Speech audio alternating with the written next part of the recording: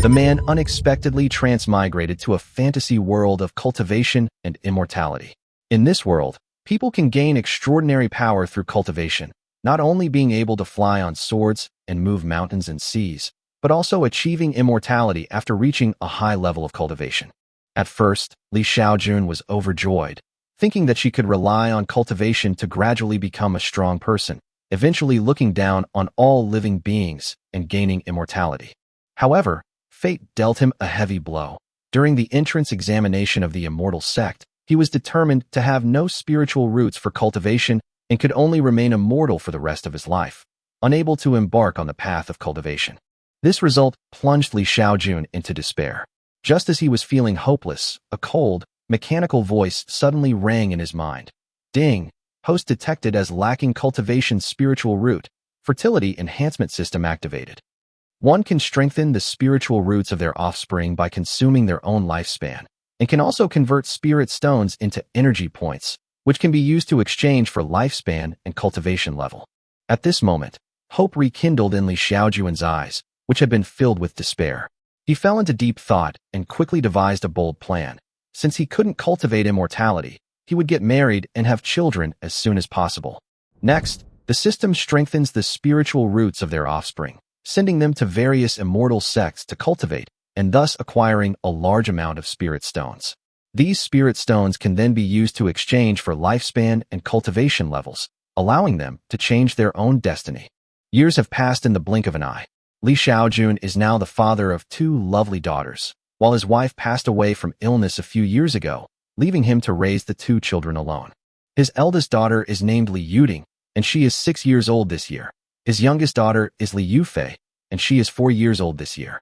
Although the youngest daughter is slightly less advanced than her older sister, she also started reading and writing at the age of 2.5, which is far beyond the average person.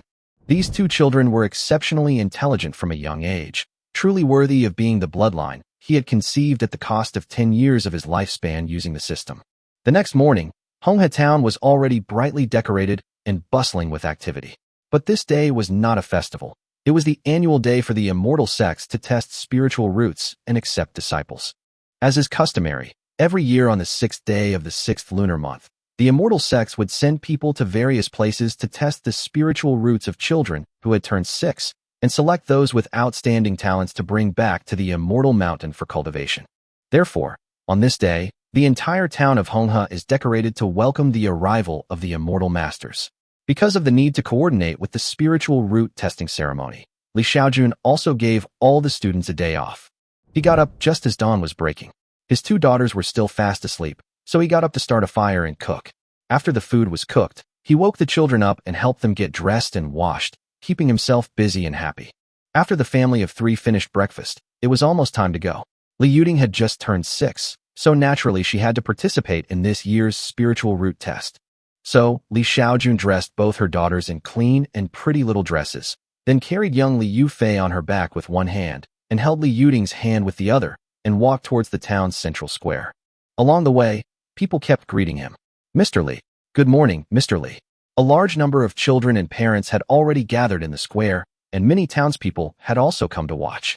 As a scholar who passed the imperial examinations and a highly respected schoolteacher in the town, Xiaojun naturally attracted many warm greetings wherever he went. Just as everyone was talking, a streak of light suddenly came from the sky. A beam of light flashed, and a huge magical artifact, resembling a flying boat, came to a steady stop above the central square of Honghe town.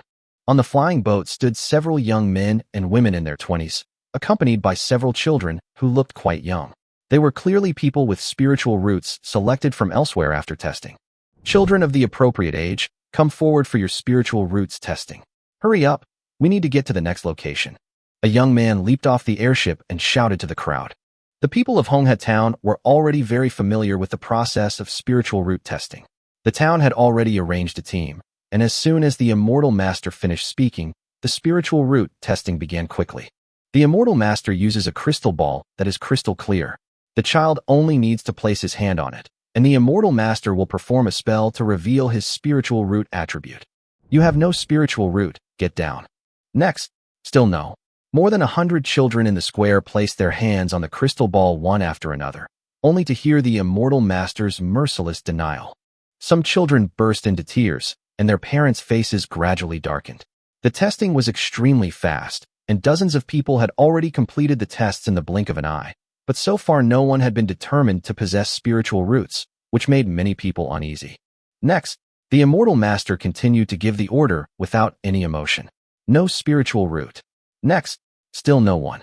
The testing process proceeded rapidly, and the number of people had reached nearly 90, but still no one had a spiritual root. The expressions of the onlookers grew increasingly solemn, while Xiaojun was also sweating with nervousness. His heart was pounding, because soon it would be Li Yuding's turn to be tested. Next, as the immortal master's voice rang out again, it was finally Li Yuding's turn. She stepped forward somewhat nervously, imitating the actions of the child in front of her, and gently placed her hand on the crystal ball. The immortal master concentrated and cast a spell, channeling a spiritual energy into the crystal ball. In an instant, a faint green light shone from within the crystal ball. At first, this green light was quite weak. But after only a moment, the green color intensified rapidly, and a few seconds later, the light was so bright that it was almost blinding, and the entire crystal ball was like a dazzling emerald dancing. The crowd erupted in an uproar, with onlookers gasping in surprise. The immortal master in charge of the testing, standing to the side, beamed with delight, his eyes gleaming. The other immortal masters on the flying boat also noticed the commotion and jumped off, crowding around Li Yuding. A top grade with spirit root, that's wonderful, one of them exclaimed excitedly. Father, will my sister really become a celestial master in the future? Yes, she definitely will. Several days have passed since the last talent test. No one could have imagined that Li Xiaojun's eldest daughter, Li Yuding, possessed an exceptionally rare wood elemental root, 1 in 10,000. As a result, Li Xiaojun's home has been inundated with visitors in recent days, practically wearing down the threshold.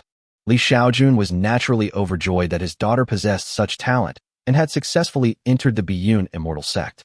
However, he knew clearly that there was a difference between immortals and mortals, and he would probably never see his daughter again. A few days later, the immortal masters of the Biyun immortal sect arrived in Honghe town again, specifically to find Li Xiaojun. This time, they came to inform him that his daughter, Li Yuding, had been accepted as a personal disciple by the third elder of the Biyun immortal sect, Fairy Yunxia. To thank Li Xiaojun for nurturing such a genius for the sect, the immortal sect specially rewarded him with a large amount of gold and silver treasures, enough for him to live a life of comfort and ease. His daughter became the third elder's personal disciple, and he himself received a generous reward from the immortal sect. This news caused an even greater sensation in the entire town than ever before. Not only did villagers flock to offer their congratulations, but even the county magistrate personally visited him. Meanwhile, many matchmakers arrived upon hearing the news, all expressing their willingness to introduce him to potential partners. Li Xiaojun is now not only incredibly wealthy, but also a scholar, and has 2 stunning daughters who are the envy of the immortal sections. Countless women in the town are willing to marry him. However, Li Xiaojun politely declined all the marriage proposals. He knew very well that once he married, the system would forcibly deduct from his lifespan to strengthen the spiritual roots of his offspring. 2 years have passed in the blink of an eye. The youngest daughter, Li Yufei, is now 6 years old. It's the 6th day of the 6th month of the 384th year of the Great Jing dynasty. That morning, Li Xiaojun carefully dressed Li Yufei and took her to the town square once again. At 10 a.m., a flying boat pierced the sky, and the spiritual root testing ceremony began on time. This year, the number of people being tested in Honghe town still exceeded 100, but how many children with spiritual roots would be detected remained unknown. With the arrival of the celestial master, the testing proceeded as scheduled. No spiritual root. Next. The situation was no different from previous years. The vast majority of children still showed no signs of spiritual root. When the 21st child was detected, the crystal ball finally emitted a reddish-yellow hue. Dual spiritual roots of metal and fire, though low-grade, are barely acceptable. Step forward. The child and his parents were overjoyed and deeply grateful. However, the immortal master did not linger and continued to call out the next person. No spiritual root. Next. The testing proceeded quickly, and when it reached the 50th person, it was finally Li Yufei's turn. Under the watchful eyes of everyone, the little girl nervously placed her delicate white hand lightly on the crystal ball. The immortal master cast a spell, and the crystal ball immediately emitted a faint blue light. At first, the light was faint, but within seconds, the blue light rapidly rose, becoming dazzling. The crowd gasped in astonishment. My God, it's a top-grade water elemental root. A top-grade water elemental root. That's amazing. The immortal masters were overjoyed, their eyes brimming with elation. To have detected such a worthy spiritual root meant they would receive a generous reward from their sect upon their return. Another one of Mr. Li's daughters, and another one with a top-grade spiritual root. It's unbelievable. Mr. Li has 2 daughters with top-grade spiritual roots. The crowd was filled with awe and envy. Just then, a young and beautiful female immortal master leaped down from the flying boat, quickly walked to Li Yufei's side, and gently took her small hand. Little immortal friend, what's your name? My name is Li Yufei, Li Yufei replied softly. Li Yufei, what a lovely name. Who gave you that name? The female immortal asked with a gentle smile. My father, the little girl replied, turning her gaze to Li Xiaojun, who was standing at the front of the crowd. Upon hearing this, the female immortal master followed the gaze and looked at Li Xiaojun. Sir, your daughter has a top-grade water spiritual root. Our Biyun immortal sect will definitely accept her as an inner disciple. I know. Li Xiaojun nodded. His eldest daughter was also in the Biyun immortal sect, so he naturally understood the process. We will take her away later, so please take the time to say goodbye. Okay, thank you, immortal master. Li Xiaojun nodded repeatedly. Daddy, perhaps realizing that they were about to part, Li Yufei's little face immediately welled up with tears, which fell uncontrollably. Fei, don't cry, Fei, don't cry.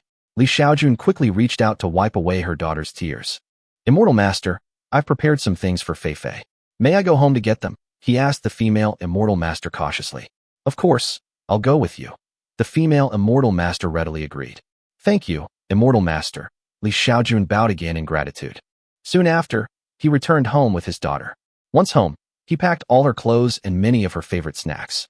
Finally, he carefully selected a few books and packed them into his bag.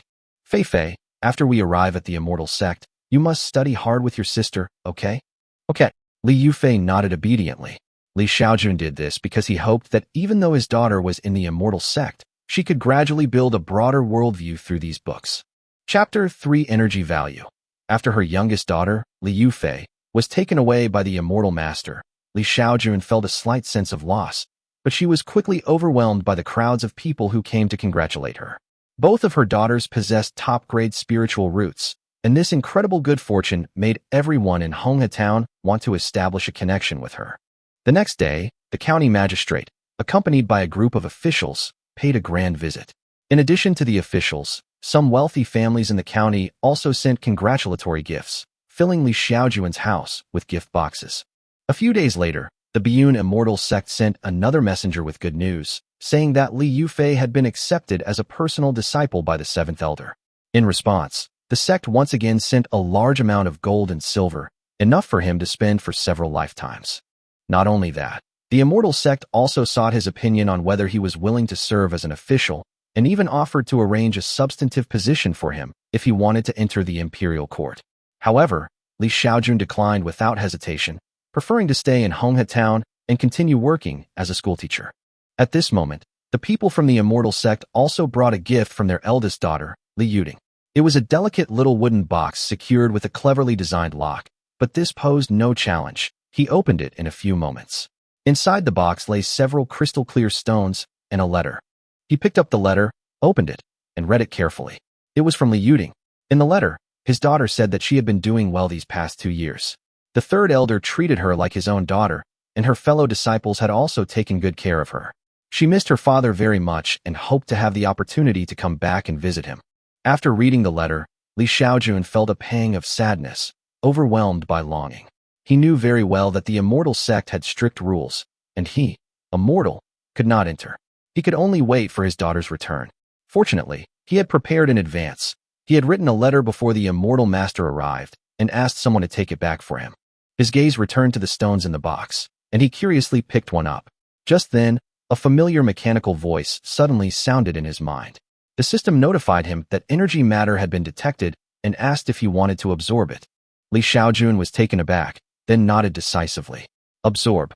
As her thoughts settled, the stone in her hand quickly lost its luster, becoming light and airy, turning into powder with a single pinch. Is that all? He was about to continue his research when he heard a system notification. Gained 1 energy point. Basic system shop unlocked. He quickly brought up the system interface, where a new item appeared, lifespan exchange. Each energy point could be exchanged for 1 year of lifespan. This discovery thrilled him. He quickly picked up the remaining stones one by one, each of which was absorbed by the system. A few minutes later, he had gained a total of 6 energy points. Although upgrading the shop required 100,000 energy points, he didn't hesitate to exchange all 6 points for lifespan. After the exchange was completed, Xiaojun felt much lighter. A while later, he looked in the mirror and found his skin smoother, and his whole body felt refreshed. After taking a shower, he looked significantly younger than before. "Mr. Li, you look radiant lately, much younger than before." The townspeople praised him upon seeing him. Xiaojun smiled and replied, "I'm only 27. I've been overworking myself. My daughter brought me some pills from the immortal sect, and they've helped me a lot." The townspeople then realized his mistake, their envy evident in their expressions. Time flies, and another year has passed. In early June, he wrote letters to both his daughters again. Besides expressing his longing, he also asked his eldest daughter, what exactly was that transparent stone he brought last year? After absorbing the stones, he not only felt younger, but also completely refreshed. Therefore, in his letter, he earnestly requested his daughter to bring back some more stones when she had the chance. He used Chinese characters, a script only his 2 daughters could read, so he wasn't worried about the contents being leaked. On the 6th day of the 6th lunar month, the day for the spiritual root test arrived again, and the immortal master came to Honghe town as promised. Xiaojun successfully brought back the 2 entrusted letters. A few days later, a female immortal master arrived in Honghe town, bringing new news from the Biyun immortal sect. "Uncle, this is something junior sister Yuding asked me to bring to you." The female immortal master handed a wooden box to Xiaojun. "Thank you, immortal master." "You're welcome. I'm Yuding's senior sister. You can just call me Qingqing." Seeing her cheerful and generous demeanor, Xiaojun smiled and nodded. "Then I'll take the liberty of calling you Qingqing. Since you've come from afar, why not stay in town for the night?" "No, I came by sword and can return in a few hours. It's getting late, so I won't bother you any longer." Before leaving, the female immortal master suddenly turned her head and asked, "By the way, uncle, is there anything you would like to bring back to Yuding and the others?" "Yes." Xiaojun prepared many of her 2 daughters' favorite foods and asked Qingqing to take them back to the immortal sect. Chapter 4, Second Option. He then eagerly returned to his room and opened the box his daughter had sent. Inside was a familiar letter and a whole box of crystal-clear spirit stones. He opened the letter first. It was from Li Yuding. The letter said that the stone she had sent last time was actually a spirit stone, a resource used by cultivators, containing a large amount of spiritual energy. Li Yuding was very happy to learn that her father could absorb spirit stones and become younger. This time, she simply sent all of her cultivation resources for a month to Xiaojun, a total of 100 spirit stones. She also told Xiaojun that she had now cultivated to the 8th level of qi refining, and that she would be able to go home to visit after she reached the foundation establishment stage. After reading the letter, Xiaojun felt a surge of relief. His daughter had grown up so quickly and still cared deeply for her family. This truly filled him with pride and joy. He finally understood that those transparent stones were spirit stones. No wonder the system could absorb them. Without hesitation, he instructed the system to begin absorbing the energy from the spirit stones. In no time, the spiritual energy in the box was completely drained, and he successfully gained 100 energy points. He didn't rush to use them all, but instead tried exchanging them for 20 points of lifespan. He worried that exchanging too much energy at once would cause his body to revert to a teenage or even infant state. After tentatively increasing his lifespan gradually, he discovered that his age was fixed at around 20 years old, and no more would make him younger. In the end, he confidently exchanged all his energy for lifespan, totaling 100 years. He now looked like a young man, full of energy and spirit. Even his skin was much smoother. Unfortunately, the system was too rudimentary. He couldn't even see an attribute panel. He had no idea how long he could live. "Mr. Li, how come you seem to be getting younger and younger lately?" "Haha, I'm not that old to begin with. My daughter brought me some elixirs from the immortal sect and cured my old ailment." Xiaojun replied with a smile, and everyone believed him. After all, it's normal for the daughters of 2 immortal sect disciples to bring some pills home. Seeing the envious glances from those around her, Xiaojun also felt that this kind of life was indeed quite good. That day, a well-known matchmaker from town came to his door, saying that the 18-year-old daughter of the wealthy Chen family was as beautiful as a flower and wanted to introduce him to someone. In the past, he would have refused outright, since once married, the system would forcibly deduct lifespan to enhance offspring. But now, he has a lifespan of over 100 years, which he can easily afford. Moreover, once the first conception is successful, the system will enter a cool-down period, during which time his lifespan will not be deducted for a year.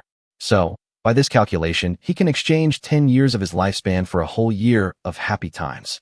Besides, his daughter could continuously bring him spirit stones to replenish his energy, making immortality just around the corner. With this in mind, Xiaojun began to seriously consider remarrying. However, he had to be careful about who he married.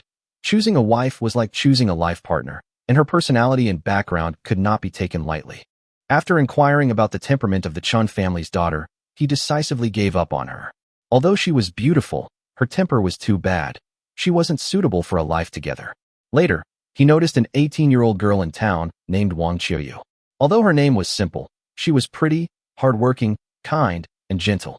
More importantly, Wang Qiuyu was born with a spiritual root, but because it was a mixed spiritual root of 4 elements, she was rejected by the immortal sections. After learning all this, Xiaojun asked a matchmaker to propose marriage to Wang Qiuyu's family. The threshold of Wang Qiuyu's house was almost worn down by matchmakers, with many suitors, but none of them were successful. Now that Xiaojun is of noble status, comes from a wealthy family, and is young and handsome, Wang's parents naturally agreed without hesitation. Moreover, Wang Qiuyu himself had no objections and highly approved of Xiaojun. Soon, the two were happily married, the envy of everyone in town. The wedding day was packed with guests, and even county officials personally came to offer their congratulations. As night fell, the bridal chamber was filled with the flickering red candles, and the bride sat shyly on the edge of the bed. Xiaojun lifted her veil, and they drank the nuptial wine, a scene of warmth and joy. Just as the candlelight in the room went out, the system notification sounded in his mind again. System notification, recipient detected as a person with inferior spiritual root. 1. Can consume 10 years of lifespan to strengthen offspring. 2. Can consume 50 years of lifespan to strengthen offspring. Xiaojun was slightly taken aback. It turned out that the system had actually provided 2 options this time. In the past, the system would directly deduct 10 years of lifespan without ever offering a choice. Now, because Wang Qiuyu possessed a mixed low-grade 4-elemental spiritual root, the system was offering a higher-cost enhancement option. He pondered for a moment and decided to try a new path. I choose option 2. He wanted to see if consuming 50 years of his lifespan to strengthen his offspring would result in the birth of a true genius. Chapter 5. Daughter, still a daughter. Time flies, and 10 months have passed in the blink of an eye. Wang Qiuyu gave birth to a baby girl for Xiaojun. This daughter, who had cost her 50 years of her lifespan, looked no different from any other baby at first glance. Wang Qiuyu looked apologetic and quietly apologized for not having a son. Xiaojun, however, smiled and comforted her, saying that he actually preferred daughters. In this patriarchal world, he found daughters more endearing and lovable. His attitude warmed Wang Qiuyu's heart, and she finally felt at peace. Shortly after the child's birth, a wave of congratulations swept through the town, with countless people coming to offer gifts and congratulations. A month later, Xiaojun named her newborn daughter, Yusin. Her arrival added even more laughter and warmth to the little family. It happened to be the 6th day of the 6th month in the 385th year of the Great Jing dynasty, and the immortal sect once again sent people to Honghe town to test spiritual roots. As usual, Xiaojun asked the immortal master to help him send 2 letters to his daughters. Unexpectedly, this time his 2 daughters also sent him a token of their affection through their respective intermediaries. A familiar wooden box reappeared before Xiaojun, containing 2 letters and a full 100 spirit stones.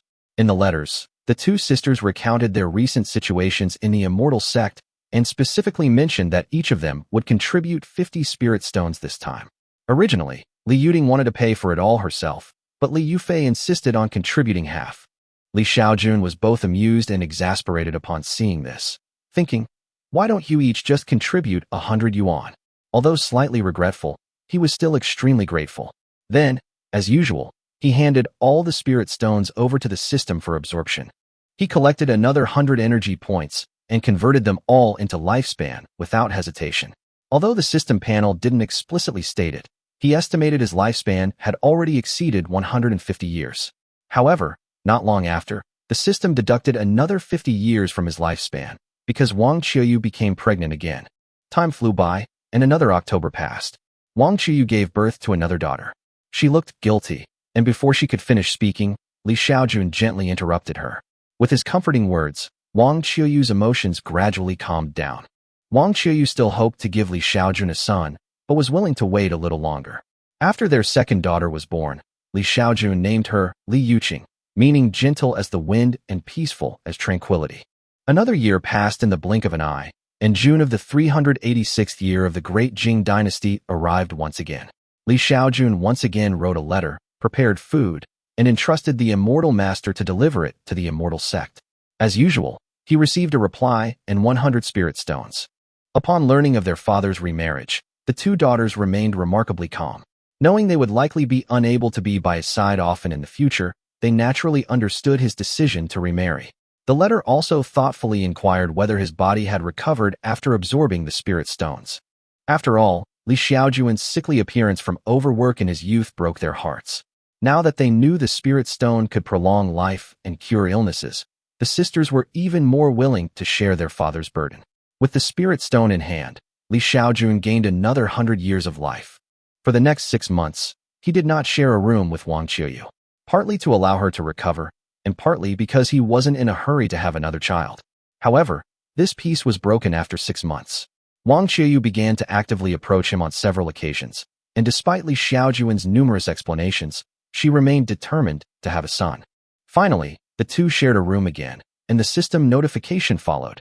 System notification: recipient detected as having a low-grade spiritual root. 1. Consumed 10 years of lifespan. 2. Consumed 50 years of lifespan. The familiar notification sound left Xiaojun feeling helpless. But he was used to it, and directly chose 2.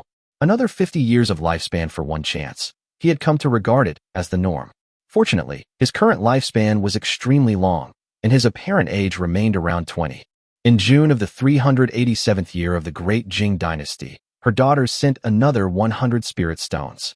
Her lifespan soared once more, this time directly breaking through the 200-year mark. A few months later, Wang Qiuyu gave birth again, this time to another daughter. Wang Qiuyu broke down, tears streaming down her face. Xiaojun tried to comfort her, constantly reminding her that daughters are even cuter, offering all sorts of solace. Finally, he moved his wife with a single sentence: "Your health is the most important thing. We can take our time with the baby." He decided to give her a year to recuperate. Their newborn daughter was named Li Yutong, a name as gentle and radiant as the first rays of dawn. That year, Xiaojun indeed prevented Wang Qiuyu from becoming pregnant again. During this time, he also began personally teaching his daughters to read and write. Li Yusin was 3 years old, and Li Yuqing was a little over 2, just the right age for early childhood education. Life was peaceful and fulfilling. Before they knew it, it was November of the 388th year of the Great Jing Dynasty, and Wang Qiuyu once again expressed her desire for a child. Although Xiaojun hesitated, she couldn't sway Wang Qiuyu's insistence. That year, life finally returned to normal, and Xiaojun experienced a brief respite. 10 months later, in September of the year 389 of the Great Jing Dynasty, Xiaojun welcomed another daughter. Wang Qiuyu was completely devastated. For this reason, Xiaojun did almost nothing else for half a month, but spent time with his wife and trying to cheer her up. He explained repeatedly that the child's gender was unimportant. Health was the most important thing. After repeated reassurances, Wang Qiuyu finally felt relieved. This little daughter was named Li Yusin by Xiaojun. He now had 4 smart and lovely daughters, and although he had no son, he felt immensely gratified. His 2 daughters, who were cultivating in the immortal sect, did not disappoint him. In 388 and 389, they sent him 200 spirit stones each. These spirit stones were absorbed by the system again, allowing Xiaojun's lifespan to exceed 350 years. If it weren't for the 50 years he had spent in succession, his lifespan would have been close to 400. Chapter 6: 7 Daughters. After giving birth to 4 daughters in a row, Wang Qiuyu's health finally began to suffer. For over a year, although she had tried to conceive again several times, Xiaojun had resolutely refused each time. She harbored a deep-seated desire to give Xiaojun a son. But ironically, all 4 children were daughters. Adding the 2 from his previous marriage, Xiaojun was now the father of 6 daughters. Faced with this strange situation of all daughters, Li Xiaojun began to suspect that the system was playing tricks. But the system completely ignored him, seemingly feigning deafness and dumbness. Half a year passed in the blink of an eye, and it was June of the 390th year of the Great Jing Dynasty. The annual season for recruiting disciples for the immortal sect had arrived once again. To Li Xiaojun's surprise, the immortal master who came to preside over the examination was none other than her eldest daughter, Li Yuding. "You're my dad." The girl looked at the man who was only a few years older than her, completely bewildered. "Ting Ting, 8 years have passed in the blink of an eye, and you've grown so much." Li Xiaojun looked at his daughter with a face full of pride. Hearing the familiar voice, Li Yuding's eyes instantly welled up with tears, and she rushed over to hug her father tightly. After a brief reunion, Li Xiaojun introduced his wife, Wang Qiuyu, and asked her to address her as Aunt Wang. Although Wang Qiuyu was an elder, she was somewhat reserved in front of Li Yuding, who was now a Foundation Establishment Immortal Master. After all, every disciple sent to oversee the spiritual root testing was a backbone member of the immortal sect. Then, Li Xiaojun introduced her 4 younger daughters in one go: Li Yusin, Li Yuqing, Li Yutong, and Li Yusin. Li Yuding looked at the row of younger sisters with a complicated expression, as if to say, "Why are they all younger sisters?" After a brief visit to her family, Li Yuding returned to the immortal sect. She was able to return this time because she had reached the Foundation Establishment realm, and the sect granted her a few days' leave. She also brought 500 spirit stones and a basic cultivation technique called Eternal Spring Technique as a gift for Aunt Wang. Since sect techniques cannot be passed on to outsiders, she specially purchased this technique at the market specifically for Wang Qiuyu. Furthermore, half of the 500 spirit stones were also reserved for Wang Qiuyu's cultivation. Although he possessed a mixed spiritual root of 4 elements, even cultivating it to the first level of qi refining would be enough to strengthen his body and prolong his life.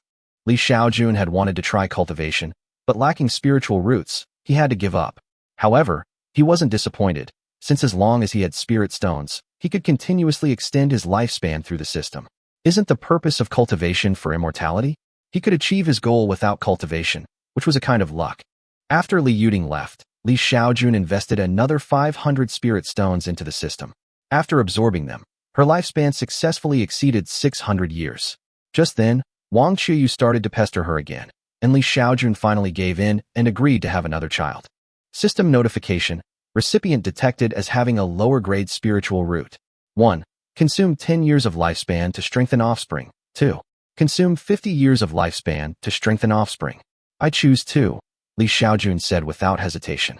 With enough lifespan, he naturally didn't want to mistreat his next generation. 10 months later, on April 24th, 391 AD, Li Xiaojun's 7th daughter was born. This time, Wang Qiuyu was much calmer, perhaps because she had been through so many blows and was already numb. Since her daughter was born in the early morning, Li Xiaojun named her Li Yuchen, Lian. Days passed, and before they knew it, it was June 6th again, the day for the spiritual root test. This year, Li Xiaojun's eldest daughter, Wang Qiuyu's eldest daughter, Li Yusin, also turned 6, meeting the testing criteria. Li Yusin was a child Li Xiaojun conceived with 50 years of lifespan, and he was very curious about whether her talent was outstanding. That morning, Wang Qiuyu got up early to cook breakfast for the whole family. Li Xiaojun was responsible for dressing and tidying up their younger daughters. After breakfast, the family of 7 set off in a grand procession to the town's central square. When they arrived at the square, a large crowd had already gathered in the town, and the testing lines were neatly arranged. "Good morning, Mr. Li. Mr. Li and your family look radiant." People in the crowd kept greeting Li Xiaojun, and he smiled and responded to each one. At 10:30 a.m., the flying boat arrived from the sky and landed above the square, and the spiritual root testing officially began. The children stepped forward one by one, placed their hands on the crystal ball, and the test results appeared immediately. Unfortunately, none of the dozens of children showed any spiritual root reaction. Just as everyone was beginning to feel disappointed, it was finally Li Yusin's turn. She slowly stepped forward and placed her delicate white hand on the crystal ball. A spell was cast, and the next moment, dazzling golden light burst forth from the crystal ball. The scene instantly erupted in an uproar. "My God, another top-grade spiritual root. Mr. Li's daughters, how come they're all geniuses?" Exclamations rose and fell, and the entire square was in an uproar. If you include Li Yuding and Li Yufei from before, Li Xiaojun now has 3 daughters with top-grade spiritual roots. However, those who were truly shocked were actually the immortal masters from the immortal sect who were testing them. Ordinary people would only think it was a common top-grade spiritual root, but only Foundation establishment cultivators could see that what could burst forth with intense spiritual light at the very beginning of the test was not top-grade at all. It was a higher-level earth spiritual root, and might even be the legendary heavenly spiritual root. Chapter 7 alarmed the third elder. Qianming, inform Deacon he now and have him take the child away. I'm worried something might happen. The immortal master's expression was solemn. This was no ordinary spiritual root. It was even rarer than a top-grade spiritual root. If word got out, it could very well attract assassination attempts or robbery from hostile forces. After a few celestial masters whispered among themselves, they remained outwardly calm and continued testing the remaining children as usual, avoiding attracting the attention of the onlookers. About 10 minutes later, an even larger flying boat descended from the sky, carrying only one woman. She was graceful, beautiful, and possessed an elegant demeanor. She was none other than the third elder of the Azure Cloud Immortal Sect. Third elder, why have you come in person? Upon seeing her appear, the several immortal masters present immediately bowed respectfully. I happened to be nearby and heard that a special talent had emerged here, so I came to take a look. The third elder smiled faintly, then asked, where is the child? One of the immortal masters pointed to Li Xiaojun's family. Third elder, that's her. At this moment, Li Xiaojun and Wang Qiuyu were saying goodbye to Li Yusin. Wang Qiuyu's eyes were blurry with tears, her emotions filled with reluctance. The third elder walked over, stopped in front of them, his gaze falling on Li Yusin, and revealed a friendly smile. Little immortal friend, tell me your name. Wang Qiuyu hurriedly reminded him.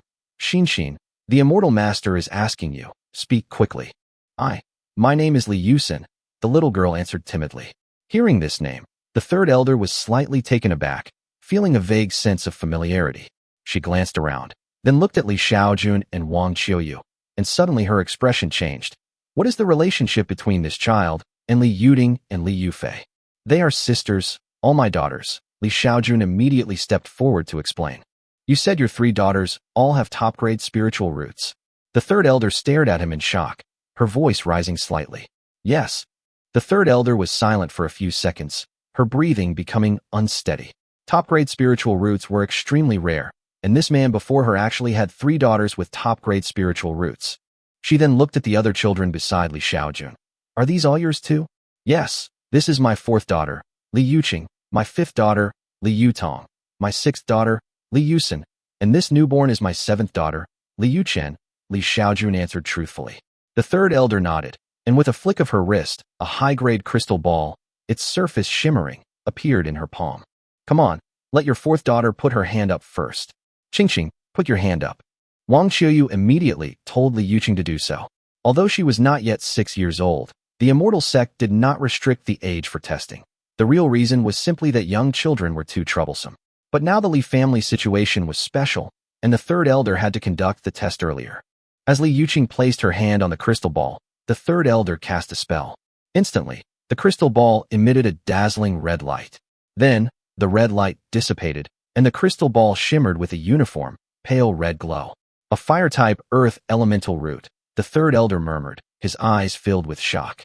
The surrounding people, seeing only the burst of red light, cried out in surprise. My God! Mr. Li's 4th daughter has a top-grade fire spirit root. What's going on with his family? All 4 of them have top-grade spirit roots. Do all of Mr. Li's daughters have spirit roots? The discussion among the crowd grew more intense, and many women even looked at Li Xiaojun with strange light in their eyes. The third elder suppressed his emotions and continued. Let your 5th daughter try too. Tong Tong, it's your turn. Put your hand on it. Li Yutong obediently stretched out her little hand, and the crystal ball lit up again, this time with a dazzling yellow light. Soon, the light turned pale yellow. Earth-type spirit root, the third elder murmured, his eyes shining even brighter. The surrounding onlookers gasped again, completely unable to remain calm. After testing his 5th daughter, the third elder turned his gaze to Li Yusin, who was not yet 2 years old. Wang Qiuyu bent down and personally placed her hand on the crystal ball. A spell was cast, and moments later, a burst of green light erupted. Wood-type earth spirit root. This was the 6th one. The third elder gasped again, while the common people were already speechless with shock. The The third elder slowly looked at the baby in Wang Qiuyu's arms. She didn't speak again, only nodded. Wang Qiuyu understood and carefully placed Li Yuchen's hand on the crystal ball. The last spiritual incantation was cast, and a blue light flashed, as bright as the sun reflecting on a lake. Water type, Earth Spirit Root. Chapter 8 Suggestion. The third elder looked at Li Xiaojun and asked in a gentle yet serious tone, "Sir, what is your name?" "My name is Li Xiaojun," Li Xiaojun replied respectfully immediately. The third elder nodded, his eyes slightly fervent. "Mr. Li, your children are all extremely talented. The immortal sect will surely accept them as disciples. To prevent your family from being forced apart, I would like to formally invite your entire family to move to the Biyun immortal sect." Although her tone was gentle, there was little room for negotiation. At this moment, the third elder had already realized that almost every child of this couple possessed spiritual roots, all starting at the earth rank. Controlling this couple was practically equivalent to holding a wellspring of continuously emerging cultivation geniuses. For the immortal sect, this value could not be measured by conventional standards. Li Xiaojun could only smile bitterly after hearing this. He knew that under these circumstances, he had no choice but to resist. Regardless of whether the Biyun immortal sect was willing or not, other immortal sects would certainly not stand idly by if they learned of the news. If it were just 1 or 2 children, it might be considered luck. But for 7 children to all have top-grade or earth-grade spiritual roots, it was no coincidence that could be explained. "Immortal Master, we'd like to go back and pack our things first, then we'll set off with you. Is that all right?" Li Xiaojun asked cautiously. "Of course. Where do you live? I'll take you there. It's over in town." Soon after, Li Xiaojun and his family of 7 boarded the flying boat bound for the Biyun immortal sect. His property and business in Honghe town were transferred to Wang Qiuyu's maternal relatives. That afternoon, the third elder led them into the sect. Upon arriving at the Azure Cloud immortal sect, she personally escorted Li Xiaojun and her family to pay their respects to the sect master and reported everything that had happened in Red River Town. The sect master was completely stunned after hearing the report. This news quickly spread throughout the entire sect's upper echelons. Upon learning of this, the entire sect was shocked. The higher-ups immediately arranged for people to re-examine the spiritual roots of Li Xiaojun's children. As expected, all 5 children's spiritual roots were of the earth grade. At the same time, the immortal sect also conducted detailed tests on Li Xiaojun and Wang Qiuyu. The results showed that Li Xiaojun had no spiritual roots at all, and Wang Qiuyu's aptitude was only a mixed 4-element spiritual root. This further puzzled the entire sect. How could they, ordinary mortals, have so many children with earth elemental spiritual roots? During the investigation, the immortal sect also noticed a crucial point. Li Xiaojun's 2 daughters from his previous marriage also possessed top-grade spiritual roots. In other words, the problem might lie with Li Xiaojun himself. "Sect Master, I wish to take that girl with the fire elemental earth spirit root as my disciple." In the main hall of Bixiao Peak, a middle-aged elder spoke first. "I want the water elemental one," another followed immediately. "The water elemental one is only 2 months old. What's the rush? If I don't establish a formal relationship first, won't she be snatched away when she grows up?" "Sect Master, I want to personally teach the earth elemental child." Instantly, the elders scrambled to recruit the disciple, creating a chaotic scene. A grade earth spiritual root. With proper nurturing, their future achievements were almost guaranteed to surpass everyone present. In the main hall, apart from the sect leader and the grand elder, no one possessed the aptitude for an earth spiritual root. If they were to recruit a disciple with an earth spiritual root now, they wouldn't have to worry about the sect's successor for the next 1,000 years. "Quiet down, everyone." The sect leader had to speak up to quell the chaos. "These children are too young. Except for Li Yusen, who is over 6 years old, the rest are not yet suitable for cultivation. I suggest that their parents raise them first, and then, based on their contributions to the sect, they can be assigned as disciples." Upon hearing this, everyone fell silent. The sect leader continued. "Moreover, the Li couple are still young and can continue to have children in the future. If more children with high-grade spiritual roots are born in the future, it won't be a problem for each of you to take on 1 or 2 disciples." Everyone thought about it and realized that it made sense, so they felt relieved. "Sect Master, I have made the greatest contributions to the sect over the years, so I wish to accept Li Yusen as my personal disciple," the second elder proposed on the spot. Although some people had objections, no one voiced their opposition. The sect master pondered for a moment and nodded in agreement. Meanwhile, inside Bixiao Peak, sisters Li Yuding and Li Yufei arrived at their father's door, who had just joined the sect. "Dad, Aunt Wang," the sisters called out as they ran towards him. "Ting Ting, Fei Fei, what brings you here?" Li Xiaojun greeted them with a smile. "We heard from Master that you were here, so we came to see you," Li Yuding said. "Me too. Master brought me," Li Yufei added. "Then can you stay here too?" Li Xiaojun asked expectantly. However, Li Yuding shook her head. "Father, I cultivate on Bo Peak and already have my own cave dwelling. I can't move out easily. But don't worry, since you're in the sect now, I'll definitely come to see you often in the future." "Me too," Li Yufei nodded. Although Li Xiaojun was somewhat disappointed, she knew the sect's rules and didn't say much. "Then you must come and play often." "Yes." The two sisters nodded repeatedly. "Aunt Wang, can I hug seventh sister?" Li Yufei looked at Wang Qiuyu. Of course, Wang Qiuyu immediately agreed. And so, Li Xiaojun and his family officially settled on Bishao Peak of the Biyun Immortal sect. Due to their special status, apart from the sect leader, several elders, and his daughters, no other disciples of the Immortal sect were allowed near their residence. Li Xiaojun was an ordinary person, but in the eyes of the sect, he was a core resource related to the future rise and fall of the Immortal sect. If something were to happen to him, the Immortal sect's spiritual root inheritance plan would collapse. To completely block the news, the Immortal sect dispatched several elders to Honghe Town that very day. "Sect Master, all the memories of the people of Honghe Town have been erased. The memories of the disciples who participated in the test have also been sealed. Currently, apart from a few of us, no one knows the true situation of Li Xiaojun. If it were a demonic sect, Honghe Town would probably have been massacred long ago. Sect Master, we suspect the key lies with Li Xiaojun." At this moment, an elder suddenly spoke up. "Therefore, I suggest that we arrange for more women to marry Li Xiaojun so that he can have more children." The sect master was taken aback. "Is this appropriate?" "Sect Master, this involves the future succession of the sect. Such a matter cannot be taken too seriously." Chapter 9 Under the Roof. That day, the ninth elder of the Azure Cloud Immortal sect personally approached Li Xiaojun. He didn't say much, but went straight to the point. His first request was to arrange several concubines for Li Xiaojun, his words carrying a subtle but unspoken pressure. Li Xiaojun naturally felt uncomfortable upon hearing this. He immediately realized that the Immortal sect was treating him like a breeding machine. "I love my wife and don't want to marry anyone else." He immediately refused the ninth elder's proposal.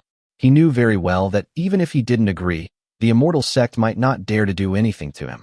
After all, he had already brought so many exceptionally talented descendants to the sect. The ninth elder's gaze turned cold. "Are you sure? You'd better think carefully about where you are right now. If your wife suddenly falls ill, don't say we didn't warn you." Upon hearing this, Li Xiaojun's expression instantly turned serious, her eyes sharply fixed on the other man. "Ninth elder, if anything happens to my wife, I will definitely go with her." "Are you threatening me?" the ninth elder sneered. "You threatened me first." The two confronted each other, and the atmosphere became tense. The ninth elder finally softened his tone. "Perhaps I was a bit harsh, but you should think it over carefully. If our Immortal sect really wants to do something, it's not impossible. Even controlling your mind wouldn't be difficult." Hearing this, Li Xiaojun was furious but powerless to resist, and could only suppress his anger for the time being. After a moment of silence, he slowly said, "Ninth elder, this matter is too sudden. I need a few days to consider it." "All right, give me an answer within 3 days." The ninth elder nodded and left. As soon as the ninth elder left, Wang Qiuyu came out from the inner room. "Husband, agree to their request." Li Xiaojun hesitated. "Wife, I understand," Wang Qiuyu said softly. "I can't give you a son, but perhaps someone else can." Her eyes were filled with guilt, but there was no blame in them. Li Xiaojun shook his head firmly. "Don't worry, in my life, I will never marry any woman but you, even if it costs me my life. If they just want me to have children, then let them have them. There's no need to marry them." Wang Qiuyu's eyes reddened, and she choked out, "Husband, you're so good to me." 3 days later, the ninth elder arrived as promised. "Mr. Li, what's your decision?"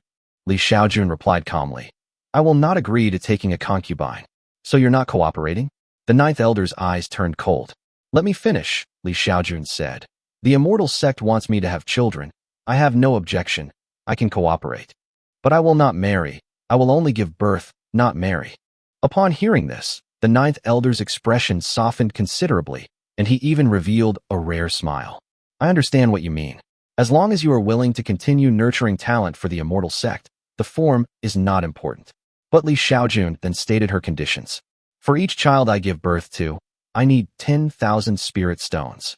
The ninth elder was taken aback and asked in confusion, "You can't cultivate. What do you need spirit stones for?" Li Xiaojun immediately explained, "Giving birth is extremely taxing on me. I traded my life for it. The reason I've been able to have children all these years is because of the spirit stones my daughter sends me every year. If it weren't for the nourishment from the spirit stones, I would have died from exhaustion long ago." Li Xiaojun had carefully crafted these words. He planned to use this excuse to lay the groundwork for openly and legitimately demanding spirit stones in the future. After all, the energy required for his system upgrade was far too high, and what his daughter sent was far from enough. More importantly, he was currently unable to cultivate and could only pin his hopes on the system upgrade. If the system could solve his weakness of having no spiritual roots, then he could truly protect himself and his family. "Do you have any evidence?" The ninth elder was clearly not entirely convinced. Li Xiaojun was also prepared. "Does the ninth elder have any spirit stones on him? I can demonstrate right now." The ninth elder nodded and casually waved his hand, and a small pile of spirit stones appeared on the table. "Is that enough?" "Yes, ninth elder. Please take a good look." After speaking, Li Xiaojun placed his hand on the spirit stones, and a system notification immediately appeared. He chose Absorb without hesitation. A few minutes later, the spirit stones completely lost their luster. Li Xiaojun gently pinched them, and the once crystal-clear spirit stones instantly turned into powder. The ninth elder was shocked and immediately examined Li Xiaojun's body. However, there was no fluctuation of spiritual energy within him. He was still just an ordinary mortal. If he hadn't seen it with his own eyes, he would hardly have believed that Li Xiaojun could absorb the energy of spirit stones with a mortal body. "Your physique is very likely a rare one," the ninth elder pondered. "A strange physique that has never been discovered before. Although you cannot cultivate, you can give birth to unparalleled offspring." Li Xiaojun appeared calm, but inwardly he felt utterly helpless. He didn't tell the other party that, in fact, with enough spirit stones, he could live longer than anyone else. "Ninth elder, what about the conditions I proposed?" Li Xiaojun returned to the main point. 10,000 spirit stones is too high. The ninth elder calmly refused. "From what we understand, you only need 100 spirit stones per year to have a child. Therefore, the immortal sect can only give you a maximum of 1,000 spirit stones, no more." Li Xiaojun still wanted to negotiate. 1,000 is too little. No bargaining. The ninth elder's expression was serious. "If you don't agree, we naturally have other ways." Upon hearing this, Li Xiaojun knew that she couldn't sway the other party, so she had no choice but to compromise. "Then 1,000 it is." Although the price was far less than expected, it was better than nothing. Chapter 10 Mission. After Li Xiaojun and the ninth elder reached an agreement on the conditions for having children, the remaining details began to be finalized one by one. The ninth elder's initial idea was that Li Xiaojun would have intercourse with women every day, ideally giving birth to a child every day, and having a baby every year. After all, for the immortal sect, having several offspring with outstanding talents would be a huge asset. But how could Li Xiaojun accept such an arrangement? He firmly stated that he was only willing to do it once a month, no more than that. Under Li Xiaojun's insistence, the ninth elder had no choice but to compromise. In addition, Li Xiaojun also requested that the immortal sect arrange a new residence specifically for carrying out missions. He did not want this matter to affect the lives of Wang Qiuyu and his daughters, so he insisted that the location must be far away from his usual cave dwelling. The ninth elder felt these were not major issues and readily agreed. 2 days later, the ninth elder reappeared and led Li Xiaojun to the foot of another secluded mountain in the immortal sect, a quiet and secluded place where almost no one would disturb them. "Go in, someone is waiting for you inside," the ninth elder said calmly, pointing to the cave dwelling. Li Xiaojun hesitated slightly, then pushed open the door and went inside. The cave was simply furnished, with a large bed standing out prominently. On the bed sat a beautiful woman. Upon seeing him enter, the woman offered no pleasantries, only coldly beginning to undress. This experience involved almost no emotional exchange, only the delivery of a physical task. An hour later, Li Xiaojun, dressed neatly, calmly left the cave. The target of this mission was just an ordinary person, so the system only deducted 10 years of his lifespan. Shortly after he left, the woman from the cave also emerged. Outside the cave, a middle-aged beauty was already waiting. "Mother!" The woman threw herself into the beautiful woman's arms. tears streaming down her face. Don't cry, be good. Why? Why do I have to do this? The woman sobbed.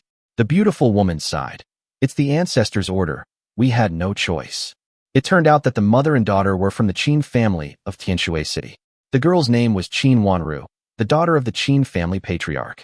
A few days ago, the Qin family received orders from the higher-ups of the Biyun immortal sect, requiring Qin Wanru to immediately travel to the sect. Upon arrival, they did not see the patriarch, but were instead received by a foundation establishment elder of the Qin family within the sect. This elder directly demanded that Qin Wanru marry a man and conceive a child. Although she was extremely unwilling, Qin Wanru had no right to refuse. In the Qin family, the ancestors' words were law. Even if she were to die, the clansmen would obey. Having come this far, she could only swallow her grievances and submit to fate. A week later, Qin Wanru returned to the Qin family. A foundation establishment elder in the clan examined her pulse and exclaimed with delight, "You're pregnant. The ancestor will surely reward you handsomely when he finds out." Meanwhile, the Luo family in Maple Leaf City also received a fertility mission from the immortal sect. They quickly selected 3 young and beautiful women from their clan, and finally chose a gentle, obedient, and easily controlled woman as the candidate to carry it out. On Bixiao Peak, He Qingqing reappeared. This was Li Yuqing's senior sister, who had helped Li Xiaojun deliver something a few years ago. This time, she took the initiative to visit Li Xiaojun. "Uncle, this is 1,000 spirit stones that the 9th elder asked me to bring. Thank you for your trouble." Li Xiaojun took the bag and nodded his thanks. He Qingqing said in a low voice, "From now on, I will be responsible for taking you to carry out the tasks assigned by the 9th elder." As she said this, her face flushed slightly and her eyes darted away. Li Xiaojun didn't mind. It didn't matter who took him, as long as the task was completed and the spirit stones were credited to his account. "Then I'll come find you another day. I have other things to do today, so I won't bother you any longer." After He Qingqing took her leave, Li Xiaojun left some of the spirit stones for Wang Qiuyu to cultivate with. The rest of the spirit stones were absorbed by the system and converted into energy. This time, however, he didn't use energy to exchange for lifespan. Instead, he chose to accumulate energy points to prepare for future system upgrades. His system is currently in its initial version, and upgrading requires 100,000 energy points, which is his current goal. 20 days later, He Qingqing visited again. "Uncle, it's time to complete the mission today." "Understood." The two boarded the flying boat again and arrived at the same mountain peak shortly afterward. At the entrance to the cave, He Qingqing smiled faintly. "The person is already inside." Li Xiaojun nodded, said nothing more, and skillfully went inside. He knew the way inside perfectly. He already knew exactly what to do. At this time, another heavyweight figure in the immortal sect, the 5th elder, also began an in-depth investigation into Li Xiaojun. In his cave, a middle-aged man was quietly reporting the latest intelligence. "Great-grandfather, we found out that Li Xiaojun's first wife was an ordinary person without spiritual roots. His second wife, Wang Qiuyu, has a mixed attribute, low-grade spiritual root." The 5th elder continued, "What is the level of the best unmarried woman with the best spiritual root in our family right now?" The middle-aged man was silent for a moment. "The best is a girl with a low-grade fire and with spiritual root." "And the married ones?" the 5th elder asked again. "This?" The middle-aged man hesitated. The 5th elder said softly, "Is it that girl, Ryu?" Yes. The middle-aged man nodded vigorously. "Aunt Ryu has the best spiritual root, a medium-level fire and metal dual spiritual root. Her husband died in battle early and she has no children, so it's fair to say she's unmarried." The 5th elder nodded, a cold smile appearing on his lips. "Go, call Ryu here." Chapter 11 Successor.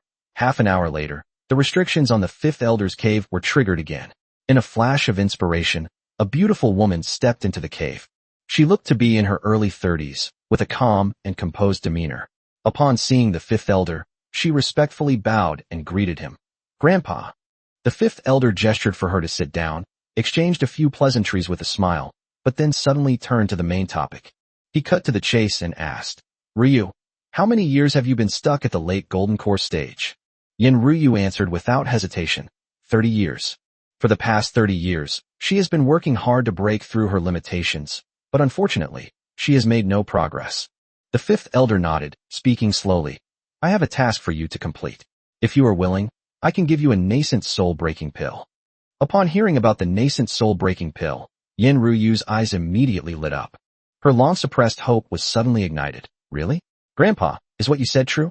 Seeing her expectant face, the fifth elder recounted the whole story in detail. After hearing this, Yin Ruyu was stunned. You want me to have a child with that person? The fifth elder earnestly advised, Ruyu, this is for the future of the family, and you are not young anymore. You should think about your descendants. After some hesitation and struggle, she finally nodded in agreement. It wasn't just for the infant breaking pill. She had long harbored the desire to have a child.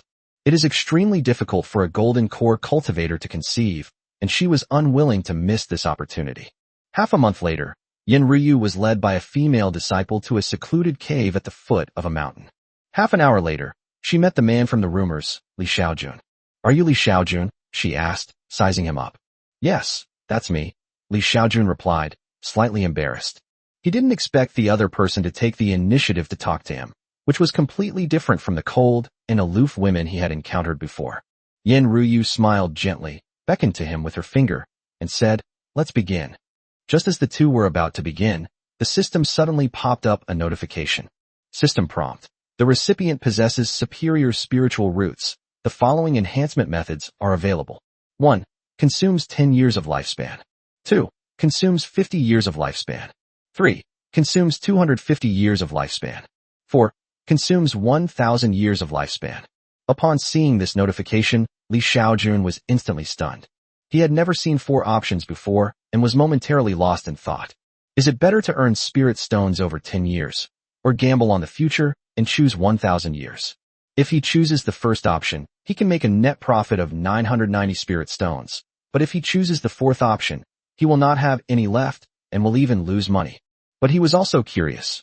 What kind of talents would offspring born over 1,000 years of lifespan possess?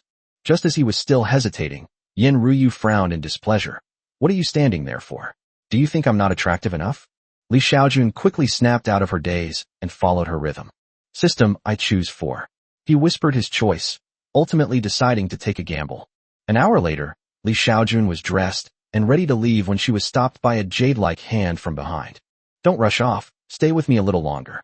As a result, this short time lasted for a whole day and night. The next day at noon, Li Xiaojun staggered out of the cave, muttering. It was terrifying, so terrifying. He Qingqing, who was sitting cross-legged outside, covered her mouth and chuckled when she saw this. Back at the cave, Wang Qiyu greeted him with a look of concern. Husband, are you all right? It's nothing, I'm just a little tired. After He Qingqing safely delivered Li Xiaojun to her destination, she took her leave, but he called her back. Please tell Elder Jiu that I lost a lot of money in this transaction and that I need to pay more. The amount of spirit stones should at least double. Okay, I've delivered it. He Qingqing left with a smile. A week later, Li Xiaojun received 2,000 spirit stones as compensation, and a trace of relief finally appeared on her face. Time flies, and more than half a year has passed in the blink of an eye. During this period, Li Xiaojun would carry out the mission on time every month, and each time the target was an ordinary person, which only consumed 10 years of her lifespan. Each time he completes a mission, he earns a net profit of 990 spirit stones, which is considered a surefire way to make money. At the same time, Wang Qiyu became pregnant again, and she remained determined to have a son this time. On May 14, 392, good news came from the Qin family in Tianshui City. The young lady gave birth. It's a daughter. The sixth elder of the Biyun immortal sect also quickly learned of the news. Go, bring the testing crystal, and check the child's spiritual roots.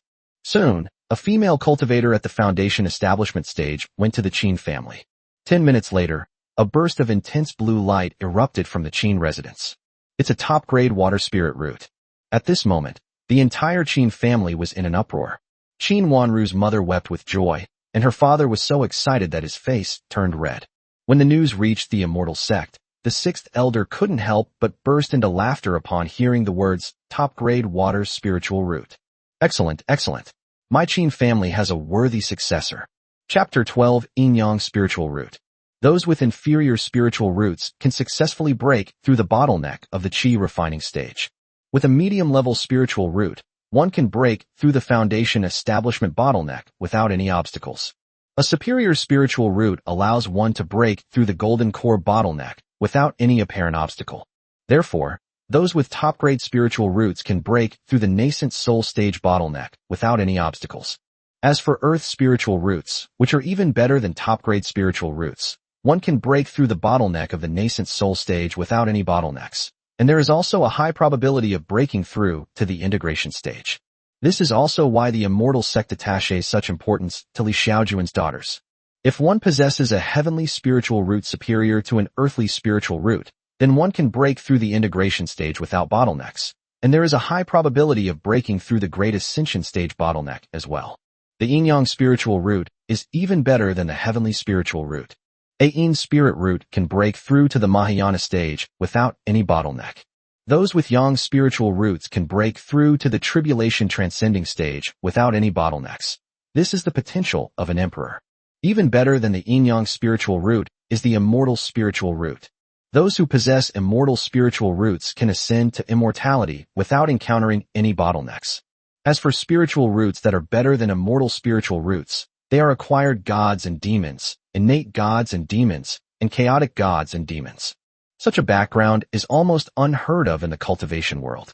Historical records indicate that the best spiritual root ever to appear in the cultivation world was the immortal spiritual root, which appeared more than 10,000 years ago. Bring Wanru to the immortal sect, the sixth elder instructed his subordinates. Yes. Oh, and I should send some longevity pills to Wanru's father as a reward. Good ancestors. Bishao Peak, Sect Master's Hall. Sect Master, the Qin family has a daughter with top-grade spiritual roots. One of his subordinates reported to Luo Changxi, the sect leader of the immortal sect. Luo Changxi, possessing a top-grade spiritual root, nodded. This meant that Li Xiaojun was indeed capable of producing a large number of children with top-grade spiritual roots. Yes, the subordinate nodded. The Luo family's child will be born in a month, right? Let's see if the Luo family's child has top-grade spiritual roots. If so, then our Luo family will have to make some plans. Luo Changxi said calmly. Sect Master, I heard that the Yin family sent Yin Ruyu, a golden core cultivator, to retrieve the child. Could there be some deeper meaning behind this? The subordinate asked. The Yin family is conducting a test to see if a child born to someone with spiritual roots and Li Xiaojun will have better talent. Luo Changxi smiled and said, the Yin family is really bold. Other families only use ordinary women to test us, but they directly use women with superior spiritual roots. Soon after Qin Wanru gave birth to a child with an exceptional spiritual root, other families within the immortal sects learned of the situation. Everyone was thrilled to learn that Qin Wanru's daughter possessed a top-grade spiritual root. Because if Qin Wanru's daughter has a top-grade spiritual root, then the children born to women in their family are also very likely to have top-grade spiritual roots. A month passed quickly. That day, the Luo family in Maple Leaf City was filled with jubilation. Because a woman from the Luo family gave birth to a baby girl with an exceptional golden spiritual root. If only we could capture Li Xiaojun and have her bear children for our family. Many people were filled with emotion that day. The children of the Qin and Luo families have proven that Li Xiaojun can indeed conceive children with top-quality spiritual roots in large numbers. Time flies by in the blink of an eye. Soon, a month had passed. On this day, outside a cave on Bibo Peak, countless people eagerly awaited their arrival. Wow, wow, wow. Soon after, the sound of a baby crying rang out. It's born. Everyone was overjoyed to hear the baby cry.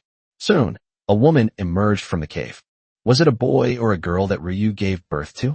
The fifth elder eagerly stepped forward and asked the woman. Reporting to the fifth elder, it's a girl. The woman quickly replied. The girl is nice too. The fifth elder nodded. Elder, everything is ready inside. Everyone can go in now, the woman said to the fifth elder. Upon hearing this, the fifth elder nodded. Soon, a group of people outside the cave walked into it. Inside the cave, there were many midwives busy at work. These midwives were all experienced midwives that the Yin family hired from the common people. Inside the cave dwelling, a baby girl was taking a bath. On the bed not far away, Yin Ruyu lay covered with a quilt. How does it feel like Jade? Grandpa, am I all right? It's good that you're all right. The fifth elder nodded, and then his gaze fell on the baby girl. Grandpa, let's test my daughter's talent, Yin Ruyu said to the fifth elder. Good. The fifth elder nodded. They were all waiting outside the cave, just to see how talented the child was. Soon, the fifth elder took out a spiritual root talent testing crystal from his storage bracelet. With a wave of his hand, the fifth elder caused the baby girl to float up slowly and then touch the crystal ball with both hands. Take the rest of the people out, the fifth elder ordered his men. Upon hearing the fifth elder's words, the others quickly led the midwife and other unrelated people away. After all the irrelevant people were taken away, the fifth elder then cast a spell towards the crystal ball. Just after the spirit technique was unleashed, a blinding red light flashed and then quickly dimmed. But that wasn't all. Visibly, the crystal ball turned light red, then bright red, and finally a deep, almost blackish red. Upon seeing this, the fifth elder was completely stunned. At this moment, the fifth elder's feelings could only be described as excitement. He was so excited that his whole body was trembling. He was a powerful cultivator in the late nascent soul stage, yet he became so agitated by a baby girl that he lost control of his body, demonstrating the extent of his emotional fluctuations. Apart from the fifth elder, almost everyone else in the cave was the same. This included Yen Ruyu, who was lying in bed. Upon seeing the deep red crystal ball, Yen Ruyu jumped up and quickly flew off the bed, instantly arriving beside the crystal ball and the baby girl. Oh my god! Een spirit root. It's actually a fire-type Een spirit root. Oh my god! An exaggerated gasp of surprise rang out from inside the cave. Everyone understood perfectly what the Een spirit root represented. The Een spirit root signifies that as long as there are sufficient cultivation resources, one can cultivate to the Mahayana stage without any bottlenecks. In addition, there is a high probability that they will break through the tribulation transcending stage and achieve the great emperor realm. Their ancestor, a person with top-grade spiritual roots, is only at the late nascent soul stage now. If this child is raised well, their family will rise to prominence. Amidst the astonished and delighted gazes of everyone, the fifth elder retrieved the crystal ball. Then, as if she were her precious darling, she gently picked up the newborn baby girl. This child's talent, when you go out, just say it's just an ordinary top-grade spiritual root. Don't let anyone let it slip, understand? The fifth elder ordered everyone in a stern tone. The Een spirit root, such a talent is truly astonishing. If the news gets out, some sects that are at odds with the Biyun immortal sect will want to eliminate it as soon as possible, even at an enormous cost. We know, our ancestors, don't worry, we will definitely keep it a secret. Yes, we would never say anything carelessly. I would rather die than utter a single word. Everyone took it very seriously. They all knew the gravity of the matter, so they would never dare to speak carelessly about it. Ryu, you've worked hard. This is the nascent soul-breaking pill. Please keep it safe. The fifth elder took out a jade bottle and handed it to Yen Ryu. Thank you, Grandpa. Yen Ryu happily accepted the gift. Ancestor, in another 6 months our family will be going to Li Xiaojun's place again. My granddaughter has a mid-grade spiritual root, so why don't we let her go? At this moment, a middle-aged man spoke to the fifth elder. Chapter 13 for the family. Doesn't your granddaughter have a Taoist partner? Upon hearing the middle-aged man's words, the other person immediately spoke up. So what if my granddaughter has a Taoist partner? Does having a Taoist partner mean she can't have children? If that's the case, my daughter can also do it. She also has a medium-level spiritual root. My granddaughter could also do that. She doesn't have a Taoist partner yet, and has a medium-level spiritual root. Granddaughter won't do. She's not a member of the Yin family. Be quiet, everyone. The fifth elder, who was playing with the baby girl, was annoyed by the noise and immediately scolded her. Upon hearing the fifth elder's reprimand, the cave immediately fell silent. Grandpa, let me go? I have a superior spiritual root. Maybe I can even give birth to a child with an Een spiritual root. At this moment, Yen Ryu said with a smile. Even after giving birth to a daughter with an Een spiritual root, Yen Ryu was still somewhat dissatisfied. Upon hearing Yen Ryu's words, everyone turned their attention to her. The fifth elder also looked up and glanced at it, then nodded after thinking for a moment. All right, then thank you for your hard work. If you can give the family another talented offspring, Grandpa will reward you handsomely. Yes, Grandpa, don't worry, I promise I'll complete the mission, Yen Ryu said with a smile. Upon hearing that the fifth elder had made his decision, everyone fell silent.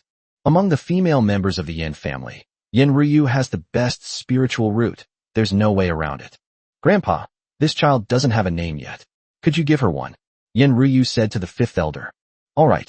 The fifth elder nodded, then thought for a moment and said, this child is the future hope of our Yin family, so let's name him Yen Shi. Just as the group was talking, a young man who looked to be in his early 20s suddenly walked in.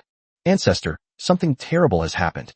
The sect leader and the first elder are here, and they're almost at the entrance of the cave. What?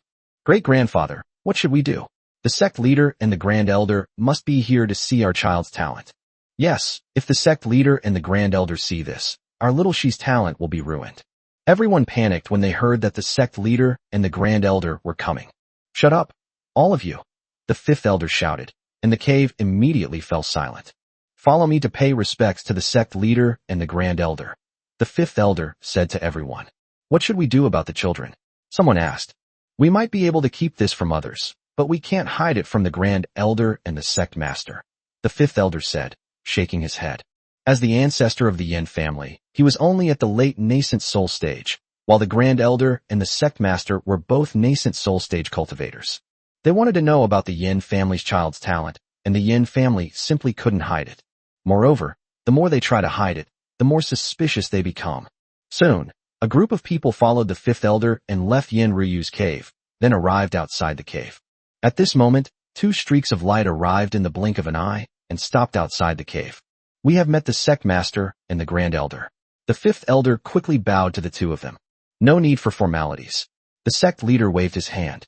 The elder and I heard that the Yin family's son had been born, so we came to see him. Sect master, your arrival is perfectly timed. My little Sheer was just born, the fifth elder said with a smile. Where's the child? Has his talent been tested? The first elder asked the fifth elder. It's been tested. The fifth elder nodded. It's a fire-type Yin spirit root. A fire-type spiritual root? What else? A Yin spiritual root? The sect leader and the Grand Elder both showed expressions of shock. The Grand Elder waved his hand, and a restriction enveloped everyone. Fifth elder, are you sure it's a Yin spirit root? The first elder asked the fifth elder. Sect master, Grand Elder, I dare not conceal such a significant matter, the fifth elder said, shaking his head. Take us to see the children, the sect leader instructed the fifth elder. Sect master, Grand Elder, please. Soon, the group arrived at Yin Ryu's cave. This time, Elder Li Wuji and Sect Master Luo Changqi were also present. A few minutes later, the first elder, Li Wuji, and the sect master, Luo Changqi, were both amazed. Old Yin, this matter must be kept secret. Apart from me, the first elder, and the people outside, don't let anyone else know about this child's talent. Luo Changqi instructed the fifth elder. I understand, sect master. The fifth elder nodded. He wouldn't have let Luo Changqi and Li Wuji know if they hadn't suddenly arrived.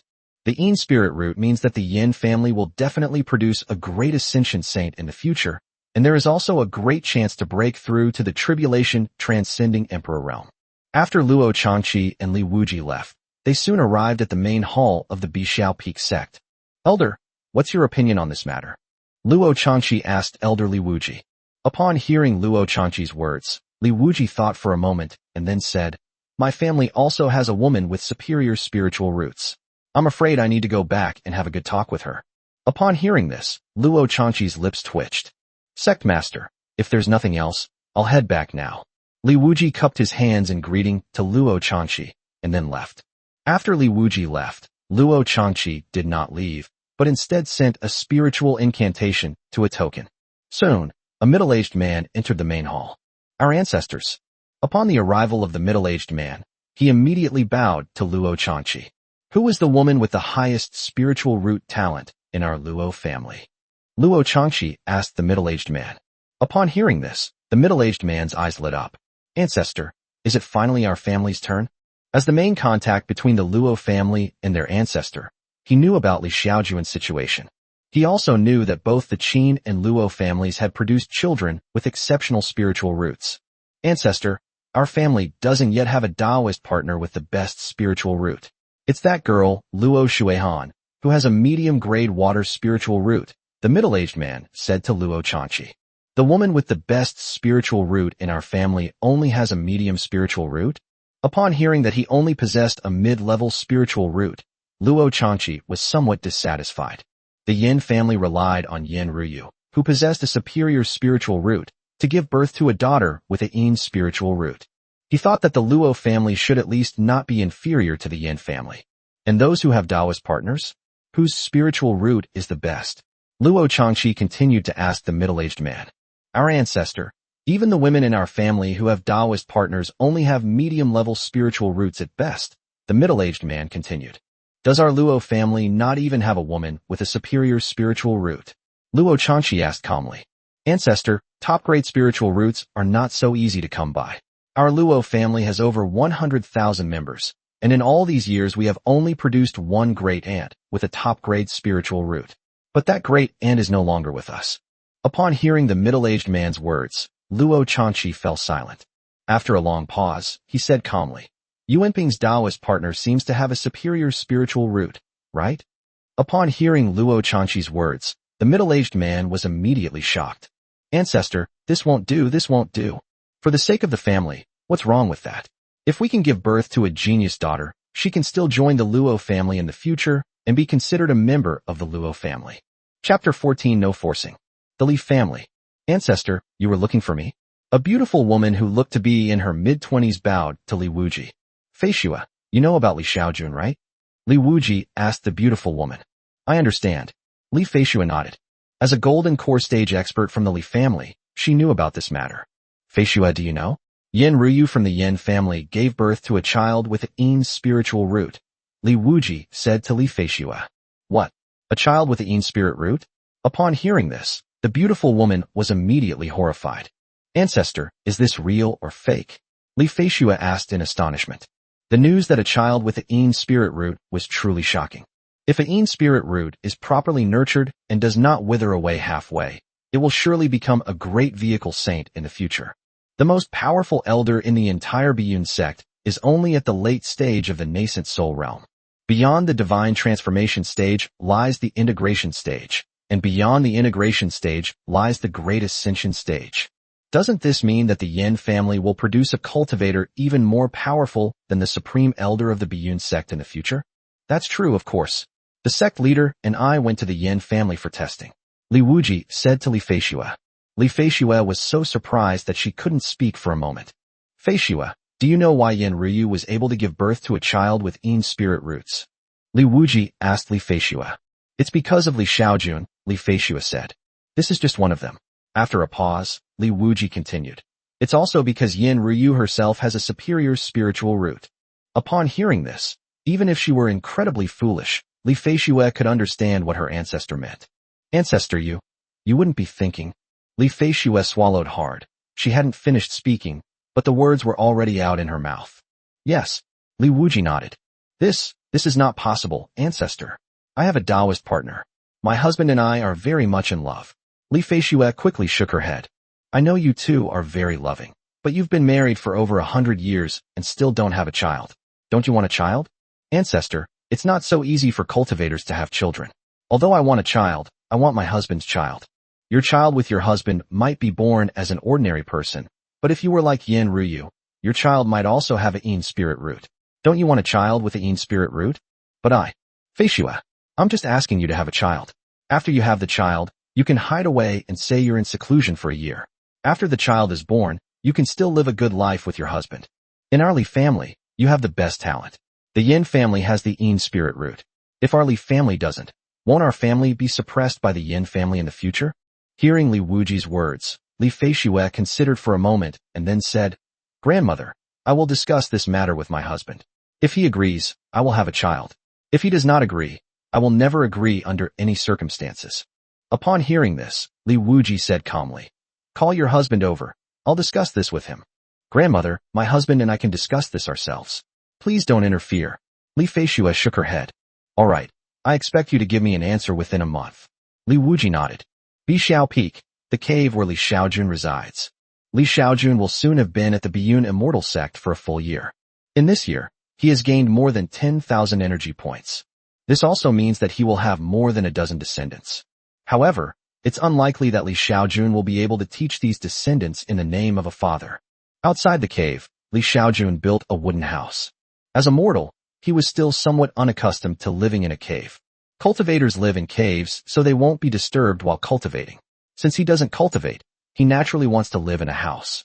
In the past year, Li Xiaojun not only built a house outside the cave, but also reclaimed a piece of land to grow grains and vegetables. At the same time, he also raised some livestock for slaughter and consumption. Of course, he spends most of his time teaching his daughters and being with his Japanese wife. He has to be a stud every month, which makes him feel very sorry for his wife, so he spends all his free time with her. 1 month later. Uncle, please come with me. He Qingqing came again that day. When He Qingqing arrived, Li Xiaojun knew that he was probably going to have a relationship with another woman. Soon, The two arrived at a cave dwelling. System notification. The recipient has been detected as a person with superior spiritual roots. 1. You can choose to consume 10 years of your lifespan to strengthen your offspring. 2. You can choose to consume 50 years of your lifespan to enhance your offspring. 3. You can choose to consume 250 years of your lifespan to enhance your offspring. 4. You can choose to extend your lifespan by 1,000 years to enhance your offspring. Another superior spiritual root? Upon hearing the system notification, Xiaojun was immediately surprised. He hadn't expected that this woman would have a superior spiritual root again. Thinking back, that woman with superior spiritual roots from last time should have already given birth. It's just that we don't know what level of spiritual root it is.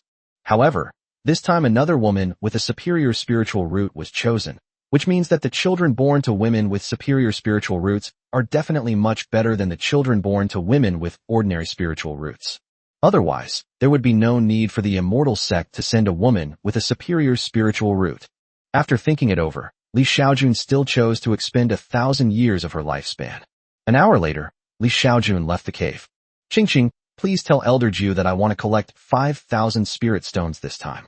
Xiaojun said to Qingqing. Uncle, why did you collect so much this time? Qingqing asked in surprise. Because my losses this time were too great. I can't make up for it without 5,000 spirit stones, Xiaojun said calmly. Hearing Xiaojun's words, Qingqing thought for a moment and asked, Uncle, does it mean that the better a woman's spiritual root is, the better the talent of the child she has with you? Hearing Qingqing's words, Xiaojun nodded. Yes. Then, what kind of spiritual root will the child you have with that woman who has a superior spiritual root have? Qingqing continued to ask. Xiaojun hesitated for a moment, then asked, Can you tell me about the levels of spiritual roots? I only know about Earth's spiritual roots and Heaven's spiritual roots. I don't know about the higher levels. Xiaojun knew about Earth spirit roots because several of his daughters possessed Earth spirit roots. Upon hearing Xiaojun's words, Qingqing said, Above the heavenly spiritual root is the Yin spiritual root. Above the Yin spiritual root is the Yang spiritual root. And above the Yang spiritual root is the immortal spiritual root. Upon hearing Qingqing's words, Xiaojun calculated and said, If a woman with a superior spiritual root has a child with me, the child will probably have a Yin spiritual root. What? Yin spirit root? Qingqing was stunned when she heard Xiaojun's words. Uncle, are you sure? Chapter 15 can control. I'm not sure, but it's probably pretty close. Xiaojun nodded. The child he gave birth to, who was born after he spent 10 years of his lifespan, has an exceptional spiritual root. A lifespan of 50 years is the essence of Earth spirit. So 250 years should be the time it takes to reach the heavenly spiritual root. A child conceived over a lifespan of 1,000 years should have a Yin spiritual root, which is even better than a heavenly spiritual root. Xiaojun didn't know what the concept of Yin spirit root was in the cultivation world, which is why he told Qingqing. However, as a cultivator, Qingqing knew all too well the importance of Yin spiritual roots. At this moment, Qingqing finally understood why the Yin family had sent Yin Ruyu, who was at the Golden Core stage, to have a child with Xiaojun. They also understood why sect master Luo Chanqi had sent his great-grandson's Taoist partner to have a child with Xiaojun. Compared to Yin spiritual roots, let alone two women with superior spiritual roots, I would be willing to pay a greater price. Thinking of all this, Qingqing's gaze towards Xiaojun changed at that moment. A week later, Qingqing found Xiaojun again. Uncle, the ninth elder said there are only 2,000 spirit stones, no more. Qingqing handed a bag to Xiaojun and said. Upon hearing this, Xiaojun's expression turned somewhat unpleasant. He thought for a moment and said to Qingqing, Qingqing, please go back and tell Elder Jiu that if he doesn't give him 5,000 spirit stones, any future women with superior talents will only give birth to children with ordinary top-grade spiritual roots. Uncle, can you really control what kind of spiritual root your child will have? Qingqing was very surprised to hear Xiaojun's words. Pretty much. Xiaojun nodded, offering no further explanation. Qingqing went back to report. A few hours later, Qingqing came again. This is 3,000 spirit stones, to make up for the previous 5,000 spirit stones. Qingqing brought Xiaojun another 3,000 spirit stones. It seems that the ninth elder has compromised with Xiaojun. In fact, Qingqing reported the news directly to sect master Luo Chanqi. Although the ninth elder was the one who initially contacted Xiaojun, the main person in charge of this matter was still sect master Luo Chanqi. The ninth elder had long since stopped caring about this matter. After hearing Li Xiaojun's words, Luo Chanqi was afraid that Li Xiaojun would not cooperate, so he agreed to pay an extra 3,000 spirit stones. The reason Li Xiaojun wanted more spirit stones was because he wanted to upgrade the system as soon as possible. If he had agreed to come once a day, he could probably have upgraded the system in about 6 months. However, he felt that if he did that, what difference was there between him and those women who sold themselves for money? That's why he asked for it to happen once a month. Although nothing has changed, he feels a little better. In order to upgrade the system as soon as possible, since we can't increase the number of attempts, we can only raise the price. A month passed quickly. That day, He Qingqing found Li Xiaojun again. Half an hour later, He Qingqing led Li Xiaojun to a cave. System notification. The recipient has been detected as a person with medium spiritual root talent. 1. You can choose to consume 10 years of your lifespan to strengthen your offspring. 2. You can choose to consume 50 years of your lifespan to enhance your offspring. 3. You can choose to consume 250 years of your lifespan to enhance your offspring. It was actually a medium-level spiritual root. This was the first time Li Xiaojun had encountered a medium-level spiritual root. In this situation, he naturally chose to spend 250 years as a leader. An hour later, Li Xiaojun emerged from the cave. Please tell Elder Jiu that it's still 5,000 spirit stones this time, Li Xiaojun said to He Qingqing after they came out. Despite having only a medium-level spiritual root, he still asked for 5,000 spirit stones without hesitation. Okay, I will pass on the message to Elder Jiu. He Qingqing nodded. After sending Li Xiaojun back, He Qingqing left. A week later, He Qingqing indeed delivered 5,000 spirit stones. After absorbing all the spirit stones, Li Xiaojun's system energy value also broke through to more than 19,000 points. At this rate, he should be able to upgrade the system in a few years. Hopefully, the system upgrade will solve the problem of his inability to cultivate. Dad, are you all settling in well here? On this day, the eldest daughter, Li Yuqing, and the second daughter, Li Yufei, came to Bixiao Peak to visit their father, Li Xiaojun. It's pretty good. Li Xiaojun nodded. The two daughters had no idea what Li Xiaojun was doing in the immortal sect, and of course Li Xiaojun herself wouldn't say. Among the family, only the wife, Wang Qiuyu, knew about this. The other daughters were unaware of it. Ting Ting, Fei Fei, this is a kuan we raised ourselves. It's delicious, so have some. At the dinner table, Wang Qiuyu enthusiastically served food to Li Xiaojun's two daughters from his previous marriage. Thank you, Aunt Wang. Thank you, Aunt Wang. He Qingqing arrived just as the family was having dinner. Senior sister, what brings you here? Li Yuqing was overjoyed to see He Qingqing. That is I. He Qingqing was surprised to run into Li Yuqing here and felt a little embarrassed. She came here mainly to take her father to do that kind of thing. What is she supposed to say about that? After thinking for a moment, He Qingqing said, I have something to discuss with my uncle. You need to see my dad for something? What is it? Li Yuqing asked curiously. It wasn't me who went looking for him. The ninth elder had something to discuss with my uncle, and he asked me to take him to see him. He Qingqing's eyes lit up, and she came up with an excuse. The ninth elder wants to see me? Then let's hurry up and go. Li Xiaojun stood up and said to He Qingqing. He didn't want his daughter to know about this, so he had to find an excuse to leave first. Okay, let's go quickly. He Qingqing didn't want to stay any longer either. Soon, He Qingqing left with Li Xiaojun. Seeing Li Xiaojun and He Qingqing leave, a hint of disappointment appeared in Wang Qiuyu's eyes. As a wife, how could she feel good watching her husband have relationships with other women every time? Aunt Wang, can I hold Xiaoba? At this moment, the carefree Li Yufei had finished eating and turned her gaze to Xiaoba, Li Yuqing, who was only a few months old. Okay, you can carry her, just be careful. Wang Qiuyu nodded with a smile.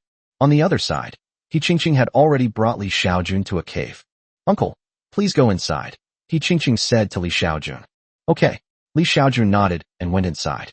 Upon entering the cave, Li Xiaojun met a beautiful woman who looked to be around 30 years old. The beautiful woman also saw Li Xiaojun, and then curiously looked him up and down with her beautiful eyes. Are you Li Xiaojun? The beautiful woman asked Li Xiaojun. Yes, Li Xiaojun nodded. Hearing Li Xiaojun's words, the beautiful woman nodded. Come on, I hope you can hurry. Okay, Li Xiaojun nodded. Soon, enchanting sounds echoed from within the cave. Chapter 16. Is everything you said true? System notification. The recipient has been detected as a person with superior spiritual roots. 1. You can choose to consume 10 years of your lifespan to strengthen your offspring. 2. You can choose to consume 50 years of your lifespan to enhance your offspring. 3. You can choose to consume 250 years of your lifespan to enhance your offspring. 4. You can choose to extend your lifespan by 1,000 years to enhance your offspring. Half an hour later, Xiaojun finally heard the system notification. I choose 4. 2 hours after entering the cave, a figure suddenly flew out of the cave. Qingqing didn't even have time to see the figure clearly before it disappeared. After a while, Qingqing saw Xiaojun come out of the cave. Take me back, Xiaojun said wearily to Qingqing. Upon seeing Xiaojun's appearance, Qingqing nodded, then waved her hand, and a flying boat appeared in front of the two of them. Half an hour later, Qingqing took Xiaojun back to Bixiao Peak. Tell Elder Jiao that it's still 5,000 spirit stones this time. Okay. Qingqing nodded and then left. Half an hour later, Qingqing returned to her cave dwelling on Biyun Peak. Qingqing, come to my cave. Just as Qingqing returned to her cave, a magnetic voice reached her ears. Master, you've emerged from seclusion. Upon hearing this voice, Qingqing was overjoyed. Soon, she arrived at another cave at the top of the mountain. Upon entering the cave, Qingqing saw a beautiful woman who looked to be only in her early 20s. Master.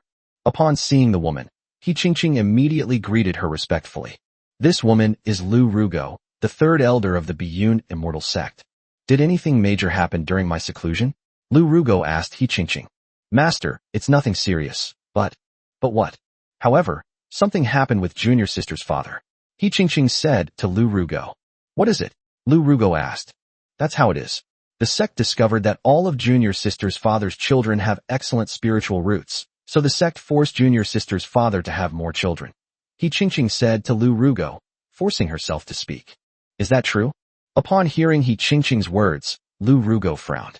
After she brought Xiaojun's family to the immortal sect last time, she felt that she was about to break through, so she instructed Qingqing to take good care of Xiaojun's family, and then went into seclusion. Unexpectedly, in just over a year, the immortal sect actually forced Xiaojun to have more children, which is a bit too much. So, your junior sister's father had another child? Lu Rugo asked Qingqing. Upon hearing this, Qingqing thought for a moment, and then said, not only that, we've already given birth to 5 or 6, and there are about 10 more pregnant. So many? Did the immortal sect arrange a concubine for your junior sister's father? Lu Rugo asked, frowning. No. Qingqing shook her head, then explained, it's like this. Next, Qingqing recounted what she knew. Master, I'm mainly in charge of this matter now, so that's why I know so much, Qingqing said somewhat awkwardly to Lu Rugo. You. Hearing her apprentice's words, Lu Rugo was a little angry. Wasn't what her apprentice was doing the same as those pimps? How could you do such a thing? Lu Rugo's tone was one of disappointment and frustration. Master, I didn't want to do it at first, but they offered so much. Qingqing cried. How much will they give you? Lu Rugo asked. Every month, I would send my junior sister's father to a cave dwelling, and then send him back afterward. Each time, I would receive 200 spirit stones from above.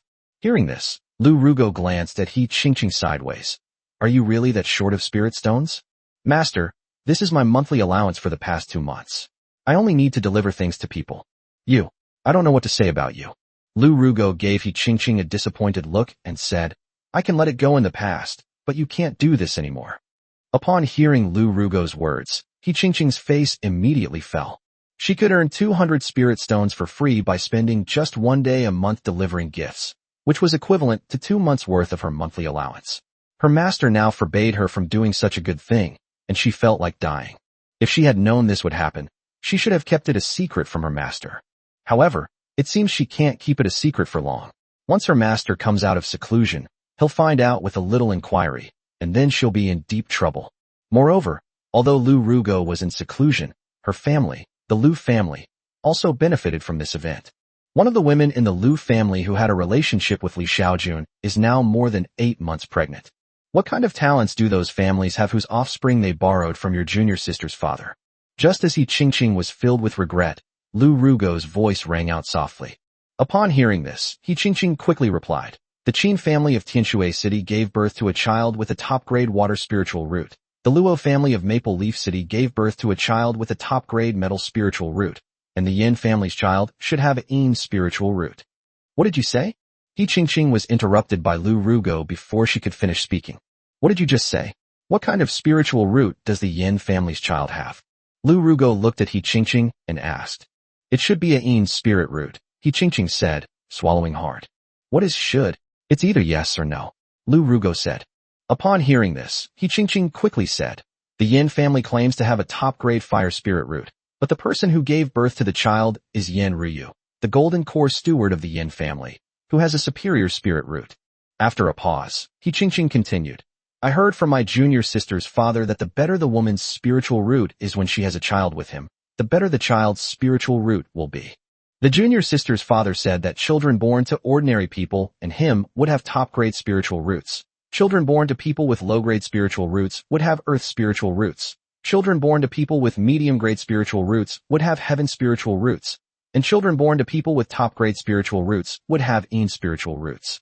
Therefore, Yin Ryu of the Yin family has a superior spiritual root, so the child she gave birth to should have a yin spiritual root. Furthermore, after Yin Ryu gave birth, both the Li family, where the Grand Elder resided, and the Luo family, where the sect master resided, arranged for women of superior talent to have relations with the junior sister's father. That's why I speculated that the Yin family's child might have a yin spirit root. After He Qingqing finished recounting everything she knew and guessed, she finally caught her breath. Upon hearing He Qingqing's words, Lu Rugo, who was standing to the side, was stunned. After a long pause, she asked He Qingqing, is everything you said true?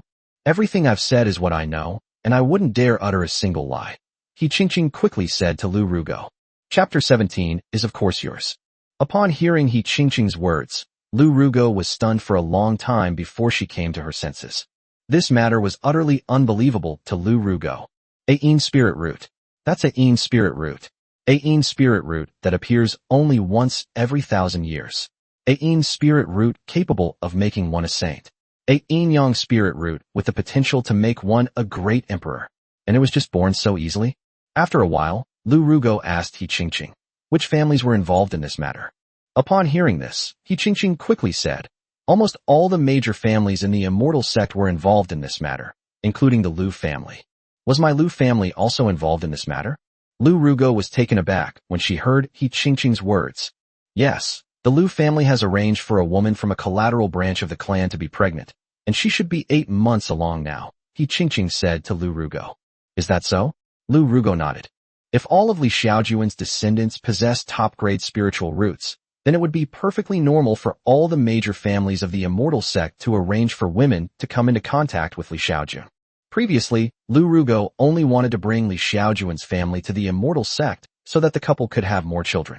But now it seems that her thinking was too narrow-minded. If she had thought of this earlier, wouldn't it have been better to just bring Li Xiaojun to the Lu family and let the Lu family enjoy this opportunity all to themselves? It's too late to say anything now. Someone like Li Xiaojun is no longer someone that a single family can control. What level of spiritual root do the women of my Lu family possess? Lu Rugo thought for a moment, and then asked He Qingqing. Upon hearing the question, He Qingqing quickly replied, I am just an ordinary woman, without any spiritual roots. No spiritual root? Does that mean you can only give birth to children with top-grade spiritual roots? Upon hearing that there was no spiritual root, Lu Rugo immediately frowned. Master, no one knew before that children born to women with spiritual roots and Li Xiaojun had better talents, so apart from the Yin family, most other families arranged for ordinary women to have children with them. He Qingqing said, the Li family and Luo family arranged for their clan's women with superior talents only after the Yin family's child was born. I only found out about this from Li Xiaojun. Otherwise, I wouldn't have known. I think many other families probably still don't know about this. Hearing He Qingqing's words, Lu Rugo nodded. It's very likely that the Yin family, the Li family, and the Luo family have blocked the news. You did a good job. If it weren't for you, I wouldn't have known about this. Beforehand, unaware of the news, everyone only arranged for ordinary family women. Now that she knows, she will definitely arrange for a woman from a family with spiritual roots and good spiritual talent to go there. Who is the woman with the best spiritual root talent in my Lu family right now? Lu Rugo asked He Qingqing. I don't know. He Qingqing glanced at Lu Rugo, then shook her head. She wasn't a member of the Lu family, so naturally she didn't know who the most talented woman in the Lu family was. No, she knew, but she dared not say it. Go and call Lu Yuanji over for me, Lu Rugo instructed He Qingqing. Okay. He Qingqing agreed and quickly went to call for help. Half an hour later, a young man arrived at Lu Rugo's cave. Grandmother, you were looking for me? The young man asked Lu Rugo. Lu Rugo nodded, then asked the young man, who is the woman with the best spiritual root talent in my Lu family? Upon hearing this, the young man smiled and immediately began to flatter him. Of course it's you, ancestor. In our Lu family, whose talent can surpass yours? Forehead. Lu Rugo never expected that she would receive such an answer. I mean, besides me, who is the most talented woman in the Lu family? Lu Rugo changed her approach. Well, the young man thought for a moment and then said, currently, besides you, our ancestor, the woman with the best talent in our Lu family should be Lu Xiner. She has a medium-level earth spiritual root. Only average talent, no superior spiritual root talent. Lu Rugo asked, frowning.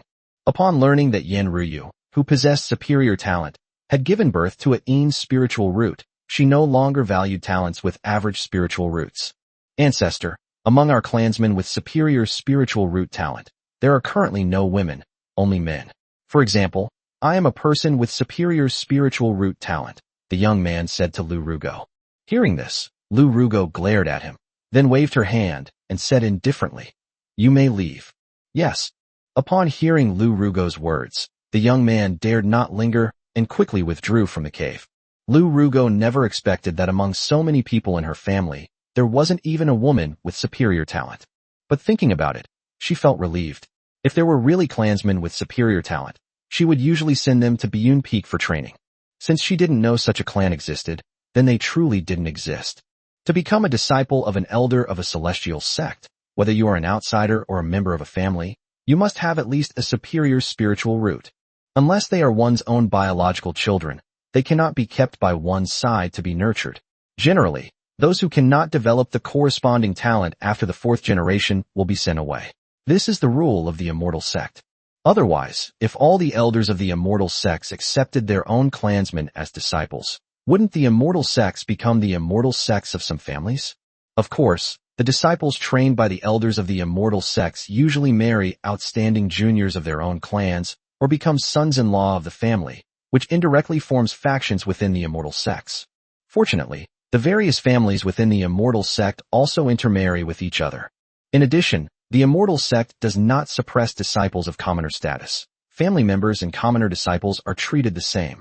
If a commoner has better talent, the immortal sect will provide strong support.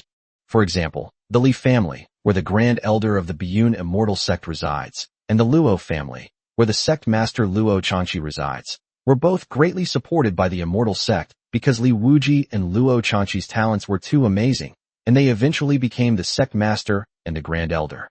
It is precisely because the immortal sects have such a set of rules that they have been able to pass down for tens of thousands of years, or even hundreds of thousands of years, without being destroyed. If the immortal sects didn't have such a set of rules, and all the benefits were only given to their own members, then no matter how many resources the immortal sects had, it would be difficult for them to last long.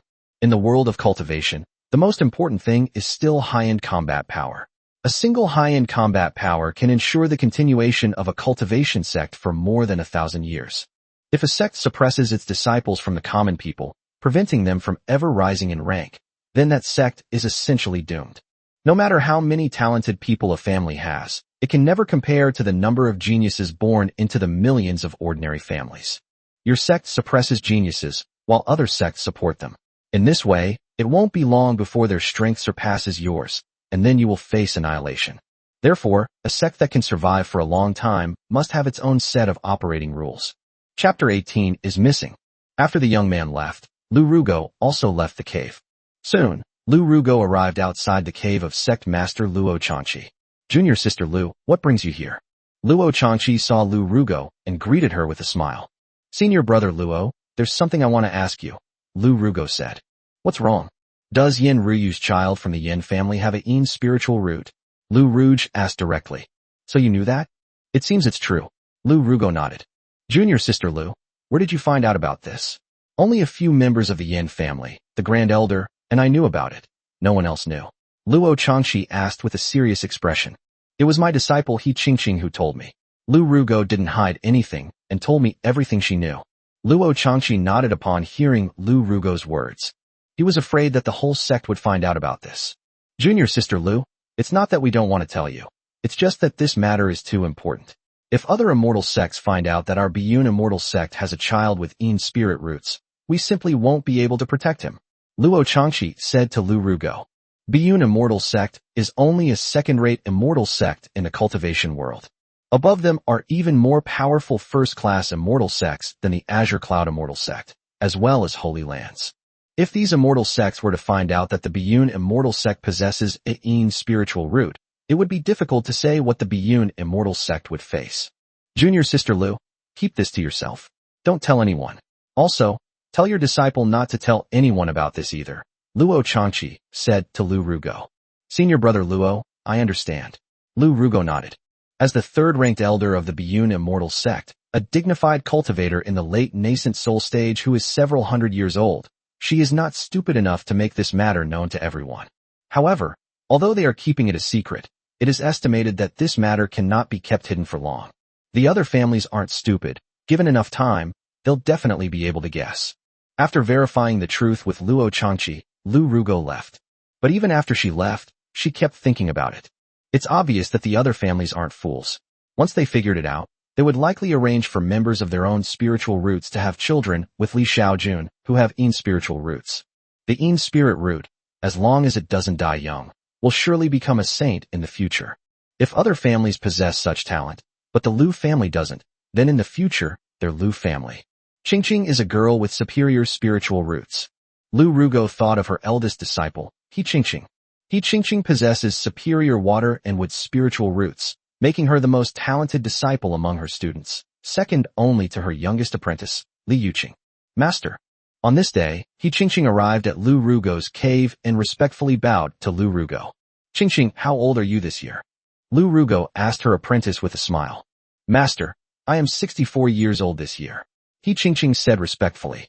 You're 64 years old, not young anymore. Have you ever thought about finding a Taoist partner? Lu Rugo asked again. Master, I'm still young, I haven't thought about it yet.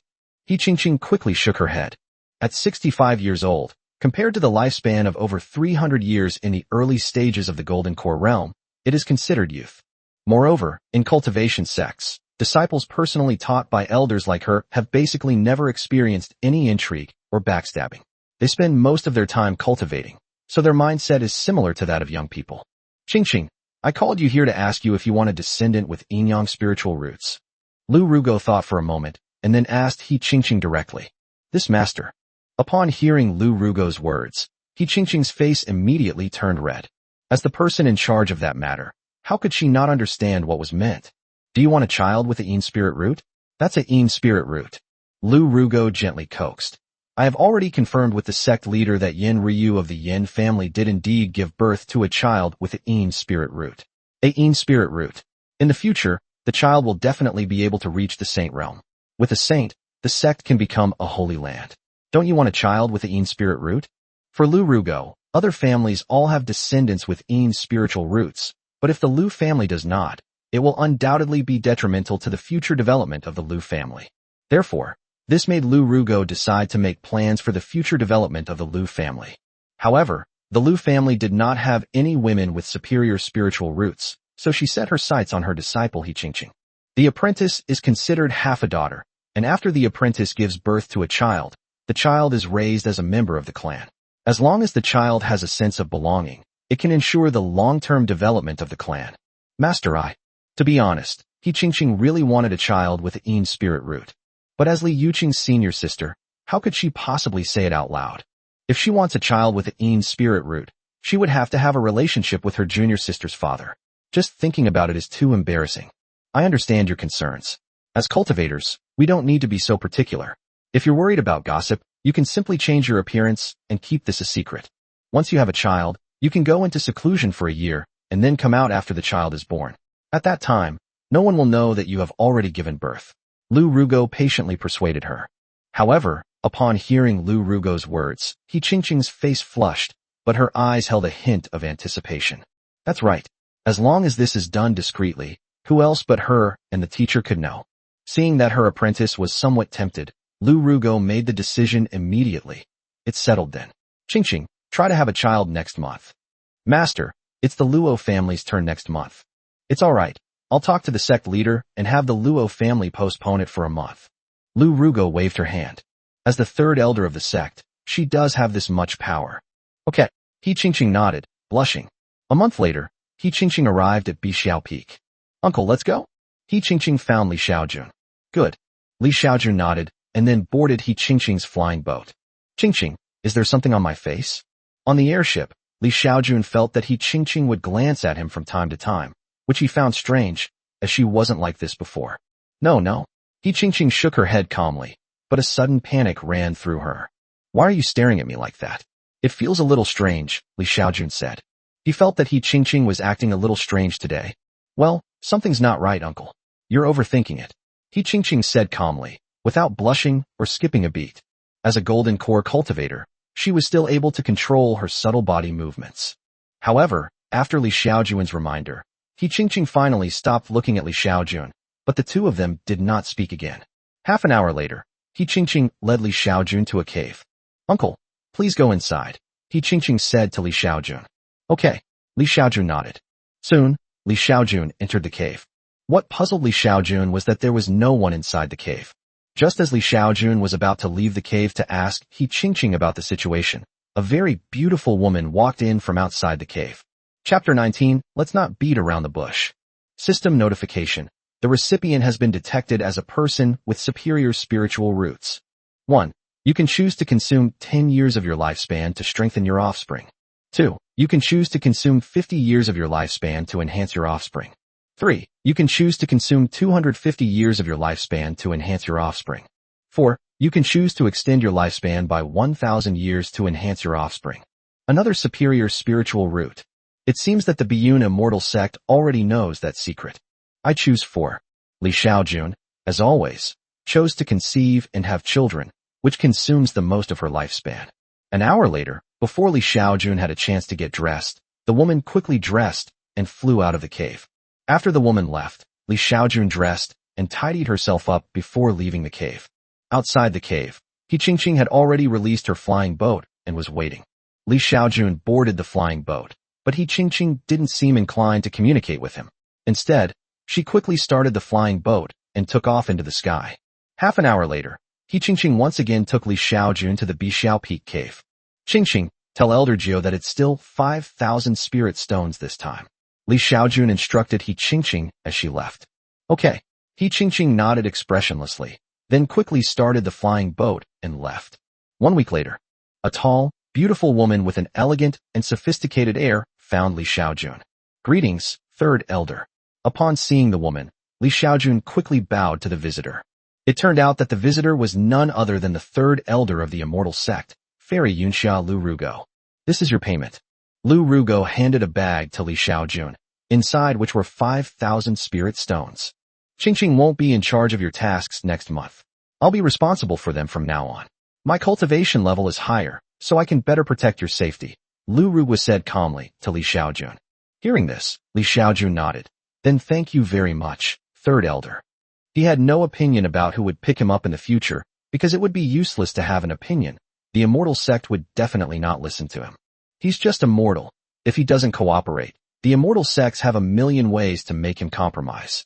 The fact that the immortal sect entrusted this matter with the responsibility demonstrates how much the sect values him. Third elder, I don't want my daughter to know about this, so please don't tell her, okay? Li Xiaojun said to Lu Rugo. Hearing Li Xiaojun's words, Lu Rugo nodded. Don't worry, your daughter won't know about this. As a high-level cultivator, she was capable of doing this. Time passed slowly but surely, and Li Xiaojun continued to complete her task every month, as always. 3 months later, Li Xiaojun was once again taken to a cave by Lu Rugo. Go in. Lu Rugo instructed Li Xiaojun in a detached tone. Okay. Li Xiaojun nodded. Li Xiaojun entered the cave and then saw a familiar figure inside. The moment Li Xiaojun saw the figure, she immediately wanted to back away. However, the next moment, he felt that he could not move his entire body. At that moment, a magnetic voice rang out. What? Are you so afraid of me? Yin Ryu asked Li Xiaojun with a smile. No. Li Xiaojun quickly shook her head. Come here and serve me. Yin Ryu beckoned to Li Xiaojun with a seductive gesture. The next moment, Li Xiaojun felt the restraints on her body disappear. System notification. The recipient has been detected as a person with superior spiritual roots. 1. You can choose to consume 10 years of your lifespan to strengthen your offspring. 2. You can choose to consume 50 years of your lifespan to enhance your offspring. 3. You can choose to consume 250 years of your lifespan to enhance your offspring. 4. You can choose to extend your lifespan by 1,000 years to enhance your offspring. I choose 4. A day and a night later, Xiaojun emerged from the cave, trembling slightly. The cave was still there, and Lu Rugo, who was meditating, found Xiaojun's appearance rather amusing. It's not bad that a mere mortal can withstand the exploitation of a golden core stage female cultivator. Lu Rugo's calm voice reached Xiaojun's ears. Third Elder, please take me back. Xiaojun didn't want to say anything more. She just wanted to go back and get a good night's sleep. A few minutes later, Xiaojun returned to his cave at Bishao Peak. As a cultivator at the late nascent soul stage, the Third Elder's flight speed was much faster than Qingqing's, who was at the golden core stage. After returning to her cave, Xiaojun ate a meal and soon fell asleep. Even with the system, Xiaojun was still struggling to keep up with the exertion of a day and a night. A year has passed quickly. Over the course of a year, Xiaojun developed her skills. The women arranged by the immortal sect all possessed spiritual roots and talents. Therefore, the immortal sects must have discovered the secret of spiritual roots with absolute certainty. However, over the course of more than a year, most of the women arranged by the immortal sects had medium-level spiritual roots, and very few had high-level spiritual roots. However, regardless of whether it was a medium-grade or high-grade spiritual root, Xiaojun demanded 5,000 spirit stones from the immortal sect.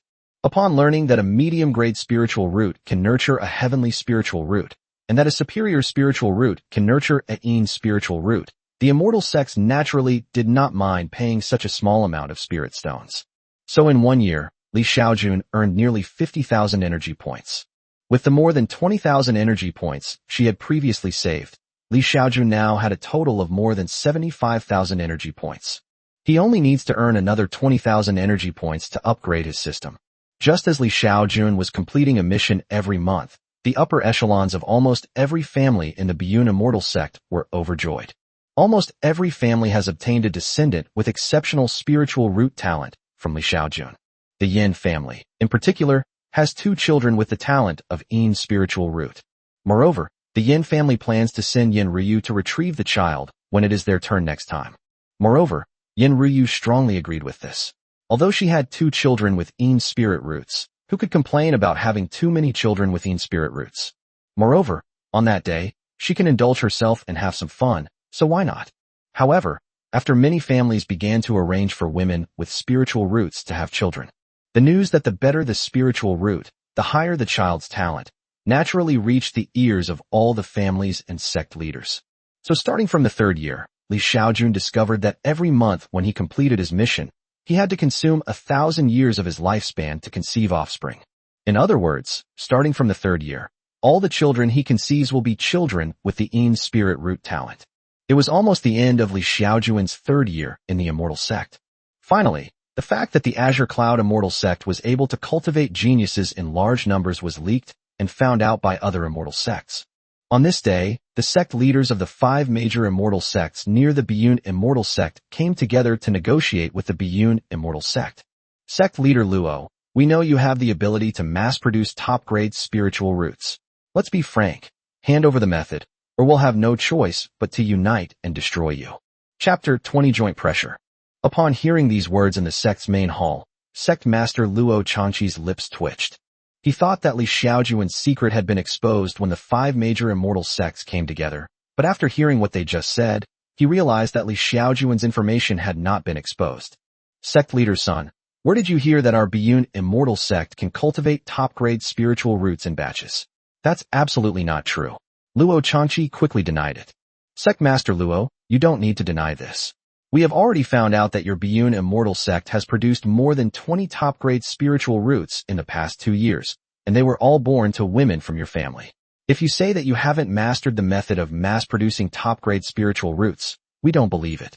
Your cultivation of so many top-grade spiritual roots has severely disrupted the balance between us.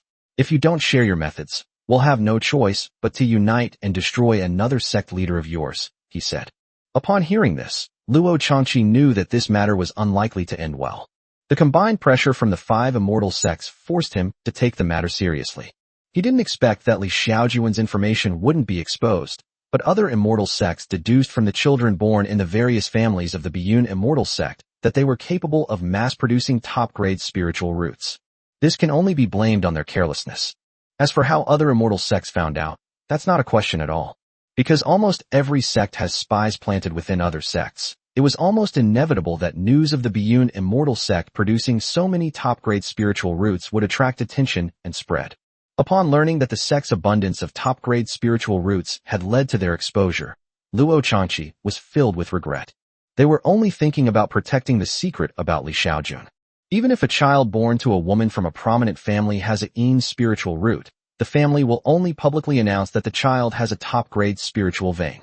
However, they completely overlooked the fact that even the best spiritual roots are extremely remarkable. Moreover, so many top-grade spiritual roots appeared all at once. If a family produces 1 or 2 exceptional spiritual roots, then perhaps it can be explained by luck. However, the Biyun immortal sect suddenly produced more than 20 or 30 top-grade spiritual roots, and almost every family produced 2 or 3 top-grade spiritual roots, which cannot be explained by luck.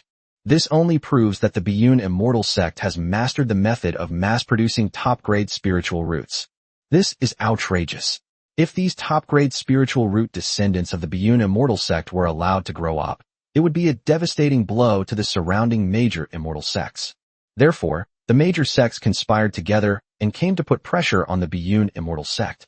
If the Biyun immortal sect doesn't hand over the method for cultivating top-grade spiritual roots, the 5 major immortal sects will definitely not let it go. Even at a huge cost, they will unite to destroy the Biyun immortal sect. There is no doubt about that. Because if the top-grade spiritual roots of the Biyun immortal sect were allowed to grow, they would suffer. In addition, they also want the method to cultivate top-grade spiritual roots in batches, as the profits involved are too great. Under the combined pressure from the 5 major immortal sects, Luo Changqi finally compromised. We have no choice but to compromise. If they do not compromise, the Biyun immortal sect will suffer a devastating blow. So in the end, Luo Changqi still revealed Li Xiaojun's secret. The major immortal sects were all very surprised to hear that Li Xiaojun's descendants all had top-grade spiritual roots. Moreover, Li Xiaojun could almost guarantee a woman's pregnancy in one session, which amazed everyone. Upon learning of Li Xiaojun's existence, the other immortal sects initially wanted the Biyun immortal sect to hand her over, but the Biyun immortal sect naturally refused. Finally, the Biyun immortal sect proposed a compromise. Other sects should send women over to have children with Li Xiaojun. This seems to be the best option at present, because even if they take Li Xiaojun away, the 5 major immortal sects cannot keep her all to themselves. Since they couldn't dismember Li Xiaojun, in the end, all 5 major immortal sects agreed with the opinion of the Biyun immortal sect.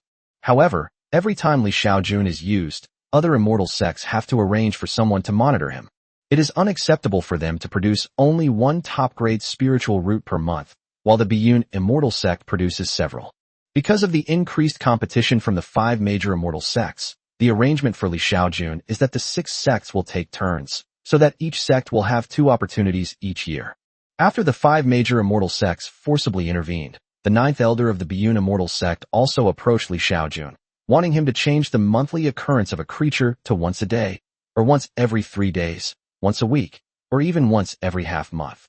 However, Li Xiaojun rejected all these suggestions. He told the 9th elder that he needed to rest for a month after each mission, otherwise the quality of his offspring might decline. If he wants a child with low-grade spiritual roots, he can have one every day. Hearing Li Xiaojun say this, everyone gave up the idea of making Li Xiaojun a stud every day.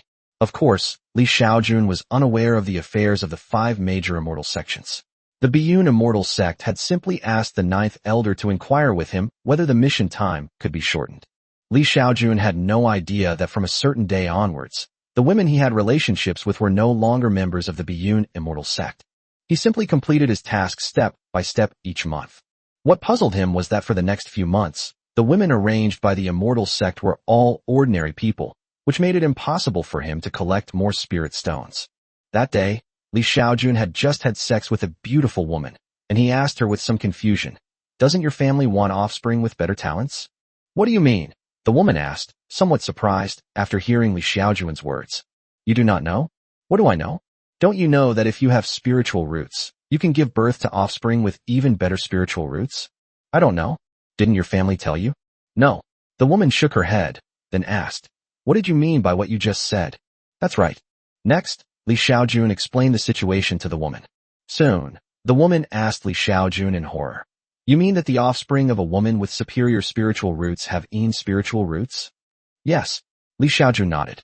Upon hearing Li Xiaojun's words, the woman was so shocked that she couldn't recover for a long time. After it was all over, Li Xiaojun had He Qingqing taken back again. That's right, starting 3 months ago. He Qingqing became Li Xiaojun's partner again. Right after Li Xiaojun left, the woman in the cave also quickly returned home. However, she brought back a shocking secret. What? A woman with superior spiritual roots can give birth to a child with spiritual roots? Damn it, the Azure Cloud Immortal sect is up to no good. We must demand an explanation from the Immortal sect. A few days later, the 5 major immortal sects once again came to the Immortal sect together. Chapter 21, Prices Increased. Several major immortal sects came knocking again, ultimately forcing the Immortal sect to relinquish its right to use Li Xiaojun for a year. The high-ranking members of the Immortal sect could only reluctantly agree to this. There's no way around it. The 5 major immortal sects are just too powerful. 7 mysterious immortal sect. Inside the sect's main hall, a group of people were discussing matters. Sect Master, my daughter Chu Ping'er from Huang Xianfeng has a superior spiritual root. Let her go? Sect Master, Gongsun Na of my Xianfeng sect also possesses superior spiritual roots. Many people were quite excited after learning that they could have offspring with spirit roots. Everyone wants their descendants to have such an opportunity. A spirit root, if nurtured properly, will surely lead to sainthood. Sect Master, I possess a top-grade spiritual root, and I'm over 1,000 years old without children. I long for a child. Please allow me to have one. A beautiful woman stepped forward and spoke from the main hall. Upon hearing this, everyone was stunned and involuntarily turned their gaze to the woman. Fourth Elder, you're not joking, are you? Someone asked the woman in surprise. Others looked at the man next to the woman. The man remained remarkably calm despite the many eyes on him. What? Can't I have a child? The woman asked. But don't you have a Taoist partner? A man said to the woman, glancing at the man beside her. Does having a partner mean you can't have children? The woman retorted. At this moment, the man spoke. He cupped his hands in greeting to everyone and said, Everyone, Mingwei and I are both in the late nascent soul stage, and it is already very difficult for us to have our own children. So if Mingwei can have a child, I will support her, and I promise that I can raise the child as my own. Upon hearing this, everyone immediately fell silent. Since the couple has already said that, what else can they say? Since Mingwei wants a child, then you can go. A middle-aged man said to Dantai Mingwei. No one had any objections to sending Dantai Mingwei. Dantai Mingwei is a top-grade spirit. Judging from the fact that even a superior spirit root can give birth to a spirit root, wouldn't Dantai Mingwei, with her top-grade spirit root, be able to give birth to a child with a yang spirit root? If that's the case, then Dantai Mingwei's child has the potential to become an emperor. Judging from the attitudes of Dantai Mingwei and her Taoist partner, the two must have discussed it beforehand. However, it's understandable. For a child with a yin-yang spiritual root, let alone letting their Taoist partner have a relationship with someone else, they would be willing to pay a greater price. Half a month later, Dantai Mingwei personally arrived at Biyun's sect. When Dantai Mingwei arrived and announced that she wanted to have a child, everyone in the Biyun Immortal sect was stunned. No one expected that the 7 profound Immortal sect would send their 4th elder to demand the child back. Sect Master, Dantai Mingwei has a top-grade spiritual root, so wouldn't her child have a yang spiritual root? That won't do. If the 7 Mysteries sect has a child with a yang spiritual root, but we don't have one, what will become of our future? Yes, Sect Master, mine must also have disciples with yang spiritual roots. Our Azure Cloud Immortal sect only has the 3rd elder as a woman with top-grade spiritual roots. Sect Master, please persuade the 3rd elder. Our sect will have to wait another year for a spot, so there's no rush. I'll have a good talk with the 3rd elder then. When Dantai Mingwei, the 4th elder of the 7 mysterious immortal sect, came to claim the child, not only were the people of the Azure Cloud Immortal sect stunned, but the other 4 major immortal sects were also stunned when they heard the news. Qingxia Gate. Council Hall. Sect Master, the 7 Mysteries sect has already sent their 4th elder, Dantai Mingwei, who has a top-grade spiritual root, so our Qingxia sect can't fall behind. A child born from a top-grade spiritual root is very likely to have a yang spiritual root, which is the potential to become an emperor. Our Qingxia sect has 3 women with top-grade spiritual roots. 2 of them have Taoist partners. Let Qingping, who doesn't have a Taoist partner, go instead. No, that girl Qingping is only 16, too young. Let me go instead. I'm 800 years old and want a child too, and my husband has agreed. Within the Qingxia sect, many people were arguing about who should go to the Biyun sect. The most important among them are 2 elders and deacons with top-grade spiritual roots, as well as the master of Li Qingping, a 16-year-old girl with a top-grade spiritual root. Everyone wants a child with the potential to become an emperor. Even 2 women who were partners in the Taoist practice were no exception. Faced with a descendant of an emperor, let alone a Taoist partner, even one's own mother would have to step aside. Everyone, this isn't a one-time opportunity. There will be many more. I think we should let the 6th elder go first, and then let Deacon Lin go next time. While Qingxia sect was discussing the candidates, other immortal sects were also talking about the same thing. The vast ocean immortal sect. Just as many sect leaders were discussing the candidates, an old woman slowly walked in from outside. Grand Elder, what brings you here? Upon seeing the old woman, everyone bowed respectfully. Just as everyone was bowing to the old woman, her appearance changed rapidly. Soon, the old woman transformed from someone who looked to be in her 50s or 60s into a beautiful young woman in her 20s. For cultivators, appearance can be changed at any time. They can be a young man, a middle-aged man, or an old man. I've lived for over 2,500 years, and I still don't have a single capable descendant. So let me go instead. Upon hearing this, everyone looked at each other in bewilderment. What? It won't work? I have an earth spirit root. Just as all the immortal sects were discussing the candidates. At the Azure Cloud Immortal Sect, Li Xiaojun once again arrived at a cave dwelling. System notification. The recipient has been detected as a person with exceptional spiritual root talent. 1. You can choose to consume 10 years of your lifespan to strengthen your offspring. 2. You can choose to consume 50 years of your lifespan to enhance your offspring. 3. You can choose to consume 250 years of your lifespan to enhance your offspring. 4. You can choose to extend your lifespan by 1,000 years to enhance your offspring. 5. Option to enhance offspring's lifespan by 5,000 years. What? A top-grade spiritual root? Upon hearing the system notification, Li Xiaojun was stunned. He looked at the beauty beneath him and was momentarily stunned. Exchange for 5,000 years of lifespan. I choose 5. Li Xiaojun first exchanged for lifespan, and then chose 5. An hour later, Li Xiaojun walked out of the cave. Qingqing, tell Elder Jiao that I need 10,000 spirit stones this time. Otherwise I won't be able to make up for it, Li Xiaojun said to He Qingqing. Okay, I'll talk to Elder Jiao. He Qingqing nodded. Just after Li Xiaojun asked for 10,000 spirit stones. Soon, the Biyun Immortal Sect contacted the 7 Mysteries Immortal Sect. You've arranged for Mr. Li to have a top-grade spiritual root, which is too much of a drain on him. 10,000 spirit stones are simply not enough. He'll need 100,000. Chapter 22 Upgrade, New System Functions. A week later, He Qingqing brought Li Xiaojun 10,000 spirit stones. It took Li Xiaojun more than an hour to slowly absorb all 10,000 spirit stones. After absorbing all 10,000 spirit stones, Li Xiaojun's energy value finally broke through to 100,000. System notification, energy value has exceeded 100,000. Upgrade is possible. Would you like to upgrade? Upgrade. Without hesitation, Li Xiaojun chose to upgrade. He hoped that this system upgrade would allow him to cultivate.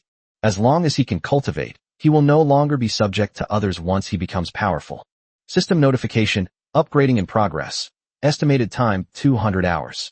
200 hours, which is about 8 days. I wonder if having sex with a woman during a system upgrade will still trigger the offspring enhancement. Li Xiaojun thought of how his wife, Wang Qiuyu, had not had sexual relations with him for over a month after giving birth to their 7th child. Husband, isn't this inappropriate in broad daylight? What's wrong with that? I want it. But the baby hasn't been breastfed yet. I'll feed the baby later. An hour later, Li Xiaojun pulled up his pants with some disappointment. He discovered that there was no way to enhance offspring while the system was dormant. 8 days passed in the blink of an eye. System notification, system upgrade successful. How many energy points are needed until the next upgrade? What? Upon hearing the system's voice, Li Xiaojun almost jumped up. The first upgrade only costs 100,000, but the second upgrade costs 1 billion. Who can afford that? Even at 10,000 spirit stones per transaction, after deducting costs, he would still need to sell it more than 200,000 times. Good heavens, How are we supposed to do this? However, Xiaojun didn't have time to worry about how much energy was needed for the next upgrade.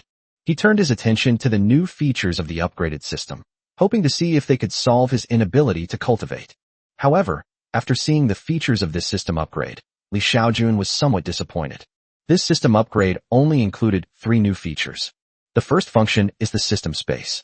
System space, as the name suggests, is the space that comes with the system and can hold anything that has no soul. The system space is approximately 100 meters long, wide, and high, and about 1 million cubic meters. The second feature after the system upgrade is the immortality feature. This function is extremely powerful. With this function, Xiaojun can be guaranteed not to die. Even if he is killed, his soul can enter the system space and then slowly condense into a physical body to revive. The third feature after the system upgrade is an enhanced version that strengthens offspring. This feature allows already born offspring to enhance their talents. If the offspring is of an ordinary top-grade spiritual root, Xiaojun only needs to consume 10,000 energy points to strengthen it into an earth spiritual root. Consuming 100,000 energy points is enough to strengthen it into a heavenly spiritual root. Consuming 1,000,000 energy points is enough to strengthen it into a Yin spirit root. Consuming tens of millions of energy points is enough to strengthen it into a Yang spiritual root. Consuming 100 million energy points can even strengthen one's immortal spiritual root. In this situation, it means that as long as Xiaojun has enough energy, he can completely improve the soul talents of his daughters who have average spiritual root talents. For example, the sisters Li Yuqing and Li Yufei only have top-grade spiritual roots, but he could easily spend energy to forcibly upgrade their spiritual roots. However, strengthening one's spiritual root talent requires an enormous amount of spirit stones. For example, strengthening it to the level of an immortal spiritual root would require hundreds of millions of spirit stones, a number that is far too terrifying for Xiaojun.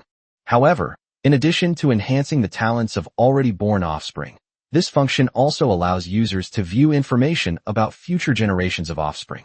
For example, Xiaojun can view her daughter Li Yuting's information and display Li Yuting's character panel. Character: Li Yuting. Gender: female. Age: 18. Talent: top grade with spirit root. Cultivation level: early foundation establishment stage. The character panel is very simple, with only name, gender, age, and cultivation level, nothing else. Of course, Xiaojun also checked on some of her other daughters. For example, her first daughter, whom she had with her wife. Qin Shui, female, 2 years old, with a top-grade water spirit root. Then there was Qin Shui's second child.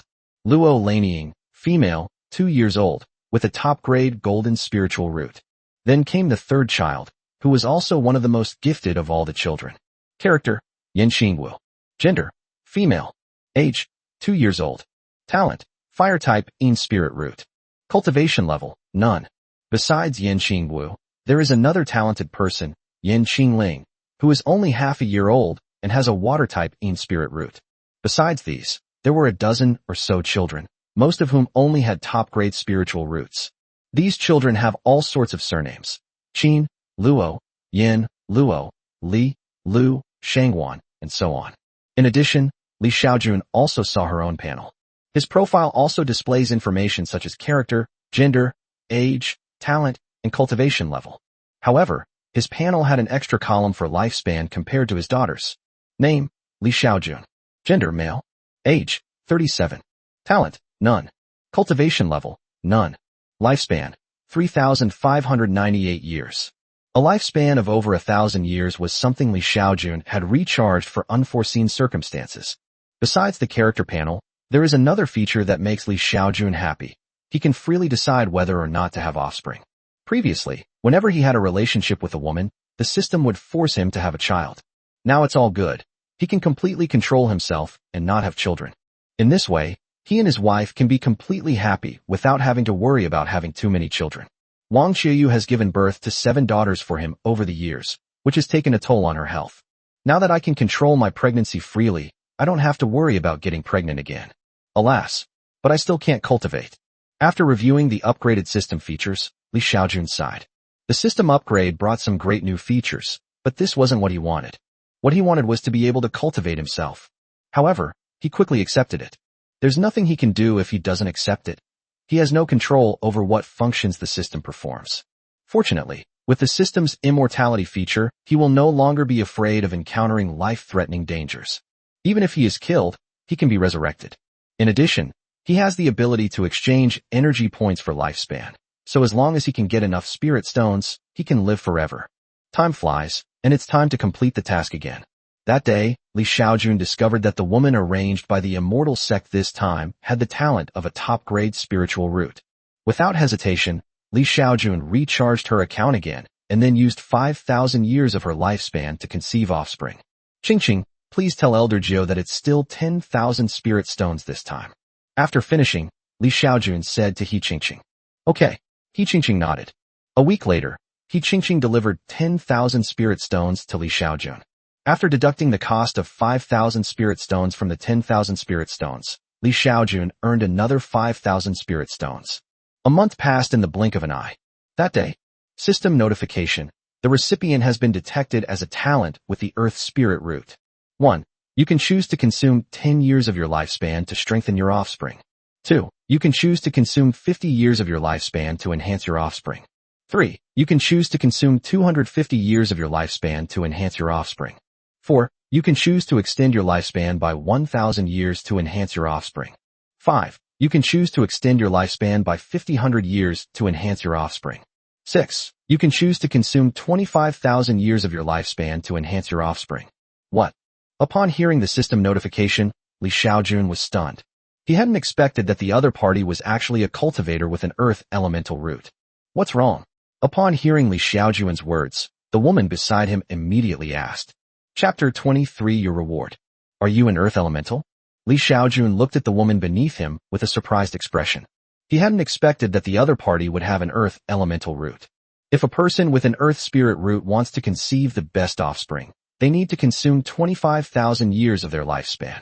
He currently doesn't have 25,000 energy points at all. So, his mood immediately soured. According to the system rules, a woman with an earth elemental root can definitely bear a child with an immortal elemental root. This is a talent that could make one an immortal. How did you know I have an earth elemental root? The woman was very surprised to hear Xiaojun's question. Because I can sense it. Xiaojun gave a perfunctory reply, then said to the woman, Your talent is too powerful. My energy is not enough to nurture a child with a celestial spiritual root. Why don't we end this? I'll come back to have a child once I've gathered enough spirit stones. Xiaojun didn't want to give up on the child with the immortal spiritual root, so he wanted to end this mission early. You mean, as long as there are enough spirit stones, you can help me have a child with an immortal spiritual root? Upon hearing Xiaojun's words, the woman asked Xiaojun with delight. Before she arrived, she knew that superior spiritual roots could give birth to Yin spiritual roots, top-grade spiritual roots could give birth to Yang spiritual roots, and since she had an earth spiritual root, she was very likely to give birth to a child with an immortal spiritual root. Now that she had confirmed this with Xiaojun, she was naturally overjoyed. If she can give birth to a child with immortal spiritual roots, then many years later, she will be the mother of an immortal. Yes, I need to absorb enough spirit stones to nurture a child with an immortal spiritual root. Xiaojun nodded and said, Can you have a child with anyone who has a divine spiritual root? The woman asked hurriedly. No, the other party must have the talent of an earth elemental root, Xiaojun replied. How many spirit stones do you need? The woman asked Xiaojun.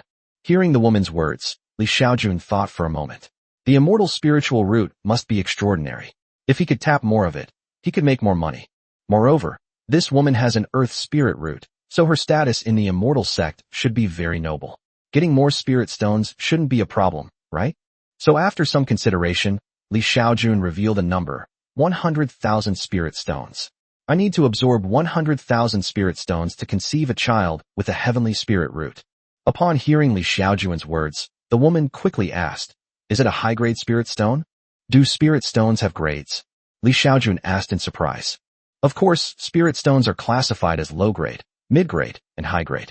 100 low-grade spirit stones contain the same amount of spiritual energy as one mid-grade spirit stone, and 100 mid-grade spirit stones contain the same amount of spiritual energy as one high-grade spirit stone, the woman explained to Xiaojun. Then she asked Xiaojun, You don't even know that spirit stones have grades, so the 100,000 spirit stones you mentioned are 100,000 low-grade spirit stones? That's probably true. Li Xiaojun nodded. He couldn't fool anyone in this situation.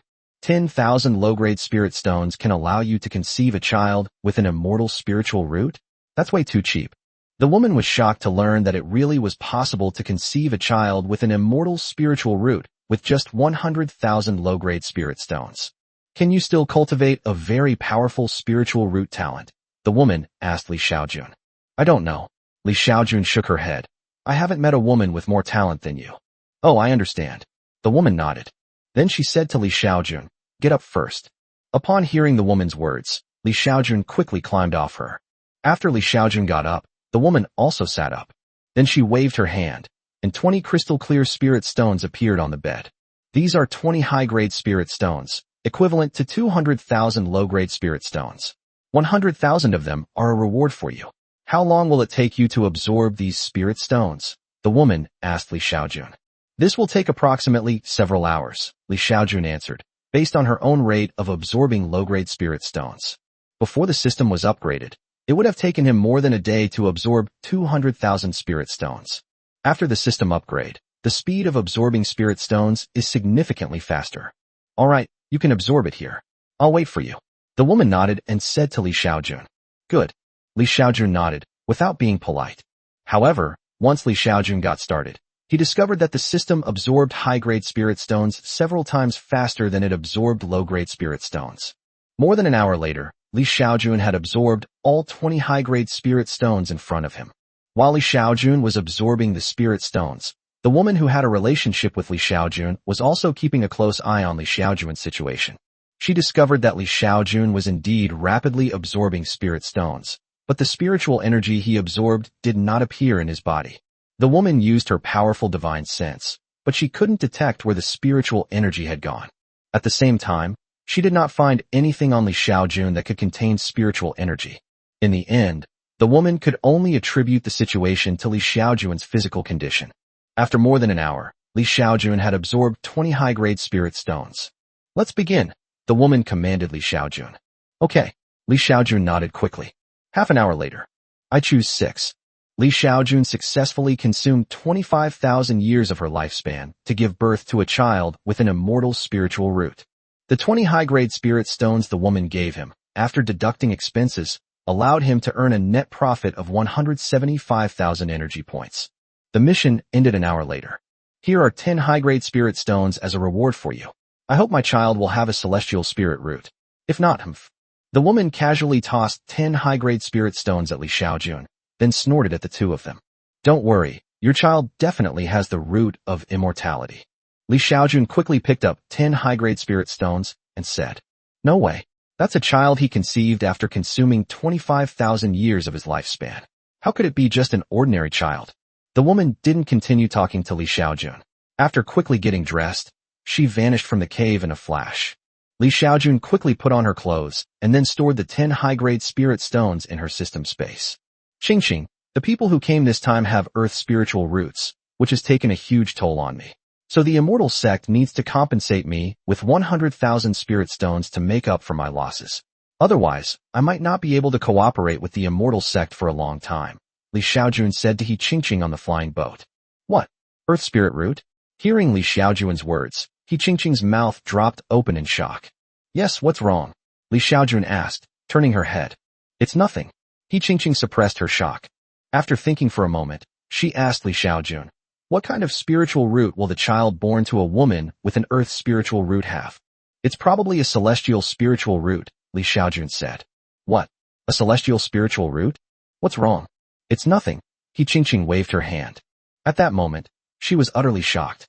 She decided that after sending Li Xiaojun back, she would immediately report the news. Chapter 20 For the Holy Land must not find out. After sending Li Xiaojun back, Qing quickly found her master, Lu Rugo. Master, the woman sent by the Han Hai immortal sect has an earth spirit root. She has obtained a child with an immortal spirit root. Qing said hurriedly upon seeing Lu Rugo. What? A celestial spiritual root? Upon hearing about the immortal spirit root, Lu Rugo immediately lost her composure. A celestial spiritual root. That's a celestial spiritual root. A divine spiritual root that appears only once every million years in the cultivation world. That's a celestial spiritual root that guarantees immortality as long as the person doesn't die young. In the cultivation world, a great emperor appears roughly every 100,000 years, and an immortal appears only once every million years. Are you sure? Lu Rugo asked He Qingqing solemnly. This is what my junior sister's father told me. He said he was too exhausted this time, and wouldn't be able to recover without 100,000 spirit stones. He Qingqing said to Lu Rugo. I understand. You'll come with me to see the sect leader. You can speak to him about this in person. Lu Rugo said to He Qingqing. Soon, Lu Rugo brought He Qingqing to the sect leader's cave on Bixiao Peak. Junior sister Rugo, did you need something from me? Luo Changxi asked Lu Rugo. Senior brother Luo, something terrible has happened. The vast ocean immortal sect sent a woman with an earth spirit root here, and she ended up with a child with an immortal spirit root. Lu Rugo said to Luo Changxi. What? A celestial spiritual root? Are you sure? My disciple told me about this. Lu Rugo said to He Qingqing. Qingqing, why don't you tell the sect leader? Sect master, it's like this. Next, He Qingqing recounted what had happened. The vast ocean immortal sect, with earth spiritual roots? Does the vast ocean immortal sect have female cultivators with earth spiritual roots? Luo Changxi was somewhat incredulous. This is what my junior sister's father told me personally. He said the other person has an earth spirit root, so their child will definitely have an immortal spirit root, He Qingqing said. This is a huge problem. A divine spiritual root. Luo Changxi never expected that the Hanhai immortal sect would actually get a child with an immortal spiritual root. The highest talent the Biyun immortal sect could obtain was the Yin spirit root, which was 2 major levels lower than the immortal spirit root. Moreover, their Biyun immortal sect doesn't have any female cultivators with earth spirit roots to have children with Li Xiaojun who have immortal spirit roots. Under such circumstances, it won't be long before their Biyun immortal sect is surpassed by the Hanhai immortal sect, which is terrifying to even think about. Sect master, what do we do now? Lu Rugo asked Luo Changxi. Upon hearing Lu Rugo's words, Luo Changxi looked at He Qingqing and said, Qingqing, you go out first. Your master and I have something to say. Okay. He Qingqing agreed and quickly left. Senior brother, what do you want to tell me? Lu Rugo asked Luo Changxi. Qingqing, you must be the female cultivator with the best spiritual root talent in our Biyun immortal sect. Upon hearing Luo Changxi's words, Lu Rugo immediately understood what he meant, and her expression turned sour. Senior brother, I know what you're trying to say, but it's impossible. Lu Rugo shook her head and refused. For the sake of her family and sect, she could allow her disciples to have relationships with Li Xiaojun and have children, but she herself couldn't get past that hurdle in her heart. First of all, Li Xiaojun is the father of her youngest apprentice. In addition, Li Xiaojun had a relationship with her apprentice He Qingqing, and they had a child together. She cannot accept the idea of having a relationship with Li Xiaojun now. Junior sister, other immortal sects already have children with yang spiritual roots, and the Hanhai immortal sect even has children with immortal spiritual roots. If our Biyun immortal sect doesn't have one, do you know what our Biyun immortal sect will be like 1,000 years from now? Luo Changxi asked Lu Rugo. How would I know? Lu Rugo said evasively. Of course she knew that everyone else had disciples with the potential to become emperors or even immortals, but their Biyun immortal sect did not. In that case, their Biyun immortal sect would definitely be suppressed. If we think about it in an extreme way, we don't even know if their Biyun immortal sect will still exist by then. They may very well face the extinction of their lineage. Junior sister, it's a pity I'm not a woman. If I were a woman, I would definitely want a child with a fairy spiritual root, Luo Changxi said with a sigh. Senior brother, there's no need to say more about this. I will not agree. Li Xiaojun is not old. If we can find a female disciple with a top-grade spiritual root within a few decades, we will have a disciple with a yang spiritual root, Lu Rugo said to Luo Changxi. Upon hearing Lu Rugo's words, Luo Changxi shook his head. Junior sister, man proposes, God disposes. Who knows if Li Xiaojun will still be around when we find a female disciple with top-grade spiritual roots again. Now, news about Li Xiaojun isn't just known to our sect. I'm afraid the Holy Land above will soon find out. If the Holy Land finds out about Li Xiaojun's situation, none of us can protect him. By then, it will be too late for us to want children with the potential to become emperors, Luo Changxi said to Lu Rugo. Upon hearing Luo Changxi's words, Lu Rugo fell into thought and remained silent for a long time. If the Holy Land truly learns of this, they will undoubtedly seize Li Xiaojun by force. A sacred land is a celestial realm possessed by saints. Only such a place can be called a sacred land. A saint could destroy a sect like the Azure Cloud Immortal sect with just a little effort. Therefore, if the Holy Land truly knew of Li Xiaojun's existence, then Li Xiaojun would definitely not be able to be protected. Senior brother, let me think about this, Lu Rugo said to Luo Changqi. Okay, think about it. Luo Changqi nodded. When Lu Rugo said she would consider it, he thought it was practically a done deal. After Lu Rugo left, Luo Changqi thought for a moment, then called his disciple and instructed him to contact the leaders of the 5 major immortal sects. He plans to discuss the matter of secrecy with the 5 major immortal sects again. Although the major immortal sects had agreed beforehand not to reveal a single word, Luo Changqi was still uneasy. In the past, if a disciple with the Yin spiritual root was discovered by the Holy Land, he would be forcibly taken to the Holy Land for training. What's more, now, immortal spiritual roots have appeared. If the Holy Land knew that the vast ocean immortal sect possessed an immortal spiritual root, they would surely forcibly seize it. If the vast ocean immortal sect dares to resist, it will face annihilation. Therefore, under these circumstances, Luo Changqi must reconsider with the various immortal sects and make sure the news is not leaked. Even within the Biyun immortal sect, aside from the sect elders, all other people who knew about it had to be forbidden from doing so. This concerns the life and death of all the major immortal sects, and we cannot afford to take it lightly. They were too careless before, which led to the fact that the various families had too many top-quality spiritual roots, which made the immortal sect suspicious. Such a situation must not be allowed to occur again in the future. Upon receiving Luo Changqi's notification, the sect leaders of the 5 major immortal sects quickly and quietly arrived at the Biyun sect. Then, together with the sect leaders of the Biyun immortal sect, a total of 6 major immortal sects held a 3-day meeting before leaving. Chapter 25 Absolutely Flawless. Just after the sect leaders of the 5 major immortal sects left, Luo Changqi summoned all the elders of his sect. Everyone, this is the situation. Therefore, all members of your families who know about this situation must be brainwashed and have all information about Li Xiaojun and related to him erased. Sect Master, for the sake of the sect's safety, we should brainwash all the disciples of the immortal sect, even if it causes them some harm. If the Holy Land were to find out that we possess Li Xiaojun and also a disciple with yin-yang spiritual roots, our Biyun immortal sect would likely face annihilation. I agree with the second elder. I will go back and gather the family members. I will brainwash my family. Anyone who knows anything about it will have their memories erased. Faced with the threat from the Holy Land, everyone in the Biyun immortal sect was united as one at this moment. Many people know that even if the Holy Land finds out, as long as they don't resist, the Holy Land will only take Li Xiaojun away and then take away those children with yin-yang spiritual roots. However, if such a thing were to happen, their losses would be enormous. If this matter can be kept secret from the Holy Land, then these families will have the opportunity to continue to obtain disciples with better spiritual roots. If the Holy Land takes Li Xiaojun away, then they will have nothing left. Everyone understood the advantages and disadvantages, which is why they were more united than ever before at this moment. Soon after the elders' meeting, the Biyun immortal sect brainwashed all its disciples. Except for He Qingqing and Li Xiaojun's daughters, almost everyone below the elders had their existence erased from memory regarding the fact that more than 20 top-grade spiritual roots appeared in the Biyun immortal sect. Although having one's memories erased will cause some mental damage to the disciples of the immortal sect, it is worth it compared to the long-term interests of the immortal sect. Apart from the Azure Cloud immortal sect, the other 5 major immortal sects have also undergone brainwashing. Finally, with the addition of the 6 major immortal sects of the Biyun immortal sect, apart from the elders of each sect, most people knew nothing about Li Xiaojun. Even the children acquired by the various immortal sects are not allowed to reveal any of their talents. Even if it is a celestial spiritual root, it can only be cultivated as a superior spiritual root.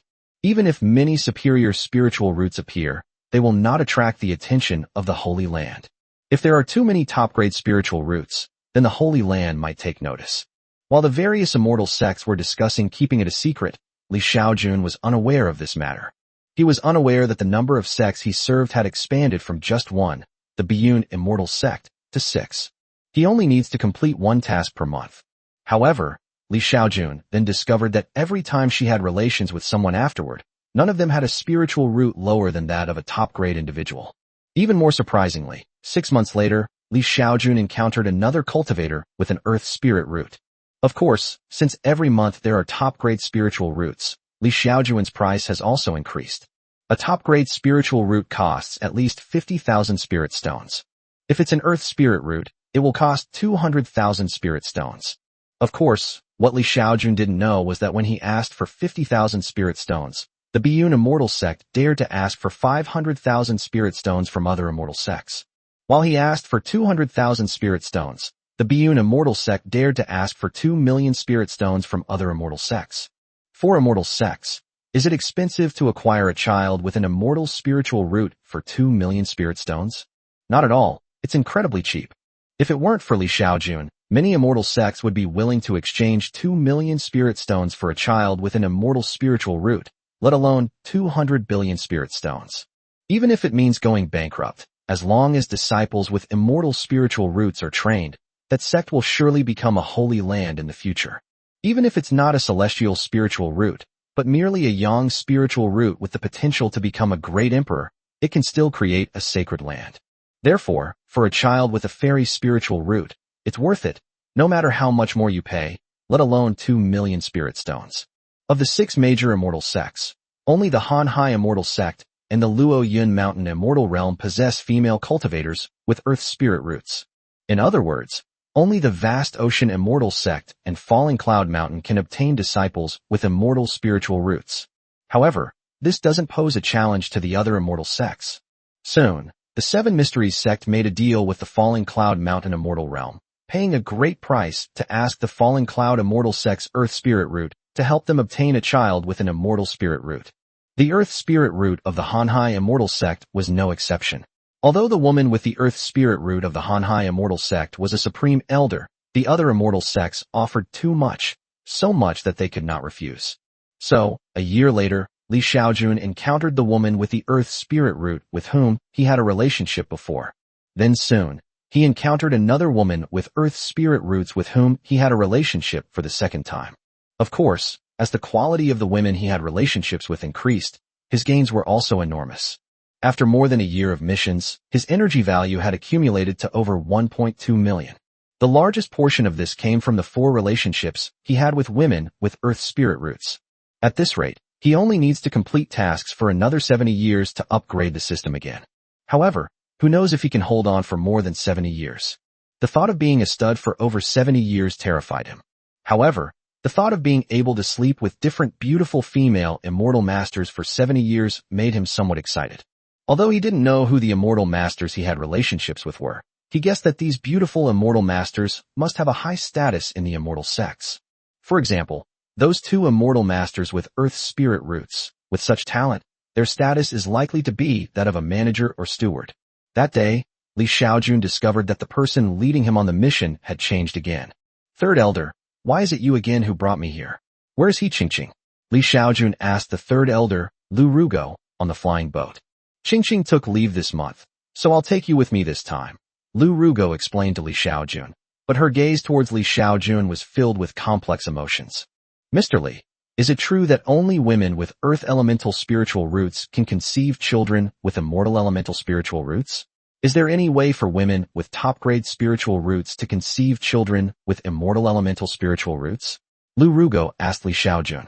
Upon hearing Lu Rugo's words, Li Xiaojun thought for a moment and said, if a woman with a top-grade spiritual root were to become pregnant with a child with a celestial spiritual root, the price to pay would be too high. Hearing Li Xiaojun's words, Lu Rugo was somewhat surprised, somewhat astonished, and also a little delighted. What will be the price?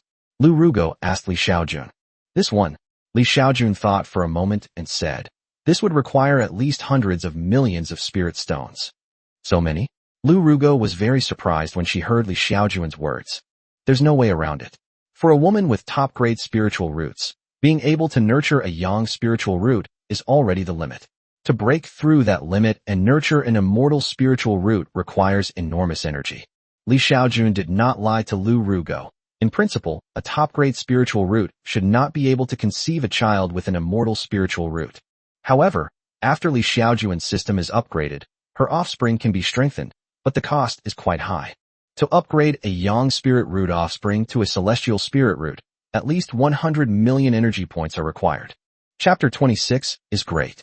2 hours later, Lu Rugo brought Li Xiaojun back to the Bixiao Peak Cave.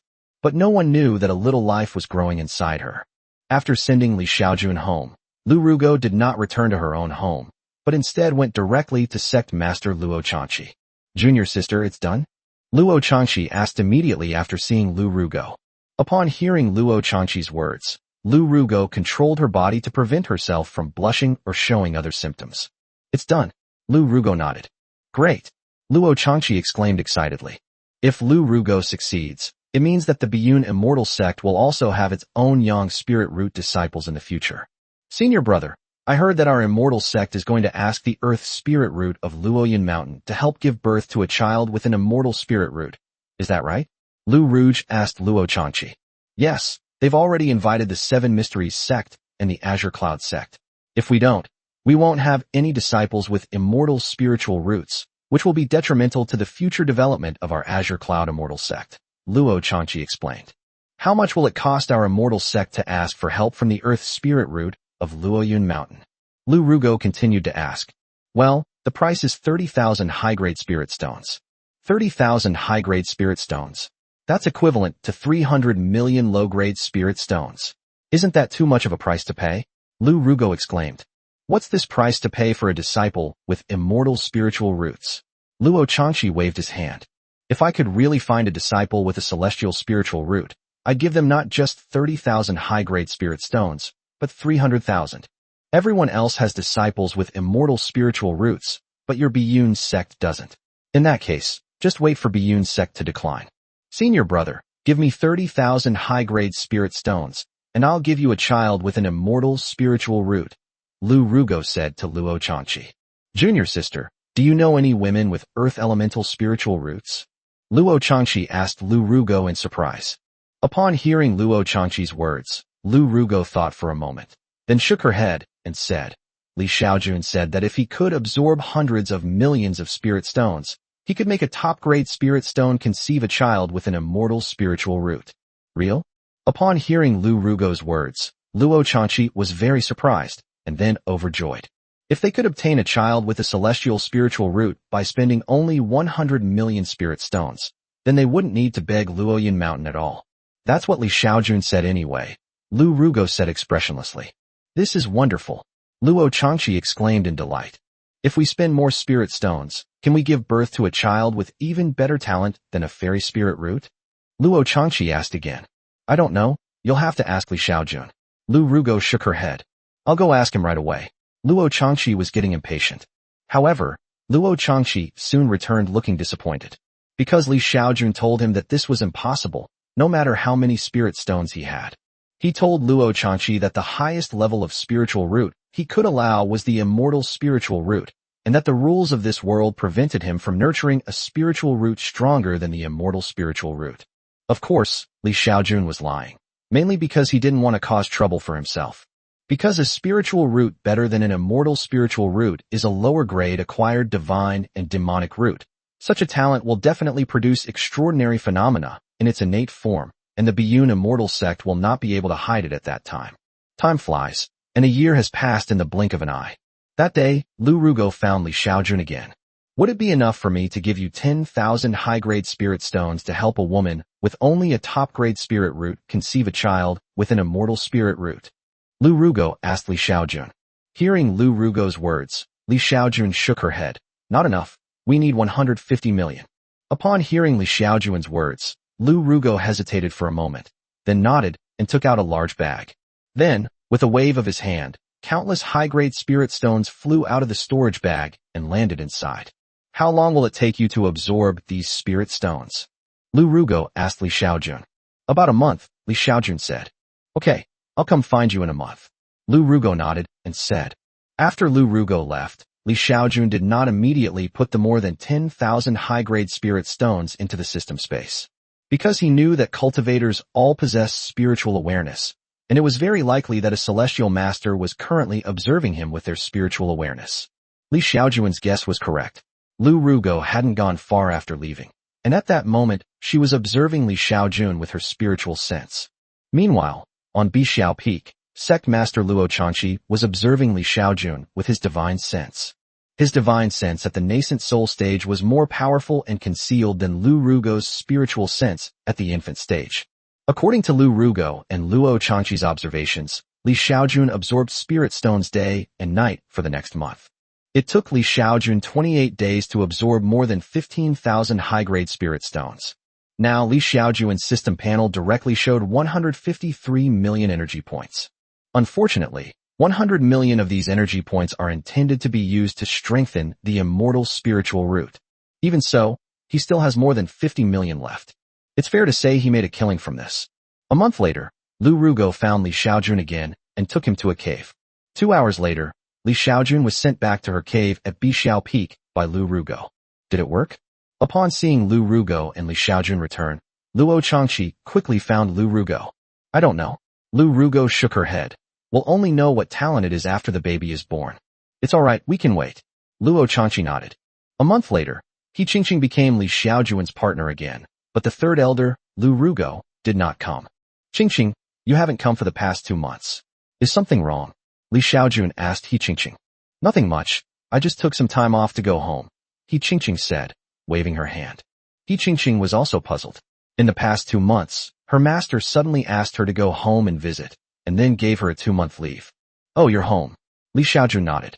At this moment, Li Xiaojun also felt homesick, missing her home in Honghe Town and her home on Earth.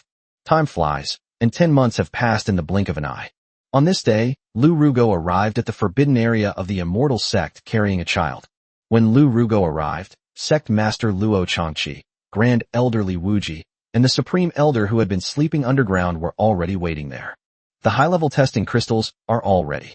Come, let's test this child's talent, Li Wuji said to Lu Rugo. Okay. Lu Rugo nodded, then handed the child to Li Wuji. Li Wuji took the child and placed him on a huge crystal ball that was more than half a person tall. Let's begin. Elder, please come, Li Wuji said to the elder. Good. The supreme elder didn't stand on ceremony and quickly cast a spell. The next moment, the crystal ball shone with a white light. 1 minute later, the transparent crystal ball turned into pure white. It really is a celestial spiritual root. It really is a celestial spiritual root. Seeing this, everyone became excited. Immortal spiritual roots are spiritual roots without any attributes. Like yin-yang spiritual roots, they also have attributes such as metal, wood, water, fire, and earth. Once you reach the level of immortal spirit root, you no longer have the attributes of metal, wood, water, fire, and earth. Immortal spiritual roots can be of any attribute, and any cultivation method of any attribute can be practiced. That's wonderful. My Biyun sect now has its own immortal spiritual root. Haha. At this moment, everyone was excited. Fortunately, the barriers already in place here mean we don't have to worry about being seen, heard, or even noticed. If they weren't allowed to, none of them would dare to speak so loudly. Chapter 27 This wave of prophets is incredible. The fact that the Biyun immortal sect has acquired an immortal spiritual root is something that no one knows except the sect leader, the grand elder, and the supreme elder. Even Lu Rugo, who gave birth to a fairy spiritual root, did not take over the raising of the baby. Instead, she handed it over to the supreme elder to raise in the sect's forbidden area. The entire sect, except for a few people, was unaware that they had a child with a divine spiritual root. The Azure Cloud immortal sect is like this, and so are most other immortal sects. Almost all 6 immortal sects kept the secret of immortal spiritual roots a closely guarded secret. That day, Lu Rugo found Li Xiaojun again and gave him 150 million spirit stones.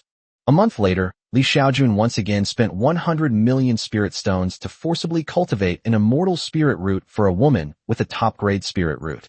Li Xiaojun discovered that he conceived approximately 3 disciples with immortal spiritual roots each year. 2 of them were women with earth spiritual roots, so he didn't need to expend much of his lifespan. However, there was one woman who needed to spend an extra 100 million spirit stones to forcibly cultivate an immortal spiritual root for him. However, just when Li Xiaojun thought that the situation would not cause any fluctuations. A month later, the 9th elder of the Biyun immortal sect personally found Li Xiaojun and gave him 150 million spirit stones. We'll need Mr. Li's help again next month, the 9th elder said to Li Xiaojun. His meaning was clear. He hoped that Li Xiaojun would help a fairy with a top-grade spiritual root to cultivate a fairy spiritual root next month. Don't worry, 9th elder. Li Xiaojun nodded. Having collected so many spirit stones, he naturally knew what to do. 1 month later. Just as Li Xiaojun helped a woman with an exceptional spiritual root to cultivate an immortal spiritual root, the ninth elder sought her out again. This is 15,000 high-grade spirit stones. I'll need to trouble Mr. Li again next month. Don't worry, ninth elder. Li Xiaojun nodded. Time flies, and a year has passed in the blink of an eye. Over the course of that year, Li Xiaojun discovered that, except for 2 months when women with earth elemental spiritual roots came to cultivate immortal spiritual roots, the immortal sect spent 150 million to force him to cultivate immortal spiritual roots. Under these circumstances, Li Xiaojun conceived as many as 18 children with immortal spiritual roots. Of course, Li Xiaojun also gained a lot personally. His system energy value, after a year of accumulation, reached 854 million. If this energy value were converted into lifespan, he could live for 854 million years. Mr. Li, starting next month, you can just help with the pregnancy as usual. That day, the ninth elder approached Li Xiaojun again and spoke. Okay, Li Xiaojun nodded. He suspected that the immortal sect was out of money. What Li Xiaojun didn't know was that it wasn't the Biyun immortal sect that was short of money, but rather the other immortal sects. It turns out that after learning that Li Xiaojun could forcibly cultivate an immortal spiritual root by consuming 150 million spirit stones, the Biyun immortal sect sought cooperation with other immortal sects. Other immortal sects would need to spend 500 million spirit stones to seek help from the earth spirit roots of Luoyun Mountain immortal realm to cultivate immortal spirit roots. While seeking help from the Biyun immortal sect would also require spending 500 million spirit stones, it would allow one to specify any woman with top-grade spiritual roots. Having someone else have your child is naturally not as good as having your own. So in 1 year, almost every immortal sect spent nearly 1 billion spirit stones to reach a deal with the Biyun immortal sect. Even the Luoyun Mountain immortal realm and the Hanhai immortal sect, which possess earth spiritual roots, spent an extra 500 million spirit stones to help 2 women with top-grade spiritual roots conceive children with immortal spiritual roots. Therefore, under such circumstances, the other immortal sects naturally could not withstand it. 1 billion spirit stones may not seem like a lot to a single immortal sect, as each sect typically possesses several billion spirit stones. However, if the immortal sects used all their spirit stones to cultivate immortal spiritual roots, then they would forget about developing themselves. Rather, having an immortal spiritual root means that cultivating it in the future will be an astronomical expense. Other immortal sects couldn't withstand the pressure, but the Biyun immortal sect made a fortune. In just 1 year, the Biyun immortal sect earned billions of spirit stones from other immortal sects. The Biyun immortal sect regrets that other immortal sects are no longer willing to spend money, but there is nothing they can do about it. The most regrettable thing is Li Xiaojun. According to the previous deal, he only needs to complete 3 more tasks to upgrade the system again. Now, the immortal sect is telling him to trade normally, but who knows when he'll be able to accumulate 10 billion spirit stones. Well, after the ninth elder left, Li Xiaojun could only sigh helplessly. A month later, Li Xiaojun discovered that He Qingqing had come again. For the past year or so, the ninth elder had personally escorted him, but now it was He Qingqing's turn. At the same time, Li Xiaojun also discovered that many of the women he had relations with afterward had lost their passion spiritual roots, and most of them only had superior spiritual roots. What Li Xiaojun didn't know was that this was the beginning of various immortal sects arranging for their descendants to come to him to collect sperm.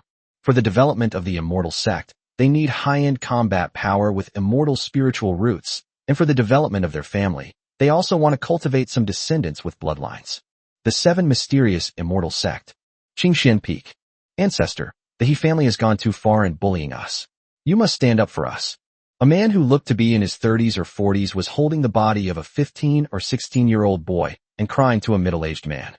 What happened? Ancestor, the He family, relying on being direct descendants of the sect leader, habitually bullies the younger generation of my long family without cause. Just recently, He Feng of the He family even killed my grandson. I beg you, ancestor, to seek justice for me. What? Hearing this, the middle-aged man became somewhat angry. Bring Hire's body with you and come with me. I'll help you get an explanation from the sect leader. Good. Soon, the man, carrying the boy's corpse, followed behind the ancestor and flew towards Tianxian Peak. The sect leader is currently in seclusion and cannot see you. According to what we know, it was your family who provoked you first, so He Feng took action to teach them a lesson. However, he did not expect to fail. This is the compensation that the sect leader asked me to give you. You may leave now. On Tianxian Peak, a young man tossed a storage bag to a middle-aged man. The middle-aged man took the storage bag, checked it with his spiritual sense, and then his expression immediately turned ugly. Is the life of my descendant only worth 100,000 spirit stones? Is this the explanation your family has given us? The middle-aged man angrily questioned the young man. Hearing the question, the young man's expression turned somewhat unpleasant. He said calmly, I've already said, this isn't the fault of the He family. Besides, 100,000 spirit stones is quite a lot. Don't try to cause trouble. Just leave. After the young man finished speaking, he waved at the middle-aged man as if shooing away flies. Fine, very well indeed. The middle-aged man laughed in anger.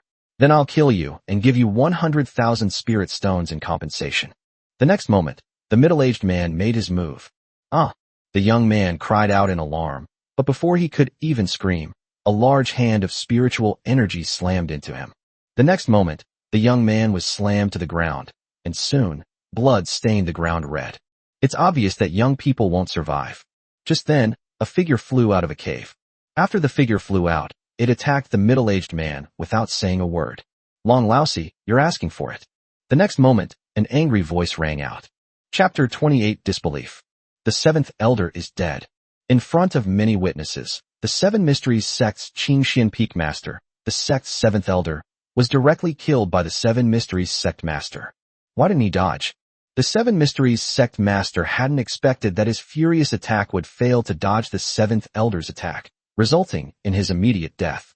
My ancestor was only at the nascent soul stage, and you, a powerful nascent soul cultivator, launched a sneak attack. How could he possibly dodge? How could he possibly dodge? The man, holding his son's corpse, was filled with despair as he saw his ancestor die right in front of him. At that moment, he became somewhat hysterical. If he had known it would turn out this way, he shouldn't have asked his ancestors for help. Just then, several streaks of light flew over quickly. These people were the other elders of the Seven Mysteries sect. Sect master? What's going on? An elder asked the sect master. I accidentally killed the seventh elder. The sect leader then explained, recounting what had just happened. Upon hearing this, all the elders looked extremely displeased. However, if such a thing happened at the Seven Mysteries sect, it would be an absolutely huge scandal if it got out. So, immediately after discussing it, the elders began to scan their surroundings with their spiritual senses. Everyone who was nearby was detained by the elders. These people will all be subjected to brainwashing and have their memories erased. Supreme Elder, what should we do about the Long family? Find out how many people in the Long family know about this, and then erase the memories of those who do know. As for the death of the seventh elder, let's just say he was ambushed and killed by a powerful demon. One day later. What? Our ancestor was ambushed and killed by the demon race. Everyone in the Long family was in disbelief upon hearing the news. Wasn't our ancestor in seclusion in his cave yesterday? How could he have been ambushed by the demons? A young man questioned. The young man's name is Long Haichuan. As the ancestor's favorite descendant, he even went to see the ancestor yesterday. He found it hard to believe that his ancestor had been ambushed by the demon race. Moreover, not only did his ancestor die, but his uncle and cousin also died along with him, which is very strange. However, this was the answer given by the immortal sect, and they even presented evidence. Therefore, the Long family had no choice but to believe that their ancestor had indeed been killed by the demon race. Whether or not they were killed by demons is no longer important to the Long family, because the pillar supporting the Long family has collapsed. Perhaps to appease the Long family members, almost all of them were summoned by the elders of the immortal sect. One day later. Elder, we have brainwashed all the people of Longjia. Since there are no problems, let's choose the most talented disciple from the Long family to train. The Supreme Elder said calmly. Although the patriarch of the Long family has died, as a sect of immortals, they will not simply abandon the family after the fact. On the contrary, they will support the Long family, at least to ensure that the Long family can gain a foothold in the immortal sects. After all, if the immortal sects suppress the Long family now that they have lost power, won't their descendants also be suppressed when they die in the future? Out of empathy, they could not suppress the Long family. On the contrary, they had to support them. I don't believe our ancestors were killed by demons. On Qingxian Peak, a young man was searching for something in a cave. This young man was none other than Long Haichuan, a descendant who was greatly favored by the patriarch of the Long family. Long Haichuan never believed that his ancestor was killed by the demon race, but he had no evidence. So he decided to search in the ancestral cave, hoping to find some clues. However, this cave dwelling had already been searched by the elders of the immortal sect, and then all the belongings of the Long family were taken away. It's virtually impossible for Long Haichuan to find any clues in the cave. So annoying. After searching for a long time without finding any clues, Long Haichuan was getting a little frustrated. He saw the exquisite bed in the cave, and, realizing that the cave would soon no longer belong to the Long family, he wanted to destroy it. Do it as soon as you think of it. The next moment, Long Haichuan launched an attack on the bed. Bang! With a loud bang, the bed shattered into pieces. Huh, what's this? Suddenly, Long Haidong discovered something in the ruins of the bed, a crystal-clear stone. This is the soul slip. Soon, the crystal-clear stone appeared in Long Haichuan's hands.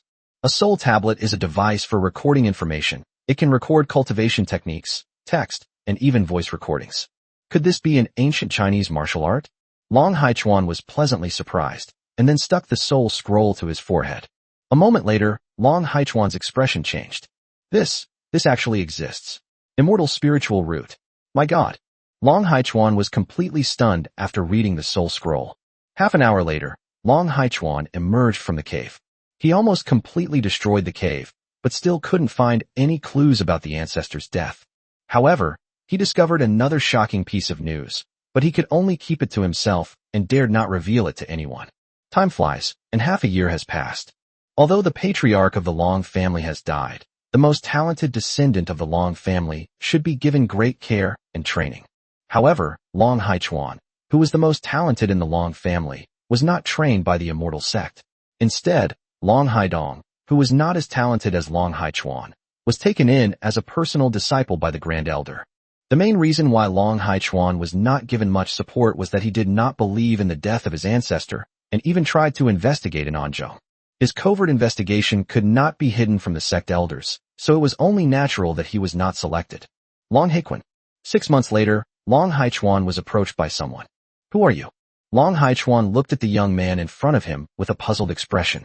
Never mind who I am. I have some news to tell you, the young man said to Long Haichuan. What news? Long Haichuan asked, frowning. Let's go to your cave to talk. This news is very important to you, the young man said to Long Haichuan. Hearing the young man's words, Long Haichuan thought for a moment and then nodded. Come in. Soon, the two arrived at the cave dwelling in Long Haichuan. What do you want to tell me? Go ahead, Long Haichuan asked the young man. No rush. I'll set up a barrier to prevent our conversation from being overheard, the young man said to Long Haichuan. Soon, a barrier was set up, just enough to cover the two people. Speak, Long Haichuan said calmly. Upon hearing Long Haichuan's words, the young man thought for a moment, organized his thoughts, and then said, I discovered some time ago that you have been under surveillance by the immortal sect, so I haven't dared to come looking for you. I've discovered that the immortal sect doesn't seem to be monitoring you anymore, which is why I dared to come looking for you. What I'm about to tell you is that your ancestor wasn't killed by the demon race. What? How do you know? What do you know? Upon hearing the young man's words, Long Haichuan immediately became agitated. Although I don't know exactly how your ancestor died, I can tell that he was definitely not killed by the Flying Demon clan. How do you make that judgment? Long Haichuan asked. Because I know how your cousin died. He was killed by He Feng of the He family, and then your cousin's father took your cousin's body back home. After a pause, the young man continued. As for what happened after that, I don't know. Is everything you're saying true? Long Haichuan stared intently at the young man in front of him. I'm telling the truth. I saw it with my own eyes. If you don't believe me, you can go and verify it with He Feng, who killed your cousin, but I advise you not to go, because you'll risk your life. The young man said calmly. Why did you tell me this? Long Haichuan asked the young man. Well, naturally I can't stand it. Chapter 29 News Leak. The young man left quickly. After the young people left, Long Haichuan also left. His departure was certainly not to seek confirmation from He Feng, because he had already believed the young man's words. He guessed that after his cousin was killed, his uncle must have found the ancestor. Then the patriarch took his uncle to the sect leader to seek justice. Therefore, it is very likely that his ancestor was killed by the sect leader. The sect leader is a nascent soul stage cultivator. Killing his ancestor would be very easy. Moreover, he had seen his ancestor in the morning before the ancestor died that afternoon. The immortal sect is now claiming that the demon clan killed their ancestor. How could the demon clan possibly come to the Seven Mysteries sect to kill their ancestor? Moreover, When he investigated the cause of his ancestor's death, he felt as if he were being secretly watched. Therefore, he now strongly suspects that his ancestor was killed by the sect leader. Since you won't let the Long family have an easy time, then I won't let you have an easy time either. A sinister look appeared on Long Haichuan's face. A few months later, explosive news spread simultaneously across the Great Jing Empire, the Bright Moon Empire, and the Great Yong Empire. The explosive information concerns the Biyun sect of the Great Jing Empire. The message states that there is a person named Li Xiaojun in the Biyun immortal sect who has no spiritual roots and cannot cultivate, but possesses an amazing special physique. Any ordinary woman who has a relationship with him can give birth to a child with top-grade spiritual roots. If a woman possesses spiritual roots, she can give birth to a child with even better spiritual roots. If a woman has an earth elemental spiritual root, she is even more capable of giving birth to a child with an immortal elemental spiritual root. Furthermore, the information also indicates that, through Li Xiaojun, the 6 immortal sects of the Great Jing Empire, the Bright Moon Empire, and the Great Yong Empire already possess more than 2 children with immortal spiritual roots.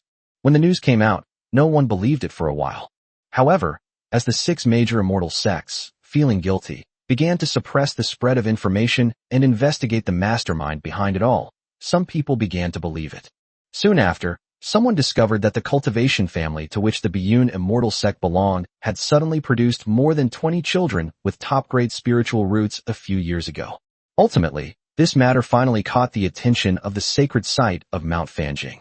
The Holy Land didn't care whether the news was true or not. It was spreading like wildfire outside.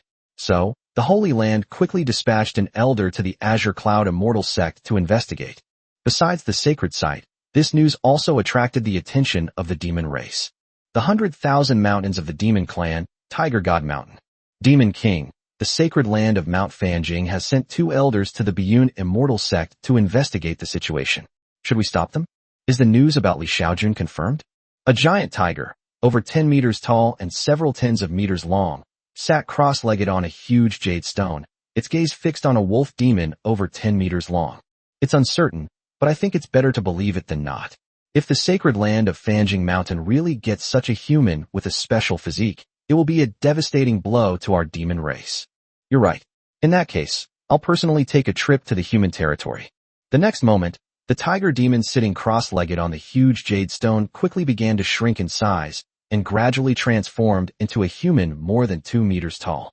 Biyun Immortal Sect. During this period, the Biyun Immortal Sect was in complete chaos. Some time ago, someone suddenly spread Li Xiaojun's news widely. Although they noticed the news immediately and completely blocked it. However, the news spread too quickly. Moreover, with the Biyun Immortal Sect making such a big fuss, many people have begun to doubt the truth of the matter. Apart from the Azure Cloud sect, the other immortal sects also seem to be burying their heads in the sand. As soon as the news spread, the Biyun Immortal sect hid Li Xiaojun and her family. Meanwhile, the children were also taken away from the immortal sect by the Supreme Elder and hidden away in mortal cities. The other 5 major immortal sects did the same thing as the Biyun Immortal sect. As soon as the news spread, they hid the children with immortal spiritual roots. Sect leader Luo, what should we do now? The news has already spread, and it will definitely attract the attention of Mount Fanjing. What do you think we should do to minimize the losses? Inside the main hall of Bixiao Peak in the Biyun Immortal sect, the sect leaders of the 6 major immortal sects were gathered together to discuss countermeasures. If the Holy Land knew that we possessed so many children with immortal spiritual roots, they would definitely take them away by force. The Holy Land would never watch us develop, said the sect master of the 7 Mysteries sect. 10,000 years ago, the Ziyang sect in the southern region refused to hand over a genius with a Yang spiritual root, and the sect was directly wiped out by the Fire God Mountain Holy Land. We don't know if the Fanjing Mountain Holy Land will wipe us out as well. How about we just get rid of Li Xiaojun, then hide all the children and raise them in seclusion? If the Holy Land comes to investigate, we shouldn't admit to anything. What do you all think? The Qingxia sect leader suggested. Upon hearing this, the others shook their heads. It's simply not feasible. The methods of the Holy Land are beyond our comprehension. So, we have no choice but to hand over Li Xiaojun and those children, the sect leader of the Hanhai sect asked. Upon hearing this, everyone fell silent. After a moment, the sect leader of Luoyun Mountain Immortal Realm said calmly, perhaps all we need to do is hand over Li Xiaojun and the child with the immortal spiritual root. Even if we hand over the child with the immortal spiritual root, what if Fanjing Mountain thinks we still have something to hide? At this moment, the sect leader of Ziwei Mountain Wonderland said, "Everyone, I don't think Fanjing Mountain will necessarily kill us, because the other holy lands will not allow Fanjing Mountain to dominate. If Fanjing Mountain destroys us, wouldn't that be telling the other holy lands that Li Xiaojun's story is true? Therefore, I believe that if Fanjing Shan knew the truth, it would definitely not make a fuss about it. Therefore, if Fanjing Shan really comes, we can just hand over Li Xiaojun. If they want a child with immortal spiritual roots, let them raise it themselves. With Li Xiaojun, they can have as many immortal spiritual roots as they want. So we don't actually need to hand over a child with immortal spiritual roots." Upon hearing this, the other's eyes lit up. That's right, just hand Li Xiaojun over, and Fanjing Shan can cultivate as many immortal spiritual roots as it wants. If Mount Fanjing insists on destroying them, then Li Xiaojun's whereabouts will definitely be lost, and at that time, the other holy lands will absolutely not allow Mount Fanjing to dominate. Therefore, even for the sake of secrecy, Fanjing Shan could not do anything to them. 3 days after the leaders of the 6 major immortal sects reached their decision, 2 nascent soul stage elders from Mount Fanjing arrived at the Biyun immortal sect. In ordinary immortal sects, one can be appointed as an elder at the nascent soul stage. In contrast, powerful forces like the Holy Land generally only allow elders to be allowed to serve in the late nascent soul stage, and the top-ranking elders are mostly in the integration stage. If it is the Holy Lord of a Holy Land, only a saint of the Mahayana stage can assume the position. Chapter 30. The protagonist died. At this time, Li Xiaojun's family was arranged by the Biyun immortal sect to live on Bixiao Peak. Some time ago, the Bixiao sect hid Li Xiaojun and her family. Now that they have a plan, they have naturally brought Li Xiaojun and her family back. Li Xiaojun was unaware of the reasons behind the actions of the Biyun sect. As a mortal, he could only obediently follow whatever arrangements the immortal sect made for him. That day, a group of people arrived outside the cave where Li Xiaojun was staying. Li Xiaojun also saw the person who came.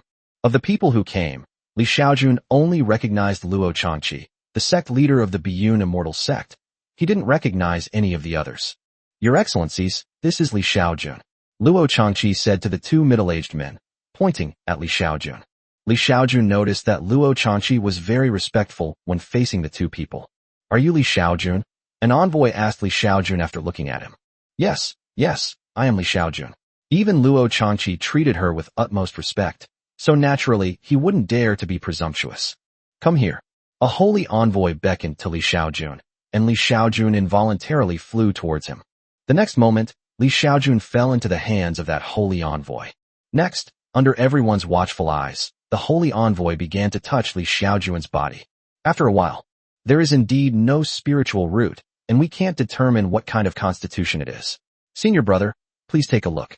After the envoy finished speaking, he handed Li Xiaojun over to another envoy standing next to him.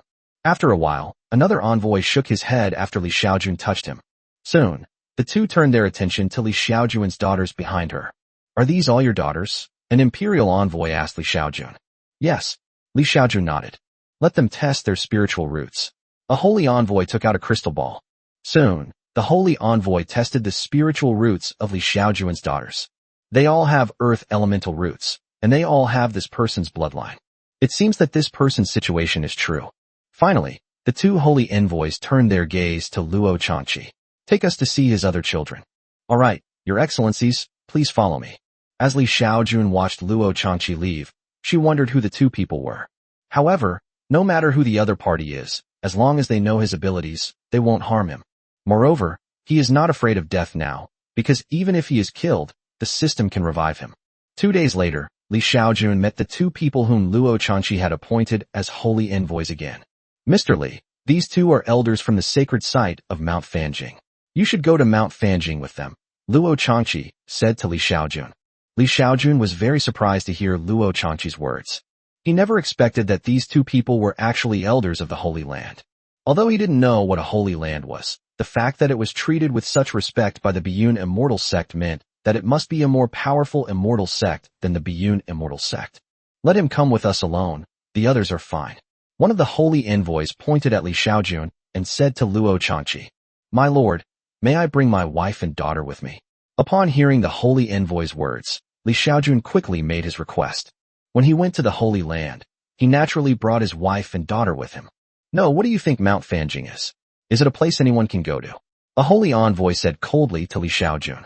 At this moment, another envoy smiled at Li Xiaojun and said, "Come back with us first. If you behave well in the future, I can help you bring your wife and daughter to our Fanjing mountain."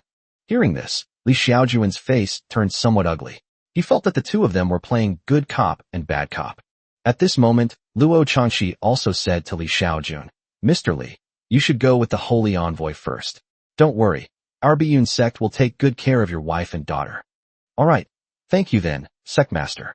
Li Xiaojun nodded and expressed her gratitude to Luo Changxi. "Qiuyu, I'm sorry." Li Xiaojun looked at his wife, Wang Qiuyu, beside him. "My lord." Wang Qiuyu's tears were already streaming down her face. "Go ahead, I will take good care of the children." Faced with the prospect of parting, Li Xiaojun's eyes also reddened.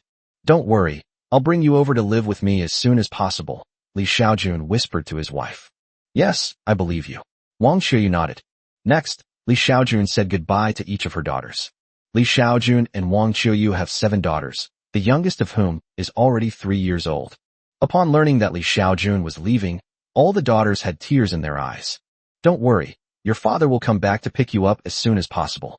Li Xiaojun left with the people from the sacred site of Fanjing Mountain, traveling on a huge flying boat. After parting with his wife and daughter, Li Xiaojun was quite depressed. When people from Fanjingshan tried to talk to him, he only gave them perfunctory replies. Seeing this, the people of Fanjingshan quickly stopped talking to him. Because the Biyun immortal sect and several other immortal sects have already explained Li Xiaojun's situation clearly enough. However, Fanjingshan still attaches great importance to Li Xiaojun. Mount Fanjing is several days' distance from the Biyun immortal sect, even by flying boat, so they arranged the best room for Li Xiaojun to rest. Just one day after the airship had been flying. That night, suddenly an extremely oppressive aura descended. "No, I wouldn't dare, someone might attack me." Sensing the oppressive aura, the 2 elders from Mount Fanjing immediately became alert. The next moment, a huge tiger appeared in their consciousness. After the tiger appeared, it immediately launched an attack on the airship, and a phantom image of a tiger claw crashed into the airship like a mountain. This attack was so fast that the airship simply couldn't dodge it. Oh no, it's the Mahayana stage demon king of Tiger God Mountain. Upon seeing such an attack, the 2 elders from Mount Fanjing fled the flying boat without saying a word. The attacks of Mahayana cultivators were simply beyond the ability of cultivators in the early stages of integration to withstand. At this moment, Li Xiaojun was sleeping on the flying boat. While he was dreaming, he suddenly felt himself in a different space. What's going on? Is this my system space? Looking at the familiar space, Li Xiaojun was somewhat surprised. He was able to quickly recognize that this was the system space because many of his items were still stored there. Soon, Li Xiaojun discovered another thing. He was floating in space. Moreover, he cannot perceive his own body. "System, what's going on with me?" Li Xiaojun immediately contacted the system. "System notification, the host has died. Do you wish to begin resurrection?" During resurrection, the host's consciousness will enter a state of slumber, and lifespan consumption will cease. "Am I dead?" Li Xiaojun was somewhat incredulous. He was clearly sleeping, so how could he have suddenly died? In the end, Li Xiaojun had to accept the fact that she was dead. Just after Li Xiaojun's soul entered the system space, outside, the Tiger King's divine sense scanned the mortal in the flying boat, and, after being turned into mincemeat by its attack, did not pursue the other 2 elders of Mount Fanjing, but quickly left. If it kills the elders of Mount Fanjing, then the Mahayana saints of Mount Fanjing can also go to the demon territory to slaughter the nascent soul stage demons. It came here today mainly for that mortal with special physique, and now that its purpose has been achieved, it naturally won't cause trouble for itself. Chapter 31 Arrangements After Death. After the tiger demon left, the 2 elders of the Holy Land looked at the wrecked flying boat with extremely grim expressions. What to do? Let's go back to Fanjingshan first. In the system space. "System, how long will it take for me to revive?" Li Xiaojun didn't revive immediately, but asked the system instead. "System notification, the host's resurrection time is 100,000 years." "What, 100,000 years?" Upon hearing 10,000 years, Li Xiaojun's expression changed drastically. He used to think that if the system revived him, it would only last for a day or 2 at most, or a few months at most. To his utter surprise, it would take him 100,000 years to be resurrected. 100,000 years. The history of China on Earth is only 5,000 years. How many times longer is this than the history of Chinese civilization? System, can you consume energy to shorten the resurrection time? Li Xiaojun hurriedly asked the system. System notification, unable to shorten respawn time. Upon hearing the system notification, Li Xiaojun felt a sense of despair. 10,000 years from now, 10,000 years from now, who knows if his wife and daughter will still be alive? Why? Why is this happening? Li Xiaojun found it hard to accept. System, please revive me quickly. I'm willing to spend all my energy. The system did not respond. After an unknown amount of time, Li Xiaojun finally accepted the fact that she would need 100,000 years to be resurrected. System, can I still improve my daughter's spiritual root talent? Li Xiaojun asked the system. Over a period of 100,000 years, his daughters, the Li Yuqing and Li Yufei sisters, only managed to cultivate to the nascent soul stage without any bottlenecks, even though they possessed top-grade spiritual roots.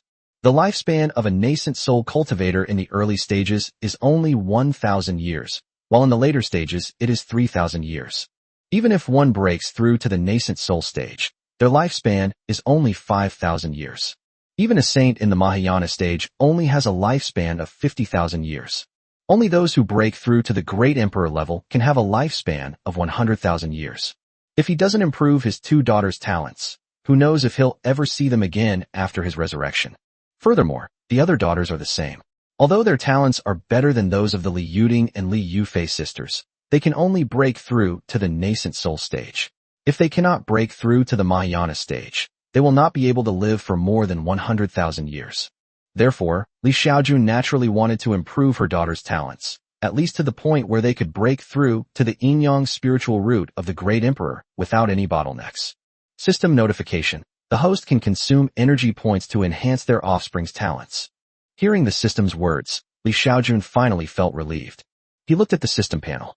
He has stored up 857 million units of energy. In the last year, he earned more than 3 million spirit stones. With over 800 million energy points, Li Xiaojun thought for a moment and then directly spent 111.11 million energy points to upgrade her eldest daughter Li Yuqing's talent to the level of a celestial spirit root. Then, he used the same amount of energy to enhance his second daughter, Li Yufei's spiritual root to the level of immortal spiritual root. Finally, there were the 7 daughters she had with Wang Qiuyu. After strengthening the spiritual roots of his 2 ex-wives' daughters, Li Xiaojun still had 635 million energy points. This amount of energy is definitely not enough to strengthen the remaining 7 daughters into immortal spiritual roots. After careful consideration, Li Xiaojun first consumed 555.5 million energy points to break through the talents of his first 5 daughters to the immortal spirit root level. Next, Li Xiaojun consumed another 22.2 million energy points to enhance Xiaoba and Xiaojiu's spiritual root talents to yang spiritual roots. The yang spiritual root is only one level lower than the immortal spiritual root, and it allows one to break through to the tribulation transcending emperor stage without any bottlenecks.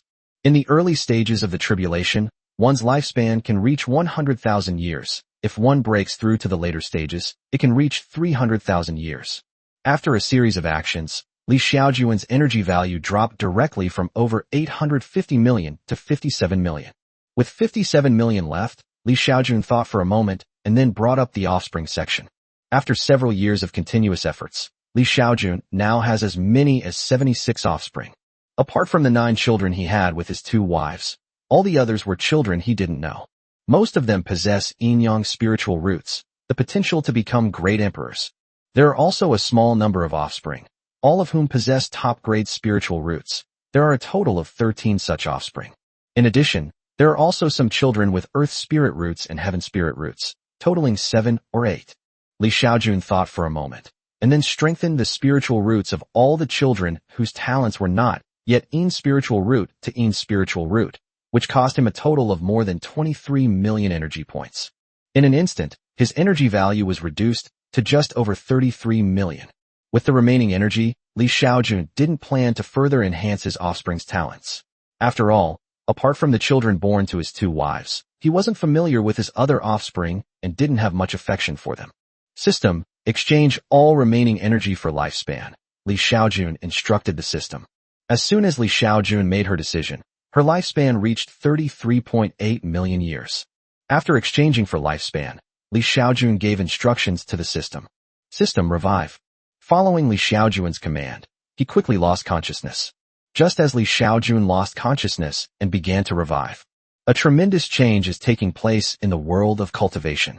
After losing Li Xiaojun, the production line of immortal spiritual roots, Fan Jingshan turned its attention to the children with immortal spiritual roots controlled by the 6 major immortal sects. Soon enough, all the powerful figures from Mount Fanjing came out and began to force the 6 major immortal sects to hand over their immortal spiritual roots. The 6 major immortal sects, not wanting to be wiped out and their lineage severed, had no choice but to obediently hand over their immortal spiritual roots. At the same time, the demon race also learned that the 6 major immortal sects possessed immortal spiritual roots, so they launched a beast tide. At the same time, all the powerful demons came out, wanting the immortal spiritual roots of the human race. Then, a fierce war broke out between the sacred land of Fanjing Mountain and the demon race. On the demon side, upon learning that the human race possessed dozens of immortal spiritual roots, they united as never before, and the various demon races joined forces to launch an attack on Mount Fanjing. Unable to withstand the challenge, Mount Fanjing could only promise to relinquish some immortal spiritual roots and request assistance from other sacred sites. Finally, all the holy sites of the human race united to fight against the combined forces of all the demon races. The war between humans and demons has lasted for thousands of years. Over the course of several thousand years, both the human and demon races suffered heavy losses. The demon race used various methods to assassinate human geniuses, and even joined forces with demonic cultivators among the human race to assassinate several immortal spirits and human geniuses with yin-yang spiritual roots. Several thousand years later, the immortal spiritual roots cultivated by the major holy lands through frantic resource investment all broke through to the greatest sentient saint realm, and the human race began its counterattack against the demon race. At this point, the demon race began to sue for peace. However, by then it was too late for the demon race to make peace. Several thousand years later, human emperors in the tribulation transcending stage continued to emerge. Thus, the human race began to completely crush the demon race. Just a few hundred years later, the demon race was almost wiped out by the human race. Humanity thus became the sole dominant species on the entire planet. Chapter 32: The Changing World. Time flies, and the world changes. In the blink of an eye, 100,000 years have passed. In a small grove of trees 50 kilometers outside Songnan City, in the Ziwei Galaxy, Taiwan Star, St. Goya Immortal Cultivation Alliance, Fanjingshan Immortal Realm, Luoxia County. Am I resurrected? Li Xiaojun was somewhat surprised. He moved and realized he was completely naked, so he quickly took out his clothes from the system space and put them on. After checking his body and finding nothing wrong, he then carefully looked around. Li Xiaojun was in a small grove of trees, and being in the woods, he couldn't see anything. Fortunately, he soon discovered a small path where people walk. Without hesitation, Li Xiaojun followed the path. As she walked, Li Xiaojun glanced at the system panel and flipped to the offspring information section. After looking at the system panel, Li Xiaojun fell silent. On the system panel, he originally had 76 offspring, but now he only has 28 left. To Li Xiaojun's relief, none of the 9 daughters he had with his 2 wives disappeared. Soon, Li Xiaojun started looking at the character panels of these children. Character: Li Yuding. Gender: female. Age: 100,020 years old. Talent: immortal spirit root. Cultivation level: late stage of human immortal. Upon seeing her eldest daughter Li Yuding's character panel, Li Xiaojun exclaimed, "Wow! My daughter not only became an immortal, but also reached the late stage of the human immortal realm." Afterwards, Li Xiaojun looked at the character panel of the second girl, Li Yufei. Character: Li Yufei. Gender: female. Age: 100,018 years old. Talent: immortal spirit root. Cultivation level: late stage of human immortal. Next, Li Xiaojun looked at the 7 children he and Wang Qiyu had. He discovered that the first 5 children he had with Wang Qiyu, who possessed immortal spiritual roots, had all become immortals and had all cultivated to the late stage of human immortals, with one even breaking through to the earth immortal realm. As for the remaining 2, the 8th brother Li Yuchen and the 9th brother Li Yuqiu, who both possessed yang spiritual roots, they were only at the late stage of the tribulation transcending realm. Character: Li Yuchen. Gender: female. Age: 100,005 years old. Talent: Yang spiritual root. Cultivation level, late stage of tribulation transcending. Then comes the ninth one. Character, Li Yuqiu. Gender, female. Age, 100,003 years old. Talent, Yang spiritual root. Cultivation level, late stage of tribulation transcending. Besides the children she had with her 2 wives, Li Xiaojun also discovered that 11 of the remaining 19 children, like Li Yuqing and the others, had broken through to the human immortal realm. The remaining 8 children all reached the Great Emperor realm during the tribulation transcending stage. Just as Li Xiaojun was checking the offspring panel, he had already walked out of the grove. Half an hour later, Li Xiaojun stared blankly at the smooth asphalt road and the cars driving on it. Am I back on Earth? A thought popped into Li Xiaojun's mind. However, Li Xiaojun soon discovered that there was no such thing, because he saw a group of cultivators flying in the sky on swords. There is no spiritual energy on Earth, so it is impossible for cultivators to exist.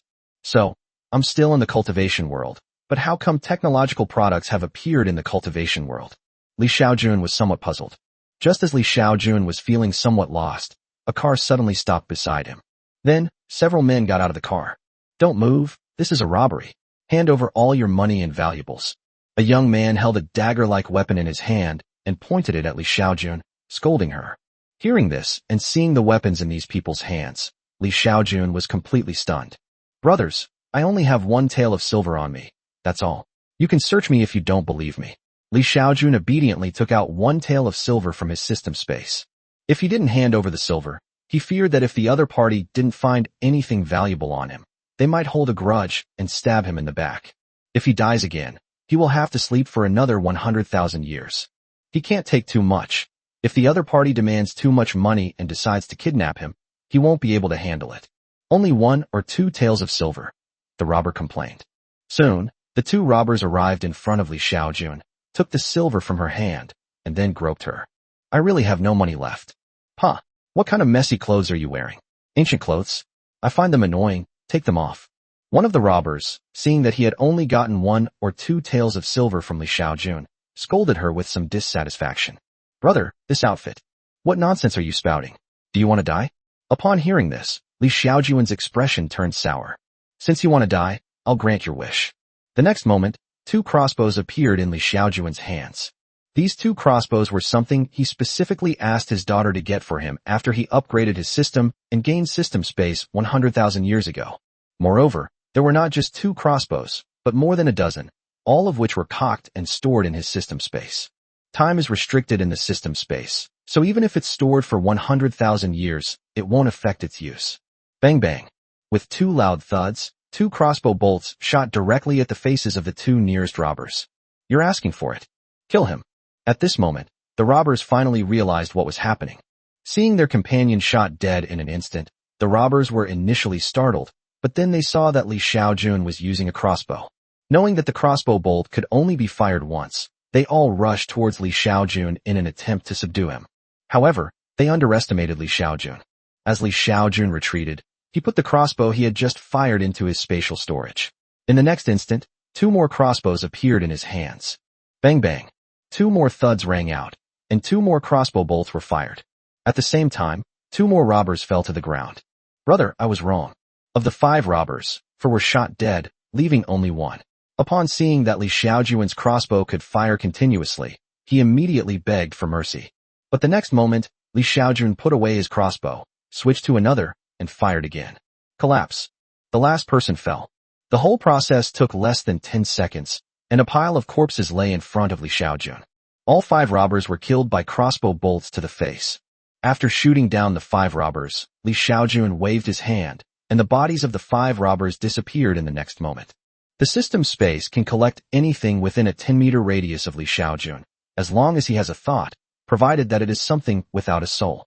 Just as Li Xiaojun finished all this, a car approached from afar on the road, then drove past her without giving her a second glance before disappearing into the distance. Fortunately, Li Xiaojun acted quickly and was able to retrieve the body. Otherwise, his murder would definitely have been seen by drivers on the road. To be honest, if these robbers had only robbed him of some money, Li Xiaojun certainly wouldn't have killed anyone. But the other party's demand that he take off his clothes was too insulting. Even if it meant sleeping for another 100,000 years, Li Xiaojun was determined to fight them. Fortunately, The other party was just an ordinary mortal, not a cultivator. If the other party were a cultivator, Li Xiaojun would probably have started to revive by now.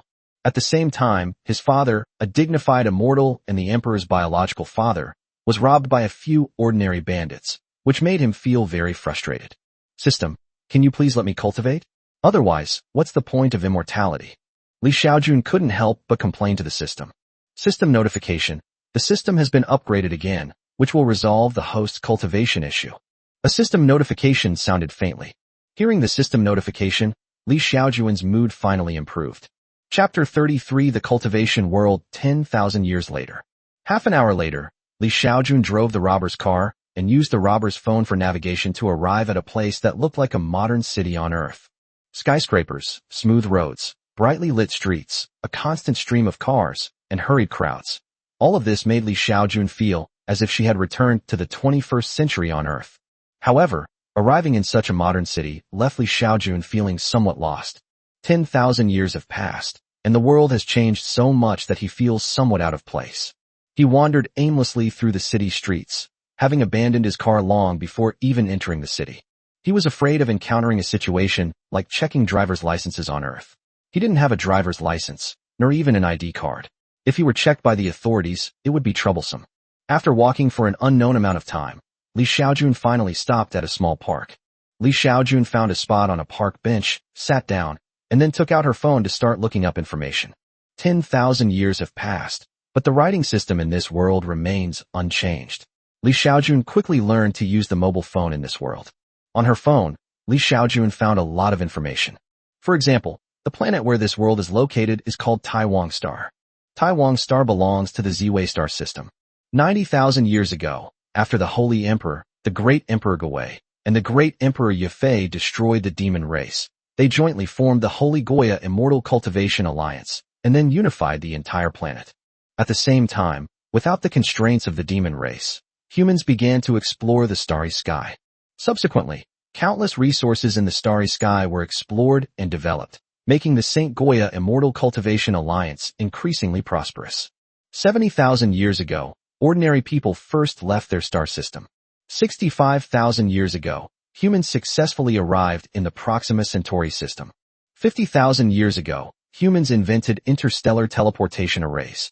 After that, the Taiwan human race began to explore more star systems, and their development accelerated. 30,000 years ago, humankind had already explored and developed more than 5,000 star systems. 10,000 years ago, humans discovered a life-bearing planet in a star system. It was hundreds of times larger than the desolate planet Taiwan, and its spiritual energy was more than 10 times that of Taiwan. Moreover, the life-bearing planet was inhabited by monsters that had not developed any intelligence and could not even be called monsters. This planet was named Autumn Rain Star by the Ziwei Emperor, who ruled the St. Goya Immortal Cultivation Alliance at the time, supposedly in memory of his mother. From then on, humanity began its conquest and migration of Xiaojun Star, a process that lasted for tens of thousands of years. Therefore, in the current cultivation world, Taiwan Star has become the ancestral star, and most of the forces and sects in the cultivation world have moved to Xiaojun Star. After 100,000 years of development, the Taiwan human race has explored and developed 50,000 star systems, and this rate is increasing exponentially. Li Xiaojun also discovered that the reason this world developed technology was because Emperor Sheng Hui spread knowledge of physics, chemistry, biology, and other subjects before his ascension. Then, after tens of thousands of years of development, we have the technological advancements we have today. However, after looking at tens of thousands of years of technological development history, Li Xiaojun discovered that the technological development of this world was very slow. The steam engine alone has been developing for thousands of years, and the electrical age has been developing for tens of thousands of years. It took more than 3,000 years of development from ordinary wired telephones to today's wireless mobile phones to reach the level of smartphones. Li Xiaojun tried to find out why technological development was so slow, and he soon found the answer. It turns out that during the 100,000 years that Li Xiaojun was asleep, apart from the initial battle between humans and demons, the human race spent most of their time developing the cultivation civilization, and not many people developed technology. In the cultivation world 100,000 years later, both cultivation techniques and various side professions, such as alchemy, weapon crafting, talisman making, and formations, are far more advanced than they were 100,000 years ago, especially the array formations. The super interstellar teleportation array, developed by the Taiwan human race 50,000 years ago, can teleport people to a distance of several light years in one go. The fastest journey from Taiwan star to Xiaojun star takes just over a month and 43 teleportations. Of course, for ordinary people to go to Xiaojun star, it usually takes more than a year because they need to coordinate the teleportation array. In addition to teleportation arrays, the cultivation world has also developed interstellar communication devices. The exact principle is unknown, but even at a distance of 1 light year, information can be transmitted instantly. Although there is a half-second delay for each additional light year, it is still quite astonishing. Wireless communication on Earth experiences delays even on the Moon. After consulting numerous resources, Xiaojun finally gained a general understanding of the cultivation world 100,000 years in the future. In today's cultivation world, the human population has definitely exceeded 1 trillion, making it a behemoth. Xiaojun is currently in Luoxia County, which is located below the Fanjingshan Immortal Realm, and Songnan City, which is located below Luoxia County. 10,000 years ago, this area was the territory of the Qingxia sect, located below the sacred site of Mount Fanjing. Through deduction, Xiaojun guessed that most of the immortals who ascended in the past 100,000 years, as well as some great emperors in the cultivation world who have not yet ascended, such as the Ziwei Great Emperor, should all be his daughters. Moreover, the Ziwei Emperor is very likely his daughter with Wang Qiyu. Otherwise, the Ziwei Emperor would not have named the discovered life-bearing planet Autumn Rain Star in memory of his mother. As for which of the Ziwei Emperor's daughters she was, Xiaojun guessed it was either Li Yuqian or Li Yuqiu. Of the 7 children he had with Wang Qiyu, 5 have already ascended to become immortals, leaving only the 2 of them at the Great Emperor realm of the Tribulation transcending stage. As for which of the 2 women was the Ziwei Emperor, Xiaojun didn't know, because the emperor's real name couldn't be found on the internet. However, online searches reveal that the descendants of the Ziwei Emperor belong to the Luo family. But the Ziwei Emperor herself certainly did not have the surname Luo, because she married into the Luo family, and her husband and children had the surname Luo. A few days later, through his studies, Xiaojun had gained a great understanding of the changes that would occur 100,000 years later. She and Wang Qiyu had 2 daughters who were still in the cultivation world, but had not yet ascended to immortality. So now he only needs to contact either of his 2 daughters to get the energy for his system upgrade. However, Xiaojun was having trouble contacting her 2 daughters. His 2 daughters are now emperors, the highest leaders of mankind, and it is extremely difficult for him to meet them. Even if he tells others that he is the emperor's father, someone still needs to believe him. If he told others that he was the father of the Ziwei Emperor, they would probably think he was insulting and offending the emperor, and then they would kill him. In ancient China, insulting the emperor could result in beheading, and the same applies to offending a great emperor in the world of cultivation. We still need to slowly figure out a solution. Before that, I need to survive. Chapter 34 Settling in, Waiting. Biyun County. After traveling for half a month, Xiaojun finally returned to the place where he lived 100,000 years ago, Biyun County. Biyun County is the location of the Biyun immortal sect 100,000 years ago. At this time, Biyun County was already a large city with a population of over 10 million. Here, Xiaojun also saw Bixiao Peak, where he lived for several years 100,000 years ago. However, at this time, Bixiao Peak, as the former residence of the Great Emperor, has been protected by layers of formations, and ordinary people cannot enter it at all. After wandering around Biyun County and finding that he couldn't get to Bixiao Peak, Xiaojun spent a week returning to his hometown, Honghe Town, where he had grown up. The original Honghe Town has now become Honghe City. Honghe City is located in a remote area, and the reason it was able to develop into Honghe City is because it is the hometown of the Great Emperor. Historical records indicate that 9 great emperors of the human race originated from Honghe Town, which is why the Immortal Cultivation Alliance strongly supported Honghe Town, eventually leading to its transformation into Honghe City. After wandering around Honghe City for several days, Xiaojun could no longer find any of the scenes from her memory. 10,000 years of geological changes have brought tremendous changes to this place. 2 weeks later, Xiaojun chose to settle down in Honghe Town. I want to see my daughter, but there's no need to rush. After all, 10,000 years have passed, so what's 10 or 8 years? The main reason was that he found out that almost every 100 years, Emperor Ziwei and Empress Xiao would return to Taiwan Star and would definitely visit the Fanjingshan immortal realm. It has been more than 90 years since the last time Emperor Ziwei and Empress Xiao visited Taiwan Star. In other words, in a few years, Emperor Ziwei and Emperor Xiao will come to Taiwan Star again, and he can then find a way to see his daughter. Mr. Li, here is your identification document. Please keep it safe. A month after arriving in Honghe City, Li Xiaojun spent a lot of money and finally resolved her identity issue. Money makes the world go round. This applies everywhere. Fortunately, he had placed a large amount of gold and silver in the system space 100,000 years ago. Although silver will be worthless in 100,000 years, gold, as one of the most stable metals in the universe, will still be very valuable. Li Xiaojun managed to exchange all her gold and silver for the currency of this era. Then, she found an official in charge of household registration and, after spending some money, finally resolved her identity issue. With a new identity, he can do more things in this era. What Li Xiaojun planned to do was, of course, to make herself famous over the next few years. That's right, it's about becoming famous. Perhaps in a few years, his daughter will return to Taiwan Star, but as an ordinary person, it will be almost harder than climbing to heaven for him to see his daughter, the great emperor.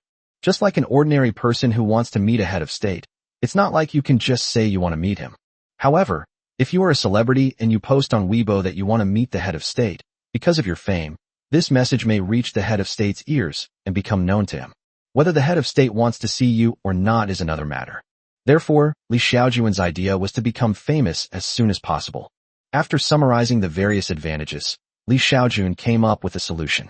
That is to use the various musical resources he had on Earth in his previous life to find a way to become a famous composer. As for why he doesn't become a singer, it's simply because he doesn't have the ability. He's tone deaf and can't sing at all. Since he can't sing himself, becoming a famous composer is a good option. Before that, Li Xiaojun planned to learn some basic music knowledge about this world. The music in this world is not based on musical notation, so he must master the basics of music in this world in order to extract musical works from Earth. Soon, Li Xiaojun paid a music teacher to teach her the basics of music. He has a photographic memory, so in less than 2 months, he mastered almost all the basic music knowledge. That day, Li Xiaojun posted a video on the Xianin short video platform. The video was just a sheet of music without lyrics. This is a song I wrote myself. Because my lyric writing skills are extremely poor, I hope everyone can help me write some lyrics. After Li Xiaojun posted the video, she also spent tens of thousands of yuan to buy trending topics. If he posts this video directly, it's very likely that it will quickly disappear without a trace. If you buy a trending topic for tens of thousands of yuan, the platform will at least recommend it to many people. If one of the people making the recommendation is someone who understands music, they will know how beautiful the melody of the piece he traveled through is. When the time comes, as long as someone helps write the lyrics and then sings it, this song could very well become a hit. Once a song becomes popular, Li Xiaojun can select outstanding lyricists to collaborate with. Li is a student at Biyun Conservatory of Music. That day, she was scrolling through short videos when she suddenly came across one that contained only a sheet of music.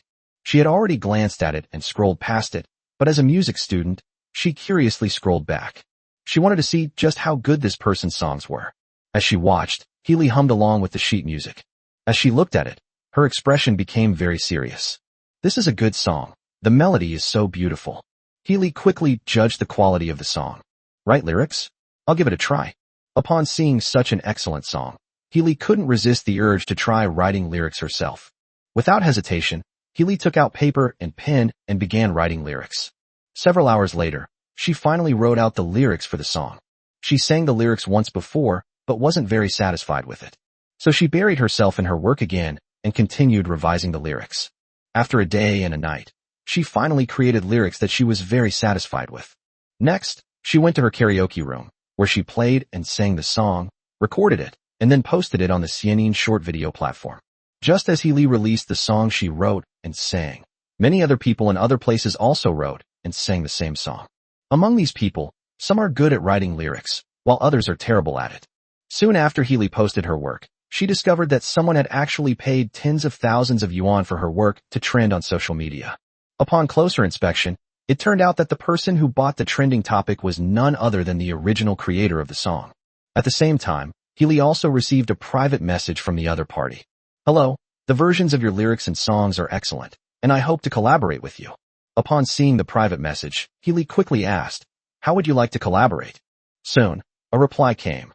I hope to release this version of the song on a music platform, but your voice is still a bit lacking, so we can wait for the best cover version to come out, and then we can collaborate on the release together. In Honghe Town, Xiaojun is typing a message on her mobile phone. In the past 2 days, since he released the sheet music, he has been keeping an eye on what other people are doing online. He would listen to any song that someone wrote lyrics for and sang. If he comes across a version with exceptionally good lyrics, he'll even help buy it to trend on social media. Chapter 35 Preparation. Just now, he found that a new artist had released a cover version of his song, and he clicked on it immediately. After listening to this version of the lyrics, Xiaojun felt that it was the best version he had ever seen. So he couldn't help but send a private message to the other party to discuss cooperation. However, while the lyrics of this version are excellent, the singer's voice is rather average. Therefore, Xiaojun still hopes that someone who can sing this song exceptionally well will emerge so that they can collaborate and release a new work together. On the other side, Healy saw Xiaojun's message and couldn't help but twitch her lips. She didn't expect the other party to directly say that her voice was not good, which really didn't give her any face at all. However, he himself is naturally aware of his own singing ability. After thinking it over, she agreed to the other party's proposal for cooperation. This song is so excellent that being credited as the lyricist is a great honor for her. Teacher, may I ask your name? Healy asked Xiaojun. My surname is Li. Hello, Teacher Li. May I ask what the name of this song is? You don't have a name, but you can choose one. The song released by Xiaojun is Scarborough Fair, a classic song that has been popular for nearly 1,000 years. This is a folk song that has been passed down since the 13th century. The fact that this song has been passed down on Earth for nearly 1,000 years speaks volumes about its beautiful melody. When Xiaojun released the sheet music, she did not write lyrics or give it a title. The main issue is that Earth and the cultivation world don't speak the same language or have the same culture, so directly copying the original lyrics and song title would be somewhat confusing. However, beautiful melodies are universal to all humans. This song has been popular on Earth for nearly 1,000 years, and it is still loved in the world of cultivation. Soon after Healy posted the video, her singing video went viral. Although her singing is not as good as that of professional singers, it is not bad either. The main reason is that her lyrics are exceptionally good, plus Xiaojun bought her trending searches. So very quickly, her version of the song with lyrics became a hit. Soon after this version became popular, countless music bloggers started to capitalize on the trend, singing and posting the song on their platforms. Under these circumstances, just 4 days after Xiaojun released her work, the song became a trending topic on the platform. Countless short videos used this music as background music. It was under these circumstances that Xiaojun noticed a female blogger with the online name, Enhancement, whose video received over 5 million likes for singing this song. Even the video posted by Healy, the original lyricist of this song, only received less than 200,000 likes. Xiaojun also saw the version sung by this blogger and had to admit that the other person sang it really well. Subsequently, Xiaojun sent a private message to the other party to discuss cooperation. The other party is a blogger with over 3 million followers, who is a streamer with a company. Ultimately, it was the other company's people who negotiated the cooperation with Xiaojun. Because the copyright of this song belongs to Xiaojun, he can find someone else if the other party does not agree, so Xiaojun has the upper hand. Under such circumstances, the tripartite cooperation was very successful. The collaboration involved Enhancement singing and releasing the song, with Xiaojun and Healy, as the song's creators, receiving a share of the profits. Of course, Xiaojun didn't just collaborate with Enhancement, but also with several other music bloggers who sang very well. So in the end, there were several versions of this song uploaded to music platforms. With the song's popularity, Xiaojun's fan base on the Xiaonin short video platform has surged by 100,000. Although it didn't grow as much as others, it was still a very good start. After all, he was just a composer, not a singer. When netizens like a song, they mainly focus on the singer. Who cares who the composer is? Just after the song Scarborough Fair went viral online. 2 weeks later, Xiaojun released another short video. The short video still features a musical score. Similarly, he still sought collaboration, hoping someone could write excellent lyrics. Because of the popularity of her first song, after Xiaojun released her next work, countless people quickly began to try writing lyrics and hoped to collaborate with her. Healy, who collaborated with Xiaojun last time, along with several other lyricists and singers, all made a lot of money from that song. Now, as long as they create excellent lyrics and can collaborate with Xiaojun, they can also make a lot of money. Time passed slowly.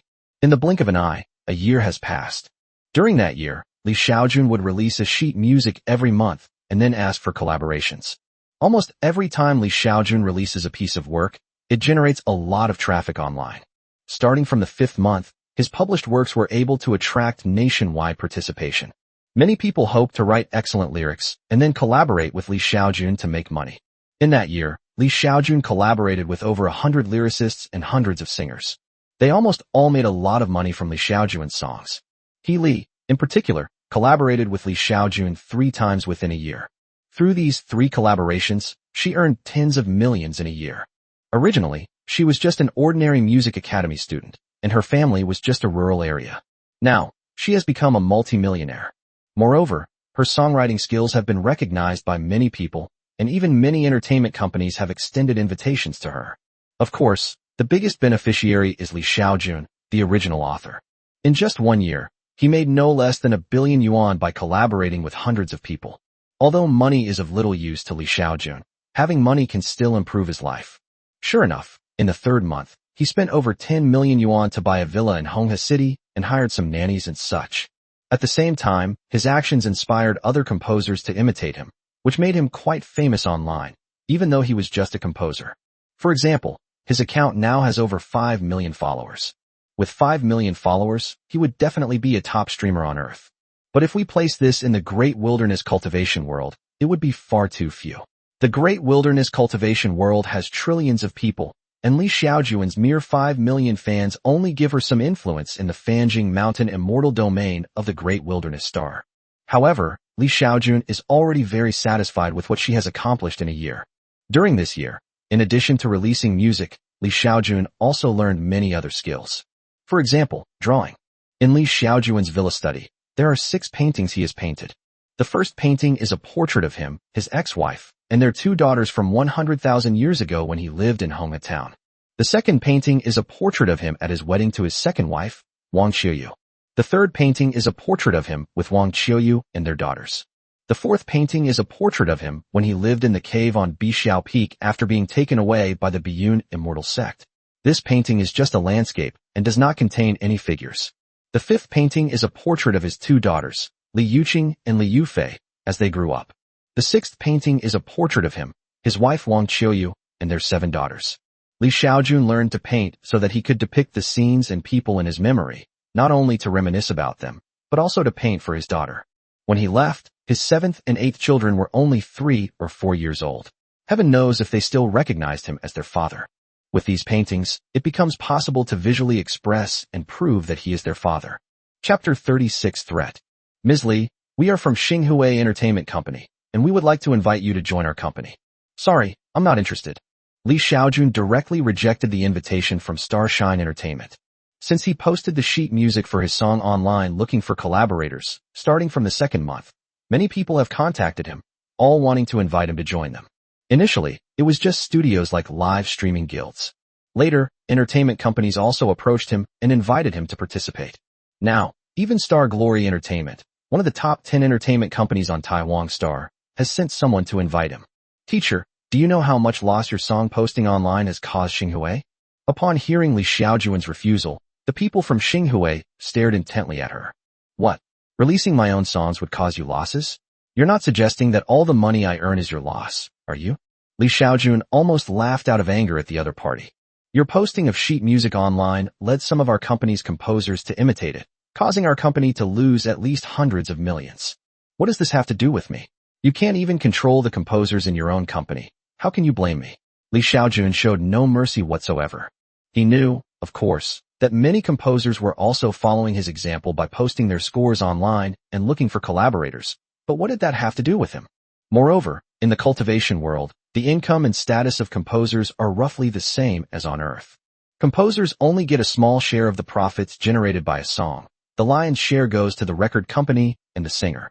Xiaojun's model of collaborating with others and taking the lion's share ensures that she retains the majority of the profits from a song.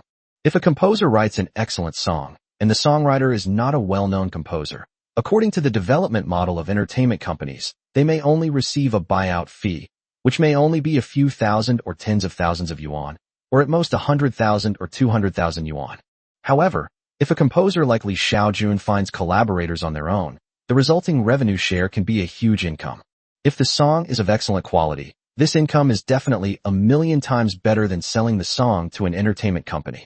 Li Xiaojun earned over 1 billion yuan with just over a dozen songs, which means he earned nearly 100 million yuan from each song. Can a song be sold to an entertainment company for hundreds of millions? I doubt any entertainment company would buy it. Many composers saw that Li Xiaojun's model could make money, which is why they followed suit and imitated it. However, those who blindly follow suit end up losing the most money, which is indeed the entertainment companies. Originally, most of the profits from these songs should have gone to the entertainment companies, but now, the composers are making the lion's share. So what are they even earning? Therefore, in today's entertainment industry, especially the music industry, there is no entertainment company that doesn't hate Li Xiaojun. Xinhua Entertainment was no exception, so they decided to sign Li Xiaojun. Furthermore, they also stipulated in the contract that Li Xiaojun was not allowed to publish any of her works online. Li Xiaojun would naturally not agree to such a contract. Of course, he had absolutely no interest in joining an entertainment company. He felt that joining an entertainment company would subject him to restrictions, and he didn't want to be restricted. In his view, no capitalist is a good person. Moreover, his main reason for releasing songs online was to increase his fame. As for whether he makes money or not, he doesn't care. Once his daughter arrives, and they are reunited, he can have anything he wants as the daughter is the great empress. Ms. Li, are you sure you don't want to sign with our company? You've offended so many music companies. If you don't join us, who knows what kind of retaliation you'll face? Seeing that Li Xiaojun was unmoved, the people from Xinhua Entertainment resorted to a threatening tone. What do you mean? When threatened, Li Xiaojun's expression immediately turned sour. Teacher Li, I don't deny that you are a musical genius, but you must understand that this is a dog-eat-dog world where cultivators are respected. Many entertainment company bosses are like immortal cultivators. It would be too easy for them to eliminate an ordinary person. Do you understand? The people from Xinhua Entertainment gave Li Xiaojun a sinister smile. His meaning was clear. If Li Xiaojun didn't find a company to join, she might face a life-threatening situation. You can leave now. I will not agree to join your company. Li Xiaojun was too lazy to waste time arguing with the other party. He was definitely not going to join Star Glory Entertainment. Of course, even if he wanted to join an entertainment company, he would choose a better one. After the people from Xinhua Entertainment left, Li Xiaojun fell into thought. According to Starshine, if he continues to harm the interests of other music companies, he may very well disappear from this world. This isn't China on Earth, where you have the protection of the law. In this world, there are no legal constraints on cultivators killing ordinary people. In a world dominated by cultivators, where the strong prey on the weak, entertainment companies might actually resort to murder to cover up wrongdoing for profit. He was just a mortal. Even if he were killed by a cultivator, no one would seek justice for him. After thinking about it all night, the next day, Li Xiaojun used her phone to film a video announcing her retirement from the internet. Hello everyone. I am Li Xiaojun. Due to a lack of musical inspiration, I have decided to retire from the music industry starting today. Li Xiaojun's retirement from the music industry caused quite a stir on the internet in Fanjingshan, but the matter quickly faded away. Nobody cares if an internet celebrity leaves the music industry. After Li Xiaojun retired from the music industry, other entertainment companies stopped bothering her. Although Li Xiaojun's previous actions caused some losses to many entertainment companies, he has now been forced to withdraw from the music industry. If the entertainment companies still want to kill him, that would be too dishonest. Li Xiaojun announced her retirement from the music industry to avoid such a thing from happening. His daughter will soon be returning to Taiwan Star, and he can't afford to be killed because of a momentary impulse. He has to be patient, otherwise he might have to wait another 100,000 years to see his daughter again. Therefore, retiring from the music industry was a better option that Li Xiaojun had considered to avoid any unexpected incidents. Moreover, Li Xiaojun has achieved his goal. He has become an internet celebrity with over 5 million followers. Teacher Li, this is Director Goza. Director Go, this is Teacher Li Xiaojun. In a tea house in Honghe City, a young man enthusiastically introduced a middle-aged man to Li Xiaojun. Hello, Director Go. Li Xiaojun greeted the other person. Hello, teacher. Director Go, this is the script I wrote. I'm planning to invest 100 million yuan to make this movie. Li Xiaojun handed a script to Gaza. How do we film chapter 37? 1 hour later. Teacher Li, to be honest, your script isn't very engaging, Goza said to Li Xiaojun, closing the script. I know. Li Xiaojun nodded. He knew, of course, that his script wasn't appealing. Because the story in this script is based on his own personal experience. The script mainly tells the story of an ordinary person named Li Xiaojun. Li Xiaojun had a smooth childhood. Her parents passed away one after another when she was a teenager. She got married at the age of 18 and gave birth to a daughter at the age of 19. His first wife died when he was 22, and he married his second wife when he was 27.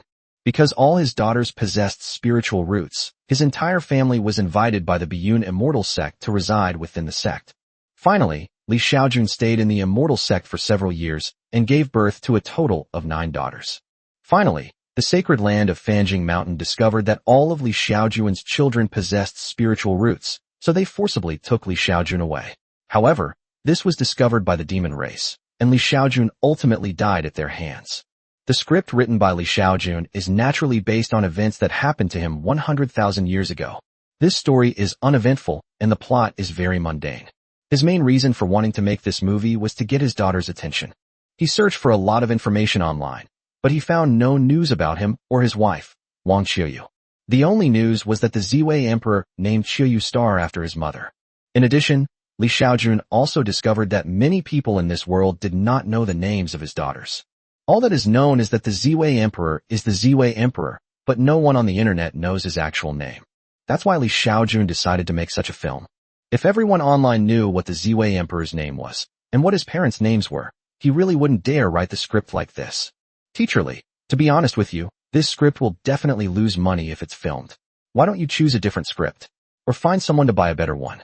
As an upright director, and for the sake of his reputation, Director Gorza decided to have a serious talk with Li Xiaojun. Although filming this script could make him a lot of money. Director Go, let's film this script.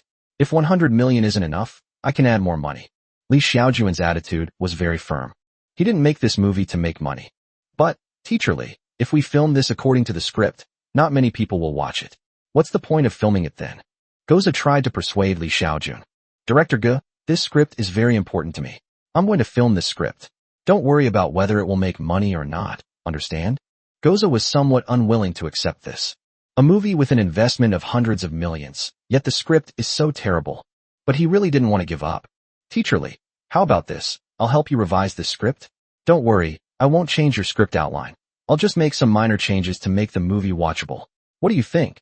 Goza asked Li Xiaojun. Hearing Goza's words, Li Xiaojun fell into thought. To be honest, if the movie isn't entertaining at all, no one will watch it.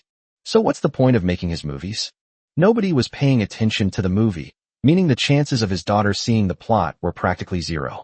So, then try making the changes. Show them to me when you're done. If it's acceptable, I'll invest in letting you film it. Li Xiaojun nodded to Goza. Okay, Teacher Li, don't worry, I will definitely revise it carefully. Upon hearing Li Xiaojun's agreement, Goza was overjoyed. An hour later, Goza returned to the hotel. Back at the hotel, Goza immediately started reading the script again. After reading the script, Goza began to think about how to revise it to make the film more appealing. If given the chance to make major changes, he could definitely revise it to a very appealing level. But judging from the attitude of that young investor today, he knew that there was no way to make major changes. The revised script is definitely not the same as this one. On this day, Director Gorza was scratching his head, thinking about how to revise the script. 2 days later, Goza was truly at a loss. He didn't want to make this movie, but it was a huge investment. Moreover, he hasn't had any acting roles for 2 years. Let's find some screenwriters and see if they can come up with a solution. Finally, Goza decided to seek help from professionals. He then posted the script in a group chat. This group was created by many directors, actors, screenwriters, and other film production personnel. Everyone, please help me figure out how to revise this script to make it more engaging. I'm willing to pay 500,000 yuan for any help in revising it. Goza pleaded in the group chat. Actress Li Ruoxi, I want to take a look at Director Ge's script. Actor Zhou Hao, is Director Ge preparing to film a movie? Are you short of actors? Actor He Jianzhou, at the 6th level of Qi refining. Director Ge, I can now fly on a sword. I can film flying scenes now. Could you give me a chance? Screenwriter He Donghai, Director Ge, is this the script you wrote? Let me take a look. Soon after Goza sent the message, countless people started posting comments. Half an hour later. Screenwriter He Donghai, Director Ge, the plot of your script is quite bland. Screenwriter Luo Chuanan, Director Ge, your script is ruined. It's not engaging at all. Screenwriter Chen Saida, Director Go, there's nothing to change in this script. If we're going to film Iron Pounce this way, let's find a different script. In the group, almost everyone was pessimistic about Go's script. Director Gorza, I know the script isn't good, but the investors insisted on it. They invested over 100 million yuan and wanted to make it based on this script. I also thought the script was bad and tried to persuade the investors to change it, but they wouldn't listen. Upon seeing Go's message, someone immediately replied. Actor Zhou Hao, Director Go, since the investors insist, then just make it. It's not like it's your money. Director Gorza, dear teachers, I certainly want to direct this script, but I don't want to be labeled as a director of bad films, so I hope you can help me think of a way to make the script more interesting. Even just some useful suggestions are fine. The payment is negotiable. Just as many people were speaking in the group. On the desolate planet Taiwan, in a rented room, a young man was deep in thought in front of his computer. Got it. After a while, the young man's eyes lit up. Soon, the young man used his computer to send a message to someone whose contact name was Director Go. Director Go, I've had an idea. Soon, the person with the nickname Director Go replied to the message. What inspiration do you have? If it's useful, the price is negotiable.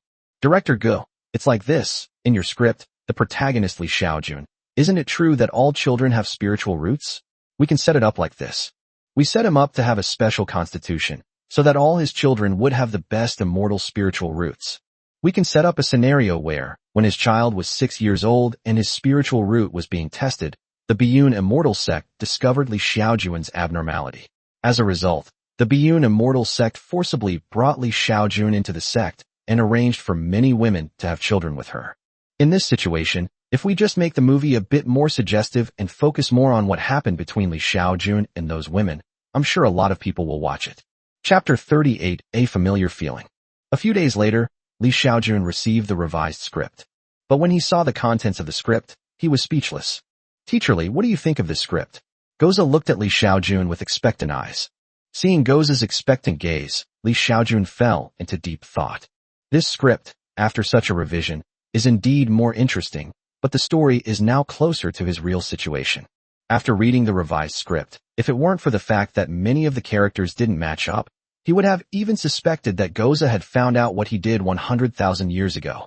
However, this is clearly impossible. There is almost no trace of anything about events from 100,000 years ago, especially those related to the Great Emperor, on the internet. Okay, let's film it according to this script. In the end, Li Xiaojun gave in. At least, Goza's revised script is much more interesting than his original one. The next day, Li Xiaojun signed a contract with Gorza, and then had Gorza assemble a film crew to shoot the movie. Of course, he also hired several accountants to help monitor the flow of funds, so that the production crew wouldn't take advantage of him. June 4th, 53,467 in the league calendar. Mr. Li, I would like to ask for a day off the day after tomorrow. That day, Li Xiaojun's housekeeper asked Li Xiaojun for leave. Are you taking leave the day after tomorrow? Sister Ning, has something happened at home? Li Xiaojun asked the nanny.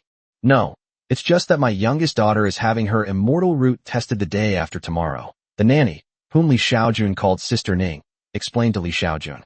Testing spiritual roots. Li Xiaojun nodded and then said, I haven't seen a spiritual root testing ceremony in many years. Can I go with you to take a look? Of course. Anyone can go. Sister Ning nodded and agreed without the slightest hesitation. Sister Ning, whose real name is Ning Shuiying, is in her 40s and has been working as a domestic helper for over 10 years. She has been working as a domestic helper in Li Xiaojun's home for the past year. Where did your child get his immortal root tested? Li Xiaojun asked Sister Ning. It's in the central square of Honghe City. What happens if a spiritual root is detected, or if no spiritual root is detected? Li Xiaojun asked Sister Ning. Mr. Li, you didn't know this? Sister Ning was very surprised. This is such common sense. I came from another planet and have only been on Taiwan Star for a year, so I really don't know anything about the situation here. Li Xiaojun immediately came up with an excuse. Hearing Li Xiaojun say this, Sister Ning then said, Mr. Li, you must have come from Kiwiyuxing, right? Is the situation there different from ours? Maybe it's different, I don't know. Li Xiaojun gave a vague answer.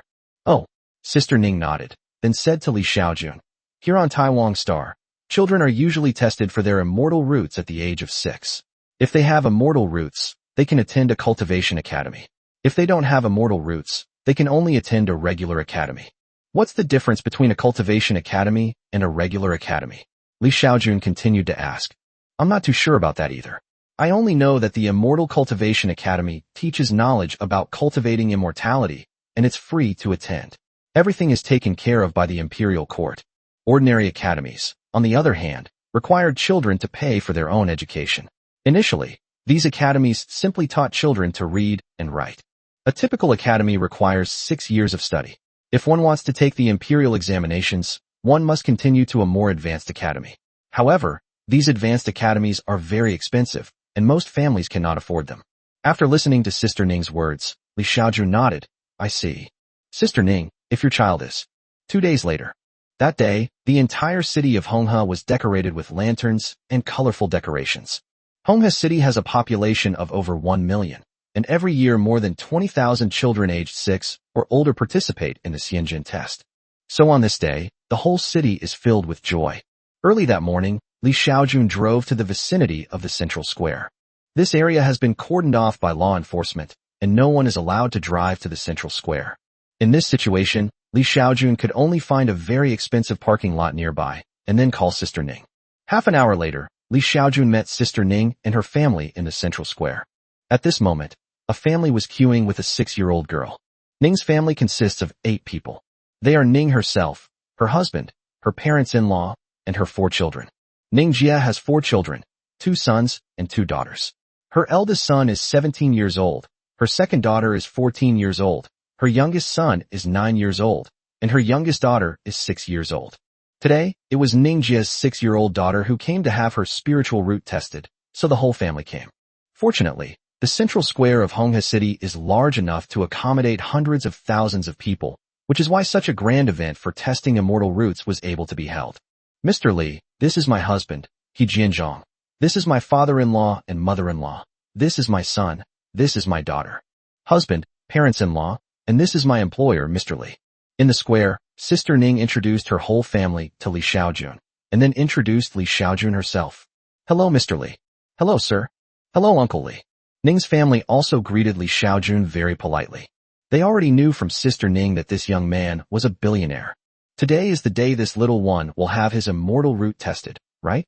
Li Xiaojun chuckled and pinched Ning Jia's little daughter's chubby cheeks. Yes. Sister Ning nodded. Here, this is a gift from your uncle. Li Xiaojun flipped his hand and stuffed a red envelope into the little girl's hand. Mr. Li, this is unacceptable. Please take it back. You go first, and take it back quickly. We need it. This is a small token of my affection for my child, son. I wish her success in finding her immortal potential. Li Xiaojun waved her hand with a smile. Nyo, why don't you thank your uncle? Sister Ning quickly instructed her youngest daughter. Thank you, brother. The little girl gave Li Xiaojun a sweet smile. Hearing this, Li Xiaojun nodded secretly. This little girl has high emotional intelligence. Just as Li Xiaojun was talking to Sister Ning's family, it was already 8 o'clock in the morning. At this moment, the person in charge of testing the immortal roots finally arrived.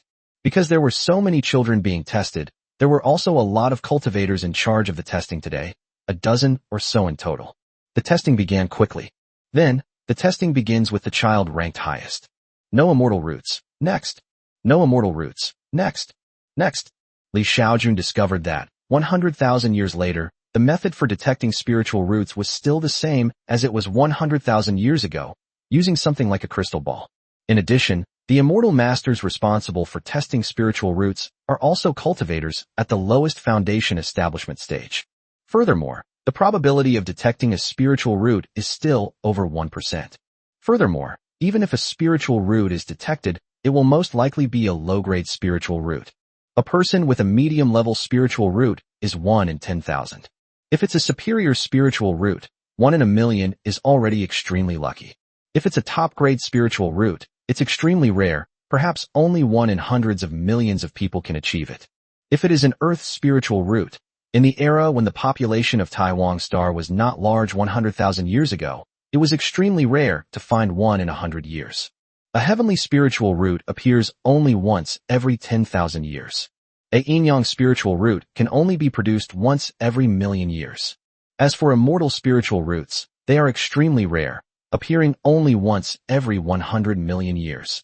10,000 years ago, more than 20 immortal spiritual roots suddenly appeared on the Taiwan Star, a situation that was almost unprecedented. It was because so many immortal spiritual roots appeared all at once that the demon race was eventually destroyed.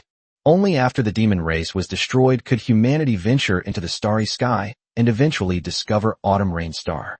Chapter 39. It feels like another world. An hour later, after continuous testing by the Foundation Establishment Immortal Master, it was finally Ning Jie's daughter, Hsiyu's turn. Place your hand on it. The Immortal Master instructed Hsiyu. The little girl had already seen what the child in front of her was doing, so she quickly placed her hand on the crystal ball as well. The next moment, the Foundation Establishment Stage Immortal Master cast a spiritual spell. The next instant, a blue light shone. Seeing this scene, Xiaojun had a very familiar feeling. He seemed to have experienced this scene many times. No, it's more like he's gone through it many times. Several of his daughters have participated in such spiritual root tests. 10,000 years have passed, and the process for detecting spiritual roots remains almost the same. Thinking of her daughter from 100,000 years ago, Xiaojun felt as if she had lived through another world. Inferior water elemental root, but acceptable. Seeing the light emanating from the crystal ball, the Immortal Master who was testing spiritual roots couldn't help but take another look at little Hsiyu. My goodness, our Xiaoyu has divine talent. At this moment, Sister Ning and her family were filled with joy. What's your name? Asked Xiao Hsiyu, a Foundation Establishment Stage Immortal Master. My name is Hsiyu. Hsiyu, please answer obediently. Okay, you can go register over there. These words were spoken by the Foundation Establishment Immortal Master to Asahi Hsiyu's parents and younger generation. Thank you, Immortal Master. Thank you, Immortal Master. The family repeatedly expressed their gratitude. Seeing that Hsiyu had been diagnosed with immortal roots, the parents and many children around her looked at her with envy. Next, soon, Hsiyu's parents took her to a registration place to register. The person who registered was also a celestial master. As for Hsiyu, the Immortal Master simply registered her and then told Hsiyu's parents that he would send her to the Immortal Cultivation Academy in August. Mr. Li, we're planning to have lunch at a restaurant to celebrate. Why don't you join us? After registering, Hsiyu's father invited Xiaojun. Okay, Xiaojun nodded. Hey Lao He, congratulations. Congratulations, Sister Ning. At this point, some people found Hsiyu's parents and began to congratulate them. Hsiyu has been found to have immortal roots, so the He family will no longer be an ordinary family. According to the rules of the Immortal Cultivation Alliance, children who are raised to have inferior spiritual roots are entitled to a compensation of 1 million from the Alliance. 1 million is enough to allow an ordinary family to live a life of luxury. For ordinary families, having more children and being diagnosed with a divine talent is one of the best ways to change their fate. Therefore, in the cultivation world, it is generally possible to develop, and almost every ordinary family has many children. For example, Sister Ning has 3 children. In extremely wealthy families, it is quite normal to have a dozen or more concubines and have dozens or even hundreds of children. Just when many people were praising Hsiyu's parents, suddenly, a commotion broke out. At that moment, everyone looked toward the source of the commotion. My God, they've detected an extremely rare immortal root. He's Zheng the butcher's son. A top-grade immortal root? My God, this is too lucky. That's a top-grade immortal root. This alone is enough to earn hundreds of millions in compensation from the Immortal Cultivation Alliance. Butcher Zheng's family is about to get rich. The discovery of a top-grade spiritual root immediately attracted everyone's attention. At this moment, many immortal masters stopped their tests and flocked to the side of the person with the top-grade spiritual root. With top-grade spiritual roots, he is destined to become a nascent soul and divine transformation expert in the future. If this were on the desolate planet, he could serve as the governor of a prefecture. Currently, the governor of Biyun County is a nascent soul stage immortal master. For ordinary people, let alone a prefect, even the Lord of Red River City would be an extraordinary figure. The city lord has arrived. Before long, everyone saw a streak of light fly to the central square. Many people recognized the person who came. It was none other than the city lord of Red River City. The city lord of Red River City came in person, naturally for the sake of that child with the best spiritual root. Currently, the St. Goya Immortal Cultivation Alliance controls tens of thousands of star systems with a population of trillions and only detects a little over 200 top-grade spiritual roots each year. A city like Red River City, with a 1 in 100 million chance of producing a top-grade spiritual root, would take about 4,000 years to appear. It's no wonder that the appearance of a top-grade spiritual root in Red River City alarmed even the city lord. According to the Alliance's statistics, with a population of over 1 trillion, the Alliance averages only 200 top-grade spiritual roots and 2 earth-grade spiritual roots each year. A heavenly spiritual root takes about 50 years to produce one, while a Yin spiritual root takes about 5,000 years to produce one. This is still based on the huge population base of the Immortal Cultivation Alliance. Our Red River City truly lives up to its reputation as the hometown of the Great Emperor. It's incredibly powerful. A top-grade spiritual root has appeared in Butcher Zhang's family. Butcher Zhang is about to take off. The entire square was abuzz with discussion. At that moment, almost everyone felt envy, jealousy, and hatred towards Butcher Zhang and his family. In the afternoon, Li Xiaojun had a meal at a restaurant with Sister Ning and her family. Sister Ning, your Xiaoyu has been diagnosed with immortality. Will you stop coming to my house? Li Xiaojun asked Sister Ning. If he Xiaoyu has immortal roots, then her family can receive 1 million in compensation. With this million, who would want to be a nanny? This was Li Xiaojun's thought. Hearing Li Xiaojun's words, Sister Ning thought for a moment and said, Mr. Li, if you don't mind, I would like to continue working at your house. Hearing Ning's words, the rest of the He family didn't say anything. All right, Li Xiaojun nodded. Since Sister Ning wanted to continue working as a nanny, he didn't bother looking for someone else. Actually, Sister Ning had also weighed this matter in her mind. Although her daughter has acquired immortality, her family is entitled to a compensation of 1 million yuan. However, 1 million yuan is not a lot, and it's not enough for a family to live a life of ease and comfort. What's more, she has 2 sons who are not yet married. Therefore, it seems that 1 million is not enough for their family's future expenses. As for working as a nanny in Li Xiaojun's home, since Li Xiaojun only hired her, Li Xiaojun paid her a very high salary, reaching 10,000 yuan a month. Therefore, after careful consideration, Sister Ning naturally did not want to give up this job. Moreover, her daughter only has a lower grade spiritual root, not a middle grade or a higher grade one. Those with inferior spiritual roots can only cultivate up to the qi refining stage. To break through to the foundation establishment stage, they need a large amount of resources. Even if one successfully establishes their foundation, at most they will become a township-level official in the future. The next morning, Li Xiaojun had just gotten up when she heard Sister Ning's voice. Sister Ning, you're here so early today. Soon, Li Xiaojun saw Sister Ning. Mr. Li, I have a favor to ask of you. Sister Ning said to Li Xiaojun after they met. What is it? Li Xiaojun looked at Sister Ning. Here's the thing. My husband and his ex-wife have a daughter named Xixue, who is 16 years old this year. She'll be getting married in a few years, so while she can still live with us for a few more years, I want to mentor her and teach her how to be a nanny. You mean you want to bring her to my house to study? Li Xiaojun asked Sister Ning. Yes. Sister Ning nodded, and then she quickly said, Mr. Li, don't worry, I definitely won't let my daughter break anything in your house. It's all right. Li Xiaojun waved her hand. You're willing to bring your husband's daughter from his ex-wife, which shows your kindness. You can bring your daughter here to study anytime. My villa is too big. If your daughter does well, I can even hire her, although her salary won't be as high as yours. Upon hearing Li Xiaojun's words, Sister Ning was overjoyed. Thank you, sir. Thank you, sir. Chapter 40, Xixue. Hello, sir.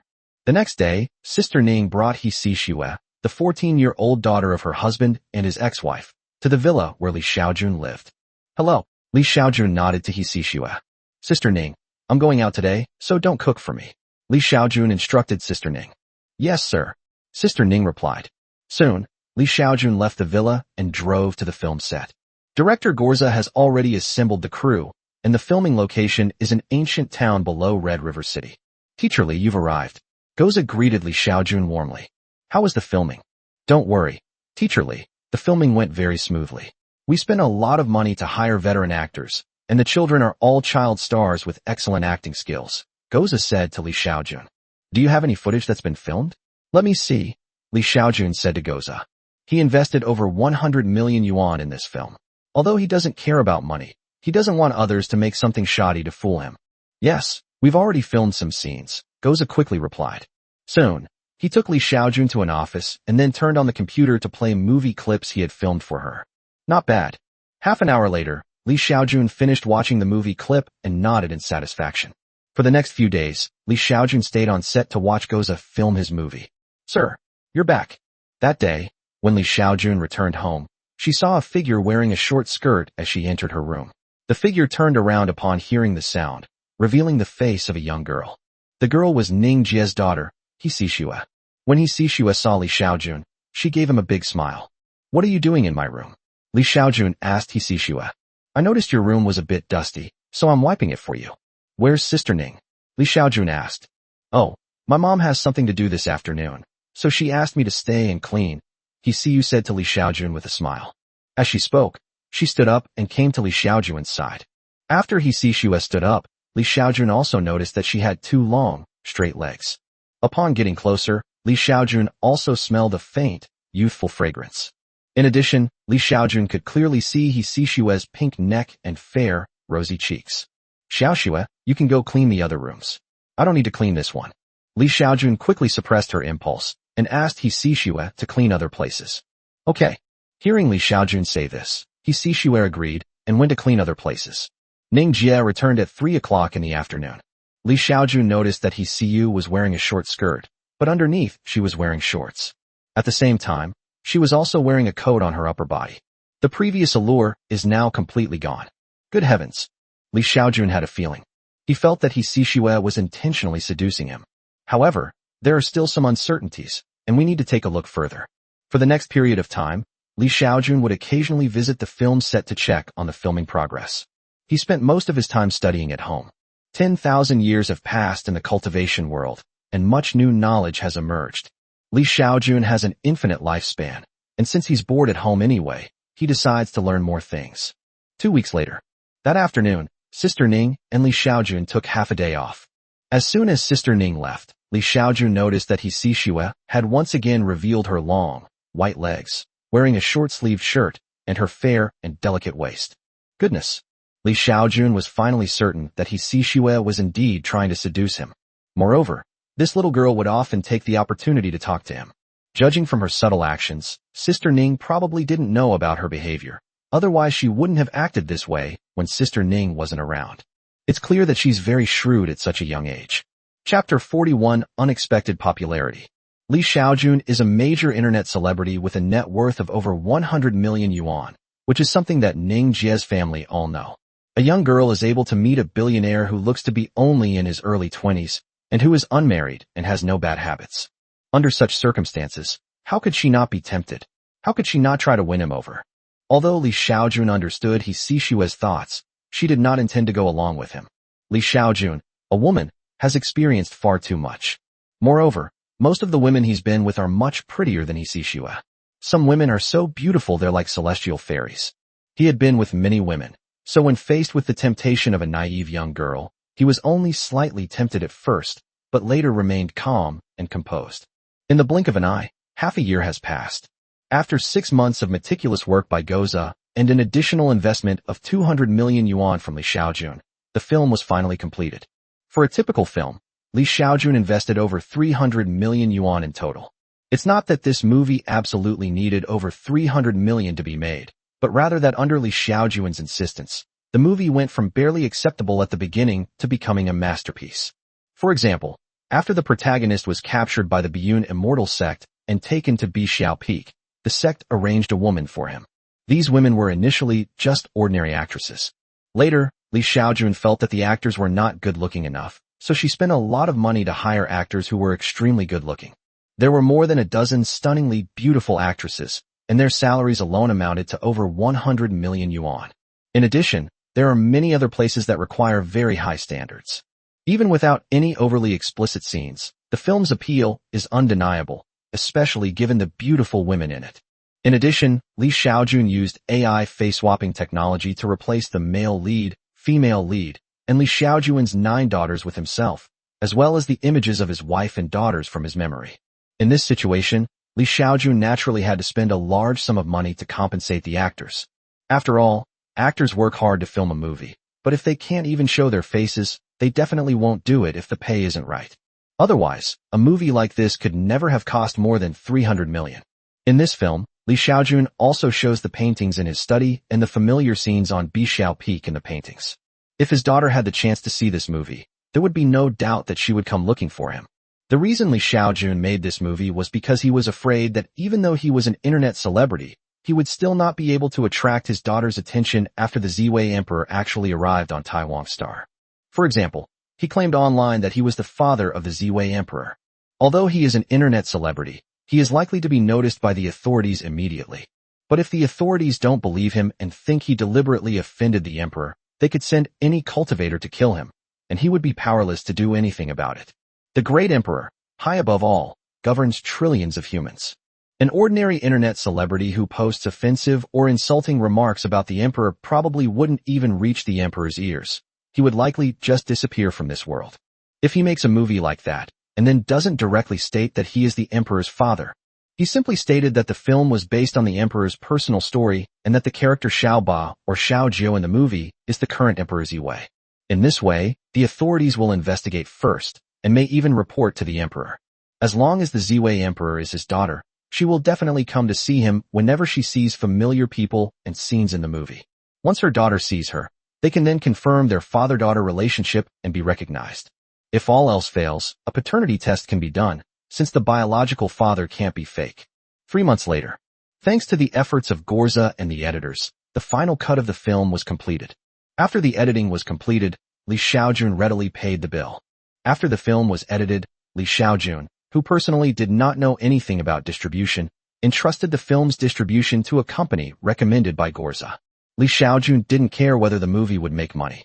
All he needs to do is distribute the film and make it available online whenever he needs it. 1 month later, with the help of a film distribution company, the film The Legend of Li Xiaojun, which was invested in and produced by Li Xiaojun, was finally released in theaters. To Li Xiaojun's surprise, the film performed exceptionally well at the box office after its release. In the first few days after its release, the box office was only so-so, but from a week onwards, the box office kept rising. Half a month later, the box office of The Legend of Li Xiaojun in Fanjingshan Wonderland had exceeded 1 billion yuan.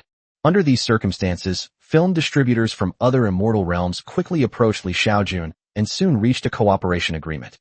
A month later, the movie The Legend of Li Xiaojun was accepted in all the immortal realms of the entire Taiwan Star. This movie became very popular with many men as soon as it was released. A month later, the film grossed over 2 billion yuan at the Fanjingshan Wonderland. The total box office revenue across the 12 immortal realms of the entire Taiwan Star was even more terrifying, reaching a staggering 13 billion yuan. Moreover, many of the fantasy films have only been released recently, so there's still room to make even more money later. Li Xiaojun had not expected this situation. He quickly became famous. His number of fans on his Xiaonin app jumped from over 5 million to over 30 million. Li Xiaojun had not expected this situation. What was even more unexpected was the situation involving director Gorza and the rest of the crew. Seeing this situation, the parents of the film's lead actors and a group of child actors were filled with regret. If they had known this would happen, they shouldn't have agreed to let Li Xiaojun give them AI face swapping. If this movie hadn't had its faces swapped, they would have become famous. So soon, the original male and female leads of the movie posted online that the movie was originally filmed by them, but their faces were replaced with AI images. However, the capital made a lot of money from this film, so their statements quickly went unheard. At this point, what capital needs is box office revenue. They cannot allow anyone to ruin their interests. Another month passed. On the desolate planet, most cinemas have finished showing this movie. Therefore, the final total box office revenue for this movie has also been calculated. The movie that Li Xiaojun invested in and produced has grossed a total of 18.4 billion yuan.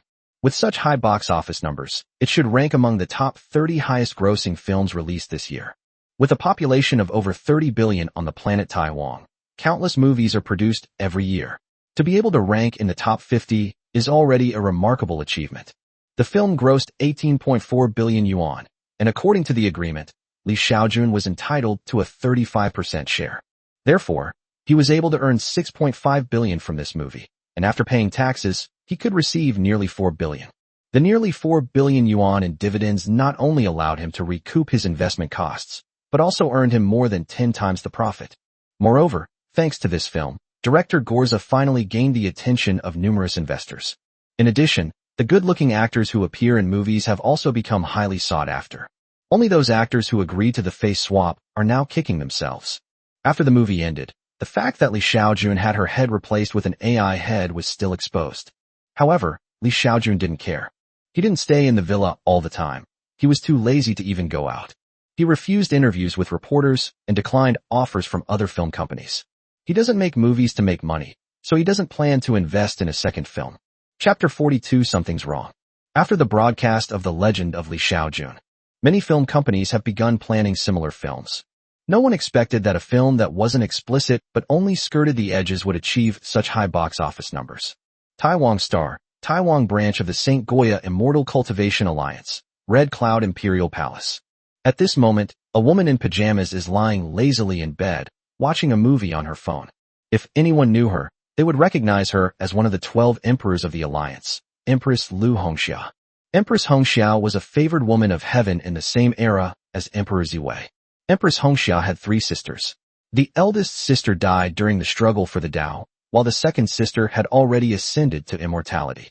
As the third sister, she is now also a great emperor in the late stage of tribulation transcending. Since her second sister ascended to heaven, Lu Hongxia has felt somewhat bored. She usually spends her time either in seclusion, practicing meditation, or watching movies, scrolling through videos, or playing games, which is similar to the hobbies of ordinary people. It would be difficult to find another emperor like her in the entire Immortal Cultivation Alliance. That day, Lu Hongxia was scrolling through short videos. Then, she saw a movie promotional video. The box office of The Legend of Li Xiaojun has surpassed 18.4 billion yuan and will be officially released on Kiki Video Network at 12 o'clock today. Li Xiaojun, that name sounds familiar. A new movie with over 1 million in box office revenue sounds pretty good. Lu Hongxia checked the time. It was already past 1 in the afternoon. Based on the timeline, this movie should have already been released on Kiki Video Network. Out of curiosity, Lu Hongxia opened the Kiki Video Network app. As soon as she opened the app, she saw the promotional advertisement for Li Xiaojun's Legend. Click on the promotional ad, and then you'll see the full movie. If you are a regular user, you will have to wait 2 days to watch this movie. If you want to watch it immediately, you need to become a member of the platform. Fortunately, Lu Hongxia is a lifetime VIP member of Kiki Video Network. So when she clicked on it, there were no ads, and the main video started playing right away. On the large bed, Lu Hongxia lay face down, holding her phone in one hand and resting her chin on the other. The movie begins with a scene where the protagonist takes his 2 daughters to participate in a spiritual root test. In the movie, a little girl places her hand on a crystal ball, which then bursts into a dazzling halo. Then countless people exclaimed in surprise about the immortal spiritual root. Seeing this, Lu Hongxia could only laugh. Immortal spirit root. Are you kidding me? Although she was a great emperor in the tribulation transcending stage, she herself only possessed the yang spiritual root. The following is a random movie filmed by an ordinary person, in which a child being tested turns out to have immortal spiritual roots. To her, this seems somewhat ridiculous. However, the next moment, Lu Hongxia's smile vanished. Because the immortal master who was testing her spiritual roots asked the girl her name, and the girl timidly replied, "My name is Li Yuding." Holy Emperor? At that moment, Lu Hongxia sat up abruptly, looking at the child in the movie with some surprise. Is it just a coincidence? Ordinary people may not know the name of the Holy Radiance Emperor, but she was a person from the same era as the Holy Radiance Emperor. She not only knew the name of the Holy Radiance Emperor, but also met the Holy Radiance Emperor many times. She knew that the Holy Emperor's name was Li Yuding. Moreover, by all accounts, she is Emperor Shenghui's half-sister. Li Xiaojun, isn't that the father of the Holy Emperor? At that moment, Lu Hongxia finally remembered who Li Xiaojun was. Li Xiaojun is the father of Emperor Shenghui, Emperor Ziwei, and even Empress Hongxia. Is it just a coincidence? Lu Hongxia decided to continue observing. Little immortal friend, you will be a disciple of my Biyun immortal sect from now on. In the movie, the immortal master said to 6-year-old Li Yuding with a smile. Biyun immortal sect.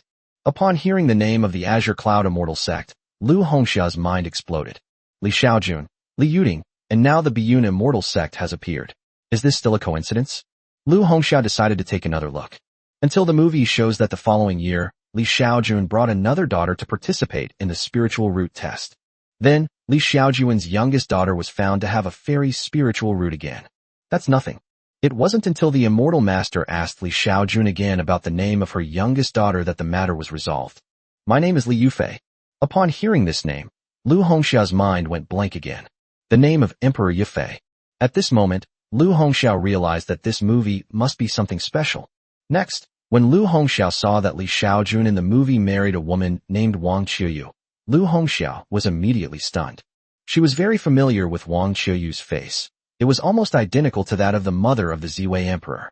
Moreover, she is also called Wang Qiuyu, and is the stepmother of Emperor Shanghui and Emperor Yufei. In addition, she was the mother of 7 emperors, 5 of whom ascended to immortality. If her guess is correct, then in the next part of the movie, Wang Qiuyu should give birth to a daughter named Li Yusen. Sure enough, not long after, Lu Hongxia saw that Li Xiaojun and Wang Qiuyu had a daughter in the movie, and Li Xiaojun named her Li Yusen. Having read this far, Lu Hongxia was now 100% certain that this film was based on the true story she knew that happened 100,000 years ago. However, this is something that most people don't know. Those who do know it are either those who were in the know 100,000 years ago, or ancient beings like the Ziwei Emperor, who have existed for 100,000 years. Could this have been taken by either the Ziwei Emperor or the Xiao Empress? Lu Hongxia couldn't help but wonder. She knew Li Xiaojun and knew so much about her. In her eyes, she only knew Li Xiaojun's 2 daughters with the surname Li. With her doubts lingering in her mind, Lu Hongxia continued watching the movie. When she saw that Li Xiaojun and Wang Qiuyu had given birth to daughters Li Yuqing and Li Yutong, she became even more certain. Finally, when she saw Li Yuding and Li Yufei as teenagers, she was absolutely certain that this happened 100,000 years ago. Because the Li Yuding in the movie looks exactly like the Li Yuding and Li Yufei she knows. Finally, when Lu Hongxia saw that the Biyun immortal sect had arranged for many women to have children for Li Xiaojun, she thought of her mother. Her mother was one of them, and had a relationship with Li Xiaojun, resulting in the birth of the 3 sisters. Without Li Xiaojun, they wouldn't be where they are today. Therefore, the protagonist of this movie, Li Xiaojun, is also her biological father. After watching the movie, Lu Hong sat there blankly for a long time, not returning to China to give birth. After a while, she took out her phone and sent a message. Come to my place. A few minutes later, a young woman came up to Lu Hongxia. Your Majesty. The woman respectfully bowed to Lu Hongxia. Kaifeng, I'm giving you a task. Watch this movie, then find out who directed it, who wrote the screenplay, and most importantly, who wrote the story. The woman named Kaifeng nodded, and then quickly left. Chapter 43 Investigation. Sir, I watched the movie you made. In the villa in Honghe City, He Sishua looked at Li Xiaojun with admiration. Oh, Li Xiaojun simply nodded, then quickly changed the subject. Where's your mother? There are too many women involved in this movie. How could he possibly talk about movies with a young girl? My mother went to buy groceries, He Sishua replied, then continued to Li Xiaojun. Sir, is the story in the movie true? I saw your portrait in your study. How could that be true? I'm only in my 20s. The stories in the movie are all made up by me, Li Xiaojun explained. Oh, I knew it. But you acted so well in this movie. Hearing He Sishua's words, Li Xiaojun felt a little embarrassed. The protagonist in the movie was an AI face-swapped character created by him using special effects. It wasn't his own acting at all. Xiaoxua, you go ahead with your work, I have things to do, Li Xiaojun instructed He Sishua. This little girl is almost perfectly aware of his feelings, so it's better to send her to do chores. Fortunately, although He Sishua was scheming, Li Xiaojun's words still carried weight. She never haggled or deliberately delayed when Li Xiaojun asked her to do something, which met the standards of a qualified nanny. It was only because He Sishua was obedient that Li Xiaojun was able to tolerate her working here. Otherwise, he would have abandoned her long ago. Just after Li Xiaojun sent He Sishua away to do her work, a divine sense that ordinary people could not detect locked onto him. The next moment, a young and beautiful woman appeared in front of Li Xiaojun. The woman appeared so casually, yet Li Xiaojun seemed completely oblivious to her presence. The woman held a delicate camera in her hand and began taking pictures incessantly. She not only photographed Li Xiaojun's appearance, but also every corner of the villa where Li Xiaojun lived. After the filming was finished, the woman disappeared in an instant. Half an hour later, on the other side of Taiwan Star, a teleportation array lit up, and a woman walked out of the teleportation array. After leaving the teleportation array, the woman quickly headed towards the Empress's palace. Your Majesty, I have found all the information about Li Xiaojun. The woman handed a cell phone to Lu Hongxia. Tell me. Lu Hongxia instructed the woman instead of answering the phone. Yes. The woman nodded, then said, Your Majesty, I found out who directed and wrote the screenplay for this film. The director is named Goza. You can just say that screenwriter Lu Hongxia interrupted the woman. Okay. The woman nodded, then continued. The script for this movie was written by a man named Li Xiaojun. Li Xiaojun?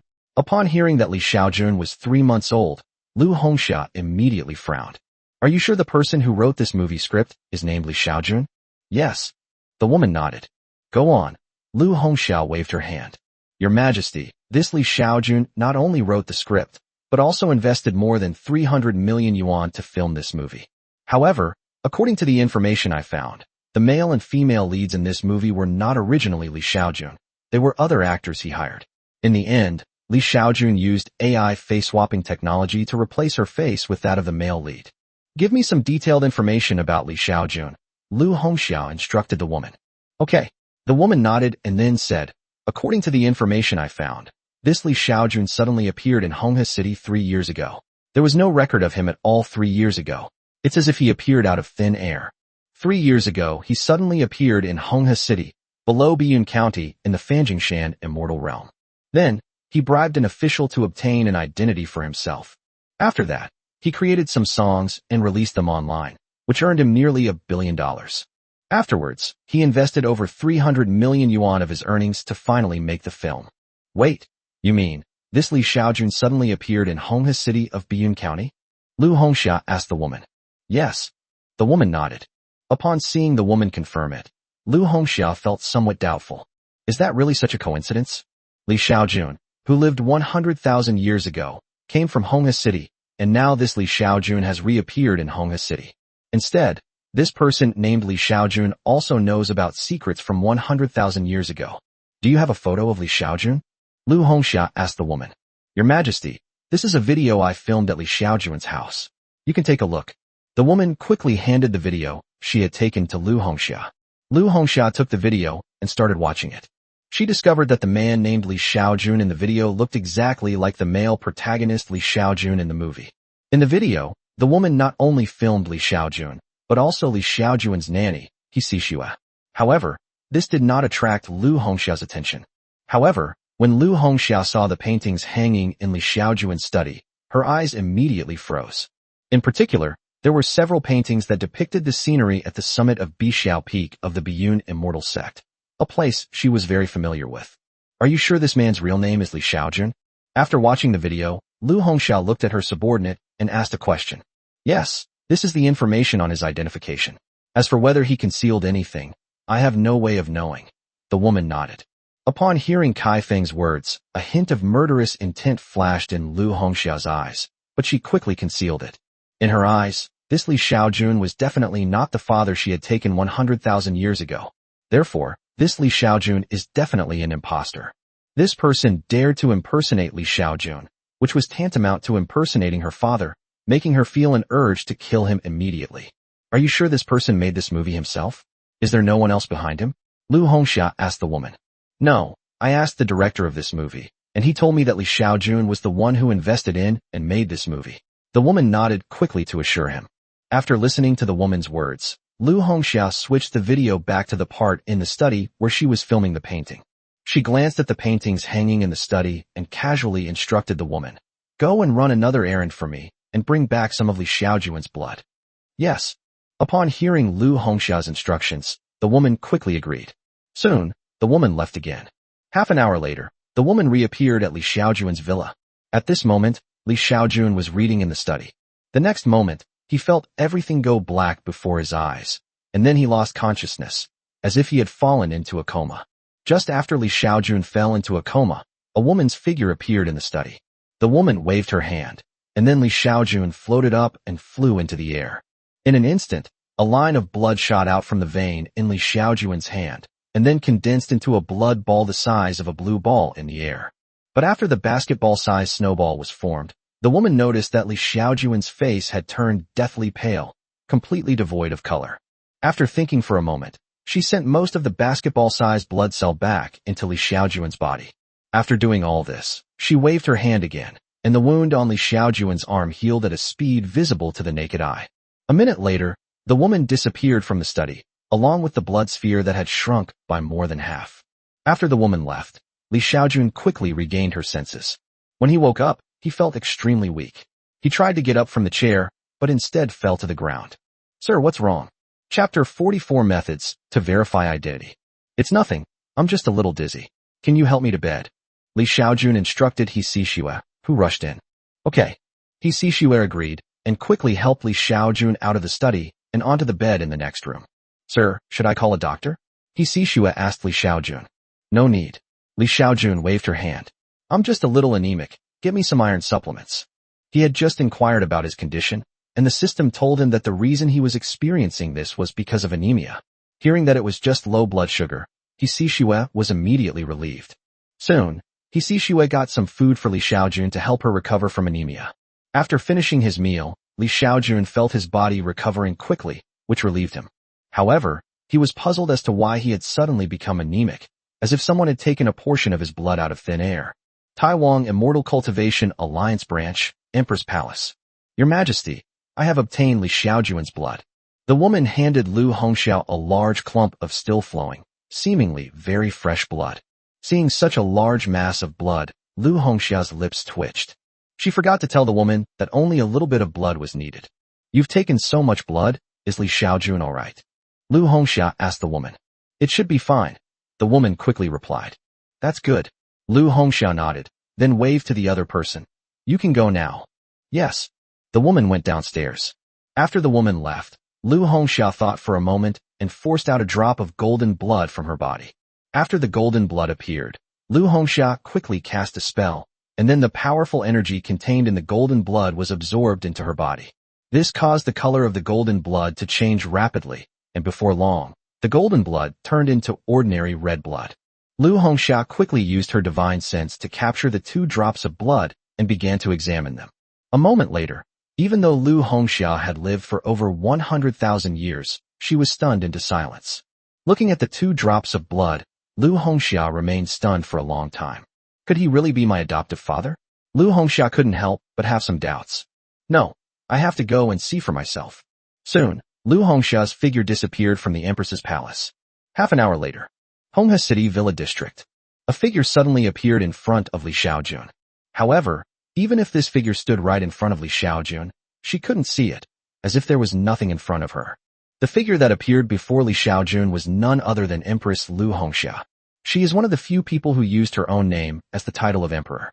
Lu Hongxia carefully observed Li Xiaojun's every move. She even used her divine sense to scan Li Xiaojun's body, leaving no secrets in any of Li Xiaojun's cells. The person in front of him is a direct blood relative, but she still couldn't be sure that the person in front of her was her biological father. She also looked at the paintings in Li Xiaojun's study. Some of the people in the paintings were indeed people she knew, such as Wang Qiuyu, Li Yuding and Li Yufei in their youth, and so on. However, 100,000 years have passed, and her adoptive father was just immortal. How could he have lived for 100,000 years? According to the cultivation advancement, only by breaking through to the early stage of the Great Emperor can one's lifespan reach 100,000 years. No matter how you look at it, Li Xiaojun in front of you is just an ordinary person. How could he possibly be his father? Just as Lu Hongxiao was observing Li Xiaojun, a woman in her mid-30s walked into the villa. Sir, Xiaoxue said you're a bit anemic, so I specially bought some vegetables that are good for replenishing blood. The woman said to Li Xiaojun. Sure, Sister Ning, you can arrange it. Li Xiaojun nodded. At this moment, Lu Hongxiao was standing in front of Li Xiaojun and Sister Ning, but the 2 of them acted as if she didn't exist at all. Upon seeing Sister Ning, Lu Hongxiao, who was deep in thought, suddenly brightened up.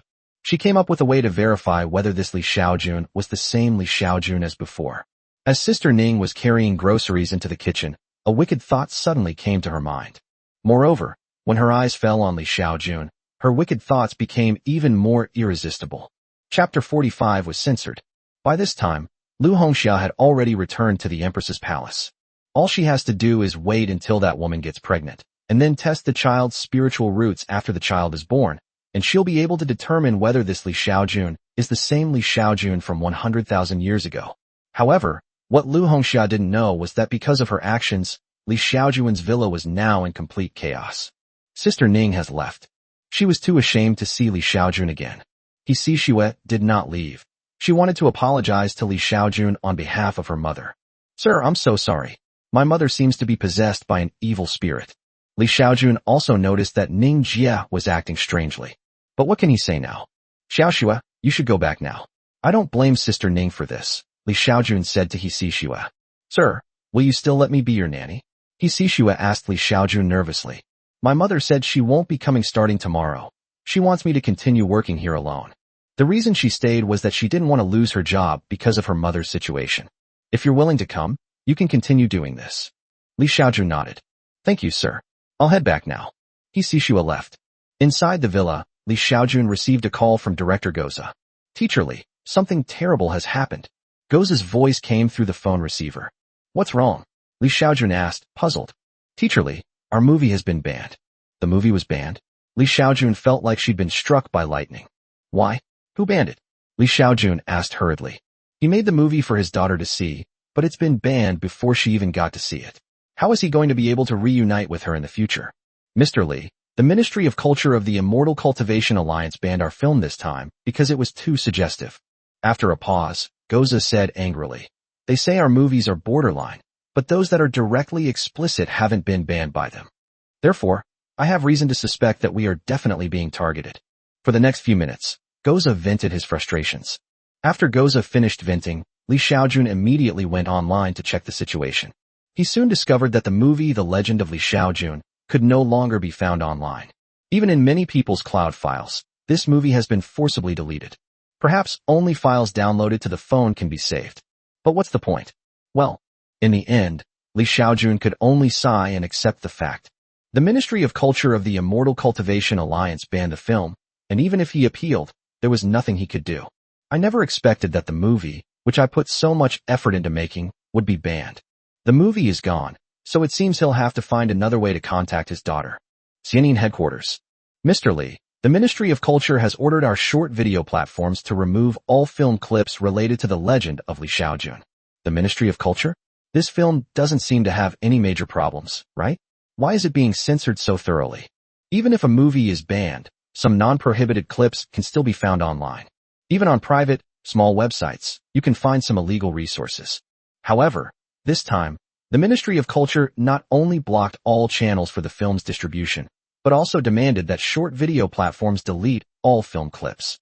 Mr. Li, someone from the Ministry of Culture told me that this matter was arranged by a big shot we can't afford to offend, so I suggest that we do as the Ministry of Culture requires.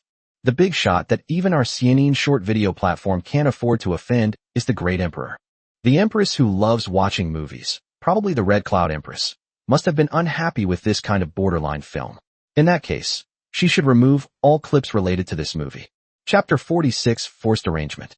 Soon after Li Xiaojun's film was banned, any clips of the film, The Legend of Li Xiaojun, quickly disappeared from the internet. This situation made Li Xiaojun realize that something was wrong. Whenever a movie was banned, pirated copies could be found. Even if there were no pirated copies, fragments of information could still be found. However, now, not only can't we find pirated copies of the films, but we can't even find a single word about them. Searching for the name, Li Xiaojun, online now yields no results whatsoever. Therefore, Li Xiaojun has reason to suspect that someone must know that the story in his movie is true. Moreover, this person must be a very important person. Only a very important person could achieve such an effect. Li Xiaojun didn't know who it was, but he guessed that this important person might come looking for him soon. The purpose of seeking him out might be to find out who he is, or even to kill him, since his filming of such a movie has offended many emperors. Of course, it's also possible that his daughter saw the movie and might reunite with him later. So all he needs to do now is wait here for the other party to come to him. However, Li Xiaojun's plan failed, because several months passed in the blink of an eye, and no one came to look for him. He now spends his days at home learning various kinds of knowledge. In the past few months, ever since Li Xiaojun had her affair with Sister Ning has indeed stopped coming to Li Xiaojun's place. The villa is now managed daily by Ning Jie's daughter, Xixua. Xixua's cooking skills are still a bit inferior to Ning Jie's, but they are still quite good. On the other side, the Empress's palace. Almost every day, the Empress would scan Red River City with her divine sense. She had been keeping an eye on the person called Sister Ning. Even with only one child, it's still impossible to be 100% certain. It's just a pity that he seems to be beyond my control. Lu Hongxiao pondered. She once tried to control Li Xiaojun with her divine sense, but she found that Li Xiaojun was not under her control at all. Over the past few months, under her divine observation, she discovered that Li Xiaojun stayed at home every day and never went out. Even if she wanted to control some women to take the initiative to seduce Li Xiaojun, she couldn't do it. In the past few months, she also arranged for some beautiful women to knock on Li Xiaojun's door in an attempt to seduce him, but she soon discovered that Li Xiaojun was not interested in beautiful women at all. When a beautiful woman knocked on the door, Li Xiaojun was too lazy to even open the villa's gate. She simply asked He Xixue to negotiate and send her away. Lu Hongxia had no idea that Li Xiaojun had seen countless beautiful women 100,000 years ago. Although 100,000 years have passed, in Li Xiaojun's memory, only a few years have gone by. Therefore, it was impossible for Lu Hongxia to succeed in seducing Li Xiaojun with beautiful women, because he had seen far too many beautiful women. Lu Hongxia had also considered using force, but once could be explained as Sister Ning being possessed, but if it happened 2 or 3 times, Li Xiaojun would definitely become suspicious, and it would be difficult to control what she might do then. Lu Hongxia also considered controlling He Xixue to have a relationship with Li Xiaojun, but she felt that given He Xixue's relationship with Sister Ning, it seemed inappropriate to do so. If he still doesn't come out after a while, then I'll have to resort to other methods again, Lu Hongxia thought to herself. 2 months later, Lu Hongxia discovered that Li Xiaojun still didn't go out.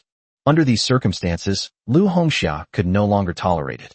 That evening, an invisible hand poured a bottle of liquid into Li Xiaojun's teacup. Li Xiaojun drank the tea without realizing it. That night, Li Xiaojun had just fallen asleep when he suddenly felt incredibly hot all over. Just then, a beautiful woman who looked to be around 20 years old opened the villa door and went straight into Li Xiaojun's room. When Li Xiaojun saw the woman enter the room, her mouth dropped open in shock, because he recognized who the woman was. This woman is Xian Xiaolan, the concubine whom the Lord of Honghe City had recently taken as a concubine.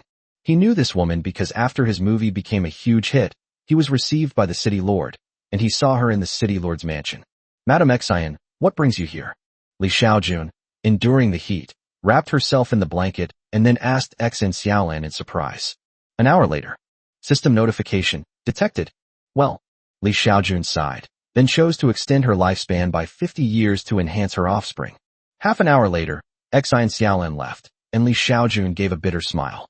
He knew this matter was definitely not simple. Given that his films were banned, he realized that someone must have known his identity, but they might not be sure yet, so they wanted him to have 2 children to see the effect.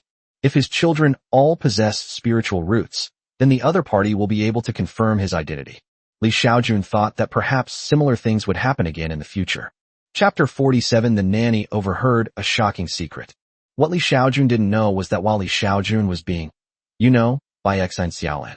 Unbeknownst to him, at that very moment, a pair of eyes were staring at a mobile phone screen, their eyes blazing with fury. The owner of these eyes is He Xixue, the housekeeper in Li Xiaojun's home. Unbeknownst to Li Xiaojun, several months ago, He Xixue had secretly installed hidden cameras in his room and study. Every evening after get off work, He Xixue would secretly check on him using her phone. He Xixue likes Li Xiaojun, but what happened between Li Xiaojun and her stepmother forces her to keep her feelings hidden. She doesn't speak to Li Xiaojun every day, but she will occasionally take out her phone to check the surveillance footage. She felt content as long as she could see Li Xiaojun on the surveillance footage. Today, before going to bed, He Xixue still took out her phone to check the surveillance footage. But after investigating, she was almost furious, because he saw that the man he liked was having sex with another woman. But she soon realized something was wrong. She discovered that the woman was completely forceful with the man. She saw him try to resist, but he was completely unable to. In this situation, He Xixue immediately thought of the time her mother had gone through something similar. At that moment, He Xixue felt a chill run down her spine upon closer examination. He Xixue stared blankly at her phone screen for over an hour, even after the woman left. That night, He Xixue couldn't sleep. She felt that this matter was definitely not simple, but she couldn't figure out how it was complicated. The next day, He Xixue went to the villa early in the morning. Xiaoxue, I'm not feeling well today and want to sleep a little longer, so don't bother making breakfast, Li Xiaojun instructed He Xixue. Yes, sir, He Xixue replied. For the next day, Li Xiaojun stayed in her room and did not come out. He Xixue did the same thing as before, cooking for Li Xiaojun at noon and in the evening, and then going home. Upon returning home, she immediately went to her room, locked the door, and then took out her phone to access the security camera. She wanted to see if the same thing would happen again today. He Xixue kept watch from 7 p.m. until 11 p.m. At 11 o'clock, she saw another woman enter the man's room. Then, what happened yesterday happened again today. In the villa room, Li Xiaojun was being ravaged by a very beautiful woman on the bed. He couldn't resist at all. System notification. The recipient has been detected as a person with medium spiritual root talent. 1. You can choose to consume 10 years of your lifespan to strengthen your offspring. 2. You can choose to consume 50 years of your lifespan to enhance your offspring. 3. You can choose to consume 250 years of your lifespan to enhance your offspring. I choose 3. In the end, Li Xiaojun still chose 3. An hour later, the woman waved her hand, and the clothes were on her body. The next moment, she flew directly out of Li Xiaojun's window. After the woman left, Li Xiaojun lay on the bed in a daze for a while, before starting to clean up the mess. Who are you? Can you hear me? Are you spying on me? Have you been controlling women to have sex with me these past 2 days? I admit I am Li Xiaojun from 100,000 years ago. Can you come out and let's talk face to face? Inside the room, Li Xiaojun was talking to the air. He suspected that the mastermind was monitoring his every move. Li Xiaojun's guess was correct. Lu Hongxiao was indeed monitoring Li Xiaojun with her divine sense at this moment. Upon hearing Li Xiaojun's words, Lu Hongxiao revealed a knowing look, but she did not intend to meet Li Xiaojun immediately. She plans to wait until the babies are born and things are settled before meeting her adoptive father. If this really is her adoptive father, she will definitely arrange for more women with excellent spiritual roots to give birth to more immortal spiritual roots for him. Lu Hongxiao had no feelings for this adoptive father, so she felt no guilt about arranging women for Li Xiaojun. As an empress who has lived for 100,000 years, profit is the most important thing in her eyes. If killing Li Xiaojun would grant her the chance to become an immortal, she would kill her without hesitation. Although Li Xiaojun is her adoptive father, there is no familial affection between them. If the two were not truly related by blood, then Li Xiaojun would be no different from a stranger to her. While Li Xiaojun was talking to thin air, Lu Hongxiao ignored her. However, on the other side, Xixue was startled. Just now, Mr. said that someone was monitoring him, and Xixue thought that her surveillance had been discovered by Mr. However, upon hearing the final words, she realized that it wasn't that she had been discovered, but rather that her husband felt someone else was spying on him. Inside the room, Li Xiaojun shouted at the air. After a long pause, seeing no response, he said again, "Don't you want to see me? Can you please stop controlling other women and having relationships with me? They're all innocent. I've already told you that I am Li Xiaojun from 100,000 years ago. My children will indeed possess at least the talent of top-grade spiritual roots. You don't need to test me anymore. If you know me, you should know that Emperor Ziwei and Empress Yufei are my daughters. Aren't you afraid that my daughters will cause you trouble by treating me like this?" Li Xiaojun didn't care whether the mastermind behind the scenes could hear him or not, and he stopped talking after a while. Empress's palace. At this moment, Lu Hongxiao had already withdrawn her divine sense, so she didn't hear a single word Li Xiaojun said after that. On the other side, Xixue was stunned when she heard what Li Xiaojun said. What did she hear? Is this something she can hear? Xixue stared at her phone, her mouth agape, speechless for a long time. It took her a while to come to her senses. Xixue had insomnia again tonight. That night, she had a lot on her mind. She thought about what she had seen and heard today. She also thought of the movies her husband made. And in the movie, his 9 daughters all seemed to have immortal spiritual roots. The gentleman said, "He is Li Xiaojun from 100,000 years ago. 10,000 years ago was the era when countless great emperors of the human race emerged. In human history, there have been 9 great emperors who were sisters, including the Ziwei Emperor and the Yufei Empress. Instead, it seems that the film's Mr. name may have been banned and cannot be found online at all. So, is everything the gentleman said true? Is he really the father of the Ziwei Emperor? The film was banned because it depicts a true story. Also, the gentleman said that his children all have at least top-grade spiritual roots. Is that true?" Chapter 48 Sigh. The next day, Xixue arrived at the villa with dark circles under her eyes. "Today my husband stayed in his study reading and didn't come out. She prepared the meals on time and delivered them to the study, and then she cleaned the villa. Actually, there's not much to clean in a villa, since only 2 people are active there each day, and one cleaning session can last for several days. Xixue has her own room in the villa, where she rests after work. In the afternoon, while her husband was reading in the study, Xixue retrieved the surveillance footage from the previous night. Then she saw that at 11 p.m., a woman flew directly into the villa. The fact that they can fly means they must be cultivators. Immortal masters who can fly are at least foundation establishment stage adults. Xixue was utterly baffled that such a person would attempt to force himself on a man who was just an ordinary person. Could it be that what you said is true? Hisishua still didn't quite believe it. This was because it completely overturned her understanding of the world. The man claims that Emperor Ziwei and Empress Yufei are his daughters. How is that possible? The Ziwei Emperor is a super strong person who rules over trillions of people. How could he possibly be related to immortal? In the afternoon, after Hisishua finished cooking dinner for Li Xiaojun, she returned home. At 11 p.m., Hisishua saw on the surveillance footage that another beautiful woman had appeared in her husband's room. This time, the man initially resisted slightly, but soon he stopped resisting and let the woman do whatever she wanted. More than an hour later, the woman flew out of the man's room through the window. Watching her husband have a relationship with another woman filled Hisishua with anger and pain. She understood that the women who had relations with her husband were all celestial masters, so she couldn't stop them even if she wanted to. If she forcibly stops them, those immortal masters might very well eliminate her. She was just immortal, and even if she was killed by the immortal master, she had no way to take revenge. The third day, it's 11 p.m. From the surveillance footage, Hisishua saw another woman enter the gentleman's room. Day 4. Under Hisishua's watchful eye, she saw a woman enter the gentleman's room. Inside a room in the villa, Li Xiaojun saw another woman enter the room. This is a mature and beautiful woman who looks to be in her 30s, with a very hot figure. Instead, he discovered that the women of today seem somewhat different from those of the past. Those women from before clearly appeared to be being controlled.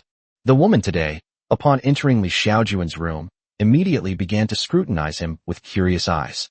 "Who are you? Can you hear me?" Li Xiaojun asked the woman. Upon hearing Li Xiaojun's question, the woman did not speak, but instead began to undress.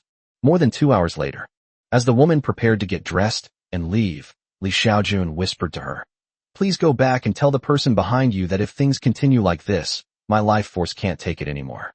I need spirit stones to replenish my life energy, at least 100 million low-grade spirit stones."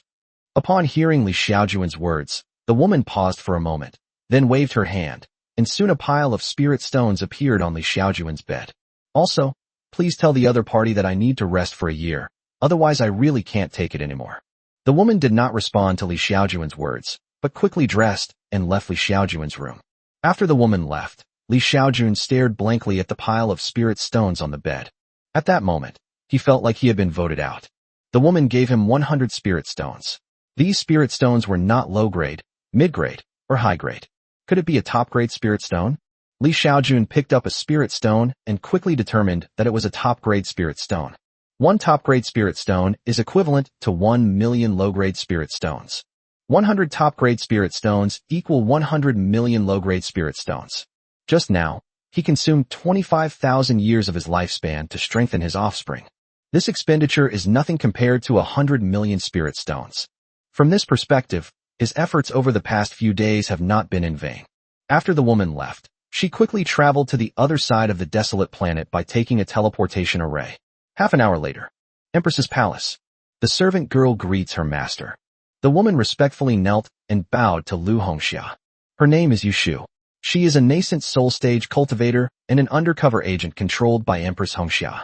Her main tasks include intelligence gathering, assassination, and other underground work. Yesterday, she received a mission from Her Majesty the Empress, to sleep with an ordinary person without harming him in the slightest. If he makes any requests, she must try her best to fulfill them. After completing her mission, she immediately returned to the Empress's palace to report back. You did well. You may leave now." Lu Hongxia waved to Yushu. "Master, that man. I know, you don't need to worry about that. Just stay home and rest during your pregnancy. Don't go anywhere," Lu Hongxia said to Yushu. Upon hearing Lu Hongxia's words, Yushu looked surprised and puzzled. She only had sex with an ordinary man once. How could she possibly get pregnant? She is a nascent soul cultivator, and it is extremely difficult for cultivators at this level to conceive. "You may leave." "Yes." Although she was very puzzled, Yushu obediently withdrew. Just after Li Xiaojun asked that woman to pass on a message to the mastermind behind the scenes. The next day, as expected, the other party stopped arranging women for him. On the third night, no woman appeared in his room again. Until the fourth day. That evening, a beautiful young girl sneaked up to the door of Li Xiaojun's villa.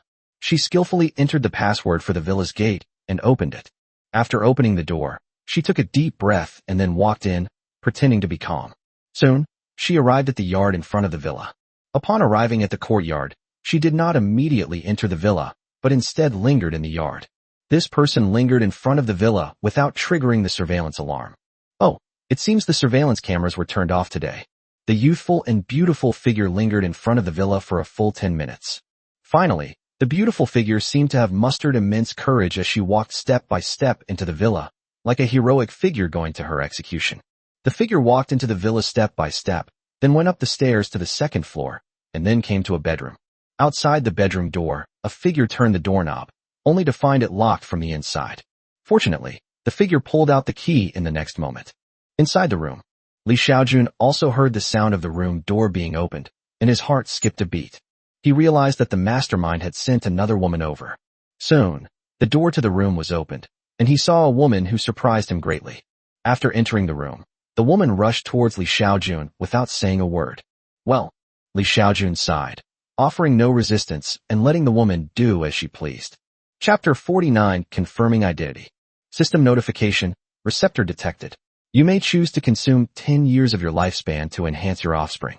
An hour later, the woman left. The next day, He-Sishue sent a resignation letter to Xiaojun, and He-Sishue resigned. After He-Sishue resigned, Xiaojun did not hire a new nanny. And just like that, several months passed in the blink of an eye. Honghe City Ordinary People's Hospital. On this day, a woman gave birth to a baby girl.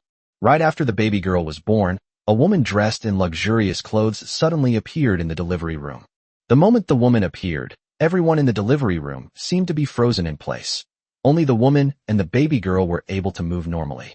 The woman approached the baby girl and then took out a crystal ball. A moment later, a burst of green light erupted from the delivery room. As expected, he possessed spiritual roots. The woman's expression shifted from anticipation to relief. The woman disappeared from the delivery room the next moment. Then, everyone in the delivery room came back to life. Time flies, and another 6 months have passed. That day, the entire city lord's mansion was filled with joy. Because the city lord's concubine, Xiaojun, gave birth to a baby girl for him. Immediately after the baby girl was born, the city lord's mansion conducted a spiritual root test on her. Then, it was discovered that the baby girl actually had a metal-type earth elemental root. This situation immediately filled the city lord with immense joy. So the city lord immediately ordered his servants to start preparing a banquet to celebrate.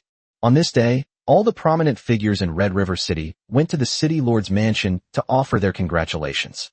Xiaojun, who was originally a concubine, was elevated to the status of a secondary wife by the city lord because she gave birth to a daughter with the earth spirit root. His legal wife was married into a political alliance, so she cannot be touched. However, since his concubine gave birth to a child with the earth spirit root, his status had to be elevated, and no one could say anything about it once it was done. On this day, Xiaojun, a celebrity in Honghe City, was also invited to the banquet. Seeing the city lord holding the baby girl with such an excited expression, Xiaojun felt a little embarrassed. Just after the city lord's wife, Xiaojun, gave birth to a baby girl. The next day, a female cultivator in the foundation establishment stage also gave birth to a baby girl. The female cultivator was from the He family of Biyun County, and her name was He Linglong. More than 9 months ago, He Linglong suddenly discovered that she was pregnant and was immediately shocked. She didn't know how she got pregnant, and in that situation, her first thought was to abort the child immediately. For a foundation establishment cultivator, aborting a child is very simple. All it takes is true essence. However, her feelings soon changed. She felt that as a female cultivator, it would be difficult for her to have children in the future. Now that we finally have a child, it would be such a waste to abort it, no matter whose child it is. So in the end, she chose to keep the child. After that, she chose to go into seclusion. 10 months later, without anyone knowing, she gave birth to a daughter in her cave. After the baby girl was born, she used a testing crystal to examine her daughter's spiritual talent. Then she was dumbfounded. Because her daughter's talent was actually a water-based celestial spiritual root. She was overjoyed to see her daughter's spiritual root. At this moment, He Linglong no longer hid. She openly carried the baby girl away from the cave, then found her family and told them that the baby was her daughter, and that her daughter possessed a heavenly spiritual root. The He family, as one of the major families in Biyun County, has an ancestor who is at the peak of the nascent soul stage. The entire He family was shocked when they learned that He Linglong's child actually had a heavenly spiritual root. A heavenly spiritual root allows one to cultivate to the integration stage without any bottlenecks. If properly nurtured, the He family will surely become a powerful family with a nascent soul stage expert in charge in the future. If they're lucky, they might even become a family of Holy Land status. Soon, the patriarch of the He family took the baby girl to register at the Immortal Cultivation Alliance. Once a baby girl is registered, she will be protected by the Alliance. A genius protected by the Alliance is virtually untouchable by anyone. History has proven that anyone who dares to assassinate a genius protected by the Immortal Cultivation Alliance will not escape the Alliance's pursuit, unless the perpetrator is an emperor. But if it's an emperor, there's no need for such trouble. Historically, those who assassinated geniuses protected by the Alliance, whether individuals or families, were almost always wiped out by the Cultivation Alliance. The reason why the Immortal Cultivation Alliance formulated this policy is that any genius, once nurtured, can become a pioneering team for the Alliance. If the Immortal Cultivation Alliance did not have a policy to protect geniuses, the human race would not have been able to pioneer tens of thousands of star systems and achieve the feat of having a population of trillions. Every star system pioneered by the human race was accomplished by powerful cultivators. Most powerful cultivators are geniuses who have grown up. Only a small number of them have grown up through continuous effort and by obtaining some opportunities. Just after the He family gave birth to a child with a heavenly spiritual root. On the other side of the desolate planet, a female cultivator at the golden core stage gave birth to a baby girl with a Een spirit root. Later, another female cultivator in the nascent soul stage gave birth to a baby girl with a Yang spiritual root. Empress's Palace. A plump woman who looked to be in her 30s was also nearing her due date. This woman was Yu Shu, one of Empress Hongxia's secret guards. Director. On that day, her due date arrived, but she didn't dare to give birth to the child on her own. Inside the room, Yu Shu waited. Then, at a certain moment, a figure appeared in the room. Master. Upon seeing the visitor, Yu Shu quickly bowed. No need for formalities, just give birth to the child. Lu Hongxiao instructed Yu Shu. Okay. Yu Shu agreed, and then she spread her legs. The next moment, a wrinkled baby girl was squeezed out. This process seems simpler than taking a dump. Wow, wow, wow. Soon, the clear cry of a baby rang out. Pack your things, I'm taking the child with me. Lu Hongxia instructed Yu Shu, and then, in the next moment, she disappeared with the baby girl. The Empress's bedroom. Lu Hongxiao appeared with the baby girl. The next moment, a crystal ball appeared in Lu Hongxiao's hand. A moment later, a blazing white light erupted from the Empress's palace. It truly is a celestial spiritual root. It seems that Li Xiaojun really is my adoptive father. Chapter 50 Father and Daughter Reunion 1. Having confirmed Li Xiaojun's identity, Lu Hongxia began to consider how to leverage her father's connections to create greater value. She had no feelings for this father, so in her view, the only thing she needed to consider was how to gain more benefits from Li Xiaojun. As for Li Xiaojun giving birth to a large group of younger sisters, that's not something she's considering. His Majesty. Soon, Kai Fenglu, Lu Hongxia's subordinate in the fusion stage, arrived in front of Lu Hongxia. Go and bring Li Xiaojun here to me. Lu Hongxia ordered her subordinate. Yes. An hour later, Li Xiaojun was reading a book inside the villa. The next moment, a figure appeared directly in front of him. This situation startled Li Xiaojun. However, he quickly calmed down. Let's go to the bedroom. Li Xiaojun felt that this was probably another attempt by the mastermind to send a woman to him to demand the return of his child. So he decided not to resist anymore. What are you going to the bedroom for? Kaifeng asked in surprise. Didn't you want to sleep with me? Li Xiaojun asked. Upon hearing this, Saifeng's face immediately darkened.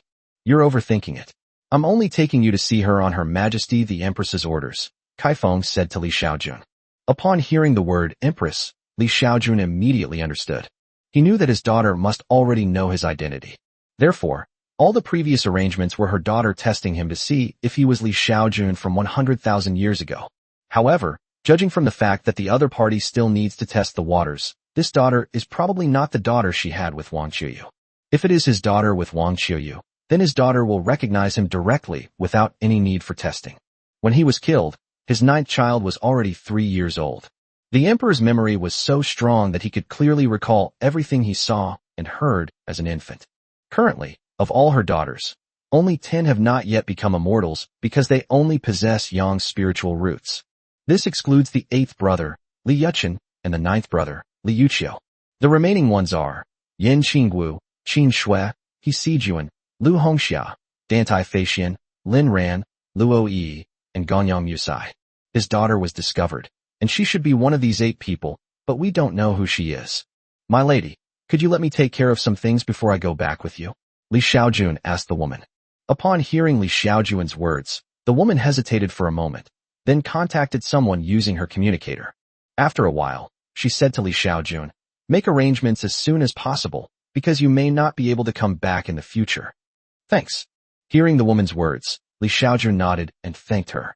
He knew, of course, that once his daughter found him, he probably wouldn't be able to come back. The main reason he wanted to deal with certain matters was for his daughter. Li Xiaojun wasted no time and called He Xixue directly, telling her that she must fly back today. Hearing Li Xiaojun make a phone call, Kai Feng, who was standing next to her, said calmly, "It's not that complicated. Just tell me the address, and I'll bring the person back to you." Upon hearing this, Li Xiaojun did not refuse and quickly gave an address. Soon, the woman disappeared. Half an hour later, the woman reappeared in front of Li Xiaojun, accompanied by He Xixue, who was holding a baby girl. "Sir." He Xixue's eyes immediately reddened when she saw Li Xiaojun. Li Xiaojun's gaze also fell on He Xixue. "Thank you for your hard work. What's the child's name?" Li Xiaojun asked He Xixue. "Should I call her Li Xijuan or Li Ninjuan? Which do you think is better?" He Xixue asked Li Xiaojun. "You can arrange it yourself. I'm leaving soon." Li Xiaojun said to He Xixue, "Before I leave, I will give you all my property." "Sir, where are you going?" He Xixue couldn't help but ask Li Xiaojun. "I don't know either." Li Xiaojun shook her head. "Can I come with you?" He Xixue asked, mustering her courage. "I'm afraid that won't work." Li Xiaojun shook her head. He said to He Xixue, "After I leave, you should find a good man to marry." Li Xiaojun doesn't want to get married in this lifetime. He didn't know what his daughter would do for him after they met. Judging from his daughter's attitude towards him, she must treat him like a biological machine. Therefore, it was inconvenient for him to bring He Xixue along. Moreover, he did not love He Xixue. "Sir, I don't want your property. You can take it with you." He Xixue said to Li Xiaojun. "It's all right. Wealth is of no use to me. You can have it all. Just raise the child well." After Li Xiaojun finished speaking, she looked at Kai Feng. "My lady, I need to go to the government office to transfer her assets." Upon hearing Li Xiaojun's words, Kai Feng said calmly, "That's simple. I'll just have someone from the government come over here to help with the transfer of assets." After saying that, she took out her communicator again and started contacting people. A few minutes later, she said to Li Xiaojun, "Wait a while, someone will come to handle the formalities." Just as Li Xiaojun and the others were waiting, the lord of the Fanjingshan immortal domain made a phone call to Biyun County. Soon, the princess of Biyun County made a phone call directly to the lord's mansion of Honghe City. After receiving the call, the city lord of Honghe City quickly summoned a group of government officials and flew to Li Xiaojun's house. "Mr. Li, I'm late. Please forgive me," the city lord of Red River City said politely to Li Xiaojun. Just now, she received a call from Princess Biyun, who told her that it was an order from the lord of the Fanjingshan immortal realm. What does it mean that a celestial realm lord would directly call his subordinates to arrange the transfer of an ordinary person's property? It means that this ordinary person is not an ordinary person at all, but very likely a very important figure. Therefore, he immediately gathered people and flew over as soon as he received the call. "Hurry up. Her Majesty the Empress is waiting." Kai Feng, seeing the city lord of Red River City chatting with Li Xiaojun, urged him on. "All right." Li Xiaojun nodded, then said to the city lord, "Your Excellency, let's begin." However, the city lord of Red River City was struck dumb upon hearing Kai Feng's words. What did he just hear? Her Majesty the Empress? In the cultivation world, only great emperors at the tribulation transcending stage can be called Her Majesty the Empress. He only came to his senses when Li Xiaojun told him to start. Suppressing his shock, the city lord of Honghe City personally processed the property transfer for Li Xiaojun. Li Xiaojun's real estate, cars, and nearly 5 billion yuan in cash were all transferred to He Xixue. "Xiaoxue, I'm leaving. Take good care of yourself." When they parted, Li Xiaojun gave He Xixue some words of advice. "Sir, I know I'll be waiting for you here," He Xixue said to Li Xiaojun. "Don't be silly, I might not be coming back." Li Xiaojun patted He Xixue's head. "Mr. Li, don't worry. Our city lord's mansion will take good care of Ms. He." The city lord of Red River City quickly said to Li Xiaojun. "Thank you," Li Xiaojun said gratefully. Chapter 51 Father and Daughter Reunion 2. Li Xiaojun left after all, and was carried away by Kaifeng. Kaifeng successfully brought Li Xiaojun back to the Empress's palace via the teleportation array. Your Majesty, the person has been brought.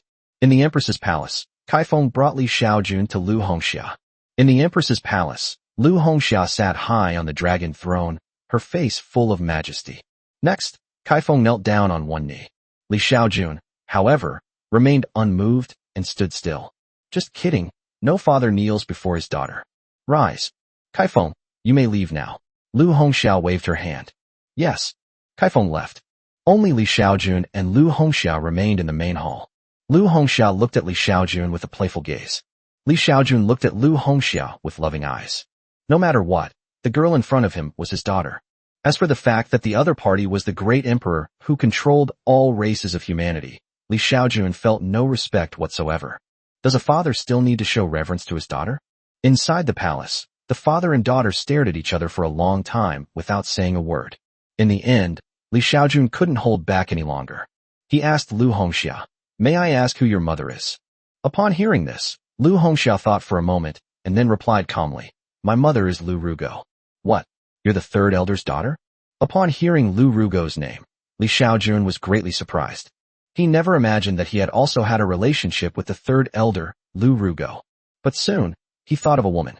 He had slept with that woman 3 times, and she also possessed an exceptional spiritual root. The first 2 times, because the immortal sect paid 50 million spirit stones, he forcibly upgraded the child's spiritual root to an immortal spiritual root. The last time, the immortal sect didn't provide any spirit stones, so he only strengthened his cultivation to the level of a yang spirit root. So, that woman must have been the third elder, Lu Rugo, in disguise.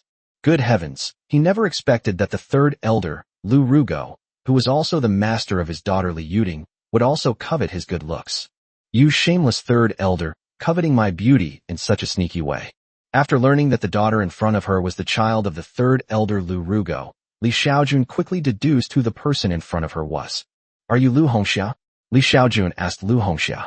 Upon hearing Li Xiaojun's question, Lu Hongxia nodded. She wasn't surprised at all that Li Xiaojun could guess her identity. The name, Empress Lu Hongxia, can be easily found online with a quick search. Other empresses concealed their names, but she did not. Therefore, Li Xiaojun only needs to know that her surname is Lu to know that she is the Red Cloud Empress. May I ask, what are the titles of my little 8 Li Yuchen and little 9 Li Yuqiu? Li Xiaojun asked Lu Hongxia. Upon hearing Li Xiaojun's words, Lu Hongxia said, Li Yuchen is the Ziwei Emperor, and Li Yuqiu is the Xiao Empress. Upon hearing this, Li Xiaojun smiled. He asked Lu Hongxia, could you please help me inform my Xiaoba and cannot. Before Li Xiaojun could finish speaking, Lu Hongxia interrupted her. What? Li Xiaojun asked, puzzled. No reason why. Lu Hongxia asked indifferently. I am, after all, your father, can't you? Cannot. So what do you want to do? Lu Hongxia didn't answer. Instead, she asked Li Xiaojun, I'm very curious. 10,000 years ago, you were killed by the Demon King on the way back to Fanjing Mountain by the elders, right? How did you survive? Also, you're just an ordinary mortal. How did you live for 10,000 years? Hearing Lu Hongxia's words, Li Xiaojun thought for a moment and said, I did die 100,000 years ago. I don't know how I was resurrected. 100,000 years have passed since I was resurrected. I don't know what happened. Lu Hongxia was very surprised to hear Li Xiaojun's words. Her divine sense was constantly observing Li Xiaojun, and she could sense that Li Xiaojun didn't seem to be lying. Could it be that her adoptive father was really resurrected suddenly after 100,000 years? Could it be a problem with my physical condition? 10,000 years ago, many people speculated that Li Xiaojun possessed a mysterious constitution that could absorb the energy of spirit stones to nurture offspring with spiritual roots. Could someone with this kind of constitution possibly be brought back to life? If Li Xiaojun was suddenly resurrected, this would explain a lot of things. If Li Xiaojun had lived all along, and his daughters had thrived so much, he couldn't have waited until 100,000 years later to try and contact them. Daughter, can you? Cannot. Forehead. Chapter 52. What a tragedy. The daughter finds a stepmother for her own father. Hongxia, I am your own father. It is disrespectful of you to treat your father like this, Li Xiaojun said to Lu Hongxia. Upon hearing Li Xiaojun's words, Lu Hongxia's lips twitched involuntarily. Do you believe I'll kill you? Lu Hongxia's tone was icy, and an overwhelming killing intent swept towards Li Xiaojun. However, Lu Hongxia soon discovered that her overwhelming killing intent had no effect on her adoptive father. Even if you kill me, I'm still your father. At worst, I can be your father again in 100,000 years. The person opposite her was her own biological daughter, so Li Xiaojun wasn't afraid of her at all. So what if she's the empress? Isn't she his daughter? She wouldn't actually kill herself, would she? He's not afraid of death. He can be resurrected 100,000 years later. Hearing Li Xiaojun's shameless words, Lu Hongxia immediately realized that it would be difficult for her to control this cheap father. Hongxia, do you have any spirit stones you could give me? I used up too much last time and urgently need to replenish them. I don't need too many. Just give me 10 billion. Hearing Li Xiaojun's shameless words again, Lu Hongxia's lips twitched involuntarily once more. Her guess was right. Sure enough, this cheap father was now taking advantage of her kindness. No, we must suppress his arrogance.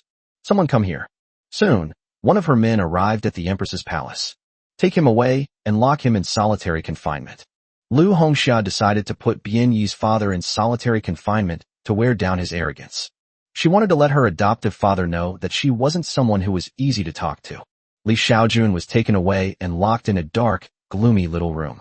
Solitary confinement. Luckily, I have a phone to watch movies. Li Xiaojun took out a cell phone from her spatial storage. On the other side, Lu Hongxia scanned this scene with her divine sense and almost vomited blood. Where did he get his phone? She clearly hadn't seen Li Xiaojun carrying a phone, but suddenly a phone appeared. She didn't sense any spatial fluctuations, which means he didn't have any spatial equipment. But where did this phone come from? Should we torture him to make him confess? Lu Hongxia had this idea. She felt that her adoptive father must be hiding some big secret. However, after thinking about it for a moment, she gave up. Because this adoptive father is not only her adoptive father, but also the father of Emperor Ziwei and Empress Xiao. If she dared to torture or kill Li Xiaojun, and if the Ziwei Emperor found out, he would probably fight her to the death. As for whether the Ziwei Emperor would find out, she felt it was better to be safe than sorry. Although Li Xiaojun's movie had been banned by him, there were more than 1 billion people on this planet who had seen it. With the Emperor's abilities, he could easily find out by simply having someone examine his memories. Moreover, the Ziwei Emperor will be coming to Taiwan Star in a few years, and she is hoping to make good use of this cheap father in the next few years. However, in the end, she will still have to hand over Li Xiaojun. Lu Hongxia was unaware that Li Xiaojun acted so recklessly precisely because he was convinced that she couldn't do anything to him. Moreover, exposing only a spatial attribute is nothing special. After all, in the world of cultivation, who doesn't have a storage device? 2 days later, Li Xiaojun was brought before Lu Hongxia again. Next, I'll arrange some beautiful women for you. You're getting a good deal. Just have a few more children, and in a few years I'll send you to Sister Ziwei's place. What do you think? Hongxia, as your daughter, you're arranging other women for your own father. Do you think that's right? Li Xiaojun asked Lu Hongxia. If you don't agree, I'll have no choice but to imprison you until you die. Lu Hongxia's face hardened. I agree, but I have one condition. Li Xiaojun didn't dare to disagree. If he did, his daughter would force him to marry another woman, something he had already realized. How could someone who has lived for 100,000 years remain unmoved by such enormous benefits? What are the conditions? Lu Hongxia asked casually. The condition is that each child costs 1 billion spirit stones, and it can only be done once a month. Li Xiaojun said to her daughter. 10,000 years ago, an ordinary Biyun immortal sect could offer 150 million to exchange for a child with an immortal spiritual root. Now that Lu Hongxia is a tribulation-transcending emperor, she can't be weaker than the Biyun immortal sect, can she? So this time, Li Xiaojun directly increased the profits more than tenfold and asked for 1 billion spirit stones at once. 10,000 years ago, if you gave birth to a child with immortal spiritual roots, you could only earn 50 million spirit stones. Now, he wants to earn 1 billion spirit stones in one go. Only then can he live up to her status as an emperor. However, upon hearing Li Xiaojun's words, Lu Hongxia nodded in agreement, contrary to what I had expected. She said to Li Xiaojun, Okay, but all the children must have immortal spiritual roots. If that's the case, then you must arrange for female cultivators with at least an earth elemental root, Li Xiaojun added. Hearing Li Xiaojun's words, Lu Hongxia thought for a moment and then asked him, If I arrange for you to have a woman with a heavenly spiritual root, can you give birth to a child with a talent even better than that of an immortal spiritual root? Chapter 53 The System Upgrades Again. Cannot. Li Xiaojun shook her head directly. Immortal spiritual roots are already the limit. Li Xiaojun didn't want to reveal a talent that was even better than the immortal spirit root, because that would be asking for trouble. Alright, if you can give birth to a child with an immortal spiritual root, I'll give you 10 billion spirit stones. Lu Hongxia said calmly to Li Xiaojun.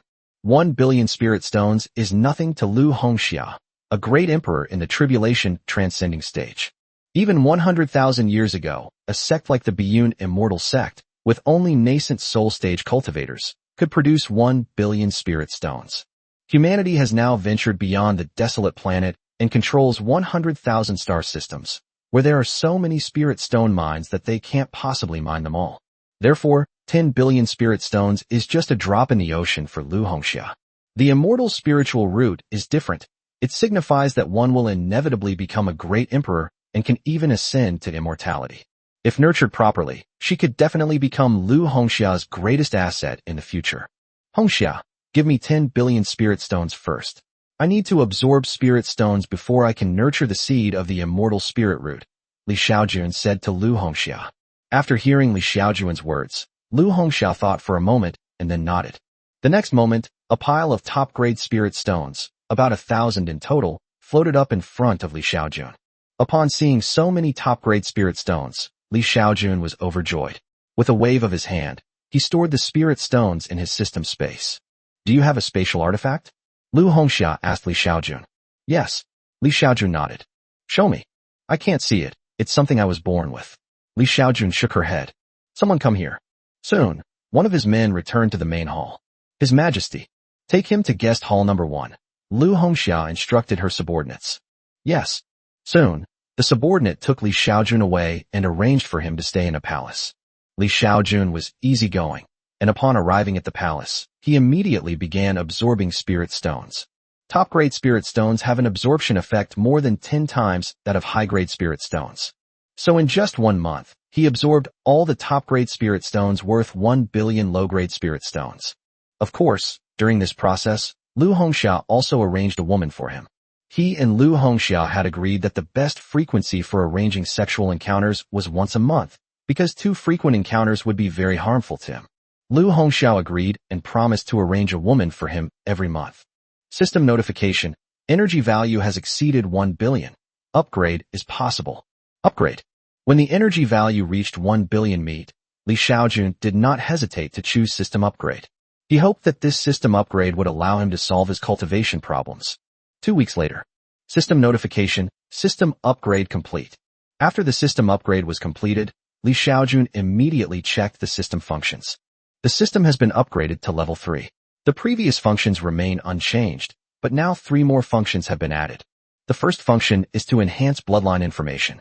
The system can detect people with Li Xiaojun's bloodline, and Li Xiaojun can also enhance the talents of these descendants of the bloodline. Of course, this function can also let Li Xiaojun know who his descendants are, so as to avoid the scandal of his ancestors sleeping with his descendants. In addition, this skill also keeps track of the number of descendants. Currently, there are a total of 3,248,764,764 people in the entire cultivation world who possess Li Xiaojun's bloodline. More than 3.2 billion people. In other words, Li Xiaojun has 3.2 billion blood relatives. Goodness. However, this is understandable. First of all, his descendants are the most important figures and top families in the entire cultivation alliance. Then, 100,000 years had passed. After 100,000 years of development and inheritance, 3 billion bloodlines are not too many, considering that the entire human race has a population of trillions. Besides the bloodline information enhancement function, the second function is the qi, energy, collection function. The so-called luck collection refers to Li Xiaojun's ability to collect the remaining luck of her bloodline descendants after their deaths. Luck is a mysterious and unpredictable thing. Ordinary people with good fortune will have an incredibly smooth and prosperous life. Cultivators possess great fortune. Even those with average spiritual roots and talents can rely on their fortune to forcefully break through barriers and cultivate to extremely high realms. Luck is something that even powerful figures in the celestial realm would likely value highly. This feature is absolutely insane. Because right after the system upgrade was completed, Li Xiaojun discovered that the luck value on the system panel was already increasing. This indicates that his descendants are constantly dying. This is understandable, With over 8 billion people on Earth, 150,000 die every day. His bloodline numbers 3 billion, and it's estimated that quite a few die every day.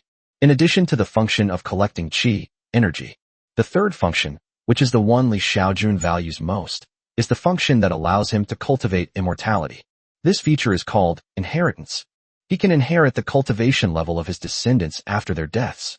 In other words, when his descendant dies, he can inherit the descendant's cultivation level at that time. However, he could only inherit 1/10,000th of his junior's cultivation. For example, if Lu Hongxiao were to die now, he could directly inherit 1/10,000th of Lu Hongxiao's cultivation. Fortunately, there is no limit to the number of cultivation levels he can inherit from his descendants. The more descendants he has, the more cultivation he can contribute to Li Xiaojun after his death. Good heavens, this is practically a game changer for him. He doesn't need to cultivate at all. He just needs to wait for his descendant to die, and then he can directly inherit his descendant's cultivation level. Just as Li Xiaojun was checking the system page, a prompt to add points appeared on his page. After his descendants die, their cultivation level will be converted into a cultivation value and stored in the system panel. As long as Li Xiaojun chooses to add points, he can gain cultivation level. At this moment, 1 point of cultivation appeared on Li Xiaojun's system panel. Just 1 minute ago, in the distant starry sky, a cultivator who had reached the peak of the qi refining stage died, and his cultivation vanished. Without hesitation, Li Xiaojun chose to add points. The next moment, Li Xiaojun felt a trace of true energy appear in her body. However, this trace of true energy was truly too little. Based on this effect, Li Xiaojun would need approximately 100 points of cultivation to break through to the first level of qi refining. What Li Xiaojun didn't know was that his true energy was dozens of times more refined than that of an ordinary cultivator. Most importantly, Li Xiaojun only needs to add points to improve his strength. He doesn't even need to cultivate any techniques, so it's a natural progression. Li Xiaojun was very satisfied with all 3 features after the system update. However, when Li Xiaojun saw the energy required for the next system upgrade, she immediately felt terrible. Because the energy required for the system's next upgrade is 10 trillion, which is 10,000 times the amount of 1 billion spirit stones.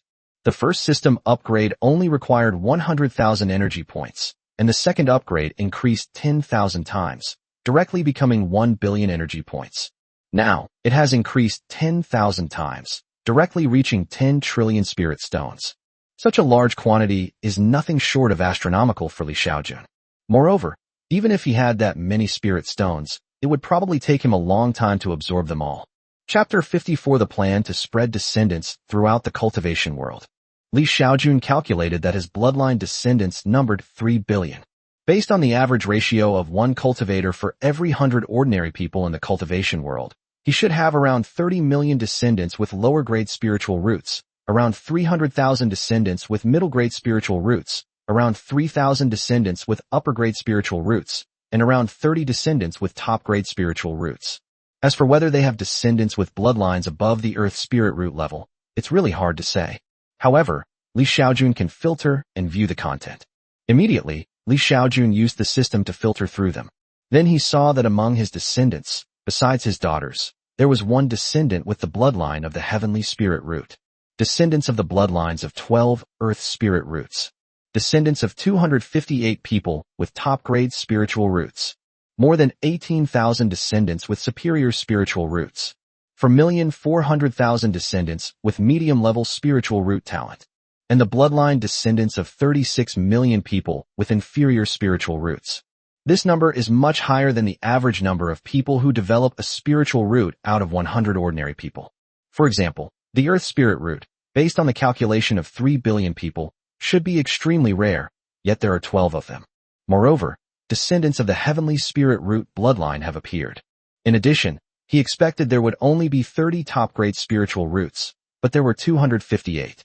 The reason for this is mainly because Li Xiaojun did not calculate the lifespan of cultivators. Ordinary spiritual roots can only cultivate up to the qi refining stage. Even if they are lucky enough to break through to the foundation establishment stage, they can only live for a little over 200 years. Therefore, the number of descendants with inferior spiritual roots was about the same as he had predicted. However, top-grade spiritual roots are different. Top-grade spiritual roots allow one to cultivate to the nascent soul stage without any bottlenecks and live for over 1,000 years. If you're in the late nascent soul stage, you can live for another 3,000 years. If one is lucky enough to break through to the early stage of the nascent soul realm, one can live to earn more than 5,000 taels of silver. It is precisely because the descendants of those with top-grade spiritual roots live a long time that they have accumulated so much. The same applies to Earth's spiritual roots. Earth's spiritual roots can break through to the nascent soul stage without any bottlenecks, and have a lifespan of at least 5,000 years. If they break through to the nascent soul stage, they can live for more than 10,000 years. Therefore, many of these 12 people with Earth's spiritual roots are people who are several thousand years old. The system upgrade is complete. Next, Xiaojun discovered that several hundred descendants of inferior spiritual roots were dying almost every day. There's nothing we can do about it. He has too many descendants. There are over 30 million descendants of those with inferior spiritual roots, and 300 to 400 die every day. Therefore, Xiaojun can gain an average of about 500 cultivation points per day. On the first day, with over 500 cultivation points, Xiaojun broke through to the 5th level of qi refining. The very next day, Xiaojun broke through to the foundation establishment stage. However, once you reach the foundation establishment stage, the required cultivation points increase tenfold. If it takes 1,000 cultivation points to go from qi refining to foundation establishment, then it takes 10,000 cultivation points to go from foundation establishment to golden core. After breaking through to the golden core stage, it will take 10 times more cultivation points to reach the nascent soul stage, which is approximately 100,000 cultivation points. At 500 cultivation points per day, it would take about 200 days to reach 100,000 cultivation points. However, if we calculate based on each realm increasing tenfold, then cultivating to the tribulation transcending emperor realm would require more than 10 billion cultivation points. At an average of 500 cultivation points per day, it would take approximately 50,000 years. Moreover, if one progresses from the early stage of tribulation to the late stage, this number would be in the hundreds of billions. After doing this calculation, Xiaojun felt a headache coming on again. Therefore, a bloodline of 3 billion is still not enough. If trillions of humans possessed his bloodline, he would earn hundreds of times more cultivation points every day than he does now. It takes about 170 years to cultivate to the Great Emperor stage. Therefore, it seems that he still needs to continue to expand the number of his bloodline descendants. If the number of his bloodline descendants doubles, his cultivation speed will also double. Therefore, in order to improve his cultivation, Xiaojun needs to find a way to increase the number of his descendants. First of all, Xiaojun thought about having more children. However, after a quick calculation, he realized that no matter how many children he had, the number of his bloodline descendants would not expand too quickly because the base number was fixed. Finally, Xiaojun thought of using the bloodline information enhancement function after the system upgrade. After the system upgrade, he can now enhance the spiritual roots of all his bloodline descendants, whereas previously he could only enhance the spiritual roots of his own daughter. He might be able to use this function to expand the number of his descendants. For example, he can make his descendants born with spiritual roots. He only needs to expend 10 years of his lifespan to enable ordinary bloodline descendants without spiritual roots to develop inferior spiritual roots. By consuming 100 years of lifespan, one can strengthen an inferior spiritual root into a medium-grade spiritual root. Consuming 1,000 years of lifespan can transform a medium-grade spiritual root into a superior one. Consuming 10,000 years of lifespan can transform a superior grade into a top-grade grade. For enhancements are already the limit for ordinary bloodline descendants. Only his own daughter can be enhanced without limit. However, this effect is sufficient because the cost of enhancement is cheap enough. If all 3 billion of his bloodline descendants have inferior spiritual roots, then his cultivation speed can increase by more than 100 times. Xiaojun could ensure that every one of her future descendants possesses a low-grade spiritual root, or even a mid to high-grade spiritual root. This would certainly encourage his descendants to have more children. With more children, wouldn't the number of bloodline descendants increase rapidly? At the fastest rate of human population growth, the population can multiply several times in a single generation. Xiaojun calculated that he now has 3 billion bloodline descendants, with approximately 50,000 babies being born every day. Aside from the more than 500 children who already possessed spiritual roots, Xiaojun would need to expend approximately 500,000 years of her lifespan to transform all these children into those with inferior spiritual roots. Consuming 500,000 years of lifespan every day only amounts to 15 million years of lifespan per month. This amount of lifespan is nothing to Li Xiaojun, who can gain 2 billion energy points every month. That day, Li Xiaojun instructed the system. System, from now on, all my bloodline descendants will be born with inferior spiritual roots.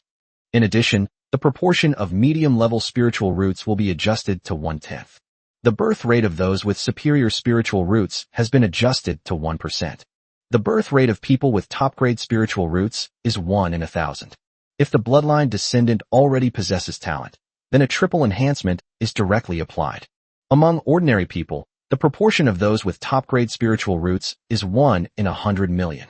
Li Xiaojun directly made her bloodline descendants 1 in 1,000, increasing the probability by a factor of 100,000. With this adjustment, Li Xiaojun can strengthen approximately 50,000 low-grade spiritual roots, 5,000 medium-grade spiritual roots, 500 high-grade spiritual roots, and 50 top-grade spiritual roots every day. However, the result of this enhancement is that Li Xiaojun has to consume 2 million years of her lifespan every day. It takes 60 million years of lifespan to consume in just 1 month. Fortunately, such a drain is just a drop in the ocean for Li Xiaojun right now. It's easy to imagine that in just a few years, his bloodline descendants will definitely occupy most of the upper echelons of the entire human race in the cultivation world. By then, his bloodline will expand at an exponential rate, and the speed at which Li Xiaojun gains cultivation points will be unimaginable. Chapter 55. I hope she won't regret it later. 1 month after the system upgrade, Li Xiaojun's cultivation level broke through to the early stage of golden core. It is estimated that it will take at least 6 more months to break through to the nascent soul stage. Although Li Xiaojun's cultivation level has broken through to the golden core stage, due to the system's concealment, even a great emperor would find it difficult to detect that he possesses cultivation. That's good. It allows him to continue hiding. Heaven knows what that wretched girl Lu Hongxia would do if she discovered he could cultivate. Since this wayward girl doesn't acknowledge him as her father, Li Xiaojun won't treat her as his own daughter. In fact, if Lu Hongxia had treated him better, he could have easily spent 100 million energy points to enhance her talent to the level of a celestial spirit root. But now, even if Lu Hongxia knelt down and begged him, it would be impossible. When Li Xiaojun thought of her daughter, she thought of Xiao Ba and Xiao Jiu. 10,000 years ago, he didn't have much energy, so he only strengthened Xiao Ba and Xiao Jiu to the level of yin-yang spiritual roots. System, help me strengthen Xiao Ba and Xiao Jiu's immortal spiritual roots, Li Xiaojun instructed the system. System notification, in progress. Soon, Li Xiaojun's energy value was reduced by 200 million, leaving her with more than 2.8 billion. Just as Li Xiaojun was strengthening the spiritual roots of her 2 daughters. Autumn Rain Star. The Purple Star Imperial Palace. Emperor Ziwei, Li Yuchen, who should now be called Li Ziwei, who was cultivating, suddenly felt subtle changes happening in his body. This change completely stunned her. My spiritual root is evolving. A moment later, the evolution of the spiritual root stopped. Li Ziwei quickly took out a talent testing crystal. At the very core, a white light emerged. I have acquired a celestial spiritual root. Li Ziwei was utterly astonished. She never imagined that she would suddenly develop immortal spiritual roots simply by cultivating. Just as Li Ziwei was in shock. On the other side, in the Xiao Imperial Palace, Li Yuqiu, who was before, and Li Xiao, who is now, also felt the change in her spiritual root. After the change ended, she immediately checked her spiritual root. Then she discovered that she had actually become a celestial spirit root. Just as she transformed into a celestial spirit root, the bottleneck of the great perfection of the tribulation transcending stage seemed to loosen. Given this situation, if she wanted to, she could soon break through the barrier between the human and immortal realms and then ascend to the immortal realm using immortal spiritual energy as a guide. Sister, I've achieved immortal spiritual roots. Immediately after the test, Li Xiao called her sister Li Ziwei. What? You also have a celestial spiritual root? Li Ziwei was very surprised to hear Li Xiao's words. Could it be that you, sister, also possess a celestial spiritual root? Li Xiao asked in surprise. Yes, I just sensed a change in my spiritual root, and after testing it, I found that my spiritual root has become an immortal spiritual root, Li Ziwei said. Me too. I also suddenly developed a celestial spiritual root, and my bottleneck has loosened. I'll be able to ascend soon, Li Xiao said to Li Ziwei. Xiao, come over here, let's have a good talk. Okay, sis. Soon, Li Xiao took the teleportation array directly to the Ziwei Imperial Palace.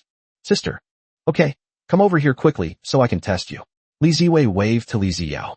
Soon, both of them confirmed that their spiritual roots had reached the level of immortal spiritual roots. Sister, what's going on? Why did we all suddenly become immortal spiritual roots? Li Xiao asked her older sister, Li Ziwei. I don't know either, but I heard my mother say that when we were little, our spiritual roots were just ordinary earth spiritual roots. After my father died, our spiritual roots suddenly evolved into yin and yang spiritual roots, and our 7 older sisters even evolved directly into immortal spiritual roots. You mean, this has something to do with our father? Li Xiao asked in surprise. My father has been dead for 100,000 years, so he shouldn't have anything to do with this. Li Ziwei shook her head. But how do you explain this? We haven't eaten any rare and precious herbs that can evolve our spiritual roots, Li Xiao said.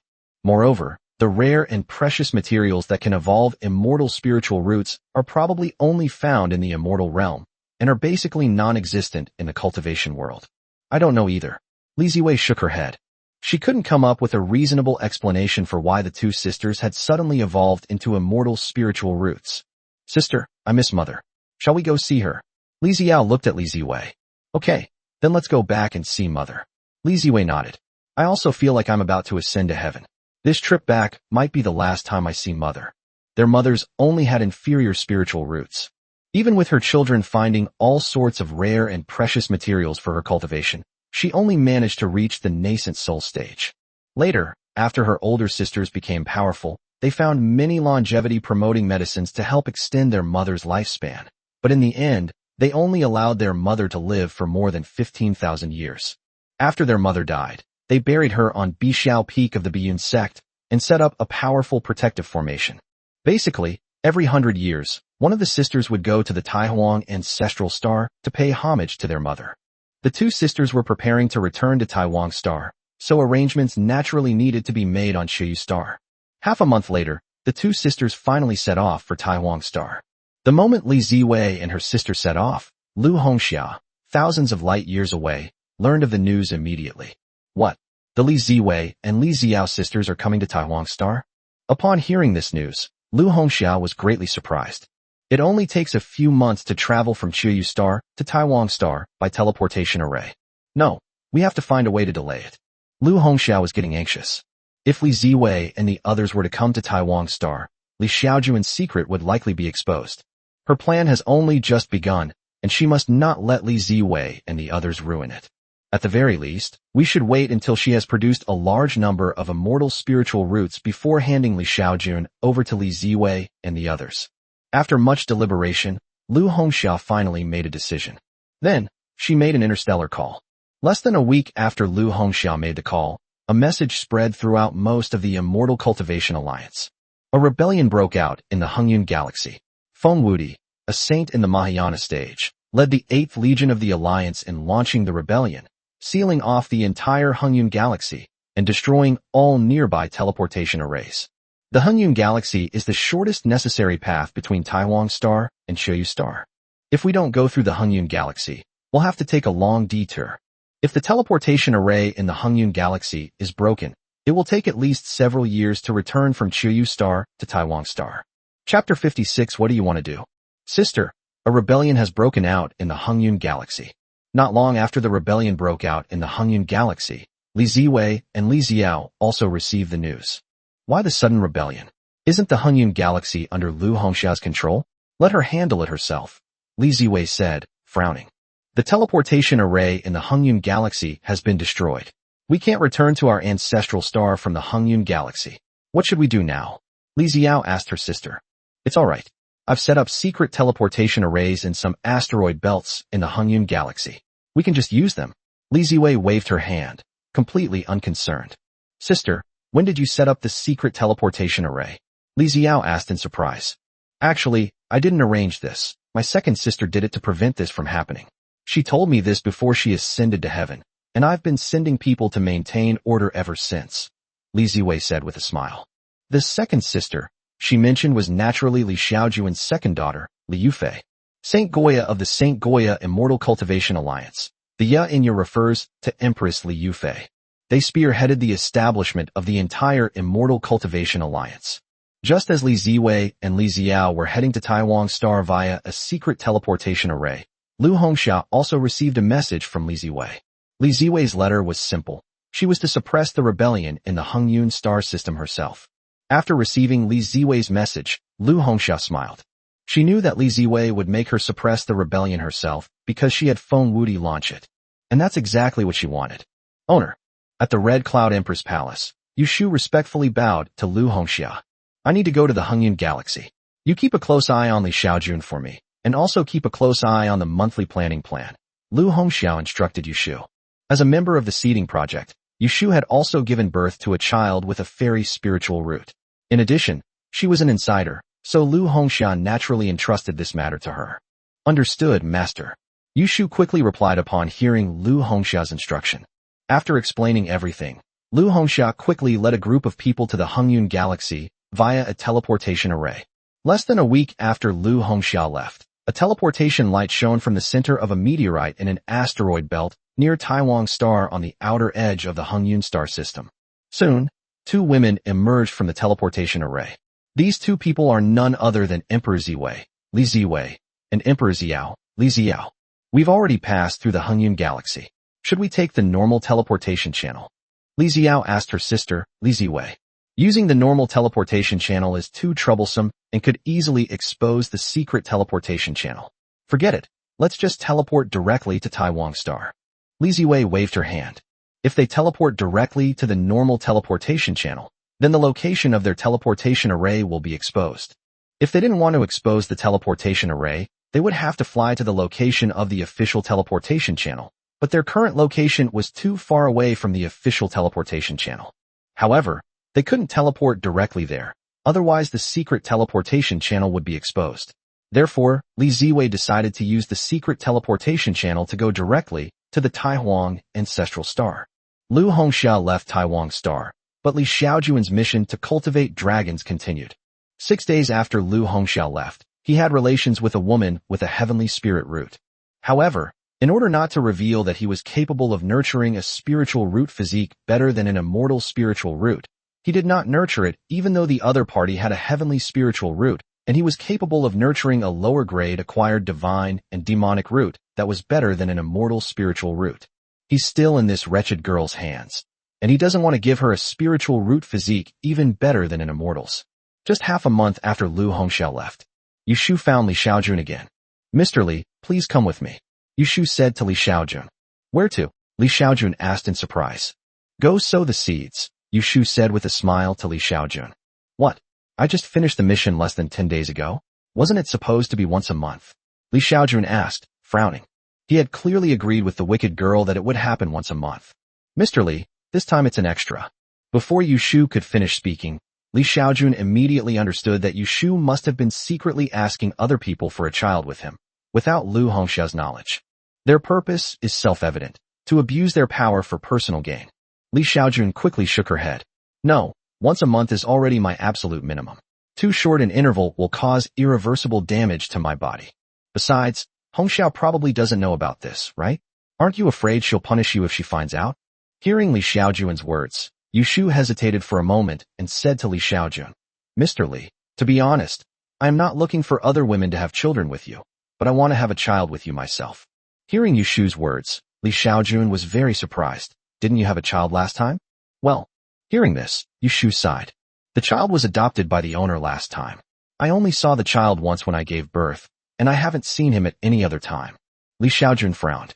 He felt that it was really going too far for Lu Hongxia to not even let other people see the daughter she had given birth to. However, what Li Xiaojun didn't know was that Lu Hongxia's idea was that all children with immortal spiritual roots in the future must be raised by her personally. She wants to strengthen the bond between her children and her, ideally to make them see her as their own mother. Under such circumstances, how could she possibly allow the child's biological mother to influence the child's perception? Yushu wanted to have another child with Li Xiaojun because she knew that if she had sex with Li Xiaojun again, she could conceive another child with a divine spiritual root. If Lu Hongxia were still on Taiwan Star, she definitely wouldn't dare. However, Lu Hongxia is not here now, and it is estimated that it will be difficult to successfully suppress the rebellion in the Hengyun galaxy in a few years. So, during these few years, she could quietly give birth to another child with a divine spiritual root. She definitely couldn't let Lu Hongxia take this child away again. Although she was Lu Hongxia's subordinate and very loyal to her, her urgent desire for a child with a divine spiritual root made her disregard Her Majesty the Empress. However, after hearing Yushu's explanation, Li Xiaojun shook her head. No, I can't agree to your request. Li Xiaojun directly rejected Yushu's unreasonable request. Hearing Li Xiaojun's direct refusal, Yushu frowned slightly. She hadn't expected Li Xiaojun to reject her so readily. Mr. Li, I hope you can cooperate, otherwise I will have no choice but to use force. Yushu approached Li Xiaojun step by step. What are you going to do? Li Xiaojun stumbled back a few steps, until she was backed against the wall, with nowhere left to retreat. Yushu didn't answer. She rushed towards Li Xiaojun quickly. She was so fast that Li Xiaojun didn't even have time to react before she felt her whole body fly up. Then, his body traced an arc before landing on his bed. Chapter 57. So what? More money is needed. Wait a minute, I have something to say. Li Xiaojun quickly called for a halt. Upon hearing Li Xiaojun's words, Yushu stared at him, wanting to hear what he had to say. You're doing this for a child with an immortal spiritual root, aren't you?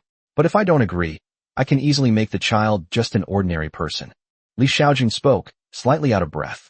Upon hearing Li Xiaojun's words, Yushu frowned slightly. You mean, you can control what kind of spiritual root your child will have? Yes, if you don't believe me, you can try it. You'll only get an ordinary child. Li Xiaojun looked directly at Yushu. Yushu stared at Li Xiaojun's handsome face, and she felt that what Li Xiaojun said was very likely true. Then how can you have a child with me that has the spiritual root of an immortal? The fish asked in a soothing voice. I told you, if I don't get enough rest, it will damage my body, the kind of damage that 2 billion spirit stones simply can't make up for. So what? Therefore, we need to pay extra. Okay, how much do you want? Yushu agreed without hesitation. A child with a celestial spiritual root, if properly nurtured, will surely become a great emperor in the future. For a great emperor, how many spirit stones could he possibly want? At the very least, 10 billion. Li Xiaojun made a demand that was 5 times greater than before. Can. Yushu breathed a sigh of relief when she heard that Li Xiaojun only asked for 10 billion. As one of the Empress's most trusted subordinates, she could certainly afford to produce 10 billion spirit stones. 100 billion is just 10,000 top-grade spirit stones. The next moment, she waved her hand, and 10,000 top-grade spirit stones appeared on the bed. Upon seeing the top-grade spirit stone, Li Xiaojun nodded and quickly put it away. I've given you 10 billion, let's get started, but you have to give me 10 billion in return. Yushu couldn't wait to start undressing Li Xiaojun. I'll do it myself. Now that the terms had been agreed upon, Li Xiaojun no longer objected. It doesn't matter who you communicate with. This one exchange is equivalent to 5 exchanges with other people, so why resist it? Li Xiaojun silently told herself. System notification. The recipient has been detected to have a top-tier spiritual root talent. I choose 6. In the end, Li Xiaojun still chose to expend 25,000 years of her lifespan to conceive a child with immortal spiritual roots. After all, he had already paid the fee, and he couldn't go back on his word. An hour later, Yushu finally left, satisfied. System notification. A descendant of the host's bloodline has been born with a top-grade spiritual root. Please check it yourself. Just after Yushu left, Li Xiaojun suddenly received a system notification in her mind. This system notification was requested by Li Xiaojun. The system will notify him as long as his bloodline descendant has a top-grade spiritual root.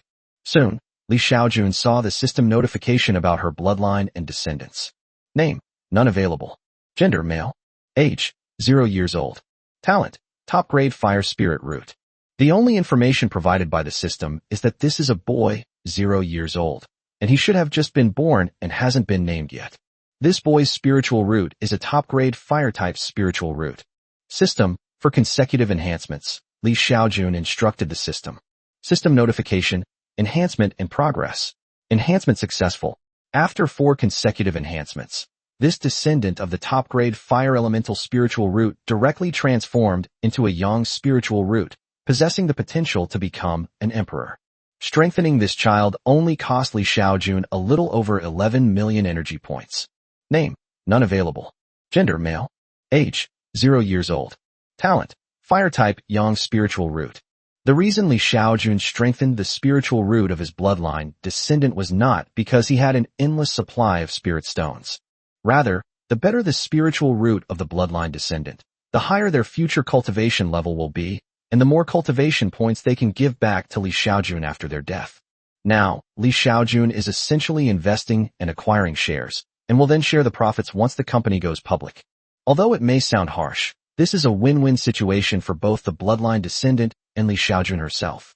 Without Xiaojun, he would only be a top-grade spiritual root, and his achievements would likely be limited. Xiaojun would also not have gained many cultivation points.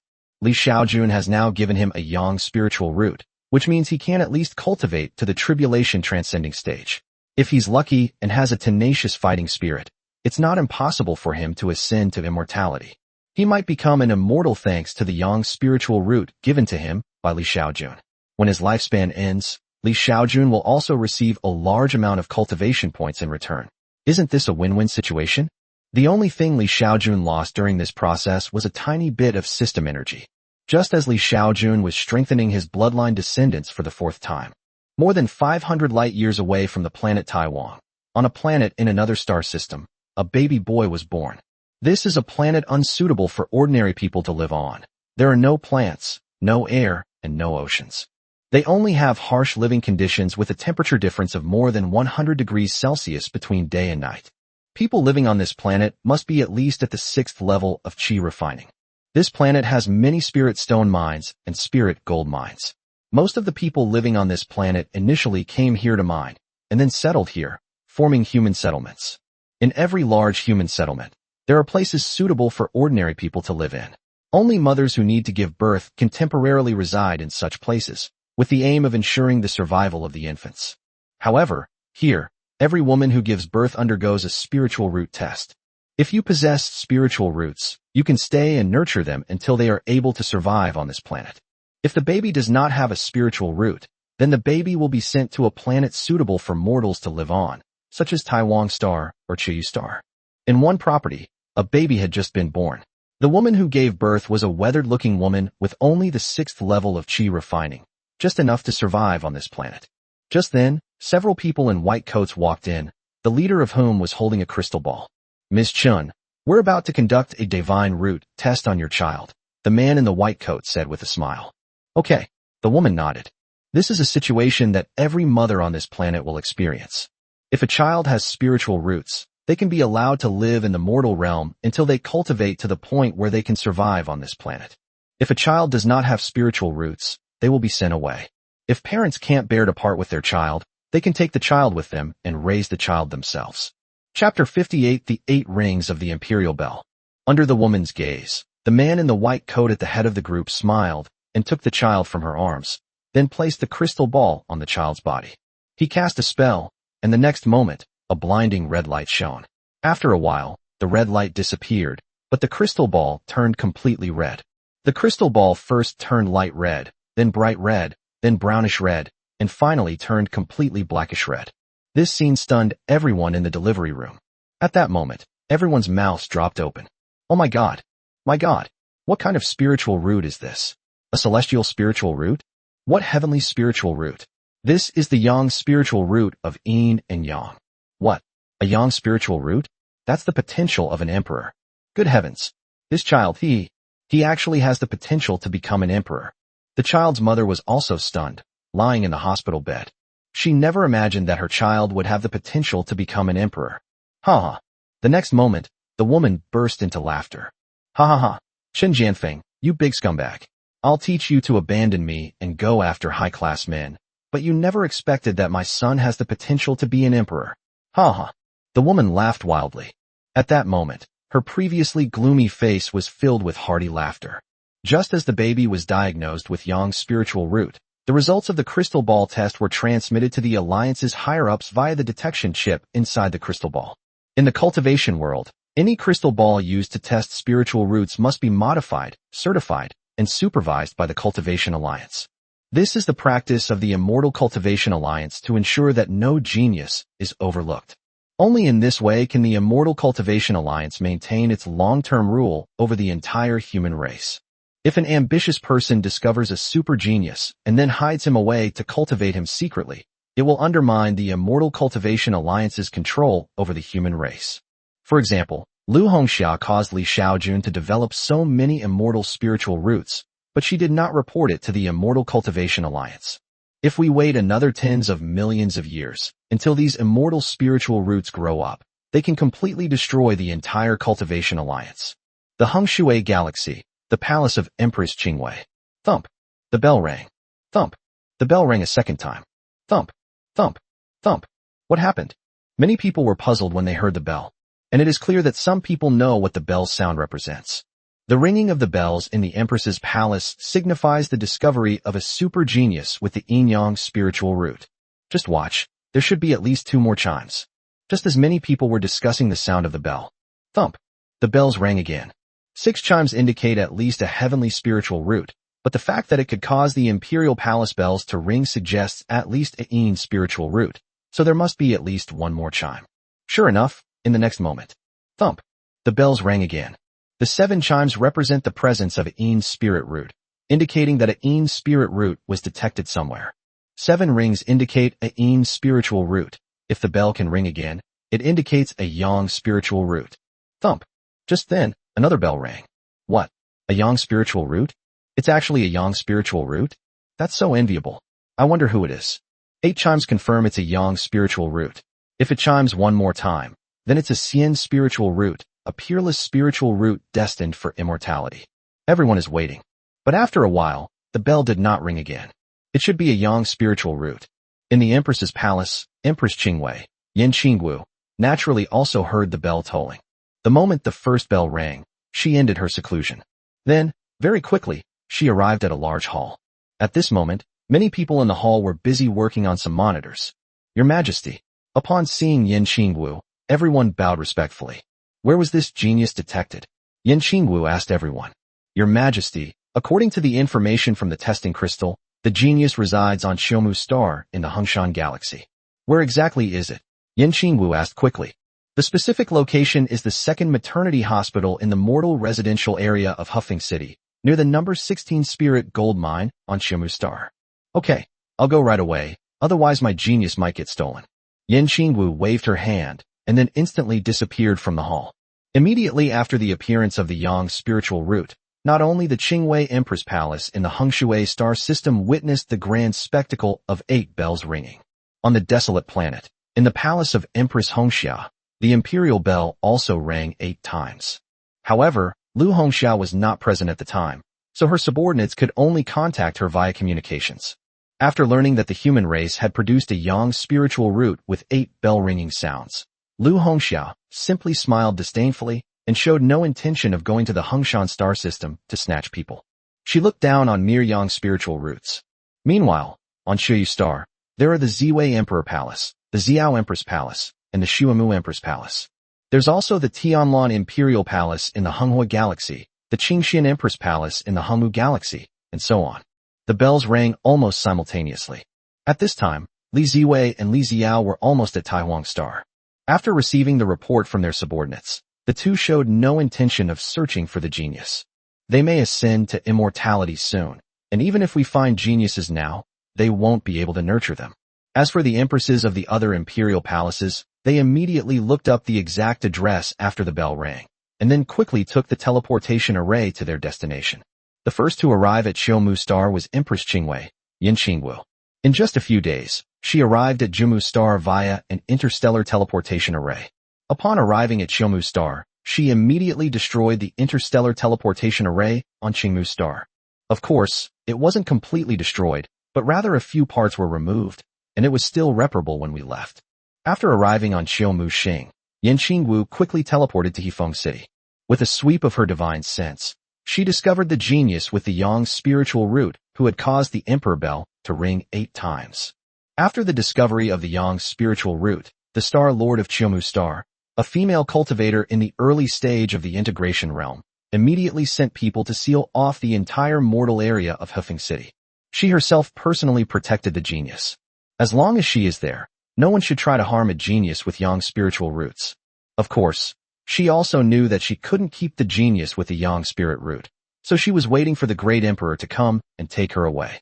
Just as the genius with yang spiritual roots was being protected by a female cultivator in the integration stage, news of another genius with yang spiritual roots emerging on Xiao Muxing also spread. In the past few days, a man named Chun Jianfeng, after learning that Yang Lingjin was his son, immediately chose to break up with the granddaughter of the registrar of Hufeng City, and then tried to win back his old love. It's a pity that he can't even enter the mortal area, because the mortal area has been sealed off by the Star Lord. He also claimed to be the father of a genius, but after the Star Lord inquired with the mother of the Yang spirit root genius, he was told, "I don't know him, and he is not the child's father." The Star Lord naturally didn't believe it, so she chose to have someone investigate. After investigating, she discovered that Chun Jianfeng was a complete scumbag. Under such circumstances, Chun Jianfeng naturally could not see his child. His dream of becoming a superior person by taking advantage of his child's fame was shattered. Chapter 59 Li Ziyao's Shock. A few hours later, the cultivation genius with the yang spiritual root was finally taken away by Empress Qingwei, Yin Qingwu. In addition, there is the mother of a child with a yang spiritual root. As for the child's father, Chun Jianfeng, he was forgotten in a corner. Although Chun Jianfeng later told many people that his son had a yang spiritual root, no one believed him. Just as Yin Qingwu acquired the yang spirit root genius, the sisters Li Ziwei and Li Xiao finally returned to Taiwan Star. After returning to Taiwan Star, the two immediately went to the location of Biyun sect's Bixiao Peak, which existed 100,000 years ago. A tomb has been built on Bixiao Peak. In front of the tomb, there is a huge tombstone. The tombstone is inscribed with the names of my late father, Li Xiaojun, and my beloved mother, Wang Qiyu. Inside the tomb, there was a transparent crystal coffin. Inside the crystal coffin lay a beautiful woman who looked to be in her 30s. This beautiful woman was none other than Wang Qiyu, who had already died. After the two sisters arrived, they first paid respects to their parents, and then settled down in a small wooden house on Bixiao Peak. If Li Xiaojun were here, he would discover that this little wooden house is the very same one he built himself 100,000 years ago. 10,000 years have passed, and I still don't know how this little wooden house has been preserved so well. However, it is certain that this is a method used in the cultivation world. Sister, do you remember when we were little, we used to play on this rock? It was you who turned this big rock into a fun slide. On Bixiao Peak, Li Xiao looked at a large rock with some emotion. Yes, it's been 100,000 years. The scenes from my childhood are still vivid in my mind. I really want to eat my mother's cooking. I want to eat Dad's boiled fish too. 10,000 years have passed, and perhaps only Bixiao Peak on the entire ancestral star has remained unchanged, Li Ziwei remarked with emotion. Sister, now that we've ascended, how long will this place last? Li Xiao asked. You've already ascended to immortality. Why do you still care about so much? It's a pity that you can't take anything with you when you ascend to heaven. Otherwise, I would like to take my mother with me to the immortal realm. Upon hearing about the immortal realm, Li Ziwei thought for a moment and said, I wonder how my elder sister and the others are doing in the immortal realm. Don't worry, sister, we'll ascend soon, and then we'll be able to see them. Maybe my eldest sister and the others have already established a stronghold in the immortal realm. Then we can just join them. At this time, Li Xiaojun was unaware that her two daughters had arrived on Taiwan Star. Of course, no one on Taiwan Star knew that the two emperors had already prepared this place. Time flies, and a year has passed in the blink of an eye. Within a year, Li Xiaojun completed more than a dozen transactions. During that year, Yushu gave birth to another daughter with a divine spiritual root, named Yu Junxian. However, she hid this daughter away, and no one knew about her. 1 year later, Li Ziwei and Li Xiao have also stayed on Bixiao Peak for more than a year. That day, Li Xiao suggested to her older sister Li Ziwei, Sister, shall we go to Honghe City? That's mother's hometown. Hearing her sister's words, Li Ziwei thought for a moment and nodded. Okay, let's go take a look. The Li sisters, Ziwei and Xiao, were born on Bixiao Peak and never lived in Honghe Town until they grew up. So, after the two sisters arrived on Taiwan Star, the first place they went was Bixiao Peak. If Li Xiao hadn't suggested it, the two sisters wouldn't have gone to Honghe City. If it were their eldest sister, Li Yuding, she would definitely go to Honghe City soon after arriving at Bixiao Peak. For Li Yuding, she lived in Honghe Town from birth until she was 6 years old when her spiritual root was tested. This place holds her childhood memories. Biyun sect's Bixiao Peak is not far from Honghe City. So, Li Ziwei and Li Xiao arrived in Honghe City. Upon arriving in Red River City, The first place the two visited was naturally the former residence of the great emperor, which their eldest sister, Liuding, had built before her ascension. The emperor's former residence is a small courtyard shrouded in a magic array on the busiest street in Honghe City. The formation in this courtyard is so powerful that even a cultivator at the integration stage cannot force it open. However, this formation was very simple for Li Ziwei and her sister. The two appeared directly in the courtyard. This small courtyard was recreated by Li Yuding herself, one-to-one, based on her childhood memories. There are also several statues in the small courtyard. These statues are naturally depictions of Li Xiaojun, Wang Qiuyu, Li Yuding, Li Yufei, and Li Ziwei as children. My mother and father used to live here. Why don't we stay here for a while? Li Ziao suggested to Li Ziwei. Okay.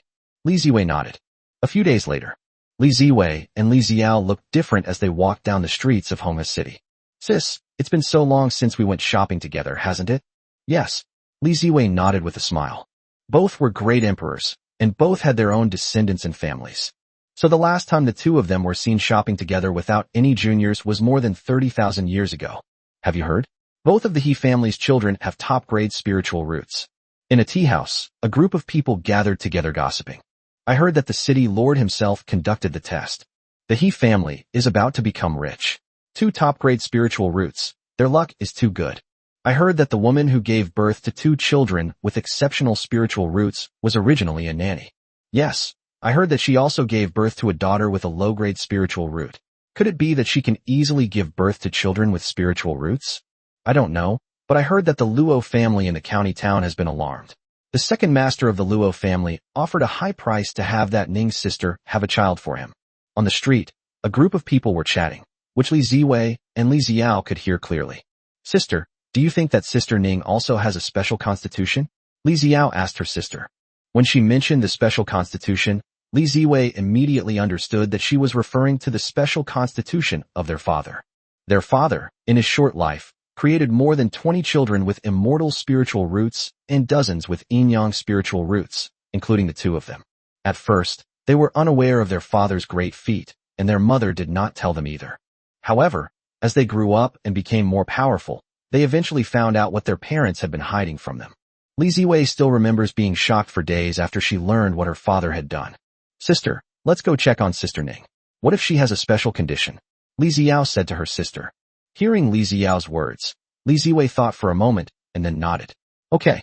They definitely wanted to see someone who seemed to have the same special constitution as their father. If this is true, then with proper nurturing, it will bring many geniuses to the human race. I'll use my divine sense to find where Sister Ning is. She's in that villa over there. Huh, those paintings. The next moment, Li Ziao showed a shocked expression. Chapter 60. Let's go take a look. Sister, look at those paintings. Li Ziao said to Li Ziwei in a shocked tone. Which paintings?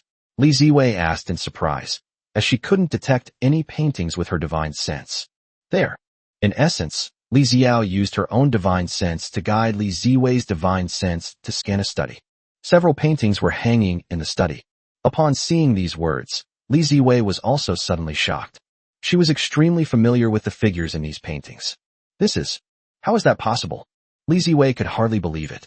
Because the people and objects in the painting are her family and the place where she grew up.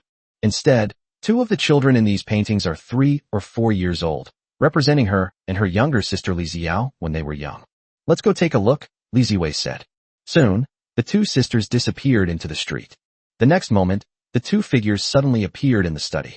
Upon seeing everything in the study, the first thing the Li sisters did was look at the paintings hanging on the wall. Who drew this? Both sisters had a question in their minds. Just ask the owner of the house. Soon, the 2 sisters appeared next to someone in the villa. This is a 16 or 17-year-old girl. Next to her is a stroller with a little girl who is a little over 1 year old sleeping on it. After the Li Ziwei sisters appeared, the girl did not notice them. The next moment, Li Ziwei began to hypnotize the girl. What's your name? Li Ziwei asked the girl. He's Xishua. The girl answered obediently. Who painted the paintings in your study? Li Ziwei continued to ask. Yes, sir. Who is this gentleman? What is his name? And where is he?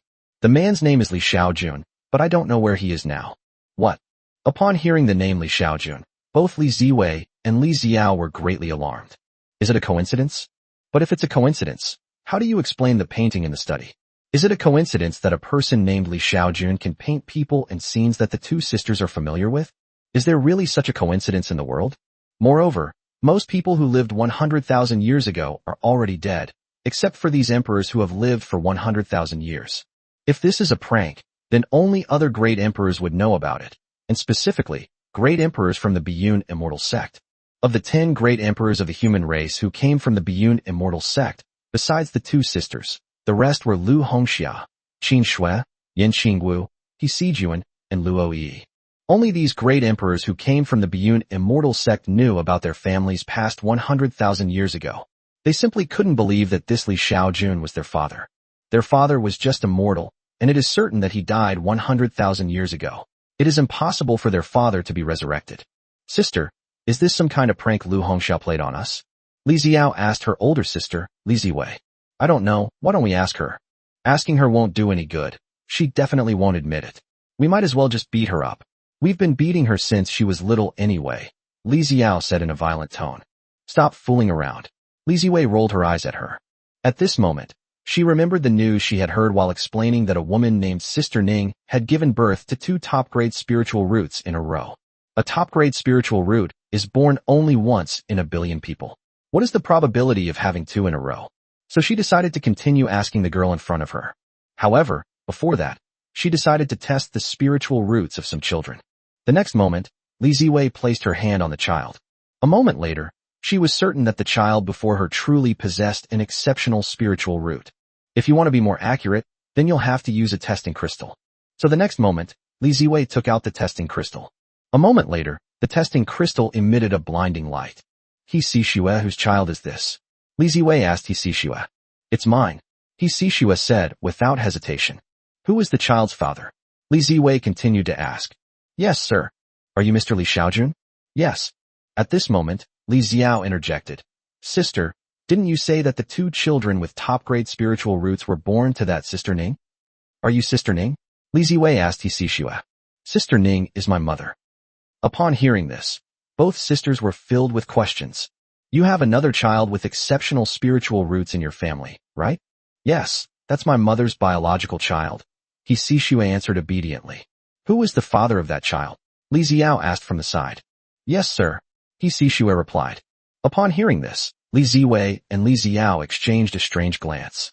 Wow, both parents had a child with the same person. But the next moment, Li Ziwei's expression turned serious. With a wave of her hand, she conjured a man who looked exactly like her father, Li Xiaojun. Do you know him? Li Ziwei asked. I know him. He's Mr. He Xixue said without hesitation. Hearing this, Li Xiao panicked. Sister, could the gentleman she mentioned really be father? I don't know, it's hard to say. Li Ziwei shook her head. She wasn't sure either. A man who can make 2 women pregnant with children of exceptional spiritual roots, and this man is exactly like their father. This situation left her somewhat mentally blank. She was certain that their father had indeed died 100,000 years ago. Now, the man who appears to be their father has reappeared and has fathered 2 children with exceptional spiritual roots. Sister, can we check if this child shares our bloodline? Li Xiao said to her older sister, Li Ziwei. We can give it a try. Li Ziwei nodded. Then she reached out, and a drop of blood flew out of the child's body. Next, Li Ziwei and Li Xiao quickly used their divine sense to probe into the blood. After a long pause, Li Xiao spoke first. Sister, this child has some of the same gene segments as us, so it's very likely that he's related to us by blood. Li Xiao said to her sister, Li Ziwei. Really? Li Ziwei nodded, but it's not certain. If we want to be sure, we still need to send it to the hospital for a paternity test. Although they observed the same gene fragments using their divine sense, they believed that using technological means would be more accurate in confirming the claim. Sister, shall we get a bloodline test done now? Li Xiao asked Li Ziwei. Wait a minute, let me ask her some more questions. Then, Li Ziwei asked He Xixue. He Xixue, do you know where Li Xiaojun is? I don't know. He Xixue shook her head. When did he leave? Li Ziwei continued to ask. More than a year ago. How did he leave? They were taken away by someone. Who took it? I don't know her. I only know she's a woman. Think carefully. Is there any clue you've overlooked? Li Xiao said from the side. By the way, it seems the city lord knows about that woman. The city lord? Chapter 61 Little 8, Little 9. Have you come to save your father? Soon, Li Ziwei and Li Xiao appeared at the city lord's mansion. The city lord of Red River City is a cultivator in the early stage of the Golden Core realm who has already developed spiritual consciousness. Even if the two sisters were emperors, it would be impossible for them to control the city lord as they would immortal. So this time, the two sisters appeared directly in front of the city lord's mansion and the city lord himself. This time, the two sisters made no attempt to hide their tracks or faces. The moment the city lord of Red River City saw the two sisters and sensed their terrifying aura, he immediately recognized them. Emperor Ziwei, Empress Xiao. He bowed softly to the two empresses. The resident of Red River City, excited, knelt on one knee before them. No need for formalities. We've come to you mainly to ask about something. Li Ziwei waved to the city lord. Your Majesty, please ask. I will answer to the best of my knowledge. Do you know Li Xiaojun? Li Ziwei asked the city lord. I understand. The city lord nodded. Where did he go?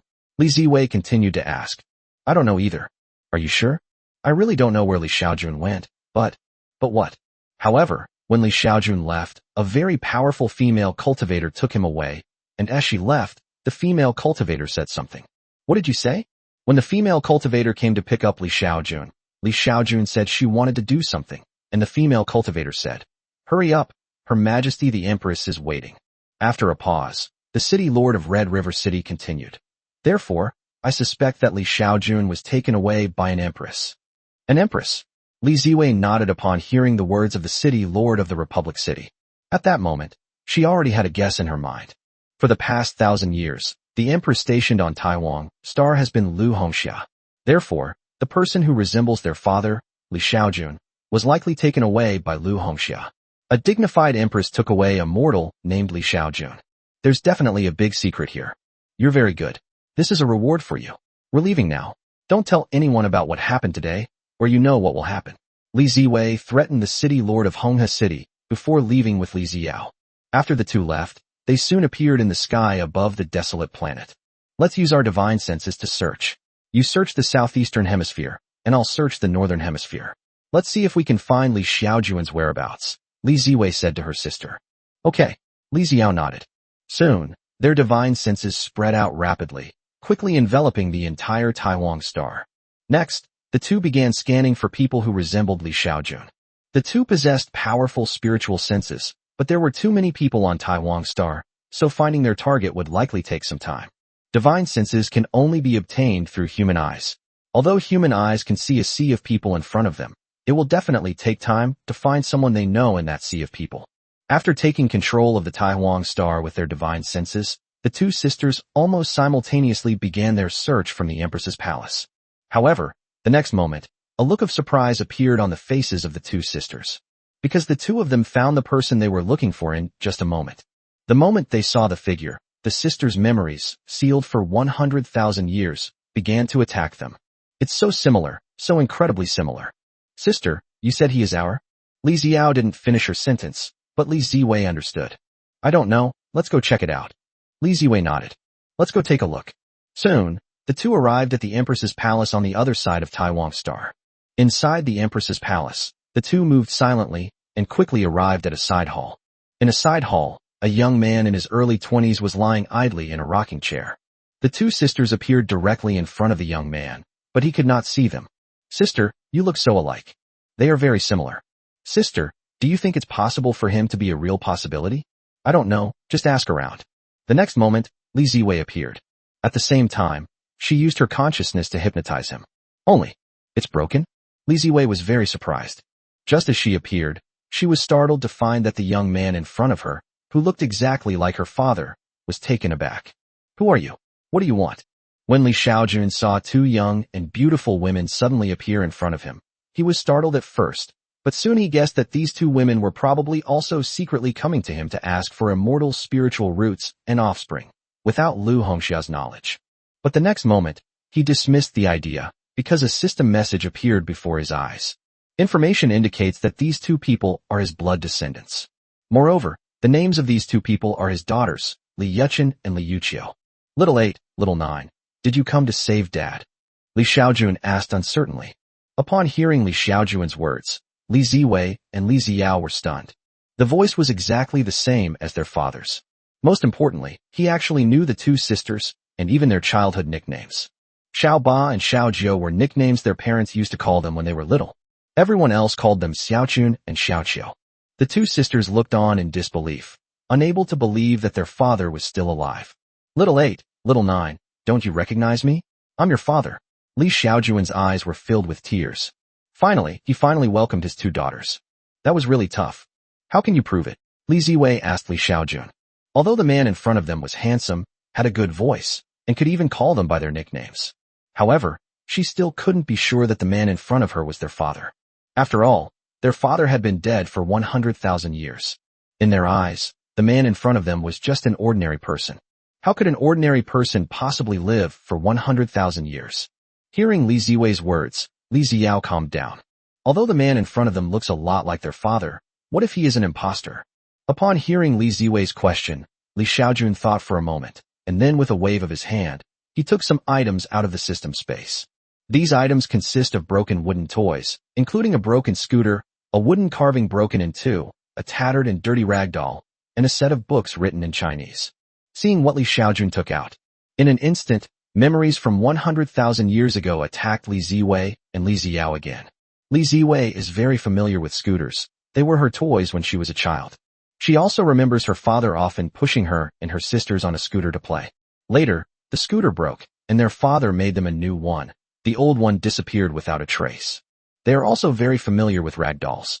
The doll was broken because she and her fourth sister tore it while fighting over it. Furthermore, they are extremely familiar with those books, especially the text within them.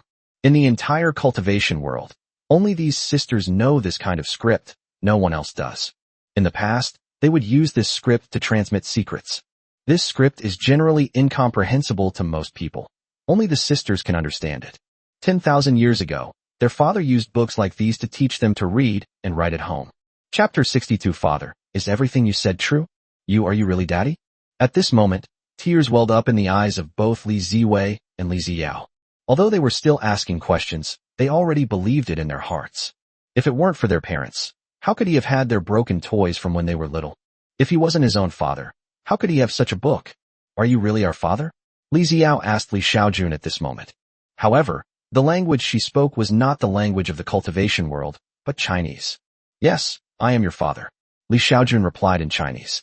You really are. Li Xiao quickly stepped forward and hugged her father. Father, where have you been all these years? Li Ziwei, who was standing nearby, also stepped forward and hugged Li Xiaojun, tears streaming down her face. Father, where have you gone? Do you know how much your mother misses you after you disappeared? Sorry. Faced with her two daughters' questions, Li Xiaojun could only apologize, tears streaming down her face. After a while, the father and his two daughters finally calmed down a bit. Father, we were so heartbroken when we learned that you had been killed by the demons. Father, where have you been for the past 100,000 years? Li Xiao asked Li Xiaojun. Alas, I was indeed killed. Li Xiaojun sighed. What happened? And what are you doing now? I'm alive again. What's going on? I don't quite understand. That's right. Next, Li Xiaojun recounted how she was taken away by the elders of the sacred land of Fanjing Mountain and then killed by the demon race on the way. Finally, he said, when I woke up, I found myself 100,000 years in the future, and I don't know how that happened. Then what are you doing here with Lu Hongxia? Li Xiao asked Li Xiaojun. Upon hearing Lu Hongxia's name and recalling what she had done to him over the years, anger immediately flashed across his face. This Lu Hongxia, she's not human. Next, Li Xiaojun recounted what Lu Hongxia had done to him. What? How dare Lu Hongxia? Hearing Li Xiaojun's words, the two sisters became angry. No matter what, father, you are still her biological father. But she doesn't acknowledge me as her father. Li Xiaojun shook her head. Father, don't worry, my sister and I will definitely get revenge for you by finding Lu Hongxia. This time, we're going to break her legs.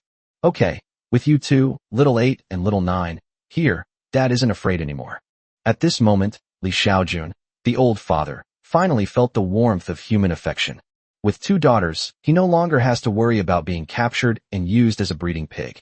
Father, you said you gave birth to more than a dozen children with immortal spiritual roots. Where are these children? Lu Hongxia is so vicious. We must not let her corrupt these children. Li Ziwei said to Li Xiaojun from the side. Upon hearing his eighth daughter Li Ziwei's words, Li Xiaojun felt that her motives were somewhat impure, but he didn't think too much about it. As long as his two daughters acknowledge him as their father, he will acknowledge both of them. Li Xiaojun shook her head and said, I don't know where these children are now, but I can draw what their mothers look like. If you can draw a picture of it, Daddy, my sister, and I will be able to find it.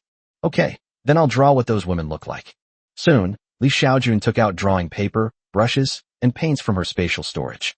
Before long, a dozen or so figures resembling those in photographs appeared on the drawing paper. When Li Xiaojun was painting the first picture, the sisters Li Ziwei and Li Xiao had already begun using their divine sense to search for these people.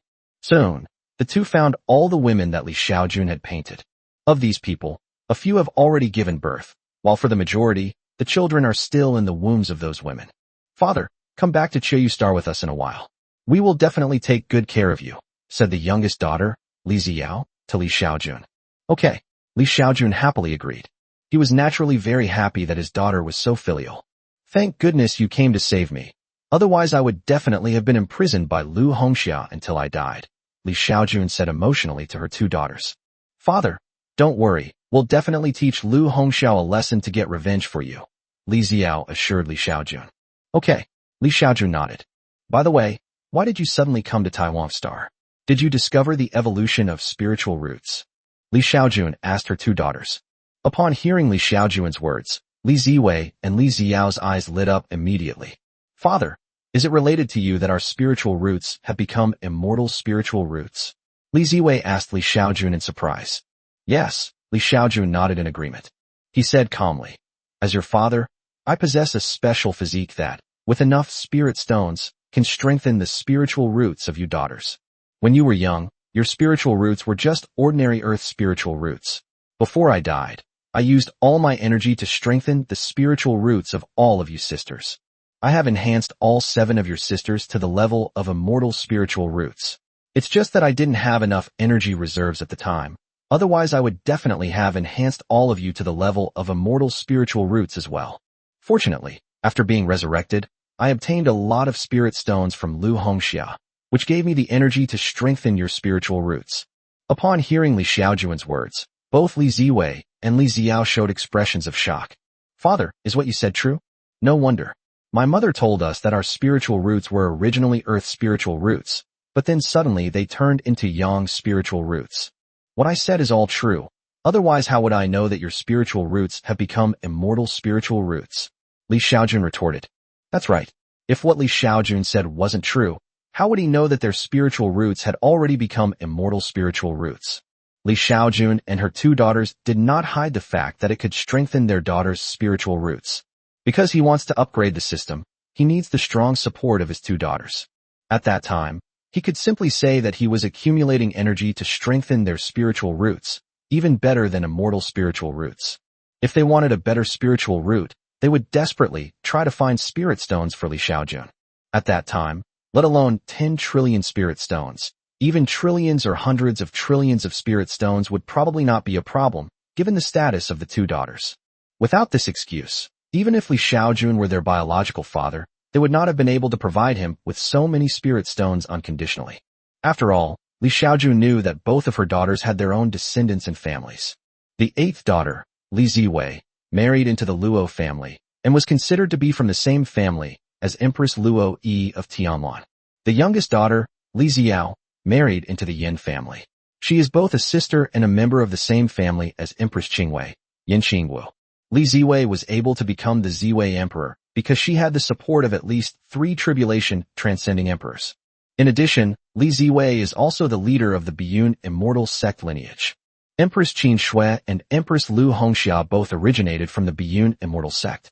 It is because of the support of so many people that Li Ziwei was able to become the first emperor of the human race and rule over trillions of humans. Chapter 63, even a primordial golden immortal can find her reincarnation.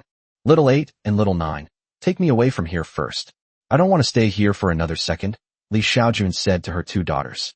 Okay, let's take you to see your mother. You must have missed her a lot all these years, Li Ziwei said to Li Xiaojun. Hearing her daughter's words, Li Xiaojun was very surprised and asked with some expectation, is your mother still alive?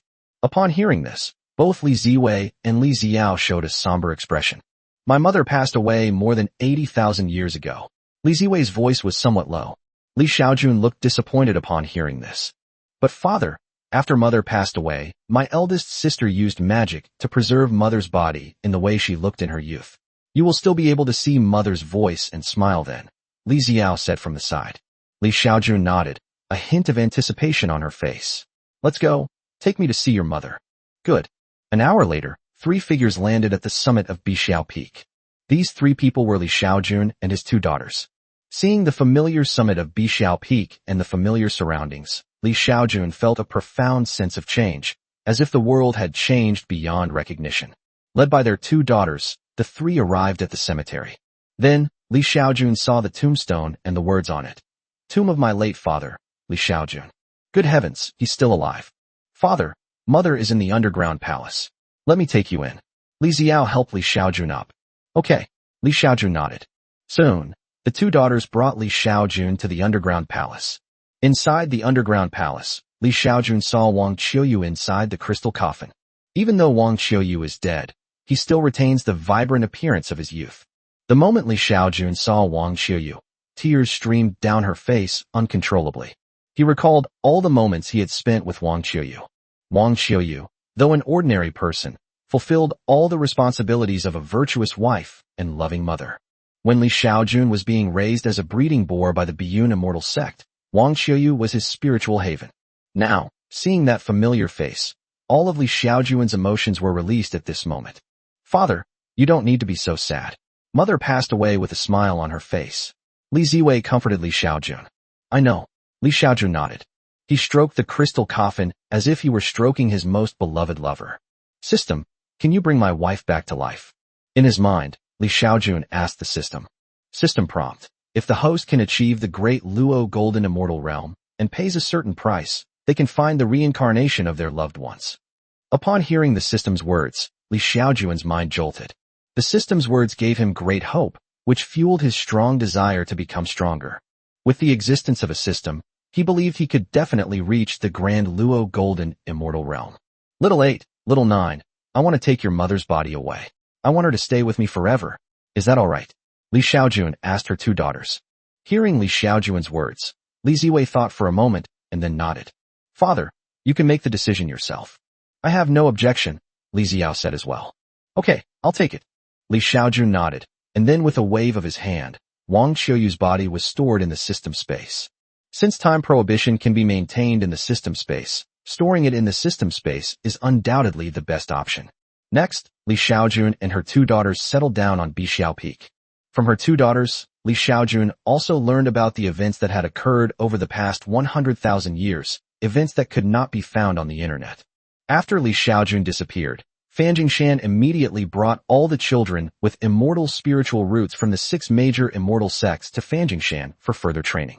Because Li Xiaojun's 9 daughters were initially found to have only top-grade spiritual roots and earth spiritual roots, the sacred land of Fanjing Mountain did not pay attention to them, so the 9 sisters continued to cultivate in the Biyun immortal sect. Because the sacred land of Fanjingshan brought all the immortal spiritual roots back to the sacred land, the demon race launched a fierce attack on Fanjingshan in order to prevent these immortal spiritual roots from growing. In addition, other sacred sites, upon learning that Mount Fanjing actually had more than 20 children with immortal spiritual roots, came to request to share the spoils equally.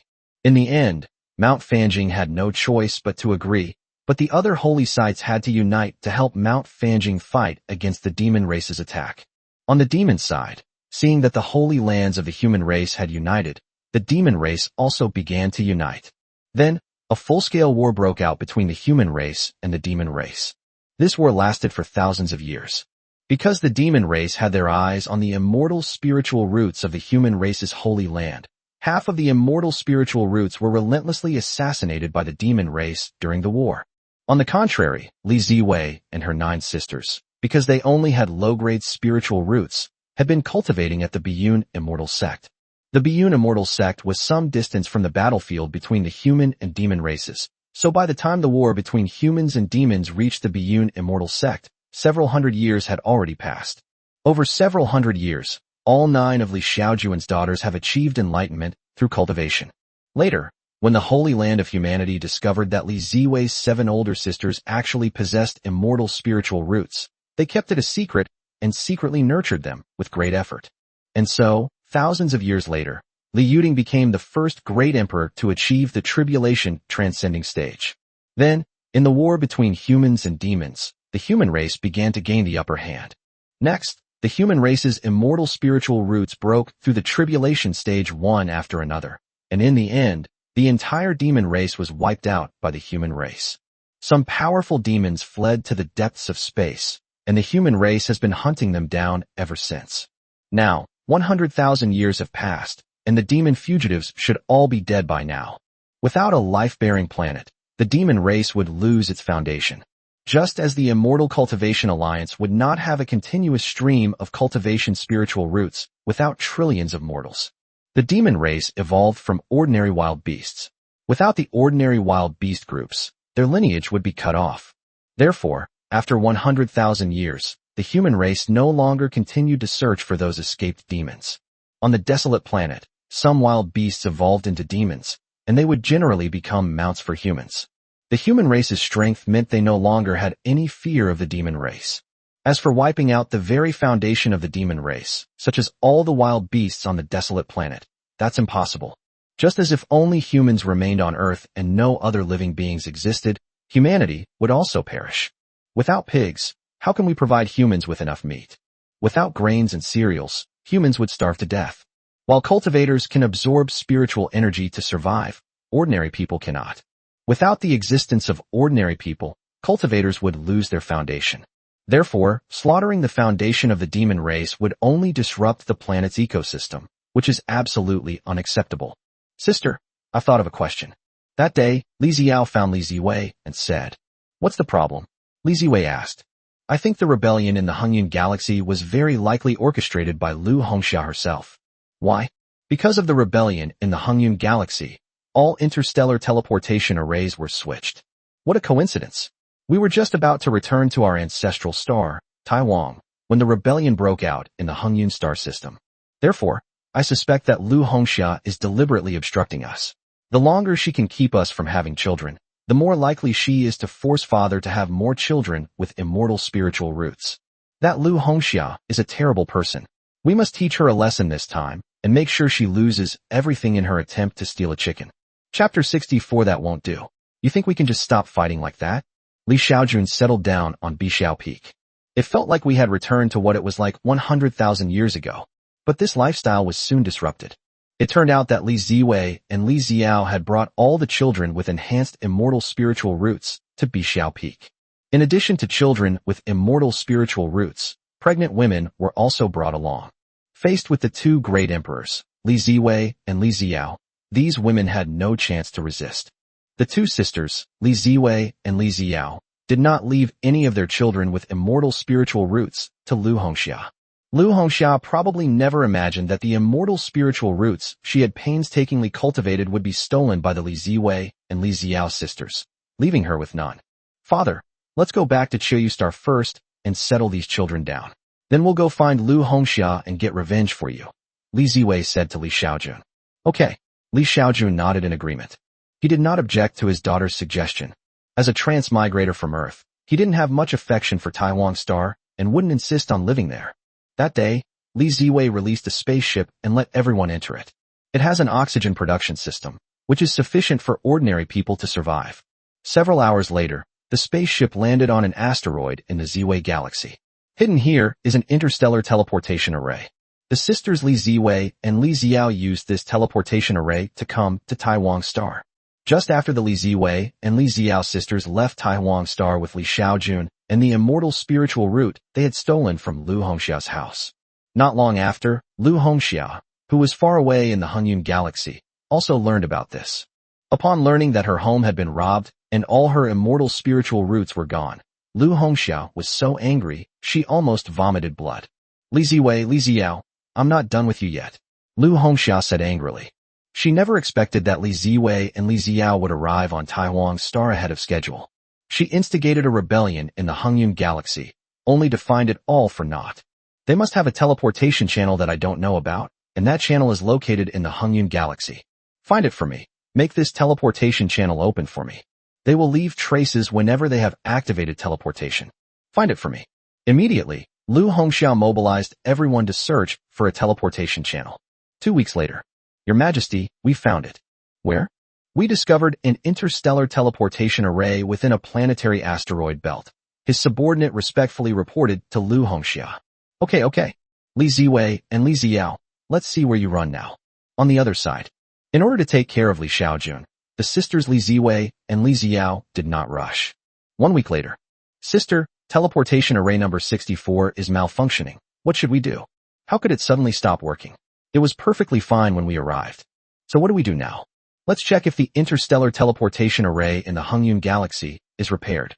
We'll use the official teleportation channel, Li Ziwei said after thinking for a moment. However, this means our teleportation channel has been exposed. So what if we're exposed? We're about to ascend anyway, Li Ziwei said calmly. Okay, Li Ziyao nodded, then continued to control the teleportation. After a while, Sister, we've connected to a teleportation array. We can teleport now. Okay, Li Ziwei nodded. Then, with a wave of her hand, the spaceship's door opened, and a group of people in spacesuits walked out. These people were naturally Li Xiaojun and the women holding children with immortal spiritual roots. The teleportation array was built in space, so ordinary people definitely couldn't be directly exposed inside it. Interstellar teleportation arrays cannot transport items as large as spaceships. They must be stored in storage bags. Since the storage bags cannot hold living people, everyone has to disembark and be teleported directly each time. When an ordinary person is teleported through an interstellar teleportation array, they will feel motion sickness for several days, similar to motion sickness. So after each teleportation, the two sisters would stop and rest for a few days. During breaks, Li Xiaojun and the children with the immortal spirit root would go to the spaceship to rest. Everyone get ready. I'm about to activate the teleportation. Li Ziyao gave the order to everyone, and then activated the teleportation array. In the Hengyun galaxy, within the Taiyao star system, on a planet, an interstellar teleportation array rapidly illuminates. A moment later, a group of people appeared in the teleportation array. The moment the group of people appeared at the teleportation array, a powerful divine sense swept over them. Li Ziwei and Li Ziyao, you've finally shown up. Soon, a figure quickly arrived above the teleportation array. Lu Hongxia, you dare show your face in front of us again? You deserve a beating. Li Ziyao looked coldly at Lu Hongxia. Upon hearing Li Ziyao's words, Lu Hongxia realized that there were two people on the other side, while she was alone. As for her subordinates nearby, they were no different from ants when facing a great emperor. Li Ziyao, you've gone too far. You kidnapped so many of my men. Please return them to me, and then I'll let you pass, Lu Hongxia said to Li Ziyao. Lu Hongxia, have you no shame? You still have the nerve to say that you forced my father to have a child? Ziyao, stop wasting your breath on her, and go beat her up. Li Ziwei interrupted Li Ziyao, and ordered. Okay, sis, you protect dad, I'll go beat her up. Li Ziyao nodded, then became excited. Li Ziyao, are you trying to gang up on us? Lu Hongxia immediately turned and ran. Li Ziyao, I'm warning you, don't go too far. Li Ziyao, you've already taken Li Xiaojun away. You must return my men to me? Lu Hongxia, watch out. Li Ziyao completely ignored sister Lu Hongxia and quickly chased after her, launching an attack. Soon, an earth-shattering battle broke out in outer space. Both of them avoided fighting on the planet. As emperors, if they fight on a planet, the humans living there will suffer. Li Ziyao, how could you suddenly become so much stronger? As the fight progressed, Lu Hongxia became increasingly surprised. She discovered that, after not seeing her for hundreds of years, Li Ziyao was far superior to her. Previously, the two could fight to a draw. Li Ziyao, stop. I'm not hitting you anymore. You think you can just stop fighting? No way. Li Ziyao, if you give me 5 children with immortal spiritual roots, I will let you leave. Hey, you want more kids? I haven't even settled accounts with you yet. You're asking for it. Li Ziyao, don't go too far. So what if I went too far? You dare to bully my father? I'm going to break your legs today.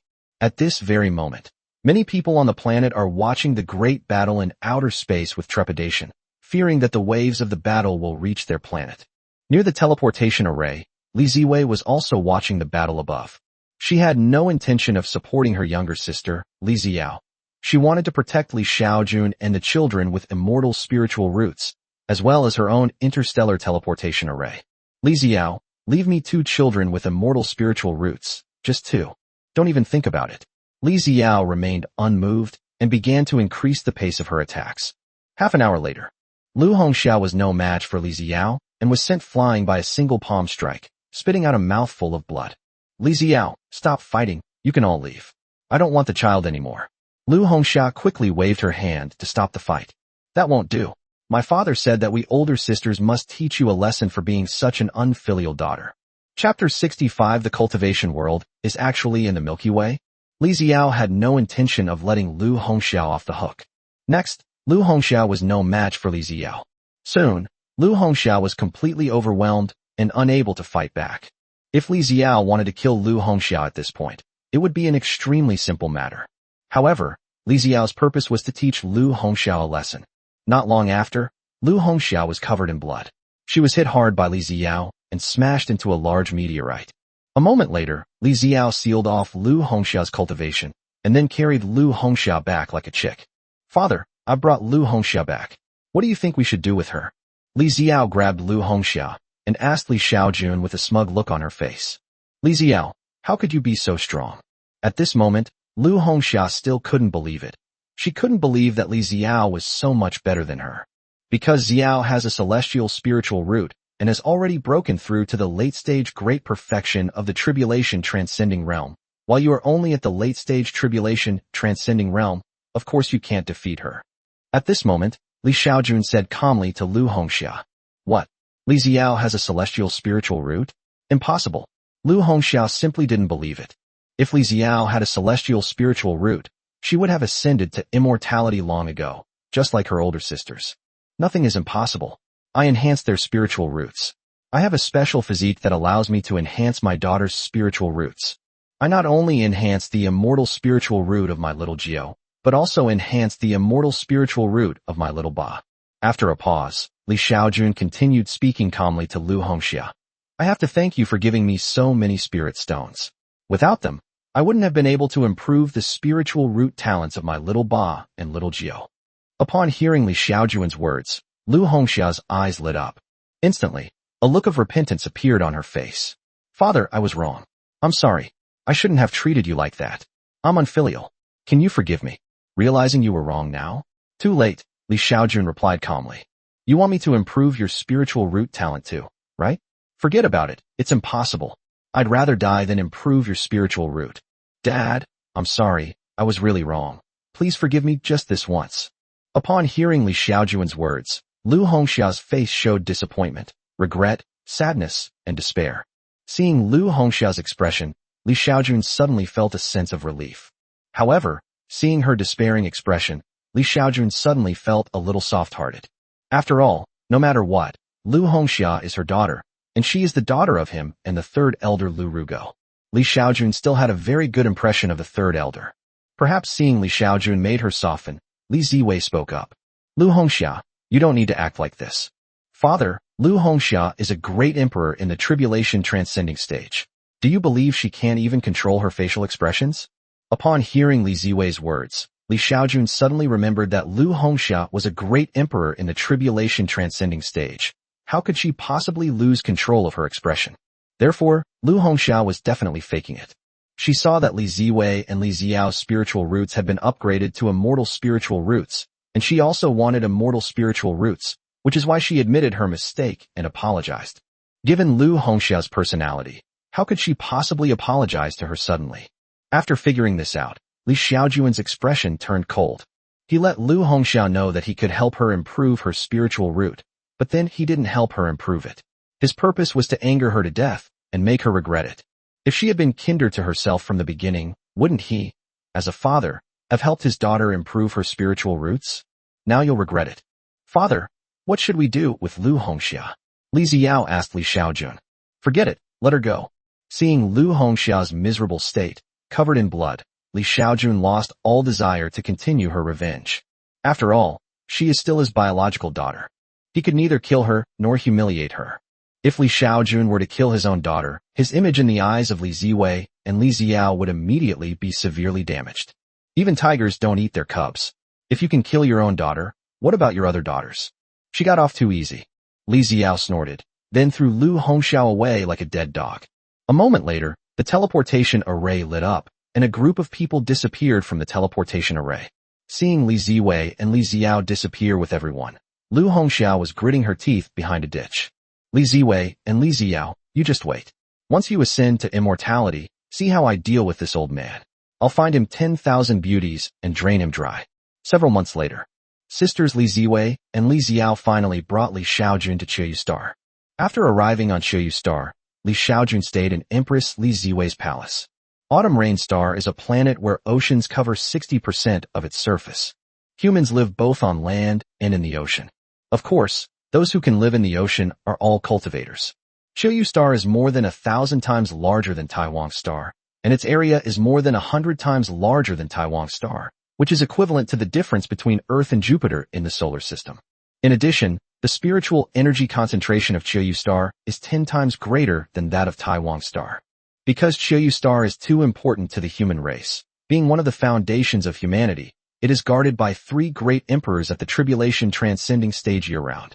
Of course, Qiyu Star is not the largest planet in terms of area or the planet with the highest concentration of spiritual energy for the entire human race. There are planets that ordinary humans cannot live on, but some are even larger and have a higher concentration of spiritual energy. For example, Taihao Star, guarded by Empress Qingwei Yin Qingwu, is several times larger than Qiyu Star, and its spiritual energy is more than 30 times denser. Only cultivators at the Golden Core stage or above can live there normally. In addition, the spiritual energy concentration in the other places guarded by the great emperors will not be lower than that of Qiyu Star. The reason why the Autumn Rain Star is important is because it enables mortals to survive. After arriving on Qiyu Star, his 2 daughters, Li Ziwei and Li Ziyao, found him many top-grade spirit stones to absorb. So Li Xiaojun began absorbing spirit stones, while simultaneously learning more knowledge that couldn't be found online. For example, the star map of the entire Immortal Cultivation Alliance cannot be seen on the internet. Only high-ranking members of the human race with certain status can see it. This galaxy looks like the Milky Way. That day, Li Xiaojun observed the Ziwei star system map created by the Immortal Cultivation Alliance. Suddenly he realized that this galaxy map looked exactly like the Milky Way. Li Xiaojun carefully recalled what he had seen and heard on Earth in his previous life, and it quickly appeared in his mind. Soon, he recalled the panoramic image of the Milky Way that he had seen online. He held up a panoramic image of the Milky Way and compared it with a map of the Ziwei galaxy drawn by the cultivation world. Then he discovered that the 2 pictures were strikingly similar. In other words, the solar system and the cultivation world he is currently in are very likely in the same star system. It's just that Earth and the cultivation world have different names for this star system. Earth is called the Milky Way galaxy, while in the cultivation world, it is called the Ziwei galaxy. Then, after continuous comparison, Li Xiaojun quickly found the approximate location of the solar system. He then discovered that the solar system was a full 60,000 light-years away from where he was. This is equivalent to more than half the diameter of the Milky Way. 60,000 light-years. If a great emperor in the tribulation transcending stage travels at faster than light speed, it would only take a few thousand years to reach the approximate location of the solar system. At that moment, Li Xiaojun's heart began to pound. Earth. As an earthling, it's a place he dreams of returning to. Chapter 66 became the ancestor. Descendants pay homage to their ancestors. In the palace of the Ziwei Emperor, Li Xiaojun sat in the highest position. Below, Li Ziwei, Li Ziyao, Empress Qingwei Yin Qingwu, and Empress Tianlan Luoyi, who had come from the distant starry sky, led a large group of their descendants to kneel and pay homage to Li Xiaojun. All 4 great emperors and ancestors had to kneel and worship, and the people behind them also knelt respectfully in worship of Li Xiaojun. Nearly 100,000 people knelt before Li Xiaojun this time. These were important high-ranking members of the 2 major families. Ordinary descendants were not qualified to pay homage to their ancestor, Li Xiaojun. Everyone already knows that Li Xiaojun is the father of the 4 great emperor-level ancestors. The 2 sisters, Li Ziwei and Li Ziyao, did not hide this matter from the outside world. Not only the Luo and Yin families knew, but almost all the important figures in the entire Cultivation Alliance knew. Currently, many people who want to visit Li Xiaojun are already on their way to Qiyu Star. For example, Li Xiaojun's other daughters. In addition, the families of Li Xiaojun's daughters who had already ascended to immortality also sent people to Qiyu Star to pay respects to their ancestor. Li Xiaojun's appearance caused a huge stir in the entire Immortal Cultivation Alliance. No one expected that the father of the human emperor was still alive. As for whether Li Xiaojun's identity is real, no one would doubt it. because no one would think that the Ziwei Emperor and the Xiao Emperor would randomly recognize a father.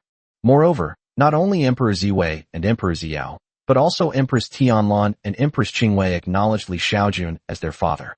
Father, you're an ancestor now, aren't you happy? Li Xiao said to Li Xiaojun with a grin. She tugged at Li Xiaojun's clothes like a little girl, not at all like an old monster who had lived for 100,000 years.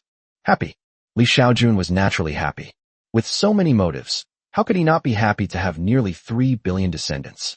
However, becoming the ancestor of so many people still felt very special to Li Xiaojun. I can't describe the feeling. It's like I've suddenly become a grandfather. What Li Xiaojun regrets is that neither Xiao Ba nor Xiao Jiu has any living direct blood relatives in the third generation. Although Li Ziwei and Li Xiao both possessed Yang's spiritual roots, their children were ordinary people. It's not true that both parents have spiritual roots, and that the child they give birth to will also have spiritual roots. On the contrary, the better the parents' spiritual roots, the higher the probability that their children will also have spiritual roots, but the quality of those spiritual roots will be poor. Historically, almost all emperors were born ordinary people without spiritual roots. That's all there is to it. That's why the cultivation world values ordinary people so much. If ordinary people disappear, the decline of the cultivation world is inevitable. Father, this is my great-great-granddaughter. Her name is Luo Cece. Isn't she cute? That day, Li Ziwei brought a 3 or 4-year-old girl to meet Li Xiaojun. The little girl was very pretty and cute, just like a porcelain doll. Cece, quickly call her ancestor. Ancestor. The little girl called out to Li Xiaojun in her childish voice. Well, Li Xiaojun took a liking to this little girl almost at first sight. Come here, let our ancestor give you a hug. Father, from now on, Cece will keep you company so you won't be too bored, Li Ziwei said to Li Xiaojun. Okay, Li Xiaojun nodded. With such a little child by her side, Li Xiaojun felt she was enjoying the bliss of family life. The day after Li Ziwei sent over a child, Li Xiao also sent over a cute and handsome little boy. Father, this is my 38th generation descendant, named Yin Junkai. Junkai, call him Grandpa. Greetings, ancestors. Hello. Come here and let Grandma hold you. Li Xiaojun picked up the little guy with great affection. Dad, from now on, Junkai and Cece will keep you company, so you won't be bored. Okay. Li Xiaojun nodded quickly in agreement. For Li Xiaojun, who has never been able to have a son, having a great. Father, here are 100,000 top-grade spirit stones. Please use them first, and I'll get you more later. Li Xiao gave Li Xiaojun a mountain of top-grade spirit stones. Okay. Li Xiaojun nodded and happily accepted the spirit stones. 100,000 top-grade spirit stones are equivalent to 100 billion ordinary spirit stones. Although this amount of spirit stones is not enough for him to upgrade the system, his daughters will definitely provide him with enough spirit stones for the sake of their own spiritual roots. Just a few days after Li Xiao left, Yin Qingwu also brought a cute little girl of 3 or 4 years old named Yin Jiechi. In addition, she also gave Li Xiaojun 100,000 top-grade spirit stones and 10 million high-grade spirit stones. She had also heard from Li Xiaojun about how it was possible to improve one's spiritual roots, which is why she was so enthusiastic. Since her daughter was so understanding, Li Xiaojun naturally wouldn't mistreat her. Therefore, Li Xiaojun directly consumed 100 million energy points to upgrade Yin Qingwu's spiritual root to an immortal spiritual root. Thank you, Dad. After her spiritual root was improved, Yin Qingwu made a special trip to thank Li Xiaojun. No need to thank me. You're my daughter. It's only right that I help you. Li Xiaojun waved her hand with a smile. Father, can your ascended daughter enhance her spiritual roots? Yin Qingwu asked Li Xiaojun. You mean your sister Yin Qingling? Li Xiaojun asked in surprise. Yin Qingling is Yin Qingwu's younger sister. She also has a Yang spiritual root, but she is exceptionally talented and broke through to the human immortal realm and ascended to the immortal realm 10,000 years ago. He was the only one among Li Xiaojun's daughters who did not have a celestial spiritual root, yet he was able to ascend to immortality within 100,000 years.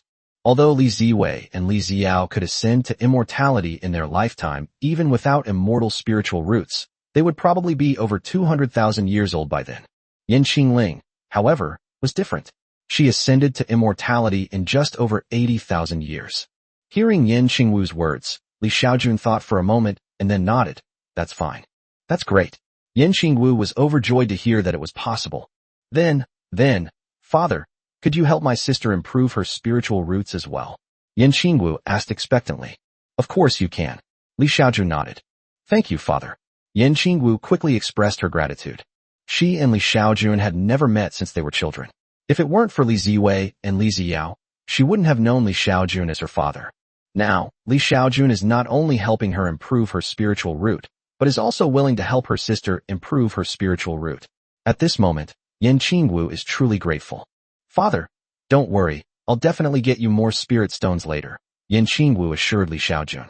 Chapter 67. The daughters are all very filial. Less than half a month after Yan Qingwu's spiritual root improved, Empress Luoyi of Tianlan also came to Li Xiaojun with a little boy. In addition, she also gave Li Xiaojun 100,000 top-grade spirit stones and tens of millions of high-grade spirit stones.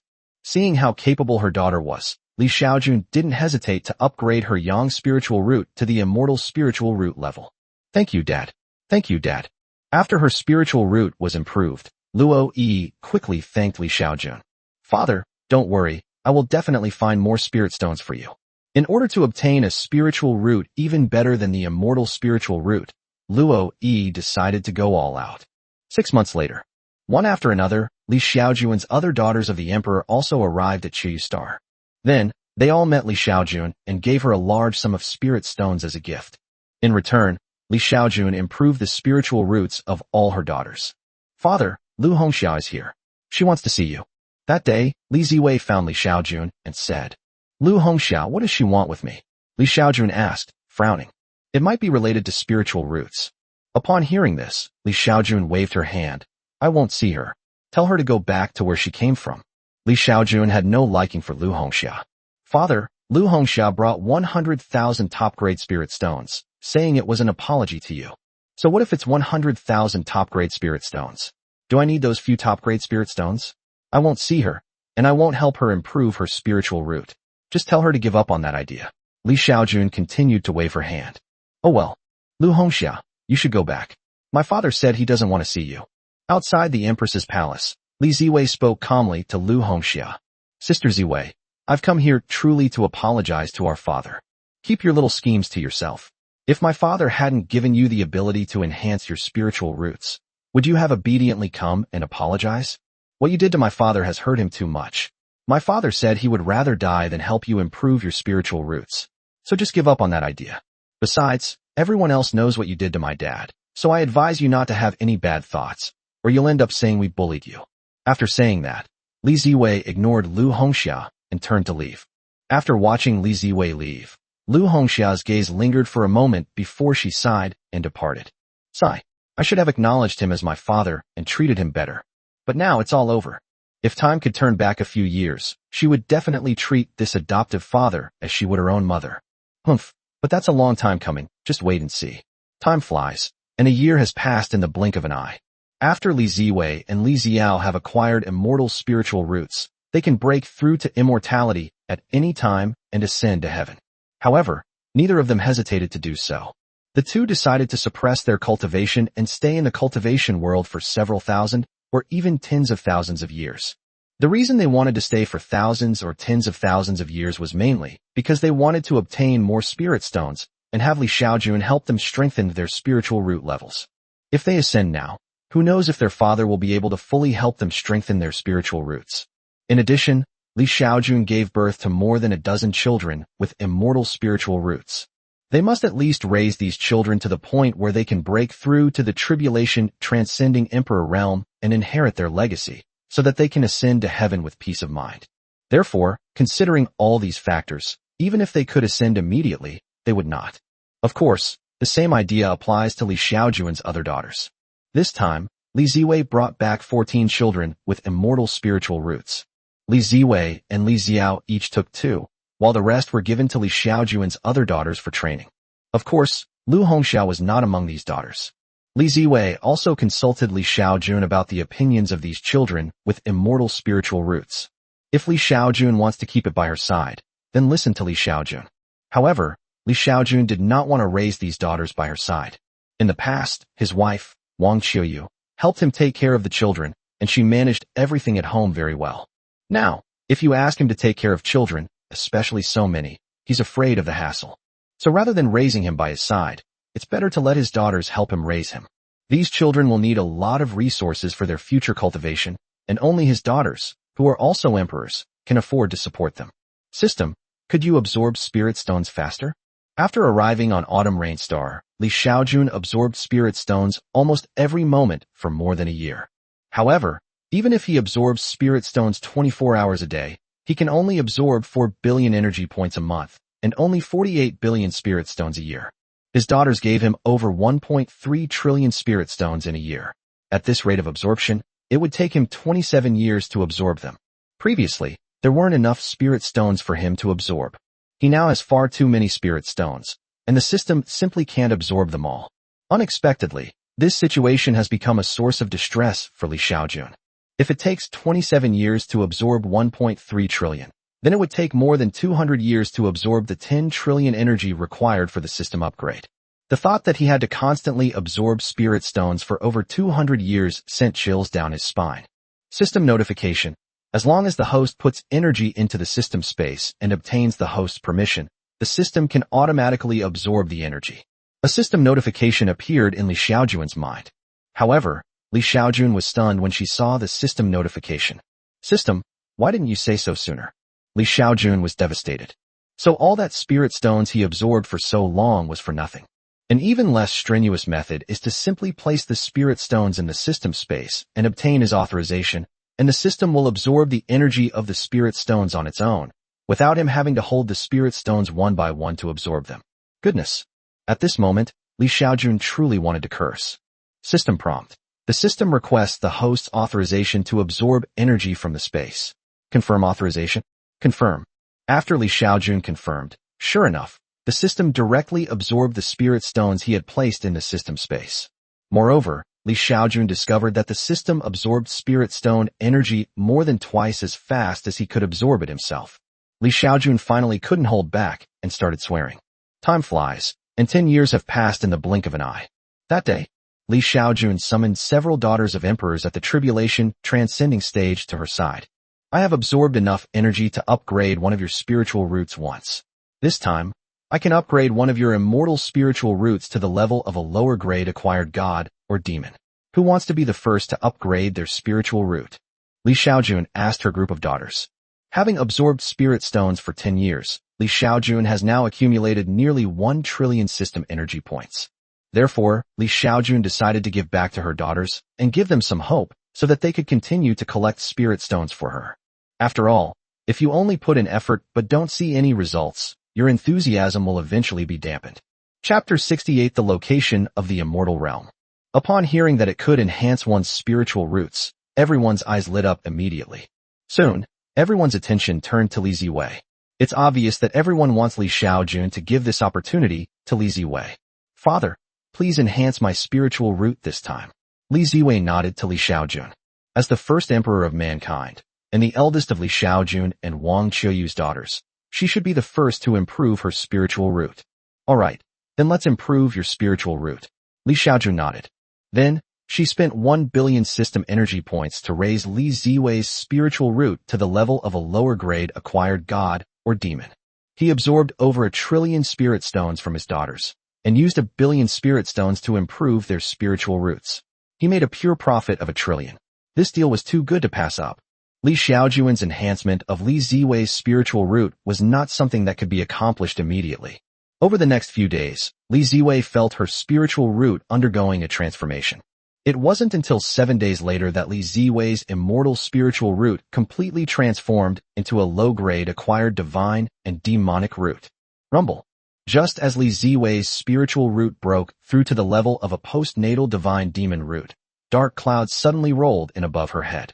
Sister Ziwei, are you about to undergo tribulation and become an immortal? Everyone was very surprised to see this. Wasn't it said that cultivation should be suppressed? Sister, what's wrong with you? Quickly suppress your cultivation.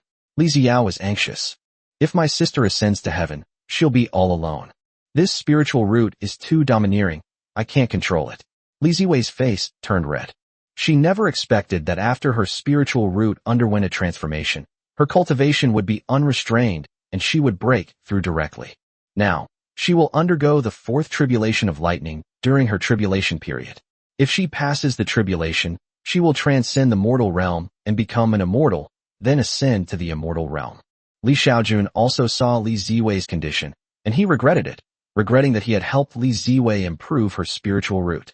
If Li Ziwei ascends to heaven, his biggest supporter will be gone. If Li Xiao also ascends to immortality, who knows how that rebellious Lu Hongxiao will deal with him. Li Xiaojun decided that she would only enhance Li Xiao's spiritual roots once he had sufficient power to protect himself. Over the course of 12 years, Li Xiaojun received more than 2 million cultivation points as feedback from the deceased bloodline descendants. It took him over 2 million cultivation points to break through to the early stage of the nascent soul realm.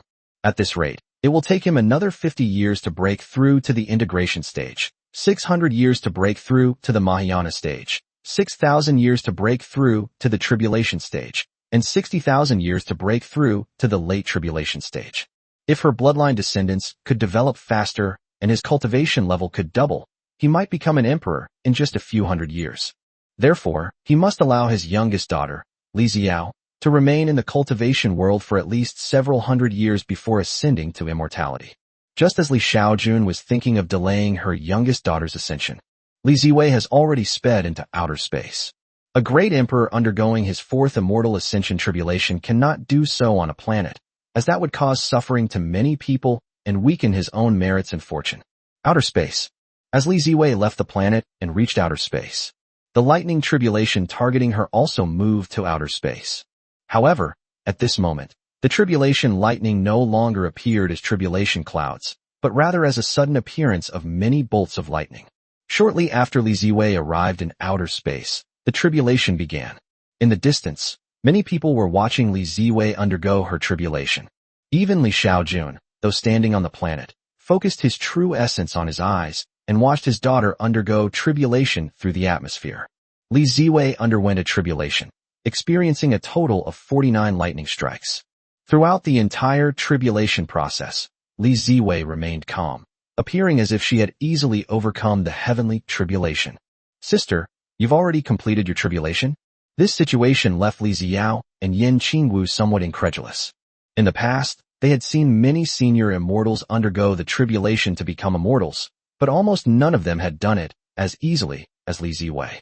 Even the Holy Emperor Li Yuding didn't overcome the tribulation to become an immortal so easily. Yes, I successfully survived the tribulation. Li Ziwei nodded easily, a smile on her face. She said to Li Xiao and the others, after my spiritual root was enhanced, both my true essence and primordial spirit were greatly improved, so I feel that passing the tribulation of immortality is very easy. Upon hearing this, everyone's eyes lit up. They understood what Li Ziwei meant. The reason Li Ziwei easily passed the tribulation to become an immortal was entirely due to the improvement of her spiritual root. Sister Ziwei, how much longer can you stay in the cultivation world? Luo Yi asked Li Ziwei. Upon hearing Luo Yi's words, Li Ziwei carefully sensed the surroundings and then frowned. I did not feel the call of the celestial realm. What? No one sensed the call from the celestial realm? What's going on? The others were also very surprised. Yes, I haven't felt the call from the immortal realm. My true essence has already been transformed into immortal essence, but I still haven't felt the call. I don't know why, Li Ziwei said, frowning. If it's just that she easily passed the tribulation to become an immortal, that made her very happy. Now that all her true essence has been transformed into immortal essence, she has not received a summons from the immortal realm, which immediately put her in a bad mood. What's going on? How so? Everyone was puzzled when they learned that Li Ziwei had become an immortal but did not feel the call of the celestial realm. Could it be that something went wrong in the immortal realm? Sister, are you sure you've become an immortal? Li Xiao asked her older sister, Li Ziwei.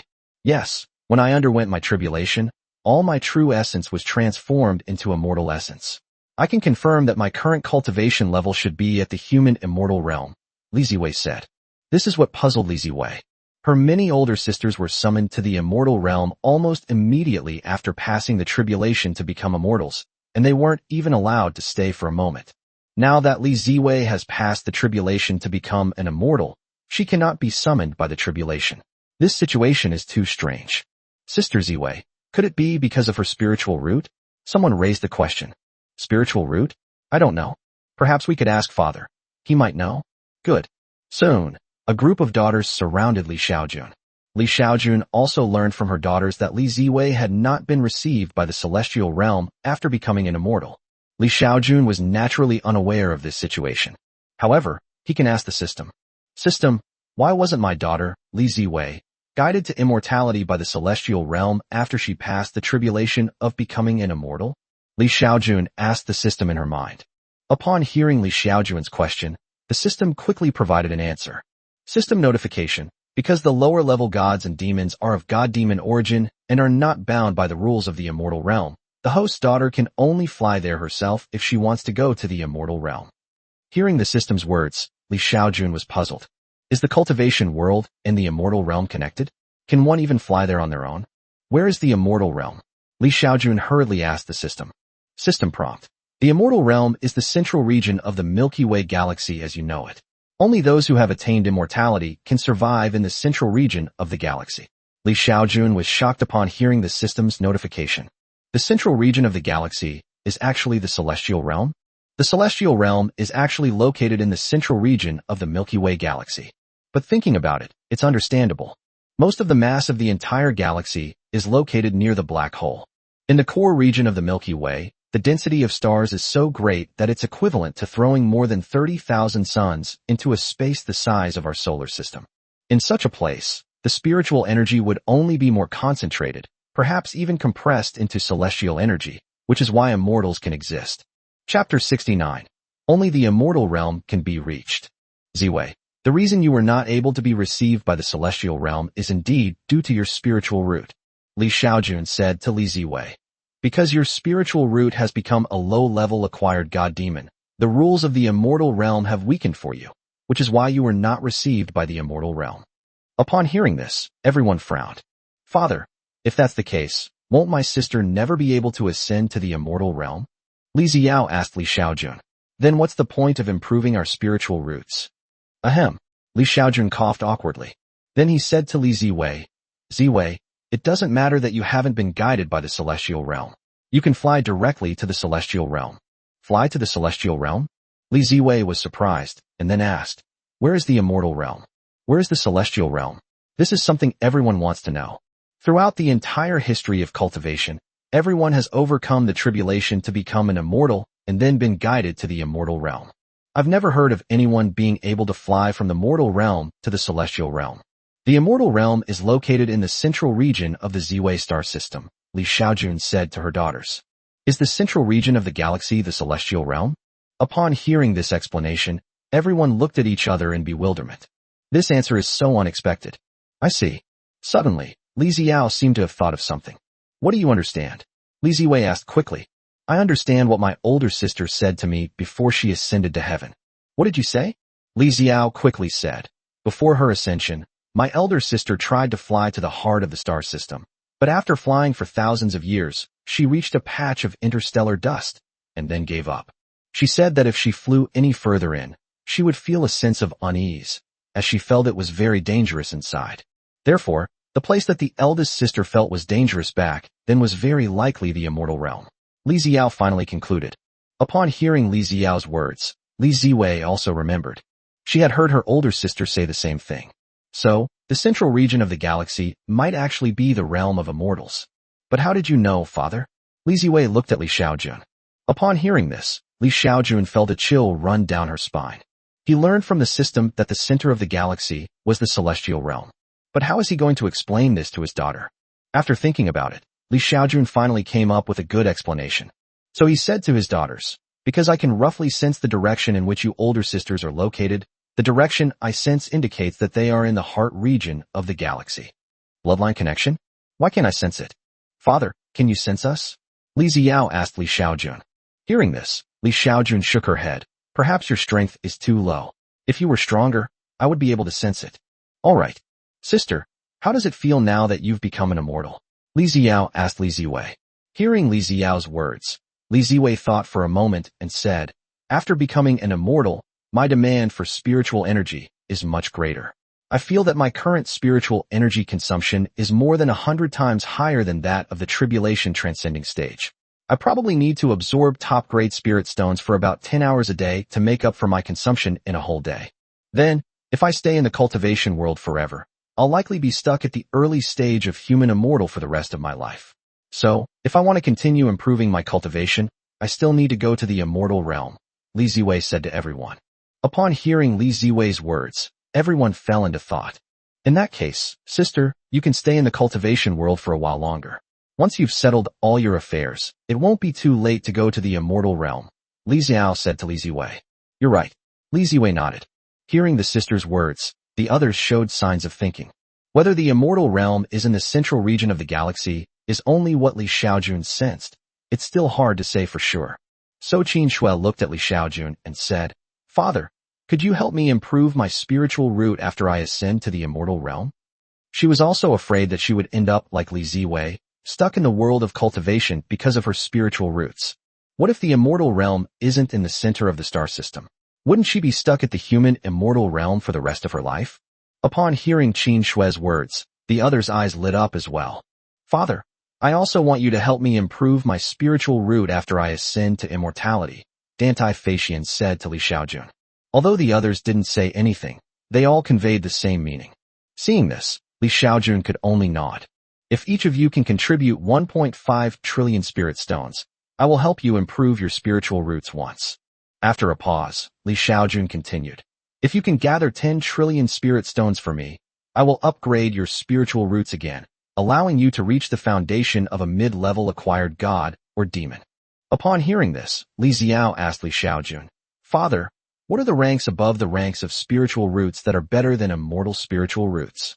Upon hearing this, Li Xiaojun thought for a moment and said, They are the acquired divine and demonic roots, the innate divine and demonic roots, and the chaotic divine and demonic roots.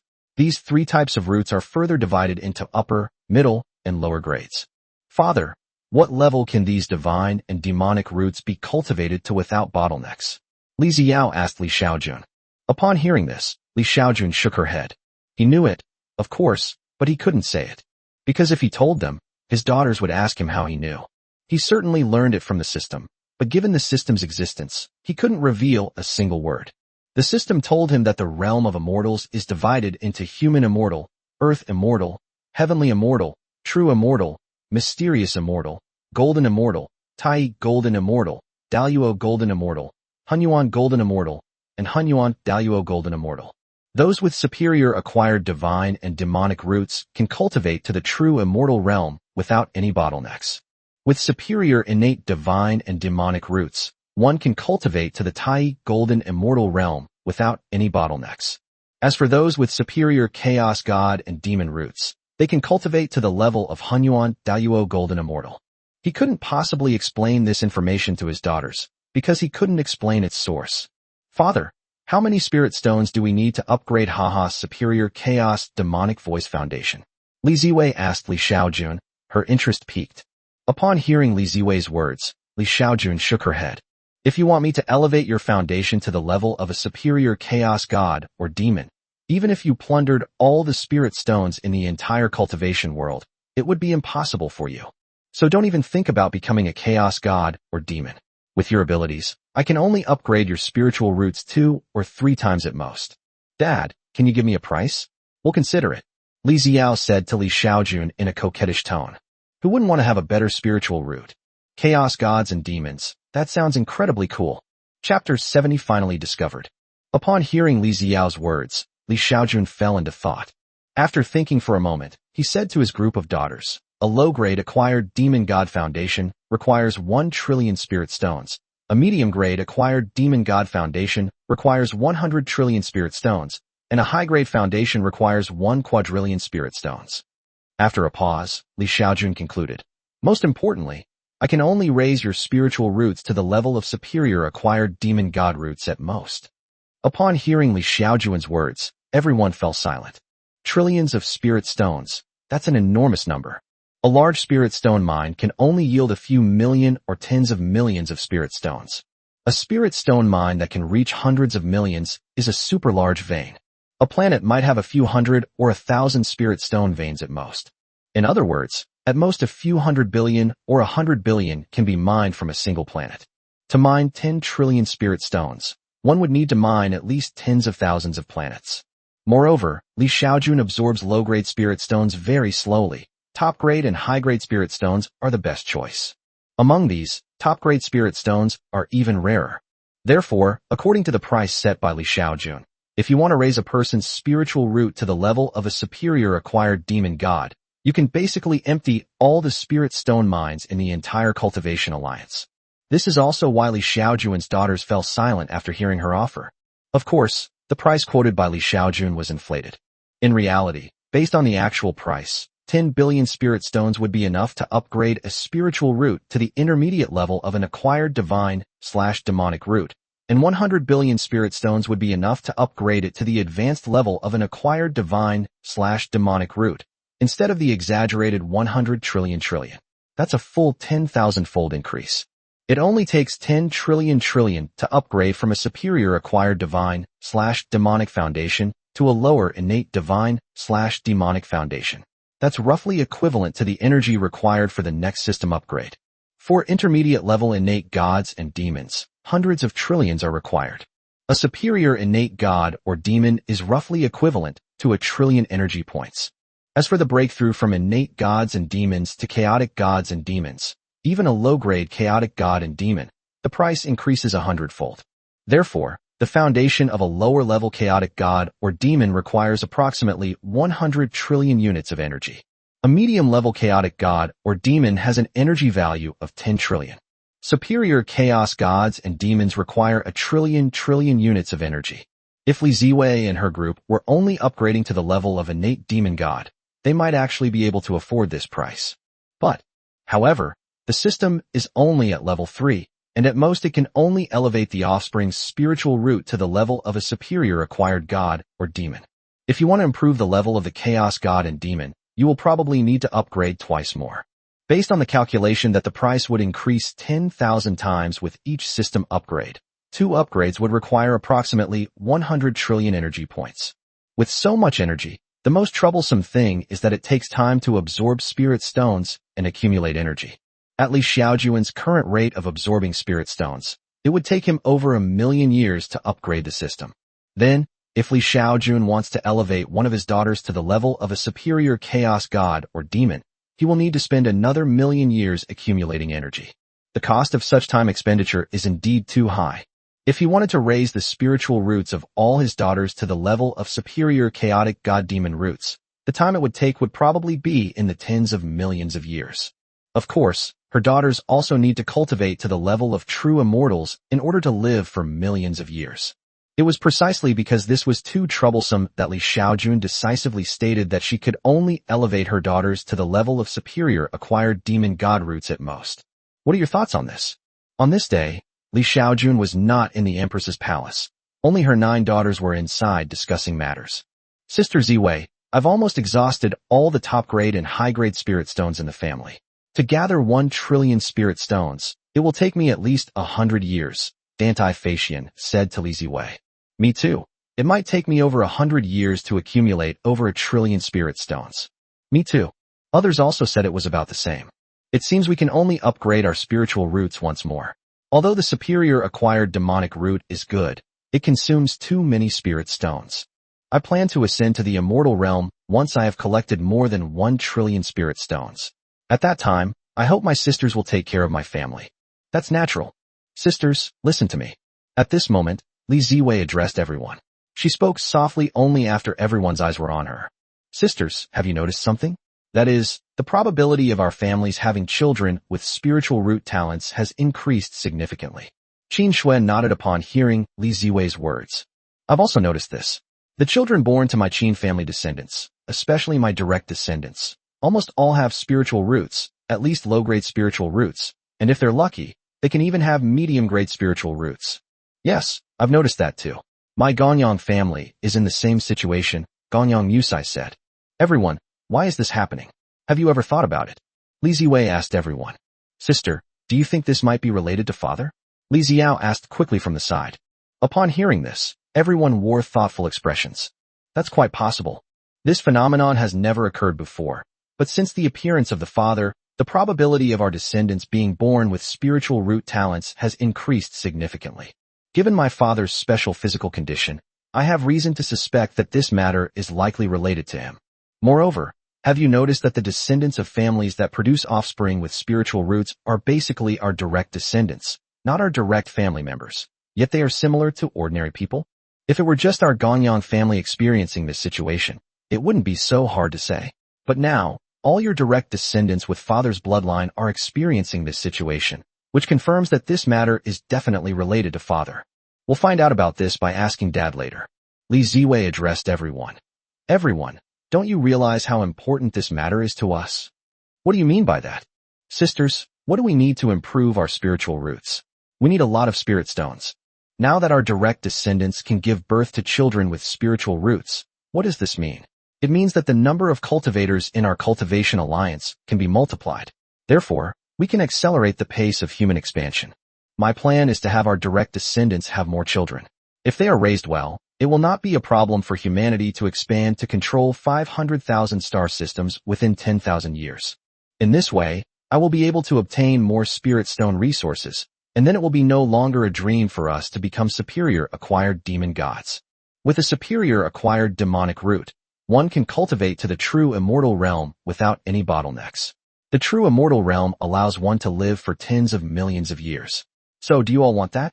Upon hearing Li Ziwei's words, everyone's eyes lit up. Who wouldn't want to cultivate to the level of a true immortal without any bottlenecks and live for millions of years? All they need to do is urge their direct descendants' children to have more children. Chapter 71, The Demon Race Appears. Father, every child born to our direct descendants now possesses spiritual roots. Is this related to you? That day, Li Ziwei asked Li Xiaojun a question. Such a thing happened? I didn't know that. Li Xiaojun shook her head, indicating that she didn't know. Seeing that Li Xiaojun said she didn't know, Li Ziwei didn't press the matter further. However, from that day on, whether it was Li Ziwei, Li Xiao, or Yan Qingwu, almost all of Li Xiaojun's daughters gave their direct descendants an order to marry and have more children. The more children with spiritual roots they had, the more rewards they would receive. If any children have excellent spiritual roots, such as those of medium to high quality, then the clan will provide all the resources for their cultivation. If a child is born with top-grade spiritual roots, not only will the clan provide all the child's cultivation resources, but the parents will also receive a large reward. Moreover, Li Xiaojun's daughters set a task for their direct descendants. Each direct descendant must give birth to at least 10 children within 100 years. Besides their direct descendants, the families of Li Xiaojun's other daughters who had already ascended to immortality also followed the same standard. Just as Li Ziwei and Li Xiao were urging their direct descendants to have children sooner, Lu Hongxia naturally learned of this news as well. After a brief investigation, she discovered that every child born to her direct descendants also possessed spiritual roots. This situation delighted Lu Hongxia, so she directly offered a reward of 100 billion spirit stones to encourage her direct descendants to have children. Encouraged by this, Lu Hongxia's direct descendants went completely mad, and everyone started having children in large numbers. Many men in the Lu family married dozens of concubines, and had dozens of children with spiritual roots in a single year. This was a situation that Li Xiaojun had not anticipated. However, Lu Hongxia's actions were exactly what Li Xiaojun wanted. Regardless of whose child they are, as long as they have Li Xiaojun's bloodline, they will be able to pass on their cultivation level to Li Xiaojun after they die. Therefore, Li Xiaojun strongly supports Lu Hongxia's direct descendant, Dali, having children. Of course, this caused Li Xiaojun's daily system energy consumption to suddenly double exponentially. When the system was first updated, Li Xiaojun only needed to strengthen the spiritual roots of tens of thousands of children every day. Now, all of his daughter's direct descendants are having children like crazy under these circumstances. He went from strengthening the spiritual roots of over 50,000 children every day to strengthening the spiritual roots of 100,000 children every day. Then it became strengthening the spiritual roots of 500,000 children every day, and now he strengthens the spiritual roots of 1.5 million children every day. Even if all 1.5 million children only have their spiritual roots strengthened to the lowest level, they would still need to consume 15 million years of lifespan every day. That's 450 million years a month, and over 5 billion years a year. If we include the 3-step enhancement for children who already have spiritual roots, Li Xiaojun only needs to consume less than 700 million years of lifespan per year. Fortunately, with a lifespan of 700 million years, this amount of consumption is really nothing for Li Xiaojun. who currently possesses over 1 trillion energy points. If we calculate based on the number of 1.5 million spiritual root bloodlines being born every day, then 500 million descendants with spiritual root bloodlines would be born every year. 100 years from now, there will be more than 50 billion descendants with spiritual roots. The deaths of these descendants will definitely cause Li Xiaojun's cultivation points to increase explosively. This situation filled Li Xiaojun with immense joy. Sure enough, if he wanted to cultivate faster, he still needed the help of his bloodline descendants. Unfortunately, Li Xiaojun's cultivation level cannot increase too quickly in a short period of time, because these children also need time to grow up. A cultivator in the qi refining stage has a lifespan of over 100 years. In other words, it will be more than 100 years before his descendants die off in large numbers, allowing him to acquire a large number of cultivation points. Time flies, and another 10 years have passed. Li Xiaojun underestimated the obsession her daughter's direct descendants had with having children with spiritual roots. 10 years ago, Li Xiaojun only needed to strengthen 1.5 million children every day. 10 years later, Li Xiaojun is now strengthening 4 million children every day. The number of his bloodline descendants increased exponentially. This situation brought Li Xiaojun both pain and joy. 10 years later, Li Xiaojun told his daughters again that he had saved up enough energy to help one of his daughters improve her spiritual root. But this time, none of the daughters wanted to improve their spiritual roots.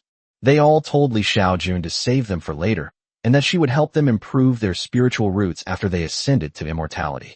Over the course of 10 years, under the command of all the human empresses, the Immortal Cultivation Alliance accelerated its territorial expansion. Currently, the Immortal Cultivation Alliance only controls tens of thousands of star systems, but in just 10 years, it has increased by several hundred. This is because the number of cultivators limits the expansion of the human race. Only when the bloodline descendants born by Li Xiaojun over the years grow up will the expansion of the Immortal Cultivation Alliance be faster. Time flies, and 50 years have passed in the blink of an eye. For 50 years, almost every 10 years, Li Xiaojun would ask her daughters if any of them wanted to improve their spiritual roots. Of course, the answer they all received was the same: to keep it for now. Over the past 50 years, as descendants of spiritual roots with Li Xiaojun's bloodline have grown up, the expansion of the human alliance has accelerated countless times. Several decades is enough time for many people to cultivate to the late stage of qi refining, or even the foundation establishment stage. Cultivators at the late qi refining stage, or even the foundation establishment stage, are capable of living on many planets where ordinary people cannot survive, especially for mining. Over the course of 50 years, the Immortal Cultivation Alliance expanded at an extremely rapid pace. In the first decade, it expanded by several hundred star systems, and in the final decade, it achieved the remarkable feat of expanding by thousands of star systems. On that very day, in a star system 1,300 light-years away from Xiaojun star, a nascent soul cultivator is leading thousands of qi refining and foundation establishment cultivators as they fly through the stars. This team is an exploration team from the St. Goya Immortal Cultivation Alliance. Their mission is to explore star systems that have not been occupied by humans. If they could discover precious spiritual minerals in the star system, they could make a fortune. Just as a group of people entered the star system, on a planet within the star system, a group of beings were also exploring the planet's resources. These creatures are not human. They look more like wolf demons from the demon race. Captain, look, there's a spacecraft in the orbit of that planet. On the human spaceship, a sharp-eyed person spotted a spacecraft in the planet's orbit. Could someone have gotten there first? The nascent soul cultivator leading the group was very puzzled.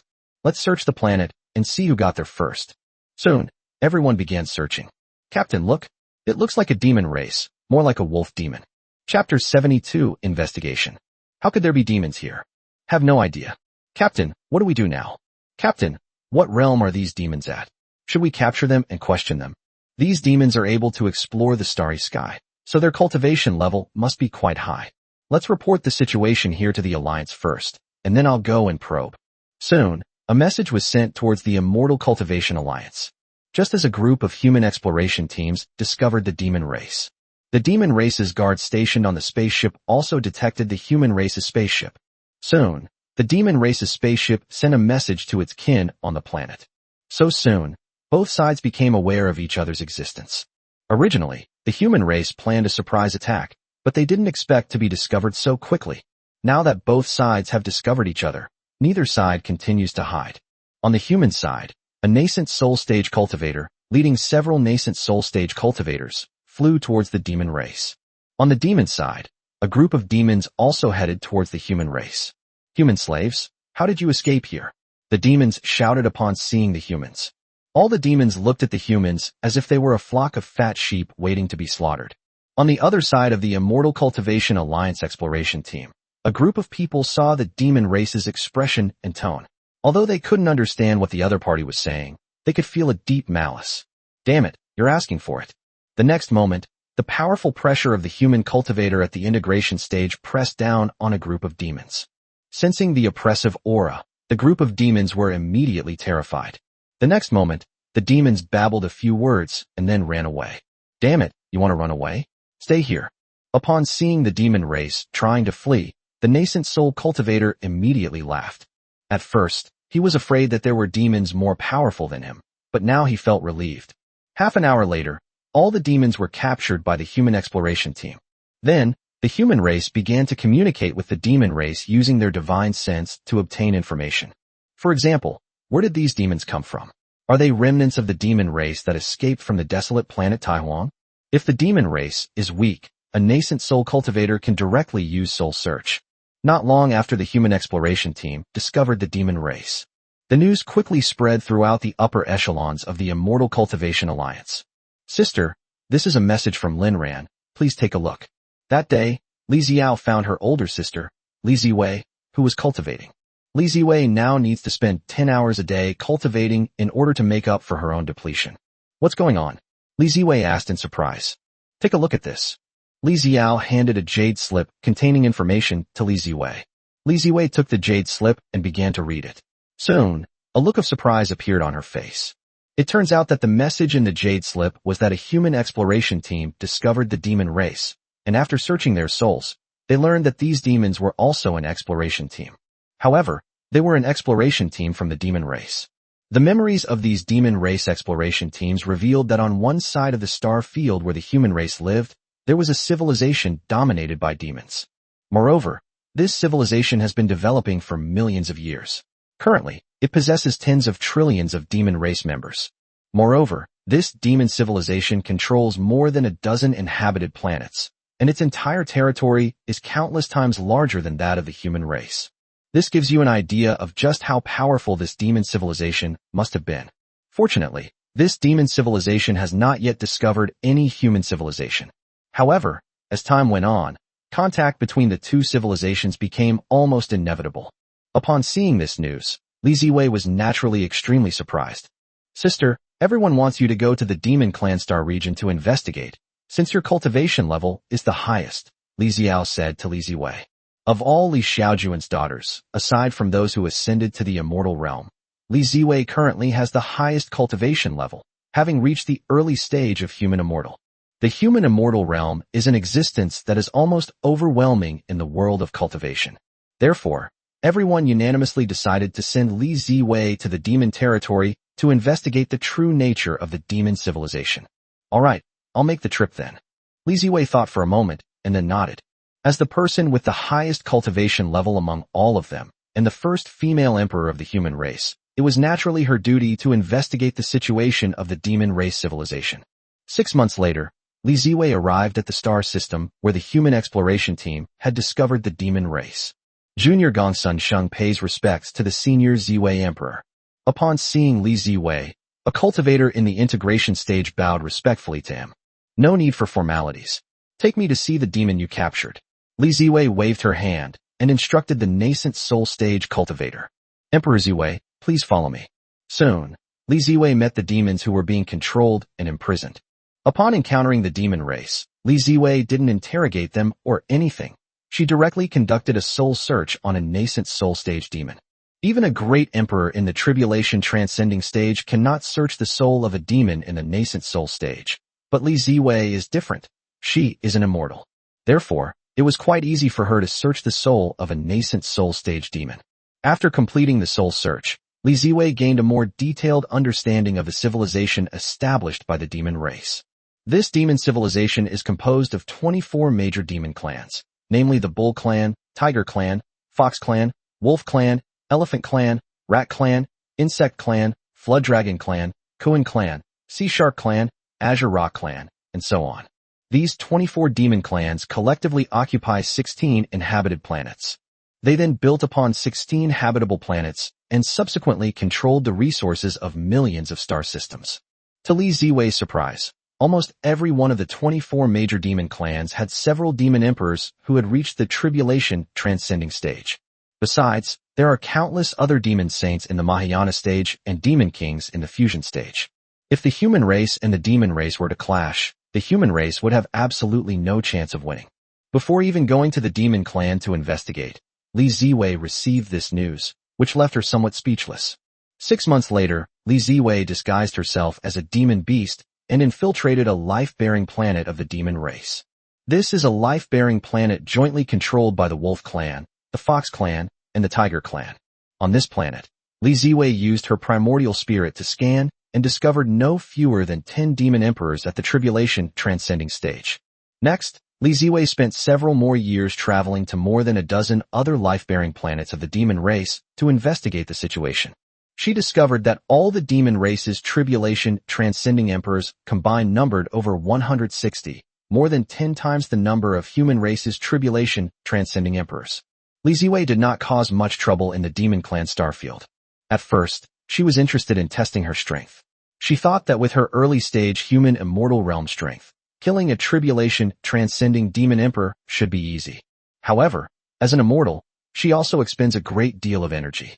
If she were to make a move, she could kill some demon emperors in the tribulation transcending stage, but it would also accelerate her own depletion and attract the attention of more demons. If the demon race launches a massive human wave attack on her, even if she is a human immortal, her immortal essence will eventually be exhausted. Moreover, using top-grade spirit stones to replenish immortal essence is simply not enough to keep up with the speed at which he consumes immortal essence. Therefore, if he were surrounded and attacked by the demon race, he could be beaten to death by the group. Li Ziwei guessed that if one were to reach the immortal realm, there should be spirit stones that could directly replenish immortal essence. This way, the absorbed spiritual energy could be quickly refined into immortal essence, allowing immortals to unleash their full potential without restraint. Chapter 73 Lu Hongxia. What is a root? Most importantly, if Li Ziwei attacks the demon emperor now, and if the demon clan discovers the human clan, then the demon emperor will surely be able to attack the human clan without restraint. Even if a demon emperor wanted to escape, Li Ziwei, despite being at the human immortal realm, wasn't entirely confident she could hunt down and kill all demon emperors. If the demon race and the human race were to fight to the death, given the demon race's formidable strength, the human race would undoubtedly suffer a devastating blow. There are only 10 great emperors in the human race. If the demon race were to fight to the death with the human race, even if Li Ziwei and the others had wings, they would not be able to defend such a large territory of the human race. Therefore, the best approach is to stall for time and allow the human geniuses to mature. For example, those immortal spiritual roots that were stolen by Li Ziwei and Li Ziyao, and those that Lu Hongxia forced Li Xiaojun to give birth to. Once they grow up, the human race will no longer be so afraid of the demon race. Years later, Li Ziwei returned to Qiyu Star. As soon as Li Ziwei returned, she convened a meeting of human emperors. Even Empress Lu Hongxia attended this meeting. It concerns the fate of the entire human race, and as one of the 10 great emperors of the human race, Empress Hongxia naturally has to participate. Ladies and gentlemen, this is the situation. At the meeting, Li Ziwei recounted in detail what she had seen and heard in the demon realm. Sister Ziwei, what do you think we should do next? Dantai Faxian asked Li Ziwei. I believe we should send strong warriors to guard the demon race's direction. As soon as they discover any demon race exploration teams, we should intercept and kill them. This will buy us some time. Furthermore, we must nurture those dozen or so children with immortal spiritual roots as soon as possible, and strive to help them break through to the tribulation transcending stage within a few thousand years. This way, we won't be at too much of a disadvantage when facing the high-end combat power of the demon race, Li Ziwei said to everyone. Hearing Li Ziwei's words, Lu Hongxia said calmly, the demon race has more than 100 great emperors in the tribulation transcending stage, while our human race only has 10. Even if we raise those children with immortal spiritual roots, we will only have more than 20. What use is such a small number? Everyone frowned upon hearing Lu Hongxia's words. Then what do you suggest we do? Li Xiao asked Lu Hongxia bluntly. My suggestion is to have our father take more concubines so that he can give us more girls with immortal spiritual roots. Lu Hongxia said calmly. Doesn't the demon race have over 100 tribulation transcending emperors? Then we'll just cultivate several hundred tribulation transcending emperors and crush them with our superior strength. Upon hearing this, everyone turned their attention to Lu Hongxia. Li Ziwei and Li Xiao looked at Lu Hongxia with some disgust. When the others looked at Lu Hongxia, they seemed to be deep in thought. For Li Ziwei and Li Xiao, their father is Li Xiaojun and their mother is Wang Qiyu. Now, even though their mother is gone, they still don't want their father to have relationships with other women. Lu Hongxia, shut your mouth, or I won't hesitate to tear it apart. Li Xiao snapped at Lu Hongxia rudely. Li Xiao, this is just my personal suggestion. The old man is not only your father, he is also my father. I am not making this suggestion for personal gain. I, Lu Hongxia, am doing it entirely for the future development of humanity. After a pause, Lu Hongxia continued. We will ascend to heaven sooner or later. If we don't let the human race grow stronger while we are here, are we going to let the demon race wipe out our human race after we ascend? Everyone, think back to 100,000 years ago. We humans only managed to leave the starry sky after wiping out the demon race. Do you think the powerful extraterrestrial demon race would have let us go when we were weak? Lu Hongxia asked rhetorically. Upon hearing Lu Hongxia's words, everyone fell into deep thought. The demon race is too powerful. Not only are their high-end combat capabilities formidable, but their mid to low-end combat capabilities are also extremely strong. Humanity appears powerful, but this power primarily stems from the daughters of Li Xiaojun, such as Li Ziwei and Li Xiao.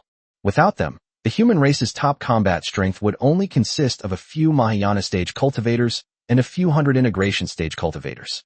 With this level of combat power, without Li Ziwei and Li Xiao, any one of the 24 major demon races of the demon civilization could have wiped out the human race. Then I also disagree with letting my father become a breeding tool. Li Xiao slammed her hand on the table and stood up. At worst, I'll improve my foundation and break through to the human immortal realm, and then stay and guard the human race. I just don't believe that with 2 human immortals in our human race, they would still dare to wage war against us. Li Xiao's tone was very firm. The others were somewhat moved by Li Xiao's words. Unless the Li sisters, Xiao and Ziwei, support them, they cannot take advantage of Li Xiaojun's special constitution. However, Lu Hongxia was completely confused when she heard Li Xiao's words. Roots? What roots? Immortal? What immortal? Lu Hongxia had no idea what Li Xiao meant by roots and immortals. No, she knew that after undergoing the final tribulation to become an immortal in the late stage of the tribulation transcending realm, one could break through to the human immortal realm. However, after breaking through to the human immortal realm, one will ascend to the immortal realm. Therefore, considering what Li Xiao had just said, she couldn't quite understand it. However, no one paid any attention to Lu Hongxia's question. At this moment, Qin Shui, who was standing to the side, said timidly, I think we might ask our father for his opinion. What if he is willing? No way. Li Ziwei immediately rejected Qin Shui's words. Everyone, could someone please explain to me what roots or foundation means? Why did Li Xiao say that even after breaking through to the human immortal realm, one could still remain stationed among the human race? Lu Hongxia was very curious about what Li Xiao had just said. Judging from everyone else's expressions, they all understood what Li Xiao meant, except for her. So, it's very likely that everyone knows this, but she's the only one who doesn't. Therefore, she absolutely has to figure this out today, otherwise she won't be able to sleep. Upon hearing Lu Hongxia's words, Gonyang Musai, who was standing to the side, turned to Li Ziwei. Sister Ziwei, can you talk to her? Okay. Li Ziwei nodded. There was no point in hiding this. Seeing that Li Ziwei agreed, Gonyang Musai calmly explained to Lu Hongxia. Xiao currently has a celestial spiritual root. If she asks her father to help her improve her spiritual root again, she can upgrade it to a lower grade acquired divine demon root. This is a spiritual root talent, even better than a celestial spiritual root.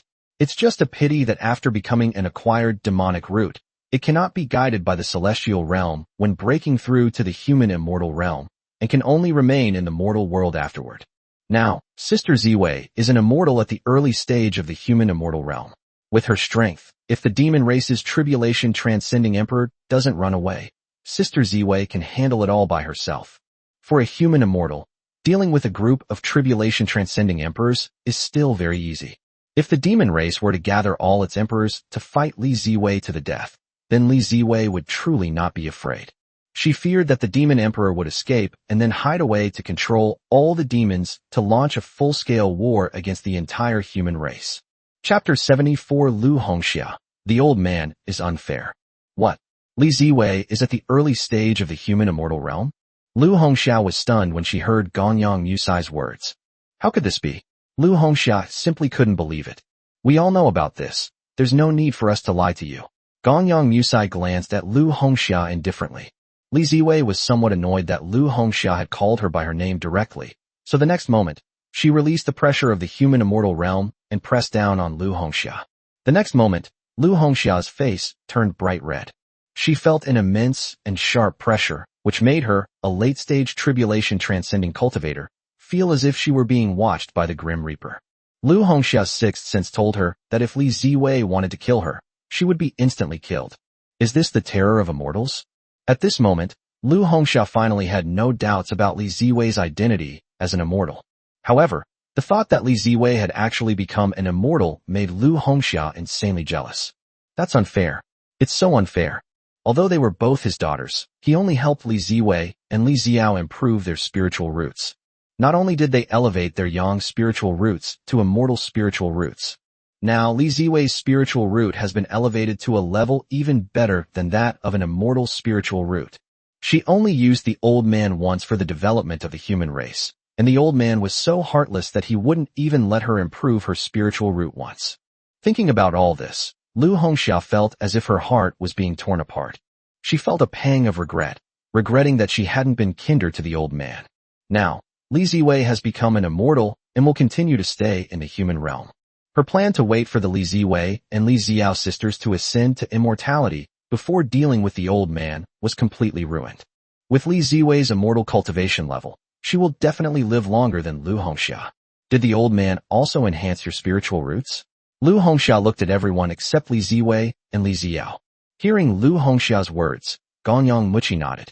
Father has raised our spiritual roots to the level of immortal spiritual roots. Did he also help you raise your spiritual roots to the same level as Li Ziwei's acquired demonic root? Lu Hongxia asked again. Because if we enhance our spiritual roots after ascending to the heavenly demon god realm, we won't be able to be received by the immortal realm. So we plan to wait until after we ascend to the heavenly demon god realm before having our father help us enhance our spiritual roots, Qin Shui said from the side. Moreover, upgrading one's acquired demonic roots requires a lot of spirit stones. Each upgrade requires approximately trillions of spirit stones. It has taken us decades to gather enough spirit stones for 5 or 6 people to upgrade their spiritual roots. Upon hearing Qin Shui's words, Lu Hongxia was completely distraught. All of them could enhance their spiritual roots, and they were even acquired demonic roots that she had never heard of before. She, however, was targeted because she had offended the old man. She hated it. She regretted it. At that moment, Lu Hongxia was filled with deep regret. Sister Ziwei, could you please plead with our father for me, and ask him to help me improve my spiritual root as well? Lu Hongxia looked at Li Ziwei with pleading eyes. Upon hearing Lu Hongxia's words, Li Ziwei's lips twitched. Before she could speak, Li Xiao spoke up. Lu Hongxia, have you no shame? You're so selfish. You always call me Sister Li Ziwei when you're not busy, but now that you're begging me, you call me Sister Ziwei. It makes me sick to my stomach. And what do you call my father? You call him old man when you don't need him, but now that you've asked for his help, you acknowledge him as your father? What do you take my father for? Even though you are my father's daughter, have you ever treated him like your own father? You have the nerve to ask my sister to plead for you? Let me tell you, no way. Forget about it. Even if my father were willing to help you improve your spiritual roots, I wouldn't agree. Li Xiao pointed at Lu Hongxia's nose and shouted at her. Li Ziwei once again unleashed her oppressive aura, pressing down on Lu Hongxia. Lu Hongxia blushed and remained silent. It's unclear whether she was scolded by Li Xiao or oppressed by Li Ziwei. Everyone else watched as Lu Hongxia was suppressed by the Li Ziwei and Li Xiao sisters, but no one had the heart to offer any advice. After a while, Li Ziwei withdrew her oppressive aura, and Li Xiao also stopped berating Lu Hongxia. Alright, that concludes today's meeting. First, send people to seal off the star field on the demon race's side.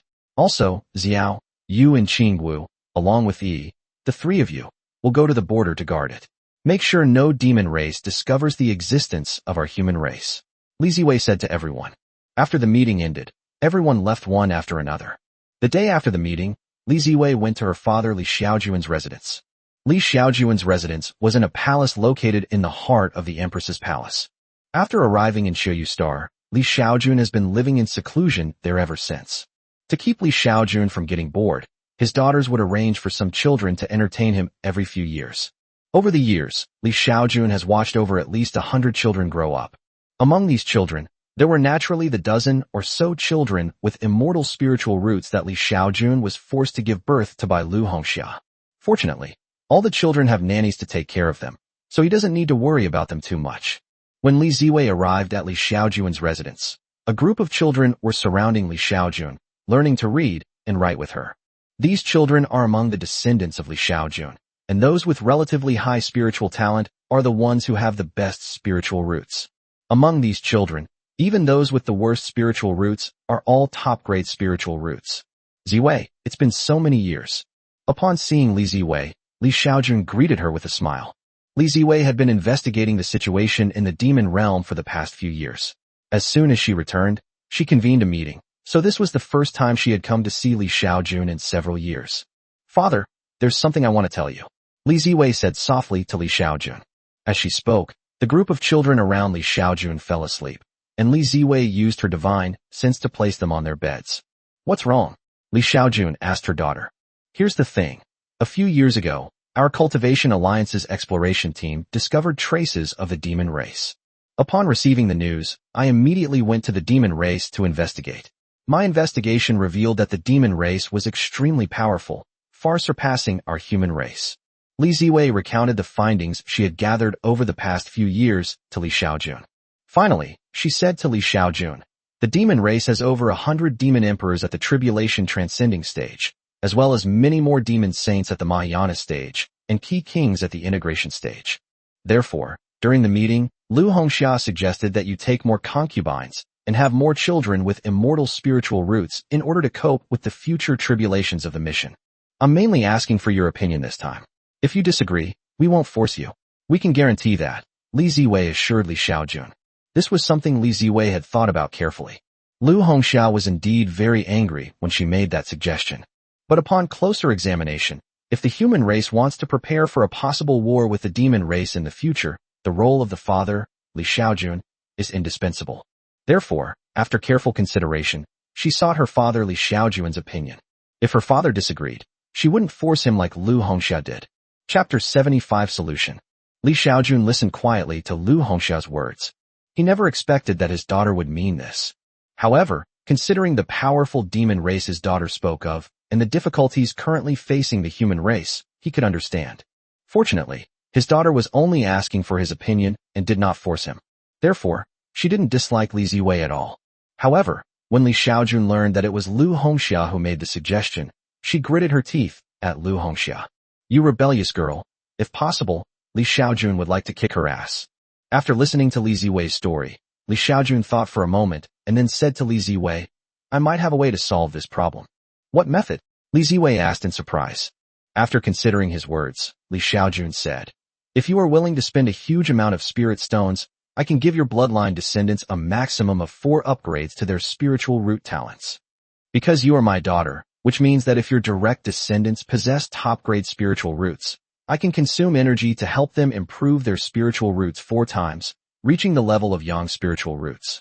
If your descendants possess the talent of earth spirit roots, I can consume energy to upgrade their spirit roots to immortal spirit roots. However, because my bloodline is very diluted in them, I need to consume a lot of energy, and each upgrade will require about 1 billion spirit stones. Also, I can only enhance the spiritual roots of infants who are no more than 3 months old. If they are older than 3 months, there's nothing I can do, Li Xiaojun said to her daughter. He said this mainly to prevent his daughters from seeing him as a stud. The only daughters he could trust in the cultivation world were the sisters Li Ziwei and Li Ziyao. If the sisters are forced by the circumstances of the human race to compel their father to have children, then he has failed miserably. Now that Li Xiaojun has stated that she can enhance the spiritual roots of their bloodline descendants, she naturally won't need to have children herself. In addition, the reason why Li Xiaojun said that only children within 3 months of birth can improve their spiritual roots is to avoid sending children who have already improved their spiritual roots to him. Previously, Li Xiaojun would instantly upgrade the bloodline descendants who were born with spiritual roots to the highest grade of spiritual roots with a single click. If Li Xiaojun hadn't mentioned within 3 months, then the child he had already strengthened 3 times would likely have been sent over for further strengthening. By then, he couldn't enhance it at all, because the system stipulated that those who were not his biological daughter's bloodline could only enhance it a maximum of 4 times. Dad, is everything you said true? Li Ziwei was pleasantly surprised after hearing Li Xiaojun's words. It's all true, of course. If you don't believe me, you can find some children for me to try and see for myself. Li Xiaojun said to Li Ziwei. Of course, the premise is that the child must have at least a top-grade spiritual root. I will not waste energy on children with spiritual roots lower than top grade. I know. I'll go find a few children for you to try right away, father, Li Ziwei said to Li Xiaojun. Wait a minute. Li Xiaojun interrupted Li Ziwei. What's wrong, Dad? Li Ziwei asked Li Xiaojun. I need to prepare for this. Li Xiaojun said to Li Ziwei. How about this? Wait 6 months. After I'm ready, you can bring the child over. Hearing Li Xiaojun's words, Li Ziwei thought for a moment and then nodded. Good. The reason Li Xiaojun made Li Ziwei wait for half a year was to wait until his recently strengthened 3 company children had been more than 3 months old. In the past 6 months, Li Xiaojun has only strengthened the inferior spiritual roots of all bloodline descendants, and will not strengthen the spiritual roots of children who are born with them to the point of being top grade. Time flies, and half a year has passed in the blink of an eye. 6 months later, Li Ziwei arrived at Li Xiaojun's residence with more than a dozen babies with top-grade spiritual roots. These babies are all descendants of Li Xiaojun, and they come from many families, not just the Luo family to which Li Ziwei belongs. To find these dozen or so babies, Li Ziwei mobilized almost all the connections in the Immortal Cultivation Alliance. Therefore, these dozen or so babies were collected from many families. Father, these children should all have your bloodline. Why don't you give it a try and see if you can improve their spiritual roots? Li Ziwei said to Li Xiaojun. Okay, Li Xiaojun nodded. Then they started looking up information about the babies. Then, he strengthened the spiritual roots of each of these babies. These babies all possessed top-grade spiritual roots. Li Xiaojun strengthened each of them 4 times, directly enabling their spiritual roots to break through to the level of yang spiritual roots. Having a yang spiritual root already grants one the potential to become a great emperor, allowing one to cultivate without bottlenecks to the tribulation transcending stage. Therefore, if the problem is the insufficient number of human emperors, raising these children is more than enough. All right, test their spiritual roots now, Li Xiaojun said to Li Ziwei. Okay, Li Ziwei nodded. Without any hesitation, she immediately began testing the children's spiritual talents. The test results naturally surprised and delighted Li Ziwei, because she discovered that these children, who were originally just top-grade spiritual roots, had now all become yang spiritual roots. If this method is followed, more than a dozen children with top-grade spiritual roots can be transformed into children with yang spiritual roots every 3 months. Then, in a few thousand years, human emperors will spring up like mushrooms after rain. This situation can completely alleviate the shortage of human emperors. As long as we give the human race time to grow up, not only will resisting the demon race's attacks be no problem, but even annihilating the demon race will not be an issue. That's wonderful. If we can cultivate dozens of children with yang spiritual roots every year, we can have hundreds in 10 years and thousands in 100 years. Thinking about the explosive growth that the human race would experience in the future, Li Ziwei was extremely excited. Thousands of emperors. It's terrifying to even think about. Ziwei, do you have enough resources to nurture so many potential emperors? Li Xiaojun asked Li Ziwei. The amount of rare and precious materials required to cultivate an emperor is astronomical. If we follow Li Ziwei's idea of cultivating thousands of potential emperors, how many resources would that require? Father, don't worry. In the past, the resources on just one planet on Taiwan star were enough to cultivate a dozen or so great emperors. Now, our human race controls hundreds of thousands of star systems. Let alone cultivating a few thousand great emperors. Even tens of thousands of great emperors is no problem, Li Ziwei said with a smile. The cultivation world has never lacked resources. What it lacks are cultivation geniuses with exceptional talent. Chapter 76 In Xiaojun.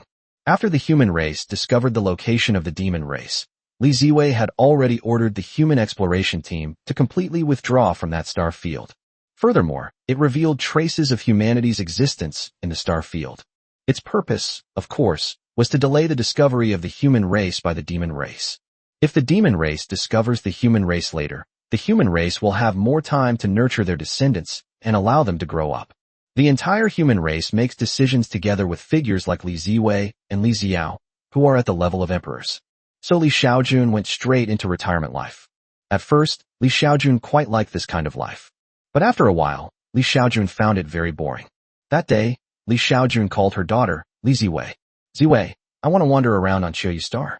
Hearing Li Xiaojun's words, Li Ziwei paused for a moment, then said on the phone, then I'll have Xiaodang take you around. Xiaodang is a Mahayana stage female cultivator under Li Ziwei. On Xiaoyu Star, with her protecting Li Xiaojun's safety, unless the emperor himself takes action, it's impossible for ordinary people to harm Li Xiaojun. Of course, what no one knew was that Li Xiaojun herself had already broken through to the early stage of the fusion realm. Even without anyone protecting him, he wouldn't be so easily killed. He has been on Xiaoyu Star for over 70 years. For over 70 years, he has been increasing his cultivation points at an average rate of 500 per day. Over the course of more than 70 years, he accumulated a total of more than 13 million cultivation points. The more than 10 million cultivation points directly enabled Li Xiaojun to break through to the early stage of the integration realm. However, at this rate, it would take him 10 times longer, or 700 years, to break through the bottleneck of the integration stage and reach the Great Ascension stage. If one were to break through from the Mahayana stage to the tribulation stage, it would take 10 times that amount of time, which would be 7,000 years. Finally, if he wanted to go from the early stage of the tribulation transcending realm to the later great perfection realm, it would take him 10 times 7,000 years, which is 70,000 years. So don't be fooled by the fact that Li Xiaojun only took 70 years to reach the integration stage. However, at this rate, it would take him 70,000 years to reach the great perfection of the late tribulation stage. Of course, the reality is that it wouldn't take that long, because the number of young people with spiritual roots among Li Xiaojun's bloodline has already exceeded 7 billion, more than double the previous 3 billion population. 70 years have passed, and it is believed that before long, most of his descendants, whose bloodlines are mostly of inferior spiritual roots, will die out in large numbers. At that time, his cultivation points will definitely increase rapidly. Moreover, Li Xiaojun has already felt her cultivation points starting to increase. Previously, he could earn an average of about 500 cultivation points per day. Now, he is able to gain more than 600 cultivation points every day. This indicates that many of the bloodline descendants he strengthened over the past 70 years have already died in various ways. Xiaodang pays respects to her master. Not long after Li Xiaojun finished her phone call with Li Ziwei, a female cultivator in a white robe arrived at the courtyard of the palace where Li Xiaojun lived. This female cultivator was none other than Xiaodang, the disciple of her daughter Li Ziwei and one of the 4 holy lords under her command, a true mid-stage Mahayana saint. No need for formalities. Take me for a walk on Autumn Rain Star. Li Xiaojun instructed Xiaodang. Yes, master. Xiaodang respectfully replied, and then threw out a flying boat. Ancestors, we want to go play too. A group of children saw the flying boat and made a request to Li Xiaojun with an envious tone. You all stay here obediently. The ancestor will be back soon. Li Xiaojun waved her hand. He didn't want to take a bunch of kids out to play. Since gaining cultivation, Li Xiaojun has frequently used his divine sense to observe the people and things on this planet many times, but he has never personally gone to explore it. So after breaking through the fusion stage, Li Xiaojun decided to go and see for herself. The children were very disappointed when they heard that their ancestor was not going to take them. I'm leaving. Goodbye. Li Xiaojun smiled and waved to the group of kids before boarding Xiaotang's flying boat. Master, where are we going? On the flying boat, Xiaodang asked Li Xiaojun. Let's go to the sky-piercing immortal realm, Li Xiaojun instructed Xiaodang. The celestial realm is located on the other side of Autumn Rain Star. Li Xiaojun also saw the information about Qingtian immortal realm online. The main reason he planned to go to the sky-piercing immortal realm was that it had a super large botanical and zoological garden. This botanical and zoological garden houses almost all the monsters on Autumn Rain Star that were nearly extinct. Li Xiaojun had seen the monsters of Xiaoyu Star online, and they were exactly the same as the dinosaurs on Earth in his memory. There is a type of monster called the Crimson Flame Beast, which looks exactly like the Tyrannosaurus Rex on Earth. This kind of monster can control flames from birth, and its combat power is equivalent to that of a Foundation establishment stage cultivator. Once fully grown, the Crimson Flame Beast's combat power is comparable to that of a late-stage nascent soul cultivator. Therefore, after seeing the information about these monsters, Xiaojun really wanted to see for herself whether these monsters that looked like dinosaurs were actually dinosaurs that had gone extinct on Earth many years ago. Of course, there is a difference between demonic beasts and demon races. Demonic beasts are demonic beasts, and demon races are demon races. Even though monsters are very powerful, they rarely possess intelligence. As for the demon race, they generally possess high intelligence, and their intelligence is no lower than that of humans. Therefore, after the human race discovered that there were only demonic beasts on Xiaojun Star, they quickly eliminated all the stronger demonic beasts on Xiaojun Star.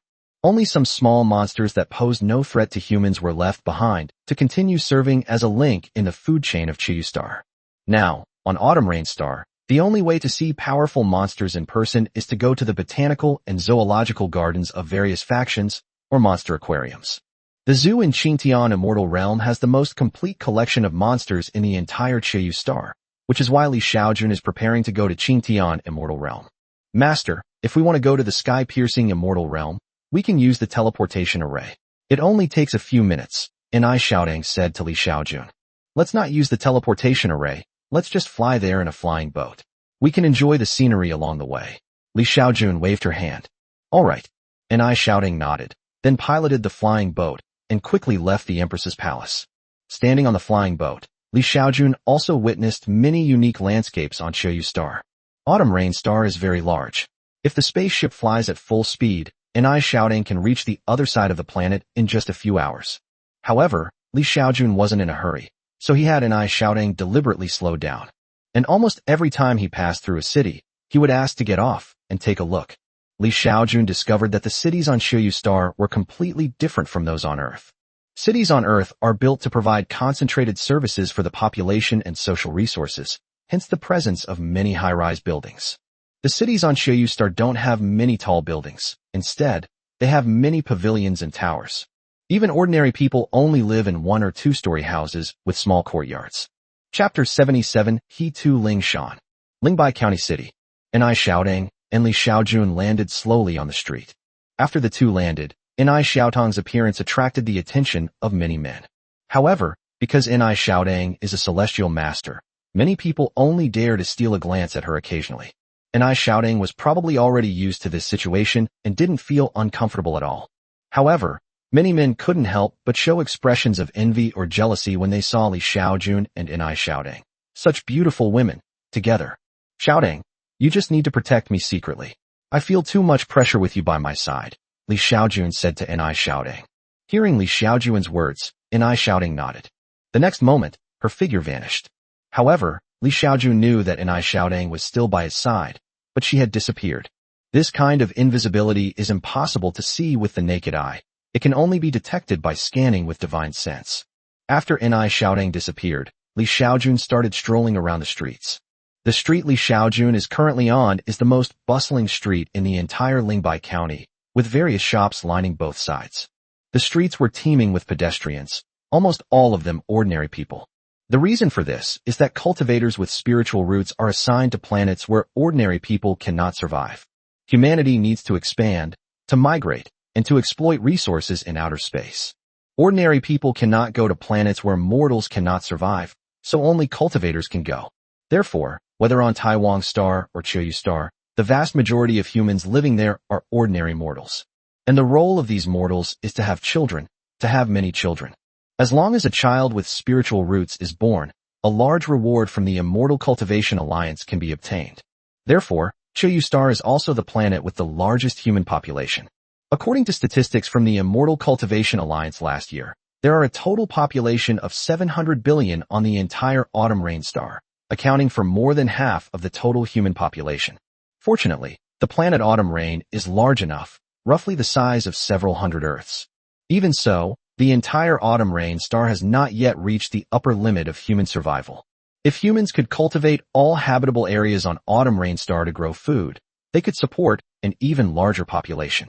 Or, if humans could cultivate crops that doubled the yield per acre, doubling the human population wouldn't be a problem. The planet Xiaojun is home to the majority of the human population, which is why there are 4 great emperors at the tribulation transcending stage station there. Hey buddy, what would you like to buy? At a food stall, the stall owner greeted Li Xiaojun warmly. The food on the stall was something Li Xiaojun had never seen before, which is why he stopped out of curiosity. Although he has been on Xiaoyu Star for over 70 years, he has eaten delicacies that ordinary people could never afford. To be honest, Li Xiaojun rarely eats the kind of food that ordinary people eat. The main reason for this is that he is the emperor's father. Boss, give me one. Li Xiaojun called to the stall owner. Alright. Upon hearing that Li Xiaojun wanted one, the stall owner immediately beamed with joy. Soon, a meal was delivered to Li Xiaojun. Li Xiaojun picked it up with her chopsticks and tasted it, finding that it actually tasted quite good. Speaking of chopsticks, they were brought to the world by Li Xiaojun, who taught his daughters to eat with chopsticks 100,000 years ago. After his daughters became powerful, chopsticks naturally spread throughout the cultivation world. This has led to the fact that, in the current human world, people basically eat with chopsticks.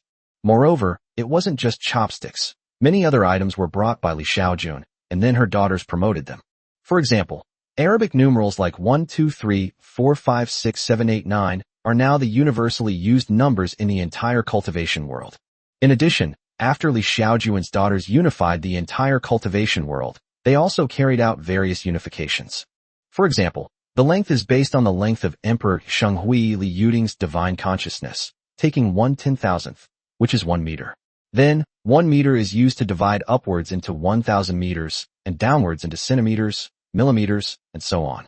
For example, the weight is categorized according to 1 cubic decimeter of pure water. In this way, whether it's Xiaoyu Star or Taihuang Star, even if the gravity of the 2 planets is different, the data will be similar when testing the weight of matter. Li Xiaojun strolled around the street, buying all sorts of things. He doesn't miss out on anything: good food, fun toys, clothes, or everyday items. Anyway, he has system space. When he finds something delicious, he usually buys extra so he can enjoy it whenever he wants. Just as Li Xiaojun was browsing and buying things. On the street, a 7 or 8-year-old girl, covered in dirt, carrying a basket on her back and leading a 3-year-old boy by the hand, caught Li Xiaojun's attention. Actually, it wasn't this little girl who caught Li Xiaojun's attention. It was the 3-year-old boy holding the little girl's hand that caught Li Xiaojun's attention. Li Xiaojun discovered that both the little girl and the little boy had her bloodline. Of course, this was not the main reason that caught Li Xiaojun's attention. After all, he had too many descendants, and in a few years they would all be worth over 10 billion. It was impossible for him to attract her attention just by seeing his own descendants. The reason why this little boy caught Li Xiaojun's attention was mainly because the little boy's talent was actually a celestial spiritual root. This means that the little boy was born with the earth spirit root. Then, after his birth, the system automatically gave him a 4-in-1 upgrade to the immortal spirit root. Decades ago, if Li Xiaojun's descendants were to give birth to a spiritual root of the highest quality or above, the system would remind him. However, after his daughter also collected geniuses and sent them to him for enhancement, he canceled the system notification. Then she instructed the system that if her bloodline descendants were born with spiritual roots of the highest grade or above, they should be upgraded 4 more times 3 months after birth. The reason for setting it at 3 months is mainly because her daughters will also be searching for descendants with bloodlines of superior spiritual roots, and will bring them before her for her to strengthen. If they are enhanced from birth, how will we explain it later? Therefore, the child who had not been brought to him for more than 3 months was naturally one that Li Ziwei and her team had not found. That's why Li Xiaojun set the system to automatically enhance her talent after 3 months. It was obvious that this little boy was his bloodline descendant, whom Li Ziwei and the others had failed to find. Kid. Li Xiaojun waved to the little girl. Hearing Li Xiaojun's greeting, the little girl quickly took the little boy's hand and walked briskly to Li Xiaojun. Big brother, would you like to buy some wild pears? They're so sweet. As she said this, the little girl took the basket off her back, which was full of wild pears. Big brother, try this, it's very sweet. The little girl took a pear out of her basket and handed it to Li Xiaojun. Li Xiaojun took the pear and tasted it. It was indeed very sweet, so he decided to buy more pears. Little friend, how much are these pears? Li Xiaojun asked the little girl with a smile. It's not expensive, only 2 yuan a pound. The little girl said quickly. Only 2 yuan. I'll take all these pears. With a wave of his hand, Li Xiaojun prepared to buy all the pears. Upon hearing Li Xiaojun's words, the little girl was overjoyed. Big brother, these pears weigh about 30 pounds, so 50 yuan will do. 50 yuan? Sure, here's 50 yuan, keep it safe. Li Xiaojun handed 50 yuan to the little girl.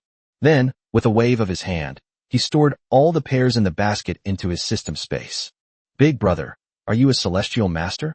The little girl looked at Li Xiaojun with surprise as he took the pear away. Yes. Li Xiaojun nodded, then asked with a smile, what's your name? How old are you? Do you still have any of these pears at home? I'd like to buy more. Upon hearing Li Xiaojun's words, the little girl excitedly replied, Big brother, my name is Hichu Lingshan, and I'm 6 years old.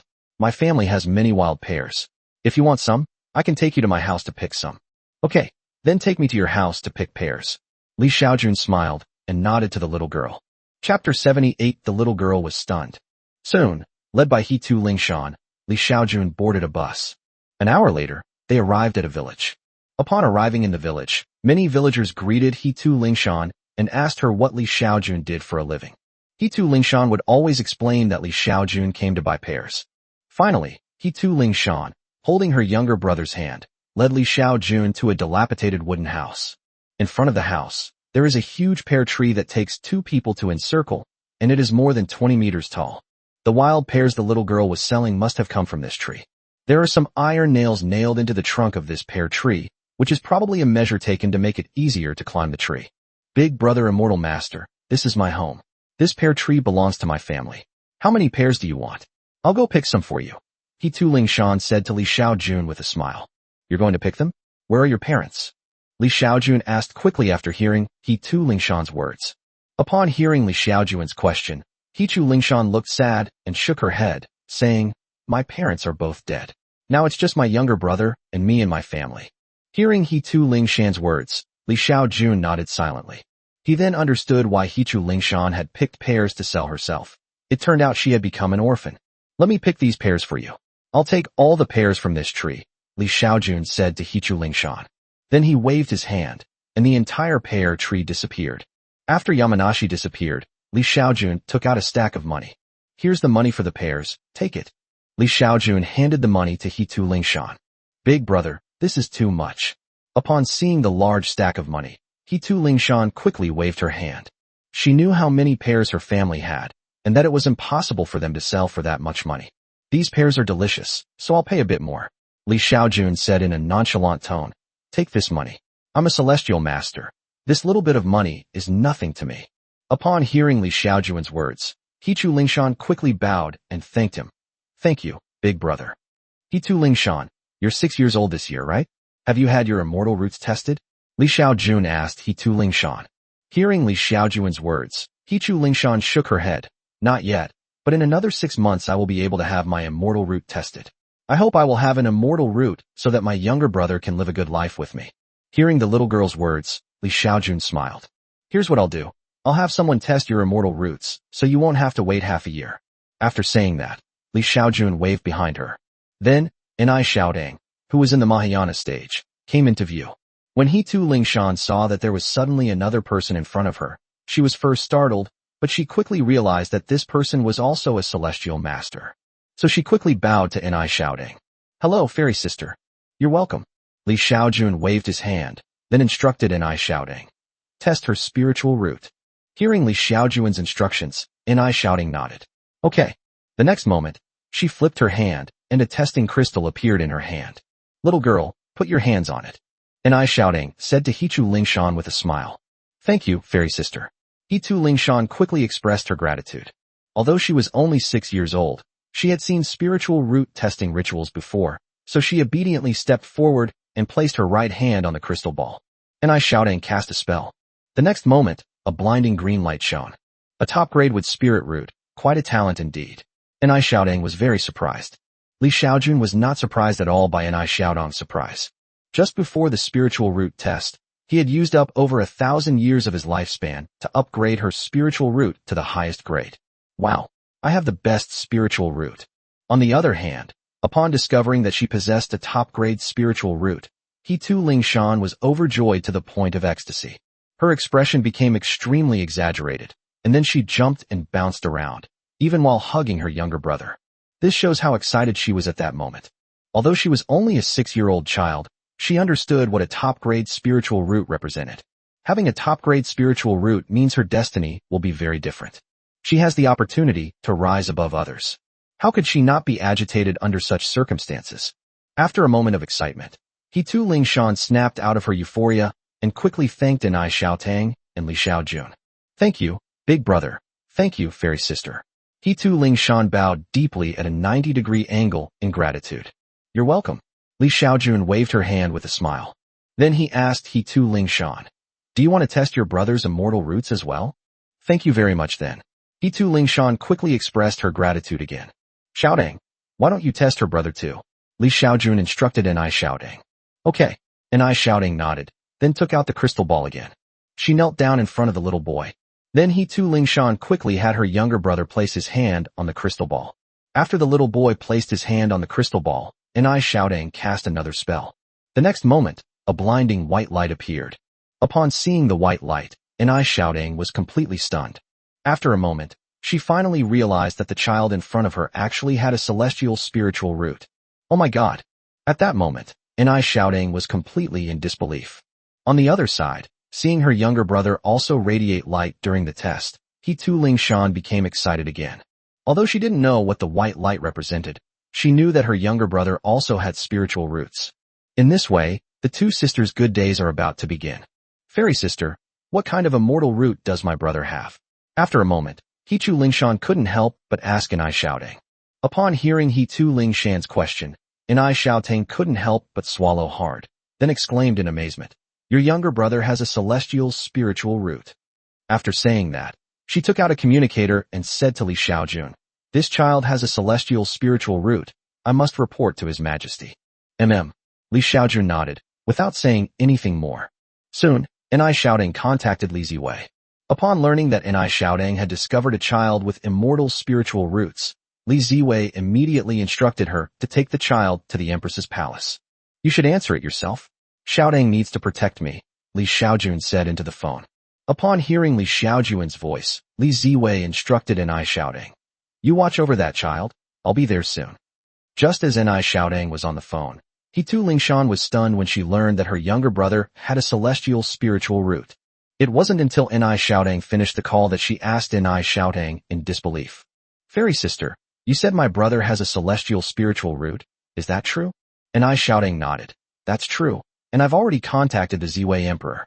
He will be coming to pick you and your brother up soon. From now on, you'll be members of the Ziwei Imperial Palace. Hearing this, He-Tu Ling-shan was somewhat incredulous. Fairy sister, you said you could contact the Ziwei Emperor? Little girl, you don't need to doubt me. I am the head of the 4 great holy rulers under the Ziwei Emperor. As a dignified Mahayana saint, I have no reason to lie to you. Chapter 79, Give me some of these dinosaur eggs. A few hours later, Li Ziwei arrived at the small village and met the child with the immortal spiritual root that Enai Xiaodang had tested positive for. She returned from outer space via an interstellar teleportation array, which is why it took her several hours. Your Majesty. Upon seeing Li Ziwei, Enai Xiaodang immediately bowed respectfully. No need for formalities. Is this the child? Li Ziwei pointed to the 3-year-old boy. Across from Li Ziwei, a 3-year-old boy and a 6-year-old girl, He-Tu Ling-shan, both looked at Li Ziwei with curious eyes. Especially He-Tu Ling-shan. Although she had heard of the name of the Ziwei Emperor, she did not know what the Ziwei Emperor looked like. Little boy, what's your name? Li Ziwei asked the little boy. The little boy was a little scared and hid behind his sister. Upon hearing Li Ziwei's question, He-Tu Ling-shan quickly replied, my fairy sister, my younger brother is called He-Tu Xiaoyu. He-Tu Xiaoyu? Surname He-Tu? Li Ziwei thought for a moment.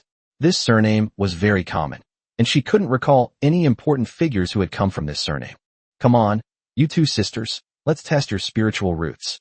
Li Ziwei took out the crystal ball from the Lingjin sect. A few minutes later, Li Ziwei finally confirmed that the 3-year-old boy in front of her was indeed a fairy spirit root. Where's my dad? Li Ziwei turned to Enai Xiaodang and asked. The shaman is at the village chief's house, Enai Xiaodang replied. Upon hearing Enai Xiaodang's explanation, Li Ziwei scanned the area with her divine sense and immediately spotted Li Xiaojun. Li Ziwei always felt that the 2 children in front of her must be related to her father. What a coincidence! Her father had just arrived here when Xiaojun was diagnosed with a celestial spiritual root.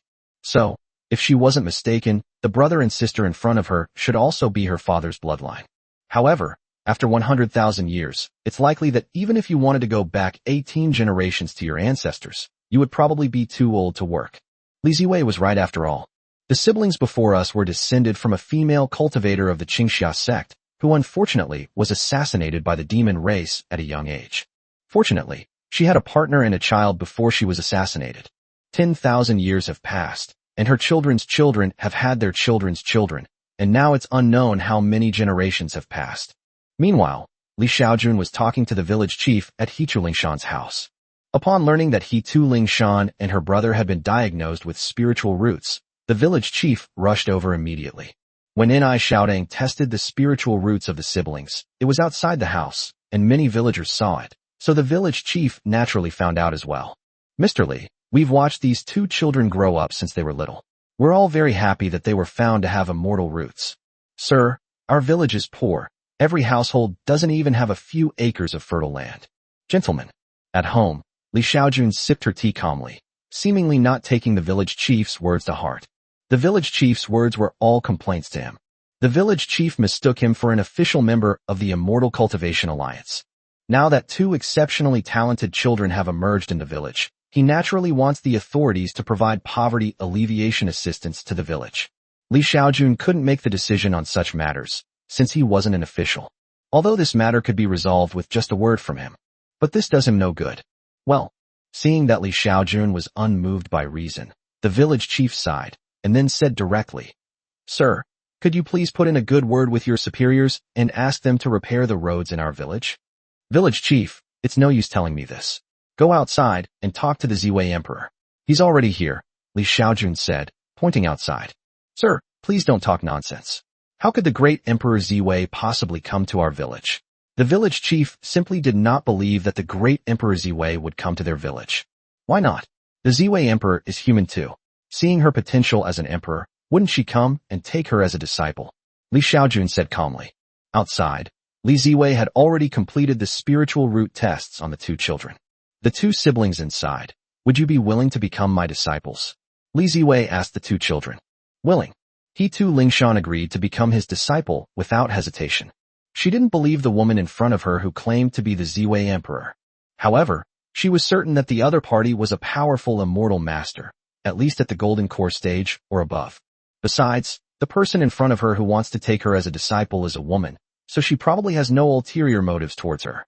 Therefore, as long as it could change her fate, becoming an apprentice was something she didn't hesitate to do.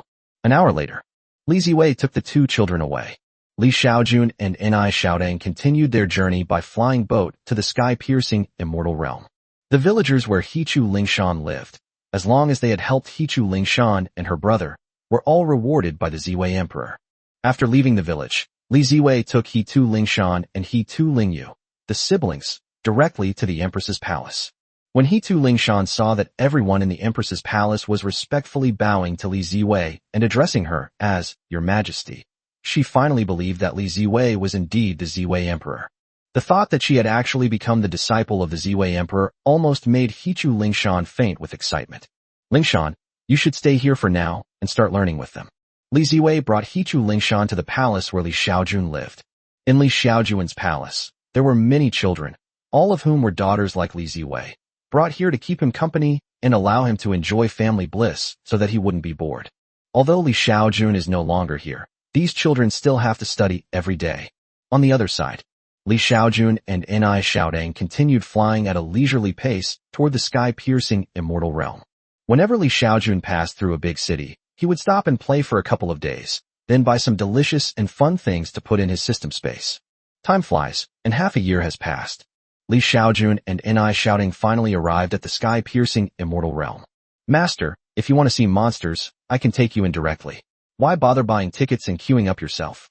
In the botanical garden, Xiaojun followed behind Li Xiaojun and said, as one of the four holy rulers of the Empress, she could enter directly without having to queue, as long as she revealed her identity.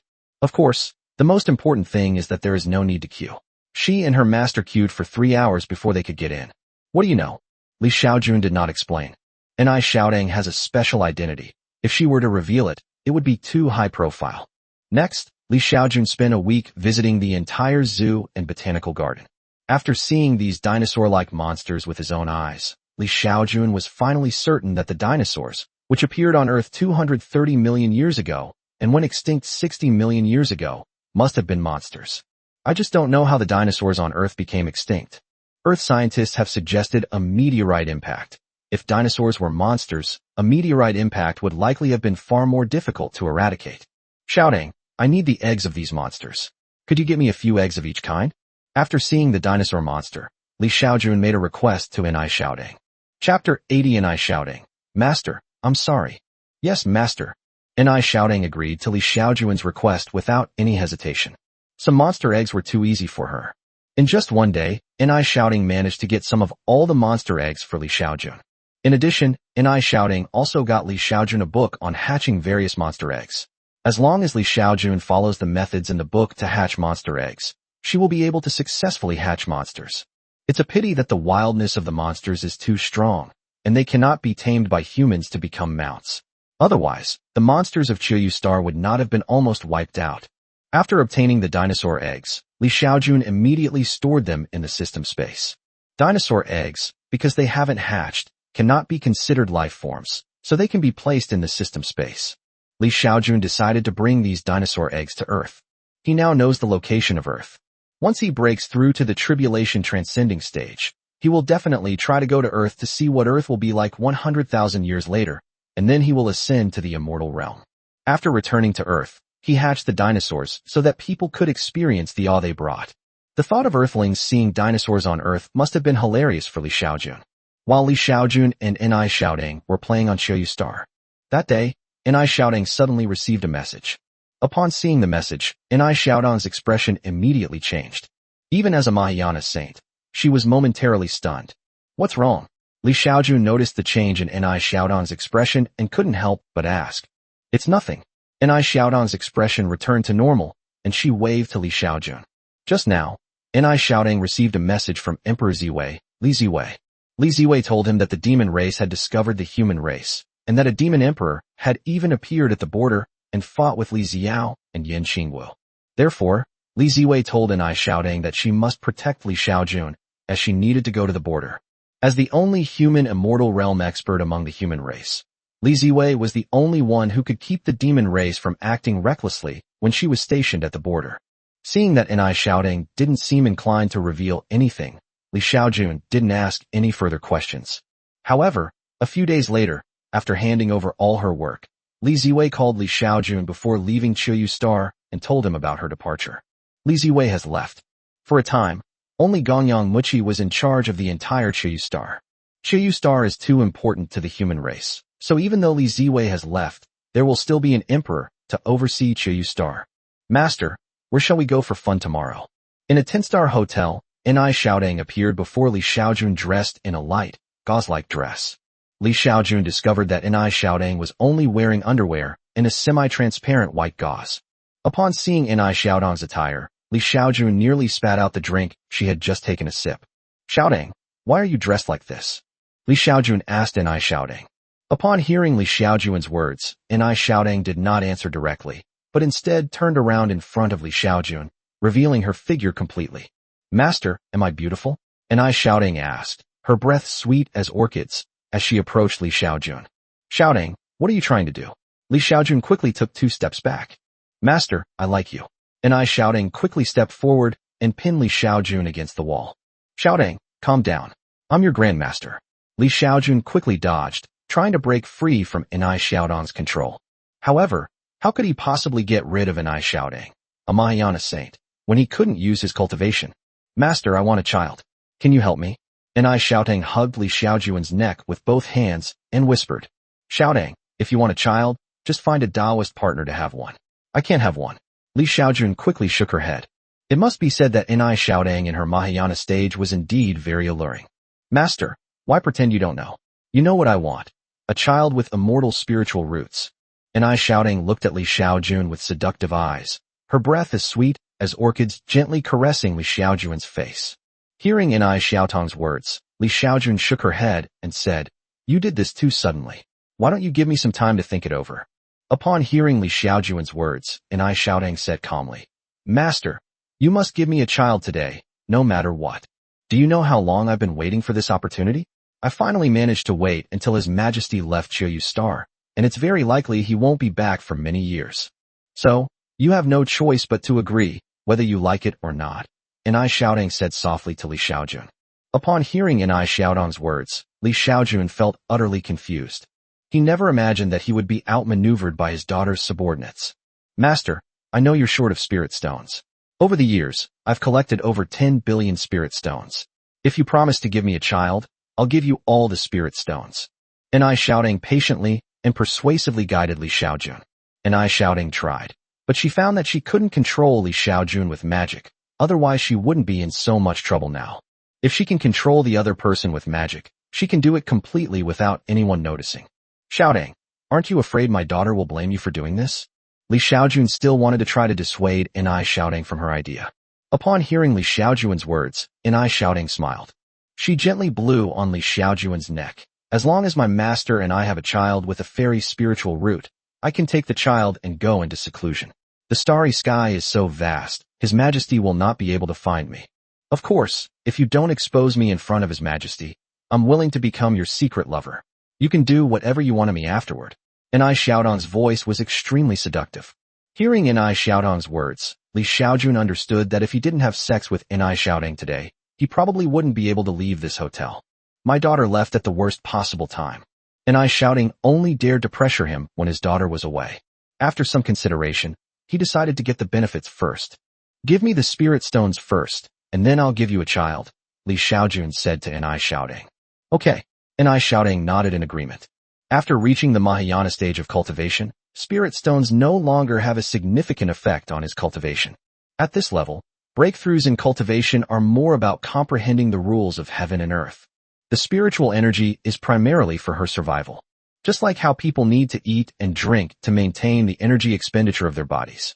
Soon, Xiaodong transferred a large sum of high-grade and top-grade spirit stones to Li Xiaojun, amounting to a staggering 10 billion. Chapter 81 Becoming the Emperor's Stepmother. How exciting. Master, I've given you the spirit stones. Now, you must keep your promise. Xiaodong looked at Li Xiaojun with a beaming smile, striking a very alluring pose. Upon seeing Xiaodong like this, Li Xiaojun decided to disown her. He's determined to teach Xiaodong a lesson today. System notification. The recipient has been detected as a spirit root talent. 1. You can choose to consume 10 years of your lifespan to strengthen your offspring. 2. You can choose to consume 50 years of your lifespan to enhance your offspring. 3. You can choose to consume 250 years of your lifespan to enhance your offspring. 4. You can choose to extend your lifespan by 1,000 years to enhance your offspring. 5. You can choose to extend your lifespan by 500 years to enhance your offspring. 6. You can choose to increase your lifespan by 25,000 years to enhance your offspring. 7. You can choose to increase your offspring's lifespan by 100,000. 8. Option to enhance offspring's lifespan by 500,000 years. Li Xiaojun received a system message. However, this system message made Li Xiaojun hesitate. He never expected that Xiaodong actually possessed a spirit root. Therefore, if he chooses option 8, he only needs to consume 500,000 years of his lifespan to strengthen a child with a mid-level acquired demon god foundation. Such a spiritual root would require billions of energy points to be forcibly strengthened using system energy. Therefore, Li Xiaojun hesitated, wondering whether to go straight to the next level and strengthen her into a mid-level acquired demon god. If this child's foundation is strengthened into that of an acquired demon god, he could very well cultivate to the level of a celestial immortal in the future. If she cannot break through to the true immortal realm, her lifespan will only be tens of millions of years. As long as the child dies by then, he will gain a large number of cultivation points. So now it's a matter of whether it's a long-term or short-term investment. Moreover, Li Xiaojun doesn't need to worry that anyone in the cultivation world can detect that this child has a mid-level acquired demon god foundation. Because Li Ziwei also had the foundation of a low-level acquired demon god, there was nothing in the cultivation world that could detect it. After much thought, in the end, Li Xiaojun still awakened, consuming 500,000 years of her lifespan to strengthen her child to the level of a mid-tier acquired demon god. Then, he paid some price to have the system make the child's talent appear to be a celestial spiritual root, when in fact it was only a mid-level acquired demonic root. An hour later, Li Xiaojun's offspring were successfully enhanced. 3 days and 3 nights later. We've succeeded. Let's go back, Li Xiaojun said to Enai Xiaodang. Okay. Enai Xiaodang nodded in satisfaction. She hadn't experienced this kind of physical pleasure for countless years, and this time, her master had completely satisfied her. The two of them arrived by flying boat. However, this time when they returned, the two chose to take the teleportation array. Soon, the two returned to the Empress's palace. Enai Xiaodang continues to protect Li Xiaojun as her bodyguard. Li Xiaojun, on the other hand, was once again surrounded by a group of younger people, continuing to enjoy the pleasure of having children around her. However, occasionally in the middle of the night, a beautiful figure would sneak into Li Xiaojun's room, and then some indescribable things would happen. Li Ziwei was not at the Empress's palace. Her other disciples had gone with her to the border. Therefore, Enai Xiaodang now has almost complete control over the entire Emperor's palace. Therefore, Li Xiaojun was forced to satisfy Enai Xiaotong's desires. Several years have passed in the blink of an eye. Enai Xiaotong's baby showed no signs of being born. If Enai Xiaodang hadn't been able to feel the strong vitality of the baby in her belly, she would have doubted whether she was pregnant or not. Finally, in the 8th year, Enai Xiaotong's child was born. Enai Xiaodang was pregnant, but she intentionally kept it a secret, so most people didn't know. 8 years later, when the child was born, no one else knew that Enai Xiaodang had given birth to a child. What did you say? You had a son? Li Xiaojun looked at Enai Xiaodang in surprise and asked. Yes. Enai Xiaodang showed the baby in her arms to Li Xiaojun. Li Xiaojun took the baby, and he could see that the baby was indeed his bloodline. Of course, this was not what surprised Li Xiaojun. To Li Xiaojun's surprise, the child was a baby boy. His wife, Wang Qiuyu, longed to give him a son, but she never succeeded in doing so before she died. But now, Enai Xiaodang has given birth to his son. This puzzled Li Xiaojun. Why are all the children he had with other women daughters, but the children he had with Enai Xiaodang's sons? System, what's going on? Do you know? Li Xiaojun asked the system. Faced with such a situation, Li Xiaojun instinctively consulted the system. Li Xiaojun thought that the system would definitely not answer him, because he had asked similar questions before, but the system had never answered him. However, this time, the system answered the moment Li Xiaojun asked the question. System notification: the host's bloodline, below the immortal spirit root, will only produce daughters. The demon god root will produce neither male nor female offspring. Upon seeing the system's information, Li Xiaojun finally understood why she had been unable to have a son before. The reason is that no woman can directly give birth to a child with the characteristics of a demon god. If there had been a woman who could have given birth to a child with the potential to become a demon god for him before, he might have already had a son. Master, I gave birth to a son for you. You have to take responsibility for me. Enai Xiaodang said to Li Xiaojun with a smile. Upon hearing Enai Xiaotong's words, Li Xiaojun thought for a moment and then nodded. I can take you as my concubine. Just a concubine? Enai Xiaodang rolled her eyes at Li Xiaojun. She knew that Li Xiaojun had only given birth to daughters her whole life and had never had a son. Now that she has given birth to a son for Li Xiaojun, she feels that Li Xiaojun should be able to marry her. You want to be my wife? What? Aren't you afraid of my daughter? Li Xiaojun asked Enai Xiaodang. Upon hearing this, Enai Xiaodang instinctively shrank her neck. She thought that if her master, Li Ziwei, knew that she was going to become her master's wife and stepmother, who knew if her master would cripple her. Thinking of this, Enai Xiaodang felt instinctively scared, but she also felt a strange sense of excitement. Being the stepmother of one's master is quite an exciting experience. However, she could only think about it. She wouldn't dare to actually do it. So she said to Li Xiaojun, forget about being a concubine. Let's keep our old relationship in front of my master. Hearing Enai Xiaodang's words, Li Xiaojun thought for a moment and then nodded. If you haven't ascended by the time my daughter ascends, I might consider making you my concubine. Chapter 82: Discovery of a Planet with Life. Upon hearing this, Enai Xiaodang rolled her eyes at Li Xiaojun. You wish. I don't want to be your concubine. I just want a child. Hearing Enai Xiaodang's words, Li Xiaojun nodded. He knew that Enai Xiaodang could not possibly have feelings for him. All she ever wanted was a child. However, Li Xiaojun also liked this child very much, because he was his first son. Let's name this child Li Bai. Li Xiaojun said to Enai Xiaodang. No, that won't do. My child will naturally take my surname. Enai Xiaodang shook her head. Do you believe I'll tell my daughter about this? Li Xiaojun threatened. Humph. And Xiaodong snorted and then rolled her eyes at Li Xiaojun. Okay, I'll take your surname then, but I don't think the name Li Bai is good enough. It's not imposing enough. I think it's a good idea. Li Bai's nickname will be Tai Bai. That's settled. Li Xiaojun made all the decisions unilaterally. After he finished speaking, he picked up the child and started playing with him. At this moment, Li Xiaojun exuded a strong sense of fatherly love. This child is so talented. What kind of cultivation technique do you plan to have him practice? After teasing him for a while, Li Xiaojun asked Xiaodong. Given his status and talent, he can choose any of the Alliance's 3 great immortal techniques, Xiaodong said to Li Xiaojun. The Alliance's 3 great immortal techniques? What are those 3 great immortal techniques? Li Xiaojun asked curiously.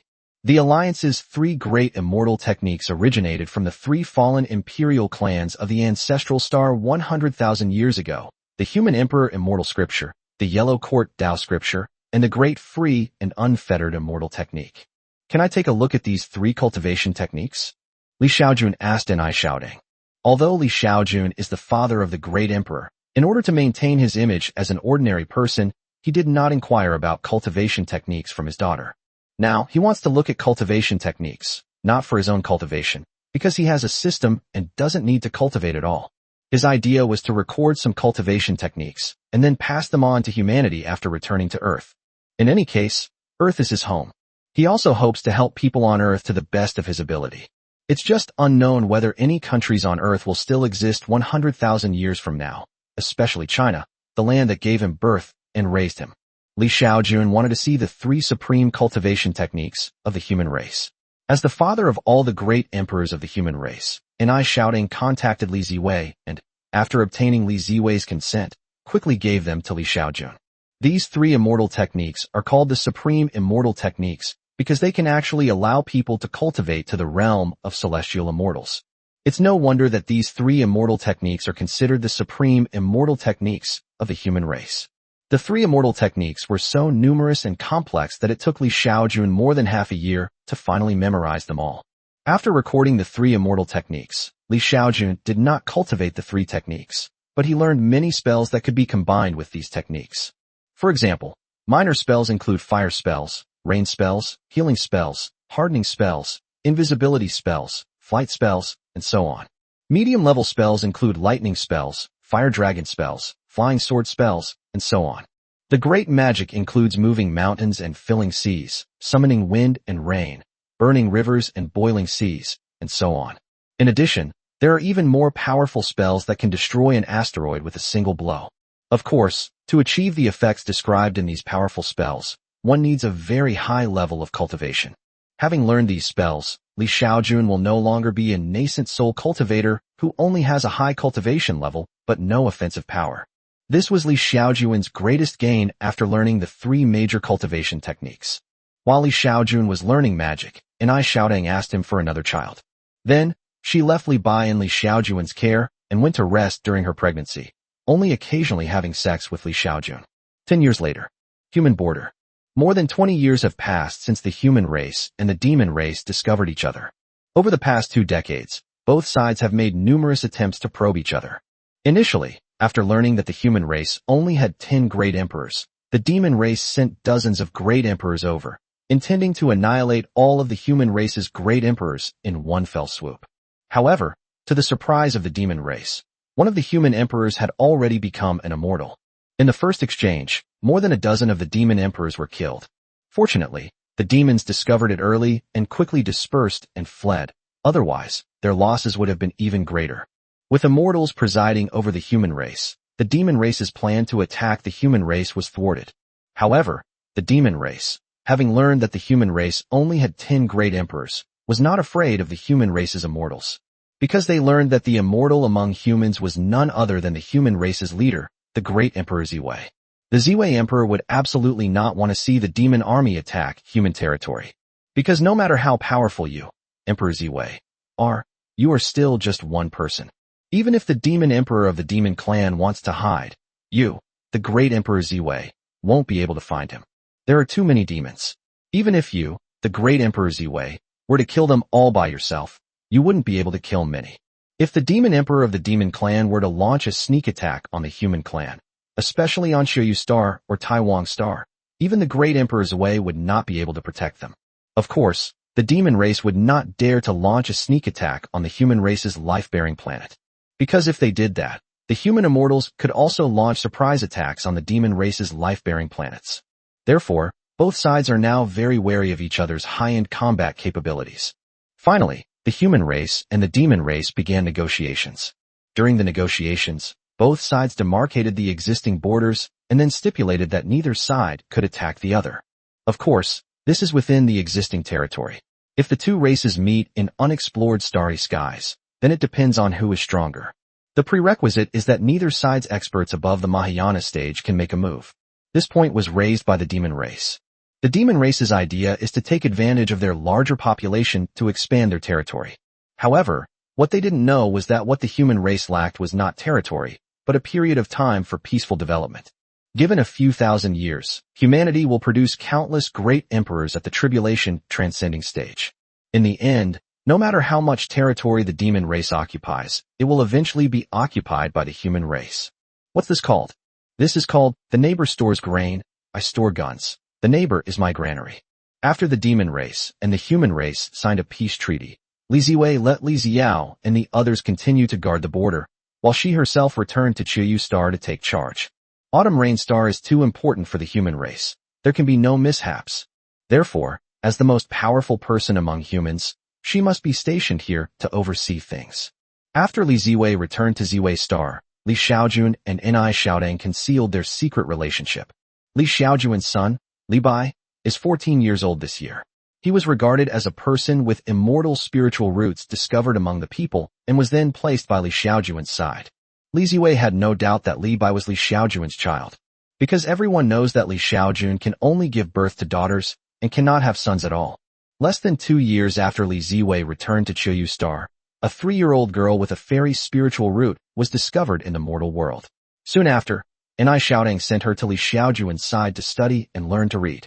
Time flies, and in the blink of an eye, another 20-odd years have passed. That day, news arrived that made Li Ziwei leave Qiuyu Star once again. This news was relayed by a human exploration team, and it shocked the entire human race. The reason is that they discovered a life-bearing planet that is only slightly smaller than Qiuyu Star. On this life-bearing planet, there are only some weak monsters and demons. However, shortly after their discovery, the demon race's exploration team also discovered this life-bearing planet. The demon race's exploration team, claiming that there were demons on this planet, wanted to forcibly seize this planet where humans had first discovered life. Under such circumstances, Li Ziwei naturally couldn't sit still. Every life-bearing planet is crucial to the development of humanity, so she must compete for this life-bearing planet. Chapter 83. All Enhanced, Fight Back. That day, Li Xiaojun was teaching the children. Over the years, all the children with the potential to become emperors that Li Ziwei and her group have found have been sent to Li Xiaojun first, and then Li Xiaojun has been teaching them. Of course, this was also proposed by Li Xiaojun. Here, Li Xiaojun taught all the children Chinese characters, the Chinese language, and knowledge such as mathematics, physics, and chemistry that enabled them to explain the rules of the universe. Li Xiaojun opened an academy in the Empress's palace, and the scale has gradually grown from a dozen children at the beginning to several hundred children now. Moreover, many children graduate from his program every year, and many more are sent to him. These children range in age from 2 or 3 to over 10 years old. Most of these children possess the yin-yang spiritual root, making them worthy of becoming great emperors. Among these children were Li Xiaojun's son, Li Bai, and her daughter, Li Qingzhao, whom she had with Ni Xiaodang later. The two siblings also studied with Li Xiaojun. Because she has so many children, Li Xiaojun has now let herself go when naming them. One is Li Bai, and the other is Li Qingzhao. Li Xiaojun was stricter with her 2 children than with her other children. Li Bai, in particular, was subject to Li Xiaojun's stricter demands than anyone else. He taught him almost all of his own knowledge. Li Xiaojun didn't expect his son to become a scientist or anything like that. He hoped that this knowledge would broaden his horizons and make his values more complete. Of course, Li Xiaojun usually only teaches children until they are 16 years old. Most of these children are geniuses, so they learn very quickly. Before the age of 16, he could basically extract most of the knowledge that Li Xiaojun possessed. Father, could you please help Xiao, Qingwu, Yi, and Xiaoxue all improve their spiritual roots? That day, Li Li Xiaojun received a message from Li Ziwei. The message came from the human border, and it took several hundred seconds to arrive from when it was sent to when it appeared. Upon seeing the information, Li Xiaojun decisively enhanced the spiritual roots of all her daughters except Lu Hongxia. On the border, Li Ziwei was leading a large group of human tribulation stage emperors in a confrontation with demon tribulation stage emperors. Originally, she thought that as a powerful human immortal, suppressing the demon emperor and conquering the life-bearing planet should be no problem. What she didn't expect was that the demon race also had human immortal realm experts, and there were two of them. However, although the demon race's immortal realm experts looked lifeless, their combat power was not much weaker than Li Ziwei's. The demon race's immortal realm experts were also shocked when they saw Li Ziwei. They asked, "How can you possibly have such abundant immortal essence? Did you just descend to the mortal realm?" The powerful demons and immortals were incredulous. It couldn't believe that Li Ziwei's immortal energy was so abundant.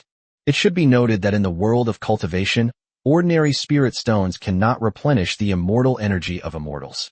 Immortal essence stones from the immortal realm, once brought to the cultivation realm, will degenerate into top-grade spirit stones within a few years.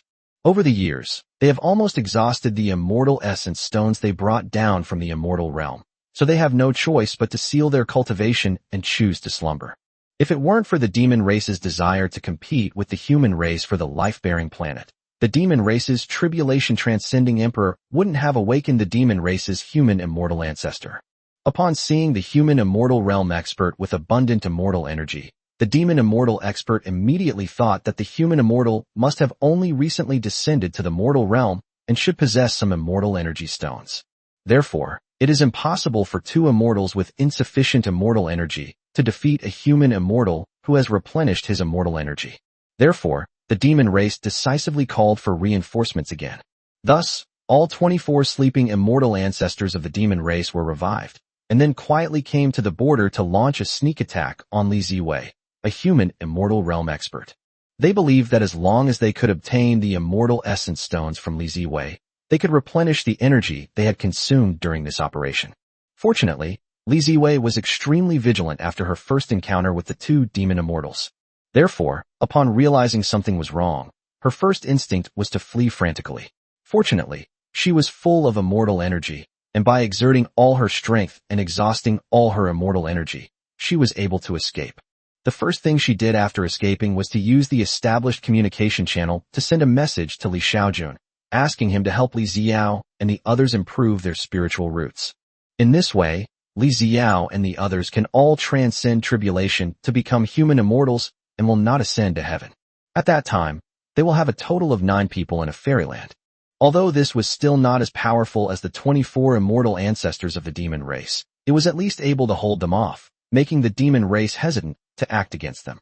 Just after Li Xiaojun strengthened the spiritual roots of all her emperor-level daughters except Lu Hongxia. On the border of humanity, within a hidden star, a monstrous lightning tribulation suddenly erupted. The lightning tribulation lasted for 3 days and 3 nights before it dissipated. After the tribulation ended, 8 women from the human immortal realm flew out of the star. After the woman flew out, she quickly rushed off in one direction. These women were, of course, Li Xiaojun's daughters. Apart from Gongyang Muqi guarding Xiaoyu Star and Lu Hongxia guarding Taiwan Star, everyone else had gathered at the front line of the battle between the human and demon races. Sister Ziwei, I have fulfilled my mission. Yan Qingqiao bowed to Li Ziwei and said. Originally, they planned to wait until they ascended to the immortal realm before having Li Xiaojun help them improve their talents. But now, they can no longer care about so much. If they don't break through to the human immortal realm, and if Li Ziwei is killed by the demon immortals of the demon race, the entire human race could be wiped out. Let's go, let's fight our way back. Li Ziwei waved her hand and led her sisters quickly toward the battlefield. With Li Ziwei leading her 8 younger sisters, making a total of 9 people, to the fairy realm, the demon race indeed became hesitant to act rashly. Ultimately, the demon race proposed that they could jointly control the planet with the human race. However, both sides need to send combat forces below the nascent soul stage to compete for the territory of the life-bearing planet, and whoever conquers the territory will own it. In addition, this planet could also serve as a communication center for humans and demons in the future. The human race, considering the demon race's overwhelming strength and the fact that they would definitely lose with over 20 demon immortals, agreed to the proposal after some deliberation. However, Li Ziwei also made a request. The demon race must return the human slaves enslaved by the demon race. After the human race made its demands, the demon race also made the same demands, that the human race should return the demon race members who had been enslaved by them. 10,000 years ago, the human race and the demon race jointly controlled the Taiwan star. Because of Li Xiaojun's existence, the demon race on Taiwan star was almost wiped out by the human race. The demon race, which evolved from wild beasts, also basically became slaves of the human race. Although the number of these demons is not large, their making this request is simply a statement of their opinion. It's impossible that the human race has demanded that the demon race return the human slaves, but the demon race is doing nothing. Chapter 84. The system has been upgraded again, and the new features are incredibly powerful. System notification. Energy level detected has exceeded 10 trillion. Upgrade is possible. Do you wish to upgrade? Just as Li Xiaojun arrived on Xiaoyu star in its 84th year, at noon, he had accumulated enough energy to upgrade the system. Upgrade. Li Xiaojun quickly gave the instructions. System notification. System upgrade in progress. This system upgrade took more than a month. A month later, the system upgrade was finally completed. This system upgrade introduced 3 new features. The first function is that the luck that the system has collected in the past can finally be used. He can increase the luck value of his offspring, making it easier for them to cultivate. The only downside is that the luck value collected by the system cannot be added to him as the host. After nearly 80 years of collection, the system has collected more than 1.2 million points of luck. After thinking it over, Li Xiaojun allocated all of his more than 1 million luck points to his 2 biological daughters, Li Ziwei and Li Ziao, and the 2 children that Enai Xiaodang had given him. With over 1.2 million points of luck, Li Xiaojun added 400,000 points of luck to Li Bai, which, combined with the hundreds of thousands of points of luck Li Bai already possessed, directly brought his total luck to over 1 million. The youngest daughter, Li Qingzhao, also received an additional 400,000 luck points, which, combined with her own luck points, brought her total to over 1 million. As for the remaining 400,000 units of luck, Li Xiaojun added 200,000 units each to Li Ziwei and Li Ziao. As for her other daughters, Li Xiaojun did not grant them any special luck, since they were not as close to her as the Li Ziwei and Li Ziao sisters. Li Bai and Li Qingzhao both had different surnames, and although their 2 children did not acknowledge their father, they were raised by him from a young age. Therefore, Li Xiaojun was much closer to his brother and sister than to his daughters. It's just that because he has 2 daughters, and these 2 children are his and Enai Xiaodong's children, he doesn't dare to reveal their relationship, which is why he hasn't let the 2 children acknowledge their father. Master, Anne and I said she wants me to practice with her tomorrow, and I'm a little scared. In the Empress's palace, little Li Qingzhao clung to Li Xiaojun's arm and acted coquettishly. Li Xiaojun doted on Li Qingzhao's youngest daughter. To avoid revealing the relationship between her parents, she directly accepted her as a disciple, rather than as an ordinary student. What's there to be afraid of? Shouldn't you be looking forward to it? Li Xiaojun said with a smile when she heard her youngest daughter say she was scared. I'm just scared. I'm so afraid of Anne and I. She's so fierce, Li Qingzhao whispered to Li Xiaojun. Hearing this, Li Xiaojun finally understood. Enai Xiaodang was Li Qingzhao's biological mother, so she naturally kept a strict eye on Li Qingzhao, which inevitably made Li Qingzhao afraid of Enai Xiaodang. It's okay, your aunt won't scold you. Just learn cultivation from her. Li Xiaojun patted her youngest daughter's head to comfort her. Master, can I cultivate with you? I don't want to cultivate with Anne and I. The little guy still doesn't want to cultivate with his biological mother, Enai Xiaodang. Sure, you be good. Your master doesn't have spiritual roots and can't cultivate. You should follow Anne and I and cultivate diligently. Although Enai Xiaodang is a bit strict, she's the most suitable person to teach you cultivation, Li Xiaojun said to her youngest daughter. Shiyu was Li Qingzhao's childhood name. All right, Li Qingzhao replied listlessly, her tone tinged with disappointment. While talking to her youngest daughter, Li Xiaojun also checked out the other new features of the system. The second new feature added after this system upgrade is a map function. This feature allows any place Li Xiaojun has been to or any map she has seen to be compiled into a new map. With this feature, Li Xiaojun felt that he wouldn't get lost no matter where he went. Even if he were suddenly teleported to a galaxy, he would still be able to find his way home. This feature may seem rubbish, but the features it comes with are incredibly powerful. That is, if someone who is hostile to him appears in his vicinity, it will be marked as a red dot on the map, and he will be alerted. With this feature, Xiaojun will no longer be afraid of being schemed against in the future. The map will warn him if anyone tries to scheme against him or harm him. Just as Xiaojun was looking at the map, he suddenly saw a red dot on it. The next moment, his divine sense extended out, and he saw Xiaojun flying towards his direction. Xiaojun? Does she have ill intentions towards me? Xiaojun was somewhat incredulous. He couldn't believe that Xiaojun, who had given him 2 children, would still harbor ill will towards him. Soon, Xiaojun appeared in front of Xiaojun. Shuyu, you want to go out and play? Your master and I have something to say. Xiaojun wanted to send Li Qingzhao away as soon as she arrived. When Li Qingzhao saw Xiaojun, she was like a mouse seeing a cat. If he dared to utter a single word, he would immediately run away. Xiaojun, did you need something? Xiaojun asked Xiaojun. However, he was now on high alert, and if Xiaojun made a move against him, he would definitely not sit idly by and wait to die. I want another child, Xiaojun said, getting straight to the point. A few hours later, Xiaojun looked thoughtfully at the green marker for Xiaojun on the map. It turns out that it wasn't people who wanted to kill him. Anyone who wanted to scheme against him was marked with a red dot. Just now, Xiaojun plotted to get him to have a child. Now that Xiaojun's scheme has succeeded, she no longer intends to scheme against Xiaojun, so the mark naturally stops being red. It seems this map isn't very intelligent. Xiaojun felt that if people who were malicious towards him, or who wanted to scheme against him, were marked with the same color and different shades of the color, then it could be considered somewhat intelligent. Unfortunately, the system wouldn't listen to Xiaojun. However, Xiaojun was already very satisfied with the results.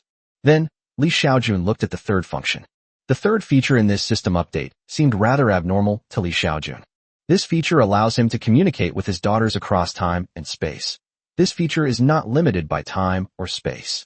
For example, as long as Xiaojun is willing to consume a certain amount of system energy, she can communicate with even her daughter in the immortal realm.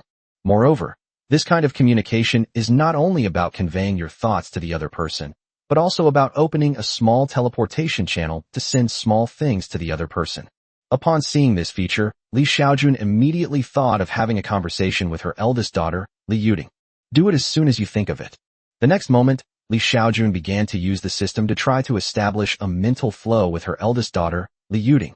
As long as the eldest daughter doesn't reject the idea, Xiaojun can have a heart-to-heart conversation with her. It's like sending a video call on WeChat. The 2 people can only communicate once the other person accepts the call. After sending the message, Xiaojun waited anxiously. Time passed by, second by second. Several minutes later, the telepathic connection was finally established. Father? Chapter 85: The Immortal Realm of the Demon Race. In the immortal realm, in a mine, Li Yuding, like a group of miners, was desperately digging for ore. Just then, she sensed something in the darkness. This mysterious force seemed to be telling her that her father wanted to communicate with her and hoped to gain her consent. After hesitating for a moment, she agreed. Then quickly, she saw a figure and a familiar face in her mind, a face that resembled her father in her memory. So, she called out Dad in her heart, with a question in her mind.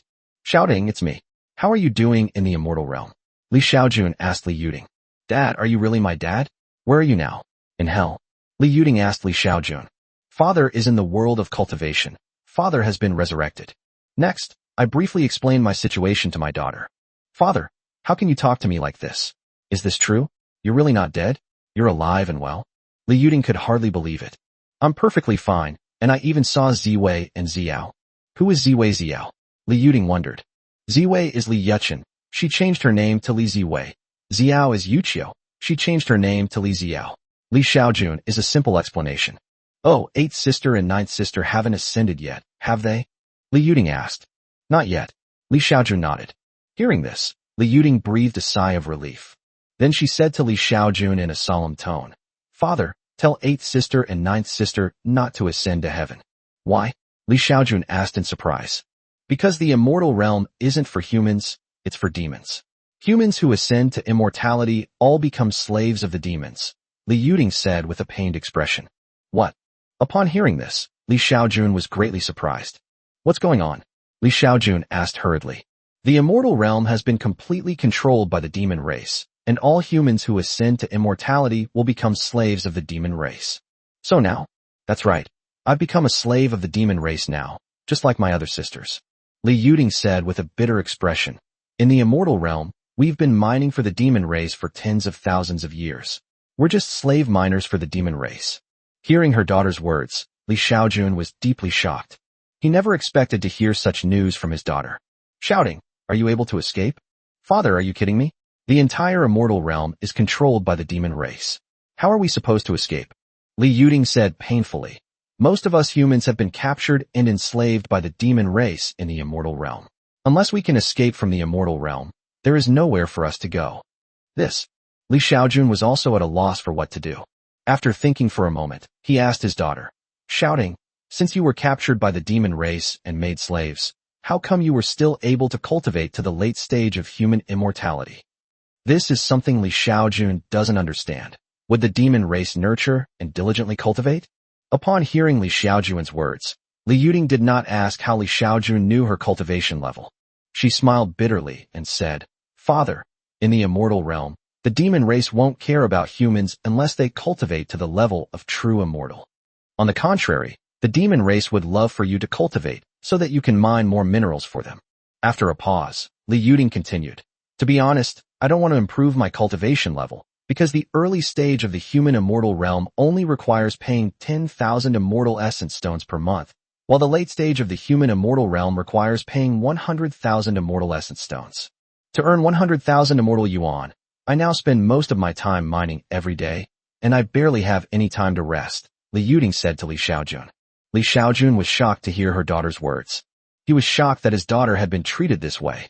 How glorious my daughter was when she was cultivating immortality.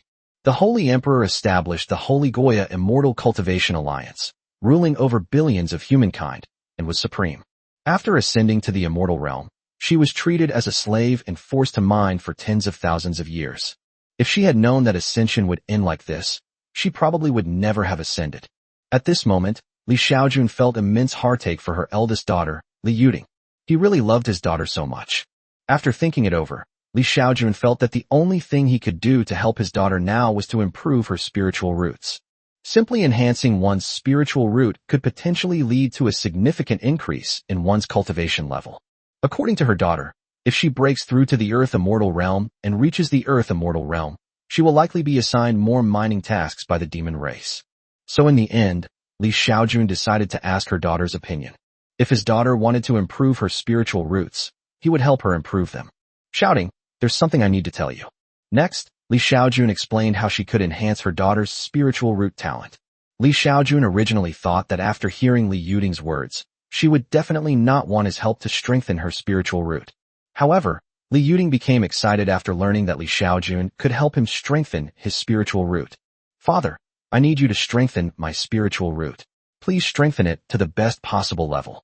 If I can break through to true immortal, I'll be able to escape, and the demon race won't be able to catch me then," Li Yuding said excitedly to Li Xiaojun. "You think you can escape once you break through to true immortal?" Li Xiaojun asked in surprise. Sensing Li Xiaojun's surprise, Li Yuding explained, "Father, the most powerful demon immortals in the demon race are at the golden immortal realm, and these old monsters usually live in seclusion. Currently, the demon immortals on the surface are only at the Xianxian realm, just one major realm higher than the Jinxian realm. If I can break through to the Jinxian realm, I will be very confident that even Xianxian immortals cannot catch me." After a pause, Li Yuding continued to Li Xiaojun. "Many of our human ancestors, after breaking through to the true immortal realm, could be easily captured by the demon race as long as they found a way to hide." Li Xiaojun was surprised to hear what her eldest daughter, Li Yuding, said. So he asked in confusion, "Are golden immortals the most powerful beings in the immortal realm? What about the even more powerful ones like the Tai Golden Immortal, the Daluo Golden Immortal, and the Hunyuan Golden Immortal?" Hearing Li Xiaojun's words, Li Yuding was surprised. She asked Li Xiaojun, "Dad, how do you know these things? How do you know about Tai Golden Immortals and Daluo Golden Immortals?" "Don't worry about how I know. Just tell me why Sister Xian doesn't have these things," Li Xiaojun said. Upon hearing this, Li Yuding thought for a moment and said, "I don't know the specifics, but I've heard that our immortal realm can only accommodate immortals at the golden immortal level. However, I've heard that the immortal realm isn't just ours. In faraway places, there are many more powerful worlds, and perhaps those immortal realms can accommodate even more powerful immortals. Hearing her daughter's words, Xiaojun thought of the many galaxies in the universe that Earth scientists have discovered are even more powerful than the Milky Way. Perhaps there are immortal realms in those star systems, and those immortal realms have even more powerful beings. Chapter 86. Xiaojun. Father, I don't have much to give you, so I'll just give you some immortal essence stones. Next, Xiaojun and her daughter talked for a long time. From her daughter, she learned about the treatment of humans in the immortal realm. Perhaps because of their small numbers in the lower realms, the human race is not very numerous in the immortal realm. Because humans are born with intelligence, all other races are very hostile towards them.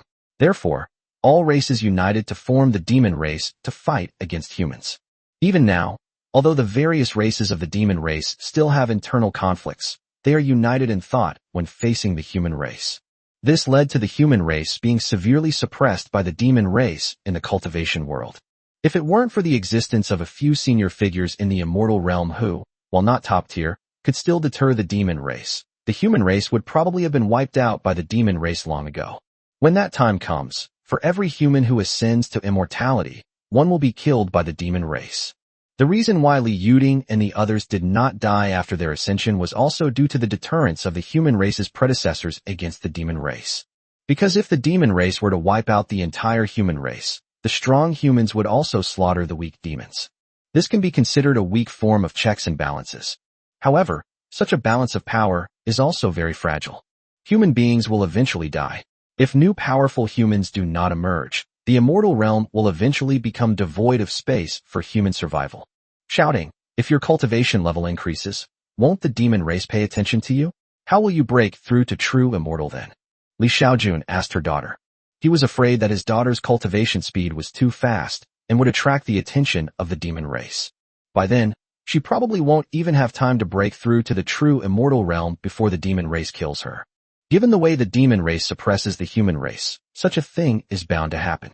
Upon hearing Xiaojun's words, a hint of hesitation appeared on Xiaojun's face. According to what her father told her, he could enhance her spiritual root, and then she could break through to the true immortal realm without any bottlenecks. However, with her cultivation level increasing, it was impossible for her to remain undetected by the demon race. The demon race might become wary of her once they learn that she has cultivated to the level of a celestial immortal. Once she cultivates to the late stage of celestial immortal, she'll probably be close to death. There's no way the demon race would allow her to cultivate to the level of a true immortal. On the other hand, Xiaojun was also in a bit of a predicament. He was naturally willing to help his daughter improve her spiritual roots, since it wouldn't consume much energy. Even if we were to elevate her to the level of a superior acquired demon god, it would only require a little over 100 billion energy points. However, if my daughter's talent is enhanced and she cultivates too quickly, she will definitely be targeted by the demon race, and then she will definitely face danger. System, could you also help me hide my daughter's cultivation level? Xiaojun asked the system. The system can help him hide his cultivation level. He's now in the fusion stage, and everyone thinks he's just an ordinary person. System notification, success. Upon seeing the system notification, Xiaojun was very surprised. She hadn't expected it to actually work. System, can I keep showing my daughter as a late-stage human immortal? Xiaojun quickly asked the system again. He certainly couldn't hide all of his daughter Xiaojun's cultivation level, because everyone knew she was at the late stage of the human immortal realm.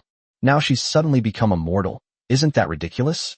Therefore, if her cultivation level could be concealed so that others would always perceive her as being at the late stage of the human immortal realm, that would undoubtedly be the best outcome. System notification, success. What price is required? Xiaojun asked the system. This cannot be without a price. The system hides his cultivation level. Everyone else loses 10,000 years of their lifespan every year. System notification. Hiding the host's daughter's cultivation level requires 100 million energy points annually. So much. Upon seeing the system's notification, Xiaojun found it hard to accept. If it's 100 million a year, wouldn't it be 1 trillion over 10,000 years? Is 1 trillion? If it's just to hide the cultivation level of a daughter, it doesn't seem like a lot. However, Xiaojun had 7 daughters born to his 2 wives in the immortal realm. In that case, wouldn't she have to consume 700 million spirit stones every year? Besides, he also had more than a dozen daughters born to him by other women. However, Li Xiaojun had no choice but to accept the price of 100 million energy points per year. If I don't care about my own daughter, who will? Do you expect the demon race to care about her? Shouting, wait for your father for a while, and he will improve your spiritual root. Also, don't worry about your cultivation level. Your father has a solution. Okay. Father, I'm already very content to see you and to know that you're still alive, Li Yuding said to Li Xiaojun. Li Xiaojun nodded. Then he thought of something and said to his daughter, shouting, you must not have eaten food from your hometown for a long time. Dad has a lot here. Find a secluded place and Dad will teleport it to you. Dad, you can even send me things across the barrier of the immortal realm? Li Yuding was surprised. Yes, this is Dad's special ability, Li Xiaojun said to her daughter. Good. Upon hearing Li Xiaojun's words, Li Yuding immediately stopped mining and found a secluded spot. All right, Dad, that's enough. After Li Yuding found a secluded spot, Li Xiaojun immediately opened a teleportation channel and sent a lot of food he had stored in his system space to Li Yuding. On the other hand, Li Yuding did not discover any spatial passages nearby. Just as she was wondering, she discovered that a new space had appeared in her soul sea. This space was not large, only about 10 meters in length, width and height. Soon after the space appeared, countless items appeared in it, all kinds of delicious food. This situation left Li Yuding somewhat stunned. She didn't understand why a new space had suddenly appeared in her soul sea. She didn't know that Li Xiaojun had used system energy points to help her open this up. Just as Li Xiaojun was about to send something to Li Yuding, the system reminded him that he could use points to create a space for Li Yuding, which was a subbody of his system space. However, her daughter can control this subbody, just as he controls the system space. Of course, Li Xiaojun can also control her daughter's subbody space.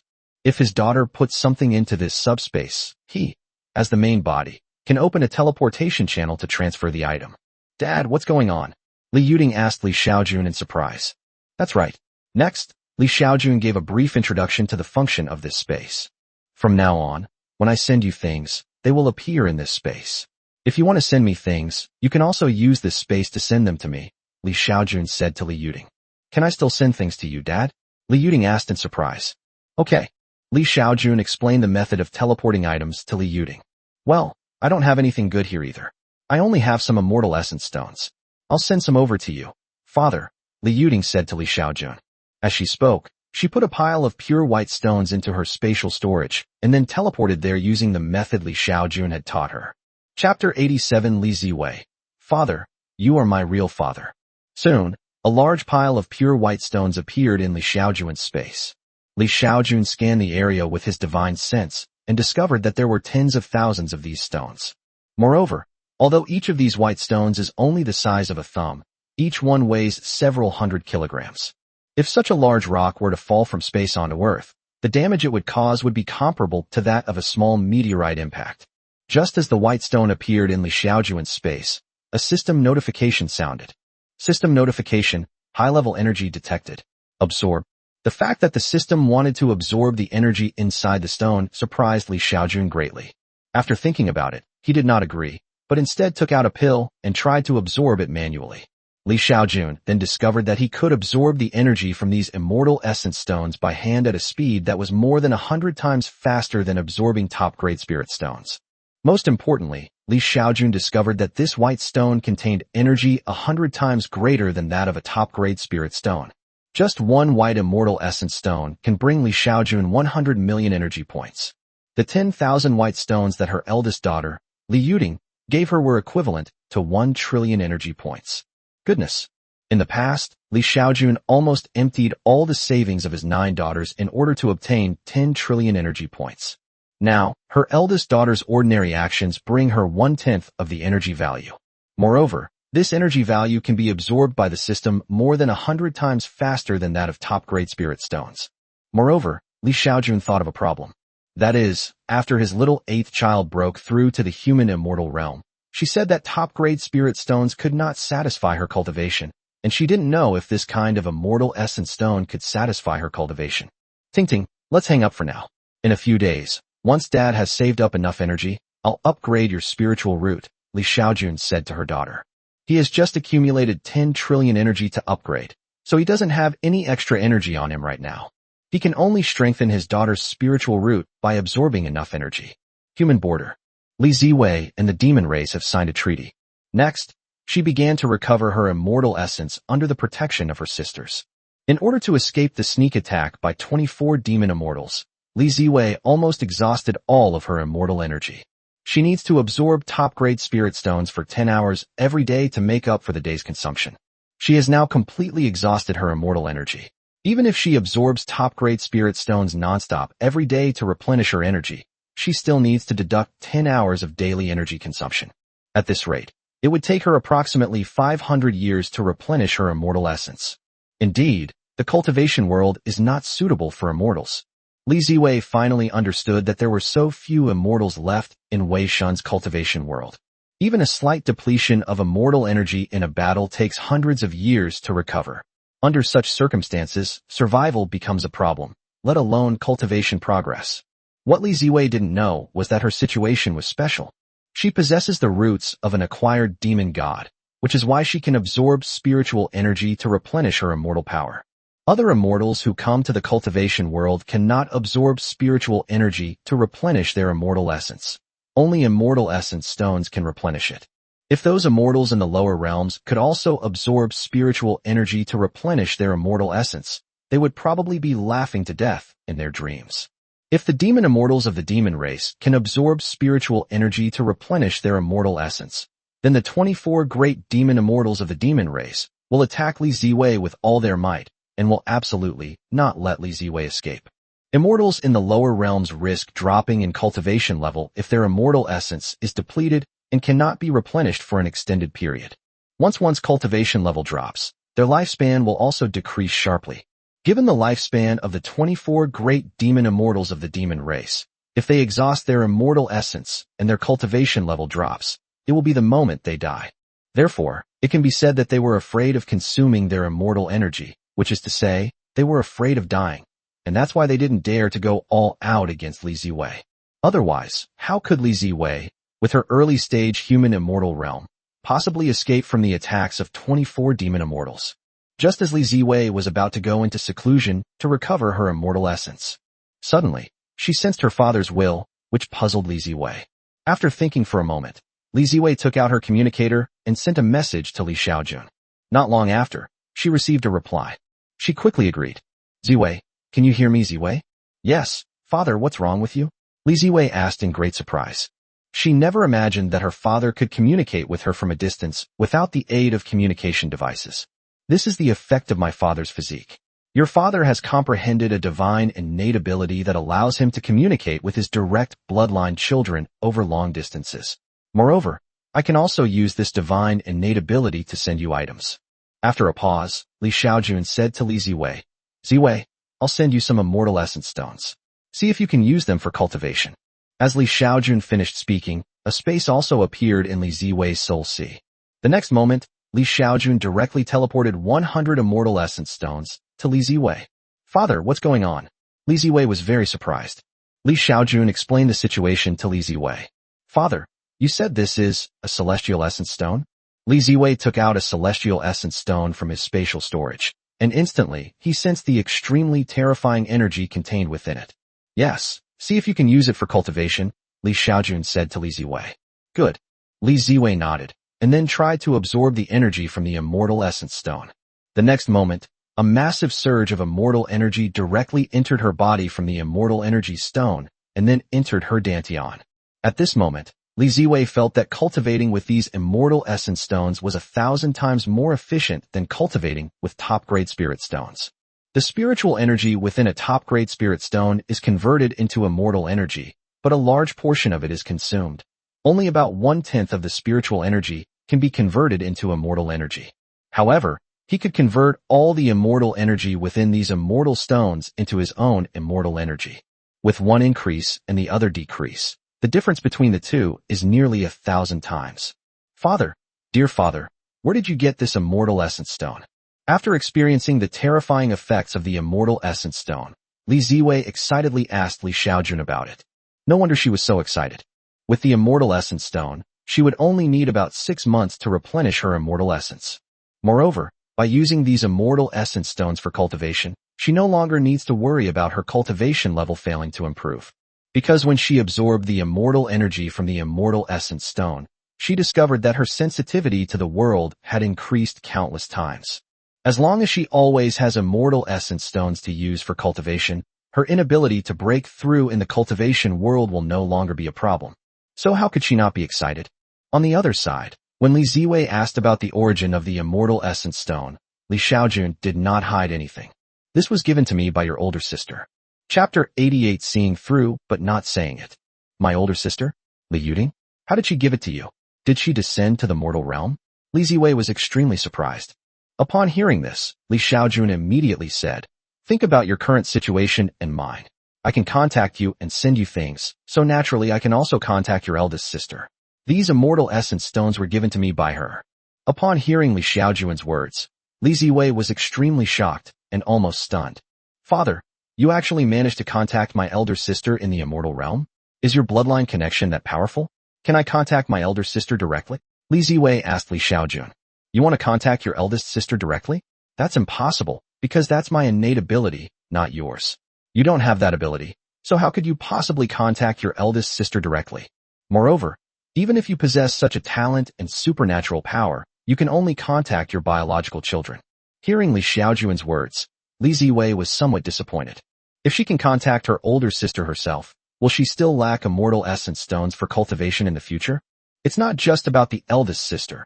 As long as she can contact any of her sisters from the 2nd to the 7th, she won't have to worry about cultivation resources. Father, could you ask my eldest sister to send me more immortal essence stones? These stones are very useful for my cultivation, Li Ziwei said to Li Xiaojun. Hearing Li Ziwei's words, Li Xiaojun thought for a moment and said, I will talk to your sister about this, and she should agree to it. Thank you, father. Li Ziwei quickly expressed her gratitude. Next, the father and daughter talked for a while, and Li Xiaojun replenished Li Ziwei's immortal essence stones to 1,000 before hanging up. Afterwards, Li Xiaojun contacted her youngest daughter, Li Ziao, and sent her 1,000 immortal stones. As an elderly father, this was all he could do. As for the other daughters who were not born to Li Xiaojun and Wang Qiuyu, Li Xiaojun had no intention of contacting them. In the future, if these daughters want immortal essence stones for cultivation, Li Xiaojun decided to have her daughter Li Ziwei sell them to them, and then let them exchange them for top-grade spirit stones. In this way, he could not only obtain more top-grade spirit stones, but also make his daughter Li Ziwei's authority more respected among the human race. After some time, Li Xiaojun absorbed most of the immortal essence stones, and then he used them to enhance the spiritual roots of his eldest daughter, Li Yuding. This time, Li Xiaojun directly elevated her eldest daughter, Li Yuding, to the level of a superior acquired demon god. After the upgrade was completed, Li Xiaojun had another conversation with her eldest daughter. Dad, I feel that my spiritual root is countless times stronger than before, and my cultivation speed is much faster than before, almost 100 times faster. As soon as they made contact, Li Xiaojun heard her eldest daughter Li Yuding's excited voice. After her spiritual root was enhanced, Li Yuding could personally feel the increase in her cultivation speed. Li Xiaojun was also very happy to hear what Li Yuding said. The faster his daughter cultivates in the immortal realm, the more immortal essence stones she can obtain, and in the future, she can give back to her father in greater ways. Li Xiaojun decided that once the energy value exceeded 1 trillion, she would upgrade her eldest daughter's spiritual root to the level of an innate divine and demonic root, so that her cultivation speed could be even faster.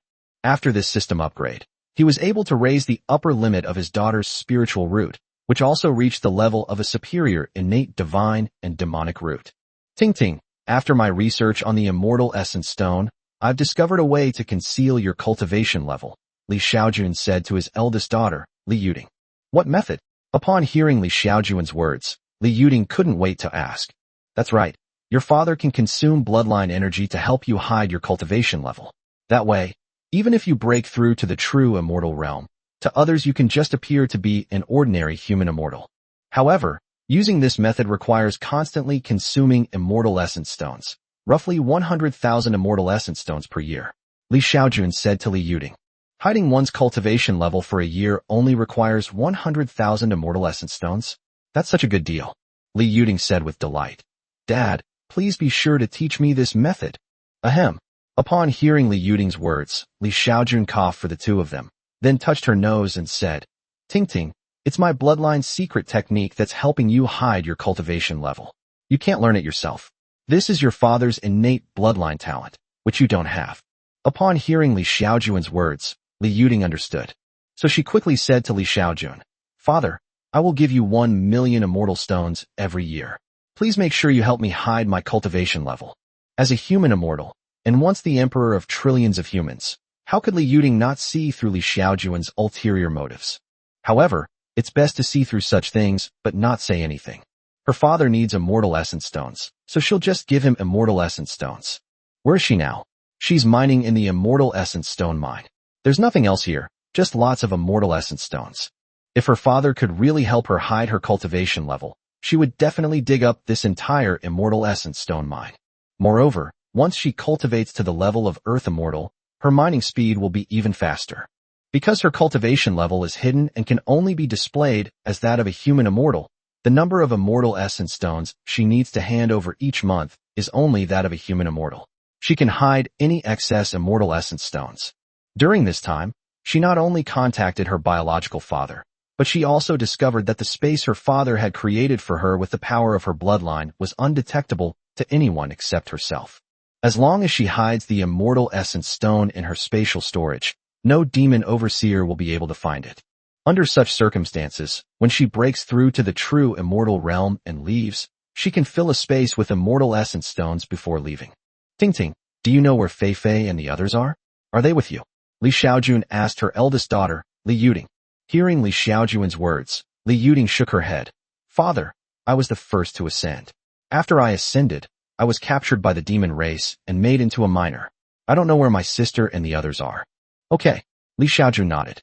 After chatting for a while, the parents finally hung up the phone.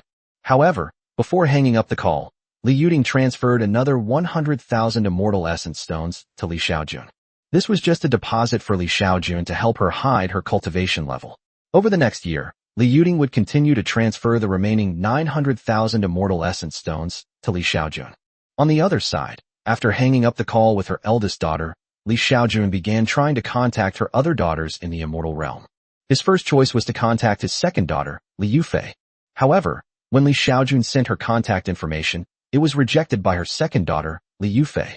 Next, Li Xiaojun tried to communicate with her second daughter several more times, but without exception, her second daughter rejected the attempts. They're quite vigilant. In this situation, Li Xiaojun could only conclude that her second daughter, Li Yufei, was overly vigilant. However, it's understandable. After all, the entire immortal realm is ruled by the demon race. In such an environment, how can one survive without being vigilant? Chapter 89. It turns out the eldest daughter was the abnormal one. The celestial realm. On an irregularly shaped planet in a cloud of interstellar dust spanning half a light year. "Master, what's going on?" Li Yufei asked a beautiful woman who looked to be in her 30s. This beautiful woman was the master that Li Yufei became after ascending to the immortal realm. Her master had reached the true immortal realm. When Li Yufei ascended to immortality, she happened to be encountered by this master, so he hid her away with her. After arriving in the immortal realm, she learned about its cruelty from her master, and over the years, she has been diligently cultivating. Now, after tens of thousands of years of cultivation, she has broken through to the late stage of the human immortal realm and will soon be able to break through to the earth immortal realm. Just now, she suddenly felt a divine will, a message that her father wanted to communicate with her on a spiritual level. In Li Yufei's memory, her father died 100,000 years ago. Therefore, the appearance of such a mysterious will immediately alerted Li Yufei.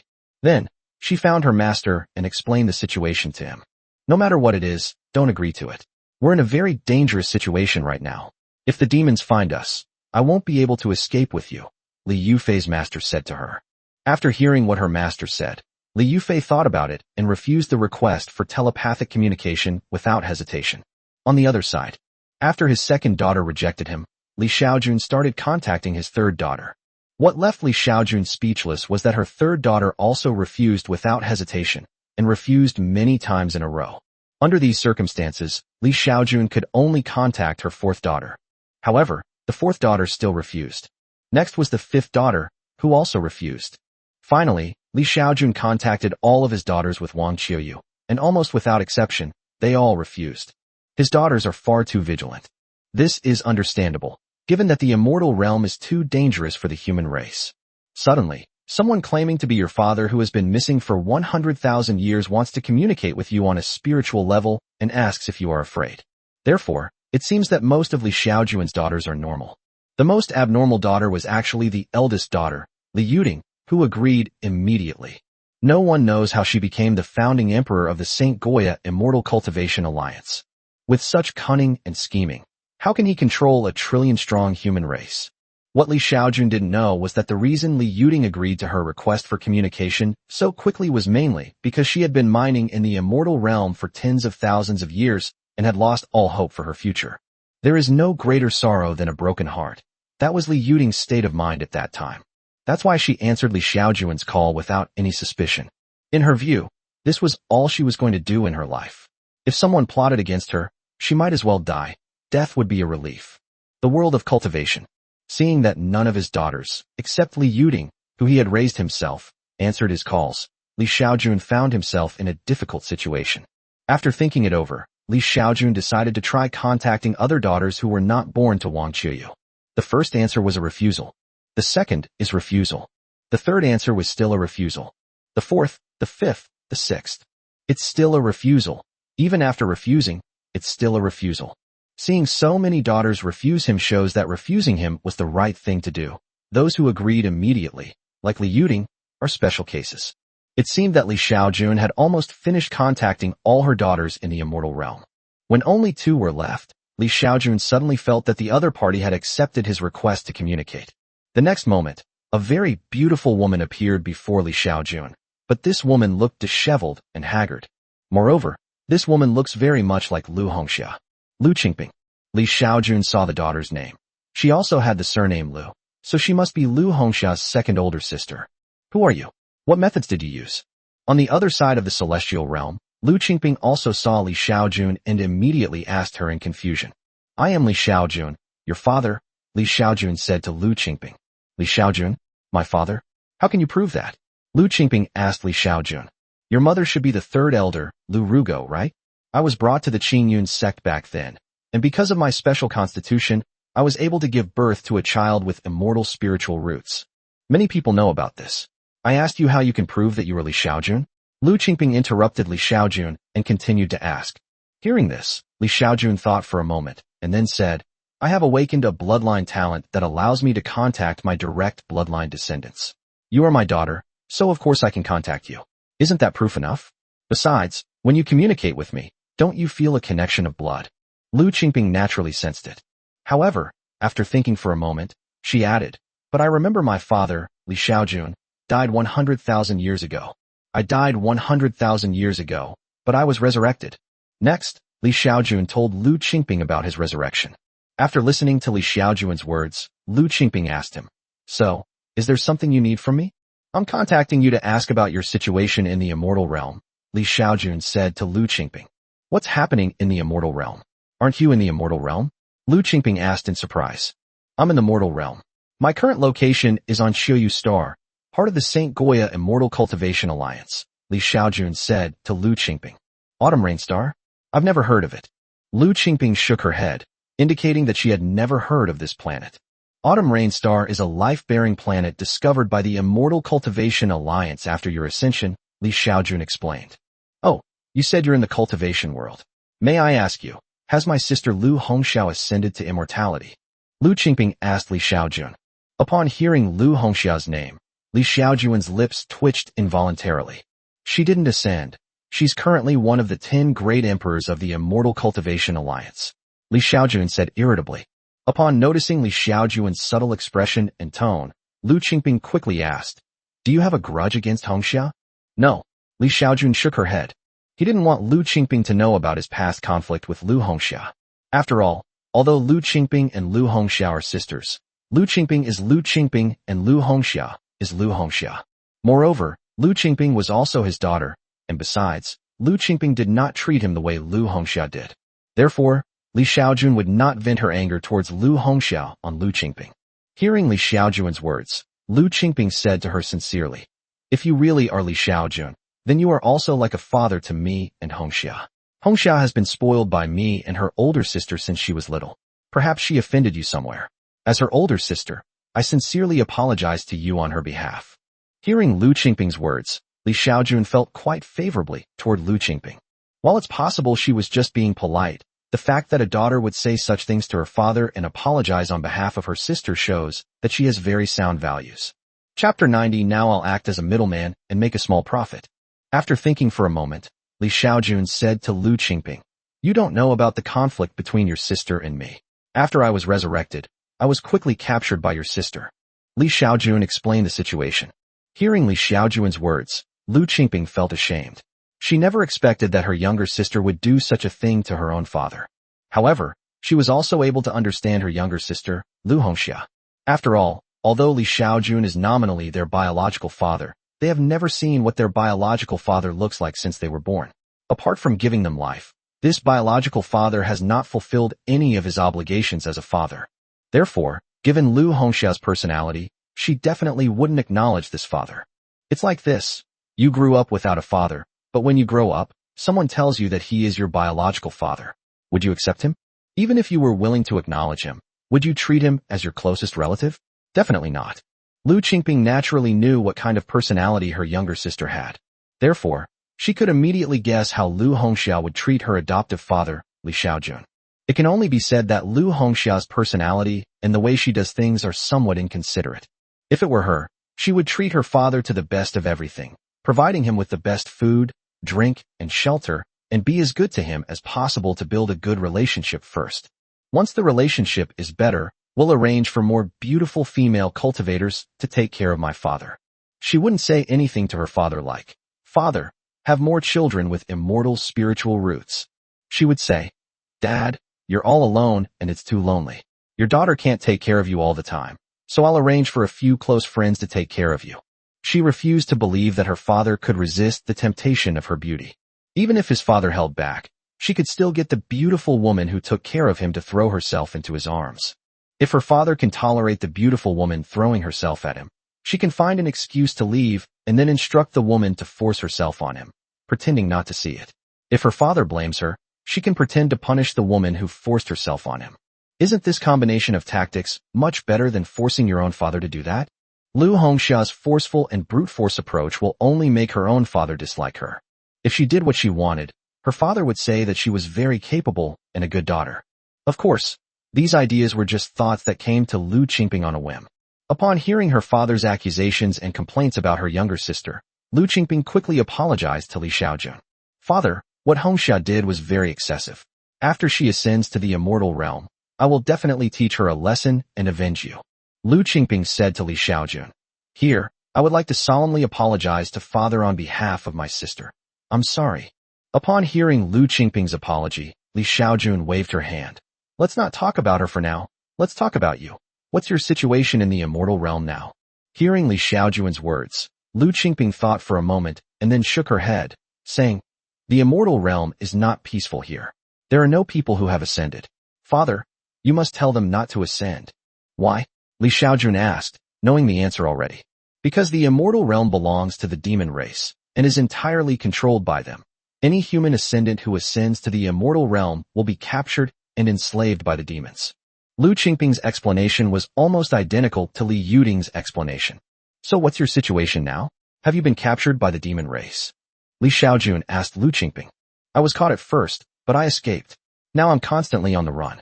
The immortal realm is too difficult. If I had known it would be like this, I would never have ascended," Lu Qingping said to Li Xiaojun. Hearing Lu Qingping's words, Li Xiaojun was somewhat disappointed. He thought that if Lu Qingping, like Li Yuding, was also assigned by the demon race to mine, he could find a way to trade immortal essence stones with her. But now his daughter is hiding everywhere, so what good can she do for him? "Hey Qingping, if there's nothing else, I'll hang up now," Li Xiaojun said to Lu Qingping. "No, father, no." Lu Qingping quickly stopped him. "What's wrong?" Li Xiaojun asked quickly. "Dad, talk to me a little longer. I haven't spoken to anyone for tens of thousands of years. I'm so bored," Lu Qingping said to Li Xiaojun. The main reason she answered Li Xiaojun's call request without hesitation was that she was just too bored. For tens of thousands of years, he hid in the east and west, never speaking a single word to anyone else. Now that she has the opportunity to talk to people more, how could she let it pass? But, Father needs to consume immortal essence stones to maintain this call. One immortal essence stone is consumed every minute, Li Xiaojun said to Lu Qingping. Father, how did you get immortal essence stones? Lu Qingping was very surprised. This was obtained from my eldest daughter, Li Yuding. Li Xiaojun briefly explained the situation to Lu Qingping.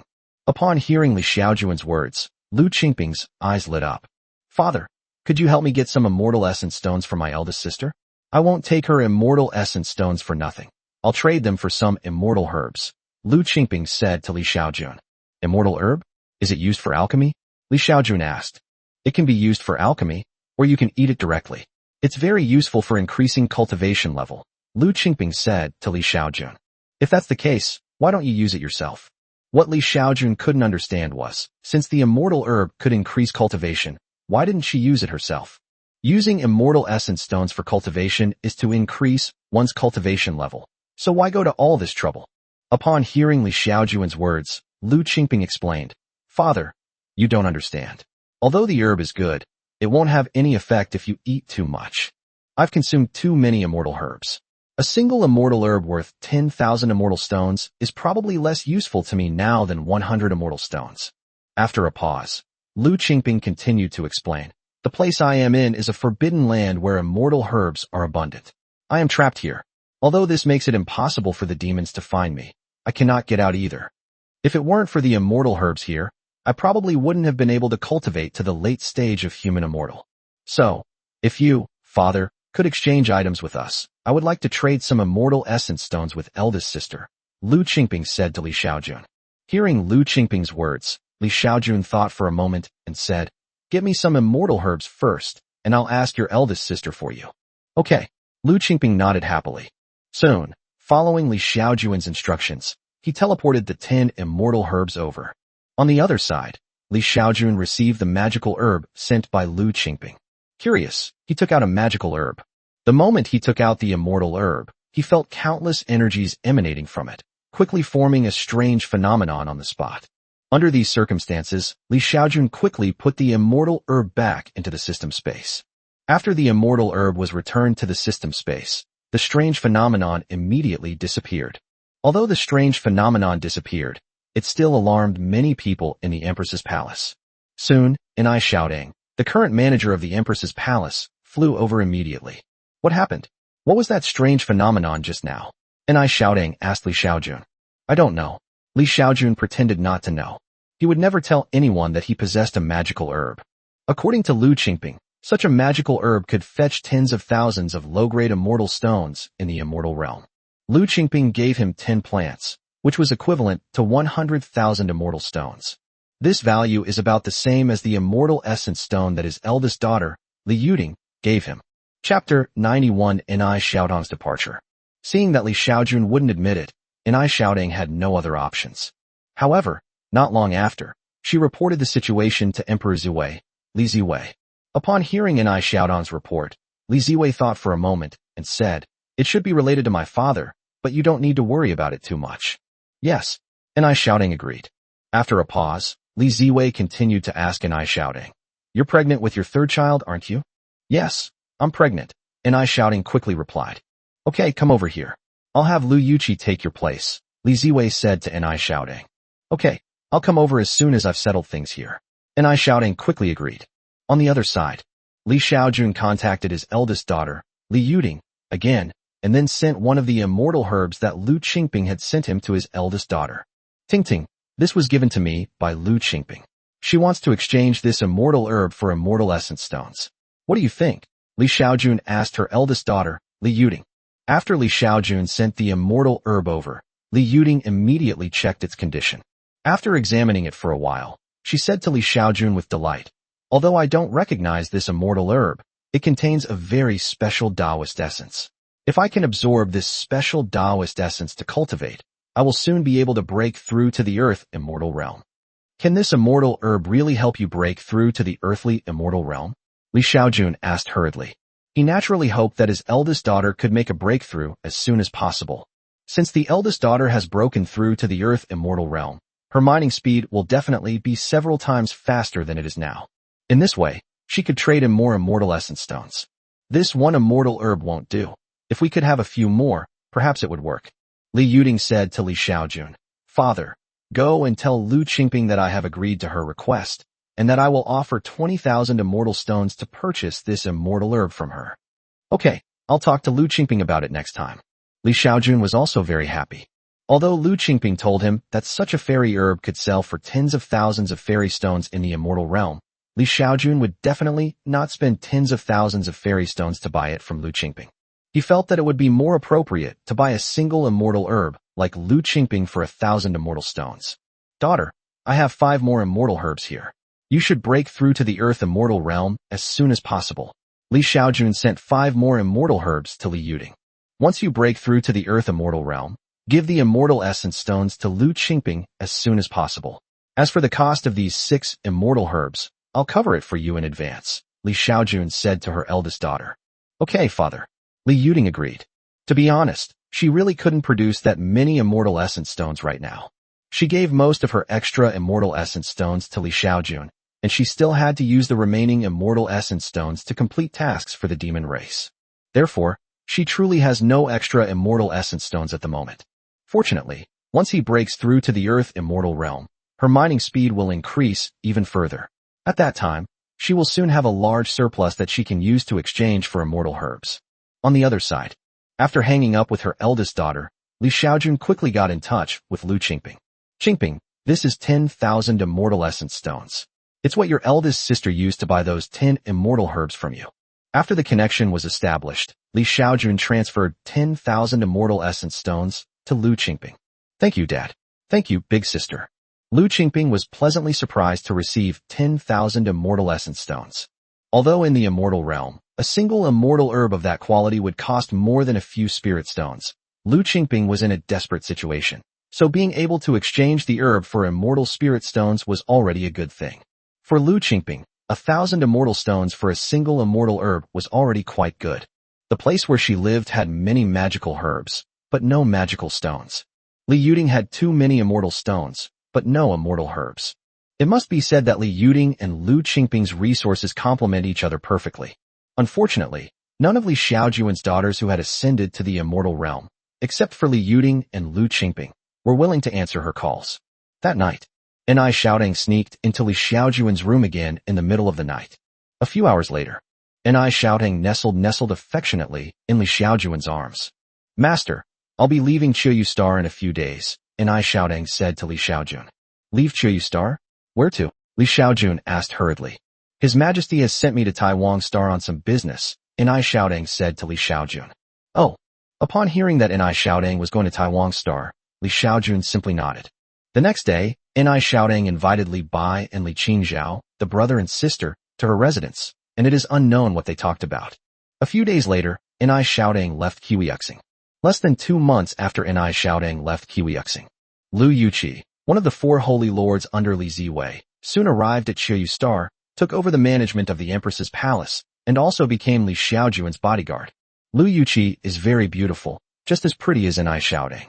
Moreover, as a Mahayana saint, she possesses a particularly attractive aura. Not long after Lu Yuqi arrived at Qiyu Star, her daughter Gonyang Muqi came to the Ziwei Imperial Palace and brought Li Xiaojun a large number of high-grade spirit stones and top-grade spirit stones. "Father, this is 580 billion high-grade spirit stones and top-grade spirit stones. It was all of us who pooled our resources together." Gonyang Musai handed the spirit stone to Li Xiaojun and said, 500 billion spirit stones were packed into thousands of storage bags. After accepting the spirit stones, Li Xiaojun had no choice but to open each storage bag one by one and transfer the spirit stones inside into the system space. With over 500 billion, nearly 600 billion spirit stones, Li Xiaojun's space was naturally not enough to hold them all, so he consumed a large amount of energy to expand the system space. The initial system space was only 100 meters in length, width and height, which is 1 million cubic meters.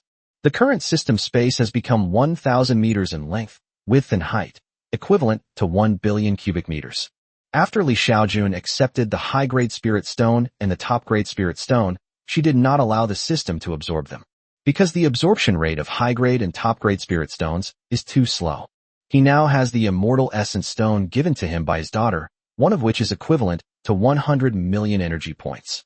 Moreover, The system absorbs immortal essence stones much faster than it absorbs top-grade spirit stones. Therefore, in order to upgrade the system as soon as possible, he would only absorb immortal essence stones to accumulate system energy value. As for the high-grade and top-grade spirit stones that are absorbed too slowly, Xiaojun decided to save them for later. When he returns to Earth, he can use him to train a group of fellow Earthlings. Now, the St. Goya Immortal Cultivation Alliance has expanded into outer space and controls hundreds of thousands of star systems. And Earth, our home planet, has no idea what it will be like 100,000 years from now. Chapter 92 Master, you didn't want this either? Master, dinner is ready. That evening, a series of exquisite dishes were laid out in Li Xiaojun's restaurant. Why is it just the two of us today? When Li Xiaojun entered the restaurant, she was surprised to find that there were only the two of them dining there that day. He scanned the area with his divine sense and found that there was no one around. Today is a holiday for students, so it's understandable that they're not studying, but why is there no one even skilled in cooking? Master, it's just the two of us eating today. Lu Yuqi gave Li Xiaojun a charming smile. Li Xiaojun looked at Lu Yuqi with suspicion, wondering what she was up to. However, Li Xiaojun knew that she wouldn't hurt herself. Moreover, he wasn't afraid of being hurt. At worst, he'd be a hero again in 100,000 years. Master, please try this dish. This is authentic Zhuxian cuisine. Lu Yuqi picked up a piece of food with her chopsticks and put it into Li Xiaojun's bowl. Master, this is also delicious, a very nourishing dish. Please try it. This one is good too. I can do it myself. Li Xiaojun quickly interrupted Lu Yuqi, who was serving her food. Why are you acting so strangely today? Li Xiaojun asked Lu Yuqi, looking at her with a puzzled expression. Upon hearing Li Xiaojun's words, Lu Yuqi vehemently denied them. No, I just like my master, so I wanted him to eat more, Lu Yuqi said with a smile. Okay, Li Xiaojun nodded. I can get it for myself, you eat yours. Okay. Half an hour later, Li Xiaojun finished her meal. He was playing an ordinary mortal, so even if he wasn't hungry, he still had to eat 3 meals a day. After finishing her meal, Lu Yuqi stood up and stretched in front of Li Xiaojun, revealing her perfect figure to Li Xiaojun.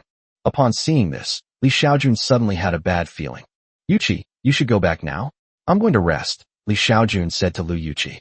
Master, you need to rest, then you should rest. I'm leaving now, Lu Yuqi said to Li Xiaojun, and then she disappeared in a flash. Li Xiaojun scanned the area with his divine sense and discovered that Lu Yuqi had not left, but had instead vanished right in front of him. Goodness, what does Lu Yuqi want to do? Li Xiaojun was somewhat puzzled. As an ordinary person, he couldn't expose the other party's true intentions, which made things difficult. After thinking for a moment, Li Xiaojun left the restaurant and went to the study. Just as Li Xiaojun came to the study and picked up a book to read, suddenly, Lu Yuqi appeared in front of him. Master, didn't you say you were going to rest? Why are you still reading? Lu Yuqi stared intently at Li Xiaojun. Feeling a little uncomfortable under Lu Yuqi's gaze, Li Xiaojun coughed and said, I'm going to read for a while before resting. All right. After Lu Yuqi finished speaking, she disappeared again. Several hours later, the night grew even darker. Master, why aren't you resting yet? Lu Yuqi appeared in front of Li Xiaojun again. Oh, I'm going to read a little longer before taking a break, Li Xiaojun explained. Master, it's getting late. You should go and rest. You mortals can't go on without proper rest, Lu Yuqi said to Li Xiaojun. Her gaze was fixed on Li Xiaojun, making Li Xiaojun very uncomfortable. Okay, I'm going to rest now. You should go and rest too, Li Xiaojun said to Lu Yuqi. After saying that, he went to his bedroom to rest. Just as Li Xiaojun went to the bedroom and lay down on the bed to rest, Lu Yuqi appeared in Li Xiaojun's room again. What are you trying to do? Li Xiaojun finally got annoyed by Lu Yuqi and questioned her. Master, His Majesty ordered me to protect you closely, so I will protect you closely. You can sleep now. I'll watch over you. Lu Yuqi said to Li Xiaojun. Just go to your own palace.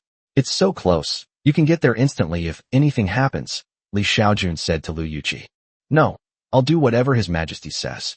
His Majesty has ordered me to protect you personally, Lu Yuqi said to Li Xiaojun. Fine, fine. Do whatever you want. I'm going to sleep. Li Xiaojun waved her hand helplessly at Li Xiaojun. Then I lay down on the bed and covered myself with the blanket. Just as Li Xiaojun lay down, suddenly, the next moment, he felt someone else in the bed. Li Xiaojun was startled. Lu Yuqi, what are you doing? I'm your grandmaster. Li Xiaojun quickly tried to sit up. However, Lu Yuqi hugged him.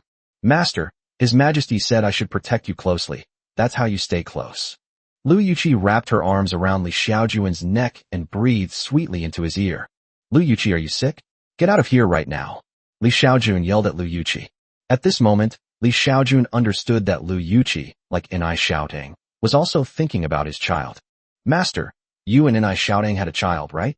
Lu Yuqi's voice rang softly in Li Xiaojun's ear. What did you say? Don't talk nonsense. How could that be? Li Xiaojun quickly retorted. Master, I already know. Stop trying to deny it. You had a relationship with Inai Xiaotang and even had a child. Do you think I don't know? Lu Yuqi said to Li Xiaojun in a low voice.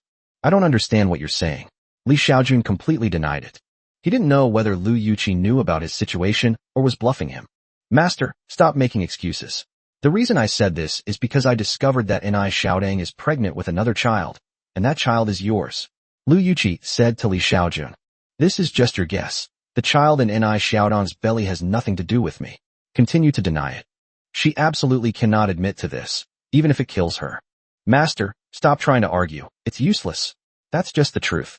Lu Yuqi stuck out her tongue and licked Li Xiaojun's earlobe, then breathed softly and said, Master, you've already given Inai Xiaotang 3 children, so I want you to give me one too. What do you say? No. Li Xiaojun shook her head. I'm your grandmaster. This is absolutely unacceptable. Li Xiaojun strongly refused. Master, you don't want His Majesty to find out about your affair with Inai Xiaotang, do you? Lu Yuqi whispered a threat in Li Xiaojun's ear. Li Xiaojun remained silent. Master, if you submit to me, I promise I will never tell anyone about your affair with Inai Xiaotang, not even His Majesty. Li Xiaojun remained silent. Master, I beg you. Master, if you don't say anything, I'll take that as your agreement. A few hours later. System notification. The recipient has been detected as a Yin spirit root talent. 1. You can choose to consume 10 years of your lifespan to strengthen your offspring. 2. 3. 7. You can choose to increase your offspring's lifespan by 100,000. 8. Option to enhance offspring's lifespan by 500,000 years. Chapter 93 Successive Breakthroughs. Li Xiaojun never expected that he had been, by Inai Xiaotang before. Unexpectedly, after Inai Xiaotang left, the newcomer Lu Yuqi did the same. These scumbag women. Li Xiaojun gritted her teeth, but she couldn't bring herself to hate them. I can only say that my abilities are somewhat insufficient. If he were strong enough, how could he have been treated like this? If he were now more powerful than his daughters, he wouldn't need to hide his strength at all. By then, he won't be able to sleep with whomever he wants. He could choose any female cultivator in the entire cultivation world. As a man, it's not that he dislikes women, but rather that he dislikes being forced by them, as it makes him feel ashamed. In the days that followed, the person who frequently had secret trysts with Li Xiaojun changed from Inai Xiaotang to Lu Yuqi. Li Xiaojun discovered that Lu Yuqi was much more skilled and experienced than Inai Xiaotang, and she always gave him a great time. Now, Li Xiaojun teaches children during the day and then does shameless things with Lu Yuqi at night. Of course, Li Xiaojun never stopped absorbing immortal essence stones to accumulate system energy. Fortunately, he only needs to place the immortal essence stone in the system space, and the system can absorb it on its own. The system absorbs immortal essence stones very quickly, absorbing about 3,000 immortal essence stones per day, which means it can obtain 300 billion energy points every day. Li Xiaojun's system will require trillions of units of energy for its next upgrade. In other words, Li Xiaojun would need approximately 1 billion immortal stones in 900 years. The number 1 billion immortal stones made Li Xiaojun's scalp tingle. It seems I'll have to keep swindling more of my daughter's immortal essence stones, otherwise his system upgrade will be a long way off. It's not that he's heartless and swindles his daughter's immortal essence stones. It's just that his system upgrade requires too much energy. If he hadn't tricked his daughter, he wouldn't have had any other way to obtain so much energy. Moreover, the system upgrade actually benefits his daughters even more. For example, the luck collected by the system can only be added to his descendants, but he himself cannot add it. In the end, wouldn't his daughter be the one who benefits? Furthermore, the ability to teleport items allows his daughters to exchange goods, making it a win-win-win situation. So don't say he's a heartless father. He had no choice. Just as Li Xiaojun was peacefully staying at Kiwiyuxing, teaching the children in an orderly manner, and doing naughty things with Lu Yuqi at night. One day, he suddenly discovered that his cultivation points were increasing at an exponential rate. What's going on? This situation immediately caught Li Xiaojun's attention. He soon discovered that his bloodline descendants were dying in large numbers. What shocked Li Xiaojun was that these bloodline descendants who died in large numbers were not only at the qi refining and foundation establishment level, but also at the golden core, nascent soul, and even deity transformation stages. Could it be that the demon race has invaded? Li Xiaojun wondered. Then, Li Xiaojun sent a message to her daughter, Li Ziwei. Dad, what's wrong? Li Ziwei asked Li Xiaojun. Ziwei, I feel uneasy, as if many people have died. Is it the demon race attacking? Li Xiaojun asked Li Ziwei. Li Xiaojun did not tell Li Ziwei about his ability to enhance the bloodline descendants, so he could only say that he felt somewhat uneasy. The demon race? They haven't attacked. Father, you don't need to worry. Li Ziwei said to Li Xiaojun. Has anything major happened on the human side? Li Xiaojun continued to ask. Hearing Li Xiaojun's words, Li Ziwei thought for a moment and said, the only important thing for the human race now is to compete for life-bearing planets. Has it already started? Yes, it has already begun. Cultivators from both the demon race and our human race have already entered the fray, Li Ziwei said to Li Xiaojun. At this moment, in the distant starry sky, on a life-bearing planet named Little Juanxing by the human emperors and Olangsing by the demon race, countless humans and demons are fighting each other with the planet's native inhabitants. For both the demon race and the human race, the danger on this planet is not limited to the native inhabitants. The humans and demon races also engage in large-scale killings over territory. At this point, Xiaojun Star had become a bloody grinder, with countless people dying almost every moment. The rule jointly established by humans and demons is to exterminate all mindless demons on this planet. As for the intelligent indigenous demon race, they had already submitted to the Starry Sky demon race. In the Starry Sky, all the powerful immortals of the human and demon races sat on one side of their respective planets. This battle will continue until all the monsters on the planet are killed, and then the two sides will divide the power according to the territory occupied by their respective tribes. The reason Li Xiaojun suddenly felt an increase in cultivation points was because a large number of cultivators participating in the planetary territory competition were dying. Among these cultivators are many of his bloodline descendants. The 10 great emperors of the human race almost all sent their descendants to this battle. After all, if even the descendants of the great emperor don't participate in such a battle, how could anyone else be willing to participate? After learning that the sudden increase in his cultivation points was due to the start of the planetary war, Li Xiaojun stopped paying attention. He has too many descendants, almost reaching tens of billions now, so he can't possibly be saddened by the death of a few of his descendants. Moreover, they sacrificed themselves for the development of humanity, so their deaths were worthwhile.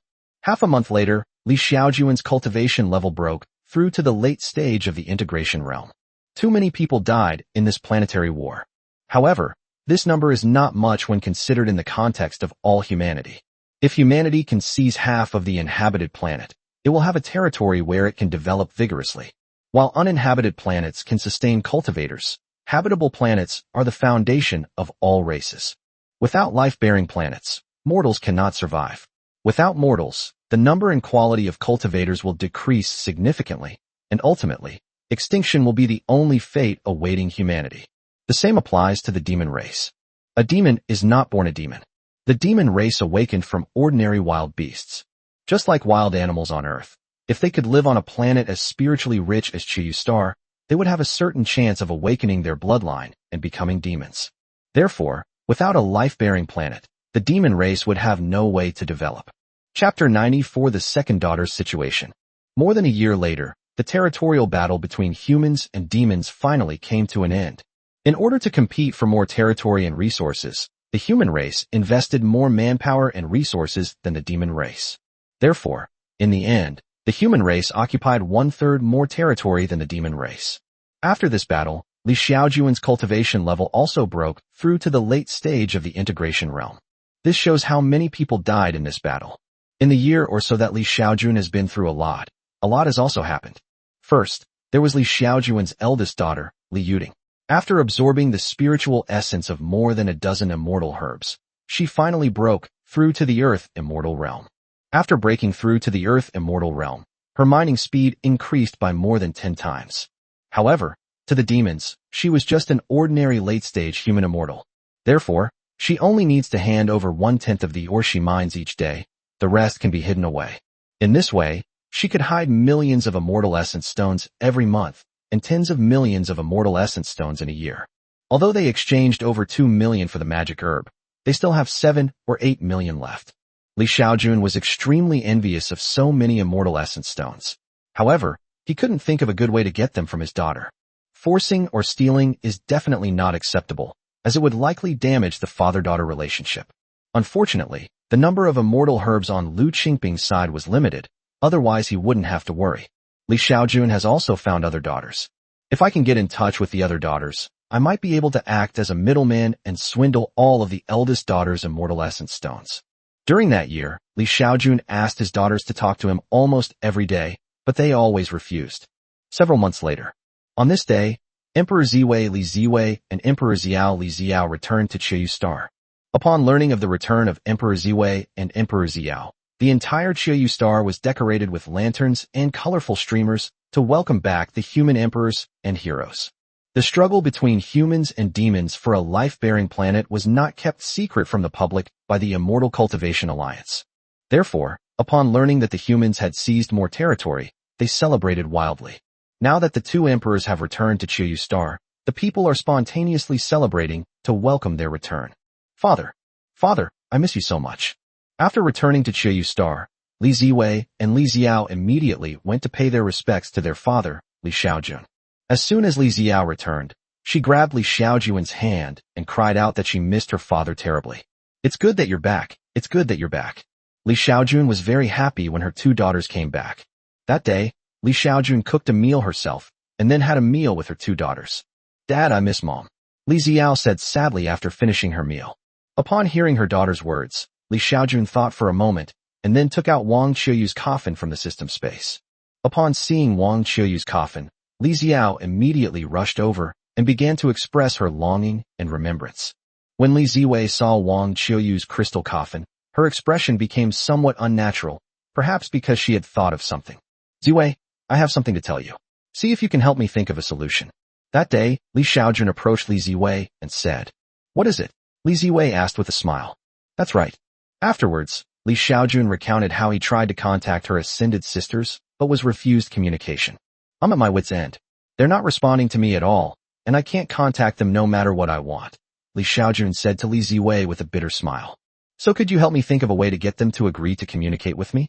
Upon hearing Li Xiaojun and Wang Feng's words, Li Ziwei fell silent. After a while, she said to Li Xiaojun, Dad, why don't you improve their spiritual roots and then give it a try? Upon hearing this, Li Xiaojun's eyes lit up.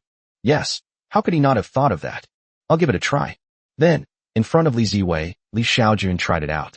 He still tried to contact his daughter, Li Yufei, first. At the same time, he also strengthened his second daughter's spiritual root, allowing her immortal spiritual root to directly evolve into a lower-grade acquired demon god root. The Celestial Realm. In a hidden human settlement, Li Yufei, who was cultivating, suddenly felt a change in her spiritual root. After carefully sensing it, she discovered that her spiritual root was being strengthened. This situation surprised and delighted her. Just then, she once again felt the will of the unseen forces. This time, Li Yufei did not refuse immediately, but fell into thought. At that moment, she seriously suspected that the person on the other end of the line who was contacting her was her father.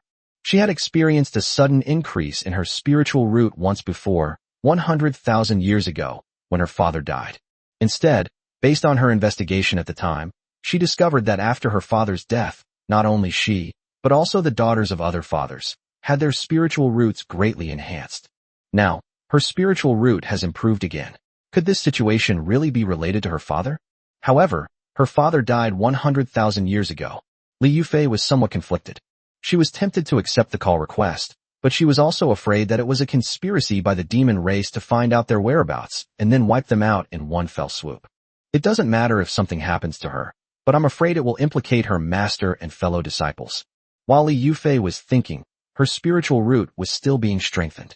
And so, a few days later, her spiritual root was completely strengthened. After her spiritual root was strengthened, she felt that her breakthrough to the earth immortal realm was much easier. Under these circumstances, it shouldn't be long before she breaks through to the earth immortal realm. On the other side, in the world of cultivation, seeing that his daughter didn't directly refuse to talk this time, Li Xiaojun wasn't anxious and waited patiently. He knew that it would take several days to evolve from a celestial spiritual root to an acquired demonic god root. Let's see if my daughter will agree in a few days. A few days later, suddenly, a stunningly beautiful face appeared in Li Xiaojun's mind. Li Xiaojun could still see a familiar look on that face. That's right, this is Li Xiaojun's second daughter, Li Yufei. In the immortal realm, after some hesitation, Li Yufei decided to agree to Li Xiaojun's call request. Fei. Upon seeing Li Yufei, Li Xiaojun burst into tears. Father? In the celestial realm, Li Yufei was also stunned, because she saw that the person opposite her really was her father. Fei, are you doing well in the immortal realm? Li Xiaojun asked Li Yufei. Are you really my father? My father is dead, isn't he? Li Yufei still couldn't quite believe it. Of course I'm your father. I died, but I came back to life. Li Xiaojun repeated what she had said to her eldest daughter, Li Yuding, to Li Yufei. Fei, I just enhanced your spiritual root. Didn't you feel it? You should know that only your father can enhance your spiritual root. You used to have only an ordinary earth elemental spiritual root. It was I who elevated you to an immortal spiritual root before I died. Otherwise, how could you have cultivated to become an immortal? Upon hearing Li Xiaojun's words, Li Yufei finally had no more doubts about Li Xiaojun's identity. Only her sisters and parents knew about her spiritual root improvement. If Li Xiaojun were a demon in disguise, it would be impossible for her to know such a secret. Chapter 95 The Second Daughter's Situation 2. Dad, it really is you. Thank goodness, you're alive. Dad, your daughter missed you so much. In the immortal realm, Li Yufei's voice choked with emotion. Dad misses you too. Li Xiaojun's eyes were also filled with tears. Of all his daughters, Li Xiaojun felt the deepest affection for the two daughters born to his first wife, followed by the daughter born to Wang Qiyu.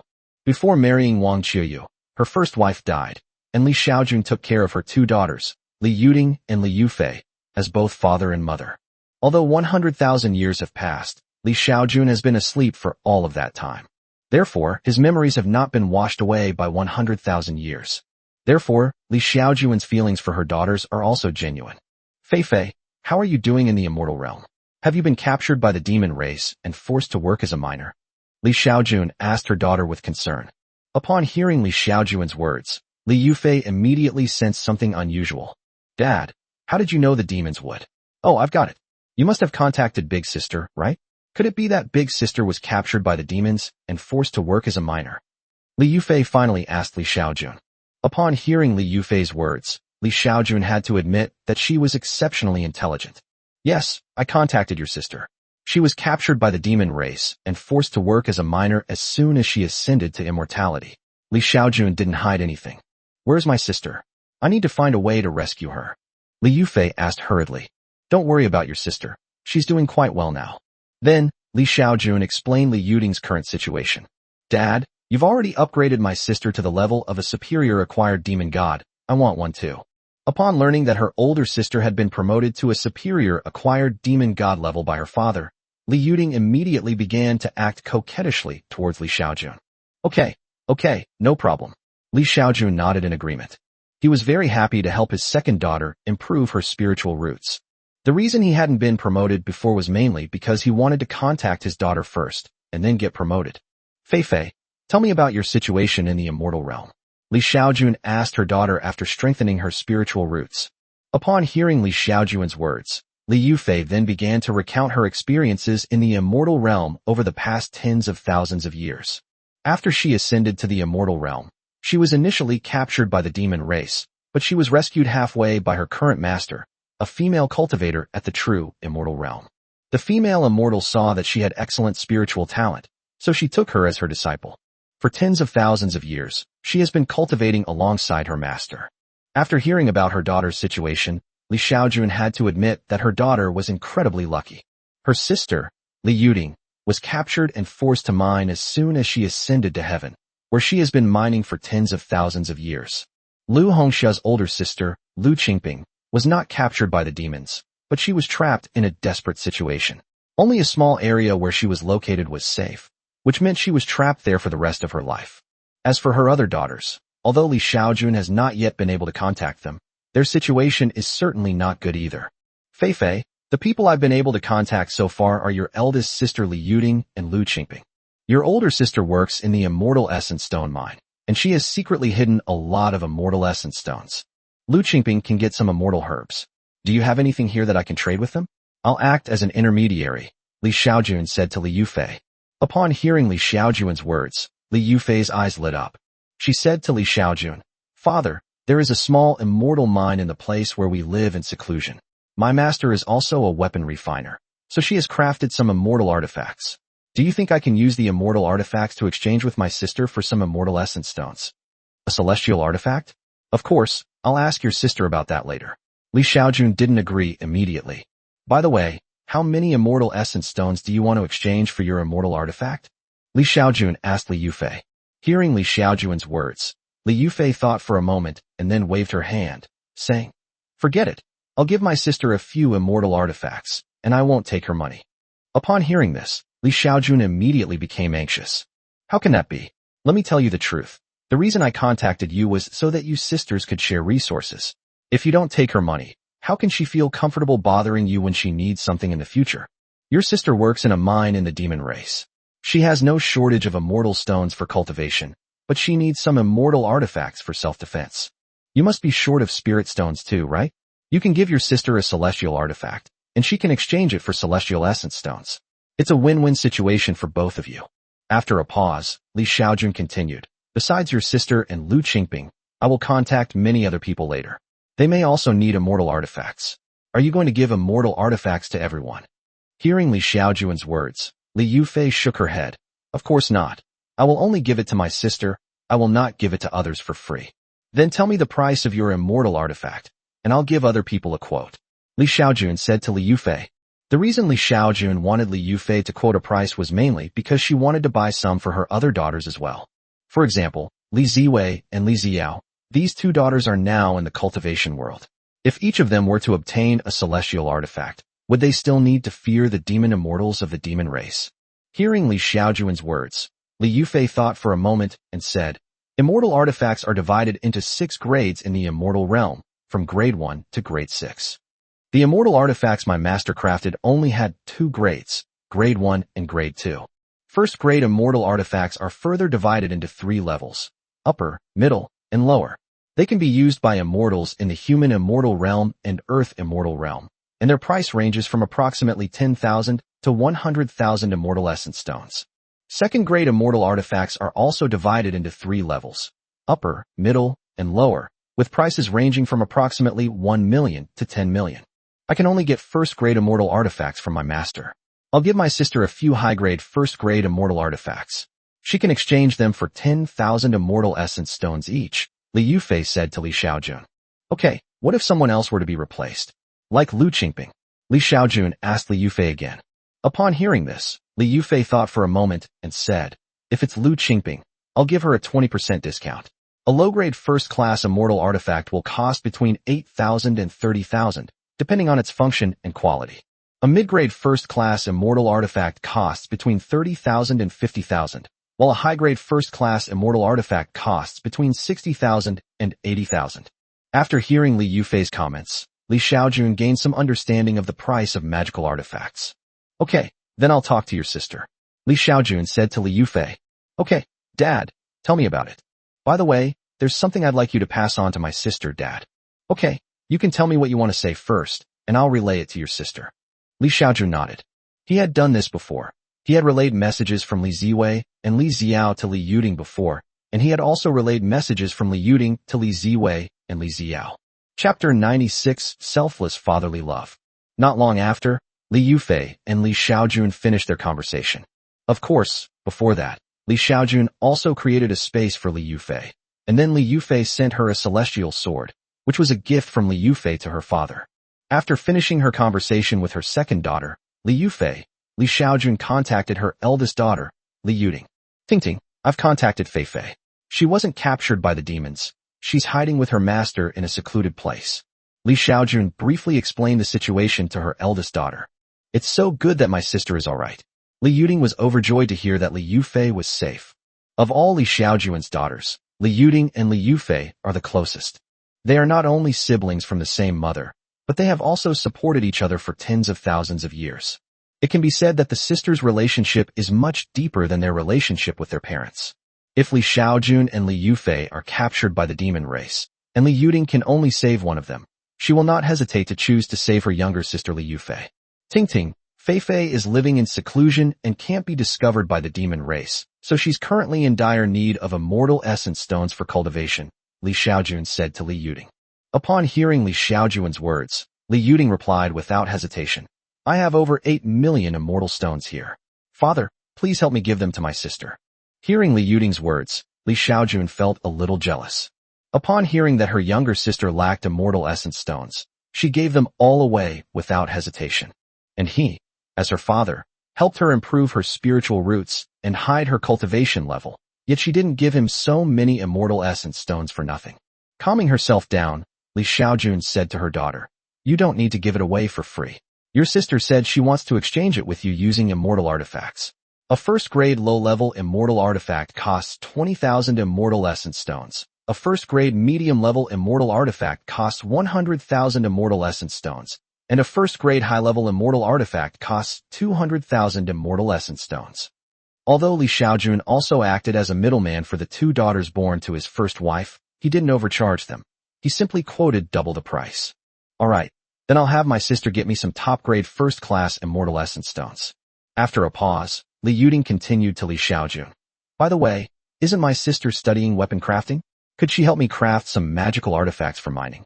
The mining tools provided by the demon race are too fragile. I've already used so many tools, and I'm afraid that breaking too many of them will arouse the demon race's suspicion. Hearing Li Yuding's words, Li Xiaojun nodded. No problem, I'll talk to Fei Fei about it later. After finishing her conversation with her eldest daughter, Li Xiaojun contacted Lu Qingping again to ask if she wanted a magical artifact. Father, I'm trapped here and can't get out. What use is a magic weapon to me? All right. After chatting for a while, the two ended their conversation. It would take some time for Li Yufei to get the magic weapon from her master, so after thinking about it, Li Xiaojun started trying to contact the other daughters who had previously rejected him. This time, following Li Ziwei's idea, Li Xiaojun decided to upgrade her spiritual root for free first. Then, try to communicate with them again. Surprisingly, after Li Xiaojun directly improved her spiritual root, her third daughter, Li Yusin, who had previously refused to accept Li Xiaojun's offer, finally agreed. Are you my father? Father, you're not dead. Li Yusin was very surprised when she saw Li Xiaojun. That's right.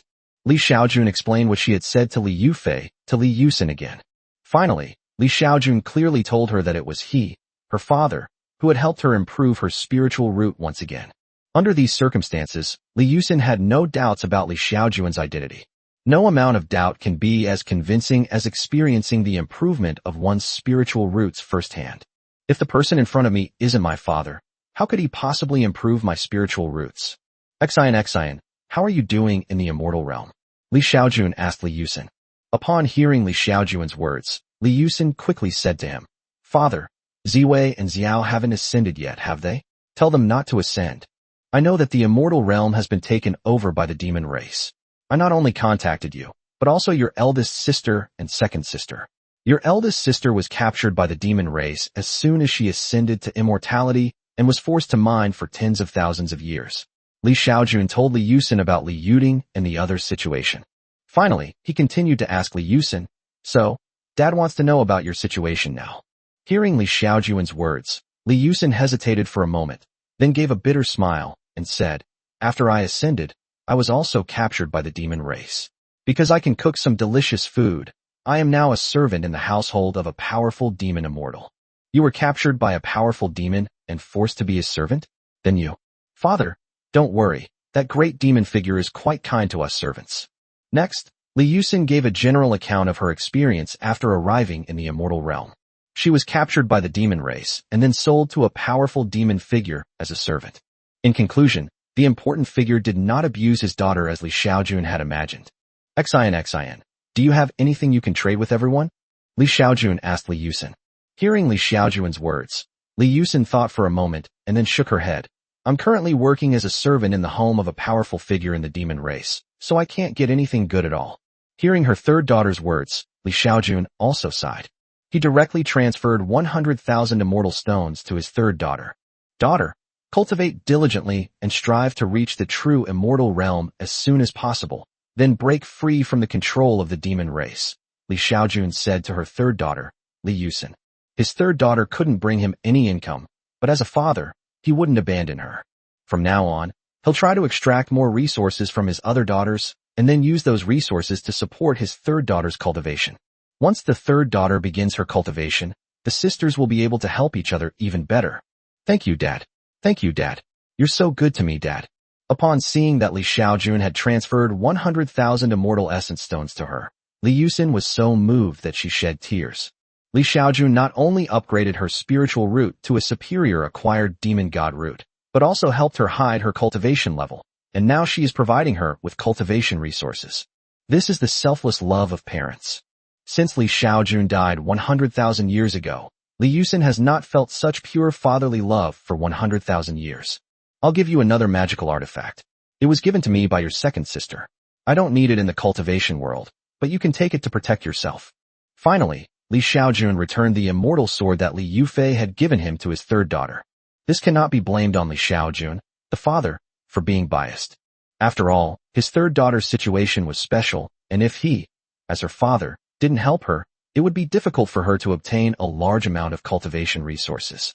By then, when Li Yuding and the others have all cultivated to the true immortal realm, this daughter may still be stuck at the human immortal realm. Chapter 97 The Tragic Little Seven.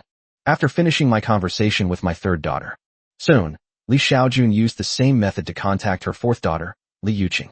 The fourth daughter's situation was similar to that of the eldest daughter. After she ascended to immortality, she was also captured by the demon race, and then enslaved and sent to the immortal essence stone mine to mine. Li Xiaojun also used some tricks to deal with this daughter. For example, how many immortal essence stones are needed to enhance her spiritual root?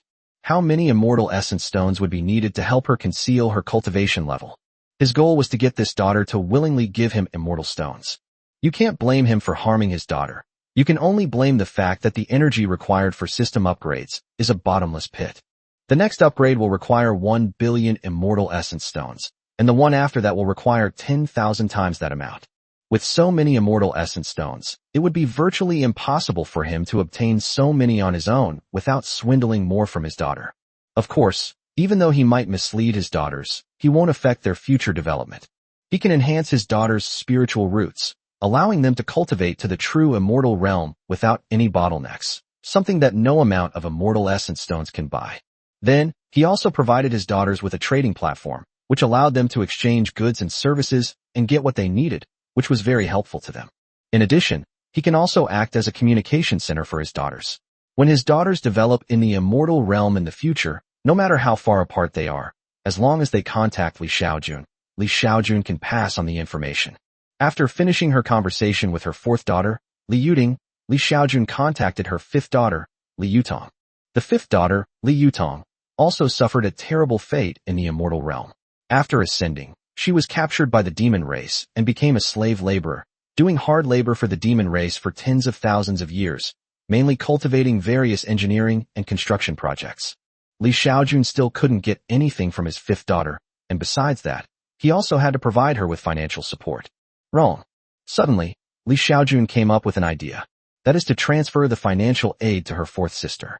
Li Yutong, the younger sister, had no cultivation resources, and Li Yuqing, the fourth sister, could only watch helplessly. Also, eldest sister Li Yuding has so many immortal essence stones left over every year. Why doesn't she help her third and fifth sisters out? Therefore, Li Xiaojun, as the father, doesn't need to contribute any money to his daughter who needs financial assistance. With so many sisters and cousins, it would be enough if each of them offered a helping hand. Therefore, Li Xiaojun still spent hundreds of billions of energy points to upgrade her fifth daughter's spiritual root to a superior acquired demon god root. When they finally left, they also created a space for her and transferred 100,000 immortal essence stones to her. However, he will eventually make up for these immortal essence stones by getting them back from his other daughters. Li Yutong, the fifth daughter, was naturally moved and grateful for Li Xiaojun's actions. It's always better to have a biological father. Without him, she would have no hope in this life. After finishing her conversation with her fifth daughter, Li Xiaojun contacted her sixth daughter. After the sixth daughter, Li Yusin, ascended to the immortal realm, she naturally could not escape the fate of being enslaved by the demon race.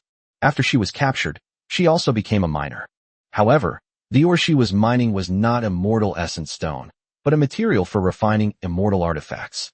Therefore, the Orshi mind could only be traded to her second daughter, Li Yufei, because only Li Yufei and her master were skilled in weapon crafting. After contacting her sixth daughter, Li Xiaojun then contacted her seventh daughter, Li Yuchen. This time, the seventh daughter remained extremely wary.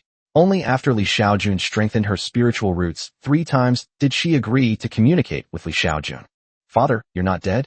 Upon seeing Li Xiaojun, Li Yuchen was certain that he was her father, and was surprised that he was still alive. "Ahem, it's like this." Next, Li Xiaojun naturally explained the situation to her own Xiaoqi. "My sisters are in a much better situation than me." After listening to Li Xiaojun's account of her sisters' situations, Li Yuchen felt very envious. "Xiaoqi, what's wrong with you?" Li Xiaojun asked her daughter hurriedly. After I ascended, Li Yuchen didn't hide anything and immediately told everyone about her situation after her ascension. After she ascended to immortality, she was naturally captured by the demon race. Then, she was sold to a demon alchemist and became a slave to test medicines. Over the past tens of thousands of years, she has consumed many different kinds of pills. Among these pills, some were good, but most were poisonous. Over tens of thousands of years, her entire body has become somewhat ruined. Li Xiaojun's other daughters are either in the late stage of the human immortal realm or the middle stage of the human immortal realm. However, she remained at the early stage of the human immortal realm. "Father, I should thank you. You just helped me improve my spiritual root and expelled all the toxins from my body. This is the best moment I've felt in tens of thousands of years," Li Yuchen said to Li Xiaojun with a smile. Upon hearing Xiaoqi's words, Li Xiaojun burst into tears. He never expected that his little seventh child would suffer so much after ascending to immortality. Although his other daughters were captured by the demons and forced to work as minors or servants, none of them suffered as much as his seventh daughter. For a person who has been a medicine person for tens of thousands of years, one can imagine how difficult it must have been for her. "Father, if you hadn't helped me improve my spiritual roots and eliminate the toxins, I probably wouldn't have lived for many more years. But now, I can live a little longer." "That's wonderful," Li Yuchen said to Li Xiaojun with a smile. Hearing Xiaoqi's words, Li Xiaojun felt heartbroken. "Little seven, is there anything your father can do for you? Do you want a celestial artifact, celestial essence stones, celestial herbs, or anything else? Your father can give you anything." As they spoke, Li Xiaojun quickly created a space for Xiaoqi and then transferred a large amount of immortal essence stones, immortal herbs, and 2 immortal artifacts to her. "Dad, these things are useless to me. Take them back. I'm afraid I have no hope in this life," Li Yuchen said to Li Xiaojun with a bitter smile. Even when Li Xiaojun created a space for her and then teleported things to her, it didn't move her much. "Little seven, don't give up. Dad can hide your cultivation level. You should cultivate diligently, and once you reach the true immortal realm, you'll find a way to escape," Li Xiaojun quickly said to her daughter. "Father, the entire immortal realm belongs to the demon race. And the demon alchemist who made me test the medicine is a late-stage true immortal. Even if I escape, where can I escape to?" Li Yuchen continued to smile bitterly. "Since becoming a true immortal won't work, then try becoming a mystic immortal. Once you cultivate to the mystic immortal level, you'll be able to escape, and then the demon race won't be able to do anything to you," Li Xiaojun said to her daughter. "Becoming a Xianxian? It's not that easy." Li Yuchen continued to shake her head. She has been in the immortal realm for tens of thousands of years. Although she has been a medicine person for tens of thousands of years, she still knows some things about the immortal realm. In the entire immortal realm, with golden immortals absent, profound immortals are the most powerful fighting force. Given the status of humans in the immortal realm, it is almost impossible for them to cultivate to the level of a Xianxian, a high-level immortal. "Xiaoqi, wait for me for a while. Once I've gathered enough energy, I'll directly upgrade your spiritual root to the level of an innate divine demon root. That way, you'll be able to cultivate to the level of a Xianxian without any bottlenecks.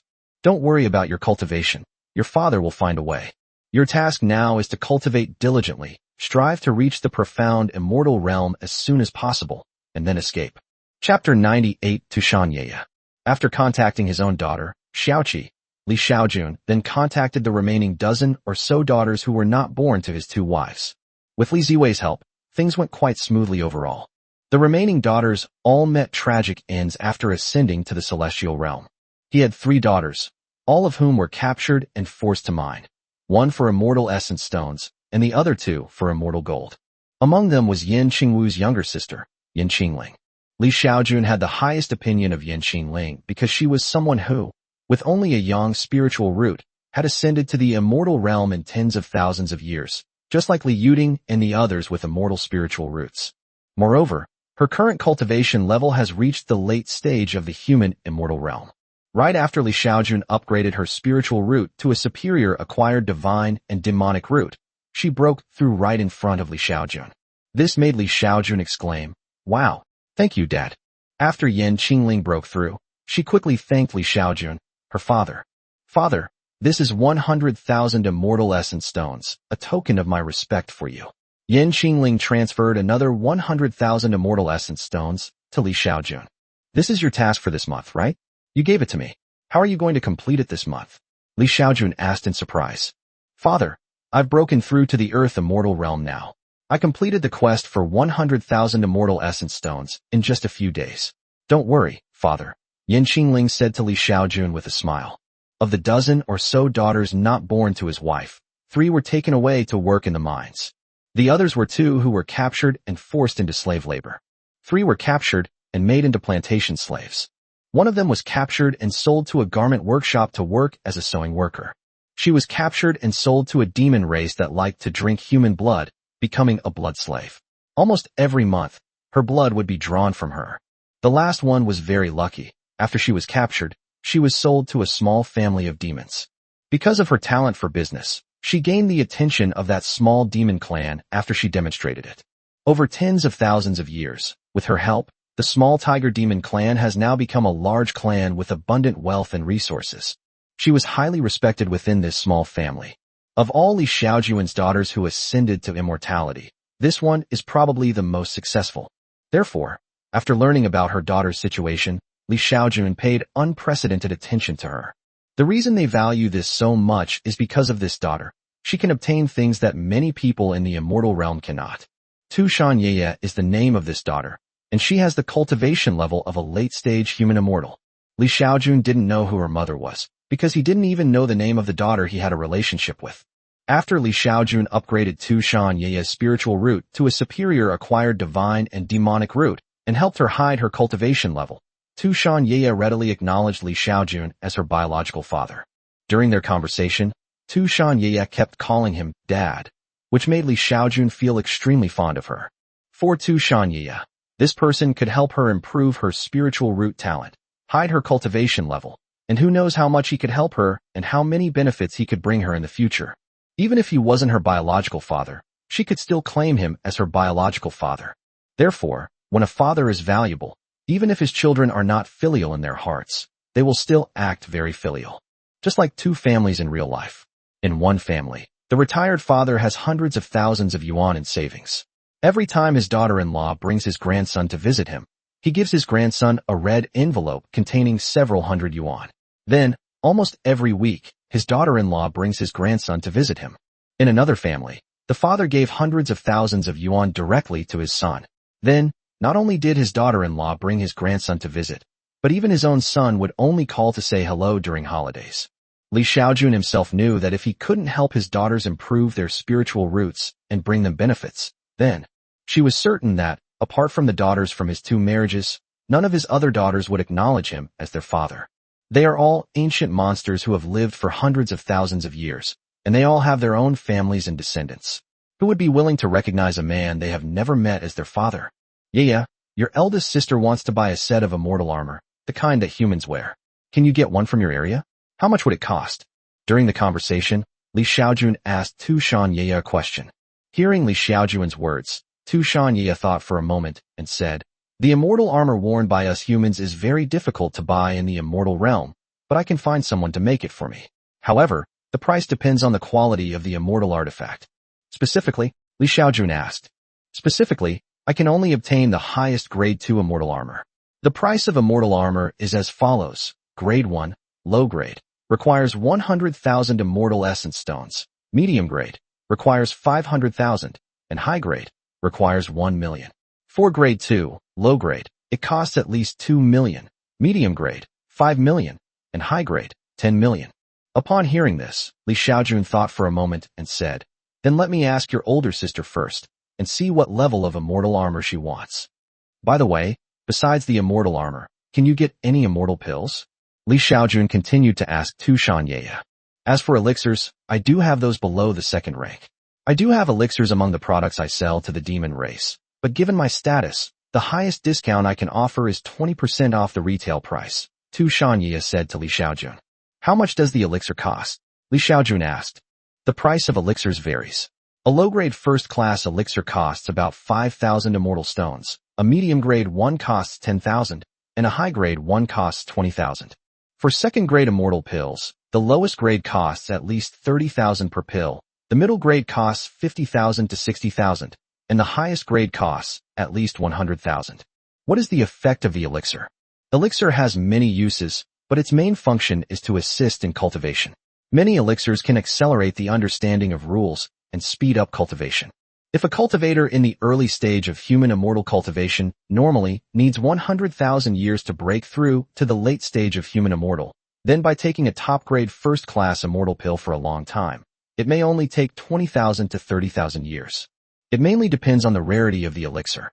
If there's a better elixir, the cultivation speed can be even faster, Tu Shanyeya said to Li Xiaojun. Is that so? How long can a single elixir aid cultivation? Li Xiaojun continued to ask. That's not necessarily true. It mainly depends on how fast you cultivate. If you have good talent and cultivate quickly, then you will consume the elixir very quickly as well. In general, one elixir could probably allow someone to cultivate in seclusion for 100 years without any problem. Upon hearing this, Li Xiaojun thought for a moment and then said, Then I'll buy some elixirs. Give me 10 low-grade first-rank elixirs. After saying that, Li Xiaojun transferred 50,000 immortal stones to Tu Shanyeya. Although Tu Shanyeya is a business talent among the demon race, she herself does not have many resources. Therefore, you still have to pay for what you buy from her. Okay, Dad, I'll go get it for you right away. Soon, Tu Shanyeya sent 10 elixirs to Li Xiaojun. Dad, if you need anything in the future, just come to me. I can give you the biggest discount. Tu Shanyeya said to Li Xiaojun. Okay, I'll definitely come to you if I need anything in the future. Li Xiaojun nodded. Chapter 99 The Demon Clan Scheme. Following Li Ziwei's method, Li Xiaojun contacted all her daughters who had ascended to the immortal realm. This situation was very gratifying for Li Xiaojun. Moreover, because Li Xiaojun helped her daughters enhance their spiritual roots and conceal their cultivation levels, her daughters acquired resources countless times faster. Take Li Yuding for example. Now, while completing the demon race missions every month, she can also secretly hoard a large number of immortal essence stones, more than 10 times the number of mission targets. If she didn't need time to cultivate, she could have obtained even more immortal essence stones. That's why even Li Xiaojun's daughters who couldn't gain any benefit didn't need her to provide resources to support them. For example, he told the eldest brother Li Yuding and the fourth brother Li Yuqing about the situation of the third, fifth, and seventh brothers. The two sisters decided to take care of all the cultivation resources for the three sisters.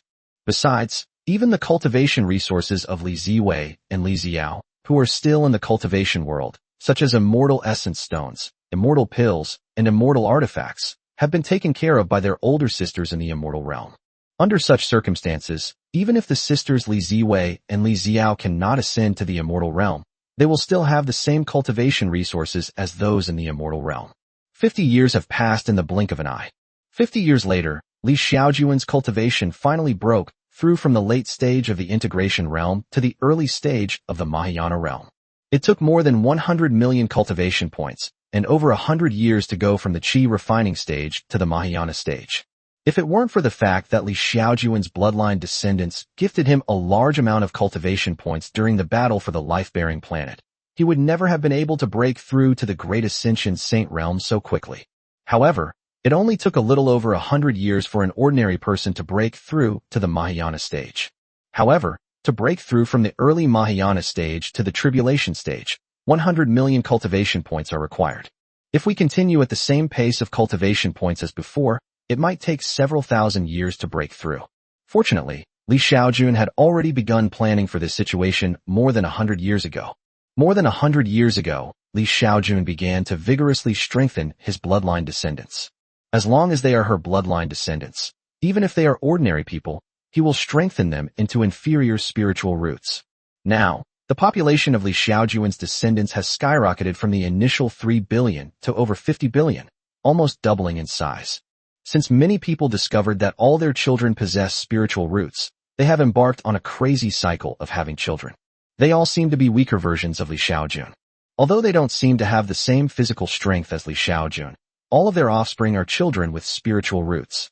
Anyone would probably want to have more children regardless of the consequences. It was under these circumstances that Li Xiaojun's bloodline descendants expanded from the initial 3 billion to 50 billion in just over 100 years. With such a large population base, to be honest, if Li Xiaojun hadn't contacted the daughter of the immortal realm and obtained a large number of immortal essence stones, he really might not have been able to hold on. If it weren't for the fact that humanity has too few life-bearing planets, and the food they can produce isn't enough to sustain too many people. Therefore, over the past 100 years, Li Xiaojun's bloodline descendants have definitely not been limited to just over 50 billion. Over the past few decades, the human race and the demon race have also had some exchanges. The human race's immortal realm has entered the demon race's territory many times to gather intelligence, and has almost thoroughly understood the demon race's situation.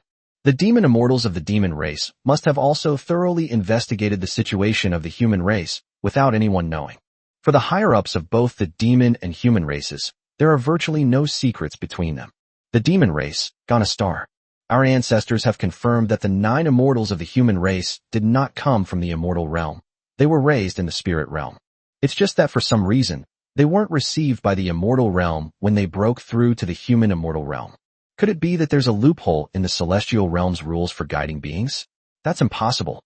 We must find out why they didn't ascend to the immortal realm.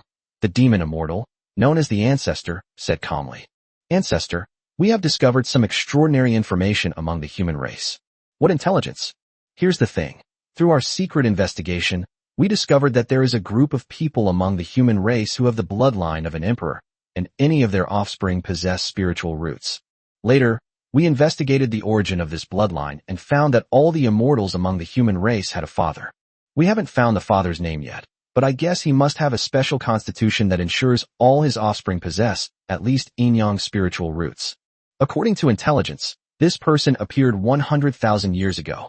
10,000 years have passed, and this person's bloodline has been found to have grown stronger.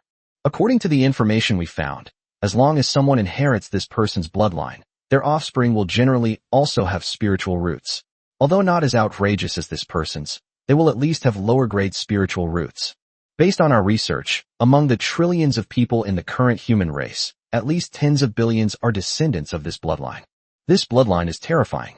If the human race continues to develop, they may very well rule the entire spirit realm in the future. You're right. Humans are the greatest enemy of all races, and we must find a way to eliminate them.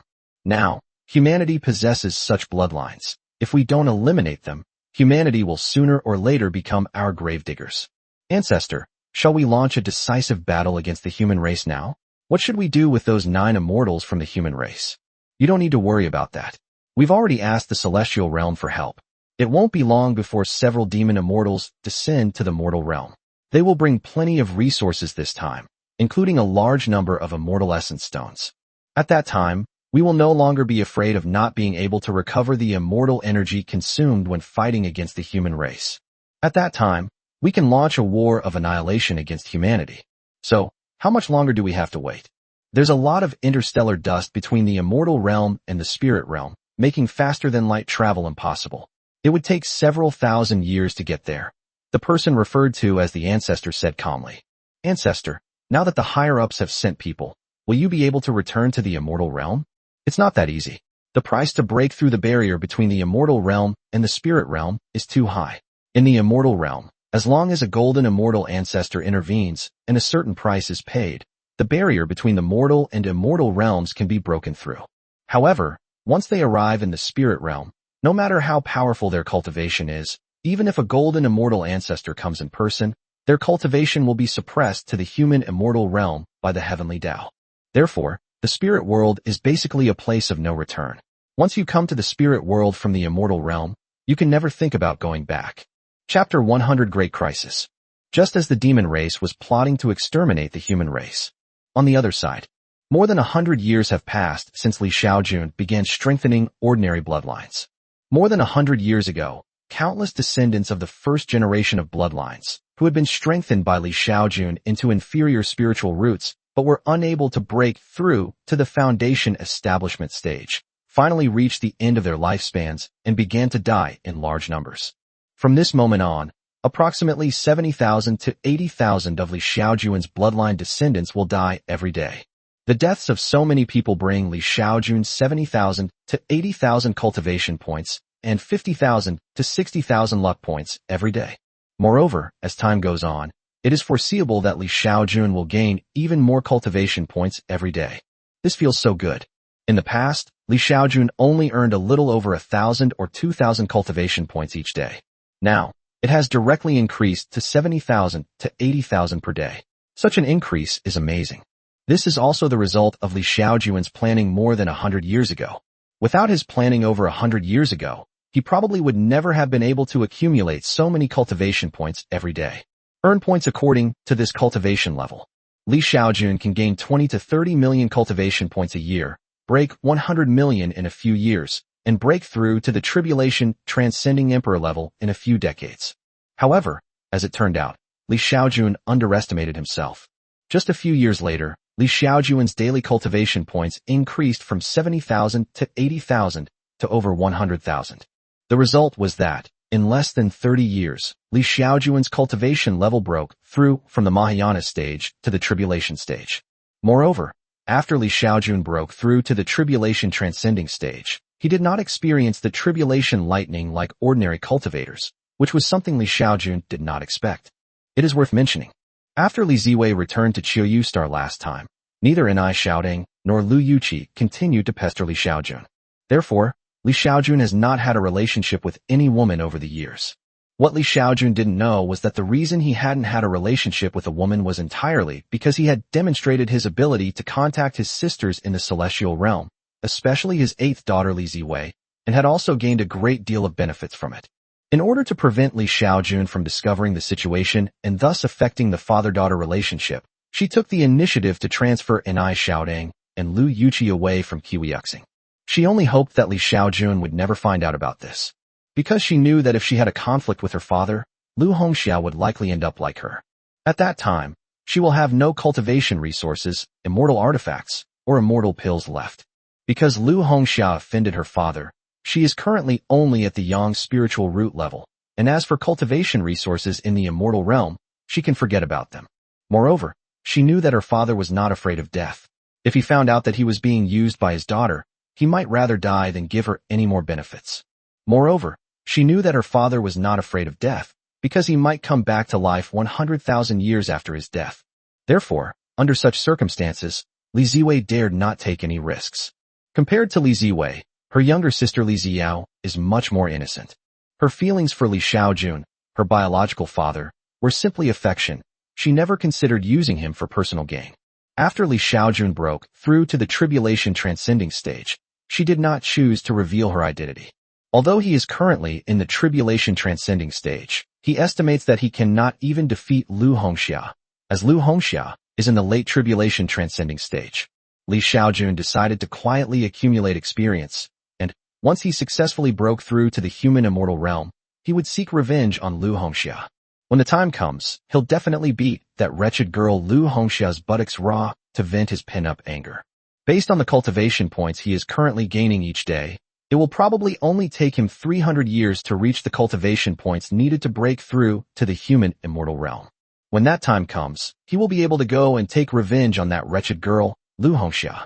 It has to be said, just as Li Xiaojun's cultivation broke through to the tribulation transcending stage, his son Li Bai, daughters Li Qingzhao and Li Shuyan, and his son Li Shangyin with Lu Yuqi, the oldest of whom, Li Bai, was nearly 100 years old. Even the young Li Shangyin was in his 70s or 80s. After decades of cultivation, Li Bai's cultivation has broken through to the nascent soul stage, truly befitting his acquired demonic origins. In addition, Li Qingzhao, Li Shuyan, and Li Shangyin all broke through to the nascent soul stage in terms of cultivation. Seeing this, Li Ziwei initially thought that Li Xiaojun had secretly enhanced their spiritual roots, rather than that they were born with acquired demonic roots. What Li Ziwei was most curious about was why all of Li Xiaojun's previous children were daughters. And now, he has actually had two sons, Enai Xiaoding and Lu Yuqi both asked Li Xiaojun about this. Li Xiaojun explained that it was because his bloodline was strengthened, allowing him to have sons. Li Ziwei was skeptical when she heard this from Ni Xiaoding. Nearly 80 years have passed. The Celestial Realm. Through Li Xiaojun's matchmaking, his daughters were able to exchange children. Most of her daughters in the Immortal Realm have broken through to the Earth Immortal Realm. Only a few, like Tushan Yeye, who was only at the mid-stage of the human Immortal Realm at the beginning, and Xiaoqi Li Yuqin, who was treated as a medicine person and whose cultivation remained at the early stage of the human Immortal Realm, did not break through to the Earth Immortal Realm. Speaking of Xiaoqi, we must mention that after Li Xiaojun created a space for her, she discovered a bug. That is, after she took the toxic medicine, the toxins entered her body. But now, with just a thought, the toxins in her body can be transferred into the space. In this way, although she was still a medicine person, the poisonous elixir could no longer harm her body. On the contrary, the beneficial components in the elixir will be retained by her, allowing her cultivation to increase rapidly. More than 80 years have passed, and with this knowledge and the cultivation resources provided by her sisters, she broke through to the mid-stage of the human Immortal Realm in one fell swoop. Overall, thanks to Li Xiaojun's appearance, all his daughters in the Immortal Realm have had a much better life. In the cultivation world, in recent years, human geniuses have emerged one after another. There are already several thousand geniuses with the potential to become great emperors through yin-yang spiritual roots. These geniuses were all hidden away by the higher-ups of the human race from birth and then secretly nurtured. The human race must absolutely not let the demon race know about these geniuses with the potential to become emperors. If the demon race knew that the human race had so many geniuses with the potential to become emperors, they would definitely launch a war of annihilation against the human race immediately, probably without giving the human race any time to develop. That day, Li Xiaojun continued to teach a large group of children to read in the Ziwei underground palace, as usual. Suddenly, he noticed a huge red dot lit up on his system map. Li Xiaojun was horrified to see this. Such a large red dot means that the person who harbors ill will towards him is far, far stronger than him, and could even easily crush him. Li Xiaojun scanned the area with his divine sense and discovered that a familiar young man had appeared in the Ziwei Palace. This young man was his student and a human genius with the potential to become a great emperor with the yang spiritual root. No, he's not my student. He must be a powerful cultivator from the demon race at the human immortal realm. Li Xiaojun immediately realized that something was wrong. If he were his student, even though he had the potential to become an emperor, he would only have the strength of the golden core stage and could not pose such a great threat to him. Moreover, Li Xiaojun's divine sense couldn't see through the person in front of him who was disguised as his student. If the system hadn't been able to conceal his cultivation level and divine sense detection, Li Xiaojun's unbridled probing just now would probably have led to his discovery long ago. Just as Li Xiaojun was observing that person, he noticed that the person disguised as his student was approaching him. Danger! At this moment, Li Xiaojun sensed a tremendous crisis. Chapter 101 Fox Fairy. Sensing danger, Li Xiaojun immediately contacted her daughter using the system. Ziwei, father is in danger. Come quickly and save him. After the communication was established, Li Xiaojun immediately asked her daughter, Li Ziwei, for help. What's going on, Dad? Li Ziwei exclaimed in surprise. At the same time, he felt a divine sense rapidly scanning down from the Ziwei Imperial Palace. Li Xiaojun knew that this was the consciousness of her daughter, Li Ziwei. Do you see that student named Heyong in front of me? He's not the same person anymore. I suspect he's a demon immortal from the demon race in disguise, Li Xiaojun quickly said to Li Ziwei. A demon immortal? Li Ziwei was taken aback. The next moment, her divine sense instantly spotted the person who was posing as Li Xiaojun's student. Those who are able to attend Li Xiaojun Academy are almost all people with the potential to become a great emperor with yin-yang spiritual roots. These people are sent to Li Xiaojun to study from a young age, and they continue to study until they are 16 years old. As the master of the Ziwei Imperial Palace, Li Ziwei was stationed there year-round, so she knew Li Xiaojun's students. Upon hearing her father's reminder, Li Ziwei immediately used her divine sense to scan the student. However, no matter how she observed, she couldn't find anything unusual about the student named Heyong. Father, are you sure Heyong is a demon in disguise? Li Ziwei asked Li Xiaojun. I'm 100% sure. You need to find a way to get it away first. It's too dangerous for it here, Li Xiaojun quickly said to her daughter. Yihemiao, a fox spirit. During this period, He transformed into a human to gather intelligence among the human race. As the Fox Demon Clan, who are most skilled in illusion techniques, he went directly to Qiyu Star and attempted to enter the Empress's palace to gather intelligence. Just a few days ago, he observed some teenagers and children who seemed to be able to enter and leave the Empress's palace every day. These teenagers and children seemed to be studying in the Empress's palace. Yi Hemiao found it somewhat unbelievable. The palace of the dignified human Empress actually has an academy and school where a group of young children study. Instinctively, Yi Hemiao sensed that something was definitely wrong with this. So she decided to capture a student to search his soul. Soon, she got her wish and captured a boy right under the nose of the human female immortal. She attempted to search the boy's soul, and then she learned a shocking secret about a human race. In the palace of the human Empress, a large group of geniuses with the potential to become emperors were being cultivated. This situation greatly shocked Yi Hemiao. So he transformed into the human boy and infiltrated the Empress's palace. She planned to wait until all the human geniuses gathered, then secretly strike and kill them all silently right under the nose of the human female immortal before quickly leaving. Their Fox clan possesses a primordial spirit group attack spell. When cast by someone at the human immortal realm, it can instantly erase the souls of a large group of people below the nascent soul stage. Yi Hemiao knew that the human geniuses studying in the Empress's palace were all teenagers under the age of 16, and many of them were just novice cultivators who had just begun their cultivation journey. They simply could not withstand her attacks. What Yi Hemiao didn't know was that the moment she stepped into the Empress's palace, Xiaojun sensed her directly using the system map. Furthermore, he immediately contacted his daughter, Ziwei. Inside the Empress's palace, Yi Hemiao was walking towards the academy after entering the palace. Beside him was a large group of teenagers and children also heading towards the academy. Flying is not allowed in the Empress's palace, so everyone walks. At that moment, Yi Hemiao suddenly sensed a divine consciousness. The moment it sensed divine consciousness, it knew that this was the human female immortal. Because it was too familiar with this level of divine consciousness, which was in the same realm as the human immortals. Sensing the divine sense of the human female immortal, it did not act rashly, nor did it release its own divine sense to shield itself. It guessed that this was likely just a routine scan by the human fairy, much like how the Lion King would frequently patrol his territory. She hasn't yet seen all the human geniuses gathered together, so she shouldn't panic if she hasn't been discovered yet. Just as Yi Hemiao was pretending nothing was wrong and walking forward like the others. Suddenly, it noticed that there was a person in front of it. This person was a female immortal from the human race. At this moment, Yi Hemiao's expression changed drastically. It immediately realized that it had been exposed. She didn't know how she was exposed, but she was exposed nonetheless. So the next moment, it suddenly attacked Li Ziwei. On the other side, Li Ziwei received a message from her father saying that Xiaojun was a demon in disguise. She scanned Xiaojun with her divine sense, but found that he was a demon. However, her father insisted that the other party was a demon, which is why Li Ziwei chose to come and see.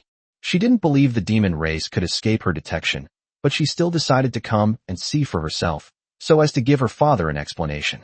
So the next moment, Li Ziwei appeared in front of Xiaojun.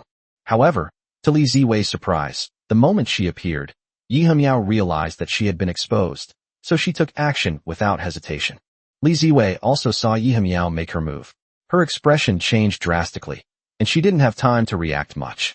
She only had time to quickly summon a piece of immortal armor. Bang! The next moment, a huge impact sound rang out. Li Ziwei was knocked away. Fortunately, she was protected by her fairy armor and was not injured. However, centered on her, it was as if a nuclear attack had erupted, and the shock waves of battle swept outwards in all directions. In an instant, the entire Empress's palace was destroyed. Those in the Empress's palace were naturally not spared either, and were all torn to pieces. Just as the battle erupted in the Empress's palace, several streaks of light quickly fled. One of the streaks of light was Li Xiaojun, who had already broken through to the Mahayana stage. If he hadn't possessed the cultivation level of the tribulation transcending stage, he could have died just now. This silly daughter, even though everyone says Xiaojun is a demon in disguise, she still got ambushed by the demons. At that moment, Li Xiaojun felt that her daughter was incredibly stupid. He clearly told the other party that Xiaojun was a demon in disguise, and that he might even be a demon immortal. Even so, she was still ambushed by the demon race, which led to the destruction of the Empress's palace. That single attack alone cost the human race at least several hundred potential emperors. Thinking of this, Xiaojun felt extremely heartbroken. Fortunately, none of these people had their own biological children. After their thoughts were formed, Li Bai and Li Qingzhao went to other planets to gain experience. If Li Bai and the others were killed like this, Xiaojun would be heartbroken to the point of being unable to breathe. However, even though none of her children were among those killed, Xiaojun's eyes instantly welled up with tears. On the other side, Li Ziwei's eyes also turned red. She stared in disbelief at the destruction of the Empress's palace. She was stunned. She was careless just now. She trusted her divine sense too much. She believed that no demon could escape her divine sense. However, father. Li Ziwei felt extremely heartbroken. Her father was killed by the demon race. The next moment, she saw the demon race member who had attacked him and immediately fled into the starry sky. Demon race, I want you dead. Li Ziwei went completely mad. She pulled out a celestial sword and quickly chased after the demon immortals. Chapter 102 Heartache, so much I can't breathe. On the other side, although Li Xiaojun was heartbroken and could hardly breathe, he still contacted his other daughters who were guarding Xiaoyu Star and asked them to chase after that demon together. That demon clan member may have discovered our secret of having many geniuses with the potential to become emperors. We absolutely cannot let it escape back, Li Xiaojun said to Li Ziwei. Father, you're not dead yet? Upon receiving her father's message, Li Ziwei was overjoyed. Even the speed at which they pursued the demon race had slowed down. No, I am already dead. I am in a soul state now. I don't know where I am. I can sense that it will be another 100,000 years before I am resurrected. But I've discovered that even under these circumstances, I can still contact you, Li Xiaojun said to Li Ziwei. She made up her mind. She would make Li Ziwei and the others believe that she was dead. In this way, he could change his ways and live his life freely, going wherever he wanted without being monitored by his daughters. Hurry and chase after the demon. We absolutely can't let it get away. Li Xiaojun urged Li Ziwei hastily. Father, I'm sorry. I will definitely kill that demon to avenge you, Li Ziwei said to Li Xiaojun with a sorrowful expression. After saying that, she continued to grit her teeth and relentlessly pursue the demon race. Just as Li Ziwei was chasing after the demon race, two more figures flew out from several other places on Xiaoyu Star and quickly chased after the direction in which the demon race had fled. On Xiaoyu Star, there was still an empress who did not pursue them, and instead used her divine sense to scan the entire Xiaoyu Star to prevent any demons from causing trouble. On the other side, after Li Xiaojun had the system hide his figure, he flew to the sky above the Empress's palace. Looking at the completely destroyed Empress Palace, he felt extremely distressed. No, I must avenge the children. At this moment, boundless hatred for the demon race arose in Li Xiaojun's heart. A few hours later, Li Xiaojun boarded an interstellar teleportation array bound for the border between humans and demons. He made up his mind. He too would wreak havoc on the demon race, killing a large number of demon geniuses to avenge the human geniuses killed by the demons. He possesses the system's shielding function. If he so desires, even if he is right under the noses of the demon race's immortals, they will never be able to detect him. Therefore, as long as he acts cautiously, the demon race may not be able to do anything to him. Over the next 6 months, Li Xiaojun used over 100 interstellar teleportation arrays to finally reach the border between the human and demon races. Over the past 6 months, Li Xiaojun has maintained communication with her daughters. After Li Ziwei and her group chased that human immortal demon for more than half a month, he still managed to escape. Li Ziwei and the others knew what the consequences would be if that demon immortal escaped. Therefore, they immediately gathered a large number of human cultivators to prepare for a decisive battle with the demon race. All the immortals of the human race guarded the two only habitable planets of the human race to prevent them from being attacked by the demon immortals. They believed that once the demon race learned that so many humans possessed the potential to become emperors, they would definitely not allow them to grow unchecked. Therefore, a full-scale war between humans and demons is inevitable. However, to Li Ziwei and the others' surprise, for the next few years, the demon race remained silent. Perhaps to avoid war, the demon race actually retreated a distance on their own initiative. Unbeknownst to Li Ziwei and the others, the demon immortals were currently awaiting supplies from the celestial realm. Although they now possess 24 human and demon immortals, their immortal essence is now in a state where it cannot be replenished once it is depleted. Therefore, in their view, the only way to wipe out the entire human race is to wait for supplies from the immortal realm to arrive. Only then can they unleash their full power against humanity. When the time comes, as long as we kill the human immortal cultivators, no matter how many emperors the human race has, they will eventually be destroyed. Therefore, even though the demon race knew that the human race possessed many potential emperors, they could only choose to wait. Although the demon race had no intention of attacking the human race, friction between the two races on the border escalated significantly. Every day, many cultivators from both the demon and human races die. Several years later, on a life-bearing planet of the demon race, a demon genius, under the protection of his guards, has just flown out of a demon city. Suddenly, an extremely fierce attack appeared. Then, before this demon genius, or even his guards, could react, the attack directly annihilated the demon genius and all his guards. The next moment, the annihilated demon corpses vanished into thin air. Just seconds after the demon genius was killed, several demons at the tribulation transcending emperor level appeared in the sky above the battlefield. It was that human assassin again. He got away again. Don't let me catch you, or I'll tear you to pieces. On this planet, there have been many cases of demon geniuses being assassinated. This has led many demon geniuses to hide away, afraid to come out. Today, a group of demons in the tribulation transcending stage set up a trap, hoping to lure out the human assassins and deal with them. What they didn't expect was that the human assassins escaped in just a few seconds. Even if their divine senses covered the entire planet, they could not detect any trace of that human.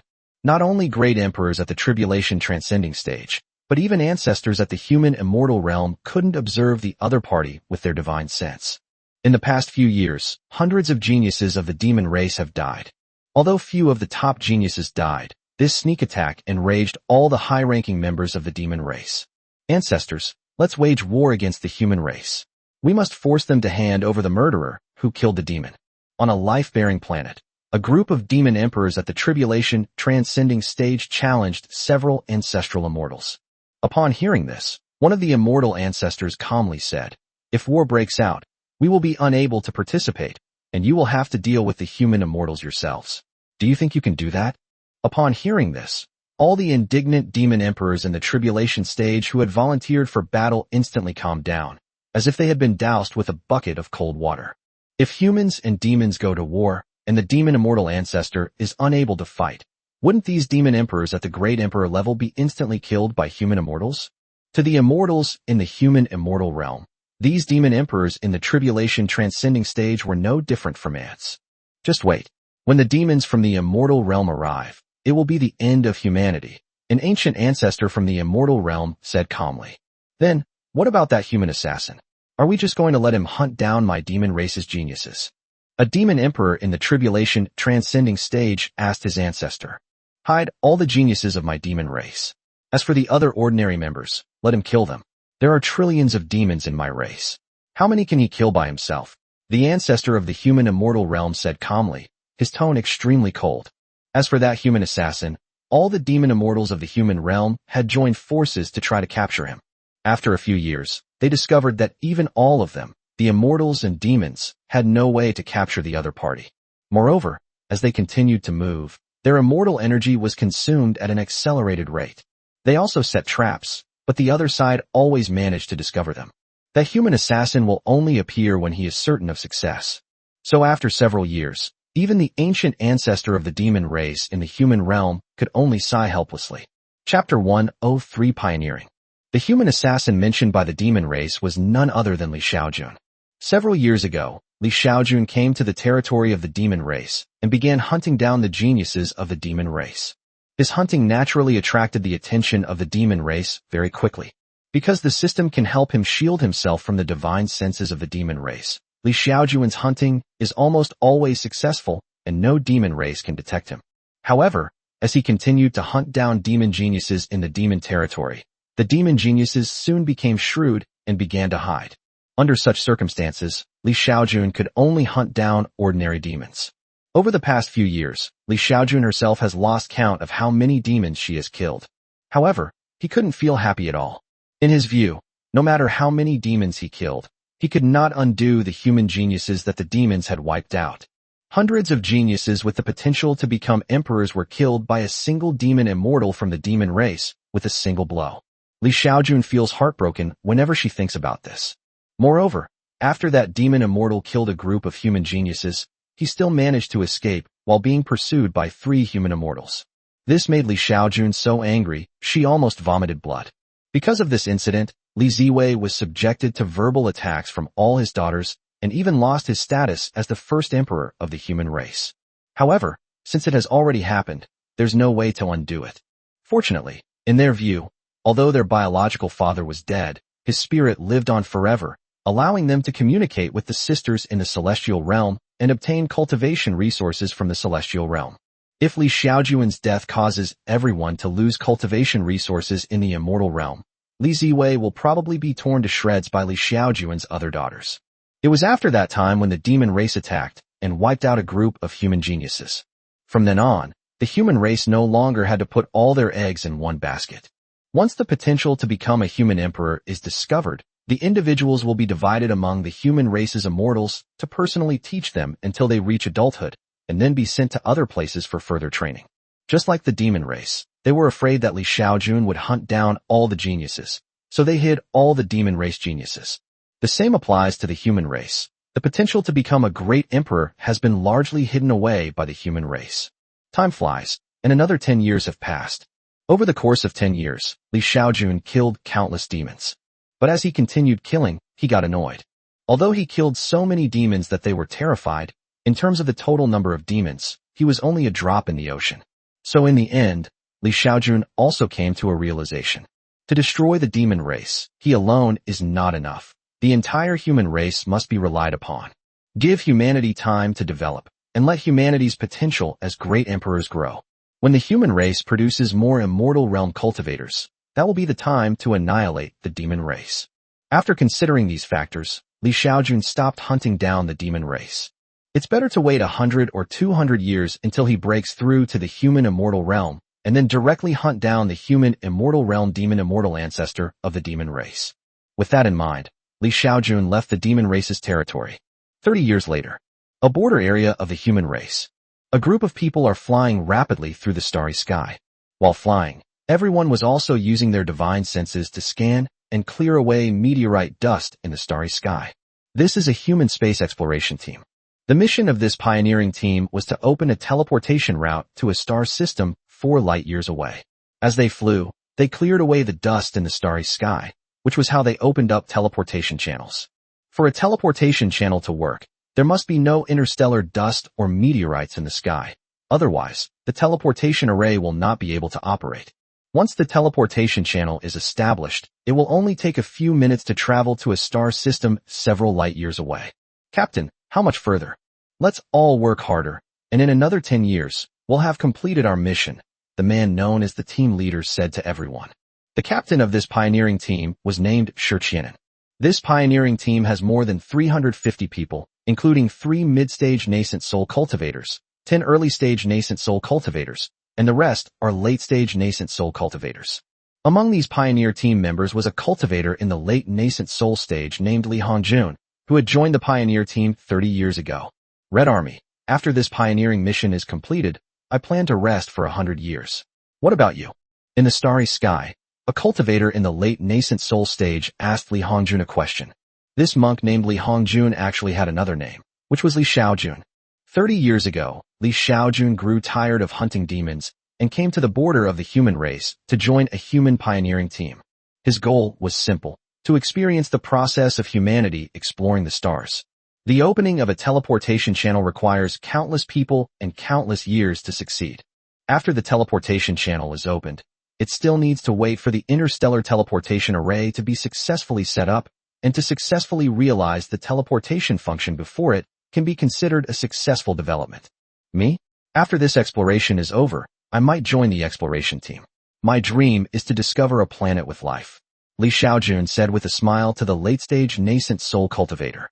The primary objective of the exploration team is to reach an unknown star system as quickly as possible in the unknown cosmos, then locate the planets within that star system and establish interstellar teleportation arrays on those planets.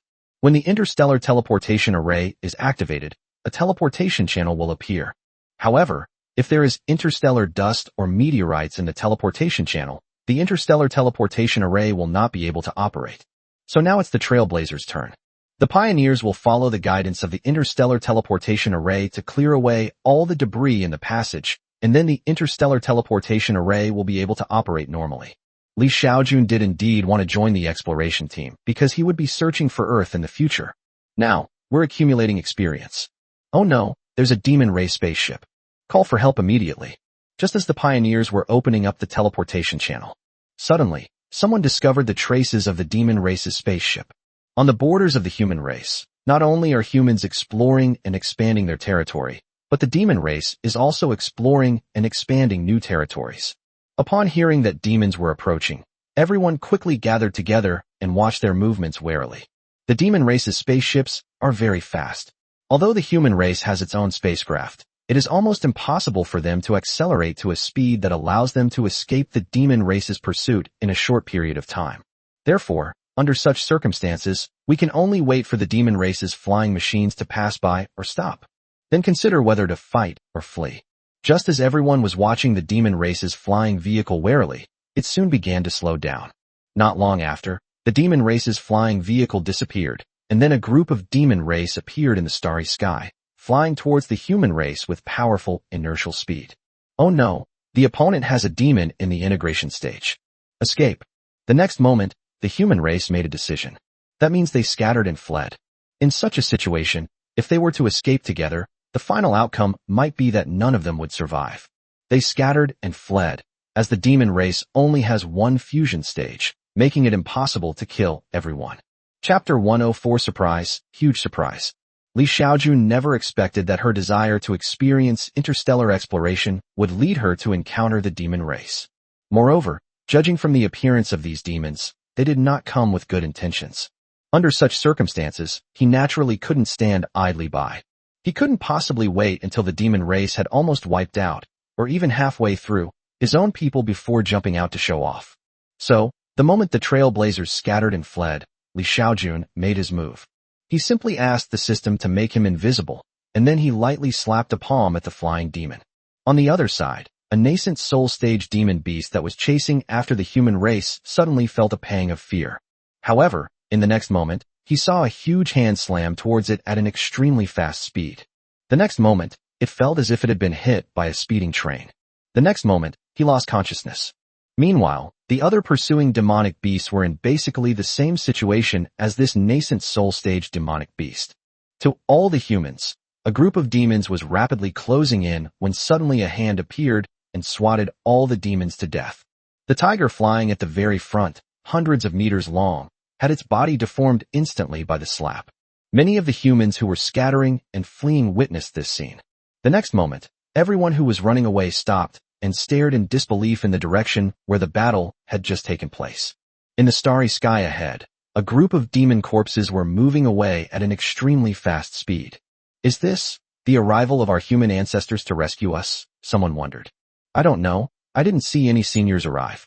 I suspect there's a big shot hiding among us. Soon, everyone started looking each other up and down. The sudden attack killed all the monsters in an instant. This inevitably raises suspicions that a powerful figure is hidden among them. Quickly after them, the demon corpse has escaped. I don't know who shouted it. The next moment, everyone rushed after the demon's corpse. In the starry sky, if an object has a certain amount of kinetic energy, it can fly in a straight line. Before long, all the demon corpses were recovered. Senior, I am Xiaojun. These demon corpses have been recovered. Please come forward and meet me. After everyone had assembled, Xiaojun, the leader of the pioneer team, looked at everyone respectfully.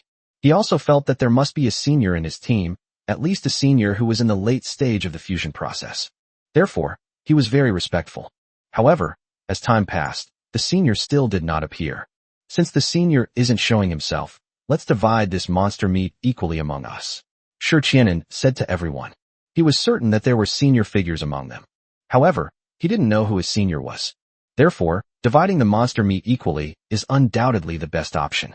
Xiaojun was in the crowd at that moment, but he did not step forward to admit that he was the senior. Soon, many people worked together to divide the monster meat into more than 100 portions, and then each person received one portion. Everyone was overjoyed after obtaining the monster meat. Monster meat, especially that of a monster at the integration stage, is so valuable that if sold, it would earn them more than they would have earned from 30 years of pioneering missions. How could anyone not be happy in such a situation? While everyone was dividing up the monster meat, no equipment or even flying machines belonging to the demon race were found. They knew that these had probably already been taken by that senior. They guessed correctly. Xiaojun had indeed taken the demon race's equipment and flying vehicles, and they were still stored in her spatial storage. Xiaojun's system space has been upgraded several times. His system space now has a volume of 10,000 meters in length, width and height, equivalent to 1 trillion cubic meters.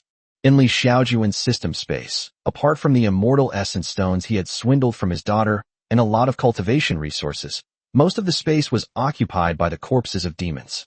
There were nearly 1 million of these demon corpses, including all sorts of demonic beasts. Therefore, Xiaojun didn't feel anything about the trailblazers sharing the spoils, but he still seemed very happy. After the pioneer team distributed the meat, the team leader, Xiaojun, slaughtered the remaining small monster and then organized a barbecue party for everyone. In the starry sky, many people used fire magic to roast the flesh of monsters. Then, some cultivators took out various seasonings and smeared them on the monster meat. In no time at all, the delicious monster meat was ready. Everyone enjoyed the meal immensely and was very happy. Due to the attack by the demon race, the pioneering team had to suspend operations for a period of time. 6 months later, the pioneering team continued their work. 13 years later, Xiaojun's pioneering team finally completed its mission. A few years later, the teleportation channel was successfully opened, and a large number of human cultivators went to the new star system to start the search for spirit mineral resources. Just as Xiaojun completed the pioneer team's mission, after decades of accumulating cultivation points, his cultivation level successfully broke through to the mid-stage of the tribulation transcending realm. In a vast starry sky, Xiaojun is traveling at faster-than-light speed. Once a cultivator reaches the tribulation transcending stage, their body can transform from a carbohydrate-based form into a pure spiritual body. After the body transforms into a pure spirit, it can become massless and travel faster than light in the starry sky. However, after the body transforms into a pure spirit, it loses all offensive power, because in the state of a pure spirit, it is impossible to attack anyone. Therefore, pure spirits are more useful for traveling in the starry sky. Moreover, the transformation into a pure spirit body takes several days, and the process is extremely dangerous for cultivators. In the starry sky, Xiaojun was traveling at faster-than-light speed. 6 months later, Xiaojun entered the gravitational field of a star. A month later, Xiaojun arrived near the star and successfully found several planets orbiting it. On a planet like Mars in our solar system, a spirit is transforming into a physical body. A few days later, Xiaojun walked on the barren surface of the planet, where the hurricanes had no effect on him whatsoever. A few hours later, Xiaojun found a large canyon on the planet. In the Grand Canyon, Xiaojun began to set up the formation. The formation was a pre-made array plate. This is a protective array. Once set up, it will prevent the space within the array from being affected by the planet's surface environment. After the barrier was set up, Xiaojun began to set up an interstellar teleportation array within it. Half a month later, Xiaojun successfully set up the interstellar teleportation array. After the interstellar teleportation array was set up, Xiaojun took out a large pile of top-grade spirit stones, placed them on it, and then activated the teleportation array. This teleportation array is connected to the teleportation array he set up on the previous planet. Once subsequent human expeditions clear the existing teleportation channels, they can continue to open up teleportation channels to this planet. After setting up the interstellar teleportation array, Xiaojun quickly left the star system and headed towards the next star. Time flies. Decades have passed in the blink of an eye. Xiaojun's cultivation level broke through to the late stage of the tribulation transcending realm once again. In just a few decades, he will be able to break through to the human immortal realm. On this day, Xiaojun once again arrived in a star system. Suddenly, he discovered a blue-white planet in this star system. Surprise. What a huge surprise. This is such a pleasant surprise. Chapter 105 Holy Capital City. The stars radiate endless light. Around the star, a dozen or so planets are orbiting it. It is the fourth farthest planet from its star, and unlike any other planet. Because it is blue and white. Looking at it from the starry sky, you can see the ocean, clouds, and green vegetation above her. If a cultivator were to scan her with their divine sense, they could even see her magnetic field. 200 million kilometers away from the blue-white planet, on a fiery red planet, a figure is gradually becoming real. A few days later, the figure completely solidified. Divine consciousness spread out in an overwhelming manner. Essentially, Li Xiaojun scanned everything on this planet. This is a planet similar to Mars in our solar system, covered with layers of red rock. On this planet, Li Xiaojun scanned many mineral veins with his divine sense, including many top-grade spirit stone mines. However, Li Xiaojun did not come here to mine. He turned his gaze to the blue-white planet 200 million kilometers away. This is a planet teeming with life, without a doubt. A streak of light was traveling at nearly half the speed of light. After transforming into a non-spiritual body, even a great emperor in the tribulation transcending stage can no longer fly at faster than light speeds. Traveling over 200 million kilometers at half the speed of light, it only took Li Xiaojun 30 minutes to reach the outer space of the blue-white planet. In fact, at half the speed of light, Li Xiaojun would only need 22 minutes to arrive, but some time was consumed during the acceleration and deceleration process. In outer space, Li Xiaojun gazed at the entire planet, his heart filled with excitement. Life-bearing planet, the foundation of all races. Humanity has a population of trillions, but only 2.5 habitable planets. Now, this life-bearing planet will soon become humanity's third fully habitable planet. Li Xiaojun has already installed interstellar teleportation arrays along the way. If he reports the location of this habitable planet, then with the human race's rapid expansion, it will only take a few hundred years to set up an interstellar teleportation array and then begin large-scale migration to this planet. After her mind was stirred, Li Xiaojun transformed into a streak of light and flew into the atmosphere. Azure Spirit Continent. The Empire of Ifia. Holy Capital. A figure appeared silently on the streets of the Holy Capital. This figure is indeed Li Xiaojun, a visitor from outer space. The Holy Capital, as the imperial capital of the Ifia Empire, has a population of over 5 million. A population of over 5 million was an astonishing number in a feudal society like those of ancient times. The main reason Li Xiaojun chose to appear here is that this is the city with the strongest human power on this planet. Li Xiaojun discovered that this planet was somewhat similar to the Taihuang star from 100,000 years ago. Both were planets where humans and demons coexisted. Humans and demons restrain and weaken each other. According to the rules, only when one side completely eliminates the other can the victorious race ascend to the stars. Just like the human race on the desolate planet, it was only after his daughters produced more than a dozen great emperors who completely wiped out the demon race that the human race ventured into the starry sky. And it took them 100,000 years of development to achieve a vast power that controlled nearly 100,000 star systems. Li Xiaojun strolled around the street, curious. Who would want something like this ancient city? Li Xiaojun had only seen it on the desolate planet, Taiwan 100,000 years ago. Li Xiaojun discovered that the humans on this planet were very similar to the humans on Earth, both in terms of skin color and facial features. Even in the Immortal Cultivation Alliance, this face shape would be considered very attractive. After arriving on this planet, Li Xiaojun searched the soul of a villain known as the Necromancer, and thus gained a great understanding of the planet. This planet is a world where magic is the dominant force. He discovered that magic is actually just another way of using spiritual energy.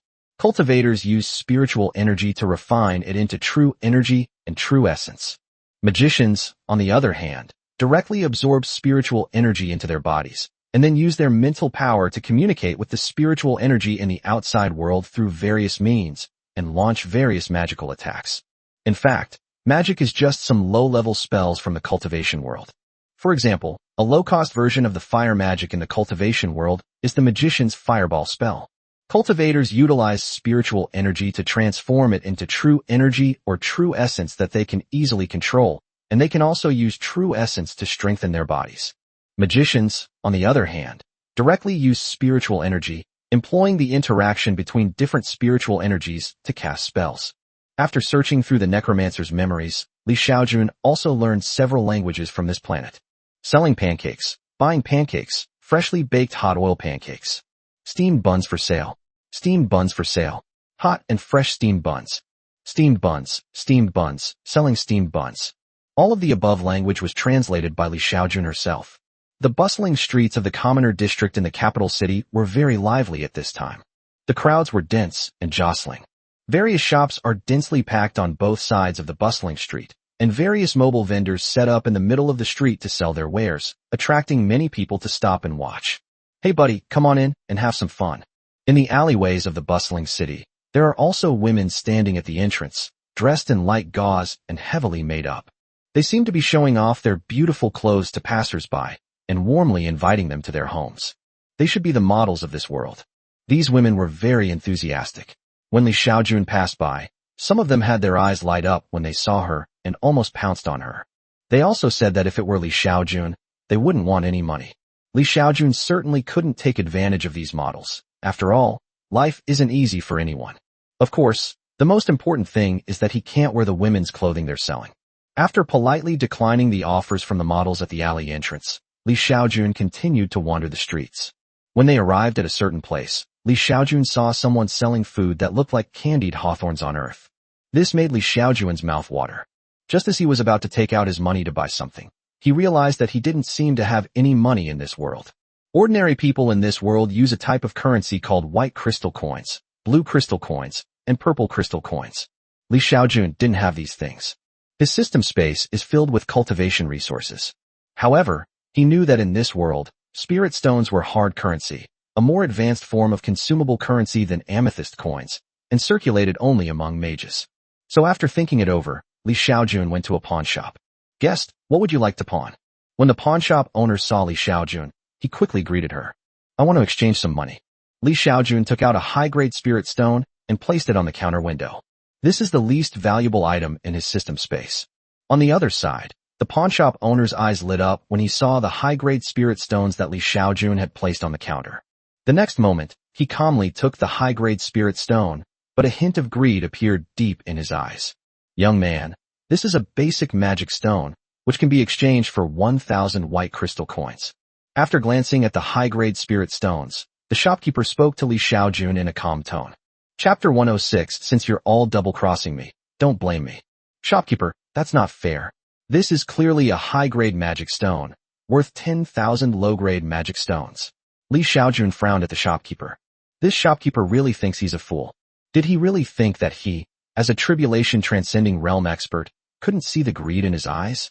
Upon hearing Li Xiaojun's words, a hint of embarrassment appeared in the shopkeeper's eyes, and then his expression changed. He winked at the two young men inside the shop. The next moment, the two young men quickly closed the pawnshop door. "What do you mean by this?" Li Xiaojun frowned. "What do you mean?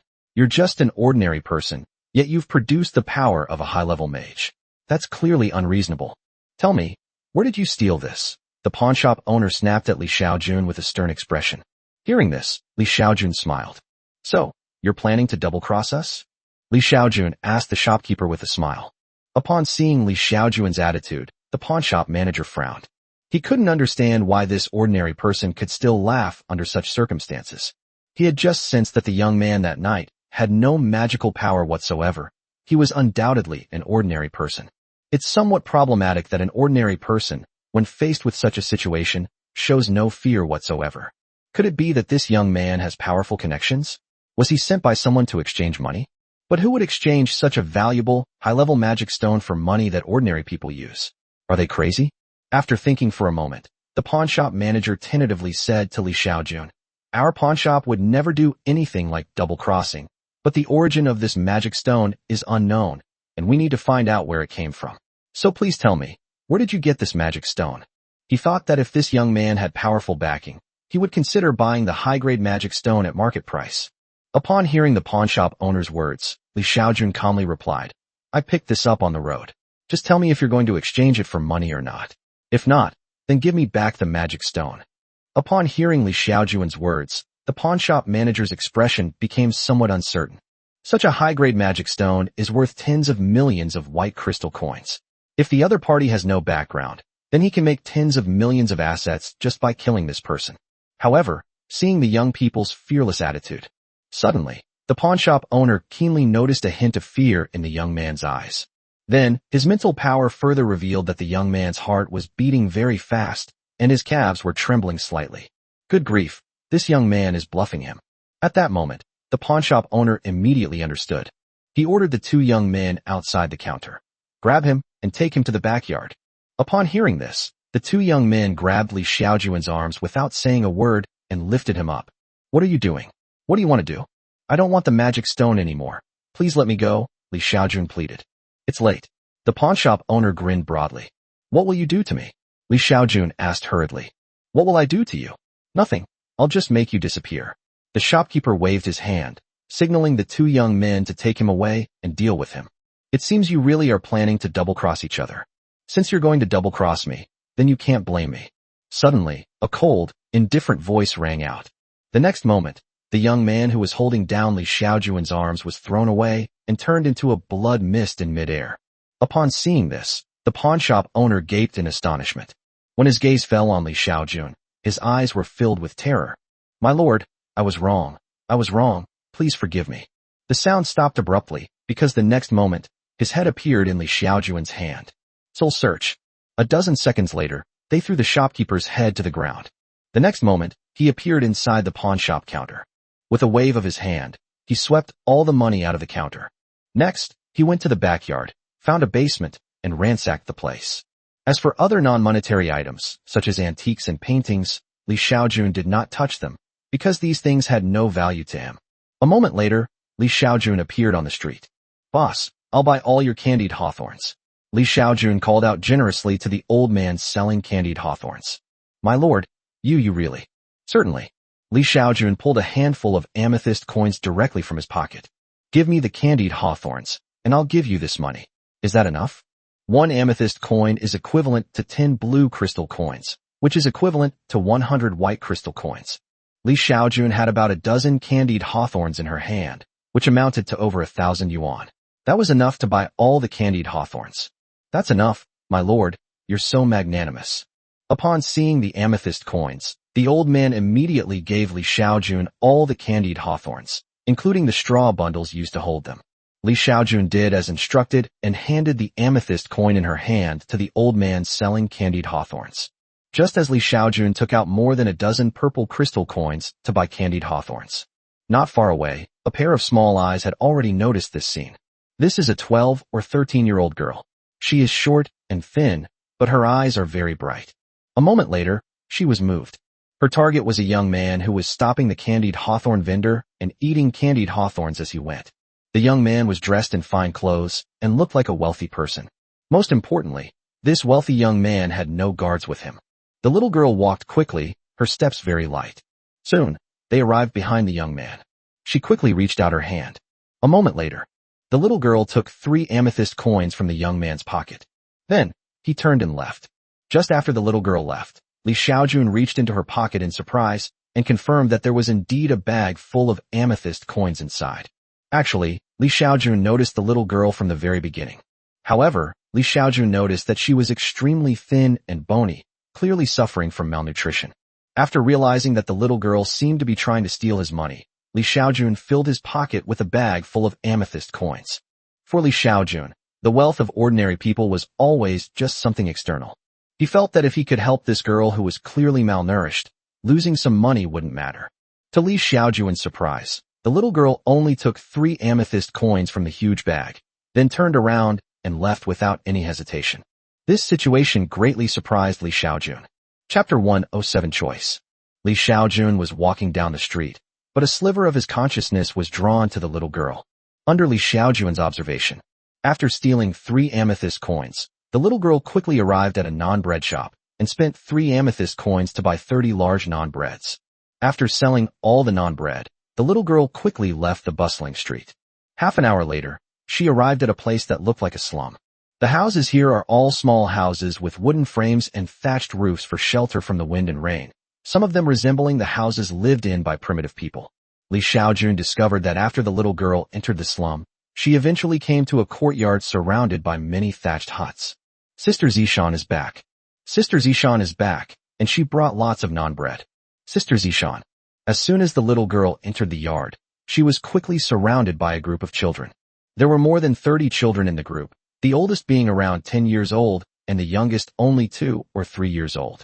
They were being led or carried by the older children. Most of these children have disabilities. Some are blind, some have limps, some have cleft lips, and some are mute. At this moment, all the children gathered around the little girl. Many children's eyes lit up, and they looked at the non-bread that the little girl had previously hidden in her arms and was now holding in her hand. Many people even swallowed hard.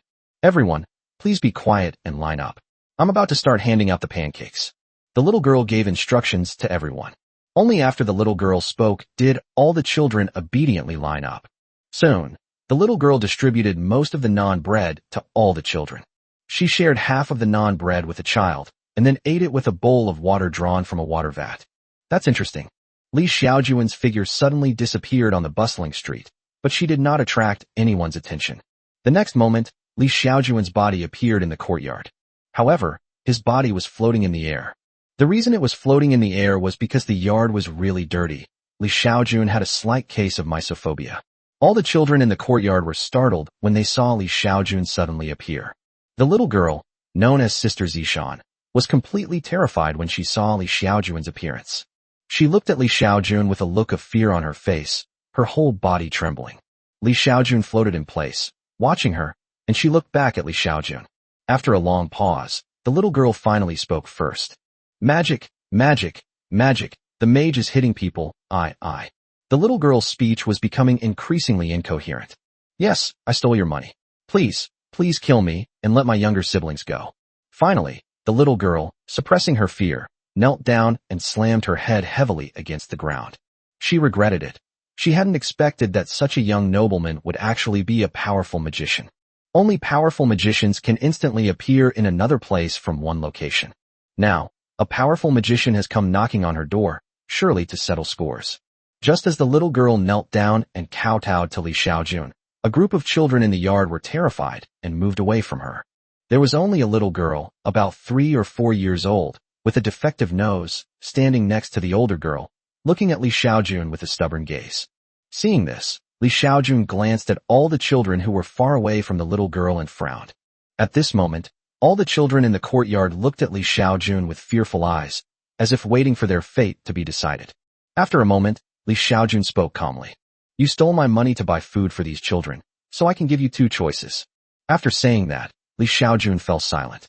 Seeing that Li Xiaojun remained silent for a long time, the little girl finally looked up at Li Xiaojun and asked timidly, Magician, what is the choice?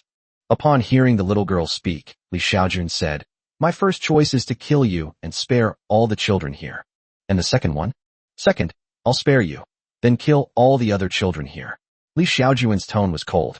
Upon hearing Li Xiaojun's words, intense fear was revealed in the eyes of all the children. However, after thinking for a moment, the little girl's eyes revealed a complex mix of emotions: relief, liberation, longing, and resolute determination. Choose, Li Xiaojun said to the little girl. I choose the first one. The little girl looked terrified, and large tears streamed down her face. Hearing the little girl's words, all the children around breathed a sigh of relief. Only the 3 or 4-year-old girl next to the little girl looked at her with sadness. The next moment, she mustered up her courage and looked at Li Xiaojun. Demon, sorcerer, kill me if you must, but please don't kill Sister Xiaojun. Upon hearing this, the girl named Xiaojun's expression changed drastically, and she quickly covered the little girl's mouth. Then she quickly knelt down and kowtowed to Li Xiaojun, saying, My lord magician, please kill me, and then spare the others. Upon hearing this, Li Xiaojun remained unmoved. He said calmly, Here's what I'll do. I'll give you a chance. If 5 of these children are willing to let me cut off one of their hands, I'll let you go. After saying that, Li Xiaojun pointed to the group of children who had been pushed to the back. Upon hearing Li Xiaojun's words, fear returned to the faces of all the children. Only the 3 or 4-year-old girl next to the little girl said without hesitation, I'm willing to have one of my hands cut off to save Sister Xiaojun. Upon hearing this, the girl named Xiaojun looked at the little girl, her eyes filled with emotion. Then she looked at the others, her eyes filled with anticipation. Who would want to die if they could stay alive? At that moment, the little girl vowed in her heart that if anyone could cut off a hand to save her life, she would repay their kindness for the rest of her life. So, would you be willing to let me cut off one of your hands to save her? Li Xiaojun looked at all the children. Hearing Li Xiaojun's words, everyone still looked frightened, but no one spoke. Many children were trying their best to shrink back. This shows that, apart from the 3 or 4-year-old girl, no one was willing to help the girl named Xiaojun. Since you're unwilling, then I have no choice but to kill her, Li Xiaojun said with a sigh. Hearing this, None of the children said a word. However, Li Xiaojun could see from their eyes that they breathed a sigh of relief. Many children even had a hint of expectation in their eyes, hoping that Li Xiaojun would kill the little girl as soon as possible and then let them go. Seeing this, Li Xiaojun shook her head. The girl named Zishan, who was kneeling on the ground, also saw what was happening. After glancing around at the children hiding in the back, her gaze gradually shifted from hopeful to desperate. "My lord mage, please kill me." She kowtowed to Li Xiaojun again, then buried her head deep in the ground. Her whole body trembled, clearly indicating that she was crying. Where no one could see, her tears had soaked a large patch of the ground. Upon seeing this, Li Xiaojun sighed. She said to the two little girls kneeling on the ground, "Since you two are not afraid of death, I will give you another chance." What? The little girl didn't look up, but asked in a muffled voice. "How about this? If you and this child are willing to become my apprentices, I'll spare your lives. What do you say? Are you willing?" Chapter 108 Two Little Apprentices. This. The little girl suddenly looked up, her face streaked with tears, but her bright eyes stared in surprise at Li Xiaojun, who was suspended in midair. However, she had just been lying on the ground and had shed many tears, which made her face all dirty. When she looked up at Li Xiaojun, her face was completely covered in graffiti.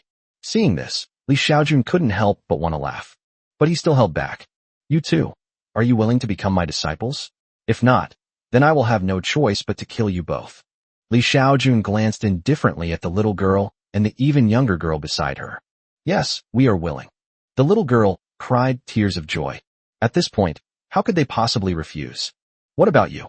Li Xiaojun looked at the little girl with a nose defect. "I'm willing too." The little girl quickly kowtowed to Li Xiaojun. "Since you're all willing, then come with me." After saying that, Li Xiaojun waved her hand. The next moment, the two little girls were suddenly airborne.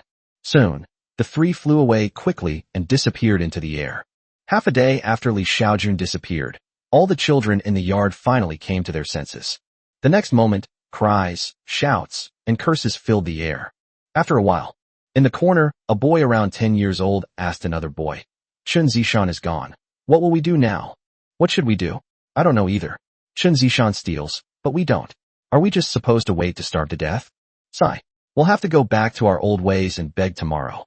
"What about the disabled children? We can't even take care of ourselves, so why should we care about others? They're all disabled. Living is just suffering for them. If it weren't for Chun Zishan insisting on taking them in, we wouldn't have been living such a hard life.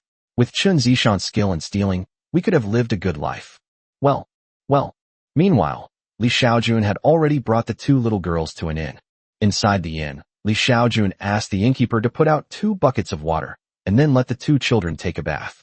Then, Li Xiaojun took out 2 sets of magical clothing, used her true essence to shrink the clothes to a size that children could wear, and then had the 2 children change into them. After taking a bath and changing clothes, the 2 children looked completely different. The 2 children before looked like beggars, but the 2 children now look like princesses. Especially the 3 or 4-year-old girl, Li Xiaojun directly used magic to repair her nose, and then she looked very beautiful and cute. The 2 children I took in are named Chun Zishan and Chia. The older one doesn't have a name yet. So, after thinking about it, Li Xiaojun named the little girl Li Ziki. 2 days later, Li Xiaojun left the inn with the 2 little girls. "Master, where are we going?" Chun Zishan asked Li Xiaojun. "Let's go buy a house," Li Xiaojun said casually. He planned to stay here and wait for the people from the Immortal Cultivation Alliance to arrive. He has already sent a message to the League. However, this place is quite far from the border of the human race. Even if someone in the Mahayana stage wanted to fly over, it would take several decades. Therefore, it would be at least a century before the human race could send a large force to this planet. Therefore, Li Xiaojun does not plan to continue exploring the star field during this period, but instead will rest on this planet for a while. Li Xiaojun brought 2 young maids to the brokerage firm and then spent tens of millions to buy a small courtyard in the city. It has to be said that, as the largest city of the human race, the housing prices here are outrageously high. Fortunately, this amount of money was nothing to Li Xiaojun. He casually produced a top-grade spirit stone that was worth millions. He has hundreds of billions of such high-quality spirit stones in his system space. In fact, besides top-grade spirit stones, Li Xiaojun also possesses supreme-grade spirit stones, immortal essence stones, and so on. After settling in, that day, Li Xiaojun took out a testing crystal, intending to test the spiritual root talents of the 2 children. "Come here," I'll test your talents. Li Xiaojun waved to the two children.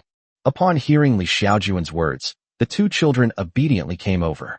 Place your hands on it, Li Xiaojun instructed. Upon hearing this, both children simultaneously placed their hands on the crystal ball. Let's do it one by one, starting with Chun Zishan, Li Xiaojun said. Upon hearing this, little Li Ziki immediately let go. The next moment, Li Xiaojun cast a spell. However, the crystal ball remained completely still. They called out, Ziki, come on. Chun Zishan lowered her hand, and then Li Ziki put her hand on it again. After a moment, Li Xiaojun sighed. Neither of these two children possessed the spiritual roots for cultivating immortality. After thinking for a moment, Li Xiaojun took out another crystal. He obtained this crystal from the necromancer after killing him. A crystal can test whether a person has magical talent. Li Xiaojun knew that magic and immortal cultivation were two completely different paths of cultivation. Therefore, he felt that people who lacked talent for cultivating immortality might still possess magical talent. Instead, Li Xiaojun had also studied magic books and had gained some basic understanding of magic.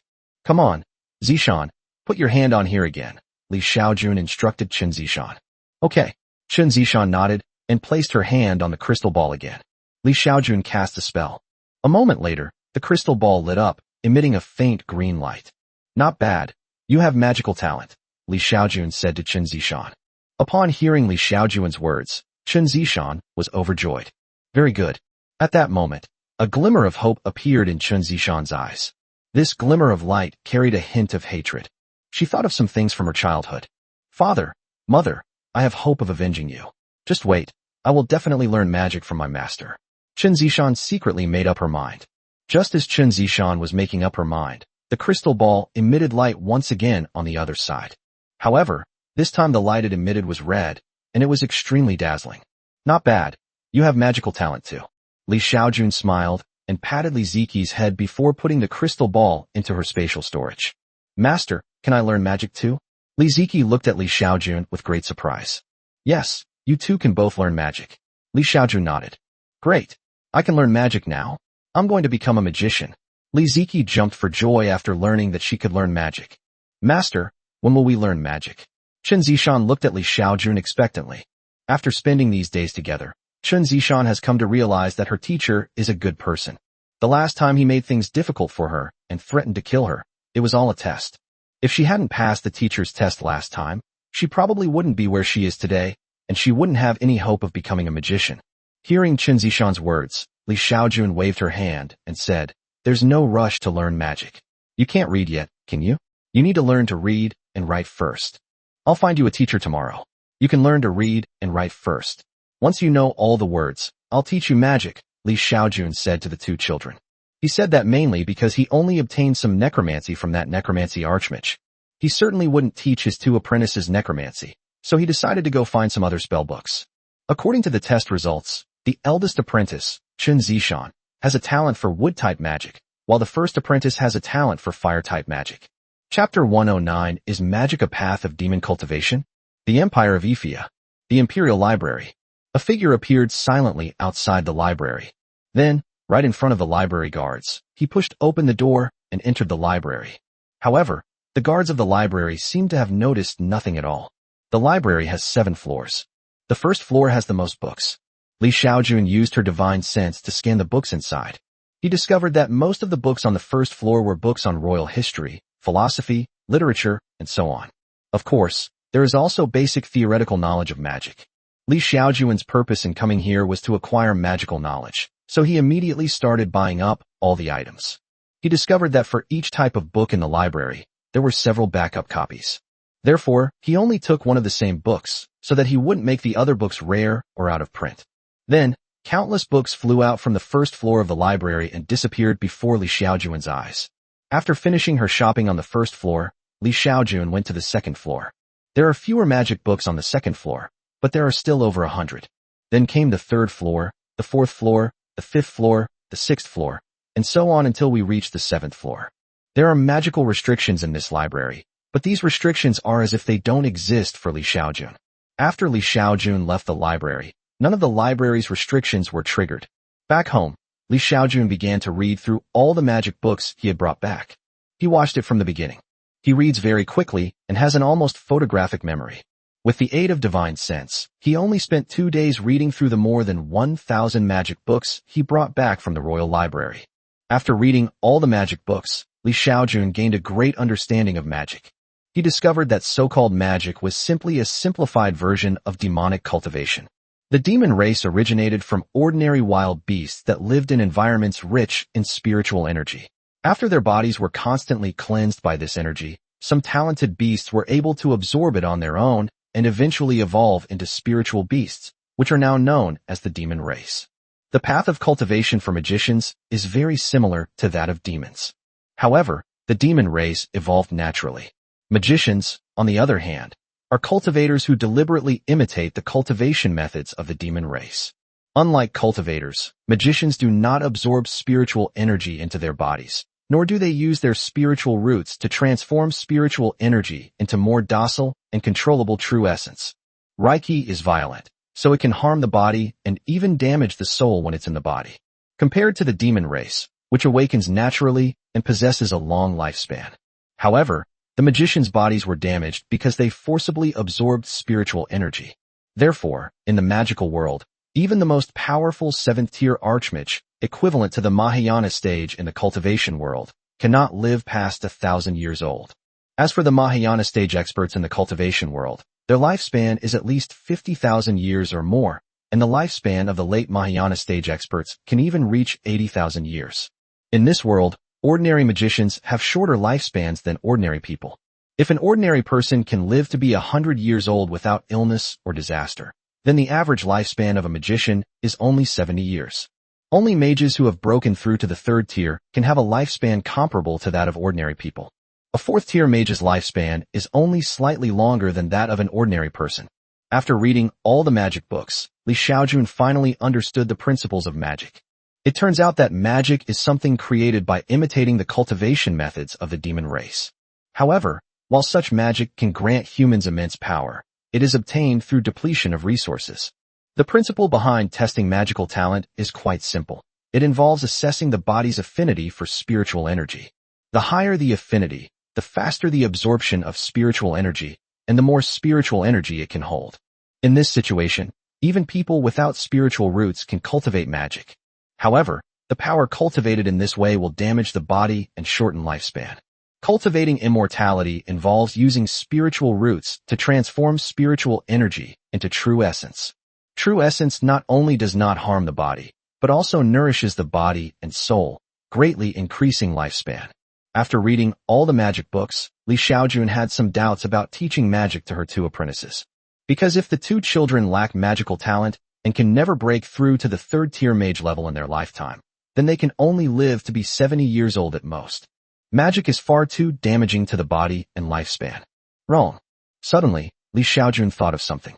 That is, the lifespan of demons in the cultivation world is not that long before they cultivate their demon core. The lifespan of demons only increases significantly after they achieve the formation of a core. Therefore, although the magicians of this world created magic by learning from the demon race, they did not learn the essence of the demon race, which is to learn how to condense demon cores. Therefore, Xiaojun decided to go and capture a few monsters to check the situation. Do it as soon as you think of it. A streak of light flashed across the sky above the capital city and disappeared in the blink of an eye. Half an hour later, on the other side of the planet, deep within the monster mountains, a 7th-tier magical beast is sleeping. This is a giant snake with a body that is hundreds of meters long. Suddenly, a human man appeared on the head of the giant snake. The man appeared silently. The moment he appeared, he extended and retracted. The snake on the ground looked as if it had been choked. The next moment, the hundreds of meters long snake struggled, but it was still unable to break free from the invisible giant hand. By this time, the giant snake had fully regained consciousness. It saw Xiaojun floating in the air, and its eyes showed a look of horror. It wanted to beg for mercy, but the man showed no expression. This man is really Xiaojun. At this moment, Xiaojun was using her divine sense to examine the body of this Mahayana stage demon beast, which in this world is known as a 7th-order demon beast. This magical beast doesn't even have a demon core? Xiaojun discovered that this 7th-tier demonic snake did not have a demonic core. What is this? Is this the magic crystal recorded in the magic book? Although Xiaojun did not find the demon core in the snake's body, she did find an energy crystal inside its head. At this moment, Xiaojun finally understood why the humans here, imitating the demon race, had developed this unconventional cultivation method of magicians. Because the monsters in this world are also different. They didn't cultivate demon cores at all, they cultivated spiritual power. Then, using mental power and spiritual energy, he condensed a magic crystal in his upper dantian. In the world of cultivation, Xiaojun had read many books. He knew that the human race on Taiwan Star initially imitated the cultivation methods of the demon race and cultivated demon cores. Because human demon cores are golden, they are also called golden cores. Once I swallow a golden pill, my fate is in my own hands, not in the hands of heaven. It describes the cultivators of that time. Later, the ancestors of the human race created the primordial spirit cultivation method based on the golden core. The golden core transformed into the nascent soul, and later the soul was transformed into the primordial spirit, allowing the human race to embark on a more suitable path of cultivation. It was the creation of more suitable cultivation methods by the human race that led to their unprecedented strength, which in turn led all races to unite and form the demon race to fight against the human race. The humans on this planet, because the demon race of this world is itself a deformed species, have imitated a deformed path of magical cultivation. However, Xiaojun couldn't help but admire that although magic was a distorted path of cultivation, a super genius magician could cultivate to become a Mahayana stage expert in just a few hundred years. In the world of cultivation, even those with immortal spiritual roots need more than 2,000 years to reach the Mahayana stage, which is about 4 or 5 times slower than a magician. Chapter 110 Golden Core Path Cultivation Method. After thinking it over, Xiaojun decided to teach her 2 apprentices magic. He planned to teach them magic while studying the golden core path of the demon race. If they could convert their spiritual energy into golden cores at the 3rd tier, perhaps the problem of insufficient lifespan for mages could be solved. Of course, to study the cultivation methods of the demon race, the corpses of demons are essential. Coincidentally, Xiaojun had a lot of demon corpses, not just a few, but over 1 million. His system space contained the corpses of demon beasts. Just as Xiaojun was studying the demon race's cultivation techniques. Inside the palace, an elderly figure walked into the library. Suddenly, the old man's expression changed. Someone come here. Lord Beata. Soon, a group of library guards rushed in. Has anyone entered the library these past 2 days? The old man asked the guard. Your Excellency, no? The old man frowned upon hearing this. Then he looked at the crystal chandelier on the top of the library. The next moment, he waved his hand, and a fist-sized blue crystal ball flew down from the chandelier. The old man infused the crystal ball with magic, and immediately, the image of the library appeared on the crystal ball. The screen rapidly rewinds, and soon a figure appears in the frame.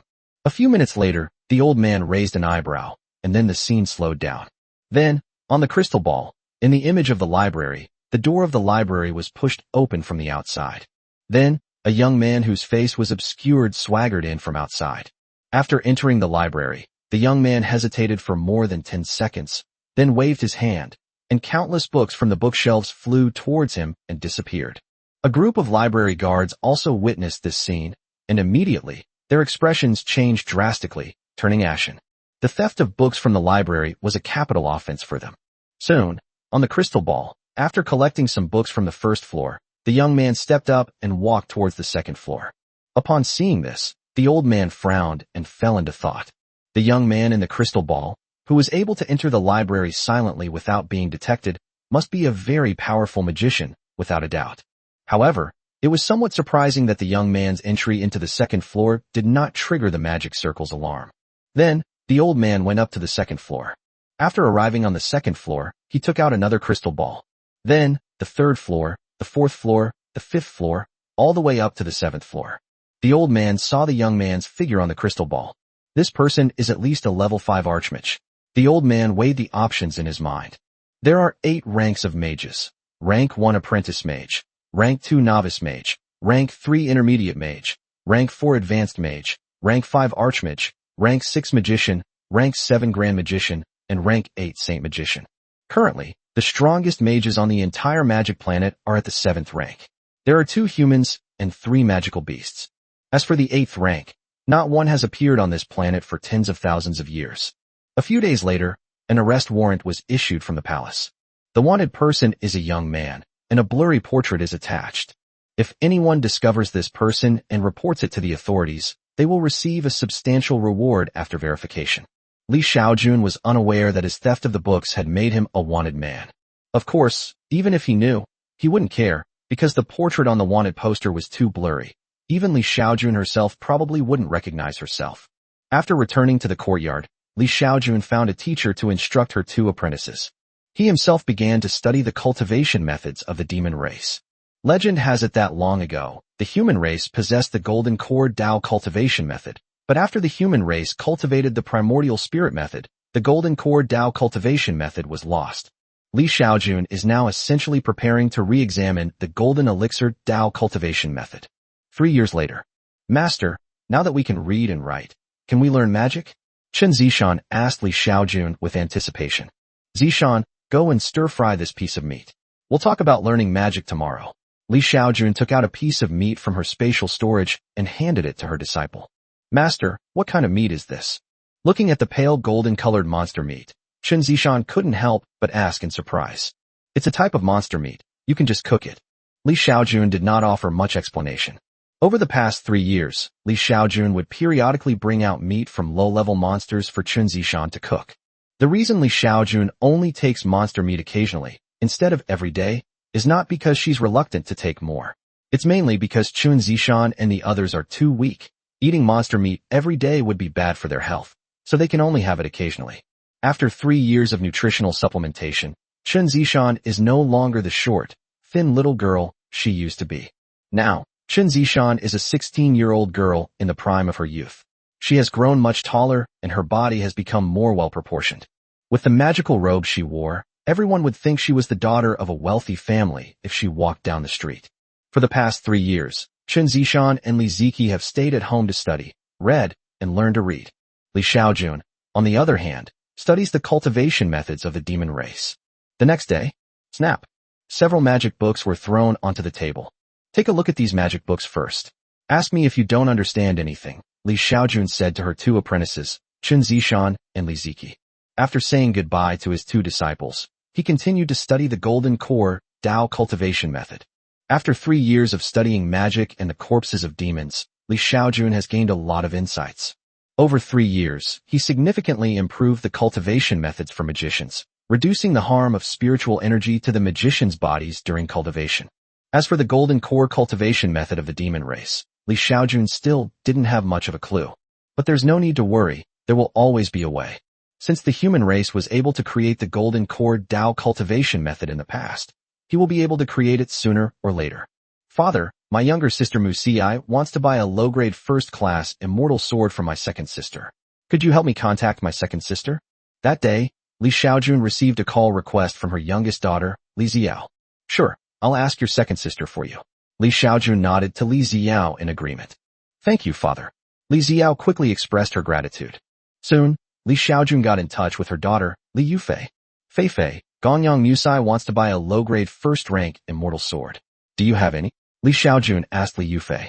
Yes, Dad, I'll give it to you. Li Yufei nodded in agreement. By the way, Fei, do you have any golden core Tao cultivation methods? Li Xiaojun suddenly remembered the cultivation methods of her 2 disciples, so she quickly asked Li Yufei about them. The golden core path cultivation method? That's a demon race technique, isn't it? Li Yufei said in surprise. Can humans cultivate the golden core Tao cultivation method of the demon race? Li Xiaojun asked hurriedly. If he could obtain ready-made cultivation techniques from the immortal realm, why would he need to research them himself? My master should have it. Humans can also cultivate it, but the cultivation speed of this technique is very slow, many times slower than the primordial spirit technique. There really is one. That's great. It's okay if it's a little slow. Just get me a copy of the golden core Tao cultivation method. Li Xiaojun was overjoyed. Chapter 111: The Eldest Disciple's Revenge. A few days later, Li Yufei obtained a golden core cultivation method for the demon race from her master for Li Xiaojun. To Li Xiaojun's surprise, this cultivation technique was an improved version by the human race, making it more suitable for human cultivation. After obtaining the cultivation manual, Li Xiaojun immediately began to practice it. To his surprise, he was actually able to cultivate this technique. Although Li Xiaojun currently possesses the cultivation level of the tribulation transcending stage, He had not previously cultivated any techniques. Of the 3 great immortal techniques of the human race, he only cultivated the spells mentioned above. When Li Xiaojun began practicing the cultivation technique, he discovered that because she had studied the golden core Tao cultivation method for 3 years, her cultivation speed was very fast. Soon, a golden core condensed in his dantian. Then, the golden core grew stronger and stronger until it reached the mid-stage of the tribulation transcending realm. After personally cultivating the golden core Tao, Li Xiaojun finally understood that the golden core Tao was a more powerful cultivation method than the primordial spirit method of the human race. At the same mid-stage of the tribulation transcending realm, the demon race cultivating the golden core Tao is definitely much stronger than the human race cultivating the primordial spirit method. If this kind of cultivation method is no slower than the primordial spirit method in terms of human cultivation, then Li Xiaojun believes that many humans will definitely cultivate this kind of cultivation method instead of the primordial spirit method. Moreover, the requirements for spiritual roots in cultivating this technique are almost zero. Any intelligent being has the opportunity to cultivate it. It's just that humans cultivate too slowly, which is why no one cultivates this kind of technique. Moreover, cultivating this technique is not only very slow, but also requires humans to consume dozens or even hundreds of times more cultivation resources than the primordial spirit technique. If all humans practiced this kind of technique, there simply wouldn't be enough resources to consume. It's no wonder that the golden core Tao cultivation method was phased out by the human race. However, although it is a cultivation method that has been phased out by the human race, it is very suitable for Li Xiaojun's 2 disciples to cultivate. The 2 disciples lacked spiritual roots and were unable to cultivate the primordial spirit technique. Therefore, if they wished to become immortals in the future, their only option was to cultivate the golden core great Tao technique. As for cultivation resources, let alone hundreds of times, even thousands of times more, would be nothing to Li Xiaojun. The cultivation resources within his system space are enough for tens of thousands of people to cultivate into immortals. Zishan, Ziki, you 2 should practice this technique from now on. After Li Xiaojun finished cultivating the golden core Tao method, he handed over the transmission jade slip containing the golden core Tao method to his 2 disciples. This golden core Tao cultivation method can enable one to cultivate to the Shinxian realm. It is an extremely profound and extensive cultivation technique. Thank you, Master. Thank you, Master. The 2 girls were overjoyed to have obtained the golden core Tao cultivation method, and their gratitude towards Li Xiaojun deepened even further. Chronicles of the Magical World. In the blink of an eye, 10 years have passed. Under Li Xiaojun's guidance, and with all the cultivation resources she provided, Chen Zishan and Li Ziki, her 2 disciples, finally reached the foundation establishment stage. In a magical world, that would be considered a second-tier mage. However, if Chen Zishan and Li Ziki were to actually fight against a mage, Li Xiaojun felt that they could easily defeat a third-tier mage. He possessed a powerful golden core cultivation method, a set of spiritual artifact robes, a powerful spiritual energy flying sword, and several protective magic treasures. If all of these are added together, even a 4th or 5th tier mage wouldn't be able to easily kill Li Xiaojun's 2 apprentices. 10 years later, Chen Zishan has become a 26-year-old young woman.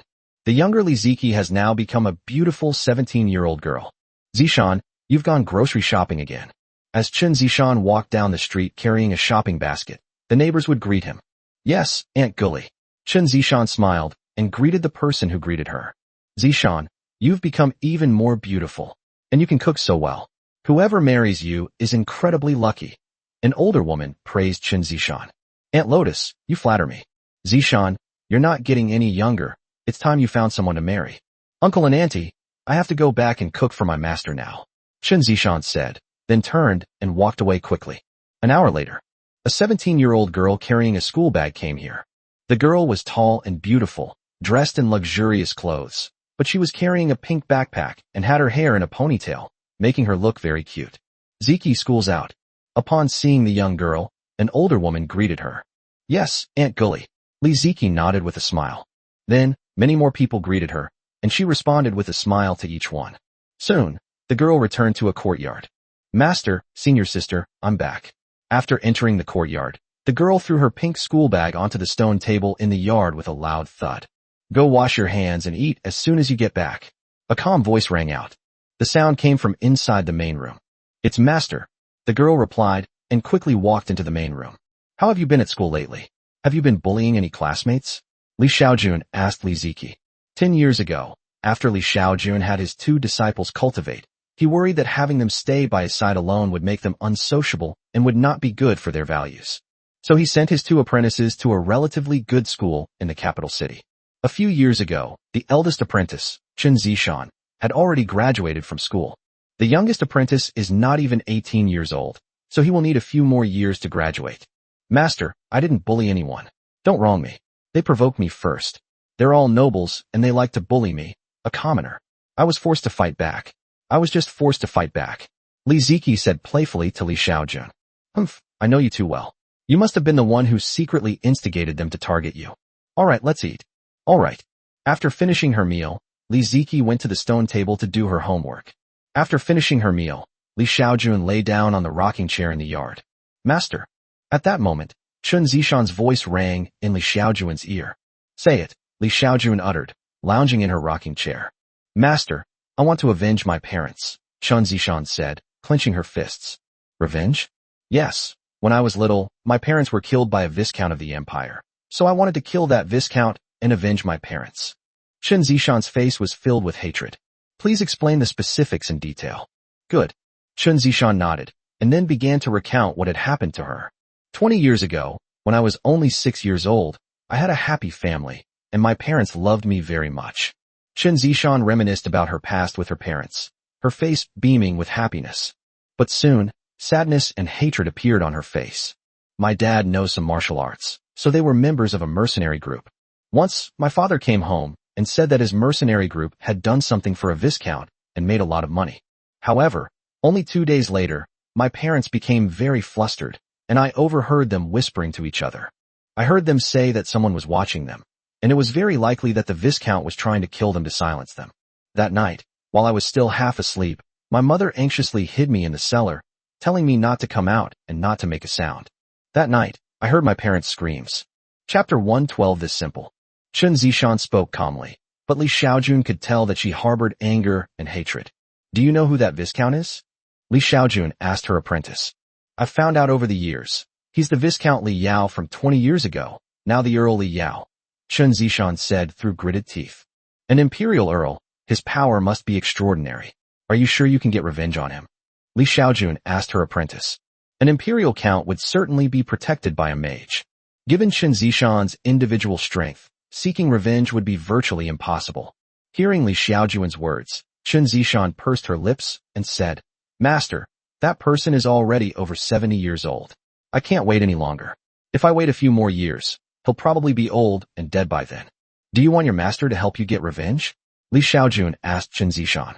Hearing Li Xiaojun's words, Chen Zishan thought for a moment, then said to Li Xiaojun, Master, I will avenge myself.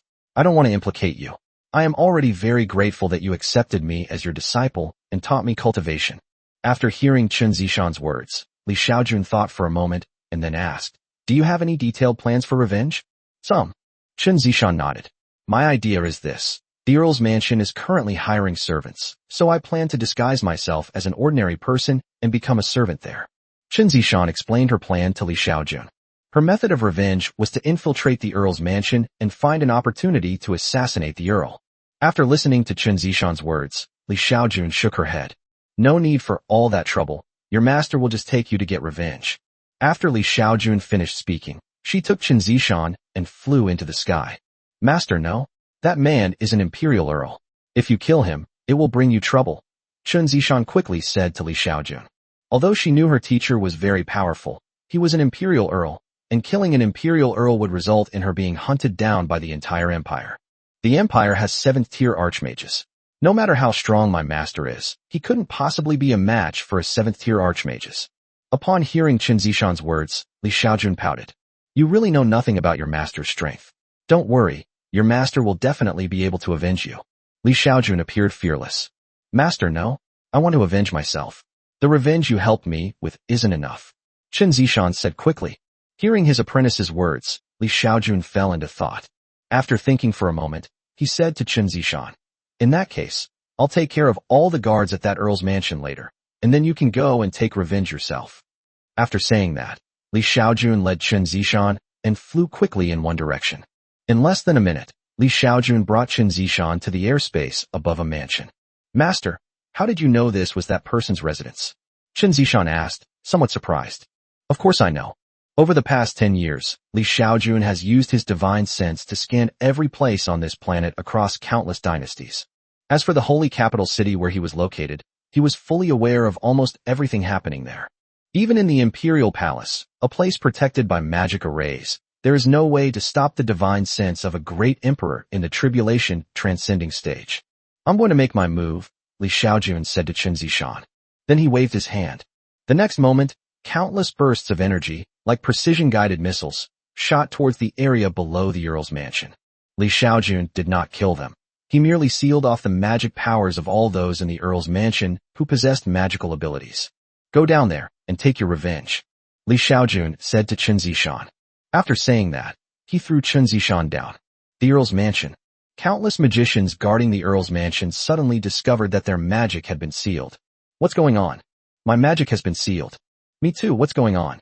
This situation quickly caused an uproar throughout the entire Earl's mansion. Such a commotion naturally alerted Earl Li Yao inside the Earl's mansion. What happened? Your Excellency, our magic has suddenly been sealed, and we don't know why, a guard said hurriedly. What? Just when everyone was a little confused. As the Earl's mansion was being built, a woman with an ethereal aura slowly walked towards the gate. This woman was Chen Zishan, who had fallen from the sky. Chen Zishan frowned as she looked at the gate of the Earl's mansion. Then she waved her hand, and a ball of white flame flew rapidly toward the gate. The next moment, the gates of the Earl's mansion burst into flames. Pedestrians on the street were horrified when they saw this scene. Who are you? How dare you? Call out. A burst of energy shot out, and one of the guards who had just been scolding Chen Zishan was sent flying backward and lost consciousness. Chen Zishan held back and did not kill innocent people indiscriminately. Her goal was simple, to find the Count, ask him why he killed her parents, and then kill him to avenge them. As for the other people in the Earl's mansion, she never intended to involve them. In fact, according to Li Xiaojun's idea, if he slapped the entire Earl's mansion, it would be guaranteed to turn it into ruins, leaving no one alive. However, since her disciple wanted to take revenge herself, she could let her have it. The Earl's mansion. Your Excellency, something terrible has happened. Someone has broken in. What? Who broke in? Whose men are they? How many? Earl Li Yao was very surprised to hear that someone had broken in. No, I don't know. There was only one person, a woman. One woman. Just one woman, and you're all so afraid of her?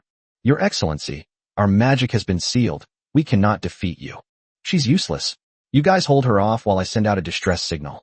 Someone will come to rescue her soon. After speaking, Earl Li Yao took out a firework signal from his attendant. Ignition signal. Call out. A red firework shot straight into the sky, emitting a piercing shriek. You hold her off. The rescue will be here soon. I'll go make some arrangements in the back, Earl Li Yao said to all the guards. After saying that, he quickly turned around and walked towards the backyard. Upon hearing that they were only ordered to hold off the enemy, a group of guards rushed forward. On the other side, after having his guards hold off the other party, Earl Li Yao himself strode towards the back door of the Earl's mansion. The fact that all the magicians in his manor had their magic sealed away was clearly not a simple matter. So he decided to slip away through the back door and hide for a while. As for the family members in the mansion, he would also have someone notify them to evacuate. Earl Li Yao's idea is good. However, when he arrived at the backyard, he was blocked by a barrier. The entire Earl's mansion was blocked by an invisible array barrier. Chapter 113, Don't waste your words on him. Just as the Earl's mansion sent out the signal, countless people in the capital city were quickly alerted. Soon, countless magicians flew towards the Earl's mansion. In space, Li Xiaojun's figure floated. Seeing this, he frowned. Then, a powerful pressure descended upon the newly arrived mage. A private matter needs to be dealt with here, so everyone should step aside. Sensing Li Xiaojun's immense pressure, the mages flying towards the Earl's mansion in the sky fell down like dumplings being dropped into a pot. At that moment, everyone was horrified. Under Li Xiaojun's powerful aura, no one dared to fly over here anymore. Inside the palace, some people also noticed the commotion at the Earl's mansion. Damn it!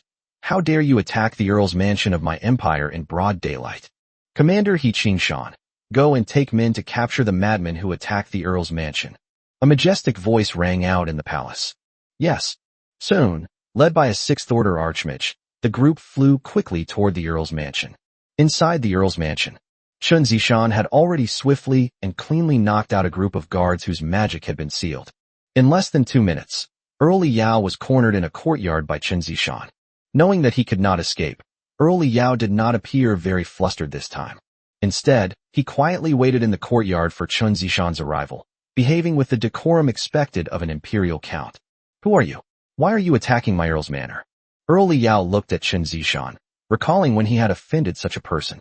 Actually, the woman in front of him was not the one he feared most. What he feared most was the man in the sky. Earl Li Yao? Do you still remember the Black Tiger mercenary group from 20 years ago? Chun Zishan's tone was indifferent. Her eyes filled with hatred as she looked at Earl Li Yao. Black Tiger mercenary group? What Black Tiger mercenary group? Count Li Yao looked very puzzled, but no one noticed that her pupils had just suddenly contracted. My father was a member of the Black Tiger mercenary group. You had my parents killed. What deep-seated hatred do we have for you? Why did you do this?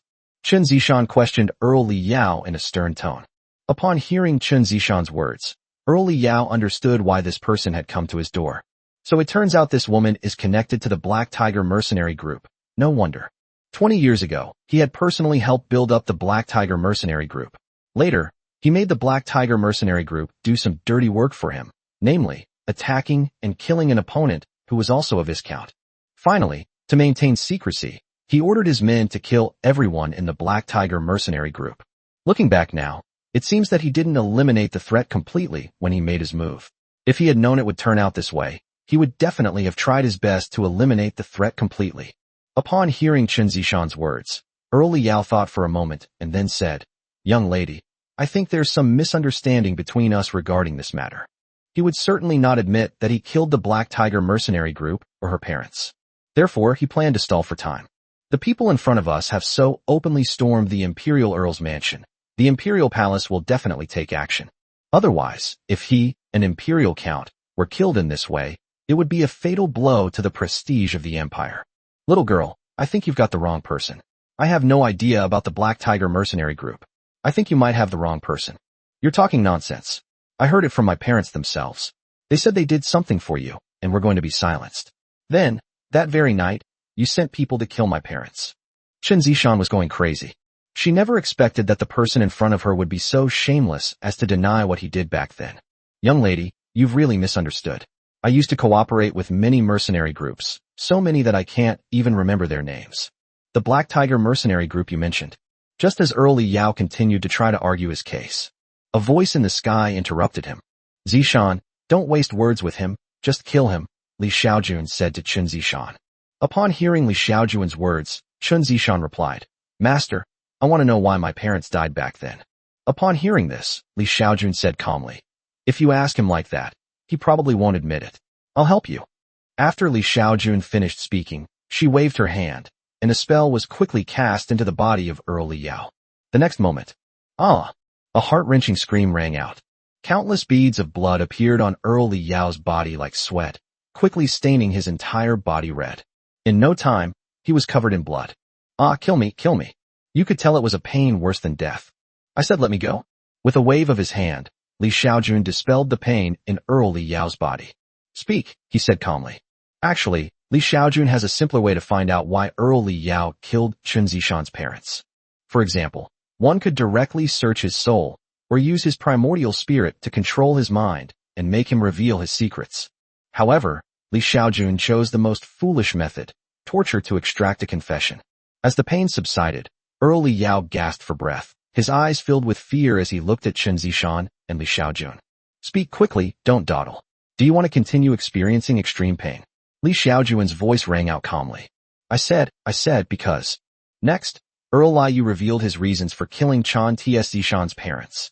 You're not being honest. However, right after Earl Li Yao gave his reason, Li Xiaojun waved his hand again. The next moment, Earl Li Yao began to roll on the ground. This time, Li Xiaojun also gagged him, preventing him from making any screams. A few minutes later, Li Xiaojun waved her hand, thus dispelling the spell on him. As the pain subsided, Earl Li Yao collapsed to the ground, gasping for breath. Speak. This time I want to hear the truth, Li Xiaojun asked calmly. I ordered the Black Tiger mercenary group to kill Viscount Roland, and then I ordered my men to kill the Black Tiger mercenary group members to silence them. Hearing this, Li Xiaojun turned to look at Chun Zishan. You heard me, now do it. All right. Chen Zishan nodded, then took out her flying sword, preparing to kill Earl Li Yao. Who is this villain who dares to commit violence in the capital? At that moment, a sharp shout rang out. Then, several streaks of light flew rapidly toward the Earl's mansion. Upon seeing this, Chen Zishan's face turned pale. The next moment, he made his move swiftly. Puff! The flying sword severed Earl Li Yao's head. Master, let's go quickly, Chen Zishan said anxiously to Li Xiaojun. No rush. Li Xiaojun waved his hand nonchalantly, and then with a flick of his wrist, the head that Chen Zishan had chopped off flew into Li Xiaojun's hand. Soul search. Soon, Li Xiaojun found the memory of Fong Fong silencing the Black Tiger mercenary group in Earl Li Yao's mind. From Earl Li Yao's memories, Li Xiaojun saw who had attacked the Black Tiger mercenary group. The next moment, his divine sense unfolded. A dozen seconds later, Li Xiaojun found everyone in the capital city who had participated in that incident back then. Swoosh, swoosh, swoosh. The energy flew in all directions, reaching many places in the blink of an eye. Chapter 114, Utterly Vulnerable. In the capital city, in a large villa, a middle-aged man was eating and drinking with a group of his subordinates. Suddenly, a burst of energy shot over and struck the middle-aged man directly on the head. The next moment, the man's head exploded like a watermelon struck by a tremendous force. The sudden turn of events startled the other people drinking at the table. Nearby, a middle-aged man was patrolling when suddenly a burst of energy shot towards him and struck him on the head. In a manner more than 100 miles away from the capital, a burst of energy shot out and struck an old man in his 60s. Such situations occurred throughout the empire. That's a story for another time. On the other side, inside the Earl's mansion, several figures were flying in at an extremely fast speed. Who is this fiend who dares to kill an imperial earl? He's courting death. When the group was still some distance from the Earl's mansion, they witnessed Chen Zishan beheading the old Earl with a single sword strike. So the next moment, everyone made their move at the same time. Countless spells were condensed and then shot towards Chen Zishan and Li Xiaojun. Master, run, Chen Zishan said anxiously.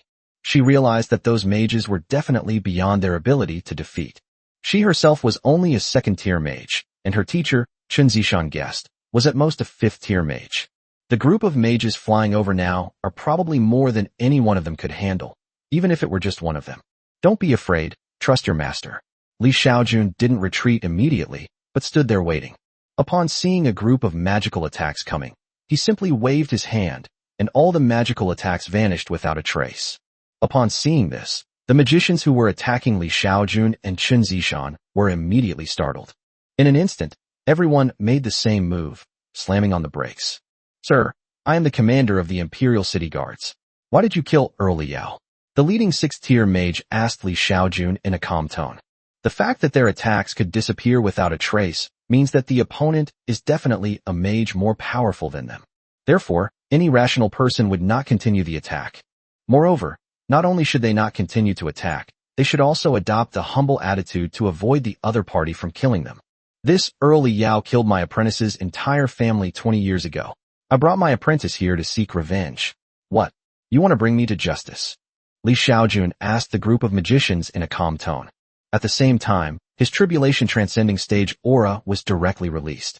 The next moment, several mages flying over the sky and water suddenly fell like dumplings being dropped into water, making a huge commotion on the ground, and it was unclear whose roof they had damaged. At this moment, all the magicians who came were utterly horrified.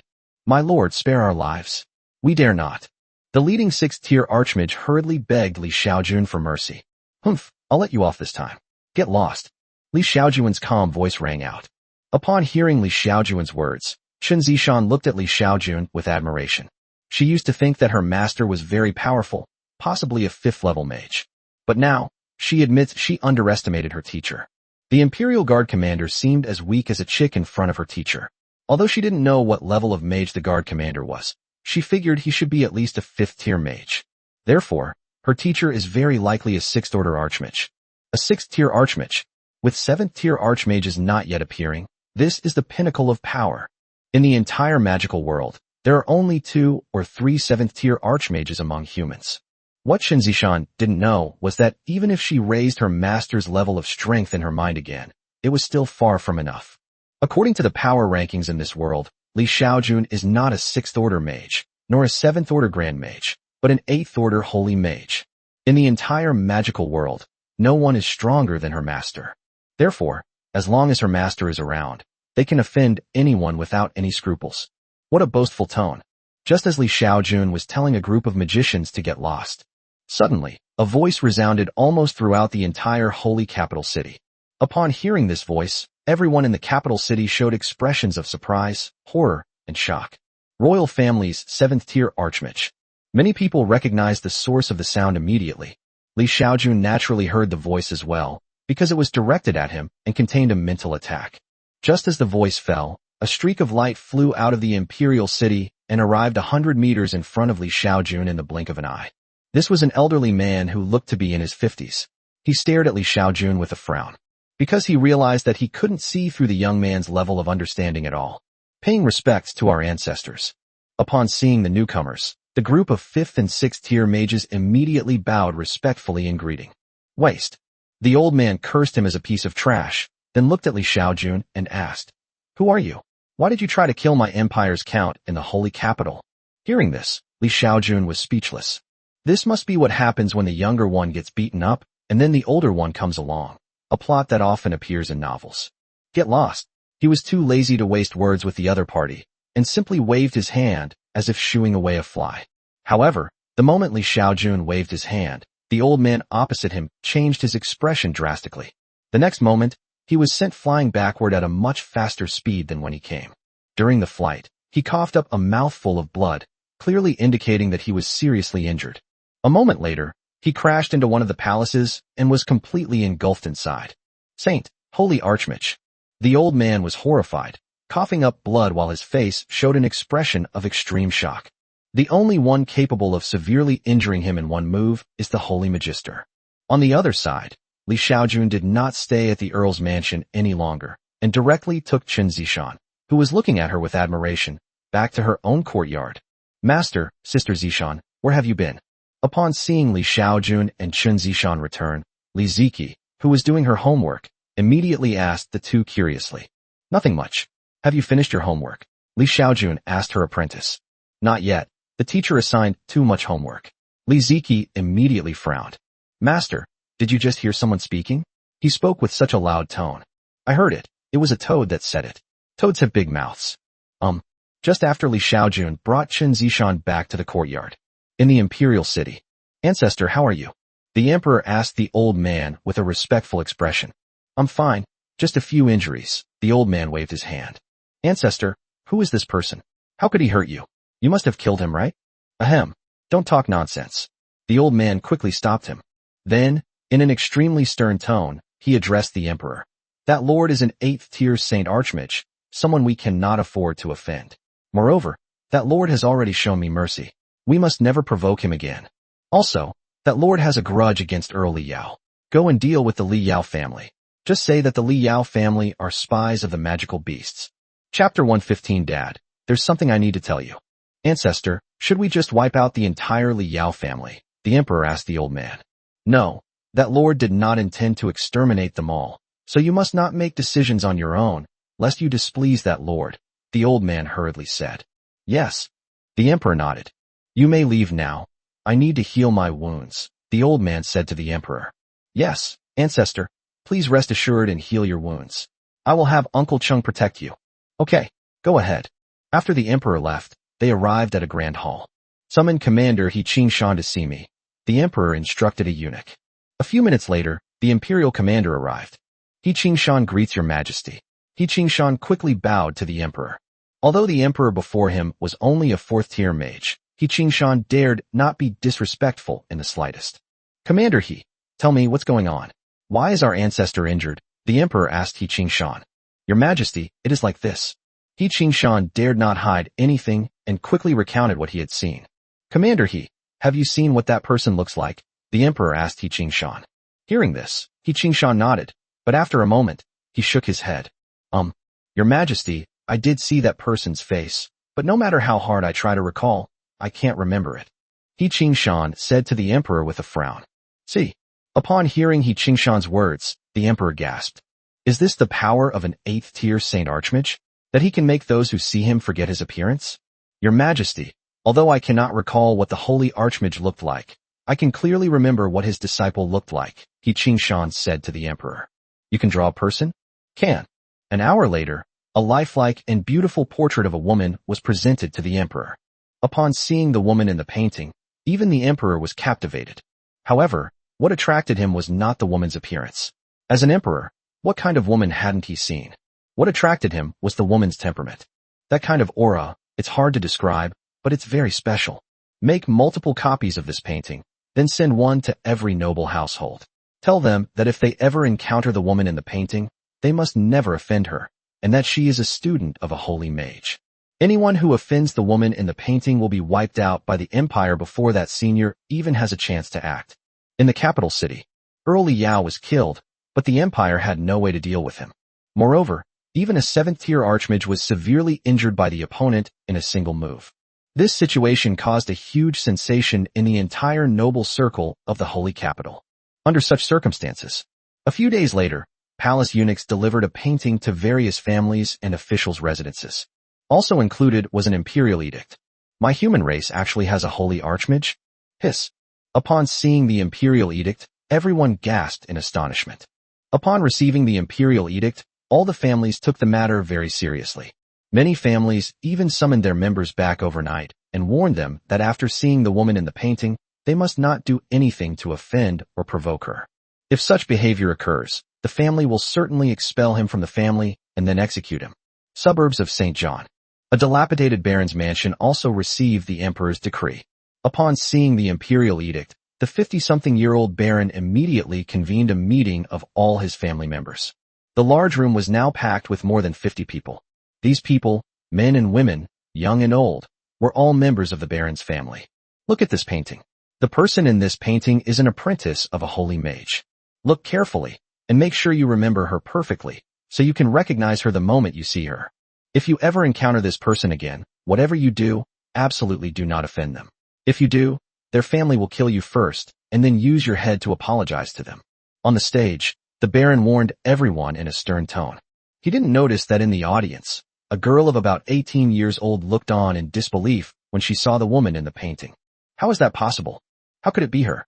She is definitely Li Ziqi's older sister, Chen Zishan. Chen Zishan often wears clothes like this. The girl was utterly shocked.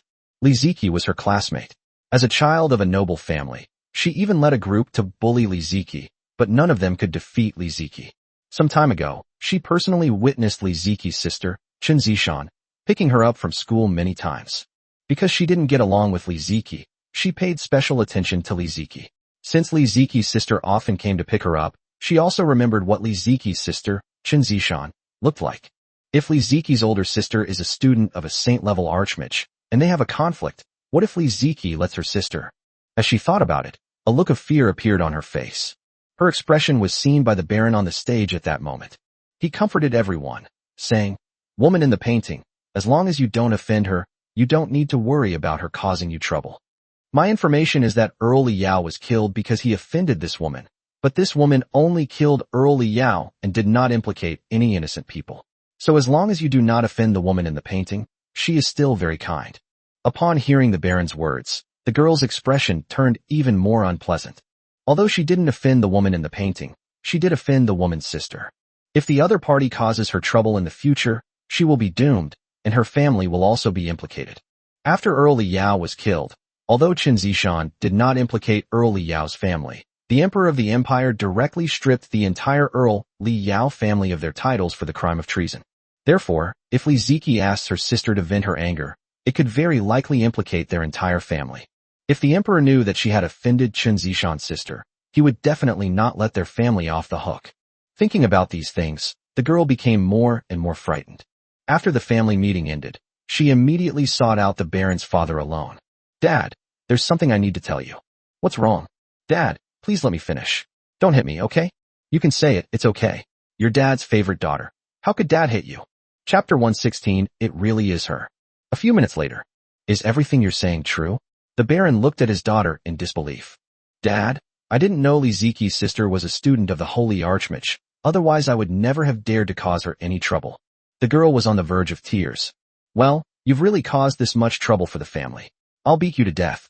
"Dad, didn't you say you wouldn't hit me?" Ah, Dad, please stop hitting me. I know I was wrong. A piercing scream rang out. Baron's mansion. Many people heard the Baron's daughter's screams, but no one dared to go forward and try to stop her.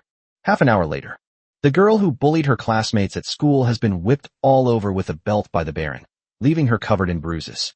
Tomorrow, bring a gift, find that Liziki classmate, and kneel down to apologize. If she doesn't forgive you, I'll personally beat you to death to quell her anger. Before dawn the next day, the Baron personally brought countless precious gifts and had them taken by carriage to the school gate. 7 o'clock in the morning. Liziki arrived at the school gate carrying a pink backpack. Then she saw a female student with a bruised and swollen face rushing towards her, which startled her. Just as she was about to make her move, the other person stopped a few meters away from her and then knelt down with a thud. Liziki, I was wrong. Please forgive me. The female student shouted at Liziki. Upon hearing the voice, Liziki immediately recognized it as the classmate who often caused her trouble. Luo Lying, what's wrong with you? Liziki was somewhat incredulous. She couldn't believe that Luo Lying, the school's top female student, would actually kneel down and apologize to him. Just as Liziki was completely bewildered, a man in his 50s walked over to the carriage. He respectfully said to Liziki, "This classmate, Luo Lying, is my daughter. I know she often causes you trouble at school, so I'm very sorry. I only found out about this yesterday, so I beat her up. I brought her here first thing this morning to apologize to you." Upon hearing this, Luo Lying, who was kneeling on the ground, hurriedly said to Liziki, "Liziki, I'm sorry, I was wrong. Please forgive me, okay?" Liziki was still a little confused. She didn't understand why she and Luo Lying didn't get along, even though they were just classmates. Moreover, although Luo Lying often brought a group of people to cause trouble for her, she never suffered a loss. Every time, she single-handedly beat Luo Lying and her group, sending them scattering on the ground. How did this escalate to the point of having to kneel down and apologize? Moreover, isn't this commotion a bit too much? Such a scene unfolded at the school gate, attracting a large crowd of curious onlookers. Liziki, my daughter has realized her mistake, and our family has prepared a cartload of gifts as compensation. Are you willing to forgive her? Luo Lying's father asked Liziki. This, uncle, it can't be that serious. Liziki quickly waved her hands. As for it, absolutely. If you don't forgive your daughter, I can hand her over to you to do whatever you want with her. Liziki, what do you think? Uncle, I forgive her. Forget about the gift. Just teach Luo Lying a lesson and tell her not to bully her classmates anymore, Liziki quickly said. Did you hear that? Liziki has forgiven you. Also, you can't bully anyone anymore. Can you do that? Luo Lying's father scolded Luo Lying. Yes, I can do it. Luo Lying nodded quickly in agreement. Liziki, this carriage full of gifts is our token of appreciation. Please accept it. No, I don't want the gifts. You can take them back yourselves, otherwise I won't forgive Luo Lying. Alright then, Liziki, you are such a good classmate. My daughter is so lucky to have such a kind classmate like you. Uncle, you flatter me. Class is about to start. I have to go now. With that, Liziki ran off as if fleeing. Hurry up and go to class. Remember this. Never offend Liziki. If she needs any help, you must do everything you can to help her, understand? I understand, Dad. Luo Lying nodded quickly. Luo Lying went to class with a bruised and swollen face. The Baron also returned to the Baron's mansion soon after. Upon returning to the Baron's mansion, he considered whether or not to report the matter to his superiors. Given the importance His Majesty the Emperor attaches to this matter, if his report is valuable, he is likely to be rewarded, and may even have a chance to be promoted. However, he still needs to verify what his daughter said. Although he felt his daughter would never dare to lie to him about something like this, what if she did? If he reports it, and the higher-ups investigate, they might find that Liziki's sister is not a student of the Holy Archmage. In that case, not only will he not have any credit, but he will likely be punished. In the afternoon, after school, the Baron called his daughter into the room. Do you know where Liziki lives? The Baron asked his daughter. I don't know. Luo Lying shook her head. Although she had some past conflicts with Liziki, those were all at school, and she never thought of investigating Liziki's family background. Do you know when Liziki's sister will come to pick her up from school? The Baron continued. Upon hearing this, Luo Lying thought for a moment, and then said, it's probably on the last day of each school holiday that her sister usually comes to pick her up from school. The Baron did some calculations and realized that tomorrow was the last inquiry of the day, so he quickly asked, so, her sister will be picking her up tomorrow? That should be true. Luo Lying nodded. Alright, you can go back now. Let your third uncle treat you. The Baron waved to his daughter. The next afternoon, the Baron had his servants drive a carriage to the gate of his daughter's school, and then pretended to be there to pick her up from school. Around 4 p.m., just as school was about to let out, he saw someone who left a very deep impression on him. Yes, it's her. I was right. The Baron knew at first glance that this woman was the same woman from the painting. This woman not only looks exactly like the person in the painting, but her clothes, hair ornaments, and even her unique temperament are all the same. Therefore, this woman must be the woman in the painting. So, according to the daughter, this woman must have come to pick up her younger sister, Li Ziki, from school. School let out just minutes after the woman arrived. Soon, countless students walked out of the school gate. Inside the carriage, the Baron witnessed the woman picking up his daughter's classmate, Li Ziki. That's right, the older sister of his daughter's classmate was the very person the emperor had warned them against offending. Let's go back, the Baron instructed the groom. Sir, are we not taking Miss? Make her go back, the Baron said calmly. Just as the Baron's carriage was leaving, a young girl walked out of the school gate. Then, she immediately recognized her own carriage. Hey, why did you leave? The girl quickly chased after you. However, she could only watch helplessly as the carriage drove further and further away. After returning to the Baron's mansion, the Baron immediately began writing a memorial to the throne. He prepared to tell His Majesty the Emperor about his discovery. In this way, perhaps we can receive a reward from His Majesty the Emperor. Chapter 117, Identifying the Identity. Soon, the Baron reported what he knew in a memorial to the throne. The memorial first went to the imperial court, and then was sent to the emperor. Your Majesty, we have found it. A eunuch hurriedly met the emperor with a memorial in his hand. What was found? It's all so vague. The emperor asked, frowning. Your Majesty, we found the student of that holy archmage, the eunuch exclaimed hastily. Oh, that esteemed person's student has been found? Where? The emperor was extremely surprised. If we could find the student of the holy archmage, then find the holy archmage himself, and then cultivate a good relationship with him, then, Your Majesty, Baron Ryan's daughter is the younger sister of that gentleman's student. She has met that gentleman's student. The eunuch gave a brief explanation, then handed the memorial to the emperor, saying, Your Majesty, this is Baron Ryan's memorial. Please take a look. The emperor took the memorial and quickly read through its contents. Okay. If we can find that master's student's sister, we can follow this clue to find that master, the emperor said happily. But soon, another question came to his mind. However, if we search for that person in this way, will it displease him? I hereby order the dean of the Milan Magic Academy and Li Ziki's teacher to come see me. Yes. 2 hours later, the dean and teachers of the Milan Magic Academy arrived at the palace. Ranmad pays homage to His Majesty the Emperor. No need for formalities. The emperor waved his hand, then asked the dean and teachers of the academy, Do you know Li Ziki? She is a 17 or 18-year-old student at your school, and she is in the same class as Baron Ryan's daughter, Luo Liang. Upon hearing this, the dean of the academy looked surprised. He didn't understand why the emperor had summoned them just to ask for the name of such a student. However, the teacher next to him looked surprised when he heard Li Ziki's name. Your Majesty, Li Ziki is a student in my class, the teacher said respectfully to the emperor. Do you know Li Ziki's family background? The emperor asked the teacher. Upon hearing the question, the teacher quickly replied. As for Li Ziki, she seems to come from an ordinary merchant family, but her family is quite wealthy. How so? The teacher then looked at the dean.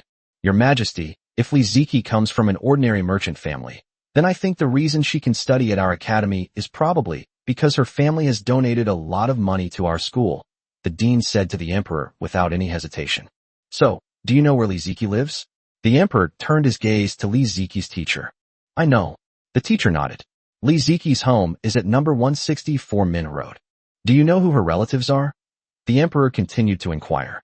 Li Ziki's family. She seems to have an older sister and an older brother, the teacher said to the emperor. Have you met her sister? The emperor continued to ask. Yes, I have. Her older sister also studied at our school and graduated 2 years ago. The teacher nodded quickly. Then take a look. Is this the same person as her sister? The emperor took out a painting and asked the teacher to identify it. Upon seeing the person in the painting, the teacher was very surprised, and then he nodded. Yes, that's her. You've met this person. What do you think of her personality?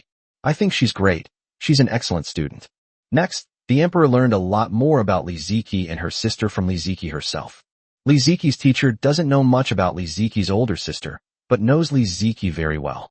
In teacher Li Ziki's eyes, Li Ziki is a very lively and cheerful girl with good magical talent. Because she comes from a commoner background, she often helps students who also come from commoner backgrounds, and so on. You should go back first, and don't tell anyone about this. Finally, the emperor waved to the two of them and said, "Yes." After the two left, the emperor summoned another of his men. "Go and look up the details about Li Ziki and Chun Zishan, especially Chun Zishan. I need her detailed information." Okay. After his men left, the emperor fell into thought. He pondered how to get to know that holy magician without offending him. If we could win over the Saint Magister who could severely injure their royal family's 7th-tier ancestor with a single move, then we would never have to worry about the threat of magical beasts again. But how did this holy archmage suddenly appear? The emperor was puzzled. A few hours later, "Your Majesty, we found it." His subordinate handed a document to the emperor. The emperor took the documents and began to read them. The information shows that the property at number 164 Mingi Road was purchased by a man named Li Xiaojun more than 10 years ago. According to information gathered by his subordinates and neighbors, Chun Zishan and Li Ziki are both students of Li Xiaojun. Furthermore, according to Li Xiaojun's neighbors, Li Xiaojun's appearance more than 10 years ago is almost unchanged from what he looks like now, showing no signs of aging. Then there are the personal profiles of Chun Zishan and Li Ziki. Chun Zishan and Li Ziki were sent to school in the 3rd year after Li Xiaojun moved to the small courtyard. Li Xiaojun spent a large sum of money to ensure his 2 children could attend school. According to investigations and speculations, Chun Zishan's identity is likely that she was the child of a member of a mercenary group called Black Tiger Mercenary Group 20 years ago. 20 years ago, Earl Li Yao ordered the Black Tiger Mercenary Group to assassinate a viscount, and then he turned around and killed all the members of the Black Tiger Mercenary Group. However, he didn't completely silence them. There was still a 6-year-old child left, and that child was Chun Zishan. As for the information about Chun Zishan and Li Ziki before they followed Li Xiaojun to the courtyard, they cannot find it in the short term. So, that's all the information. After reading the information, the emperor has basically confirmed that Li Xiaojun, the teacher of Chun Zishan and Li Ziki, is indeed the holy archmage. A young man whose appearance has not changed at all over the past 10 years. Only a powerful magician could do that. So, Chun Zishan and Li Ziki are both students of that holy archmage. I just don't know why that holy mage didn't teach the students himself, but instead sent them to the Magic Academy. The emperor was somewhat puzzled by these people. Wouldn't it be better for a high-ranking mage to personally teach his students? Your Majesty, something terrible has happened. Many families have sent their younger generations to study at the Milan Magic Academy. What? Chapter 118 Identity Exposed. What happened? The emperor hurriedly inquired about the situation. It seems that Li Ziki's identity as a student of that holy mage has been revealed. How was it exposed? The emperor frowned. Your Majesty, have you forgotten? Baron Ryan's memorial was sent to the court first. Upon hearing this, the emperor immediately understood the whole story. Humph, what a bunch of sycophantic scoundrels. He snorted, and then the emperor summoned one of his personal eunuchs. Go and arrange for the 17th princess and the 18th prince to transfer to class 126 of the Milan Magic Academy. Also, tell them to make sure they get to know me. Or, tell them to come see me, and I'll personally explain it to them. Yes. Number 164, Manhwa Road. A young girl carrying a pink backpack skipped and hopped into the yard. Whoosh. Bang. The school bag landed precisely on a stone bench. Master, sister, I'm back. Come back, wash your hands, and eat. Chun Zishan greeted Li Ziki. Okay. Soon, the 3 of them sat down around the dining table. Master, sister, today is so strange, Li Ziki said while eating. What's so strange? Chun Zishan asked in surprise. Today, several transfer students came to our class, and I noticed that they all seem to be children from wealthy and aristocratic families. After a pause, Li Ziki continued. Moreover, when they were talking to me, I felt that they were trying to curry favor with me. I don't know if it was just my imagination, but I felt very strange. Hearing this, Chun Zishan's eyes flickered, and she looked at Li Xiaojun. Teacher, what do you think about this? Ignore them, Li Xiaojun said calmly. Okay, Chun Zishan nodded. She certainly knew why so many children from wealthy and aristocratic families fawned over her younger sister, Li Ziki. This is entirely because of her master. His master was so powerful that he could severely injure a 7th-tier archmage with a single blow. It must be that those nobles now know about the relationship between their sister and their master, which is why they're trying to curry favor with them. Master, sister, don't you think this is strange? Li Ziki, who was kept in the dark, asked in surprise. What's so strange about that? Maybe Roland Magic Academy has a higher teaching standard, which is why they transferred here, Xiaojun said with a smile. Impossible. Roland Magic Academy isn't even in the top 10 in the entire holy capital city. Li Ziki didn't believe Xiaojun's nonsense at all. Roland Magic Academy, although it is one of the better magic academies, is only attended by the children of minor nobles and some children from wealthy families. The best magic academy in the capital city is the Imperial Magic Academy. It is said that those who can study there are either exceptionally talented in magic or the children of high-ranking nobles and officials. Moreover, even members of the royal family study magic at this academy. Therefore, the sudden arrival of a group of noble children at Roland Magic Academy was what puzzled Li Ziki. Moreover, the strange feeling intensified as I went to school the next day. Because the very next day, more than a dozen transfer students arrived in their class. Judging from their clothing and behavior, these transfer students must be people of extraordinary status. Moreover, there were 2 students among them, a boy and a girl, whom all the transfer students seemed to know, and they all acted very respectfully when they saw them.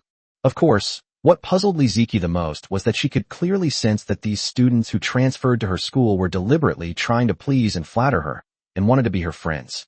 Many people brought her many precious gifts as soon as they arrived, but she refused them all. On the 3rd day, even more transfer students arrived, so many that the classroom couldn't hold them all. In this situation, it would be worthwhile for the school to transfer some students who don't get along with Li Ziki to other classes, leaving only the ordinary students who have a good relationship with Li Ziki. One day, Li Ziki overheard a transfer student addressing a male and a female transfer student as Your Highness and Princess, which stunned her. Your Highness and Princess, aren't those the titles for the Emperor's son and daughter? Good heavens, the Emperor's son and daughter have both transferred to her class. Moreover, is it necessary for the Emperor's sons and daughters to curry favor with her? Could it be that my unparalleled magical talent has been discovered? Li Ziki couldn't help but wonder. That day, after returning home, Li Ziki told her master and sister about the strange things that had happened at school. Master, sister, these past few days have been so surreal. You know what?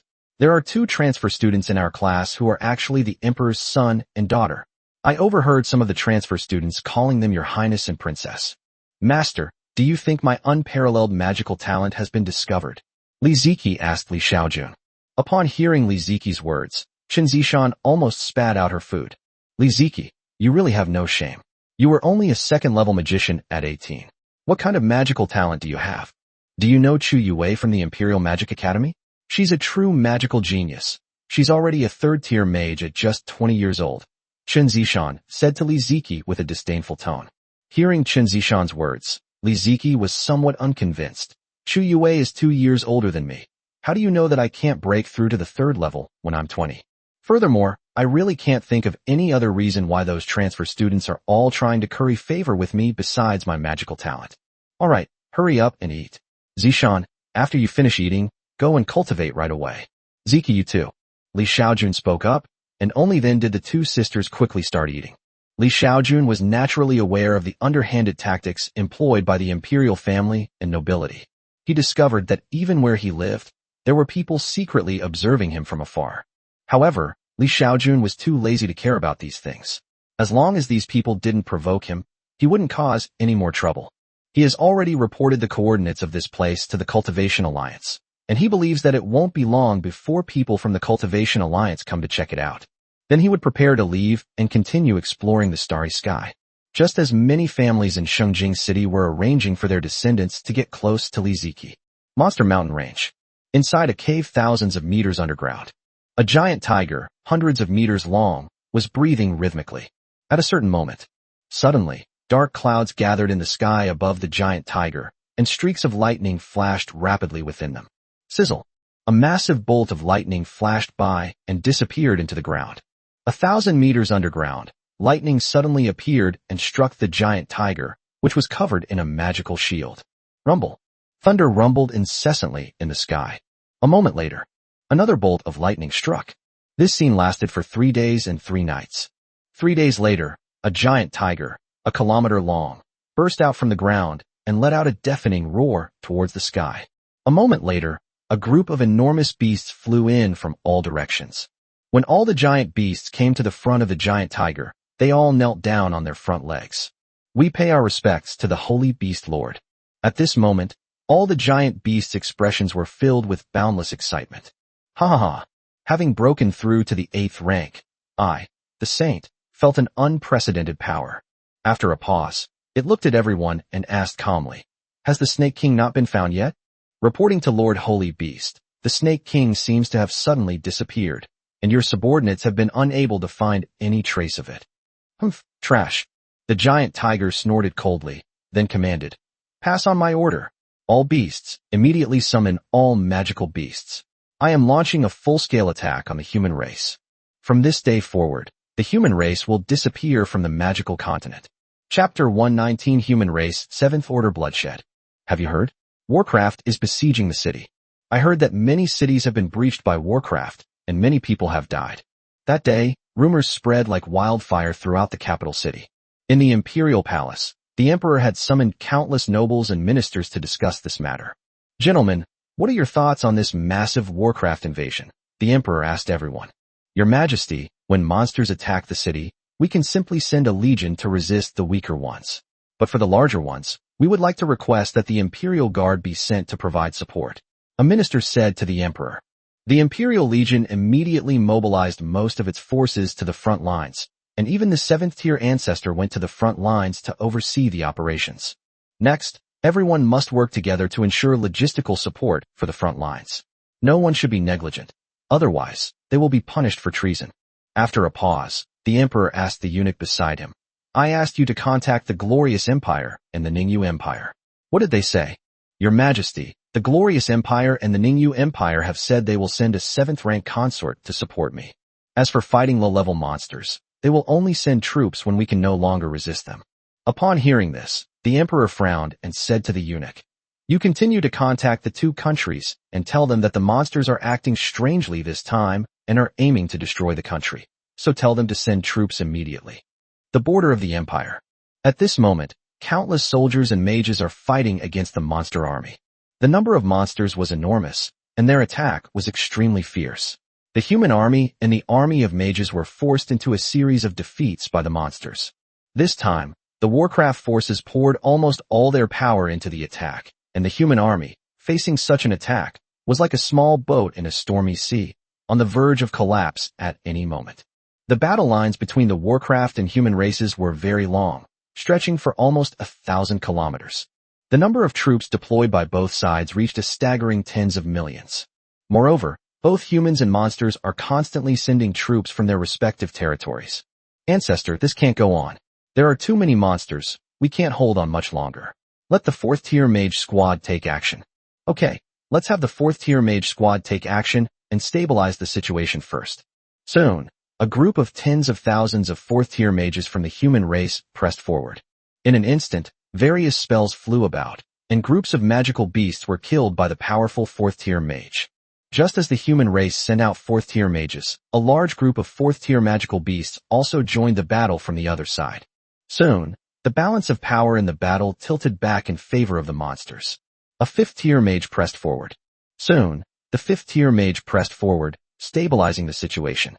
However, just as the human race was pressing forward with 5th-tier mages, the magical beasts also deployed 5th-tier magical beasts. Let the 6th-tier archmage go up and charge in. On the human side, there were only 100 or so 6th-tier mages. Although they were few in number, they managed to stabilize the human side's position once they pressed forward. However, just as the 6th-tier mages pressed forward, the magical beasts also arranged for 6th-tier magical beasts to take their place. On the battlefield, 2 7th-tier archmages and a 6th-tier peak archmages watched as the battle gradually tilted in favor of the magical beasts, and everyone's expressions were very grave. Although the 3 archmages were hundreds of miles apart, they were communicating with each other mentally. "Brother Angie, Brother Zuling, let the Glorious Empire and the Ningyu Empire send troops. Our Ifia Empire alone cannot withstand the monster army. This Warcraft is clearly aimed at all-out war. If our Ifia Empire is gone, your Glorious Empire will be next, and the one after that will be the Ningyu Empire." Upon hearing this, the other 2 discussed it for a moment and then nodded. "All right, I'll immediately send troops from the Glorious Empire. I also asked the Ningyu Empire to send troops." Just as the 3 were talking, suddenly, a powerful demonic beast appeared at the most critical point between the demon and human armies. As soon as it appeared, it killed several 6th-tier human mages. Oh no, it's a 7th-tier magical beast. Upon seeing this, the 2 human archmages at the initial stage and the top-tier 6th-level archmage immediately rushed towards the 7th-level magical beast. Wolf King, are you trying to fight to the death with our human race? The 7th-tier ancestor of the Ifia Empire roared at the 7th-tier magical beast. At the same time, it took out a weapon that looked like a long stick. This is an 8th-tier sacred artifact, a powerful sacred weapon left behind by the ancient sages of the human race. It is also an important reliance for the human race to restrain the magical beasts, even though they have one less 7th-tier archmage than the magical beasts. You humans want to fight us to the death? Haha, impossible. The fish may die, but the net will not break. The 7th-tier Wolf King laughed heartily.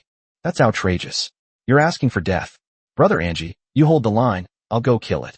Good. Soon, the 7th-tier ancestor of the Ifia Empire swiftly approached the 7th-tier Wolf King with his sacred artifact. At the same time, he also began to cast spells.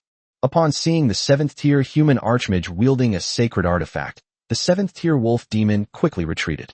Just then, a giant tiger 1,000 meters long rushed toward the 7th-tier archmage wielding the sacred artifact at an extremely fast speed. Everyone was startled by the sight of the kilometer-long tiger and its incredible speed. Oh no, he's broken through to the 8th rank. The next moment, the 2 7th-tier archmages of the human race and the 6th-tier top archmages fled without saying a word. However, the giant tiger was too fast. It was another surprise attack. In an instant, it arrived beside the 7th-tier ancestor of the Ifia Empire and launched a fierce attack. Knowing that escape was hopeless, he gave up and focused all his efforts on fighting the giant tiger. But the next moment, the 7th-tier archmage's defense was as fragile as paper, and it was torn to shreds in an instant. The next moment, the 7th-tier archmage was slapped into a bloody mist by the giant tiger. After killing the 7th-tier ancestor of the Ifia Empire with a single blow, the giant tiger quickly chased after another 7th-tier archmage who was fleeing. Soon, the giant tiger caught up with the 7th-tier archmage. With just one strike, the 7th-tier archmage was once again bleeding. On the ground, seeing the giant tiger strike and kill the 2 remaining human archmages, the entire human race collapsed. This situation led to the complete collapse of the human front under the attack of the monsters. All the mages who could fly began to flee quickly. Meanwhile, the monsters, naturally, couldn't let the humans escape, so they began a desperate pursuit.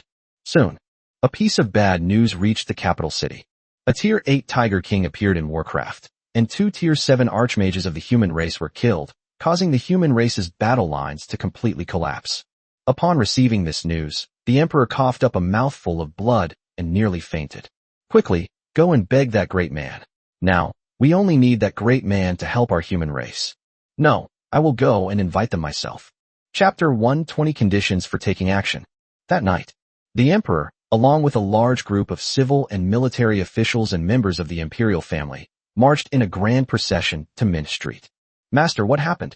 It's so noisy outside all of a sudden. A huge commotion broke out on the street, interrupting Li Ziqi's cultivation. The Emperor has arrived, Li Xiaojun said calmly. Li Xiaojun had actually been observing what was happening on the front lines with her divine sense. Such a big thing happening on this planet, it's impossible for him not to pay attention. Therefore, he had long guessed that the Emperor of the Ifia Empire would definitely come to him for help. Indeed, the Emperor thought of him, an 8th-rank holy mage, the moment he received the bad news. In everyone's eyes, the only ones in this world capable of dealing with 8th-tier magical beasts are the human race's holy mages. Emperor Jiang Kunyang of the Ifia Empire pays respects to the holy archmage. We pay our respects to the holy archmage. A loud and powerful voice rang out. Master, it seems to be outside our house, Li Ziqi said to Li Xiaojun. At this time, the streets were under martial law by countless soldiers, and many civilians only dared to peek out of their windows. At this moment, on the street in front of Li Xiaojun's courtyard, the Emperor of the Ifia Empire was leading no fewer than several hundred people, kneeling at the entrance of Li Xiaojun's courtyard. Li Xiaojun naturally saw this scene with her divine sense. This situation made him frown. This is too much of a commotion. It completely contradicts his purpose of living in seclusion. Sigh. Looks like I'll have to move again. Li Xiaojun sighed, then instructed Chen Zishan. Zishan, go open the door, and let the leader in.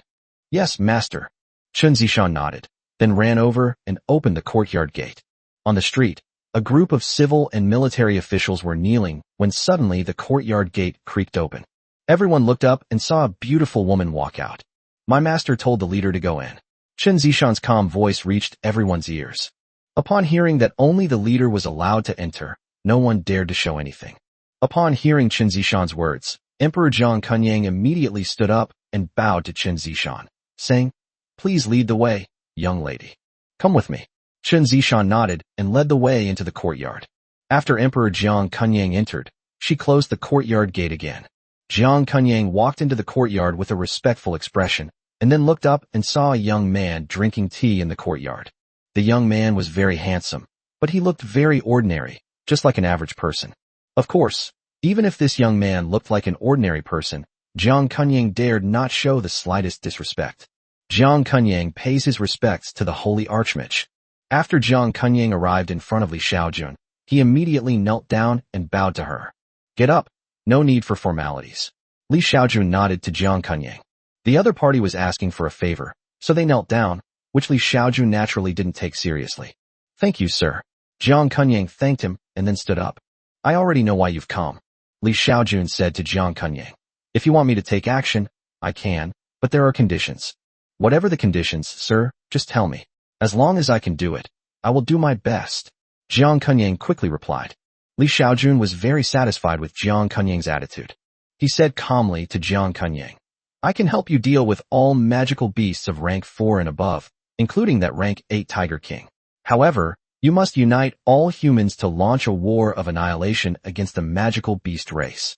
I hope that the human race can rule the entire magical world as soon as possible."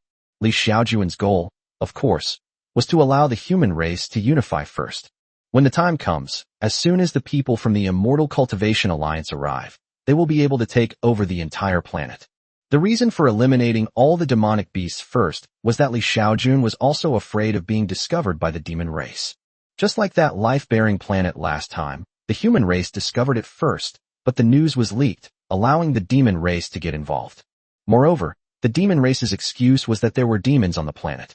Therefore, given this opportunity, Li Xiaojun can directly help the human race wipe out all the demonic beasts. Even if the demon race discovers this, they will have no excuse to occupy the planet, since the planet will be inhabited entirely by humans by then. Of course, Li Xiaojun felt that the probability of this planet being discovered by the demon race was very small. Since the last leak, the human leadership has made significant improvements to its security measures. Of course, Li Xiaojun wasn't afraid of the demon race interfering. His main concern was that the magical beasts on this planet were slaughtering humans on a large scale. During the time that humans and monsters fought, countless humans had already died. In fact, Li Xiaojun could have stopped it from the beginning, but he didn't. He needs to let the monsters start a war first, then incite the human race's hatred towards the demon race, and then take the opportunity to make the human race start preparing for a full-scale war. Upon hearing Li Xiaojun's words, Jiang Kunyang's eyes lit up. He immediately said to Li Xiaojun, "If you are willing to take action, I can join forces with the Glorious Empire and the Ningyu Empire to launch a full-scale war against the monsters." "Don't rush. I haven't finished speaking yet," Li Xiaojun said calmly. "Please speak, sir," Jiang Kunyang said quickly.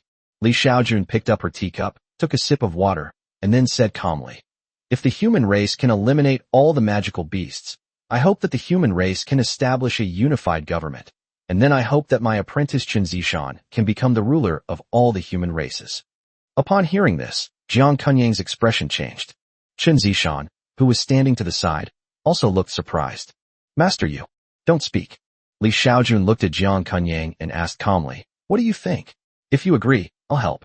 If you, sir, can truly help humanity exterminate the demon beast race, I have no problem with that.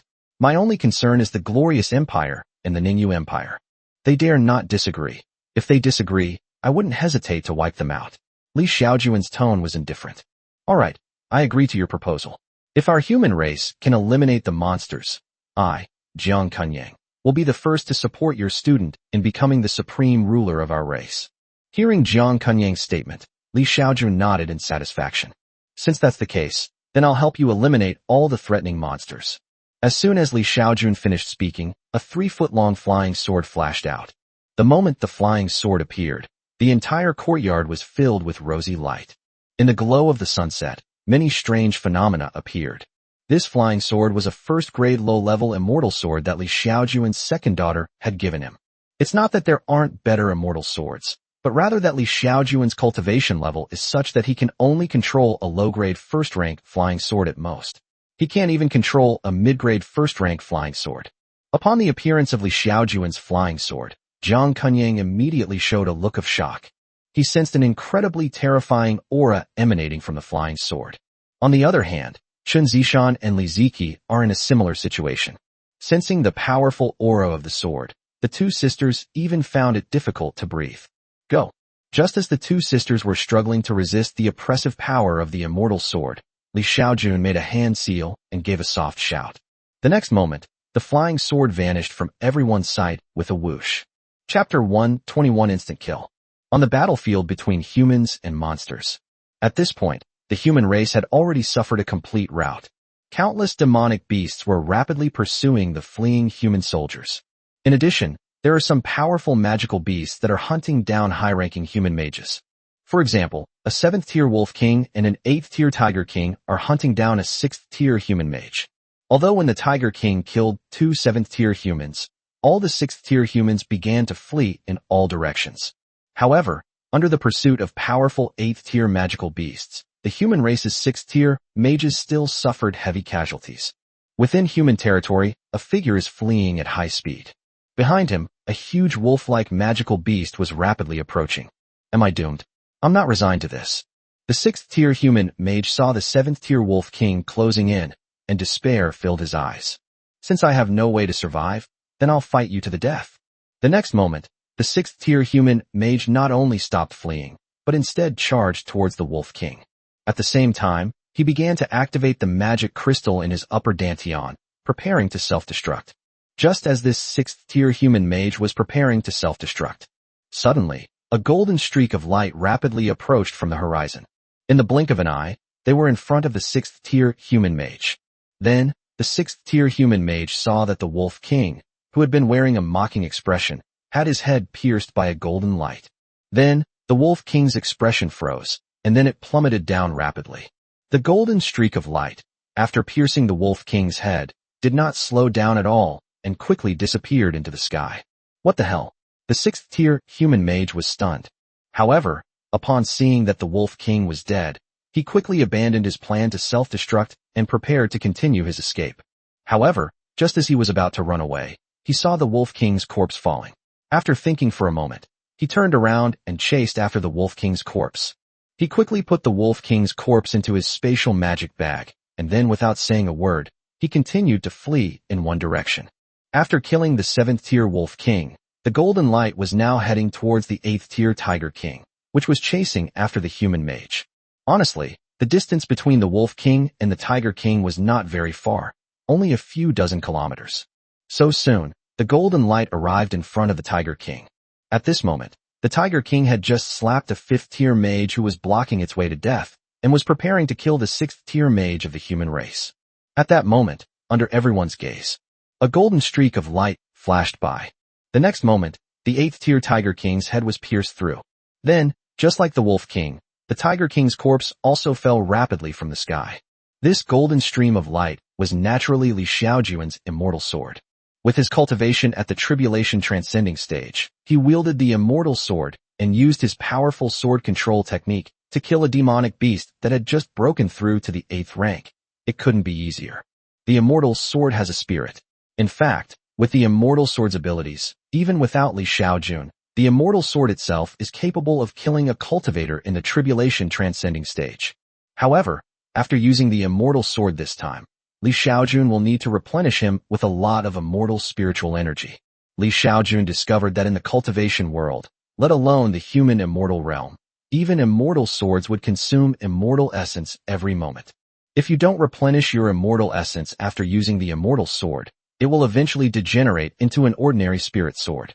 On the battlefield, after killing the 8th-tier tiger king magical beast, Li Xiaojun did not stop attacking the magical beasts, but continued to kill all the magical beasts of the 5th tier and above. Then, almost every few seconds, a monster of rank 5 or higher would be killed. Instead, it was as Xiaojun began to continuously slay high-level magical beasts on the battlefield. Soon, the human race also discovered that the situation had reversed. Then, the high-ranking human mages began to counterattack the monster army. Then, the human soldiers who were being chased by ordinary magical beasts also began to turn around and fight back. After Warcraft lost countless high-level monsters. After the powerful human mages began their counterattack. Soon, the human army began to suppress the monster army. Next, under the leadership of high-ranking human mages, the human race began a continuous campaign to exterminate the magical beasts. Under these circumstances, the Warcraft side quickly began to collapse. Then, the monsters began to flee, and the human army began to pursue them. Holy Capital. When Emperor Jiang Kunyang received the battle report from the front lines, he finally breathed a sigh of relief. The generals at the front sent word that, for some unknown reason, the 8th tier and 7th tier magical beasts, as well as a large group of 5th and 6th tier magical beasts, had all died inexplicably. Some people only saw a flash of golden light, and then the high-level magical beast died. 2 days later, Jiang Kunyang received another report of victory from his generals. They had led the human army to drive the demon beasts into the demon beast forest. Now, they are asking His Majesty the Emperor what to do next, whether or not to pursue them into the monster forest. Upon seeing the general's request for instructions, Jiang Kunyang simply replied with one sentence: continue the pursuit and kill all the demonic beasts. After ordering the army to continue hunting down the monsters, Jiang Kunyang immediately contacted the other 2 great empires and invited their emperors to the Ifia Empire to discuss important matters. Furthermore, he revealed the existence of Xiaojun, an 8th tier Saint Magister, to both empires, and also stated that this was the will of the Saint Magister. The emperors of the other 2 great empires, upon seeing Jiang Kunyang's words, naturally dared not disbelieve them, because their country's spies also received information from the front lines. A tier 8 sacred beast did indeed appear in the game, but it was instantly killed by a golden light. In addition, many high-level magical beasts died inexplicably under that golden light. Everyone believed that the one capable of killing an 8th tier magical beast must be a human holy mage who is even more powerful than the 8th tier magical beast. It is very likely that the Saint Archmage, mentioned by Jiang Kunyang, is actually a powerful mage who has reached the mid to late stage. So soon, the emperors of the other 2 great empires personally came to the Ifia Empire and paid their respects to Xiaojun, an 8th order Saint Magister. After paying their respects to Xiaojun, the emperors of the 2 empires quickly returned home. However, as soon as the emperors of the 2 great empires returned to their home countries, the armies of the 2 great empires began to be mobilized. At the same time, the 3 great empires began to conscript all human mages into their armies and then launched a genocidal war against the monsters. Of course, what the human race actually wants to exterminate are just magical beasts that have awakened magical power. However, the human race did not exterminate the wild beasts that could evolve into magical beasts. Because if all the wild animals are killed, the food chain on the planet will be out of balance. Therefore, even if the human race wiped out all the magical beasts in the magical world, it would still be impossible to exterminate the magical beast race. Because as long as this object possesses spiritual energy, many ordinary wild beasts will eventually evolve into magical beasts. Of course, once the human race eliminates most of the current magical beasts, then in the future, magical beasts will pose no threat to the human race on this planet. Chapter 122 My Master is an extraterrestrial visitor. Time flies, and 10 years have passed in the blink of an eye. 10 years later, the human race had essentially conquered the entire planet. Although there are still many monsters on the planet that have not been eliminated, most of them have been wiped out by the human race.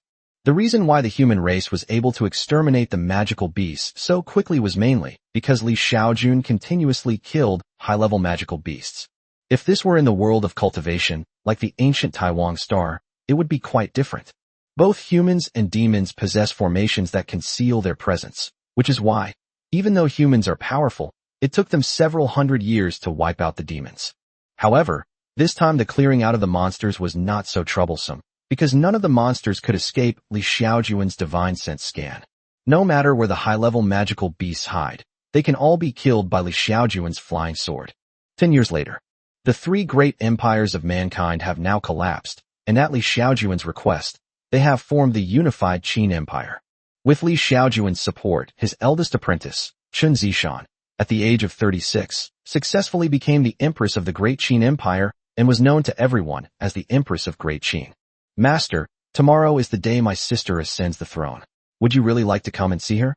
In a courtyard on the outskirts of the capital city, the young apprentice Li Ziki asked Li Xiaojun a question. I'm not going, it's pointless. Li Xiaojun waved his hand, then said to his little apprentice, but I've prepared some top-grade spiritual artifact clothes. Could you send them to your sister for me tomorrow?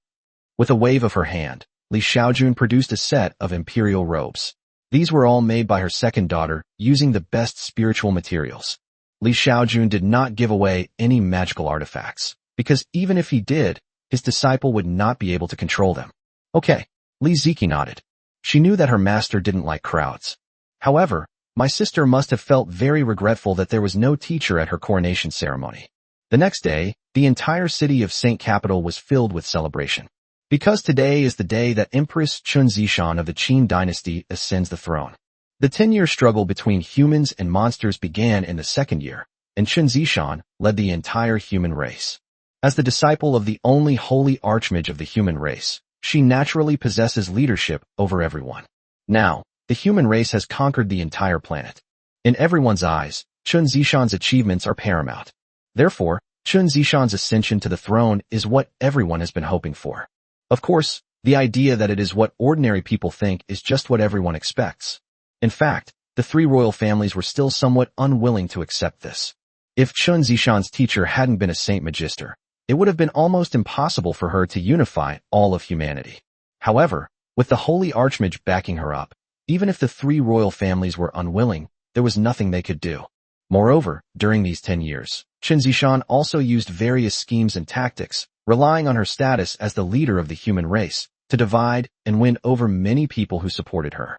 Therefore, even if the three royal families were to rebel now, even if that holy mage didn't intervene, the three royal families would have no chance. The entire coronation ceremony lasted from morning until afternoon. At 4 o'clock in the afternoon, a beautiful woman dressed in a magnificent crown robe arrived at the courtyard on the outskirts of the holy capital.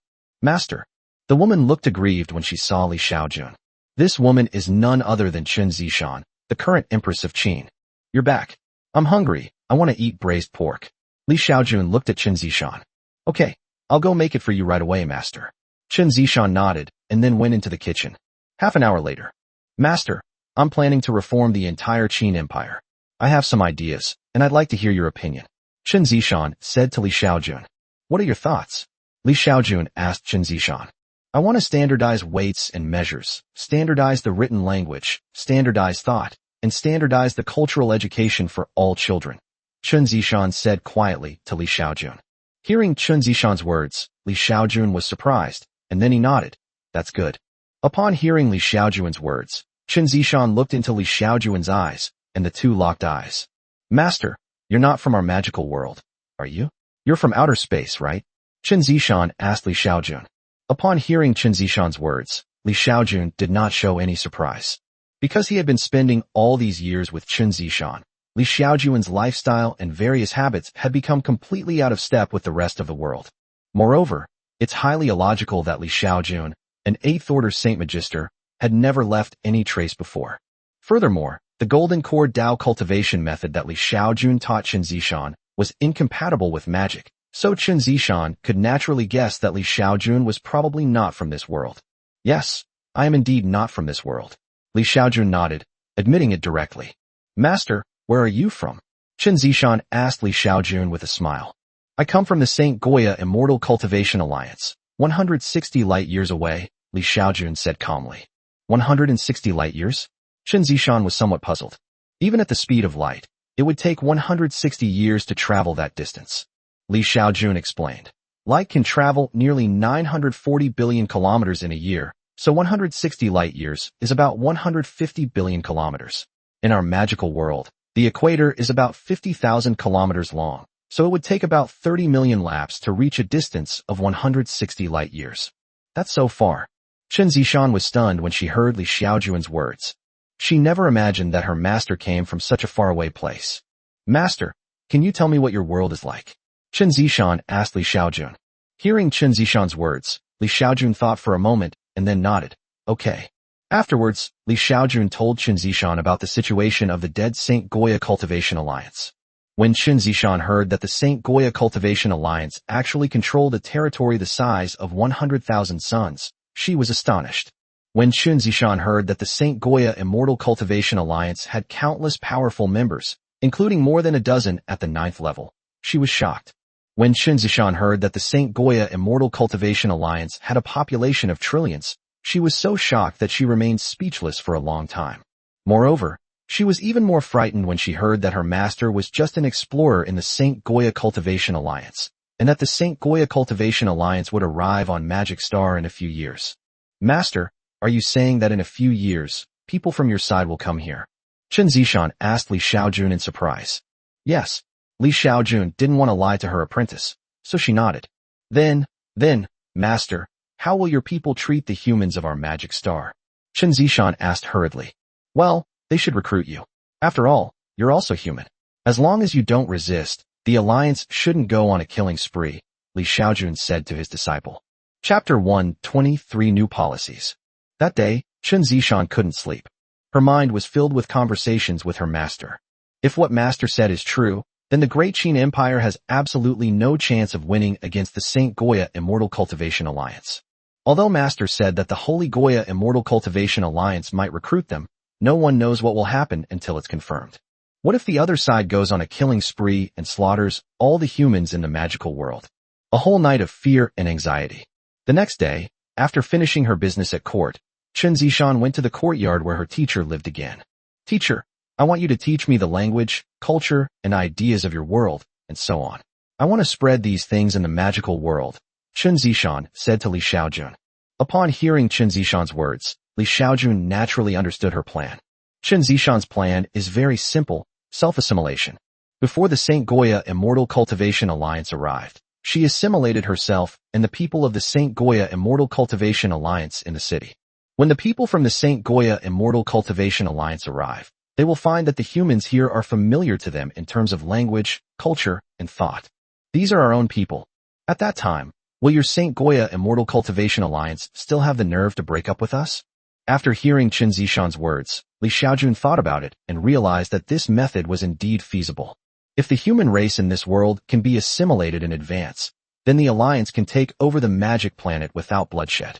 After thinking for a moment, Li Xiaojun asked Chen Zishan, Are you sure you really want to do this? You won't regret it? What's there to regret? I did this for everyone's good, Chen Zishan said to Li Xiaojun. Upon hearing this, Li Xiaojun thought for a moment and said, I can teach you 2 languages. One is the language used by ordinary people in the Alliance, and the other is the language used by the upper-level elites of the Alliance. Besides language, I can also teach you the history of the Alliance, literature, cultivation techniques, and more. Thank you, Master.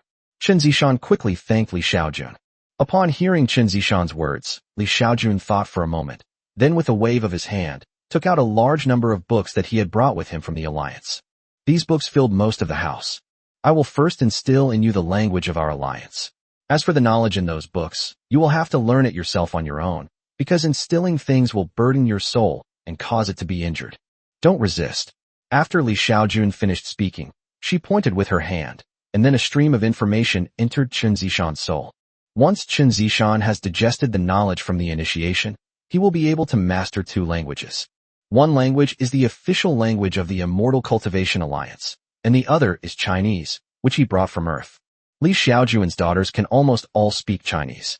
Furthermore, the thousands of potential emperors that Li Xiaojun cultivated in the Empress's palace over the past 100 years also basically all possess these abilities. You can spread the official language of the Alliance, and you can also selectively spread the books I gave you, Li Xiaojun said to Chen Zishan. Okay, thank you, Master. Chen Zishan nodded. Oh, and the cultivation techniques. Li Xiaojun waved his hand again, and 3 jade slips appeared in his hand. Here, take this. These are the 3 great immortal techniques of the human race in my Immortal Cultivation Alliance, which can be cultivated to the 12th level of true immortal realm. Li Xiaojun handed the jade slip to Chen Zishan. Thank you, Master. Chen Zishan excitedly accepted the jade slip. Furthermore, this is the manufacturing method for a spiritual root detection crystal.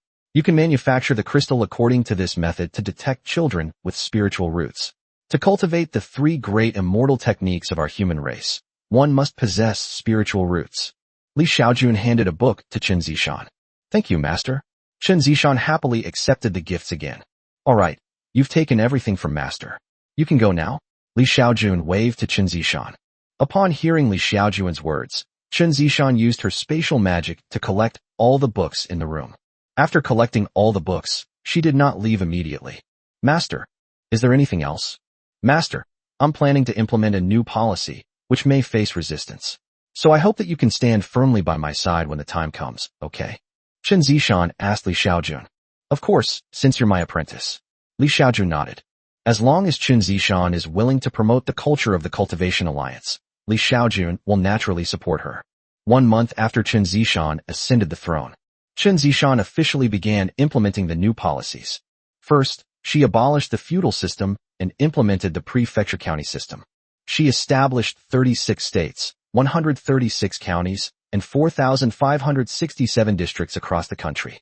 Then, she created the imperial examination system to select officials and replaced most of the bad ones.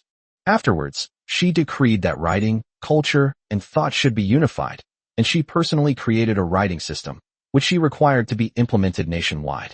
Children of all ages were required to attend school. Of course, the preparatory work for popularizing education will likely take several years, and the results will not be immediately visible. In addition, Qin Zishan also introduced many new policies.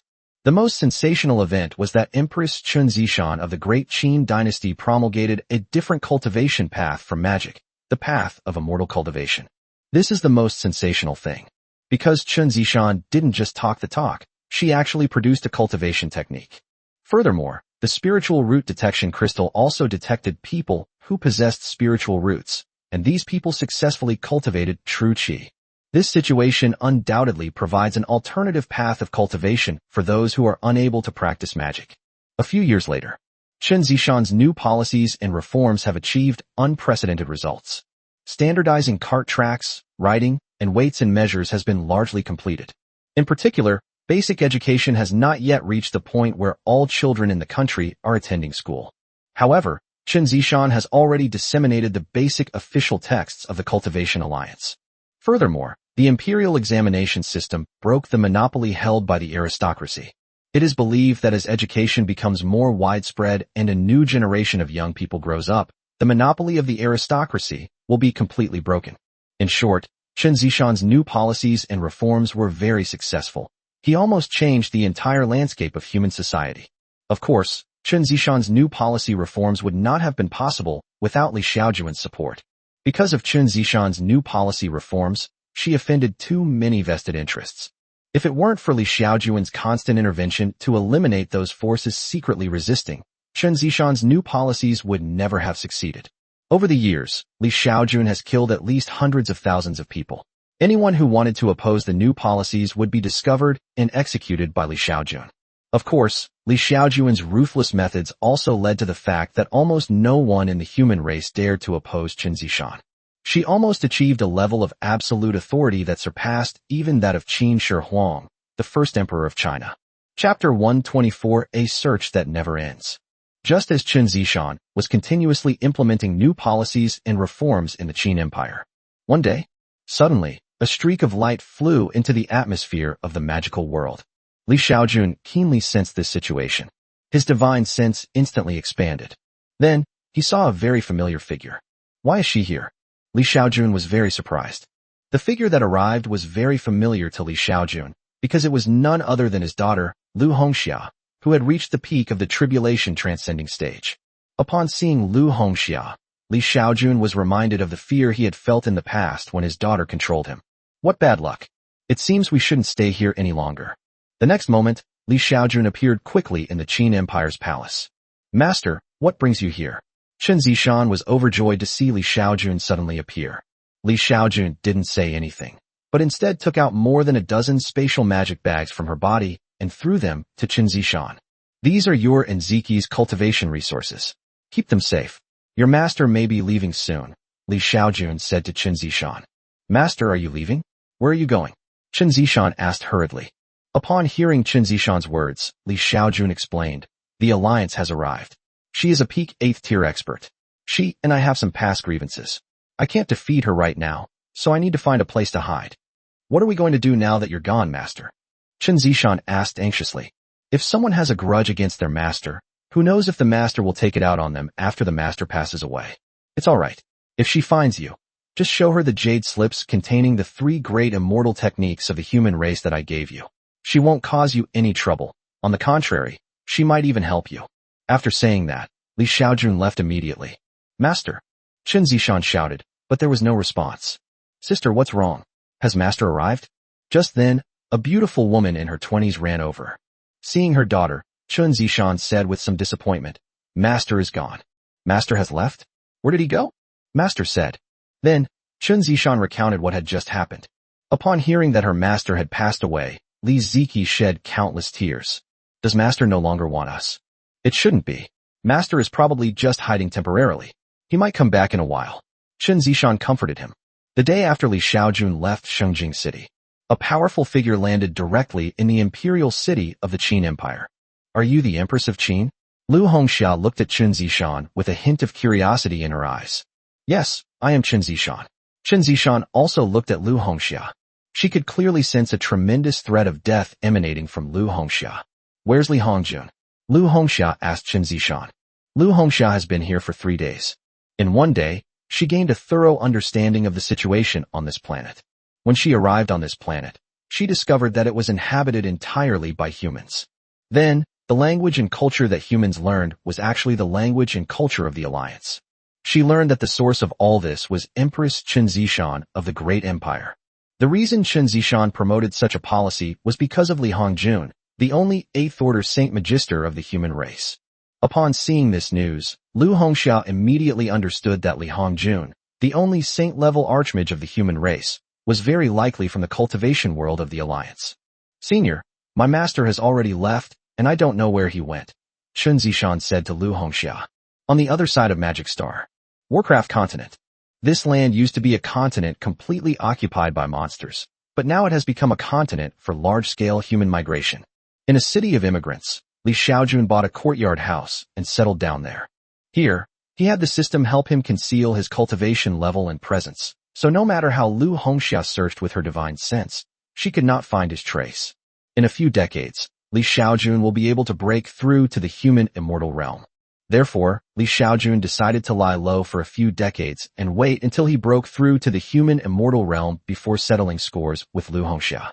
He'll definitely give this daughter a good spanking when the time comes." Inside the imperial palace of the holy capital. "Are you sure your master is at the 8th level?" "Yes." "Are you sure his name is Li Hongjun?" "Yes." "Oomph. I've never heard of that tribulation transcending emperor being named Li Hongjun. Even among those in the Mahayana stage, there's no one named Li Hongjun. So, your master must have used an alias." Lu Hongxia said calmly to Qin Zishan and Li Ziki. "Well, we don't know." Qin Zishan shook her head. "What does your master look like? Is there a painting of him?" "No, not at all." Qin Zishan shook her head. "You're lying," Lu Hongxia suddenly exclaimed. I, senior. As far as I know, your master was still around not long ago, but he left as soon as I arrived? I don't believe it. Was he afraid of me and ran away when he saw me?" Lu Hongxia asked Qin Zishan and Li Ziki. Her eyes were fixed on Qin Zishan. "Senior, your expression tells me that my guess is true." Lu Hongxia said calmly to Qin Zishan. "Draw a picture of your master. Otherwise, I will have no choice but to search your soul." "Senior, could you please not involve us disciples in your feud with my master?" Qin Zishan said through gritted teeth. "Don't worry. I, Lu Hongxia, wouldn't hold a grudge against a junior." Lu Hongxia said calmly, withdrawing her imposing aura. "Okay, I hope you keep your word." Qin Zishan nodded, then waved her hand and took out a hand-drawn portrait from her magic bag. Upon seeing the portrait Qin Zishan presented, even Lu Hongxia, a powerful cultivator at the tribulation transcending stage, couldn't help but show a look of surprise. The next moment, her lips parted into a smile. Ha ha, former, senior. Ha ha, I never expected this." Lu Hongxia laughed and shook her head. The next moment, she turned her gaze to Qin Zishan and Li Ziki. "I never imagined your master would be him. Ha ha ha, it's like finding a needle in a haystack." "Senior, what grudge do you have against my master? Could you please do me a favor?" "Shut up." Lu Hongxia snapped. Then, her divine sense spread out in an overwhelming manner. Sensing the terror emanating from Lu Hongxia, Chen Zishan immediately shut her mouth. Time passed second by second. In the blink of an eye, several hours had passed. However, Lu Hongxia's brows furrowed even deeper. Huh, not on this planet. Did they really run away? Chapter 125 Complaining. No, I didn't sense any divine sense scanning me, so he definitely didn't know I was here. But why did he suddenly run away? Lu Hongxia was somewhat puzzled. She was discovered by her adoptive father, but she didn't feel that she was being scanned by divine sense. With her near-perfect late-stage tribulation transcending realm, unless she is a human immortal, it is impossible for her to escape detection when someone scans her with their divine sense. After she arrived here, she indeed did not find anyone scanning her with their divine sense. If her adoptive father didn't notice her, why did the other party run away as soon as she arrived? Is there anything else you haven't told me? Lu Hongxia looked at Chen Zishan, her eyes flashing with murderous intent. Senior, what would you like to know? Chen Zishan stammered. Did your master know I was coming before he ran away? Lu Hongxia asked Chen Zishan. Well, Chen Zishan doesn't know how to put it. To say it would be to betray one's master. However, when Lu Hongxia saw Chen Zishan's expression, she understood everything. So, he knew I was here from the very beginning. Lu Hongxia frowned. She couldn't understand why her adoptive father was able to find her, while she hadn't found anything. Logically speaking, if her father wanted to discover her, he would at least have to scan her with his divine sense. But she did not feel any divine sense scanning her. Unless, of course, the other party's realm is a whole realm higher than his, reaching the realm of a human immortal. But if her cheapskate father is a human immortal, would he need to run away? She'd probably be the one running away then. After thinking for a long time, Lu Hongxia still couldn't figure out how her adoptive father had discovered her. Then, she looked at Chen Zishan and Li Ziki and smiled. Don't be afraid of me. To tell you the truth, your master is my father, Lu Hongxia said with a smile to the Chen Zishan and Li Ziki sisters. Upon hearing Lu Hongxia's words, Chen Zishan and Li Ziki both showed expressions of surprise, astonishment, and disbelief. The two remained silent, but Lu Hongxia continued. Do you know why your master ran away when he saw me? Why? Chen Zishan asked. Because he did something to wrong me. He doesn't dare to see me, his daughter. Lu Hongxia said to the two of them, since you are my father's apprentices, then you are my junior sisters. From now on, you can call me senior sister. Senior sister? Chen Zishan and Li Ziki were both very surprised. Here, this is a gift from your senior sister to welcome you. Lu Hongxia took out 2 high-grade spiritual weapons from her storage ring and threw them at the 2 sisters. Thank you, senior sister. The 2 sisters accepted the magical artifact and then quickly expressed their gratitude. A top-grade spiritual artifact is equivalent to a sacred artifact in the cultivation world, which shows how generous Lu Hongxia is. However, no matter how generous she was, it couldn't compare to what Li Xiaojun prepared for her 2 apprentices. Li Xiaojun prepared a complete set of weapons and equipment for her 2 apprentices, ranging from top-grade spiritual artifacts to low-grade magic weapons. Top-grade spiritual artifacts are imperial artifacts that even great emperors in the tribulation transcending stage can use. Low-grade magic artifacts are weapons used by qi refining cultivators. In the world of cultivation, the best is the top-grade spiritual weapon, followed by the high-grade spiritual weapon, the mid-grade spiritual weapon, the low-grade spiritual weapon, the top-grade magic weapon, the high-grade magic weapon, the mid-grade magic weapon, and the low-grade magic weapon, which correspond perfectly to each realm. Lu Hongxia was generous enough to give Chen Zishan and Li Ziki 2 top-grade spiritual artifacts, but compared to Li Xiaojun's generosity, she was still somewhat lacking. On the other side of the magical planet, Li Xiaojun was constantly observing Lu Hongxia with her divine sense. When Li Xiaojun heard Lu Hongxia tell her 2 apprentices that she had done something to wrong them, she felt she couldn't tolerate it anymore. The next moment, he flew rapidly into the sky.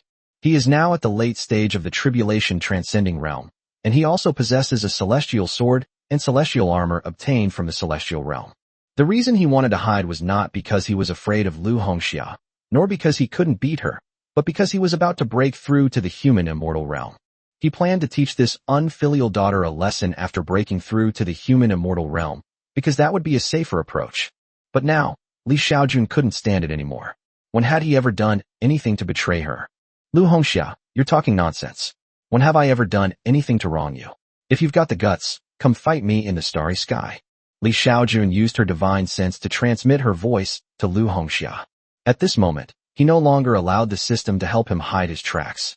As soon as Li Xiaojun hid, Lu Hongxia immediately used her divine sense to lock onto Li Xiaojun's location. Upon seeing Li Xiaojun, Lu Hongxia's face lit up with joy. The next moment, she disappeared from the Qin Empire's palace. "Dad, you're still here? I thought you were gone." In the starry sky, Lu Hongxia looked at Li Xiaojun with a fawning expression. Seeing Lu Hongxia's attitude, Li Xiaojun sensed that something was wrong. "Lu Hongxia, tell me, what have I done to wrong you?" Li Xiaojun questioned Lu Hongxia. "Father, why is it that I'm the only one who can't detect your divine sense?" Lu Hongxia changed the subject. "Don't try to change the subject. Tell me, when have I ever done anything to wrong you?" Li Xiaojun wasn't fooled at all. This Lu Hongxia framed him in front of his apprentice. He'll have to teach her a lesson today. Upon hearing Li Xiaojun's words, Lu Hongxia's face showed an indignant expression. She questioned Li Xiaojun. "Father, you say you've never done anything to wrong me. Then let me ask you, why did Li Ziwei and Li Xiao have parents from birth, but I didn't? My mother is Lu Rugo. I only found out about this after I grew up. After I was born, my mother sent me to the Lu family and made them claim to the outside world that I was a child they picked up from outside. She didn't even dare to admit that she was my biological mother. Isn't that ridiculous? Do you know? I've never met my father since I was a child, and I've only seen my mother occasionally. Even when I did see her, I didn't know she was my biological mother. I grew up in the Lu family. Although the Lu family treated me very well, I always felt that I was a child without parents, a child living under someone else's roof.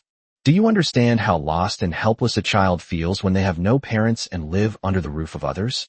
Every time I see other children who have parents who love them, but I don't, I feel very sad, you know? You say you haven't wronged me. Then let me ask you, where were you when I needed my dad? Other kids have dads who love them, but where is my dad? Tell me, where were you at that time?" At the end, Lu Hongxia burst into tears. Upon hearing Lu Hongxia's words, Li Xiaojun was speechless. Really, he certainly did not fulfill his responsibilities as a father when Lu Hongxia was young. Furthermore, you enhanced the talents of all your daughters who lack talent.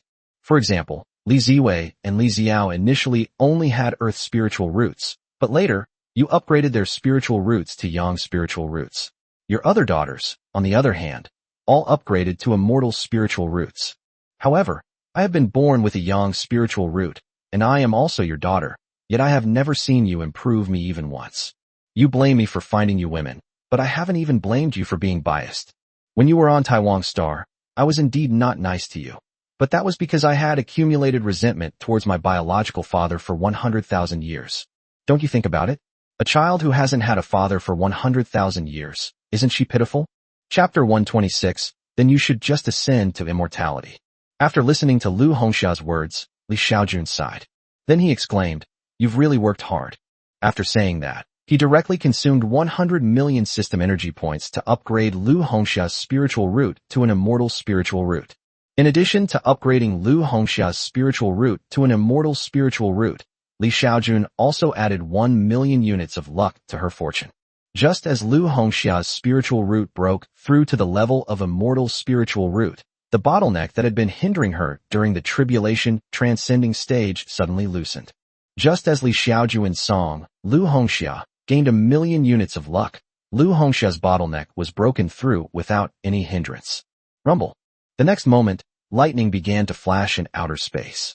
Upon seeing this, Lu Hongxia's expression changed drastically.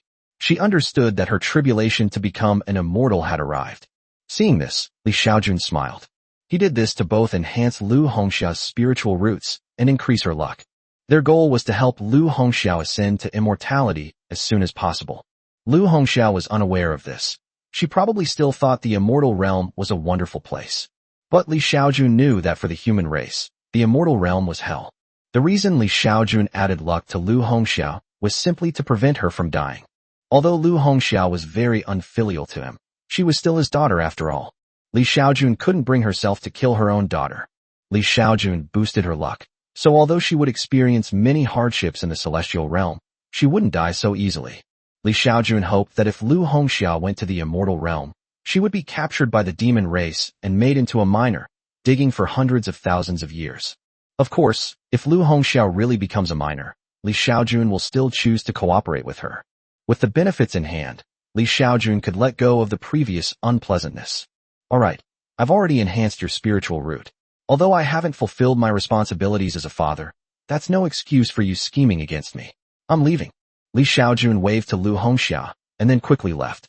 Seeing Li Xiaojun leave, Lu Hongxia opened her mouth, but didn't say anything. Because she is about to undergo her tribulation. The reason she went to great lengths to find Li Xiaojun was to get him, her adoptive father, to upgrade her spiritual root to an immortal spiritual root. Now that she has achieved her goal, what reason does she have to continue to pester him? Lu Hongxia was unaware that Li Xiaojun had elevated the spiritual roots of all her other daughters to the level of acquired demon god. If she knew what kind of background her father had given to his other daughters, she certainly wouldn't have let him leave like that. Immediately after Li Xiaojun left, Lu Hongxia lost all contact with Li Xiaojun. Li Xiaojun had the system block his divine sense perception, so unless Lu Hongxia saw Li Xiaojun face to face, she would not be able to find him with her divine sense. This situation is similar to that of stealth aircraft. Unless you look at it with your eyes, radar cannot detect a stealth aircraft. In outer space, the tribulation of lightning lasted for 3 days and 3 nights. 3 days and 3 nights later, Lu Hongxia successfully passed the tribulation to become an immortal. During her ascension to immortality, her true essence was transformed into immortal essence. Li Xiaojun had been using her divine sense to watch over Lu Hongxia the whole time. Just after Lu Hongxia survived the tribulation of the immortals, a black hole-like passage appeared beside her. This is the passageway to the celestial realm. Father, please tell Li Ziwei and the others that I have ascended to heaven.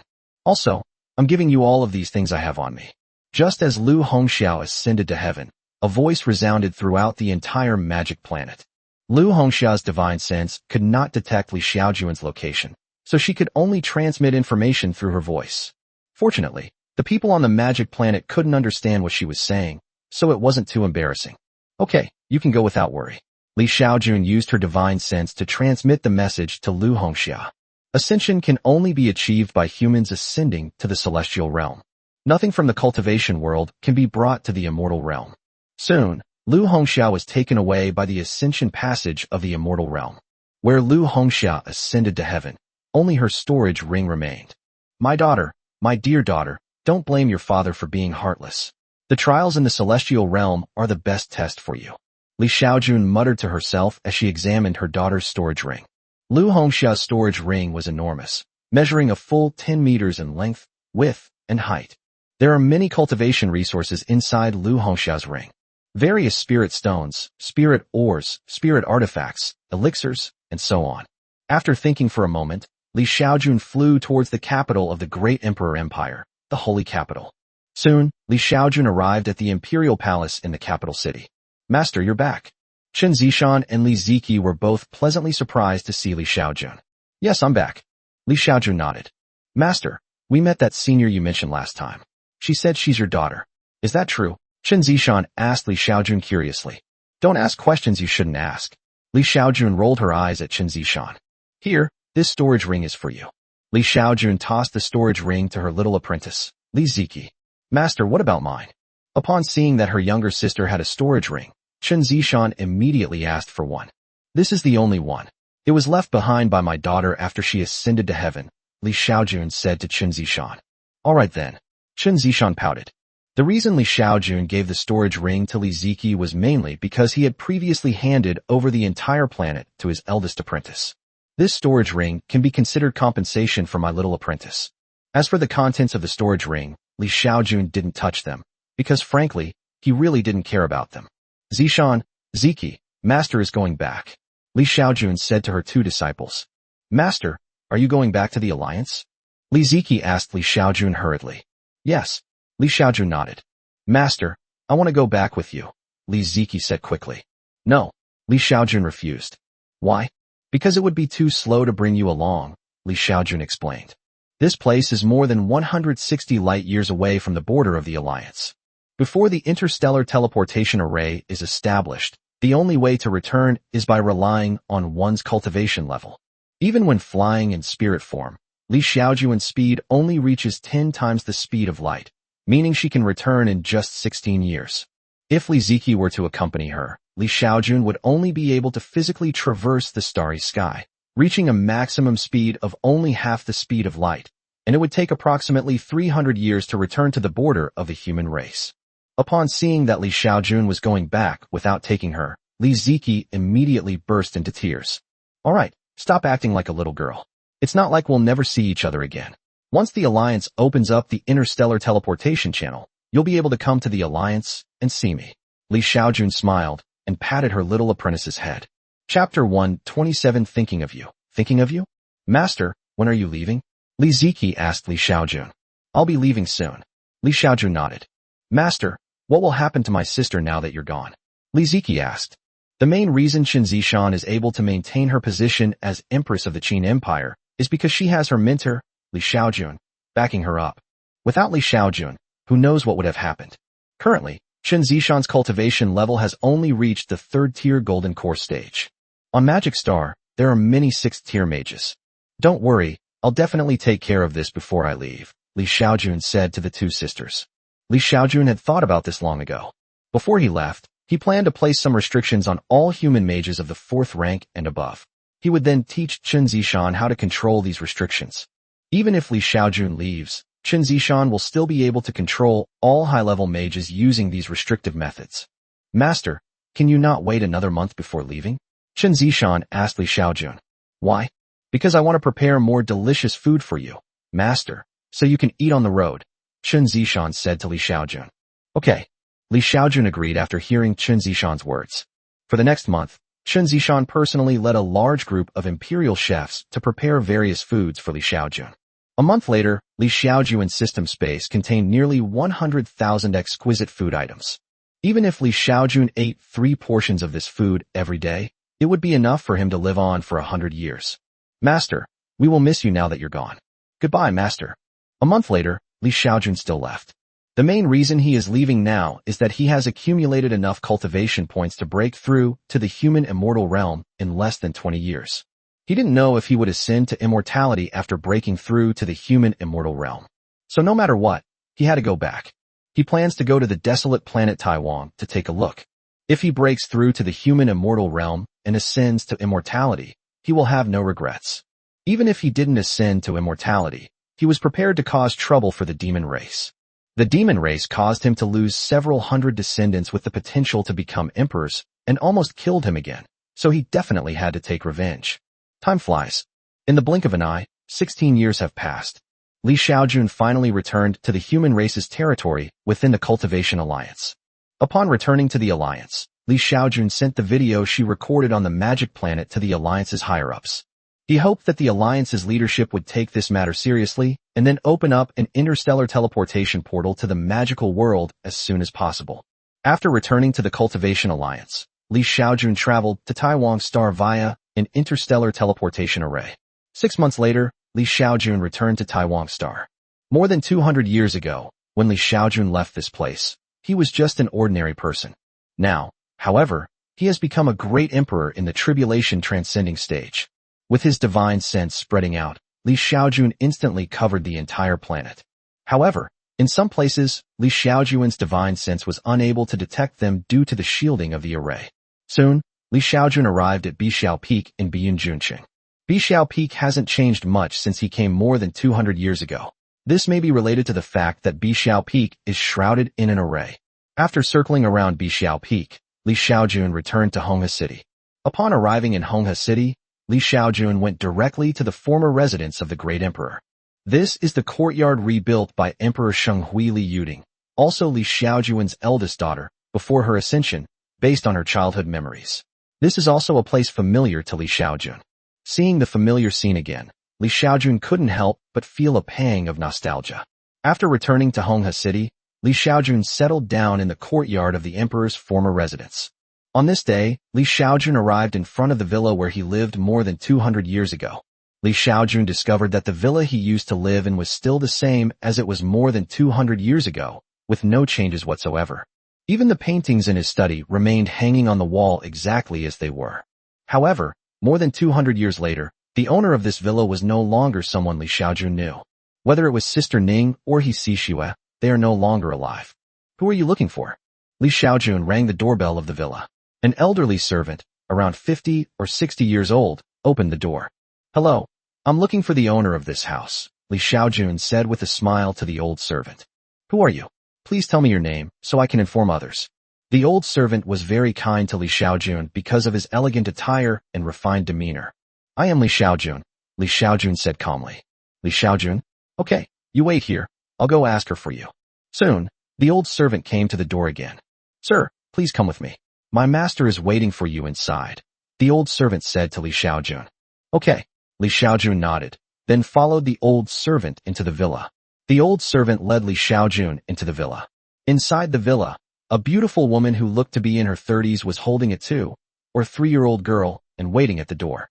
Upon seeing Li Xiaojun arrive, both the beautiful woman and the little girl turned their gazes toward her. The beautiful woman's expression changed drastically when she looked at Li Xiaojun. You are. I am the person in those paintings in your study. My name is Li Xiaojun, Li Xiaojun said to the beautiful woman. Are you Li Xiaojun? Why are you only coming back now? The beautiful woman looked at Li Xiaojun with extremely complicated eyes. Who is he Xishue to you? Li Xiaojun asked the beautiful woman. The beautiful woman did not answer Li Xiaojun's question immediately, but instead transformed into an old servant and instructed. Uncle Fu, you go ahead and do your work.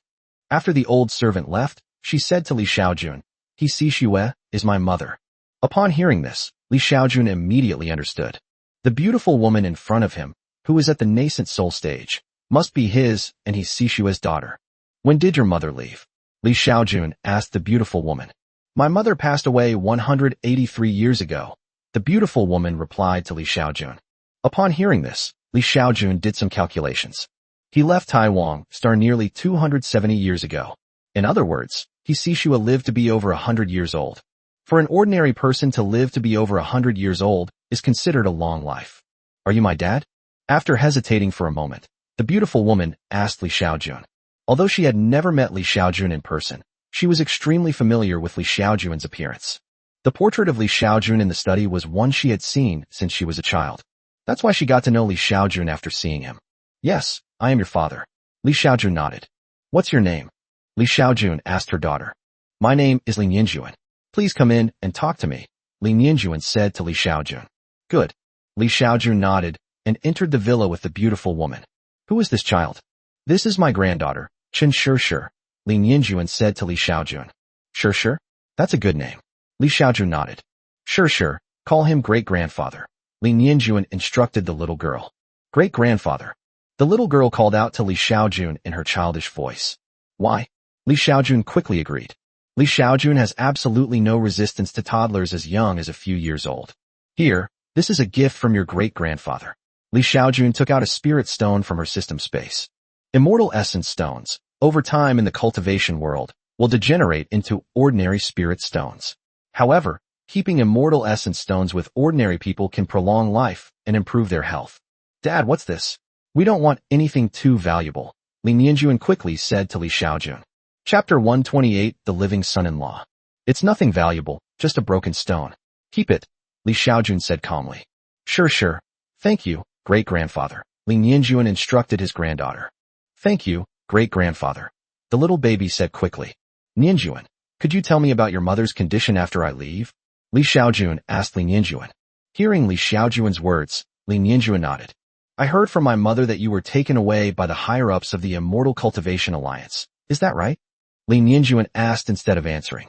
Yes, I was taken away by Empress Lu Hongxia. Li Xiaojun nodded. I understand now. No wonder I couldn't find out your whereabouts no matter how hard I tried. Li Ninjuan understood. It turned out that Li Xiaojun had been taken away by the human emperor. The person was with the great emperor. How could a nascent soul cultivator like her possibly find out? After thinking for a moment, Li Ninjuan asked Li Xiaojun. I wasn't assigned to another planet by the Immortal Cultivation Alliance, which must be related to you, right? According to the rules of the Immortal Cultivation Alliance, only mortals can exist on the life-bearing planet, apart from the Alliance's administrators. Any cultivator who reaches adulthood and whose cultivation level reaches a certain point must immigrate to an outer planet. Li Ninjuan possesses top-grade spiritual roots. Logically, with her talent, she should also immigrate after reaching the foundation establishment stage. Even many members of the imperial family cannot violate such a rule. Even the descendants of the Ziwei Emperor must leave the inhabited planet once their cultivation reaches a certain level. However, After Li Nianjuan reached the foundation establishment stage, she was not relocated by the Immortal Cultivation Alliance. Under such circumstances, she was able to continue living on the desolate planet. She had never understood it before, but now she guessed that it must be related to her father, Li Xiaojun. Hearing her daughter's words, Li Xiaojun thought for a moment and said, "This might be related to Lu Hongxia. Lu Hongxia is my daughter." "Lu Hongxia is your daughter?" Li Nianjuan interrupted Li Xiaojun in surprise. "Yes, is there a problem? How could this be?" Li Nianjuan couldn't believe it. The emperor is actually her father's daughter. Does that mean she is the emperor's half-sister? She simply couldn't believe it. "Father, it's fine if you say such things to me, but you must never say them to others. Offending the emperor is punishable by death." Li Nianjuan whispered to Li Xiaojun, as if afraid that others would hear. Hearing her daughter's words, Li Xiaojun smiled. It's clear that his daughter still cares about him. Although, like Lu Hongxia, she had never met her father since childhood. However, when Lu Hongxia met him, she only thought about using him. And this daughter in front of him still cares about his life and death. After thinking for a moment, Li Xiaojun did not continue to explain her relationship with Lu Hongxia. He asked Li Nianjuan, "Now, can you tell me about your mother?" Hearing Li Xiaojun's words, Li Nianjuan nodded. "After you left, my mother lived a relatively good life because of the property you left behind." Li Nianjuan said to Li Xiaojun, "After I was born, my mother named me Li Nianjuan. You should understand what this name means, right? My mother often talked about you when I was little. My mother said that you are a very talented and wonderful person. If you hadn't been taken away by the Immortal Cultivation Alliance, you definitely wouldn't have left us. My mother also told me not to hate you, that you are not the kind of person who would abandon his wife and children. Actually, my impression of you comes from what my mother told me. I have never met you, and I can't say whether I hate you or not. After you left, my mother never remarried. She left me most of your property. Without the property you left, I wouldn't have been able to cultivate so quickly. So, I don't hate you." Upon hearing Li Nianjuan's words, Li Xiaojun nodded silently. He never expected that Xixue would remain unmarried for the rest of her life because of him. In this situation, Li Xiaojun was undeniably moved. Moreover, from her daughter's words, Li Xiaojun could easily tell that Xixue had always been trying to maintain his image in her daughter's heart. It's no wonder that his daughter treated him so well the first time they met. It's clear that this daughter acknowledges him as her father, which is largely due to Xixue speaking highly of him in front of her. "I'm sorry. Actually, 3 years after your mother and I separated, I was taken to Qiyu Star by the Ziwei Emperor and the Xiao Emperor. I've been on Qiyu Star ever since, and I've only just found the opportunity to come back," Li Xiaojun explained to Li Nianjuan. "Dad, you don't need to explain anything to me. You are my dad. It's enough that you're back. If you acknowledge me as your daughter, then I'll acknowledge you as my dad too. I can take care of you until you're old." "No. Father, you've lived to be over 200 years old, so you must be a cultivator, right? Even I, at the nascent soul stage, can't see through your cultivation level. You might be even stronger than me, so maybe we'll have to rely on you in the future?" Li Nianjuan said to Li Xiaojun with a smile. Hearing her daughter's words, Li Xiaojun felt a warmth in her heart. This was completely opposite to the chilling feeling that Lu Hongxia had given him. "Since you acknowledge me as your father, then I'll acknowledge you as my daughter too," Li Xiaojun said to Li Nianjuan. "Dad, did you just come to Taiwan Star from Qiyu Star?" Li Nianjuan asked Li Xiaojun. "Yes, I just got back not long ago." Li Xiaojun nodded. "Do you have a place to stay? If you don't, you can stay with your daughter. Oh, by the way, my daughter married Chun Bufan from the Chun family of the Immortal Realm. He's at work now. I'll call him and ask him to come back.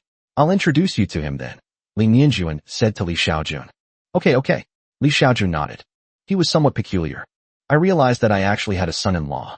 Although her previous daughters, whether Li Ziwei or Li Ziao, had both been married and had many children. However, the husbands of these daughters had died almost tens of thousands of years ago. This was the first time he had ever encountered a son-in-law who was still alive, like Li Nianjuan's husband. Soon, Li Nianjuan made a phone call to her husband and children. One by one, many people soon returned home. "Father, this is my son, Chen Fuxing. This is my daughter, son-in-law, and nephew." Every time someone came, Li Nianjuan would introduce them to Li Xiaojun. "Fusheng, this is your maternal grandfather. Hello, Grandpa. Xiaoya, this is your great-grandfather. Hello, great-grandfather." Li Nianjuan introduced many people to Li Xiaojun, all of whom were her descendants. After many of the younger generation had arrived, Li Xiaojun's son-in-law, Chen Bufan, finally arrived late. "This is my father, Bufan. Dad, this is my husband, Chen Bufan." Li Nianjuan introduced her husband to Li Xiaojun. From the moment Chen Bufan entered the room, Li Xiaojun sized him up. Chen Bufan did the same, turning his gaze to Li Xiaojun. When he saw Li Xiaojun's appearance, he immediately had no doubts about her identity. Young son-in-law Chen Bufan pays respects to his father-in-law. Chen Bufan bowed respectfully to Li Xiaojun. Chapter 129 was pretty good. Li Xiaojun looked at Chen Bufan, her heart filled with mixed feelings. This was his first time meeting his son-in-law, and he really didn't know how to get along with him. Chen Bufan looked to be in his 30s, dressed in a formal suit, and he really did look quite. Father, Bufan is here to pay his respects to you, Li Nianjuan said to Li Xiaojun. Oh, don't worry about it, Li Xiaojun quickly said to her son-in-law. Father, Nianjuan told me that you just returned to Taiwan Star, is that right? Chen Bufan changed the subject and asked Li Xiaojun, otherwise it would be too awkward between the two of them. Yes, I just got back. Li Xiaojun nodded. Father, now that you're back, please stay at our house so that Nianjuan and I can take care of you, Chen Bufan said to Li Xiaojun. Li Xiaojun looked at the sincerity in Chen Bufan's eyes and nodded. Okay, then I'll bother you. Don't bother me. This is your home from now on, and we're all your family, Chen Bufan said warmly to Li Xiaojun. Okay. Li Xiaojun nodded. He was fairly satisfied with this son-in-law. Fu Sheng, have you given my regards to your grandfather? Chen Bufan asked his son, Chen Fusheng. Dad, I've already greeted Grandpa. Chen Fusheng nodded quickly. Dad, what would you like to eat tonight? I'll have the children make it for you, Chen Bufan asked Li Xiaojun. Anything is fine. Li Xiaojun nodded with a smile. Here, he felt the long-lost warmth of family, which he thoroughly enjoyed. As time went by, more and more people came here, and soon the number exceeded 100. Among these people are Li Nianjuan's children, grandchildren, great-grandchildren, and even great-great-grandchildren. There are also Li Nianjuan's son-in-law, grandson, granddaughter's husband, grandson's husband, and so on. Great-grandfather, did you come back from Xiaoyu Star? Can you tell us what Xiaoyu Star is like? Grandmother, how old are you? You look so young. Li Xiaojun was soon surrounded by a group of children, who were all talking at once and full of curiosity about her. The children ranged in age from 7 or 8 to 3 or 4. Yes, Autumn Rain Star is very, very big, much bigger than the Great Wilderness Star. Li Xiaojun and a group of children were telling each other stories they had never heard before. Until it was almost dark. Dad, dinner's ready. Everyone, dinner's ready. Li Nianjuan called to everyone to eat. Soon, over 100 people had gathered around more than a dozen tables in the courtyard. This made the whole villa feel lively and bustling. After the meal, everyone said goodbye to Li Xiaojun, an elder, and then went home. Dad, you can live here from now on. Chen Bufan led Li Xiaojun to the master bedroom on the right side of the villa, which had been freshly cleaned. Okay, Li Xiaojun nodded, gladly accepting her son-in-law's kind offer. Wow, that's impressive. Where do you work? In the villa's living room, as the family sat around watching TV, Li Xiaojun asked Chen Bufan a question. Father, I'm currently working as a registrar in Honghe City. Chen Bufan respectfully replied to Li Xiaojun. The registrar is not bad. Li Xiaojun nodded in satisfaction. The chief clerk is only one rank below the city lord. I heard from Nianjuan that you belong to the Chun family of some immortal realm. Which immortal realm? Li Xiaojun asked Chen Bufan. Father, I am from the Chun family of the immortal realm of Mount Fanjing. I am merely a collateral branch of the Chun family of the immortal realm. Chen Bufan said to Li Xiaojun with a smile. Father, don't listen to his nonsense. Although he's a collateral branch of the Chun family in the immortal realm, he's now more powerful than the direct descendants. Li Nianjuan, standing to the side, contradicted her husband. Oh, why is that? Li Xiaojun asked in surprise. It's all because the children I had with Bufan both have spiritual roots. Li Nianjuan said to Li Xiaojun. I don't know why, but both of my children with Bufan have spiritual roots, although they are only of the lower grade. We are very satisfied. However, we later discovered that our daughter and their children also had spiritual roots. Moreover, one of my grandsons, like me, also had a top-grade spiritual root. Because of this, our lineage was highly valued in the Qin family, and Bufan became the current registrar of Honghe City with the help of the family. Upon hearing her daughter's words, Li Xiaojun immediately understood. The descendants of Li Nianjuan and Chen Bufan possess spiritual roots, which is related to him. After the system upgrade, he strengthened the spiritual roots of all his descendants born after him. Descendants without spiritual roots are strengthened to have inferior spiritual roots. Those born with inferior spiritual roots are directly enhanced by the system into having superior spiritual roots. That night, Li Xiaojun was already asleep. In another room, Li Nianjuan and Chen Bufan were talking. Bufan, look, this is a gift my dad gave to the children. Look what it is. Li Nianjuan handed a piece of immortal essence stone to Chen Bufan and said, Today, Li Xiaojun gave almost every child who was not yet an adult a piece of immortal essence stone. What is this? I've never seen anything like it before. Chen Bufan took the immortal essence stone and examined it curiously. I sense a powerful energy within this stone, far more concentrated than the spiritual energy within a high-grade spirit stone. This is very likely a top-grade spirit stone, Chen Bufan said to his wife. A top-grade spirit stone? You're saying this is a top-grade spirit stone? If it really is, then it's incredibly valuable. Although both of them were nascent soul and golden core cultivators, they had never actually seen a top-grade spirit stone before. Generally, once top-grade spirit stones are unearthed, they are usually taken by the higher-ups of the Immortal Cultivation Alliance. Ordinary, lower-level cultivators are already very fortunate to even see a high-grade spirit stone. According to market prices, one top-grade spirit stone can be exchanged for 100 high-grade spirit stones, 10,000 mid-grade spirit stones, or 1 million low-grade spirit stones, which is worth 1 billion in cash. Chen Bufan told his wife, "A billion? I saw that our father gave the children more than a dozen of these top-grade spirit stones before. Does that mean Li Nianjuan was stunned? No, this is too valuable. We can't accept it. Tomorrow, collect all the spirit stones from the children and return them to father." Chen Bufan said to his wife, "Okay, I'll return it to dad tomorrow." Li Nianjuan nodded. "Nianjuan, what do you think our father's cultivation level is?" Chen Bufan asked his wife. "I don't know, but at least she's better than me." Li Nianjuan shook her head directly. Even with her nascent soul stage cultivation, she couldn't see through her father at all, which means he must be at least a deity transformation stage cultivator. "You know, our dad is so amazing. How did he ever fall for your mother-in-law?" Chen Bufan was very puzzled. His mother-in-law, Xi Shue, was just an ordinary person. How could his father-in-law, who was so powerful, have fallen for her? "Why do you care how my father fell in love with my mother? My mother never remarried for her entire life because of her. Isn't my mother good enough? What other woman could be as devoted as my mother?" That's true. If it weren't for my parents-in-law, I wouldn't have such a good wife like Chen Bufan. Chen Bufan chuckled. Chapter 130, Revealing Identity. "Father, please take these top-grade spirit stones back. They are too valuable. The children shouldn't be allowed to play with them." The next day, Li Nianjuan took back all the immortal essence stones from the children and returned them to Li Xiaojun. Seeing that her daughter had returned the immortal essence stone, Li Xiaojun was both amused and exasperated.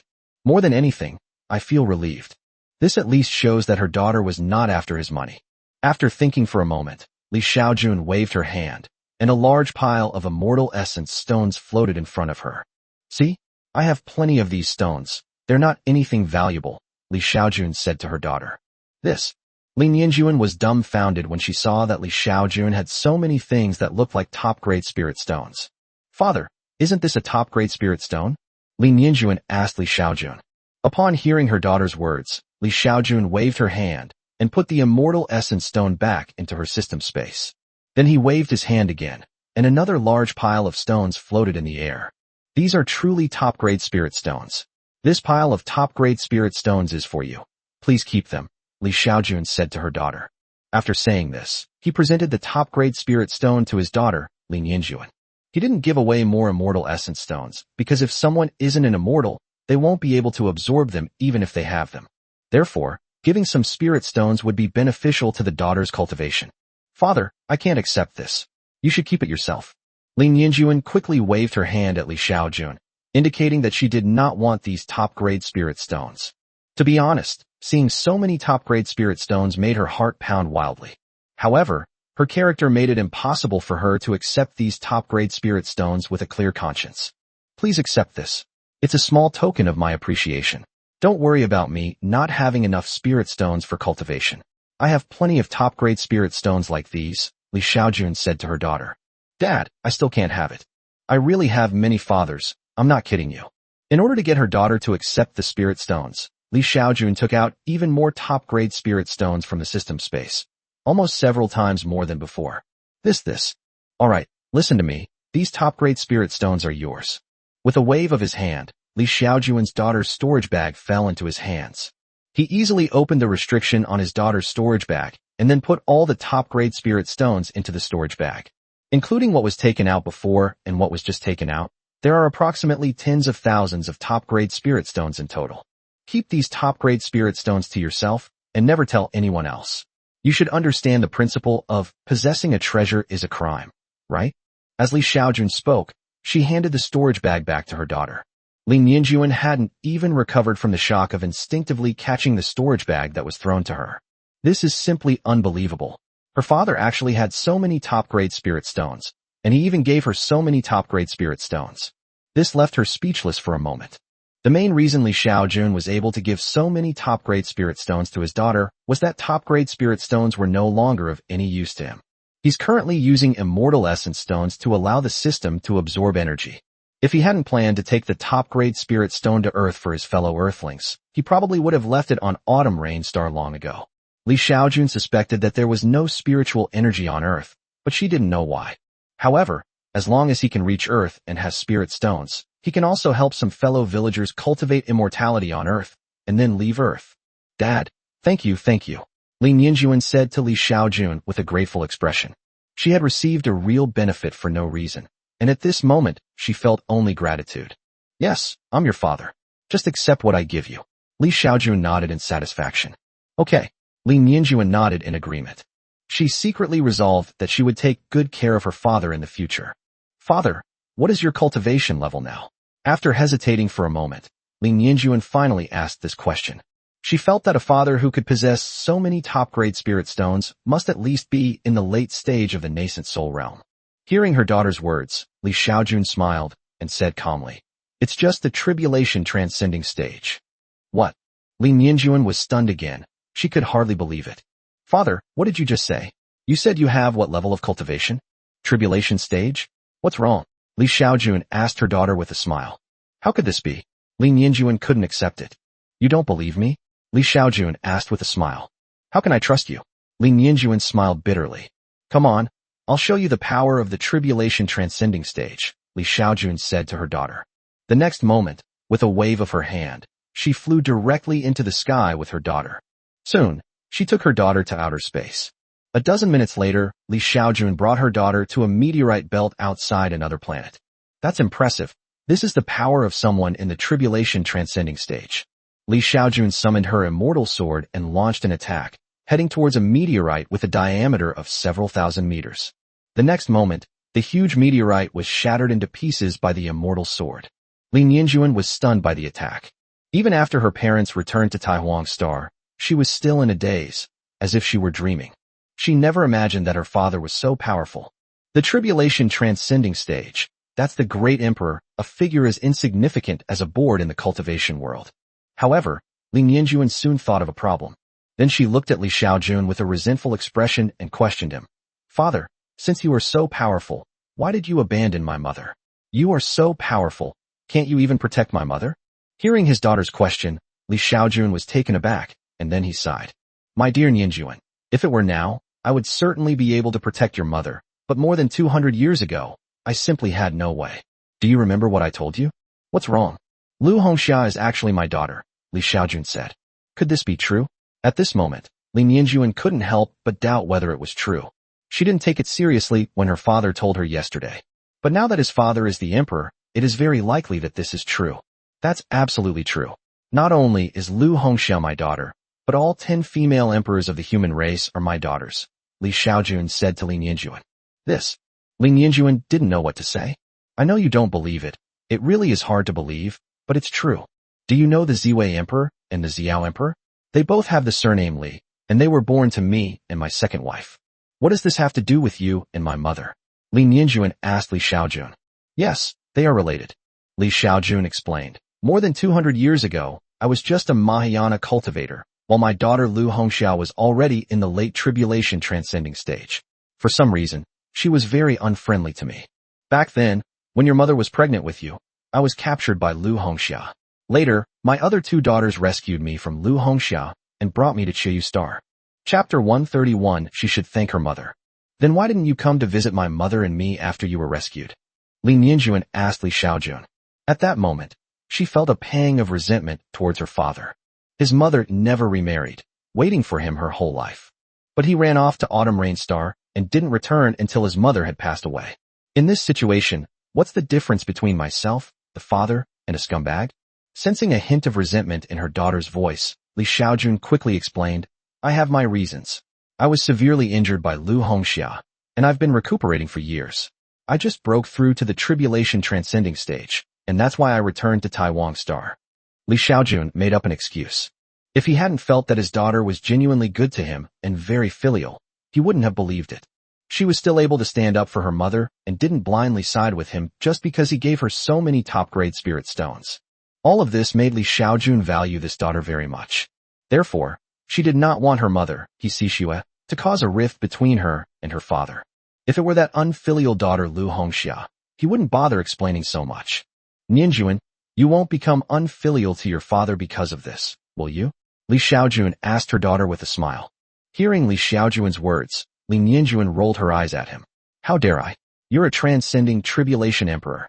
I'm trying to curry favor with you. That's good. That's good. Li Xiaojun nodded with a smile. He really didn't want to have a conflict with his daughter over this. By the way, don't tell anyone about my cultivation level. Just keep it to yourself, Li Xiaojun said to her daughter. I understand. I won't tell anyone, not even Buffon. Li Nianjuan nodded. If Li Xiaojun's identity as a transcending tribulation emperor is exposed, it will definitely have a huge impact on her current family. If the Chun family of the immortal realm learns of Li Xiaojun's identity, will they use this relationship to seek personal gain for themselves? Will her descendants become uncontrollable because of this relationship? For example, will they act recklessly and lawlessly outside the home? Therefore, even for the sake of family harmony, she wouldn't say anything carelessly. It must be said that Li Nianjuan is lucky. Li Xiaojun has too many daughters, and apart from a few, he doesn't have much affection for most of them. Li Nianjuan was the first person Li Xiaojun had ever treated so well, besides his wife's daughter. She accepted Li Xiaojun immediately, recognized him as her father, was very filial, and was very sincere in her dealings with others. Her family values were also excellent. All of this is why Li Xiaojun treats her well. Moreover, Li Xiaojun also decided that when she left, she would elevate her daughter's spiritual root to some level of acquired root. His daughter's attitude towards him was worth his effort. Of course, Li Nianjuan's success is also inseparable from the guidance of her mother, Xixue. If Xixue harbored resentment and slander towards Li Xiaojun while she was alive, then her daughter Li Nianjuan's attitude towards Li Xiaojun was probably even worse than Lu Hongxia's when they met. In that case, she wouldn't have been able to gain Li Xiaojun's approval, nor would she have had such a great opportunity. For the rest of the time, Li Xiaojun stayed at her daughter and son-in-law's house. Li Xiaojun also asked his daughter about the daughter he had with Sister Ning. Li Nianjuan told Li Xiaojun that her aunt had immigrated to Suihangsing. Moreover, she didn't know that her aunt was also Li Xiaojun's daughter. Upon hearing this, Li Xiaojun stopped asking questions. Great-grandfather, Shishir brought you something delicious. That day, as soon as her great-granddaughter Chen Shishir returned home, she enthusiastically rushed into Li Xiaojun's arms. What delicious treats did Shishir bring for her great-grandfather? Li Xiaojun smiled and picked up the little girl. It's candied hawthorn. Oh, Shishir is so wonderful. Of all the Chen family members, besides her daughter and son-in-law, Li Xiaojun's favorite was this great-grandson. 10 years have passed in the blink of an eye. After 10 years, Li Xiaojun's cultivation points finally broke through to 10 billion. He is ready to break through to the immortal realm. However, he was unsure whether he would ascend to immortality after breaking through to the human immortal realm.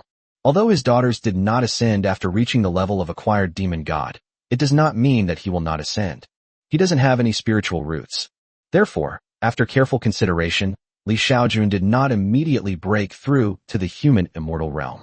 He planned to live on Taiwan Star for a while longer, accumulate more cultivation points, and then break through to the human immortal realm. Just as Li Xiaojun was hiding on Taiwan Star, Li Ziao from the immortal realm has also arrived at the magic planet. Compared to Li Xiaojun, who is at the great perfection of the tribulation transcending stage, she can only travel in the universe at 10 times the speed of light. Li Ziao, who is in the immortal realm, can reach a speed of 20 times the speed of light. Starting from the border of the human race, it only took her 8 years to reach the magic planet. The magical planet had completely changed by then.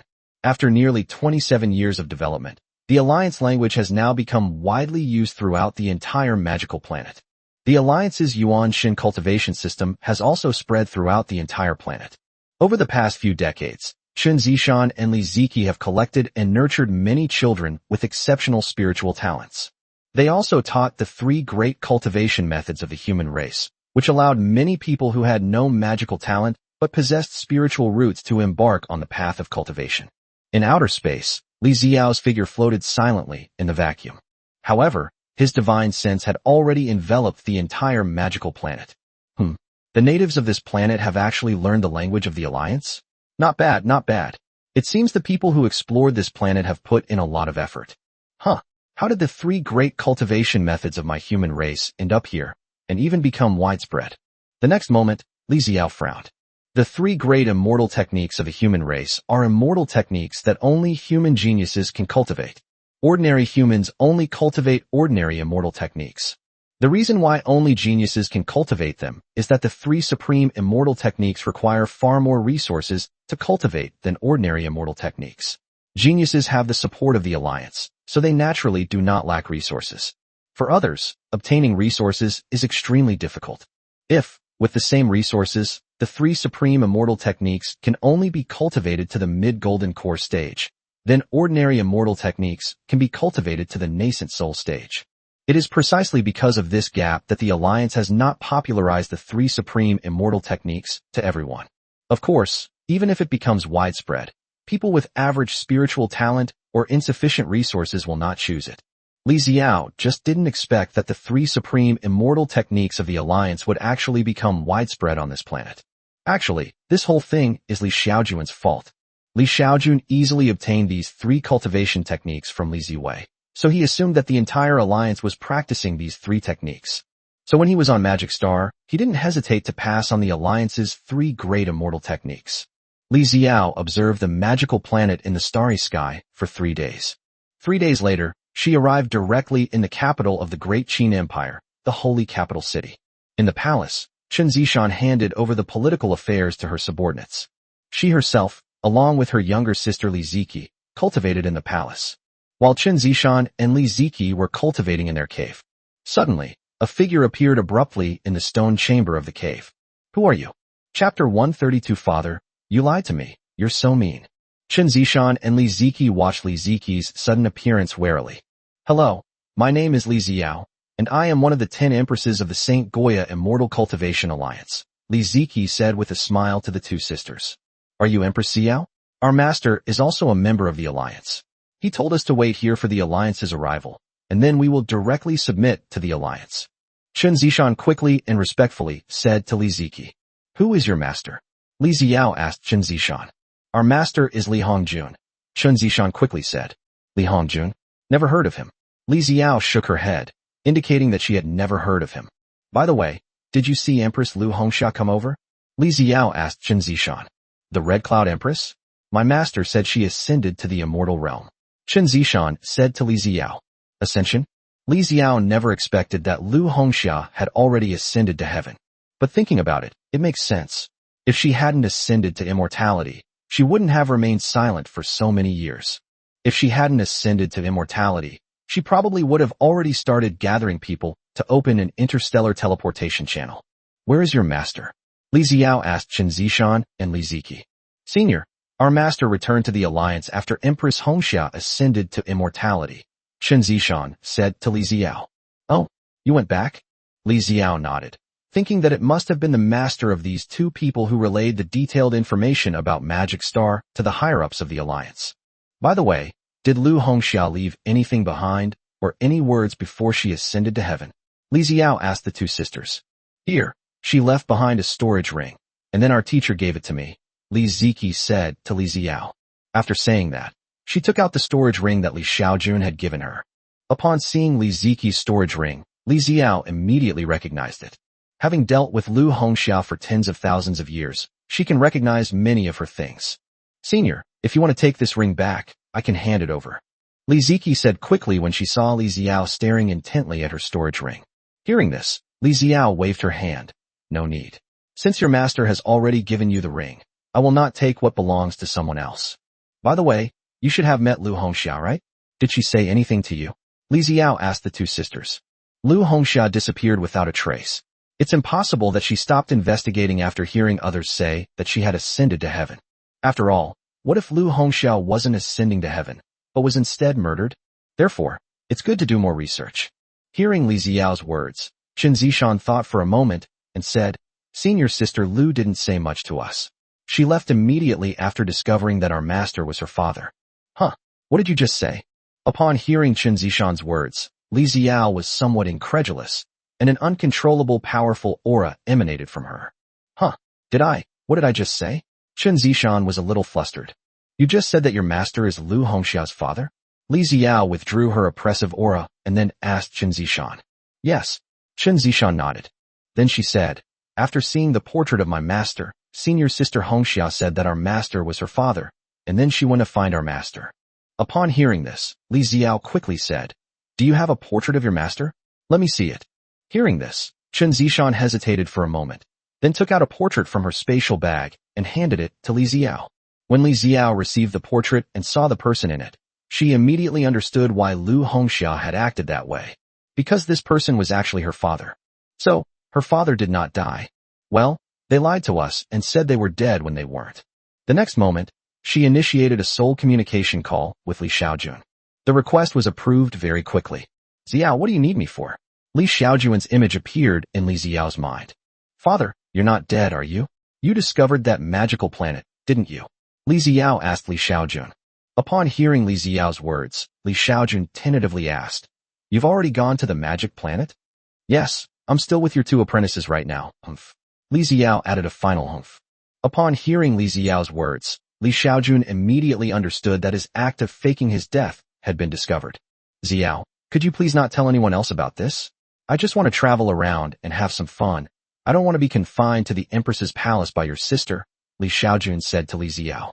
All right, then we'll see what you use to shut me up, Daddy, Li Xiao said to Li Xiaojun with a grin.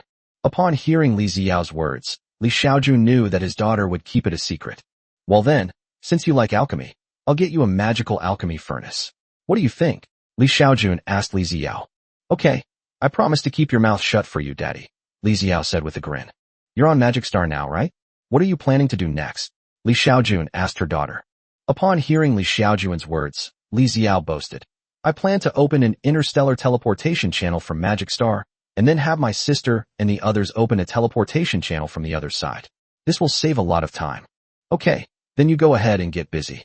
By the way, since you're on Magic Star, please take good care of my two apprentices, Li Xiaojun said to her daughter. I definitely will.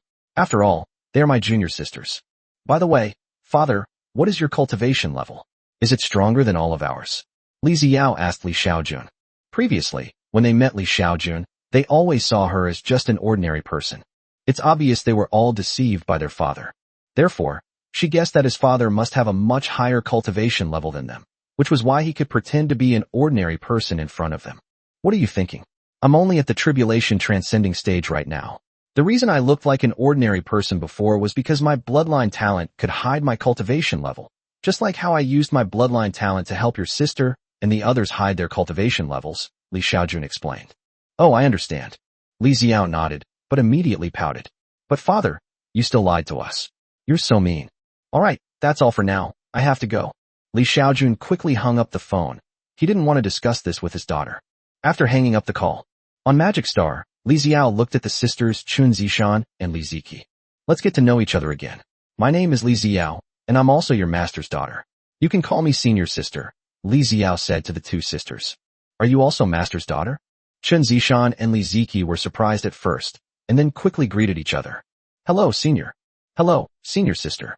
Chapter 133 The Alliance is too powerful. Senior sister, does our immortal cultivation alliance really have trillions of people? On the streets of Saint Capital, Qin Zishan and Li Ziki were chatting with Li Xiao as they strolled around. According to the census data from 10 years ago, the population of our immortal cultivation alliance has already exceeded 1.58 trillion. Li Xiao said with a smile. More than 1.58 trillion? Upon hearing this number, both Qin Zishan and Li Ziki were astonished. This number is terrifying. Their planet, Magic Star, has only a population of less than 1 billion after decades of development.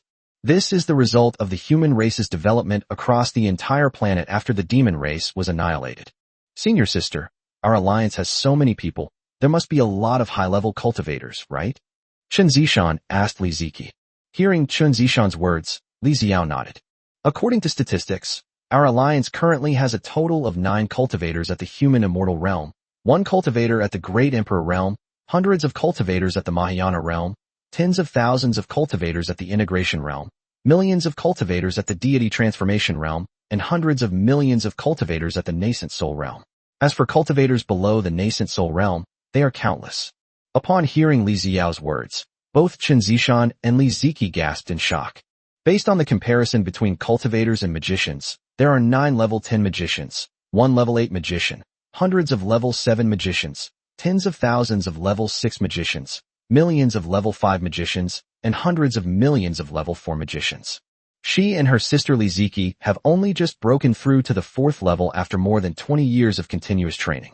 In other words, there are hundreds of millions of people with their strength in the Immortal Cultivation Alliance. Senior sister, why are there 9 people in the human immortal realm, but only 1 in the tribulation transcending realm?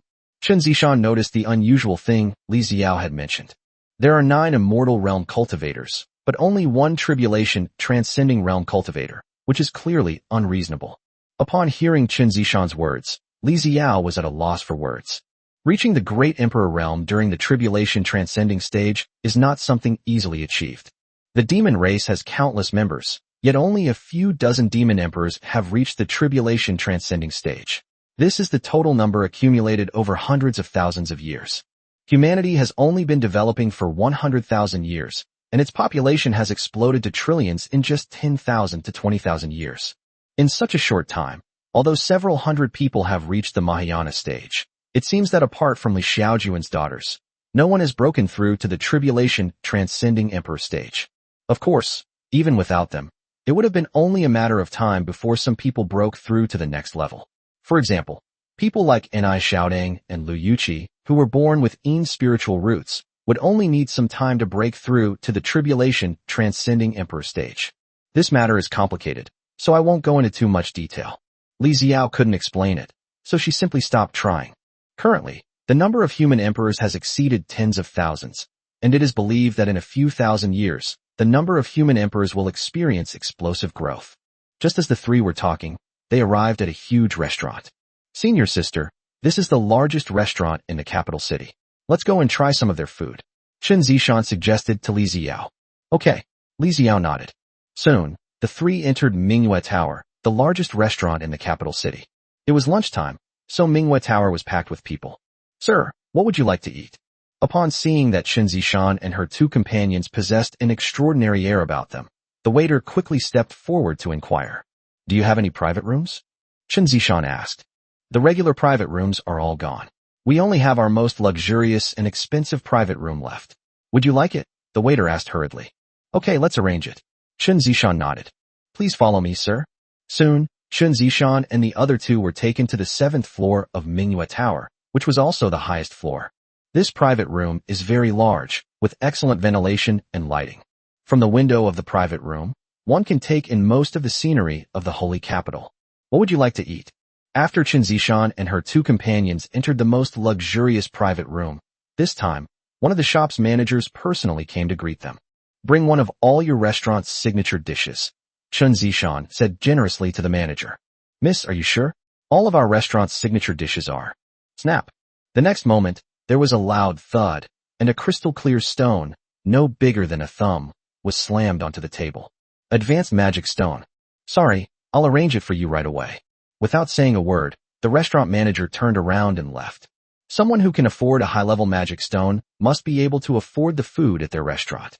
One high-level magic stone is equivalent to 10,000 ordinary magic stones, which is equivalent to 100,000 amethyst coins, 1 million blue crystal coins, and 10 million white crystal coins. Just one high-level magic stone is enough to feed them like this at their restaurant for a month. At that point, the restaurant started serving the dishes. Senior sister, please try some of our local cuisine. Chen Zishan warmly invited Li Xiao. Just as Chen Zishan and her 2 companions were having dinner in a private room on the 7th floor. Below, A procession of luxurious carriages and hundreds of guards stood at the entrance of the Taihao restaurant. Then, a group of people dressed in finery stepped out of the luxurious carriage. A young man dressed in fine clothes alighted from the carriage and hurried to the most luxurious one among all the carriages. "Lord Garuin, please." The young man stepped forward eagerly and lifted the curtain, his tone extremely humble.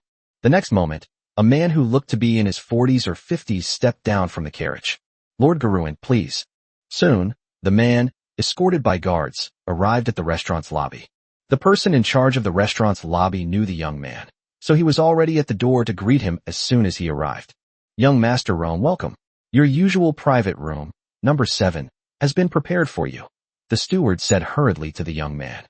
"Manager Qian, this is Lord Garuin, a newly recruited 7th-tier archmage.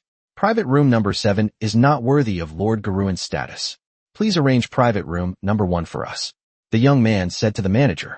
Upon hearing the young man's words, the restaurant's manager's face stiffened, and he quickly said to the young man, "Young Master Rome, private room number 1 is already occupied, and the other private rooms are also occupied. Why don't you make do with private room number 7? Before the young man could say anything, Archmage Garuin, who was standing next to him, frowned and said, "Just have the people in private room number 1 go to private room number 7. The person in charge of the hall was in a very difficult position, and he looked at the young man. "Lord Garuin's meaning is my meaning," the young man declared to the head of the hall. "This, young Master Rome. Go now, or do you believe I'll tear down this shabby restaurant?" Garuin threatened the head steward, his eyes narrowed. Upon hearing this, the head waiter's expression changed drastically, and he quickly said, "I'll go and discuss it with the guests in private room number 1. No one can afford to ignore the threat posed by a Grand Magister. Grand Magister, even if you demolish their restaurant or kill them all, they will die in vain, and there will be no reason for them to complain." Chapter 134. Tell him to get out. Soon, the head of the restaurant found the person in charge of the entire establishment. Upon hearing this, the restaurant manager personally went to private room number 1. As soon as the restaurant manager entered the room, Chun Zishan, Li Xiao, and the other two all turned their attention to him. "Excuse me, gentlemen, for disturbing you." The restaurant owner apologized to the three of them beforehand, and then said with a look of apology, "We have bought a 7th-level archmage downstairs. He specifically requested private room number 1, so I hope you can move to private room number 7. Of course, to express our apologies to the 3 ladies, we'll waive your bill today. What do you think?" the restaurant manager asked Chun Zishan and the other two. Upon hearing this, Li Ziki turned her gaze to Chun Zishan. Chun Zishan then turned her gaze to Li Xiao. If it weren't for Li Xiao, she wouldn't dare to offend a 7th-tier archmage. 27 years ago, although his master placed a restriction on all magicians of the 5th rank and above at that time. However, decades have passed, and a large number of magical geniuses have broken through to the 5th, 6th, or even 7th rank. These mages who later broke through to the 5th, 6th, or 7th rank had no restrictions on them.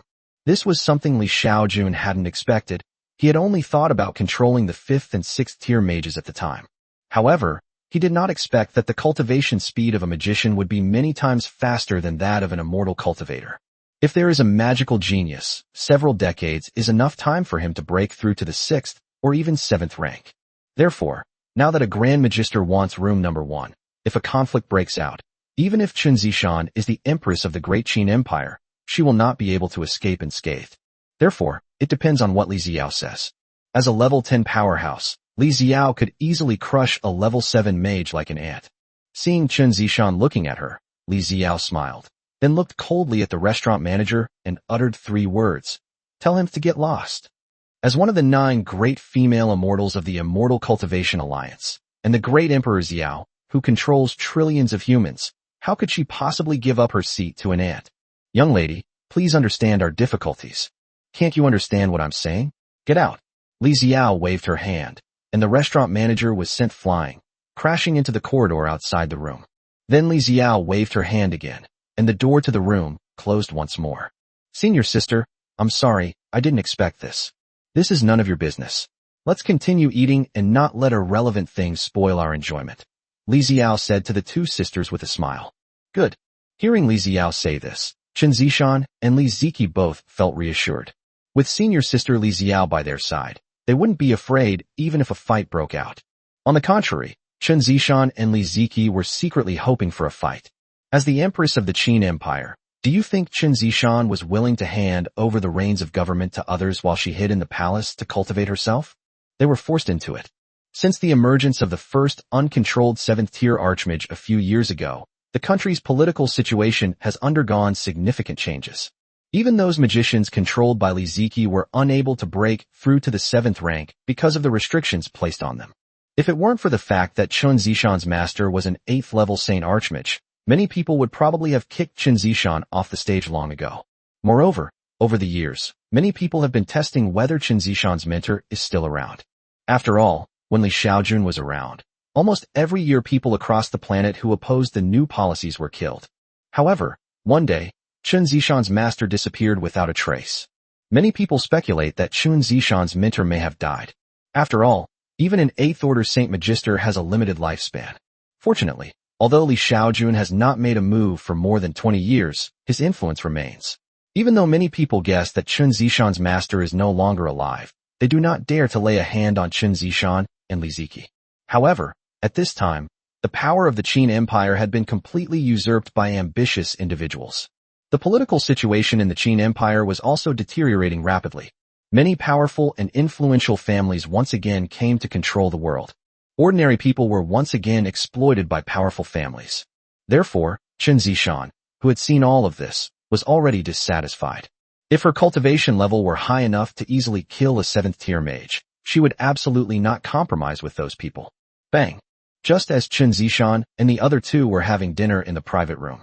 Suddenly, the door to private room number 1 was kicked open with a loud bang. Then, a group of people walked in from outside the door. The leaders were none other than the 7th-tier archmage, Gruen, and a young man. As soon as the group arrived, Qin Zishan and Li Ziki looked towards the door with grim expressions. Li Xiao, however, didn't even turn her head and continued to leisurely use her chopsticks to pick up food and put it in her mouth. On the other side, the young man and the great mage Gruen also saw Qin Zishan and Li Ziki in the private room. When they saw Qin Zishan, both the young man and Guluan's expressions changed. "Your Majesty the Empress," the young man exclaimed. After a brief change in expression, Guluan quickly regained his composure. "So it's Her Majesty the Empress dining here. I'm so sorry, so very sorry," Gruen said with a smile, bowing to Qin Zishan. Although he said sorry, his expression didn't convey any real apology. "Guluan, what do you mean?" Qin Zishan looked at Guluan with a cold gaze. "Your Majesty, I didn't know you were in private room number 1. If I had known you were here, I certainly wouldn't have kicked the door down. I would have gently pushed it open and had a couple of drinks with Your Majesty. Here's what we'll do. I'll pay for Her Majesty's meal today as an apology," Gruen said with a smile, looking very magnanimous. Upon hearing Guluan's words, Qin Zishan's expression turned icy. Although Gruen was full of apologies, he was actually rubbing her imperial dignity into the ground. If she can't do anything to Guluan today, then if word gets out, her imperial authority will be completely ruined. "Senior sister, could you please help me kill him?" Qin Zishan telepathically requested Li Xiao. Upon hearing Qin Zishan's telepathic message, Li Xiao nodded. "How noisy." Li Xiao waved her hand lightly behind her without turning her head. However, the next moment, the arrogant and domineering Archmage Gruen was seen being heavily knocked away. After his body was blasted out of the restaurant, it exploded into a bloody mist in midair. Everyone was horrified upon seeing this. The young man who brought Gruen in was so frightened that he collapsed to the ground, large beads of sweat pouring down his forehead. However, he quickly came to his senses and knelt down before Qin Zishan, kowtowing repeatedly. "Your Majesty the Empress, spare my life. Your Majesty the Empress, spare my life." The young man was almost scared out of his wits. Now all he wanted was for the Empress to spare his life. The others around the young man were also frightened. After regaining their senses, they all followed the young man's example and knelt down to kowtow. "Ziki, get rid of them all," Qin Zishan said to her younger sister, Li Ziki. Chapter 135 Father, help me, Father. Half an hour later, Qin Zishan, Li Ziki, and Li Xiao returned to the palace. "Senior sister, can I ask you for a favor?" Qin Zishan pleaded, holding Li Xiao's hand. "You want me to help you kill someone, right?" Li Xiao asked Qin Zishan. She had already seen through Qin Zishan's thoughts. "Yes, when Master was alive, no one dared to oppose my rule. But since Master left, everyone opposes me. Even those who were under Master's restrictions are now outwardly compliant, but inwardly defiant. I really have no other choice," Qin Zishan said. In the past, I implemented new policies, promoted the culture of the alliance, and promoted the cultivation of immortality, and achieved great results. However, without someone backing me up, I won't be able to implement these policies for long. I want my senior sister's help not because I covet the power of a human emperor, but because I want my fellow villagers to be assimilated into the alliance culture as quickly as possible, so that they can directly submit to the alliance once Magic Star and the alliance are officially connected. Hearing Chen Zishan's words, Li Xiao smiled and said, "All right, you don't need to talk about such high-sounding things. Just because you are my father's apprentice and my junior sister, I will help you. Tell me, who do you want to kill?" Li Xiao asked Chen Zishan. "There are probably quite a few people I need to kill in this world," Chen Zishan said to Li Xiao. "A lot. I've killed countless people. I once suppressed an alliance rebellion, directly slaughtering tens of millions of humans," Li Xiao said calmly. Upon hearing Li Xiao's words, Chen Zishan gasped. She never imagined that her senior sister had a record of slaughtering millions of people. However, hearing this put her at ease. Soon, Chen Zishan told Li Xiao about the person she was going to kill. "Give me a list, and I'll just remove the people on it," Li Xiao said to Chen Zishan. "Okay, I need to organize the list. I'll give it to you in a few days, senior sister." Chen Zishan nodded to Li Xiao. 2 days later, Li Xiao handed over a list containing more than 10,000 people. This is just the first batch of names. There are many more to come, and Chen Zishan will need to work through them gradually. In the past 2 days, Li Xiao has memorized all the locations on Magic Star. That way, she only needs to follow the list to find the location of the person she needs to kill. Just as Chen Zishan was listing the names, the news that a woman by the Empress's side easily killed a 7th-tier archmage on the 9th floor quickly spread. Upon hearing this news, everyone fell silent. Many people, such as those who opposed Chen Zishan, became even more apprehensive. Some people wanted to see the Empress, but were turned away. After Chen Zishan handed the list to Li Xiao, Chen Zishan quickly began to eliminate the people on the list. First, Li Xiao began by eliminating the inhabitants of Xiaojun City. In the Lu family residence in the holy capital, a 6th-tier archmage is meditating and cultivating. Suddenly, a sword aura swept across his head at an extremely fast speed. The next moment, his head was pierced directly by the sword energy, and he was dead beyond any doubt. Saint Capital City Rongjia. A 5th-tier mage was speaking to his clansmen. This 5th-tier mage was the head of the Rong family, and also a government official. Suddenly, a sword aura descended from the sky and pierced directly through his head. At first, his clansmen didn't react when the sword energy passed by. It wasn't until he lost his balance and fell to the ground that everyone realized their patriarch was dead. Situations like this are happening in various parts of the holy capital. Even a 7th-tier archmage was instantly killed by the sword energy. After clearing out the people on the list in Xiaojun City, Li Xiao quickly began clearing out the people in other places. A week later, the number of people Li Xiao had eliminated reached a staggering 100,000. As Li Xiao began to eliminate those who opposed Chen Zishan, the entire Magic Star was soon shaken. They encountered this tactic again after 27 years. Everyone realized that the Empress's master was not dead. Only the Empress's master could pull off such a feat. Just after Li Xiao had finished eliminating all those who opposed Chen Zishan. Soon, Chen Zishan stepped forward and took control of the government. No one objected to Chen Zishan regaining control of the government, because those who opposed Chen Zishan are all dead. After half a year, Li Xiao once again restored order to the entire empire's political affairs. This rectification has not only harmed the interests of the 100,000 people killed by Li Xiao. In addition, Chen Zishan also blatantly denounced officials and then promoted younger officials to take their place. With Chen Zishan's intervention, the Qin Empire's previously deteriorating political situation quickly returned to clarity. People's lives have become better again.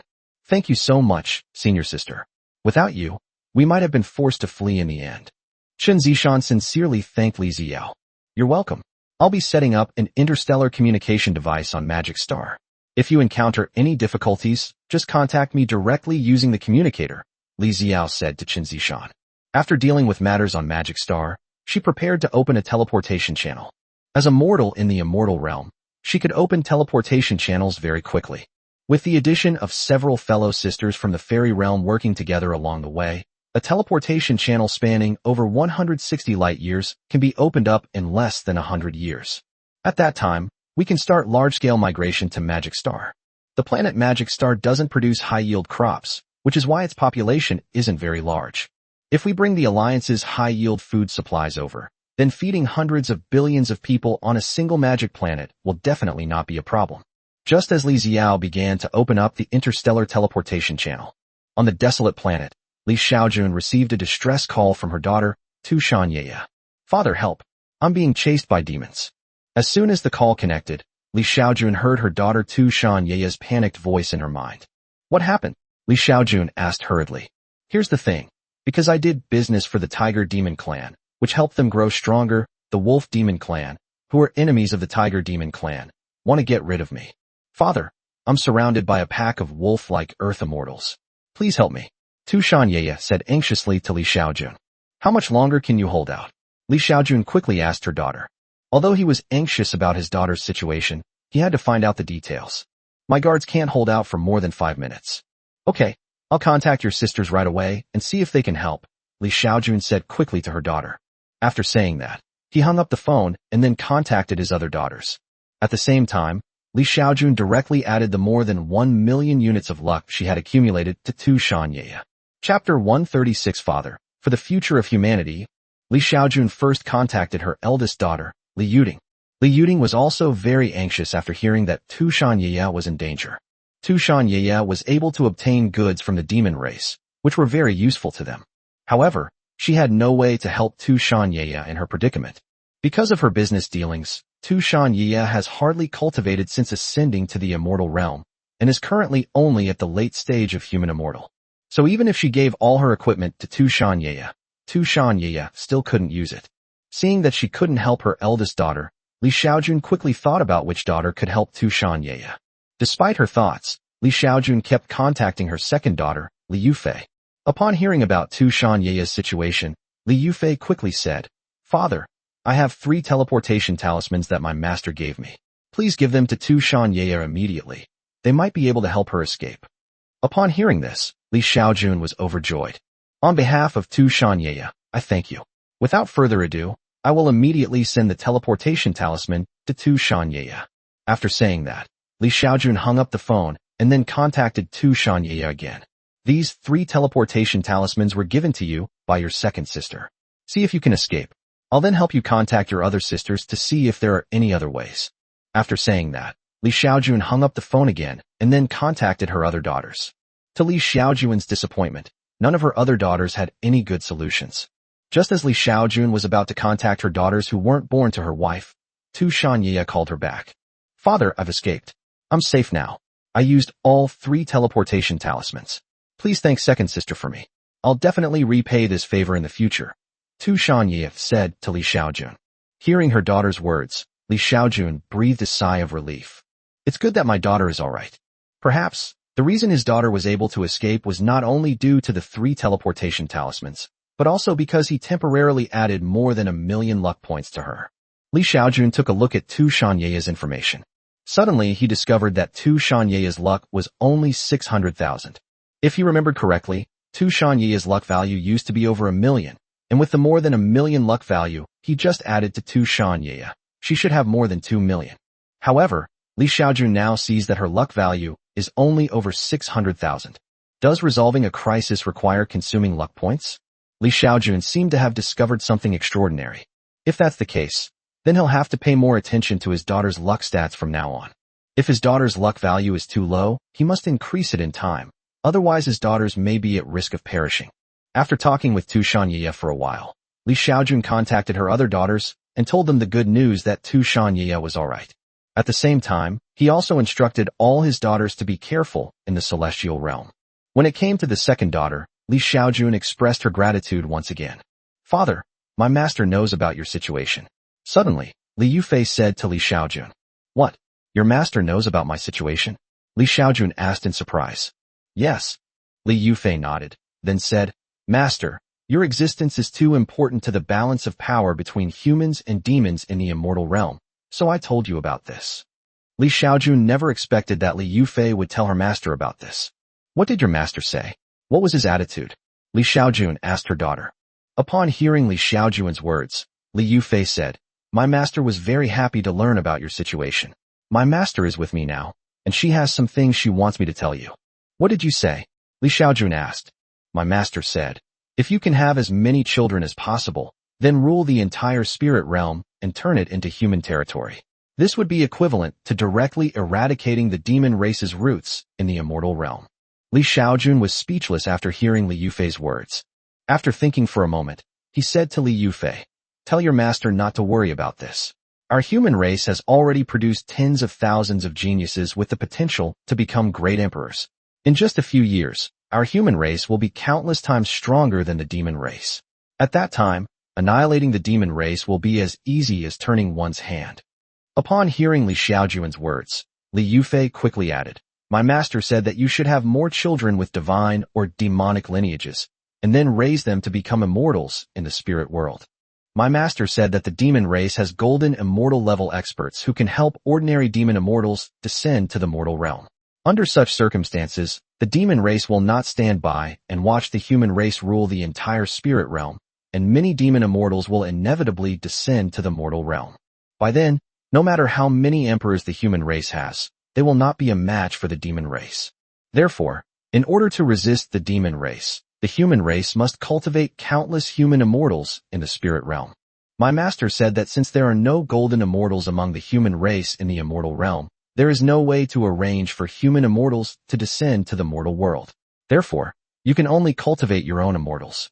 My master said that the child you gave birth to, with divine and demonic lineage, can become an immortal without ascending to the celestial realm, which is excellent. She said you must have more children like this so that you can fight against the demon immortals who descend to the mortal realm in the future.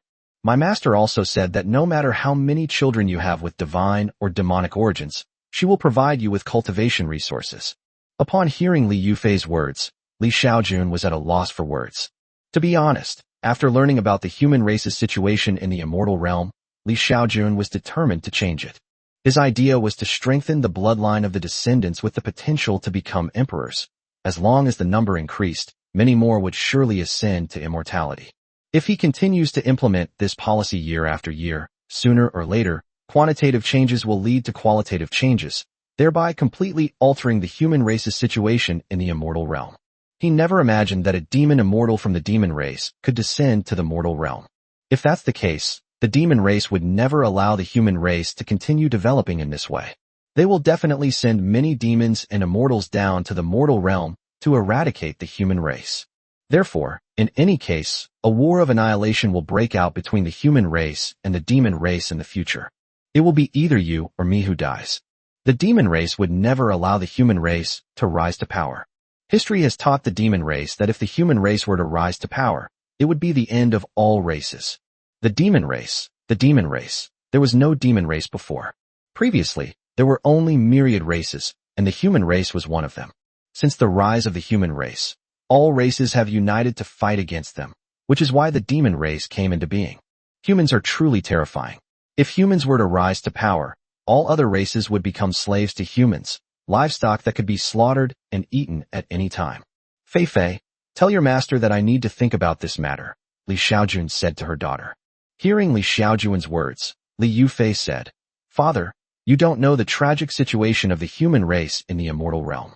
Even as your daughter, I want to advise you that for the future of the human race, you must give us more younger brothers and sisters." Chapter 137. Master, what are you doing? After hanging up the call with her second daughter, Li Xiaojun fell into thought. He could break through to the human immortal realm at any time. However, he didn't know whether he would ascend to heaven or stay in the spirit world after breaking through to the human immortal realm, and the system didn't give him an answer either. Therefore, there are only two possible outcomes for him now that he has broken through to the human immortal realm. First, ascend to the immortal realm, then live in constant fear under the pursuit of the demon race. If captured by the demon race, one might become their slave. Secondly, they did not ascend to the immortal realm, but remained in the spirit realm. Li Xiaojun himself preferred to stay in the spirit realm, since there would be no tribulation lightning when he broke through. Since he didn't even face a tribulation of lightning, the rules of the immortal realm certainly couldn't interfere with him. Therefore, there is a high probability that he will not ascend to immortality. However, he didn't dare to gamble. If he really ascends to heaven, then we're doomed. He was planning to go back to Earth, but if he ascended to heaven, he wouldn't be able to go back. If only he could know for sure whether he could ascend after breaking through, it would be great, but unfortunately, The system doesn't answer his question. That day, Li Yufei contacted Li Xiaojun again. Father, my master told me to tell you that in the immortal realm, the number of humans is only 1/10,000th of that of the demon race, and the most powerful human cultivator is only a human in the early stage of the profound immortal realm. Most of the human immortals in the immortal realm are slaves of the demon race. Only a lucky few are not slaves, but they can only eke out a living in a corner. Father, the human race is in a terrible state in the immortal realm. My master said that because the demon race in the immortal realm was the first to break through to the golden immortal realm, they arranged for many ordinary demon immortals to descend to the mortal realm, and then supported the demon race in the spirit realm to grow stronger, which is why the human race was forced to this point. If the human race was the first to break through to the golden immortal realm, then it was the human race that sent the immortals down to the mortal world, and perhaps the entire immortal realm would belong to the human race by now. My master said that this situation is something that all the human predecessors in the immortal realm have always wanted to change, and it is very urgent. Many human ancestors believe that if the demon race continued to develop in this way, the spirit realm would eventually be ruled by the demon race, and the human race would have no place to stand, and would likely perish. Father, my master also said, you are currently the only hope to change humanity. It's very likely that even the heavenly Tao couldn't bear to see you appear among humanity. Your mission is to save humanity. Father, my master said that as long as you agree to her request, she is willing to pay any price, even her life. After learning about Li Xiaojun's situation, Li Yufei's master asked Li Yufei to persuade Li Xiaojun almost every few days. In her view, Li Xiaojun was practically the only one who could save the future of humanity. Firstly, the children born to Li Xiaojun can become immortals in the spirit world without needing to ascend to heaven. Most importantly, Li Xiaojun can give birth to an unlimited number of children who can become immortals. As long as Li Xiaojun is around, even if the golden immortals of the celestial realm can make the demon immortals of the demon race descend to the mortal realm, then the human race will eventually be able to rule the entire spirit realm. After all, it wasn't without cost for a golden immortal to send a demon immortal down to the mortal realm. On the contrary, it came at a great cost. But Li Xiaojun's children could be endless, of course, as long as Li Xiaojun was willing. Fei, you don't need to rush me. Let me think about it. Okay, father, think it over carefully. My master said she can provide all the resources needed to raise a child. Isn't your master afraid I'll lie to her? I said I did even though I didn't have a child. Li Xiaojun asked Li Yufei. Upon hearing Li Xiaojun's words, Li Yufei said, my master said that as long as there is even the slightest chance for the human race to change its future from being wiped out, she is willing to give without expecting anything in return. Okay, Li Xiaojun nodded. He pondered the message from his daughter's master for more than half a month. 2 weeks later, Li Xiaojun found her daughter, Li Nianjuan, and prepared to say goodbye. Nianjuan, your father has to leave now, Li Xiaojun said to her daughter, Li Nianjuan. Dad, where are you going? Li Nianjuan asked hurriedly. Dad's been assigned a mission by the Alliance, and it might take him hundreds of years to return, Li Xiaojun said. A few hundred years? Li Nianjuan nodded. Then I'll wait for father to return after completing his mission. Li Nianjuan couldn't stop Li Xiaojun from leaving, because Li Xiaojun said it was a mission assigned by the Alliance. The Alliance is an organization that represents the absolute interests of the human race, and no one can disobey it. Okay, I'll be back in a few hundred years. Li Xiaojun nodded. That day, Li Nianjuan gathered the younger generation of disciples at her home again, and then bid farewell to Li Xiaojun. Although Chen Bufan, Li Xiaojun's son-in-law, was very sorry about her departure, he still saw her off respectfully. That evening, Li Xiaojun said goodbye to her daughter, son-in-law, and adorable little Shir, and then left the villa. 1 year later, Autumn Rainstar. After Li Xiaojun had the system help her conceal her divine sense, she arrived outside the Empress's palace. 6 months later, Li Xiaojun caught Enai Xiaodang returning from another star field outside the Empress's palace. Enai Xiaodang, who only had the cultivation level of the Mahayana stage, was immediately subdued by Li Xiaojun, who then sealed her cultivation. The communicator on her body was also stored in the system space by Li Xiaojun. Master, Grandmaster, you're not dead? Enai Xiaodang was both surprised and delighted to see Li Xiaojun. Huh, Master, what are you doing? Ouch, why did you seal my cultivation? Don't say anything, just come with me, Li Xiaojun said to Enai Xiaodang, then quickly led her away from the vicinity of the Empress's palace. Finally, Li Xiaojun led Enai Xiaodang to a remote mountain area. Here, Li Xiaojun set up a magical array that he had obtained from Tu Shanye. This immortal level formation consists of 360 array plates, and it can maintain its operation indefinitely by consuming immortal essence stones. This formation has powerful protective capabilities. Even a late-stage human immortal would find it difficult to break through. In addition, this formation can also block the detection of divine sense from those below the true immortal realm. Li Xiaojun set up this immortal array here to avoid being detected by anyone's divine sense. Even Li Ziwei, who is at the human immortal realm, would not be able to discover this immortal formation. Master, I thought you had been killed by the demon immortal. It's so good that you're still alive. His Majesty will be very happy to know.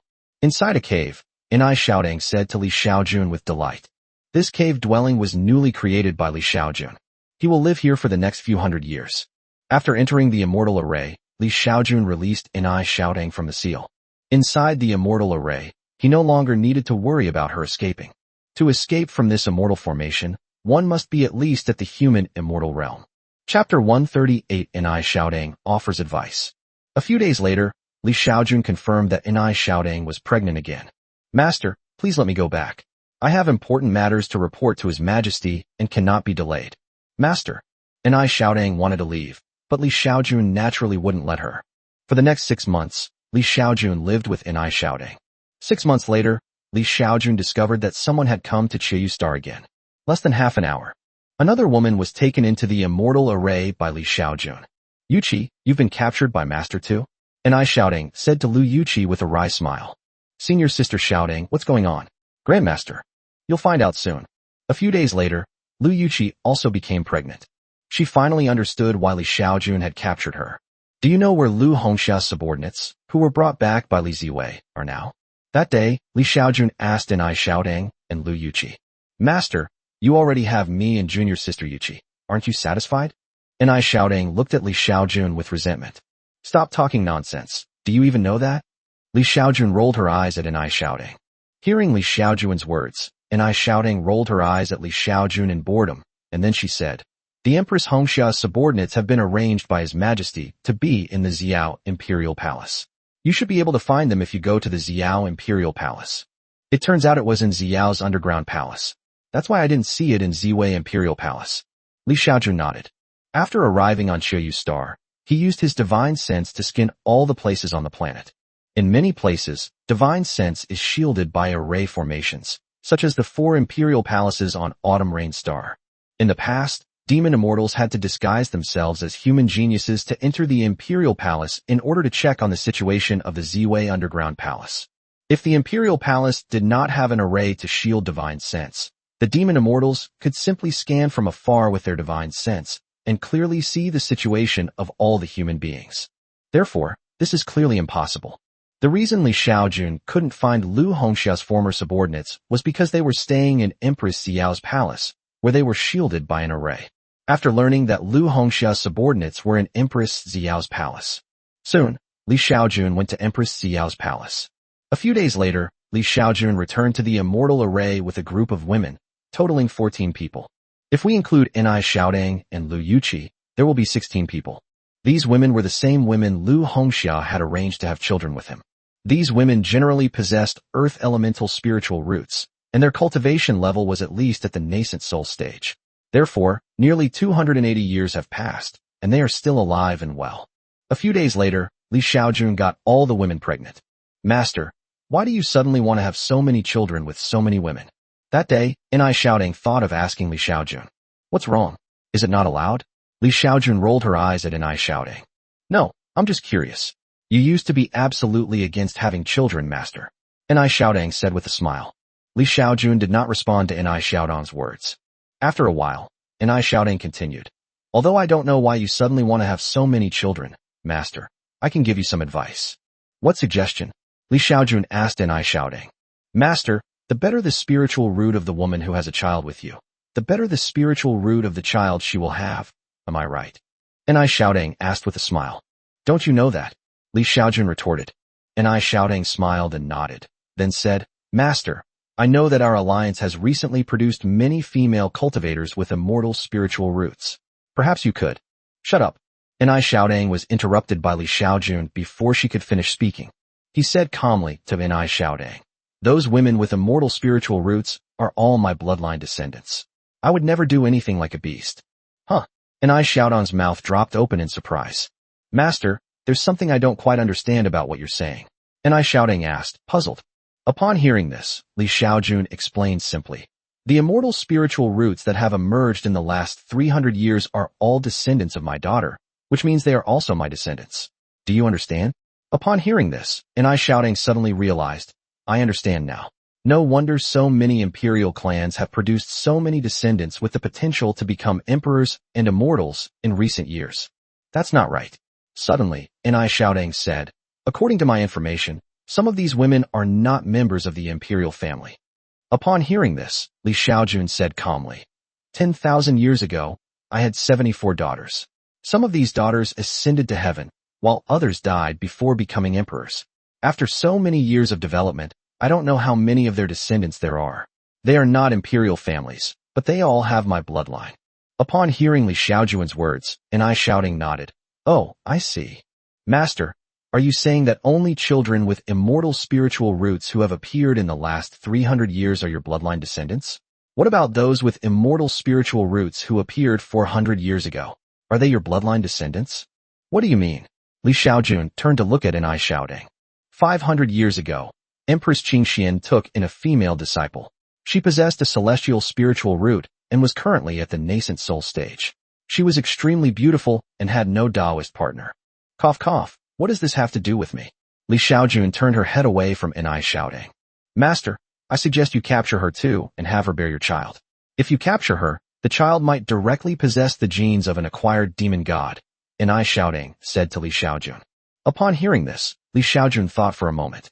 If what Xiaojun said was true, the child born to the female cultivator with the immortal spiritual root would not have the acquired demonic root, but rather the innate divine and demonic root.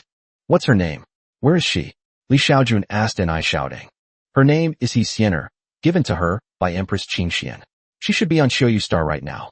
Hearing Xiaojun's words, Xiaojun was somewhat tempted. But after thinking about it, he shook his head. Never mind, I never force people to do things against their will. Forcibly taking a girl to have his child, what's the difference between that and rape? Instead, if he wanted a child with innate divine or demonic roots, he could simply add system energy points.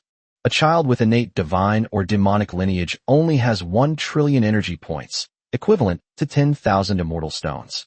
His daughters can now provide him with more than 300,000 immortal stones every month. If he wanted, he could create more than 30 offspring with the roots of innate gods and demons every month. If it's just acquired gods and demons, the required system energy value is only 1 billion. As long as he has many children, he can create more than 30,000 geniuses with the potential to become acquired gods and demons every month. Therefore, for Xiaojun, he no longer needs to look at a woman's spiritual root. Unless the other party has innate divine or demonic roots, like the 3 immortals of the primordial era, Xiaojun only needs to spend a small amount of money to nurture a child with the most top-tier chaos god or demonic roots. If it's not this kind of thing, then nothing else is of much significance to Xiaojun. Chapter 139 is not enough. 1 year later, the female cultivators under Lu Hongxia's command whom Xiaojun captured all had given birth. Meanwhile, Xiaojun and Lu Yuqi's child is still developing inside her womb. Xiaojun knew that children with the roots of the acquired demon god needed to be gestated in their mother's womb for at least 8 years. Initially, he planned to strengthen his immortal spiritual root and then strengthen it into an acquired demonic god root after he was born. In this way, both Xiaojun and Lu Yuqi would only need to carry their babies for 10 months before giving birth. However, if they do this, Xiaojun and Lu Yuqi will definitely only have daughters, and they won't be able to have a son for him. So in the end, Xiaojun decided to let them conceive the roots of the acquired demon god, which would give them a 50% chance of giving birth to a son. Xiaojun decided to stay on Xiaoyu Star for 300 years. 300 years later, he decided to go to Earth, meet his fellow Earthlings, and then break through to the realm of human immortals.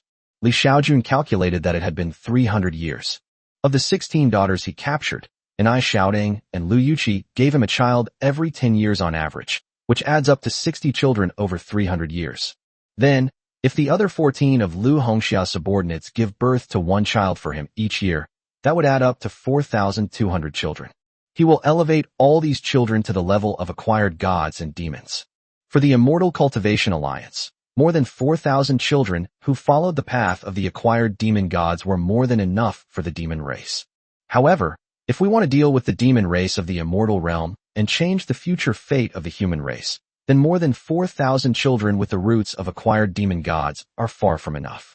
On this day, after Xiaojun had impregnated 14 of Lu Hongxia's female cultivators, he left the immortal array again.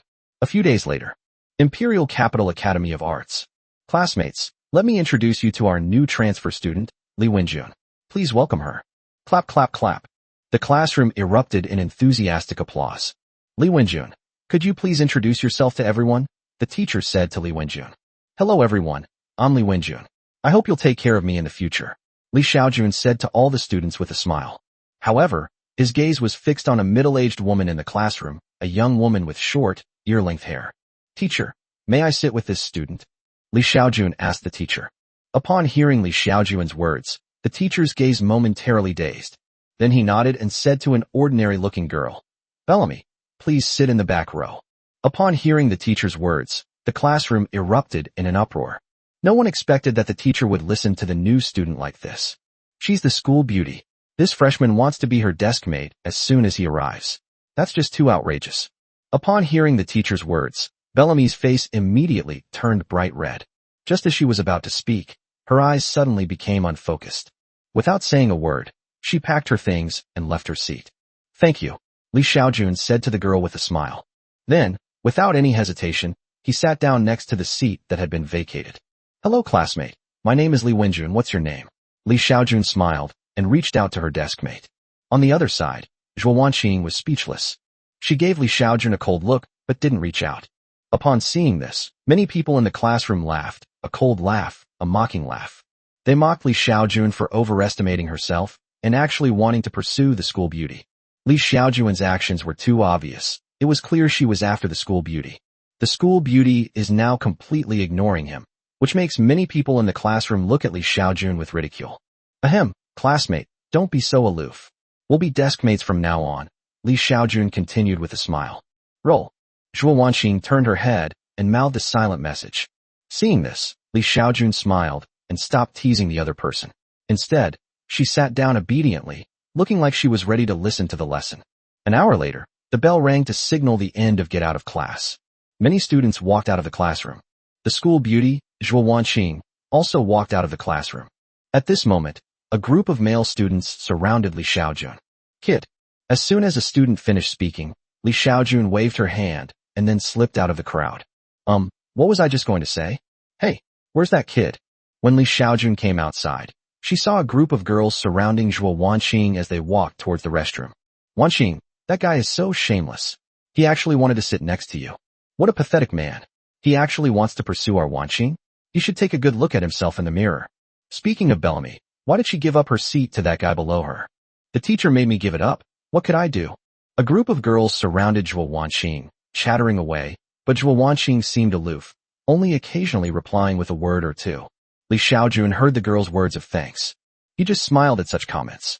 For the next day, Li Xiaojun did not take the initiative to communicate with Zhuo Wanqing. This was mainly because Zhuo Wanqing was very cold and would not respond to Li Xiaojun's words. Moreover, her attitude was not good. Li Xiaojun was not worried about this situation because he had a way to change her attitude. Of course, he certainly wouldn't resort to such underhanded methods as mind control. That evening, Li Xiaojun observed that Zhuo Wanqing and several other girls left the school together and went to a night market near the school. After spending more than an hour eating a late-night snack, the girls prepared to leave. Just then, a girl looked confused for a moment, then said to everyone, "You all go back first. I have something to do. I'll go back later. I also have something to do. I'm planning to go to the mall to buy a few packs of hygiene products. I have something to do too. Wanqing, you go back first," another girl said to Zhuo Wanqing. Why did you all suddenly have something come up? Zhuo Wanqing was speechless. You go back first, we'll be back in a bit. Alright then. Zhuo Wanqing nodded. The night market was near the school, so she wasn't afraid of encountering any bad people. Soon, Zhuo Wanqing left the night market and headed towards the school. Entering the school, she walked alone on the school road, her pace unhurried, as she looked at her phone as she walked. Zhuo, classmate. Suddenly, a figure blocked her way. Zhuo Wanqing looked up and saw someone who gave her a very bad impression. What are you doing? Zhuo Wanqing asked Li Xiaojun. Zhuo, it's not safe for you to be alone. Let me take you back to your dorm, Li Xiaojun said to Zhuo Wanqing with a smile. No need, I have my own feet. After saying that, Zhuo Wanqing tried to walk around Li Xiaojun. However, the next moment, Li Xiaojun stopped the young Zhuo Wanqing again. What are you going to do? Zhuo Wanqing stopped and looked at Li Xiaojun with icy eyes. I didn't do anything.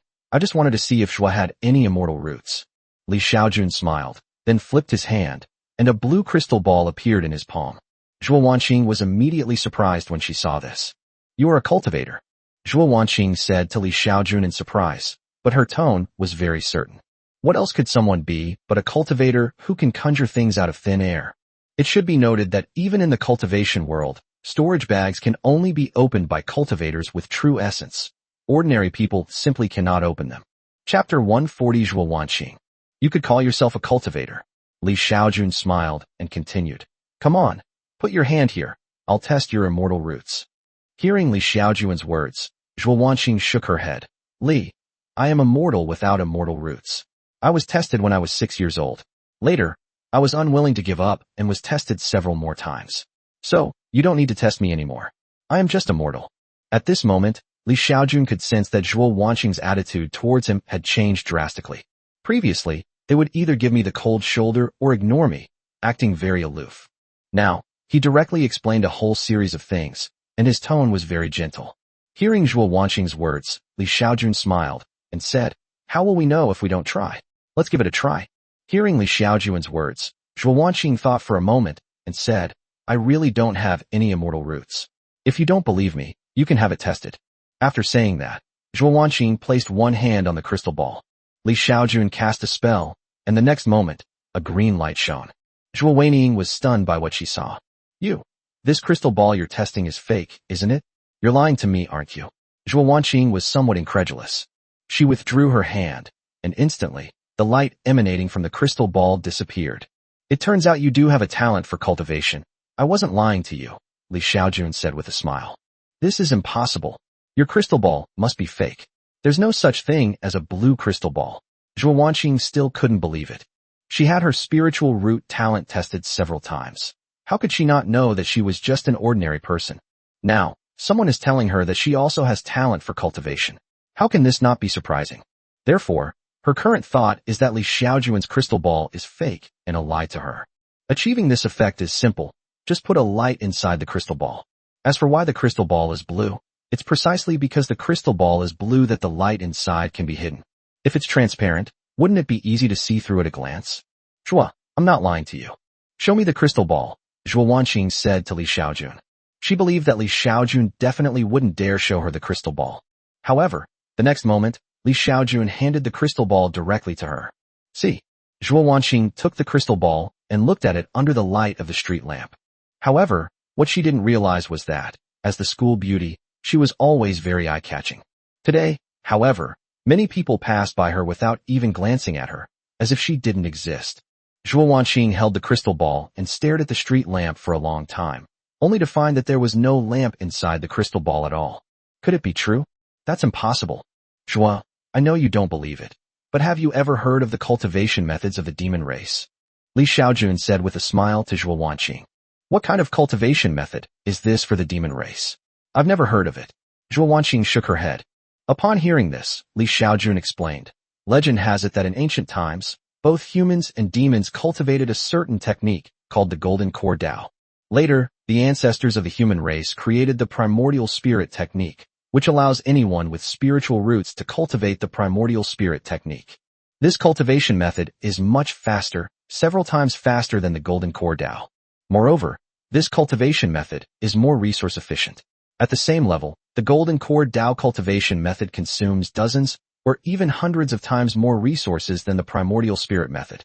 Therefore, as time has passed, the Golden Core cultivation method of the human race has almost been lost.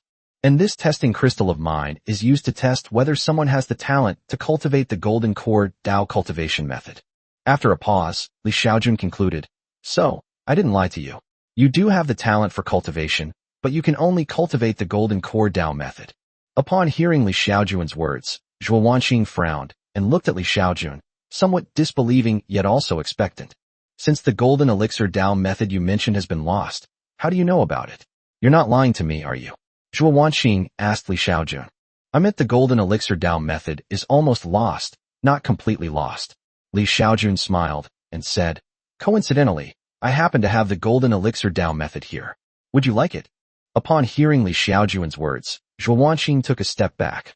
What are your conditions? Hearing this, Li Xiaojun smiled. The conditions are simple. I'll help you cultivate, but you have to be my girlfriend, Li Xiaojun said to Zhuo Wanqing with a smile. You've been plotting against me for a long time, haven't you? You're a cultivator, and I'm just an ordinary person. What do you see in me? Zhuo Wanqing felt perfectly clear-headed. A cultivator, especially one at least at the foundation establishment stage, cannot test someone else's spiritual roots. What kind of partner couldn't a foundation establishment cultivator find? What merit or ability would he have to fall for an ordinary person like her? Therefore, she felt that the person in front of her must have a bigger scheme against her. She simply didn't know what he could possibly want from an ordinary person like herself. Zhuo, I know you have doubts about me. How about this? I can help you cultivate true qi first. That way you can prove your race's talent for cultivation, right? Then, you can consider being my girlfriend, okay? Li Xiaojun said to Zhuo Wanqing with a smile. Upon hearing Li Xiaojun's words, Zhuo Wanqing quickly looked around, her face immediately turning red. Don't talk nonsense. It's not good if people praise you. After a pause, Zhuo Wanqing continued. Relationships don't happen overnight. At the very least, we need to get to know each other first, right? If two people have feelings for each other and their personalities are compatible, then we can consider taking the next step. How can you be like this, asking someone to be your girlfriend right off the bat? You're such a straight man. Do you still want the golden elixir Dao technique? Li Xiaojun asked Zhuo Wanqing with a smile. Seeing Li Xiaojun smile, Zhuo Wanqing angrily punched him in the chest. Then he gritted his teeth. Yes, of course I want it. But what if I haven't cultivated true qi? If you haven't cultivated true qi, then pretend we never talked about this, Li Xiaojun said with a smile. You're such a straight man. Zhuo Wanqing pouted and slapped her forehead in annoyance, then reached out to Li Xiaojun. Where's the cultivation technique? Li Xiaojun smiled, put the crystal ball into his spatial storage, and then flipped his hand, revealing a jade slip in his palm. Here you go. This is the golden elixir Great Dao method. This kind of cultivation method is very precious. You can cultivate it yourself, but don't let others see it. By the way, here's a spirit stone. Take it. It can help you cultivate. With your talent, you should be able to cultivate true qi in about 2 days. Li Xiaojun then handed another spirit stone to Zhuo Wanqing. Take me back to my dorm. Zhuo Wanqing said calmly to Li Xiaojun after accepting the jade slip and spirit stones. Chapter 141 Scumbag. Around 10 p.m., a man and a woman walking on the campus road attracted a lot of attention. Isn't that Zhuo Wanqing, the school beauty? Why is she walking with a guy? Are they dating? Many people are discussing it. Someone even took out their phone and filmed the two of them. Soon, people posted the photos and videos they had taken on the school forum. Has Zhuo Wanqing found a boyfriend? Who is this man? On the other side, Li Xiaojun quickly escorted Zhuo Wanqing to the dormitory building. Let's add each other as friends, Zhuo Wanqing said to Li Xiaojun. Okay, Li Xiaojun nodded, then took out her phone and added Zhuo Wanqing as a friend. I'm going back to my dorm. You should go back too. Be careful on your way home. Goodbye. Goodbye. The next day, Li Xiaojun discovered that Zhuo Wanqing had not come to class. He scanned her with his divine sense and discovered that she was hiding in her dormitory, practicing her cultivation techniques. While Zhuo Wanqing was hiding in her dormitory to cultivate, many people in the school saw a video of Li Xiaojun and Zhuo Wanqing walking together. Many boys in the class saw it too, and they wanted to cause trouble for Li Xiaojun, but they would inexplicably give up each time, and they didn't know why. 2 days later. Girls' dormitory. I succeeded. I have successfully cultivated true qi. Zhuo Wanqing looked pleasantly surprised. I actually have a talent for cultivating immortality. Oh my god, that's wonderful. After celebrating, Zhuo Wanqing took out her phone and called Li Xiaojun. Thank you, Li. I did it. Zhuo Wanqing said to Li Xiaojun with delight. Did you succeed? I told you had a talent for cultivating immortality. Li Xiaojun replied with a smile. Li, are you free? I'd like to invite you to dinner tonight, Zhuo Wanqing said to Li Xiaojun. Okay. At 5:30 p.m., Li Xiaojun and Zhuo Wanqing arrived at a restaurant and went into a private room. Thank you, Li. Zhuo Wanqing said to Li Xiaojun. Just a verbal thank you? Li Xiaojun asked with a smile. So what do you want? Of course she'll be my girlfriend, Li Xiaojun said with a smile. Upon hearing Li Xiaojun's words, Zhuo Wanqing blushed. She glanced at Li Xiaojun, then said softly, "Could you let me think about it? I feel like this is too fast." "Sure," Li Xiaojun nodded. "However, you should think about it as soon as possible, because I will be leaving here in a while. If you haven't made up your mind by then, you won't be able to get the cultivation techniques above the qi refining stage of the golden core Tao." Li Xiaojun had a smile on her lips, but the meaning of her words was very clear. 2 days ago, Li Xiaojun only gave Zhuo Wanqing the cultivation method for the qi refining stage of the golden core Tao. The spirit stone was just a low-grade spirit stone. If Zhuo Wanqing agrees to his request, she can obtain the subsequent cultivation techniques and a large amount of cultivation resources from him.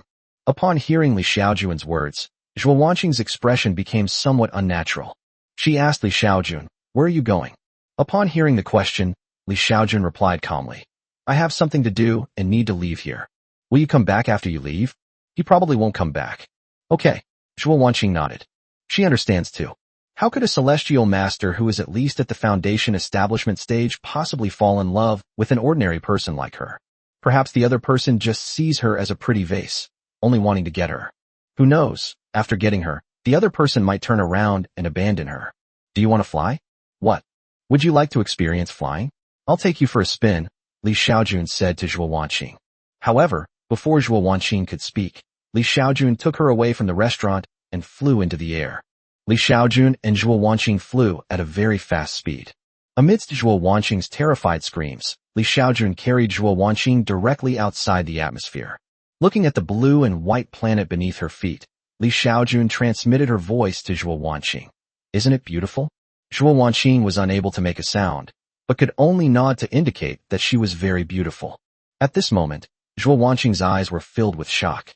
She never expected that Li Xiaojun would be able to take her outside the atmosphere.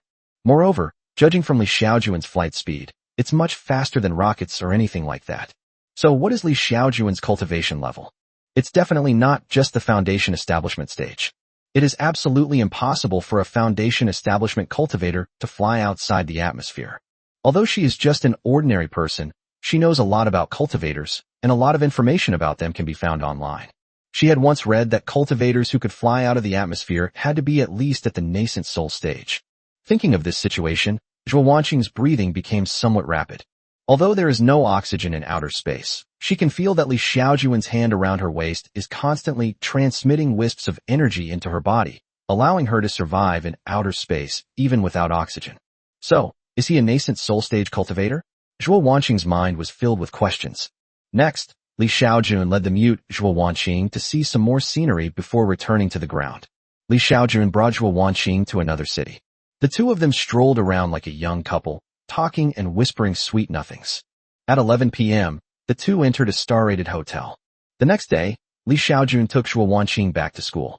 Then, he gave Zhuo Wanqing a portion of the golden core Tao cultivation method and left her with a lot of cultivation resources. 2 days later, Li Xiaojun told Zhuo Wanqing that she needed to leave because she had to carry out a mission for the Alliance. He made a promise with Zhuo Wanqing that he would come to see her again in a year. Although Zhuo Wanqing was very reluctant to part with Li Xiaojun, she had no choice but to accept it when she heard that the Alliance had a mission. "Go ahead, Xiaojun. I'll wait for you," Zhuo Wanqing said to Li Xiaojun. "Okay, see you in a year." Li Xiaojun waved to Zhuo Wanqing and then quickly disappeared from the spot. The next day, Li Xiaojun appeared at a private elite school. A few days later, Li Xiaojun and Su Yuxi, the school beauty of the private elite school, said their tearful goodbyes. "Brother Xiaojun, I'll wait for you. You must come find me after you finish your mission," Su Yuxi said to Li Xiaojun, tears welling up in her eyes. No one expected that the eldest daughter of the Su family, a trillion-dollar conglomerate, would have such a side. "Don't worry, baby. I'll definitely come to see you in a year." Li Xiaojun kissed Su Yuxi's forehead, her face full of tenderness. "Okay, goodbye, Brother Jun." "Goodbye, my love." 2 days later, Li Xiaojun reappeared at another group of colleges. Soon, 10 months passed in the blink of an eye since Li Xiaojun left the immortal array. During these 10 months, Li Xiaojun met more than 40 female confidants. Chapter 142 Arrangement. That day, Li Xiaojun returned to the immortal array once again. A few days later, Lu Hongxia's 14 female cultivators gave birth to 14 more children for Li Xiaojun. 2 weeks later, Li Xiaojun left the immortal formation again. Imperial Capital Academy of Arts. When Li Xiaojun returned, Zhuo Wanqing had already dropped out of school and found a rental apartment near the university to live in. When Li Xiaojun saw Zhuo Wanqing again, Zhuo Wanqing was holding a child and breastfeeding. "Brother Jun, you're back." Zhuo Wanqing was overjoyed to see Li Xiaojunzi, and then tears immediately streamed down her face. "Yes, I'm back, but I'm just here temporarily. The Alliance's mission isn't finished yet, and I'll be leaving again in a few days," Li Xiaojun said to Zhuo Wanqing. After speaking, he turned his gaze to the child Zhuo Wanqing was holding. "Wanqing, this child is..." "Brother Xiaojun, this child is our daughter. I got pregnant after we had sex last time," Zhuo Wanqing explained to Li Xiaojun. Zhuo Wanqing had been pregnant for over a month when she discovered she was pregnant. She hadn't had her period for over a month, so she went for a checkup and found out she was indeed pregnant. When Zhuo Wanqing found out she was pregnant, she panicked at first and even considered having an abortion. However, when she thought about how this was her child with a nascent soul cultivator, she immediately gave up the idea of aborting the child. She even thought to herself that if she gave birth to the child, she might be able to use the child to keep the other person bound to her. Therefore, after discovering she was pregnant, Zhuo Wanqing took a leave of absence from school. She then rented a house near the school and began cultivating her spiritual practice while preparing for pregnancy. That night, after the man and woman had another passionate encounter, Zhuo Wanqing lay on Li Xiaojun's chest and said, "Brother Xiaojun, I've discovered something strange." "What's strange?" Li Xiaojun asked. "Brother Jun, I found that when I was pregnant, my cultivation speed was 100 times faster than when I wasn't pregnant. However, after I gave birth, my cultivation speed became very slow again. I don't know why. Such a thing is possible." Li Xiaojun was very surprised. Zhuo Wanqing nodded her head in Li Xiaojun's arms. "Yes, I only spent a year cultivating to the 8th level of qi refining." "It is indeed the 8th level of qi refining." Li Xiaojun glanced at Zhuo Wanqing's cultivation level and then nodded. Zhuo Wanqing's cultivation talent was very ordinary, and she was cultivating the golden core Dao method, which was naturally several times slower than the primordial spirit method. As for the primordial spirit technique, it would be impossible for someone with a low-grade spiritual root to cultivate to the 8th level of qi refining in less than several decades. Even with the best spiritual root, it would take several years to cultivate to the 8th level of qi refining. Only geniuses with the potential to become emperors can cultivate to the 8th level of qi refining in just 1 year. Now, Zhuo Wanqing has cultivated to the 8th level of qi refining in less than a year, which is indeed somewhat illogical. "Darling, are you sure your cultivation speed is 100 times faster when you're pregnant than when you're not?" Li Xiaojun asked Zhuo Wanqing. "Yes, my cultivation speed was indeed hundreds of times faster when I was pregnant." Zhuo Wanqing nodded. Upon hearing Zhuo Wanqing's confirmation, a guess formed in Li Xiaojun's mind. Could this be related to his child? After Li Xiaojun and Zhuo Wanqing had a child, they elevated the child's talent to the level of an acquired demon god. During her pregnancy, Zhuo Wanqing may have been using her child's talent to cultivate herself. Once the child is born, she will no longer be able to utilize the child's talent, and her cultivation speed will naturally slow down. The answer to this question is simple. Keep getting Zhuo Wanqing pregnant, and see if her cultivation speed can increase further. After a night of passion, the next day, Li Xiaojun took Zhuo Wanqing to the best residential area nearby and bought a luxurious villa. He also registered the villa's property rights in Zhuo Wanqing's name. "Wanqing, you and your child can live here from now on. I'm transferring 1 billion yuan to you. You can spend it however you like." A few days later, Li Xiaojun said goodbye to Zhuo Wanqing again. That afternoon, Li Xiaojun met Su Yushi. At this time, Su Yushi was no longer studying at the prestigious private school. She was taken back by her parents a month after she became pregnant. She has been living in her own home for the past few months. After Su Yushi became pregnant, her parents complained about their daughter more than once, feeling that she must have met a scumbag. They wanted their daughter to abort the child, not wanting the child to ruin her life. But Su Yushi strongly opposed it and insisted on giving birth to the child. This time, Su Yushi also had a fight with her parents, and their relationship has become much more distant. However, after Su Yushi gave birth to her child, and after her parents discovered the child's spiritual talent, everything changed. Su's parents no longer complained that their daughter had encountered a scumbag. If they could, they would hope that their daughter would encounter countless scumbags like that. All of this was because Su's parents discovered that their daughter's child actually possessed a celestial spiritual root. However, After discovering the child's spiritual root, Su's parents immediately hid the matter. Children with immortal spiritual roots must never be known to anyone. It is best to raise them secretly and then send them to the Alliance for further training after they have grown up and developed a bond with them. That day, Xiaojun went directly to the Su family and then took Su Yushi out of the Su family. He told Su Yushi that he only had half a day off and that he would continue to carry out his mission for the Alliance after that. So, in those half a day, the next 2 days naturally saw another passionate encounter. After saying goodbye to Su Yushi, Xiaojun immediately went to the next place. 10 months later, in addition to seeing her old flames, Xiaojun met dozens of new female confidants. Xiaojun discovered that with each success, his actions became increasingly skillful. He discovered that he didn't need to do anything fancy. He just needed to take the girls on a trip to outer space, make some verbal promises, and he could basically win them over in 2 days. After winning them over, Xiaojun usually leaves behind some cultivation resources and buys a luxury property, which is usually enough to win the girls' hearts. However, this caused Xiaojun a lot of trouble. He travels around all year round. Of course, accidents can happen. For example, after Xiaojun left, the other party aborted the child. Under such circumstances, Xiaojun would most likely not go a second time. Furthermore, he would not go to the Immortal Cultivation Alliance if the child's talent was noticed. After each child was born, Xiaojun would instruct her confidants not to test the child's spiritual roots, and even if they did, not to report it to the Immortal Cultivation Alliance.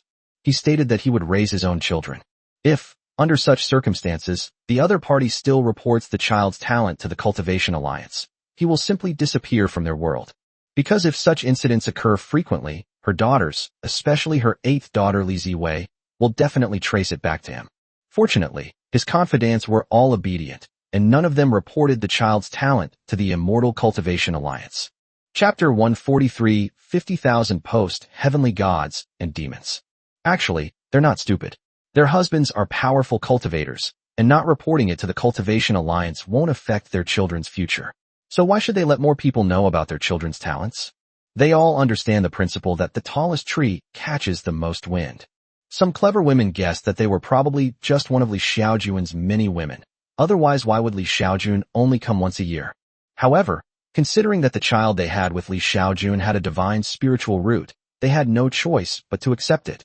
After discovering that almost every child they had with Li Xiaojun possessed the potential to become immortals, they looked forward even more to each meeting with Li Xiaojun and having children. Of course, most importantly, everyone discovered that when they were pregnant, their cultivation speed could reach hundreds of times that of normal. Even for the sake of cultivation, they wished they could have children for life, so that they could enjoy 100 times the cultivation speed for their entire lives. A few years later, Li Xiaojun sent most of his first batch of children, except for a few, into the Immortal Array. The area covered by the Immortal Array is vast, spanning 80,000 square kilometers, equivalent to the size of the entire city of Chongqing. Therefore, over the past few years, Li Xiaojun has successively arrested hundreds of thousands of ordinary people and put them to live inside. This directly transformed the area into something resembling a small city. However, this small city is isolated from the outside world. The sole purpose of these mortals is to serve their descendants. Li Xiaojun will definitely have more and more children in the future, and he will definitely need to hire many nannies to take care of them. Furthermore, when his children grow up, they will also need to get married and have children, and he can choose from these ordinary families at that time. The ordinary people that Li Xiaojun captured all had one thing in common. None of them were descendants of Li Xiaojun himself. Time flies. 300 years have passed. After 300 years of development, the population of the Immortal Array has exceeded 10 million, forming a small society. 300 years have passed, and the number of Li Xiaojun's direct descendants has reached more than 50,000. Many of these descendants have already married and had children, and the number of their offspring is even greater. Over the course of 300 years, Li Xiaojun brought all her women to live in the Immortal Array. There were approximately 140 women. They have been having children almost continuously since the beginning, for nearly 300 years. The reason they work so hard is mainly because their cultivation speed is hundreds of times faster than usual when they are pregnant. 1 year of cultivation during pregnancy is equivalent to 100 years of cultivation at other times. Over 300 years, almost all of Li Xiaojun's women cultivated the Golden Core Dao technique and reached a level equivalent to the nascent soul stage. Of course, the resources they consumed were also quite astonishing. If Li Xiaojun hadn't been able to obtain resources from the immortal realm, he really wouldn't have been able to support so many spendthrift women. Besides his women, his children, because they were born with the roots of demon gods, also cultivated very quickly. For example, most of Li Xiaojun's first batch of children have cultivated to the nascent soul stage in just 300 years. I believe that it won't take them more than 100 years to break through the fusion stage. Based on their cultivation speed, it should only take them about 1,500 years to break through to the tribulation transcending emperor realm. The acquired demonic root is indeed a talent even more terrifying than the immortal spiritual root. The fastest person to cultivate from the chi refining stage to the tribulation transcending stage with a celestial spirit root was Li Xiaojun's eldest daughter, Li Yuding, but it still took her nearly 4,500 years to break through to the great emperor realm. The current level of acquired demonic cultivation only requires 1,500 years to reach the tribulation transcending stage, which is truly terrifying. 300 years later, Li Xiaojun was preparing to leave. However, he did not intend to open the immortal array and expose his descendants to the entire human cultivation alliance.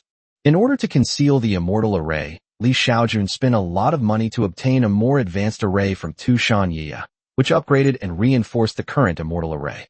In order to ensure that the formation could operate for a long time, Li Xiaojun put a large number of immortal essence stones into the formation's energy tank to replenish its energy. Shouting, Yuchi, I'm leaving. I'm going to a very far place, and from now on, it'll be up to you two to keep this place going. That day, Li Xiaojun approached Enai Xiaodang and Lu Yuchi and spoke to them. Hearing Li Xiaojun's words, Enai Xiaodang asked him quietly, "When are you going to let us out?" Upon hearing this, Li Xiaojun thought for a moment and said, "Once all the children break through to the tribulation transcending emperor stage, I will release you." Hearing Li Xiaojun's words, Lu Yuchi said with a headache, "Master, all the children you have given birth to need to cultivate to the tribulation transcending stage. The cultivation resources required will be astronomical. Without the financial support of the entire Immortal Cultivation Alliance, how can so many children reach the tribulation transcending stage? If these children are unable to break through to the tribulation transcending stage in their entire lives because of insufficient cultivation resources, wouldn't we be trapped here for the rest of our lives?" Hearing Lu Yuchi's words, Li Xiaojun waved his hand and said, "You don't need to worry about cultivation resources. I will find a way. As for whether you will be trapped for life, don't worry. At most, in less than 1,500 years, all the children should be able to break through to the tribulation transcending stage, and then I will let you out." All right. Hearing Li Xiaojun say that, Lu Yuchi could only nod. Li Xiaojun wasn't worried about cultivation resources at all, because Li Yufei's master had already said that she would be responsible for all the children's cultivation resources. It's just a question of whether she'll be able to keep her promise once she finds out that Li Xiaojun has created 50,000 offspring. After leaving behind 50,000 descendants with the roots of acquired gods and demons in the spirit world, Li Xiaojun had no regrets about the cultivation world. Even if he has now broken through to the human immortal realm and ascended, I believe that in the future, humans should be able to rule the entire spirit realm. Even if a golden immortal of the demon clan were to send all their demons to the spirit realm, it would be impossible to send more than 50,000. When Li Xiaojun's children reach the human immortal realm, they can gang up on and beat the lower-level demon immortals of the demon race to death. Over 300 years, Li Xiaojun did not break through to the human immortal realm without adding any points. However, he had a lot of cultivation points saved up. Over the past 300 years, as the number of Li Xiaojun's bloodline descendants in the cultivation world has increased, his bloodline descendants have now exceeded 300 billion. This resulted in his daily cultivation points increasing exponentially. 600 years ago, Li Xiaojun could only gain a little over 500 cultivation points per day. 450 years ago, Li Xiaojun could earn 50,000 cultivation points every day. Then almost every day, the cultivation points he could gain skyrocketed. Before the 300, Li Xiaojun could earn 150,000 cultivation points every day. Now, Li Xiaojun is able to gain nearly 1,000,000 cultivation points every day. Over the past 300 years, Li Xiaojun has accumulated an astonishing number of cultivation points that he has yet to use. Now, Li Xiaojun's cultivation points have reached nearly 100 billion. If he were to add all those cultivation points to his own cultivation, he would not only be able to break through to the human immortal realm, but he could also directly break through to the Earth immortal realm. Chapter 144 Emergency Support. After settling things in the immortal array, Li Xiaojun decided to go to Taiwan Star first. 300 years ago, he promised his daughter, Li Nianjuan, that he would return home 300 years later, and he had not forgotten that promise.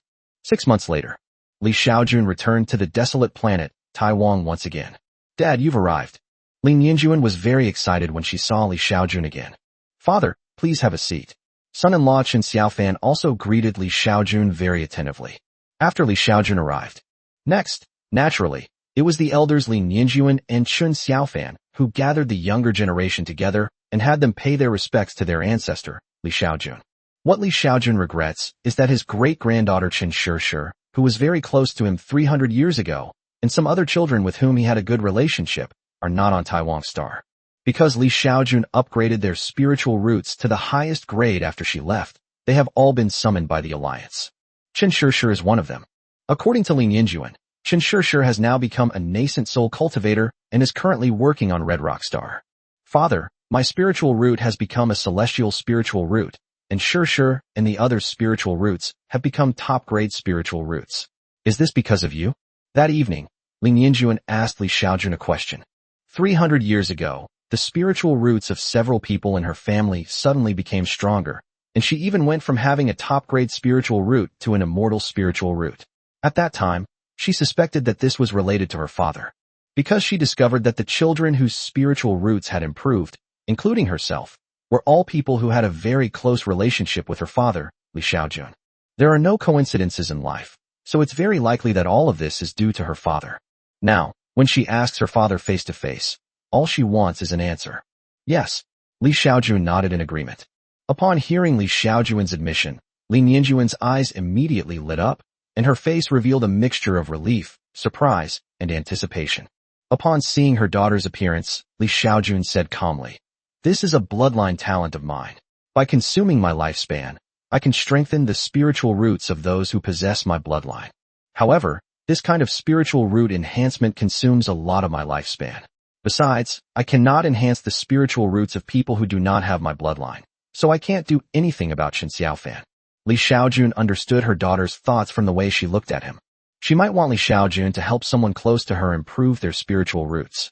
However, Li Xiaojun wouldn't casually enhance other people's spiritual roots. Li Nianjuan is his daughter, and Chen Shishir is someone he has a good relationship with, which is why he was willing to promote her. As for others, he really has no obligation to do so. It's already quite remarkable that they were able to transform from ordinary people into people with spiritual roots. As for her son-in-law Chen Xiaofan, Li Xiaojun really had no way to deal with him, because he was not her bloodline. Hearing Li Xiaojun's words, Li Nianjuan was somewhat disappointed. Upon hearing that strengthening the spiritual root of a bloodline descendant would consume lifespan, Li Nianjuan immediately abandoned the idea of asking her father to help enhance her lover's spiritual root. Next, Li Xiaojun stayed at her daughter's house. He plans to stay at his daughter's house for a few years before going to Magic Star. 300 years have passed, and the interstellar teleportation channel to Magic Star has long been opened. Now, traveling to Magic Star by interstellar teleportation array only takes a few months. After Li Xiaojun planned to visit Magic Star, he would leave the Cultivation Alliance and then go to find the location of Earth. Once he arrives on Earth and lives there for a while, he can focus on breaking through his cultivation level. Whether he ascends to heaven or not, it will be considered that his inner knot has been untied. 2 years have passed in the blink of an eye. For 2 years, Li Xiaojun lived at her daughter Li Nianjuan's house. 2 years later on this day, the youngest daughter, Li Xiao, suddenly contacted Li Xiaojun. "Dad, what position are you in the league right now?" Li Yufei asked Li Xiaojun. "What's wrong?" Li Xiaojun asked quickly. "Father, tell me your location, and I'll see if you can help," Li Xiao quickly added. "I'm on Taiwan Star right now," Li Xiaojun said. Upon hearing Li Xiaojun's words, Li Xiao quickly said, "Father, please go to Hengchang Star immediately and rescue my genius there." "What happened?" Li Xiaojun asked quickly upon hearing her daughter's words. "Here's the thing. We've learned that a group of demon spies discovered we have a group of human geniuses training on Hengchang Star, so they sent some powerful demon warriors to kill them." "What kind of talent is a human genius? How many are there on Hengchang Star?" Li Xiaojun asked hurriedly. Upon hearing Li Xiaojun's words, Li Xiao quickly replied, "They are all of emperor-level talent. numbering in the thousands. Hearing Li Xiao's words, Li Xiaojun really wanted to curse. Why did you gather so many geniuses together? Are you afraid the demon race won't make a move? Dad, the situation is a bit complicated. You should go to Hengchang Star first, and I'll explain on the way, Li Xiao said to Li Xiaojun. Okay, I'll go right away. After Li Xiaojun sent a message to her daughter and son-in-law, she immediately headed to the interstellar teleportation array on Taiwan Star. Upon arriving at the teleportation array, Li Xiaojun immediately took out the gold medal that Li Xiao had given her hundreds of years ago. I need to requisition the interstellar teleportation array to the Hengyun galaxy cluster. You must get the coordinates connected within 10 minutes. Li Xiaojun instructed the person in charge of operating the teleportation array. At the same time, the powerful aura of a tribulation transcending emperor emanating from him silenced everyone. Originally, some people who were preparing to travel to other star systems by teleportation array had to leave the interstellar teleportation array under Li Xiaojun's pressure. Yes, I will connect to the interstellar teleportation array in the Hengyun galaxy immediately. 10 minutes later, Li Xiaojun stepped onto the interstellar teleportation array. At the same time, he understood the whole story and why Li Xiao had asked him for help. Just recently, 24 demon immortals from the demon race have pressed on to the border between humans and demons. Therefore, all the humans in the immortal realm went to the border to confront the demon immortals. Under these circumstances, he also suddenly received a request for help. According to intelligence from the Hengyun galaxy cluster, the demon race destroyed several teleportation channels leading to Hengchang Star. The demon race was led by 2 demon emperors at the tribulation transcending stage, along with a group of demons at the Mahayana and integration stages, numbering approximately several thousand. Fortunately, the moment the demon race appeared, thousands of human geniuses scattered and fled under the cover of countless people, then hid in formations that could shield them from divine sense detection. This makes it impossible for the demon race to wipe out all the geniuses of the human race in a short period of time. It was precisely because of this situation that Heng Changxing sought help from above. Now, the only one who can save these geniuses is Li Xiaojun. All of humanity's immortal beings are tied up at the border, and even if they wanted to return now, it would take at least a year or 2. If we wait a year or 2 to get back, the daylilies will probably be too late. Therefore, Li Xiao immediately thought of Li Xiaojun. In Li Xiao's view, Li Xiaojun was an even more powerful immortal than herself, and dealing with the 2 Mahayana stage demons would be too easy for her. Moreover, Taiwan Star, where Li Xiaojun is located, is not far from Hengchang Star. If they travel by teleportation array on the forced conscription route, it would only take half a month to reach them. Although the teleportation channel near Hengchang Star has been destroyed, given Li Xiaojun's flying speed, it would only take him 3 light years to reach Hengchang Star from the nearest point. 3 light years is less than 2 months travel time for a human immortal. With the half month of travel time, 2.5 months would be enough to reach Hengchang Star and rescue some of the human geniuses. Chapter 145 I'll Beat You to Death. Millstone Star. Interstellar Teleportation Array. In the waiting area, countless people were waiting to board the teleportation array. An interstellar teleportation array is a single channel, and only one teleportation array can be used at a time. Therefore, it can only be used normally when there is no one in the teleportation channel. Lord Siming, the person in charge of the Luoyun Star teleportation base, just sent a message requesting us to stop all teleportation missions because a very important person is going to teleport over. At the Millstone Star teleportation base, a young man rushed into an office. What important person? Is he more important than the young master of the Luo family?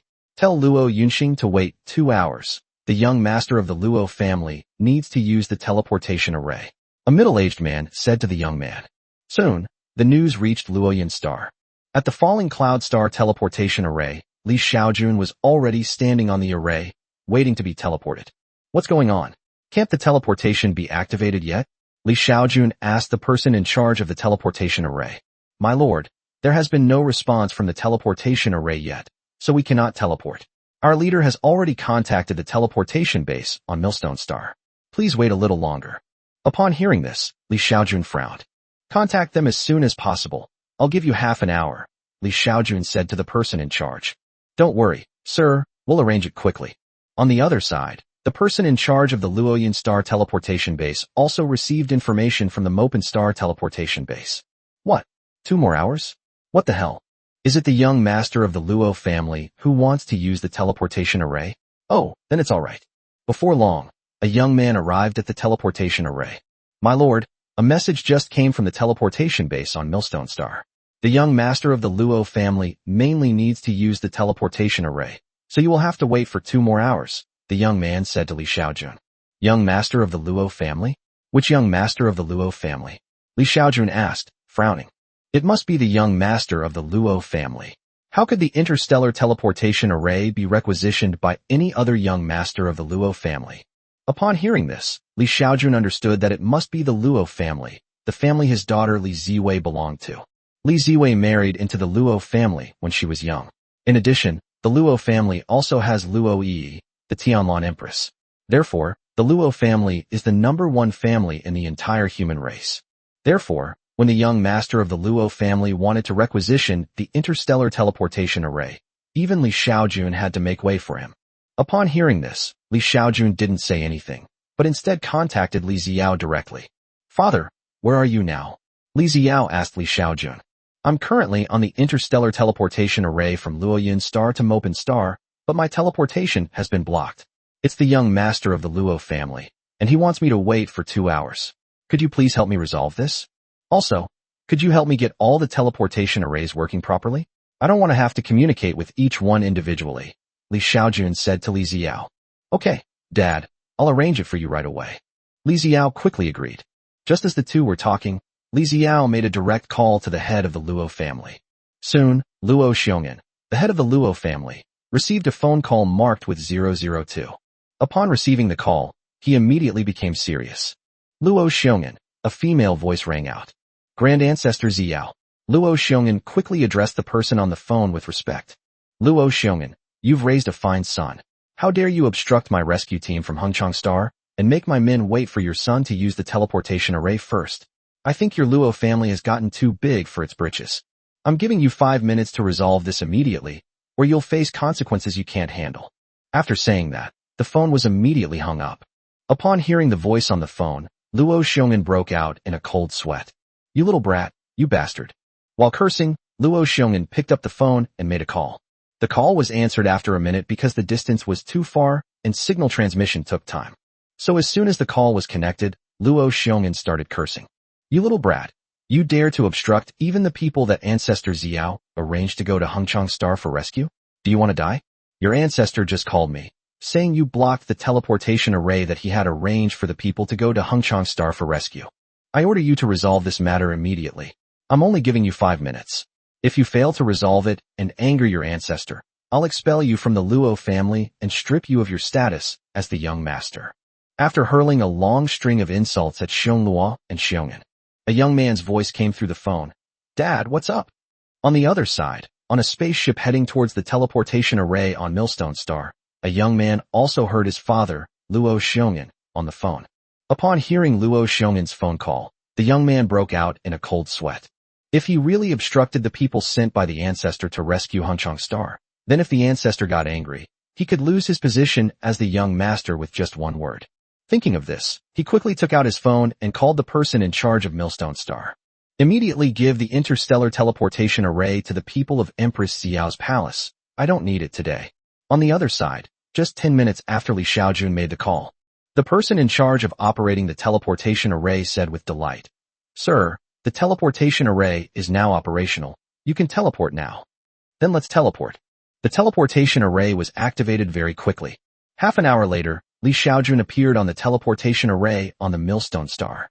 My lord, we have already communicated with Luo Yuxing and have received instructions from above. Would you like to be teleported immediately? A middle-aged man saw Li Xiaojun appear alone on the teleportation array and immediately asked him with a fawning smile. Send me immediately. Li Xiaojun nodded. The matter of the young master of the Luo family was just a minor incident to him, and he didn't take it to heart at all. Unbeknownst to Li Xiaojun, shortly after he left, the young master of the Luo family, with a worried expression, also arrived at the teleportation array.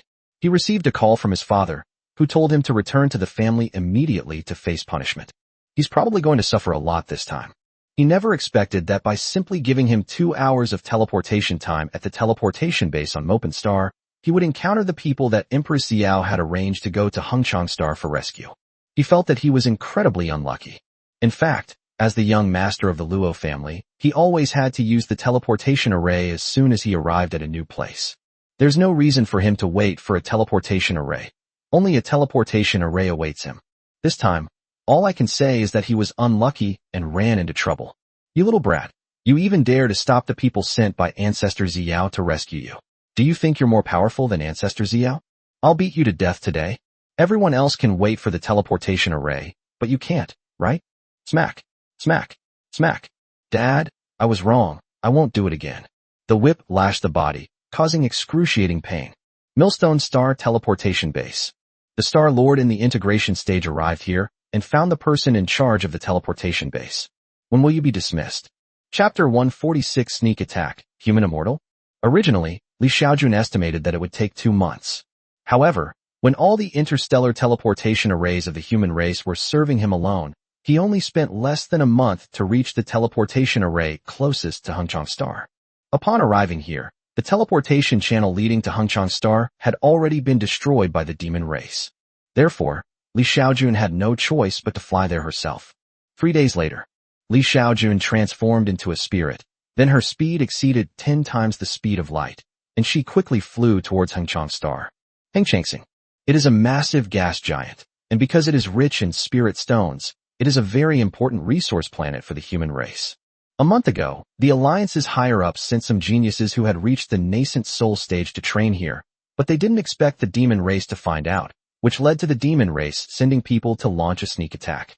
Fortunately, the human race has been operating on Hengchang Star for tens of thousands of years, and there are many formations on it that can shield divine sense. Human geniuses can hide in formations, making them undetectable to the demon race for at least a short period. However, there are also some unlucky geniuses.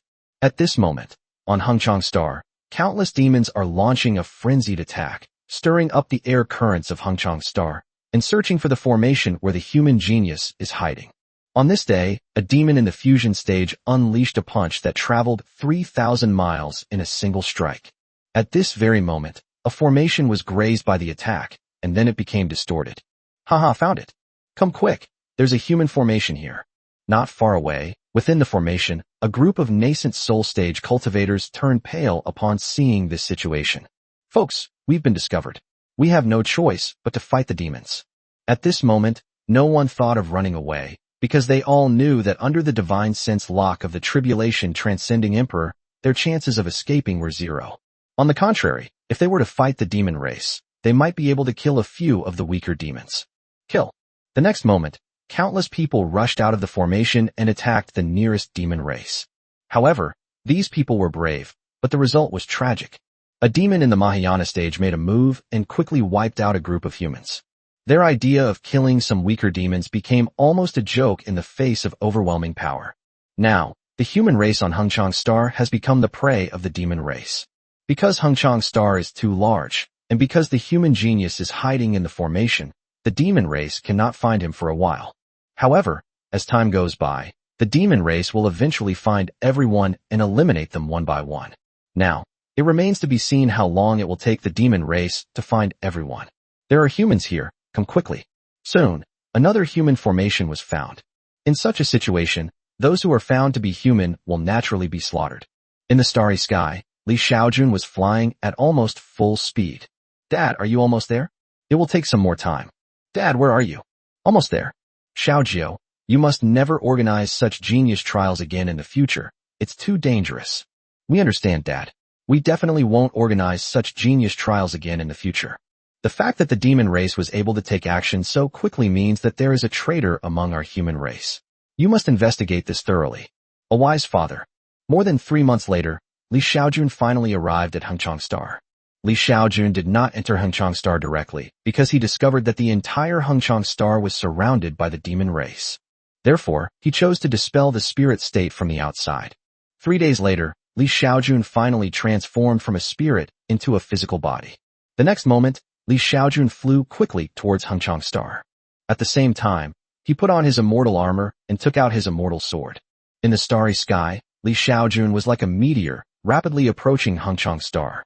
Just as Xiaojun was about to leave Hengchang Star, his divine sense had already scanned the 2 demon emperors of the demon race who were in the tribulation transcending stage.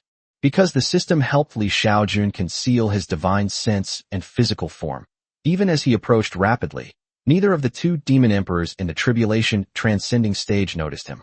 Just as Li Xiaojun arrived right under the nose of a demon emperor, suddenly, he launched a sneak attack. Call out. A golden light shot towards a demon emperor in the tribulation transcending stage at an extremely fast speed. What?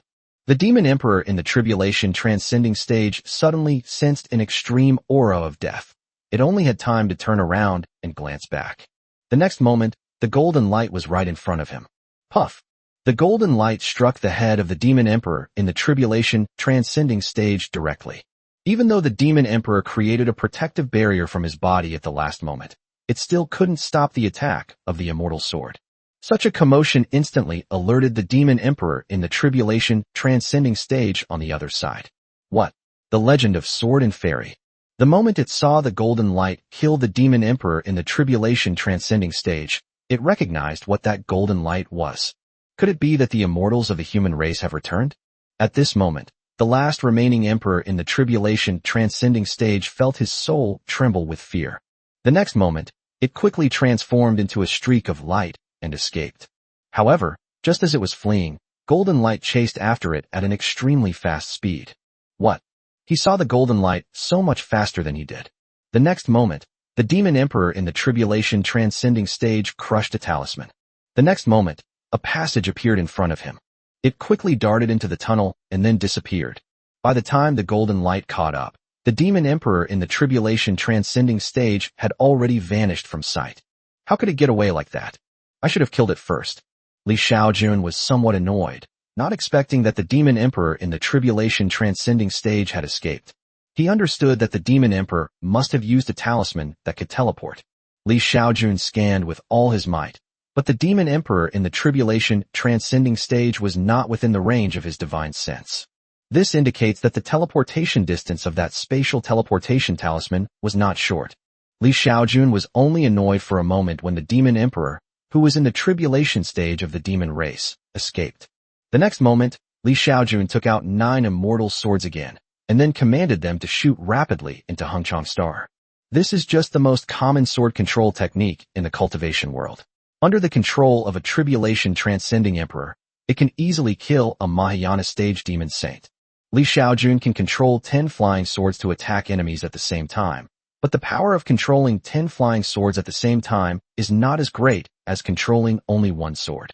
However, all his flying swords were celestial swords, and he only attacked demons below the Mahayana stage, so it was more than enough. Next, under Li Xiaojun's divine control, the 10 flying swords quickly traversed Hengchang Star. One by one, the demons were quickly killed by him. Soon, the demon race discovered this situation, and countless demons fled. Seeing this, Li Xiaojun quickly controlled her flying sword to prioritize killing the fleeing demons. On Hengchang Star, many humans also saw countless demons trying to escape. Many people also witnessed the demon race being killed by the immortal sword. So soon, countless humans rushed out of the formation, trying to slow down the demon race's escape. Chapter 147 Useless Trash. Watch me. Demons, where are you going? A human cultivator in the nascent soul stage flew at a distance on his sword and attacked a demon in the integration stage. However, the nascent soul stage demon simply waved his hand and knocked down the nascent soul stage human's flying sword. However, they were currently fleeing and had no time to kill the humans who had come out on their own initiative.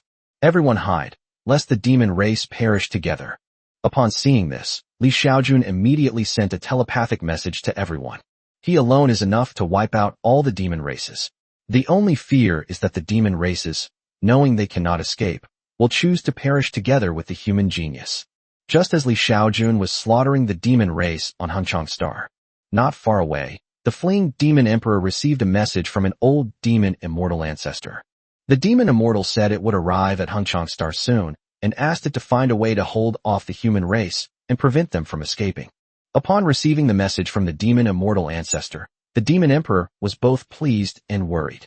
The good news is that the ancestor will arrive soon, and then he won't have to be afraid of that immortal from the human race anymore. It always believed that the one who controlled the immortal sword to attack, it was a human immortal. What worries me is that having a mere demon emperor in the tribulation transcending stage to hold back human immortals is a joke, isn't it? After thinking it over, the Demon Emperor came up with a plan to destroy more teleportation channels so that the human race would be unable to repair them for a short period of time. In this way, the humans trapped on Hengchang Star will be unable to leave. 2 days later, Xiaojun wiped out all the demons on Hengchang Star. He also collected the corpses of these demons. The corpse of a demon emperor in the tribulation transcending stage, the corpses of 30 demon saints in the Mahayana stage, the corpses of hundreds of demon kings in the integration stage, and the corpses of countless demons in the nascent soul stage. This gain was greater than the gains he made when he slaughtered 1 million demons in the demon territory back then. Back then, although he killed 1 million demons, the highest level of cultivation he had was only at the integration stage, and the number of demons at that level that he killed was very small. Now, he has not only killed a large number of nascent soul stage demon kings, but also Mahayana stage demon saints and tribulation stage demon emperors. We are grateful to our predecessors for saving our lives. On Hengchang Star, countless people respectfully bowed and thanked Xiaojun. At this time, Xiaojun changed her appearance and hid her true self, because he discovered that among this group of human geniuses, there were people he knew. At this time, there were only a little over 500 human geniuses left on Hengchang Star. It lost almost half of its value. However, among these 500-plus human geniuses, over 100 of them came from the Ziwei Empress Palace and Xiaojun's academy. Therefore, in order to keep his identity from being exposed, he had no choice but to hide it. No need to thank me. Xiaojun waved to everyone and then asked, "What are your plans next?" Upon hearing Xiaojun's words, a human genius said, "Senior, the demon race shouldn't be coming again, right? We should be safe now, right?" "I don't know either, but don't worry. Even if another demon comes, I can protect you all," Xiaojun said to all the human geniuses. "Senior, the demon race has installed signal jamming devices nearby. We should find them, otherwise we won't be able to contact the outside world from here," a human said to Xiaojun. Upon hearing the human's words, Xiaojun took out her communication device and checked it, only to find that there was indeed no signal. Fortunately, he was communicating with his daughter using the system's functions, which the signal jammer couldn't block at all. At this moment, Xiaojun was in contact with her daughter, Xiao. "Xiao, how should we handle this situation?" Xiaojun explained the situation to Xiao and then asked her, "Father, you stay on Hengchang Star and protect everyone's safety. Gongyang Musai has already gone there. Once Musai arrives, you can hand everyone over to her," Xiao said to Xiaojun. "Okay, then I'll wait a while." Xiaojun nodded in agreement. Next, Xiaojun instructed everyone to continue hiding within the formation. Then he himself waited on Hengchang Star. During this process, he also toured Hengchang Star. Hengchang Star is a gas giant. The surface of Hengchang Star, spanning 6,000 kilometers, is composed of dense hydrogen gas and contains abundant spiritual energy. 6,000 kilometers away lies an ocean of liquid hydrogen, where the spiritual energy is even more abundant. After passing through liquid hydrogen, one can reach land composed of metallic hydrogen. The high temperature and pressure here mean that only cultivators at the nascent soul stage or lower can survive here. Most of the spirit stone, ore on Hengchang Star, is found in metallic hydrogen. Due to the high temperature and pressure, the spirit stones produced on this planet are at least high-grade spirit stones. Top-grade spirit stones are also very common. As a great emperor in the tribulation transcending stage, Xiaojun was naturally able to walk on the high-temperature and high-pressure Hengchang Star as if it were flat ground. 2 weeks later, the starry sky near Hengchang Star, a beastly shadow with a speed exceeding 20 times the speed of light, flew over rapidly. This is a human immortal demon immortal. The beast shadow stopped flying near Hengchang Star. Whether it's a human immortal or a demon immortal, once they break through to the human immortal realm, they no longer need to transform their bodies into spiritual bodies like those at the Great Emperor realm when flying in the starry sky. Because the immortal body is itself a superposition of the spiritual body or the physical body. The celestial body can directly deal physical damage or soul damage. Even when flying, there's no need to transform the body into a spirit first. One can fly directly at 20 times the speed of light. Just after this human immortal realm demon immortal arrived at the outer perimeter of Hengchang Star. Before long, a demon emperor in the tribulation transcending stage flew over. "Ancestor, I have kept all of humanity on Hengchang Star. Not a single one has escaped." The tribulation transcending demon emperor respectfully addressed the human primordial demon immortal. The demon emperor, taking advantage of his ancestor's demon immortal, was none other than the fox demon immortal, one of the 24 great demon immortals of the demon race. This is the same fox demon immortal who killed hundreds of human geniuses on Xiaojun Star back then, and even Li Xiaojun was almost killed. Useless. He can't even kill a few people properly, and he insists that I take action. He's truly useless. The fox demon immortal coldly cursed the tribulation-transcending demon emperor, then said indifferently, I'll punish you when we get back. Tell me first, what's going on? Ancestor, the human race is too cunning. They've all hidden inside formations. Formations can shield our divine sense, which is why we've only managed to kill half of the human geniuses after several months. Half of them are still here. The tribulation-transcending stage demon emperor said to his ancestor with some shame. Useless. The fox demon immortal cursed again, then asked, You said a human immortal came, but as far as I know, all 9 human immortals are at the border. Are you sure you saw a human immortal? If it were a human immortal, could you escape from their grasp? This must be a human immortal, because he possesses an immortal artifact. You're trash. Does possessing a celestial artifact make you a human immortal? Can't someone in the Mahayana stage possess a celestial artifact? You've truly disgraced my demon race. All 9 human immortals are on the border, so it's impossible for the human race to have any more immortals. Therefore, this human should only be a tribulation-transcending cultivator who possesses an immortal artifact. I'll find and kill everyone in a bit. If you see anyone trying to escape, help me out, understand? Understood. Chapter 148 Cultivation Points Allocation, Breakthrough. Upon hearing the ancestor's words, the demon emperor wanted to argue, but after hesitating for a moment, he chose to remain silent. Although he himself believed that the human was definitely an immortal, his ancestor didn't believe it. There was nothing he could do. Let's go. The demon immortal ancestor waved his hand, then led the demon emperor of the demon clan and flew quickly towards Hengchang Star. Soon, the 2 demons arrived at the outer perimeter of Hengchang Star. Ancestor, those humans are hiding inside, the demon emperor said to his ancestor. I know. Go to the other side to prevent the humans from escaping. If all the humans scatter and flee at the same time, I won't be able to kill them all. The ancestor instructed the demon emperor. Good ancestors. After agreeing, the demon emperor hurriedly flew to the other side of the planet. His mission was to stop the fleeing humans.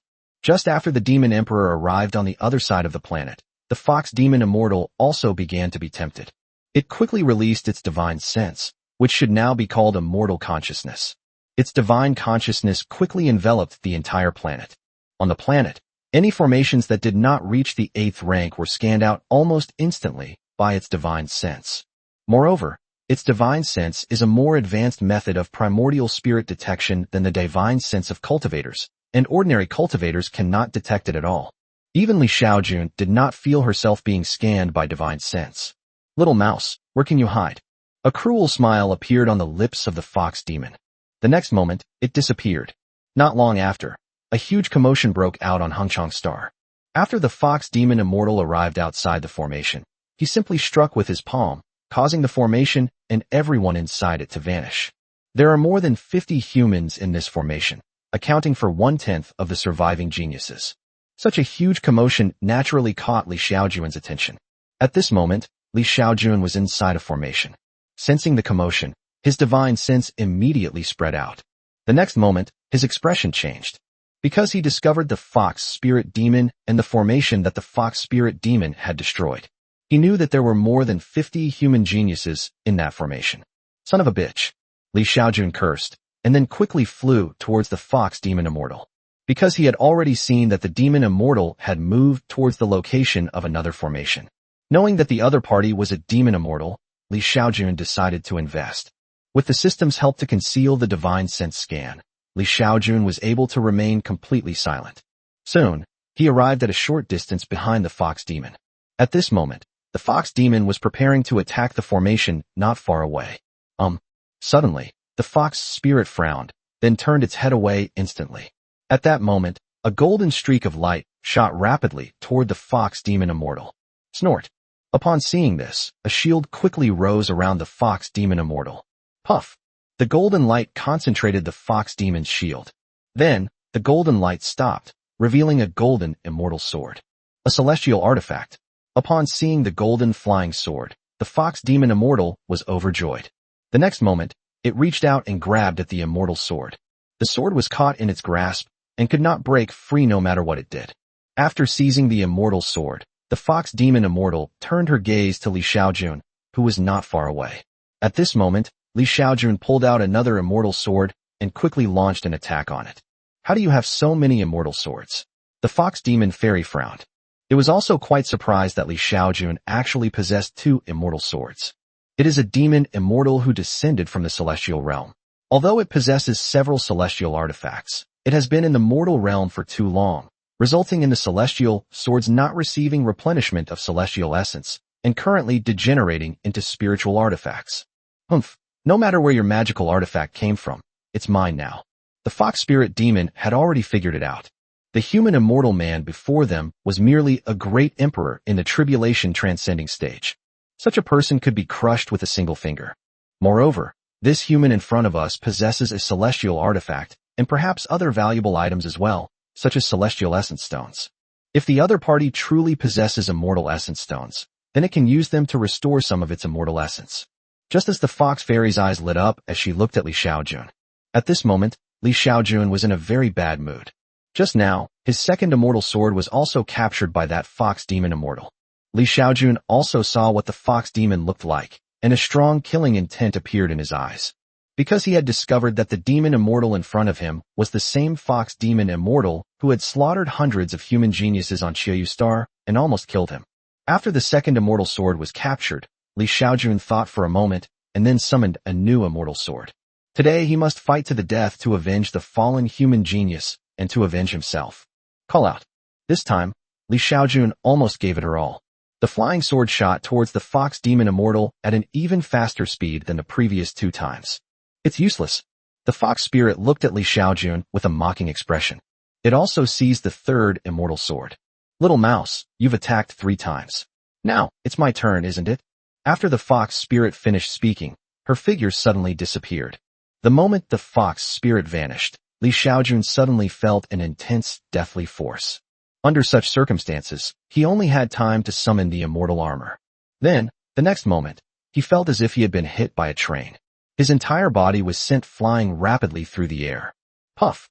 Under such an attack, the immortal armor on Xiaojun's body flashed with immortal light. At the same time, Xiaojun was so shocked by the enormous force that she spat out mouthfuls of blood. Huh? Celestial armor. The fox spirit fairy's eyes lit up. Haha, the fairy armor is mine now. The fox spirit was very excited. The next moment, she disappeared from the spot again. Just then, Xiaojun felt a strong sense of impending death. Just now, if he hadn't activated his immortal armor in time, he would probably be dead. System, I want to add all my cultivation points. Xiaojun quickly instructed the system. Puff! Xiaojun was immediately grabbed by the fox demon immortal, and the next moment, the fox demon immortal prepared to forcibly pull the immortal armor off Xiaojun's body. Just then, boom! The fox demon felt an unparalleled power emanating from the human in her hand. It was directly blasted away by this unparalleled force. How is that possible? The fox spirit fairy was incredulous, just as the fox spirit fairy was in disbelief. At this moment, Xiaojun is undergoing a powerful transformation. His true essence was quickly transformed into pure immortal essence. His cultivation level also directly broke through from the late stage of the tribulation, transcending great perfection, to the early stage of the human immortal realm. This isn't over yet. After Xiaojun broke through to the early stage of human immortal, his cultivation level continued to increase rapidly. You're actually at the early stage of human immortal? The fox demon fairy who was blasted away was shocked. She had just discovered that the other party was clearly just a human in the tribulation transcending stage. So how did he suddenly become an early human immortal? Even if you are a celestial being, you will still die. The next moment, the fox demon fairy took out a weapon and quickly attacked Xiaojun. Chapter 149 Revenge. At this moment, after Xiaojun broke through to the human immortal realm, all of her injuries had been healed. The moment he saw the fox demon rushing towards him, he took action. He summoned a celestial sword and swiftly slashed at the fox demon immortal.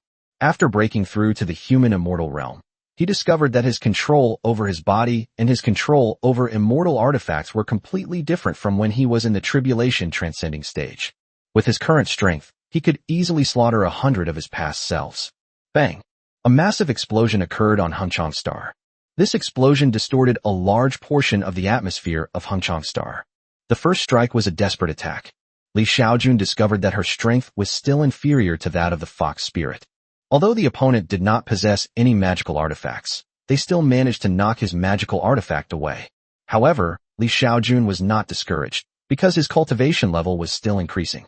Fortunately, after his cultivation broke through to the human immortal realm, he was able to withstand the attacks of the Fox Clan Demon Immortal. So, Xiaojun and the Fox Demon Fairy then began to fight back and forth.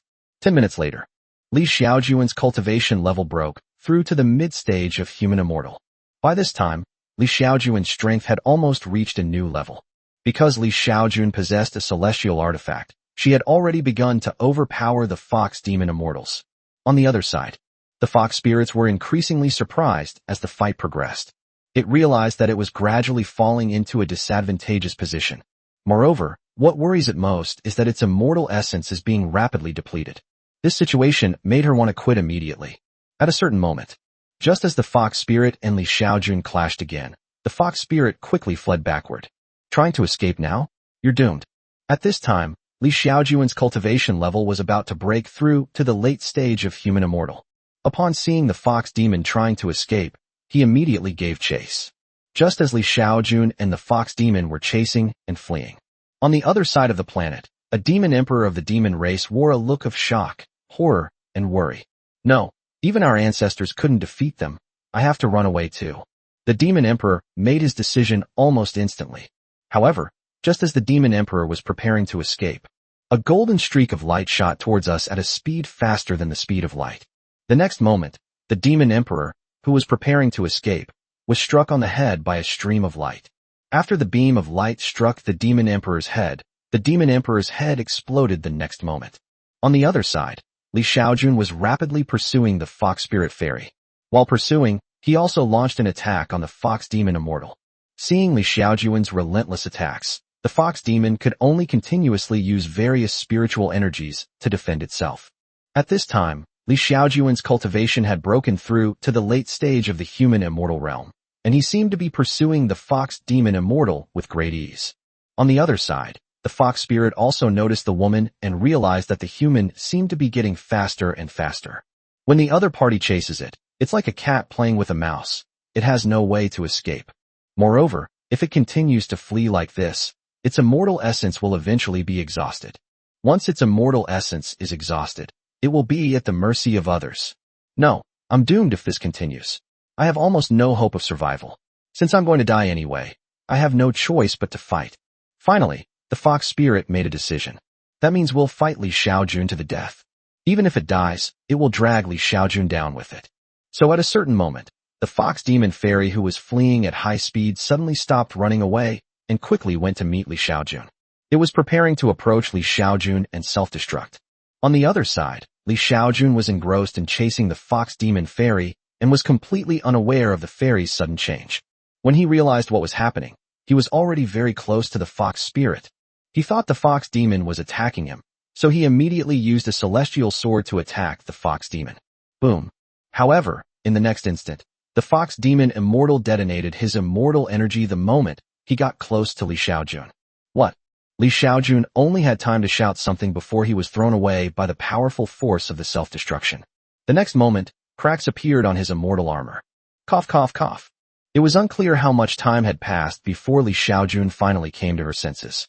The self-destruction of the Fox Demon just now was truly terrifying. Fortunately, this is in space.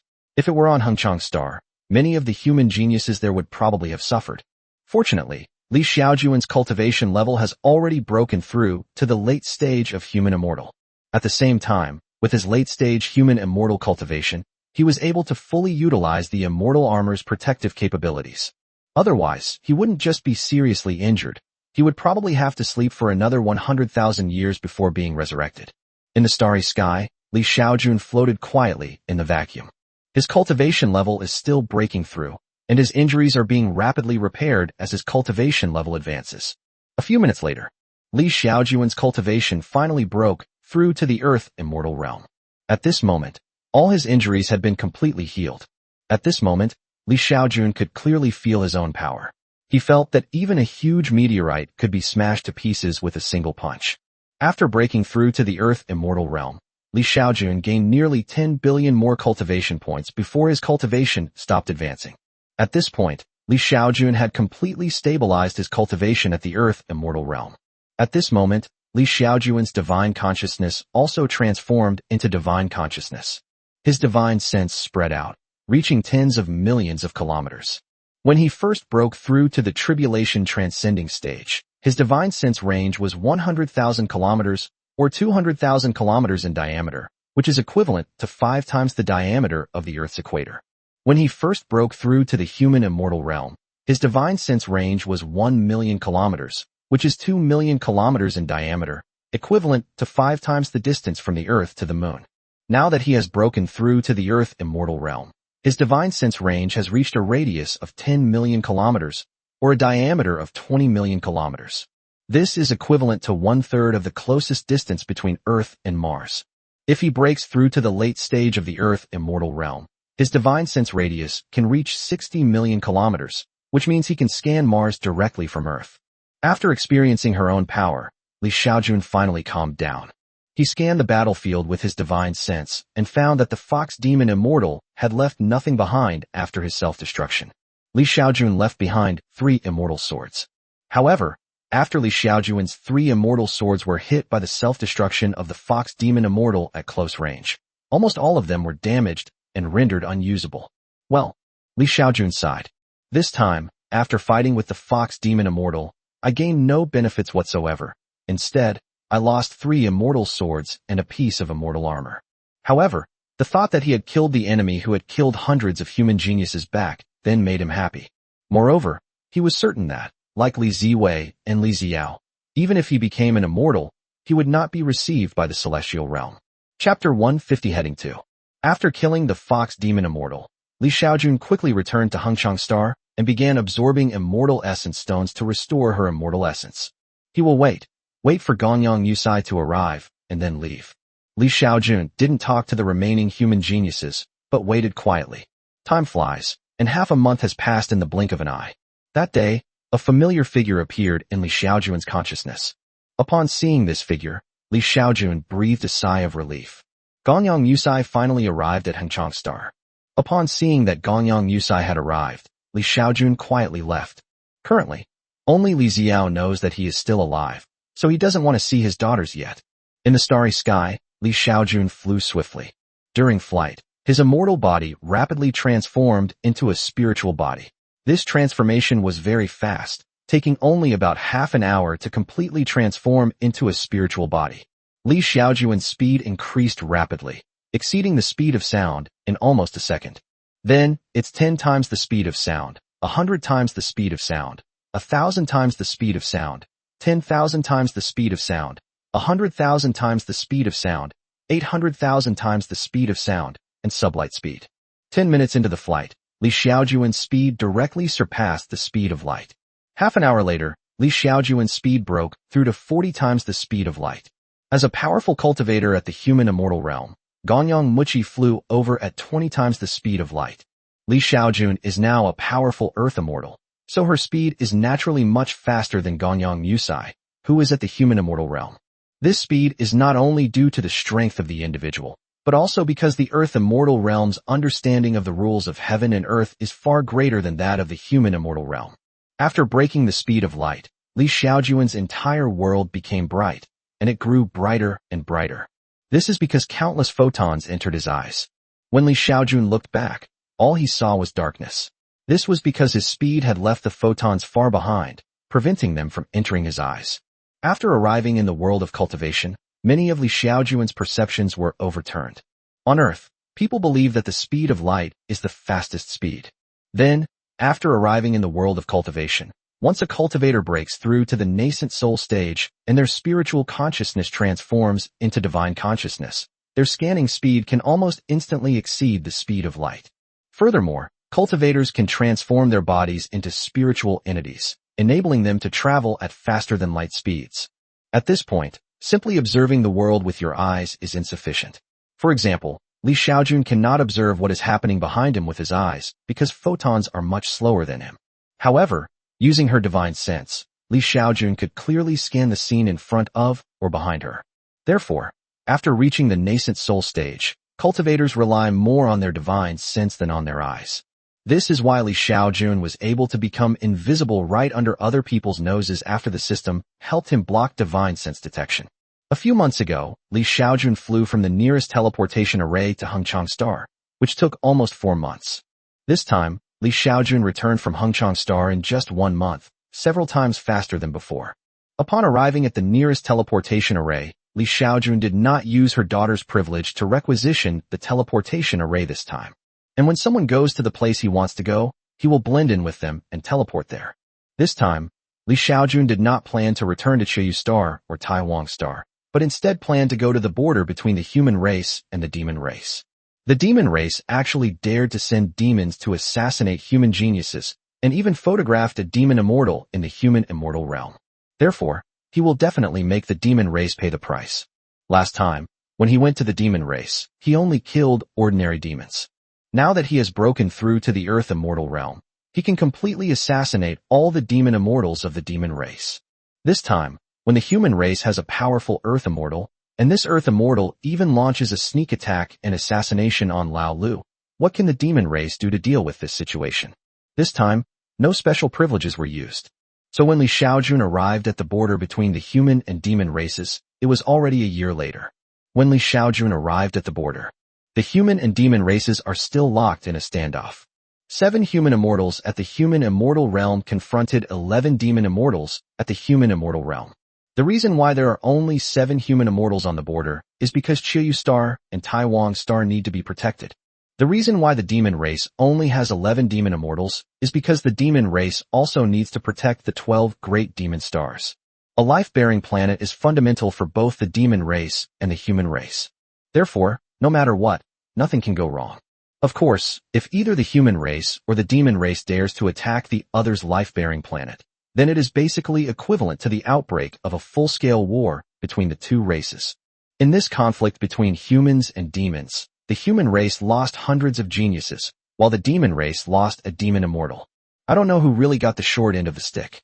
On the human side, both Li Ziwei and Li Xiao believed that the human race had suffered a loss, because they were unaware that Xiaojun had killed a fox spirit demon from the demon race. As time went on, things started to get a little strange for the demon race. Has your ancestor not sent you a message yet?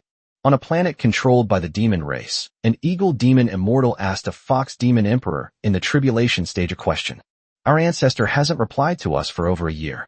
He's probably still on human territory. We've heard that humans have controlled information channels within their borders, so we can't send messages to him anymore.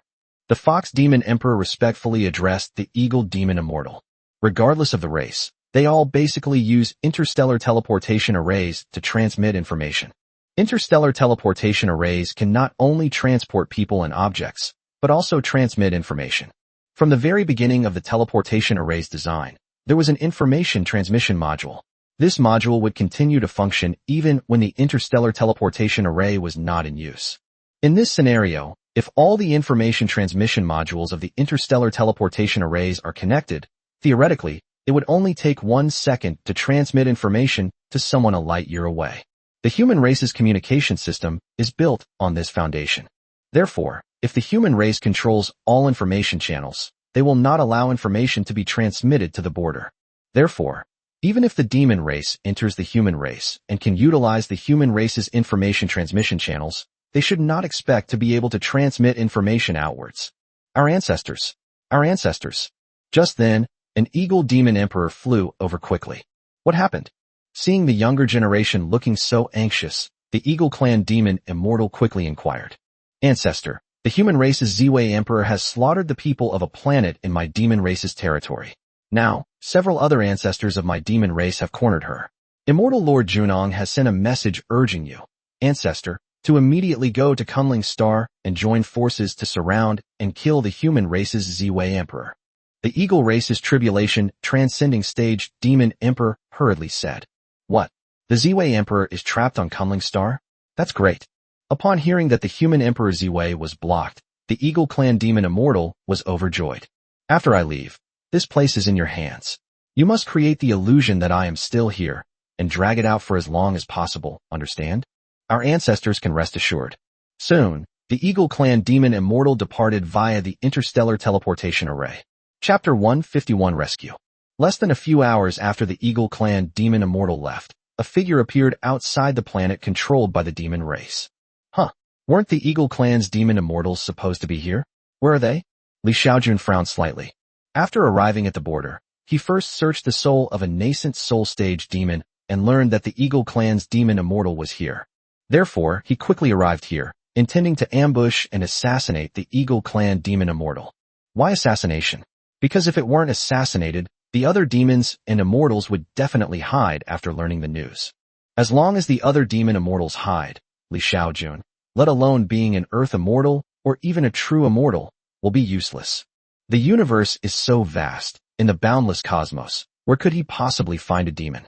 Therefore, assassinating the opponent without alerting the other demon immortals is what Xiaojun wants to achieve. Upon discovering that the Eagle Clan demon immortal was absent, Xiaojun thought for a moment and then captured a nascent soul stage demon immortal to perform a soul search. However, he found nothing. Because in the perception of the demon race at the integration stage, the Eagle Clan demon immortal is still on this planet.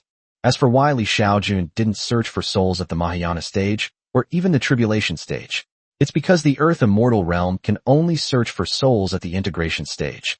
Just like how the nascent soul stage can only search the souls of ordinary people, the deity transformation stage can only search the souls of chi refining stage people, and the body integration stage can only search the souls of foundation establishment stage people. This Eagle Clan demon immortal is clearly not here, yet he's creating the illusion that he is. What is he planning to do? Xiaojun frowned slightly. However, he didn't dwell on it for long. Soon, Xiaojun arrived at another planet inhabited by demons. His divine sense swept out recklessly, unafraid to disturb anyone. Huh, the Xiaolong clan's demon immortals aren't here either? Xiaojun was somewhat surprised. Next, Xiaojun went to several other planets belonging to the demon race. Then he discovered that all the demon immortals of the demon race were no longer at the border. This situation struck Xiaojun as somewhat unusual. So he contacted his daughter, Xiao, and explained the situation to her. Upon hearing Xiaojun's words, Xiao's expression changed drastically. Father, my sister went to the demon realm. Could it be that all the demon immortals from the demon realm have gone to attack her? Xiao asked Xiaojun. Your sister went to the demon realm? Xiaojun was surprised to hear Xiao's words. He dared to go and kill demons because he could get the system to help him block other people's divine sense scans. However, once Ziwei is locked onto by the divine sense of a demon immortal, unless she is faster than all the demon immortals, it is impossible for her to escape the pursuit. The reason why the fox spirit was able to escape Ziwei and her group's pursuit last time was because the fox spirit's cultivation level was at the mid-stage of the human immortal realm, and its speed was much faster than Ziwei and her group.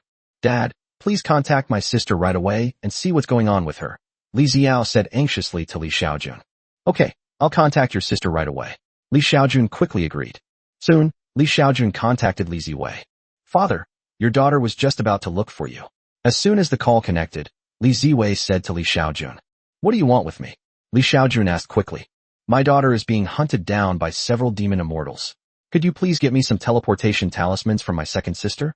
Also, I'm almost out of the pills to restore my immortal energy. Could you please contact Tushan Yaya and get me some more?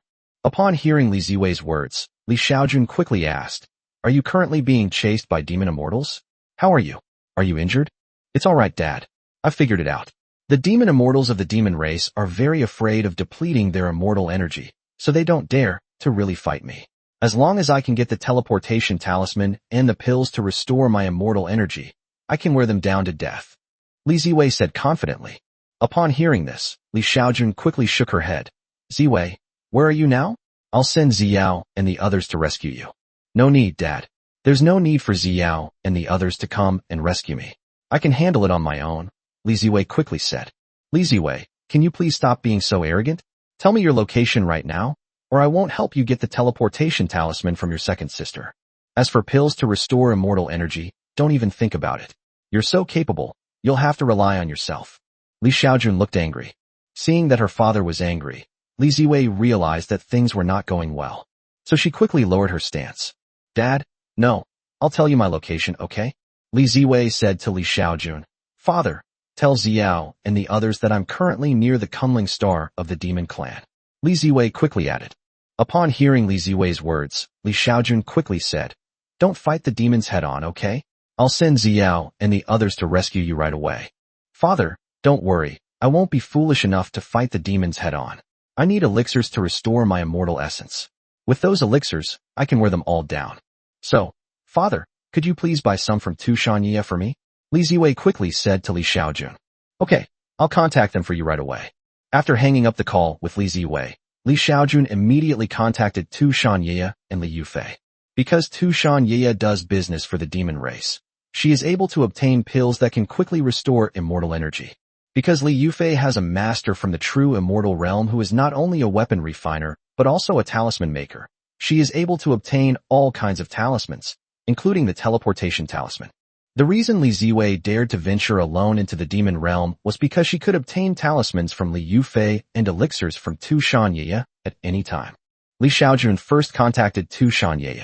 After explaining her purpose, Tushanyi quickly sent Li Xiaojun some pills to restore her immortal essence.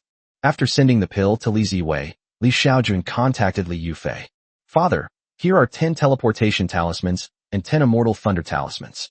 After using the immortal thunder talismans, you can unleash the power of a late-stage earth immortal in the immortal realm.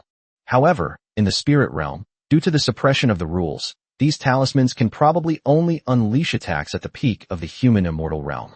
Giving these talismans to Ziwei should be enough to save her life," Li Yufei and Li Xiaojun said. Hearing Li Yufei's words, Li Xiaojun nodded. "Luckily, Li Ziwei has a sister like you, otherwise she'd be doomed." After hanging up the call with Li Yufei, Li Xiaojun quickly sent the teleportation talisman to Li Ziwei. As for the celestial thunder talisman, he did not give it to Li Ziwei, because he decided to personally kill all the demon immortals who were besieging Li Ziwei. Giving the celestial thunder talisman to Li Ziwei might alert the demons and immortals, causing them to flee. A talisman attack from a peak-level human immortal might severely injure a demon immortal, but it might not necessarily kill them. If they escape, it will be really difficult for Li Xiaojun to find all the demons and immortals. Chapter 152: Encirclement and Suppression. Thank you, Father. With these teleportation talismans, you can rest assured about my safety. Li Ziwei beamed with joy upon receiving the talismans. The demon clan, Kunling Star. Li Ziwei glanced at the demon immortals surrounding her from all sides, then grinned. The next moment, a spatial passage appeared in front of her, and she quickly entered the spatial passage and disappeared. Oh no, it's a teleportation symbol. At this moment, all the demons and immortals attacked the place where Li Ziwei had originally been. However, by this time, Li Ziwei had already disappeared without a trace. At this moment, the faces of all the demons and immortals turned extremely ugly. How could she possibly have a teleportation spell? She must have just descended from the celestial realm. But when did golden immortals appear among the human race? Just as all the demons and immortals looked grim, Li Xiaojun also disguised herself as a demon and then took the demon race's interstellar teleportation array to travel towards the location of Kunling Star.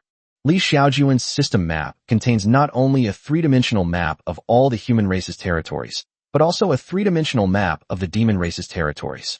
Therefore, he naturally knew the location of Kunling Star.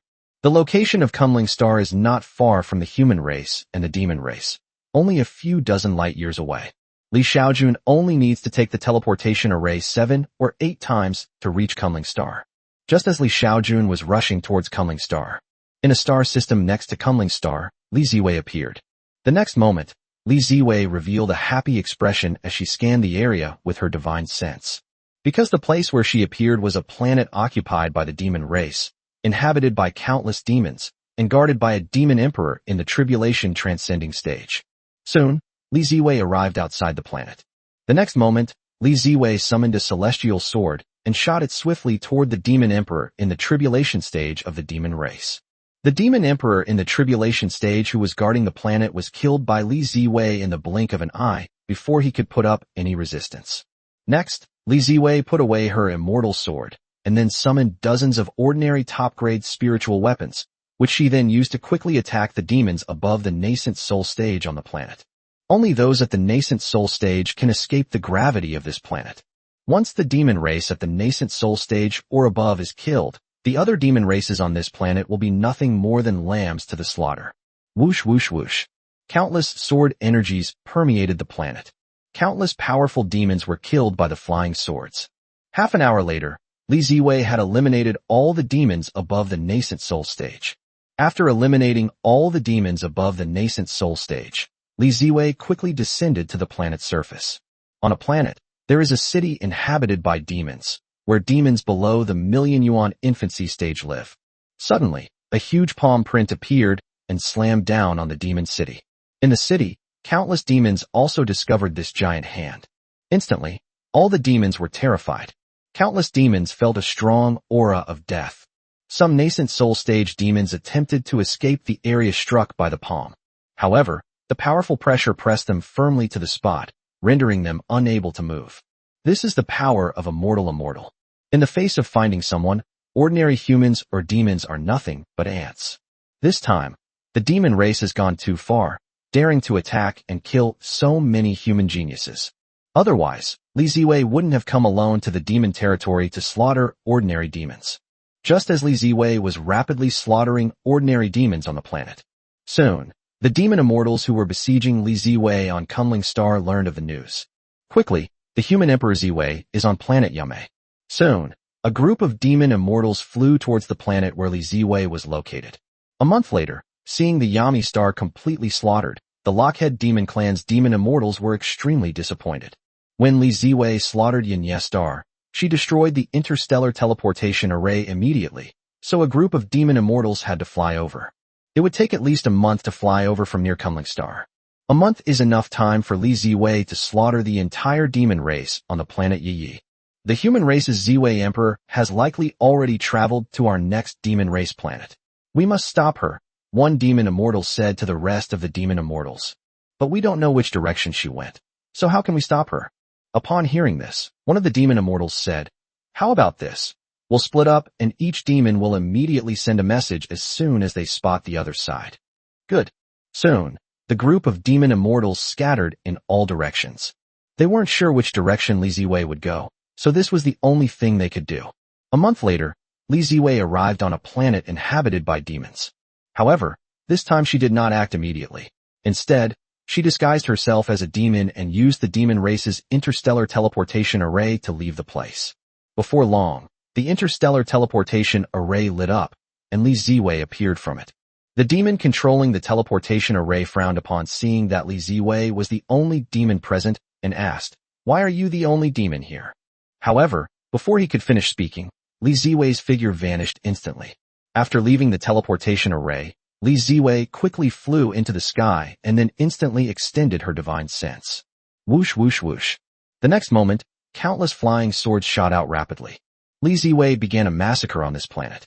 Since the demon race dared to attack and kill a human genius, she would make the demon race experience the taste of revenge. The demon race fears the depletion of their immortal essence, but Li Ziwei is not. When a powerful immortal realm expert, unafraid of expending their immortal essence, goes to the territory of the demon race to cause destruction, the destructive power is enormous. A month later, Li Ziwei once again slaughtered most of the demon race on this planet. Perhaps some demons hiding underground were not killed by Li Ziwei, but that doesn't matter. This time, Li Ziwei did not destroy the interstellar teleportation array on the planet. However, when Li Ziwei was about to leave using the interstellar teleportation array, she discovered that none of the other teleportation arrays connected to this one were responding. Seeing this, Li Ziwei knew that the demon race must already know about her massacre on this planet. Therefore, Li Ziwei ultimately destroyed the teleportation array and flew off in one direction. Just 1 month after Li Ziwei left, a demon immortal from the demon race arrived on this planet. When the demons and immortals saw the devastation on the planet, they were nearly driven mad with rage. Because most of the people on this planet are descendants of its kind. Li Ziwei slaughtered 3 demon planets in succession, but the demons were powerless against her. This is the power of immortals. When a powerful immortal doesn't get entangled with demons or immortals, isn't afraid of expending their immortal energy, and only wants to kill ordinary demons, no demon can stop them. Li Ziwei dared to come to the demon realm to slaughter demons because she was not afraid of consuming her immortal essence and had means to save her life. Would the demon immortals of the demon race dare to do that? I dare not. Why? Because it would consume their immortal essence. They have been in the spirit realm for too long and have nothing left to replenish their immortal essence. With their current immortal energy, they can at most slaughter the humans of one planet, and then become lambs to the slaughter as their immortal energy is exhausted. Chapter 153: The People Who Killed You. Meanwhile, Li Xiaojun was also communicating with Li Ziwei while rushing towards her location. Ziwei, where is your next destination? I'll have Li Ziao and the others meet you there. Father, don't bother with Ziao and the others meeting me. If they come into the demon realm, let them seek revenge on the demon planet themselves, Li Ziwei said to Li Xiaojun. It's better to have someone help you out. Nobody feels comfortable with you going alone, Li Xiaojun said. Father, don't worry. It was precisely because I was alone that I was able to escape from the demon's encirclement so quickly. If there were more people, it would have been much harder to escape. Hearing Li Ziwei's words, Li Xiaojun thought for a moment and said, You can do it alone, but you have to tell me your location. Then I will have Ziao and the others not do it themselves, but just wait for you nearby. If you encounter any danger, with Ziao and the others' help, you will be more at ease. Hearing Li Xiaojun's words, Li Ziwei thought for a moment and said, In that case, Father, tell Ziao and the others that my next target is Pinglang Star of the demon race. Okay, I'll tell Ziao and the others. Li Xiaojun nodded and said. After learning of Li Ziwei's next destination, Li Xiaojun quickly arrived at an interstellar teleportation array. Then, he directly used the interstellar teleportation array to arrive at Pinglang Star ahead of time and wait.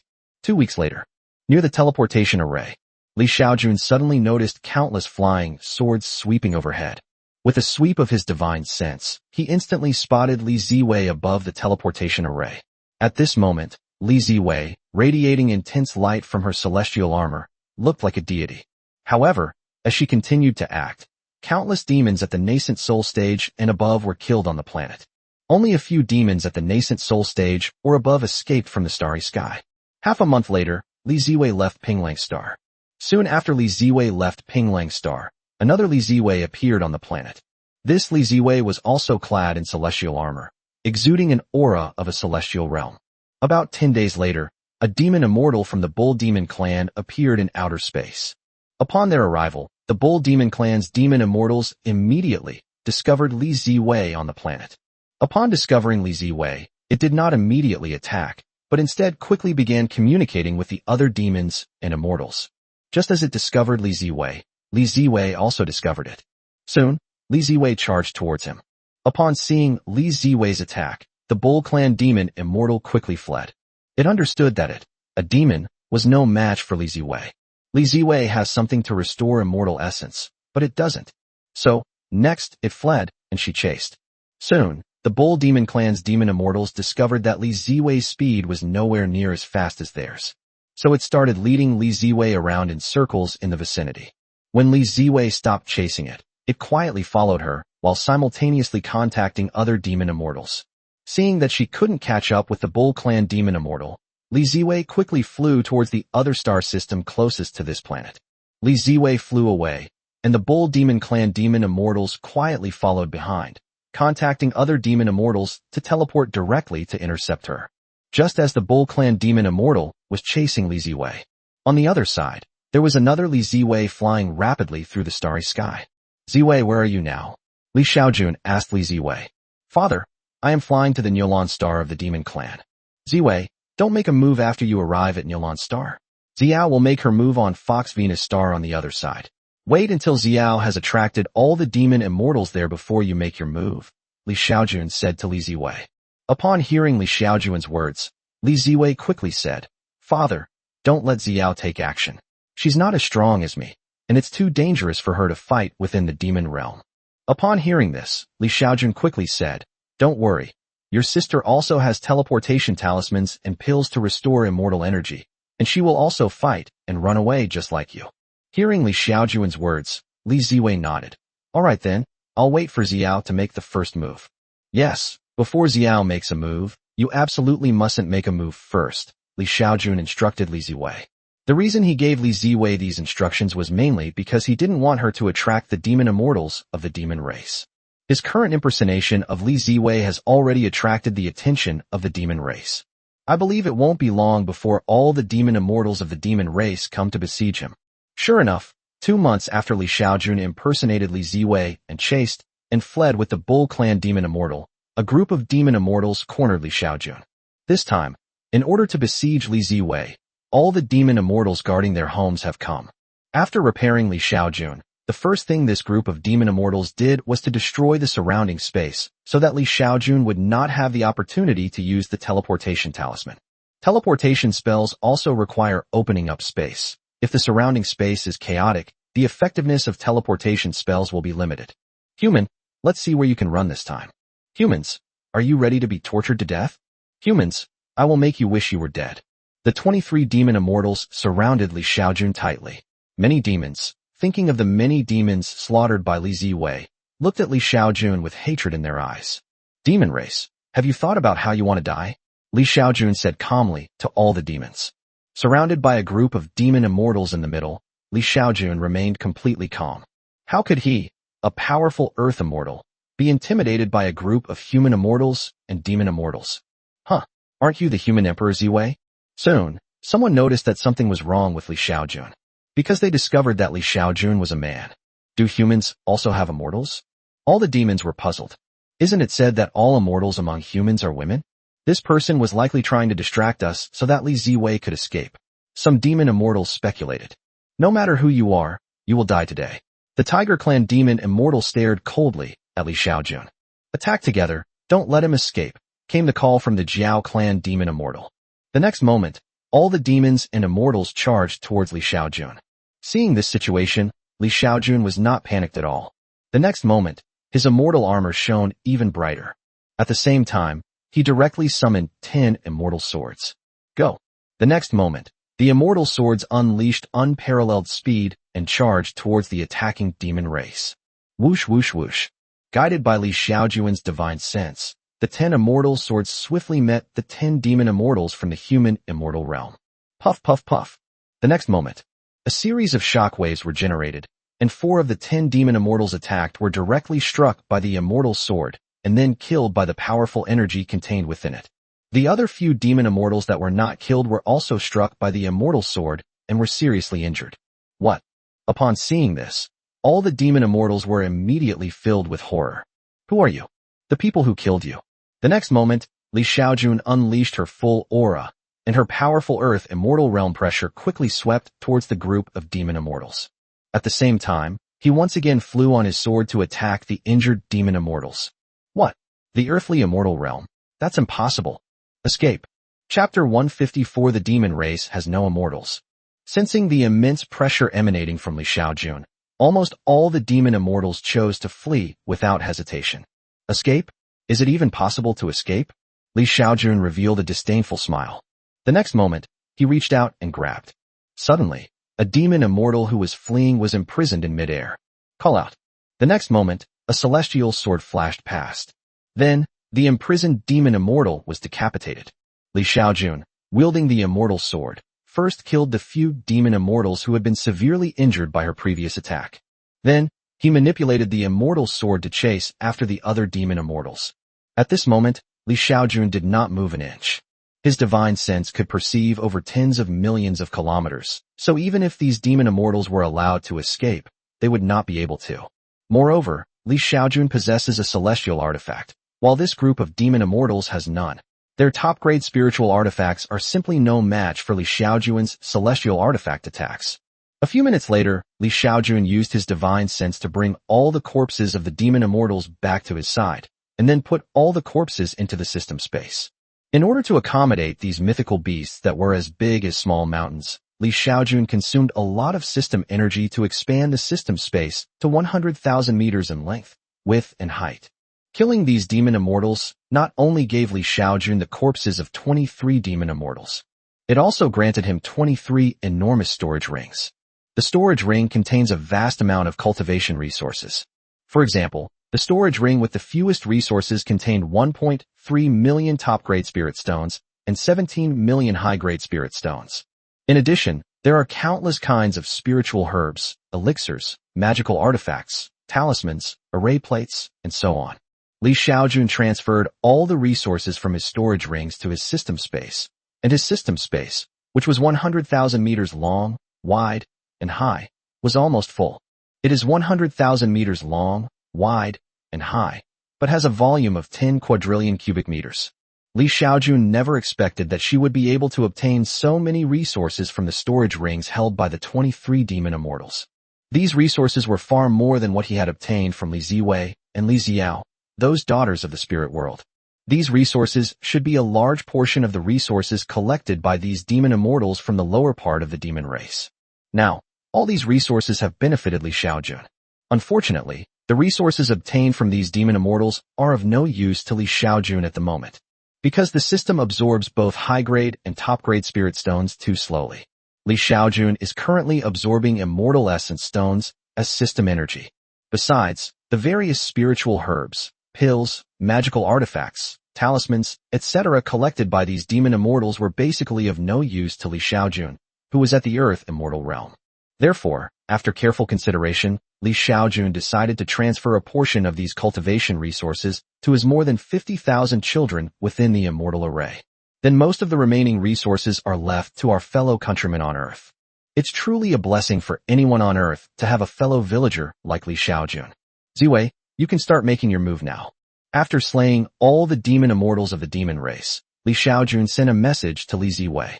At this time, Li Ziwei had been waiting on a planet inhabited by demons for half a month.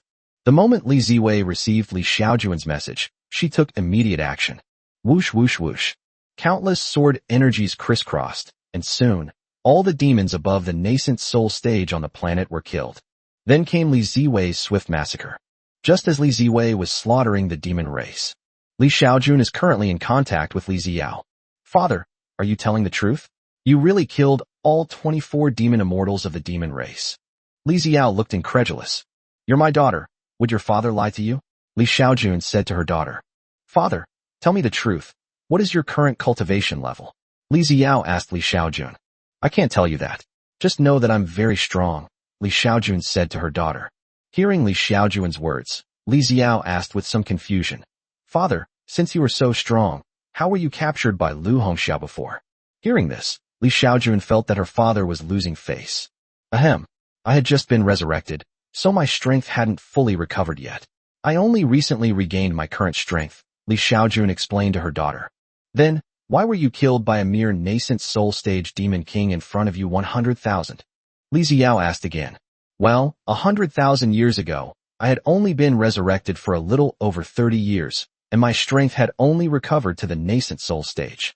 Naturally, I was no match for the demon king. Li Xiaojun thought of another explanation. Father, do you mean you died twice and were resurrected twice? How old are you exactly? Li Xiao asked again. Upon hearing this, Li Xiaojun thought for a moment and said, well, all I can say is that I am not from the cultivation world. I come from another world. As for how old I am, I don't know. As Li Xiaojun spoke, a faint aura of intimidation emanated from her. Upon hearing Li Xiaojun's explanation, Li Xiao was clearly taken aback. Wow, that's awesome. Hey Xiao, don't tell anyone about Dad's situation, not even your sister, okay? By the way, I'll tell your sister that you killed these demon immortals. You should be prepared, Li Xiaojun said to Li Xiao. Upon hearing this, Li Xiao quickly shook her head. Father, this is too unbelievable. How could I possibly kill 24 demon immortals? Before Li Xiao could finish speaking, Li Xiaojun interrupted her. Daughter, don't worry. I've already thought of an explanation. I'll say that you exhausted all the immortal energy of the demon immortals before you killed them all. Is this going to work? It can be done. It absolutely must be done. All right. Li Xiao nodded. Taking the blame for her father was her duty. By the way, Father, all 24 demon immortals of the demon race are dead. Should our human race launch a full-scale war against the demon race? Li Xiao asked Li Xiaojun. Hearing Li Xiao's words, Li Xiaojun thought for a moment and said, there is no need. Although the demon race no longer has demon immortals, there are too many demon emperors in the tribulation transcending stage and demon saints in the Mahayana stage. If they attack the human race at all costs, you will not be able to protect all human territories.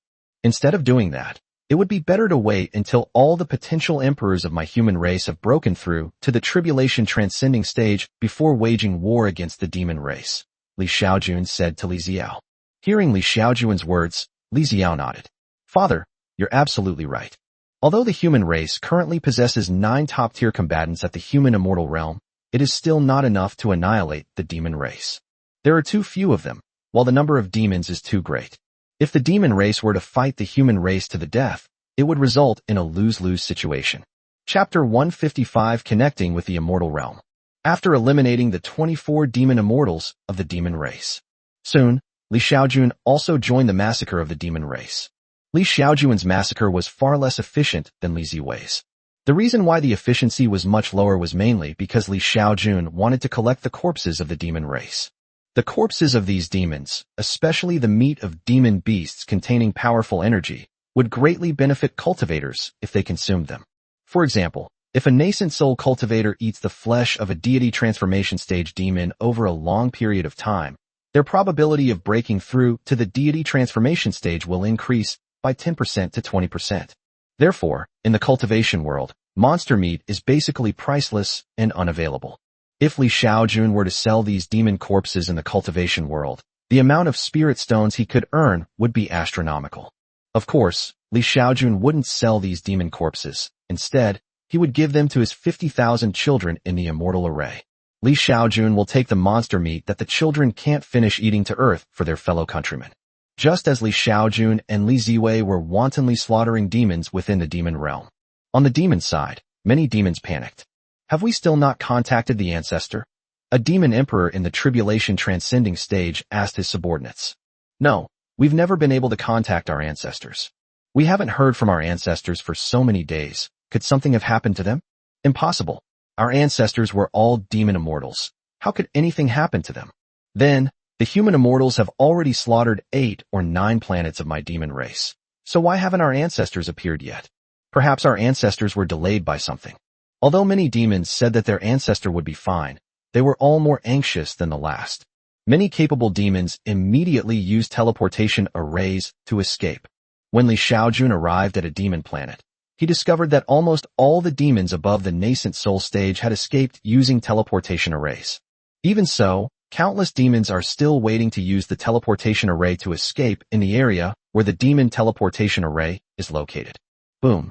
Xiaojun unleashed a punch that instantly killed the teleportation array and the surrounding demon race. What followed was Xiaojun's one-sided slaughter of the demon race. Just as Xiaojun was slaughtering the demons. That day, Li Ziao sent a message to Xiaojun. Father, the demon race has sent an envoy who wants to make peace with us, Li Ziao said to Xiaojun. Upon hearing this, Xiaojun laughed and said, it seems that they already know that all their demon immortal ancestors are gone. Father, the demon race wants to cease hostilities. What do you think? Li Ziao asked Xiaojun. Upon hearing this, Xiaojun thought for a moment and said, a ceasefire is possible, but the demon race must cede territory and pay reparations. For the human race now, although they have top-tier combat power that is much stronger than that of the demon race, their numbers are too few. If the demon race chooses to fight to the death, then the human race will definitely suffer a heavy blow. Therefore, it's impossible for groups like Xiaojun and Li Ziwei, who go into the demon race's territory to slaughter others, to last long. Because if they continue to slaughter like this, the demon race will definitely try their best to attack the human race's territory. At that time, the human race will suffer heavy losses. Since it was a game where they could win simply by stalling for time, Xiaojun naturally didn't want to fight to the death with the demon race. Now that the demon race has taken the initiative to request a ceasefire, it would naturally be best to make them cede territory and pay reparations. The demon race, planet Belion. This is a planet inhabited by both the Tiger clan and the Jiaolong clan. On the largest continent on the planet, this enormous palace complex was built. This is one of the most prestigious places on the entire planet.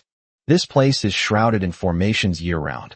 Without the strength of a tribulation transcending emperor, don't even think about breaking through them. At this moment, in a huge palace, countless demon emperors of the demon race are holding a meeting. This demon emperor has many races, including the Tiger clan, the Dragon clan, the Eagle clan, the Wolf clan, the Fox clan, the Bull clan, and so on. Ladies and gentlemen, our ancestors have disappeared. I suspect they likely exhausted their immortal energy while pursuing Li Ziwei and perished. Therefore, the reason I invited you all here is to discuss how to deal with the human race. Our ancestors are gone, but the human race still has 9 immortals. Our demon race is no match for the human race in terms of top-tier combat power. Just now, the human race proposed a ceasefire agreement. They demanded that we cede 1/10 of our territory and compensate us for various cultivation resources. Bang! A demon emperor slammed his fist on the table. Pay my ass. If the humans want to fight, then let them fight. My bull clan isn't afraid of them. Yes, if the humans start a war, we'll fight them to the death. Yes, let's fight the humans. Other demon emperors from different demon races also chimed in. Friends, fighting to the death with humans is unwise. Humans have immortals. If we really fight to the death with humans, many of the demons we are now will probably not survive. Then what can we do? We can't just let the humans bully us, can we? A demon emperor said indignantly. Friends, our Fox clan's plan is to first feign compliance with the human race, then have all our clans pool together tens of millions of top-grade spirit stones to activate the communication array connecting us to the immortal realm. We can then report the situation here to the celestial realm and ask them to send more ancestors over. We are fighting the human race to the death now. The human race has 9 immortals, and we have no chance of winning. Only when the demon queen comes from the immortal realm can we deal with the human race's immortals. As long as humanity loses its immortals, my demon race can wipe out all of humanity in a matter of minutes. I agree, the Wolf Clan Demon Emperor agreed. It seems that the only good solution right now is to wait for the demons from the celestial realm to arrive. Several months later, in the realm of the demon race, there is a barren planet. On the planet, there is a very large formation. The formation was so large that it had a diameter of 100 kilometers. On this day, various demon races placed a large number of top-grade spirit stones into the formation, totaling no less than 10 million. 2 days later, the Great Formation was activated by the outburst of a group of demons. Suddenly, a beam of light, like a sharp sword, shot straight into the sky.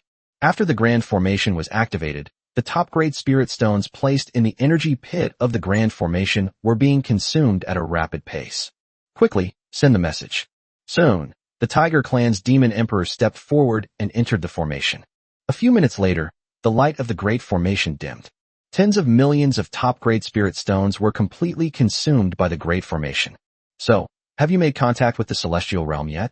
They've made contact. The ancestor of the Celestial Realm said he'll arrange for 24 more demon immortals to descend to the mortal world, bringing with them ample resources. Excellent. The day our ancestor arrived in the spirit realm was the day humanity was wiped out. Friends, for now, let's retreat a bit when facing the human race. When our ancestors arrive, we will launch a full-scale attack on the human race. By the way, all of us demon emperors should find ways to hide ourselves from the human immortals from now on. If the humans continue to slaughter our demon race, we can also enter the human territory to retaliate. Chapter 156 Leaving. Time flies, and 30 years have passed in the blink of an eye. Over the course of 30 years, the demon race and the human race held more than 100 rounds of negotiations and finally signed a treaty. The treaty stipulates that the demon race must cede 1/8 of the territory that comes into contact with the human race, all the way to the other side of the chasm that runs through the nebula. The Transverse Nebula is a high-temperature nebula that can obscure hundreds of light years, and whose thinnest part is 36 light years thick. Anyone below the nascent soul stage who enters such a nebula will die if they stay there for too long. Therefore, this nebula can serve as a barrier between the territories of the human and demon races. Of course, if the demon race insists on attacking the human race, they can bypass it through the void, but the journey will be quite long. Initially, the demon race did not agree to cede so much territory. Moreover, it contains a planet inhabited by life. However, the demon race disagreed, so the human race dispatched powerful immortals to slaughter the demon race. On the human side, all cultivators and mortals were placed on Xiaojun Star, Taiwan Star, and 2 other giant planets, and 4 human immortal realm experts were assigned to guard them at all times.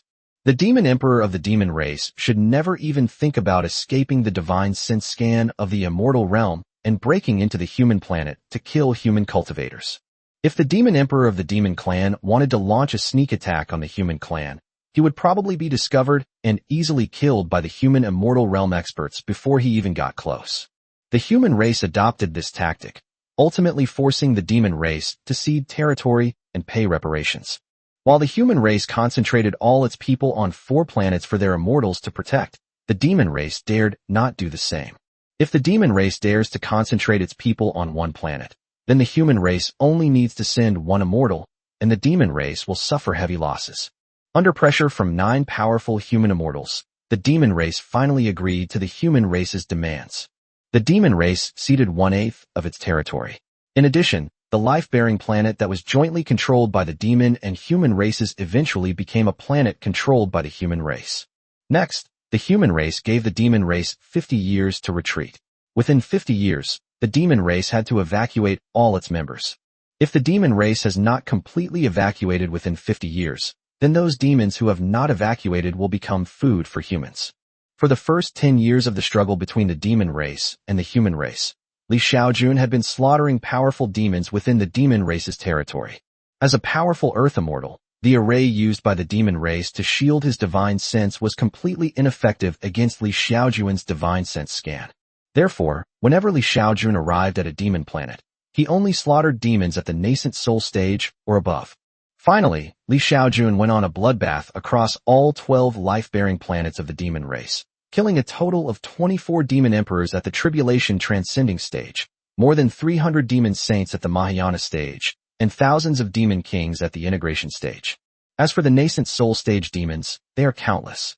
Because Xiaojun committed massacres within the demon realm, and specifically targeted powerful demons, the demons could no longer afford such losses and ultimately agreed to most of the human race's conditions. Therefore, Xiaojun deserves much credit for enabling the human race to obtain such great benefits from the demon race. However, in the 20th year, Xiaojun bid farewell to all her acquaintances and left the human race. Having access to the system map, he flew directly towards the solar system. The solar system is about 60,000 light-years away from the Immortal Cultivation Alliance. Therefore, if Xiaojun travels at 40 times the speed of light, he would only need about 1,500 years to reach Earth. Of course, this is only the calculation of invariance. During the flight, Xiaojun's cultivation level will increase. If he breaks through to the mid-stage of the Earth immortal realm, then his speed will exceed 50 times the speed of light. Xiaojun calculated that, based on the increasing trend of cultivation points provided to him by his bloodline descendants, he only needs about 200 years to break through to the mid-stage of the Earth immortal realm. After breaking through to the middle stage of the Earth immortal realm, it will take about 150 years for his cultivation to break through to the late stage of the Earth immortal realm, reaching 70 times the speed of light. Then, after another 100 years or so, he might be able to break through to the celestial immortal realm, at which point his speed could exceed 80 times the speed of light. Under such circumstances, he wouldn't need 1,500 years at all. In just a few hundred years, he will be able to fly from the middle of the Centaur arm to the vicinity of the Orion arm, where the solar system is located. At that time, Xiaojun only needs to find one of the small arms of Orion to quickly locate the solar system. Time flies. In the blink of an eye, more than 100 years have passed. Xiaojun also traveled nearly 4,000 light-years. That day, while flying, Xiaojun discovered a passage that looked like an interstellar teleportation channel. Out of curiosity, he quickly changed direction and flew up along the passage. 2 weeks later, Xiaojun entered a star system, and then found a pale red planet within that star system. Xiaojun scanned the planet with his divine sense, and discovered that there were many Minotaur-like demons on it. Soon, Xiaojun's divine sense detected a bull demon in the integration stage. A few minutes later, Xiaojun appeared in front of the bull demon. "Who are you? What do you do?" The bull demon was terrified when Xiaojun suddenly appeared. But the next moment, he felt his demonic power being sealed away. It itself also fell into Xiaojun's hands. Soul search. Xiaojun showed no courtesy whatsoever to the demon race. In essence, Xiaojun used the soul-searching technique to obtain a great deal of information. This bull demon was born on a life-bearing planet called Haruru. The Bull clan are the rulers of this planet. The Bull clan has been out of the stars for over 500,000 years and currently has a population of tens of billions, controlling the resources of thousands of star systems. What a waste. Over 500,000 people are in control of thousands of star systems. Xiaojun looked down on the fact that the Bull clan had taken 500,000 years to control over 1,000 star systems. If given 500,000 years, controlling 1,000,000 star systems would be no problem at all. However, this cannot be blamed on the cattle tribe. The cattle do not possess human intelligence. Human beings, as long as they are adults, possess extremely high intelligence. Humans know how to domesticate and cultivate crops, and how to improve crop yields, which allows humanity to feed more people. The cattle, however, do not possess this wisdom. 1 billion cattle on a habitable planet is already the maximum number that a planet can sustain. God knows how many plants billions of cattle eat every day. If left unchecked, the ecological environment of the planet inhabited by life will inevitably be destroyed. Therefore, it is quite remarkable that the cattle race has been able to develop to its current state over 500,000 years. 2 weeks later, Xiaojun used the Bull Demon clan's teleportation array to arrive at the inhabited planet where the Bull Demon clan lived. This planet is larger than Earth in volume, and its land area is several times larger. No wonder this planet can support billions of cattle. Chapter 157, The System's Fourth Upgrade. On the inhabited planet occupied by the Bull clan, Xiaojun did not discover any humans. It seems that the human race was wiped out by the Bull Demon race. However, there are other demon races on this planet, such as the pig race, the rabbit race, the snake race, and so on. These demon races are just ordinary groups. As long as any of them breaks through to become a demon, they will be hunted down by the Bull clan. In other words, the Minotaur tribe allows these races to live on this planet, but does not allow other races to become demons and develop. Xiaojun also discovered that the bull demon was actually a carnivore, while only ordinary cattle ate grass. On this planet, Xiaojun discovered 2 bull demons at the level of Demon Emperor, dozens of bull demons at the Great Ascension stage, and thousands of bull demons at the integration stage. Perfect, this is top quality beef. Soon, Xiaojun silently hunted down all the bull demons above the fusion stage. After hunting down all the bull demons above the fusion stage, Xiaojun did not stay in the bull tribe's territory, but continued along the Centaurus arm towards the solar system. Not long after Xiaojun left, on Haralus Star, the entire bull demon clan was in an uproar, followed by countless bull demons trembling in fear. Because almost overnight, all the powerful members of the Bull Demon clan at the integration stage and above disappeared without any warning. How could this not frighten the entire cattle tribe? Even the powerful members of the Minotaur race on other planets, upon hearing what was happening on planet Haru, did not rush over immediately, but instead ran away to hide somewhere where no one could find them. Xiaojun was unaware of everything that happened to the Nyo clan after he left. He is flying forward at 40 times the speed of light. In the blink of an eye, 70 years have passed. On this day, Xiaojun's cultivation broke through to the mid-stage of the Earth immortal realm. Xiaojun's eldest daughter, Yuding, is currently only at the early stage of the immortal realm. This marks the first time that Xiaojun's cultivation level has surpassed that of her daughter. Just as Xiaojun's cultivation broke through to the Earth immortal realm, he learned from Li Xiao that a true boundary had been formed between the human race and the demon race. The boundary is defined by the nebula that lies between the human and demon races. Humanity began exploring the cantilever arm closer to the center of the Milky Way. The demon race, on the other hand, explored in another direction of the cantilever. The human race currently controls 300,000 star systems and has 5 inhabited planets. The 5 habitable planets are Taihuang Star, Chuyu Star, Xiaojun Star, Magic Star, and Ziwei Star. Xiaojun is a life-bearing planet that was once jointly controlled by the human and demon races for a period of time. Magic Star is the planet that Xiaojun discovered herself. Ziwei Star, on the other hand, was named after Li Ziwei, a planet that the demon race ceded territory to pay reparations to. After 170 years of development, the total population of the human race has now exceeded 3 trillion. Among these people, the number of Xiaojun's bloodline descendants is growing the fastest. In just 170 years, the number of Xiaojun's bloodline descendants has reached an astonishing 600 billion. At this rate, it's believed that within 50 years, Xiaojun will be able to gain over 10 million cultivation points every day. Even if it's 10 million every day, that's 3.6 billion a year. Xiaojun needs 600 billion cultivation points to break through from the mid-stage of the Earth immortal realm to the celestial immortal realm. At this rate, it would only take Xiaojun a little over 160 years to break through to the celestial immortal realm. Therefore, Xiaojun underestimated the speed at which his descendants developed. This is understandable, given that humanity suddenly has 3 more life-bearing planets completely controlled by humans. Given the human race's reproductive capacity, the total population has only doubled in over 170 years, which is already considered slow. If humanity could possess more inhabited planets, doubling, or even tenfold the number would be incredibly easy. Unfortunately, 5 life-bearing planets can only support so many humans. Otherwise, Li Xiaojun's bloodline would have been even greater.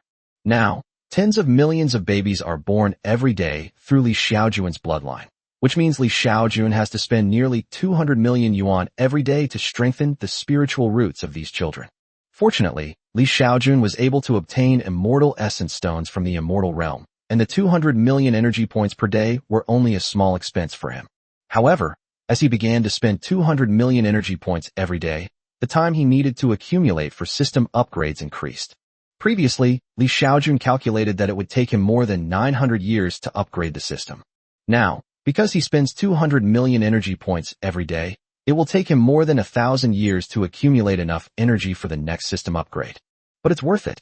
The more enhanced bloodline descendants he has, the faster his cultivation level will increase. 70 years later, Li Xiaojun's cultivation level broke through to the late stage of Earth, immortal realm. 50 years later, Li Xiaojun's cultivation broke through again, reaching the early stage of the celestial, immortal realm. After Li Xiaojun's cultivation reached the celestial, immortal realm, his flight speed directly exceeded 80 times the speed of light. Currently, it has been 290 years since Li Xiaojun left the Immortal Cultivation Alliance. He has traveled more than 15,000 light-years. So, the next distance to the solar system is about 47,000 to 50,000 light-years. If Li Xiaojun continues traveling at his current speed of 80 times the speed of light, he will only need a little over 600 years to reach the vicinity of the solar system. Time flies. More than 400 years have passed in the blink of an eye. The energy of trillions has finally been gathered. It wasn't easy. Upgrade. Li Xiaojun chose to upgrade without hesitation. 1 month later. System upgrade successful. Li Xiaojun immediately checked out the new features after the system upgrade. First, after the system upgrade, the energy required for the next upgrade increased 10,000 times, reaching a level of 10 trillion, which is the energy value of 100,000 jing. Although the system upgrade increased the speed of absorbing immortal stones by 100 times. However, at this rate, it would take Li Xiaojun another 100,000 years to upgrade again.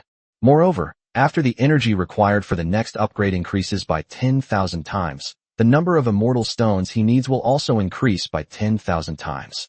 That is roughly 10 trillion immortal stones.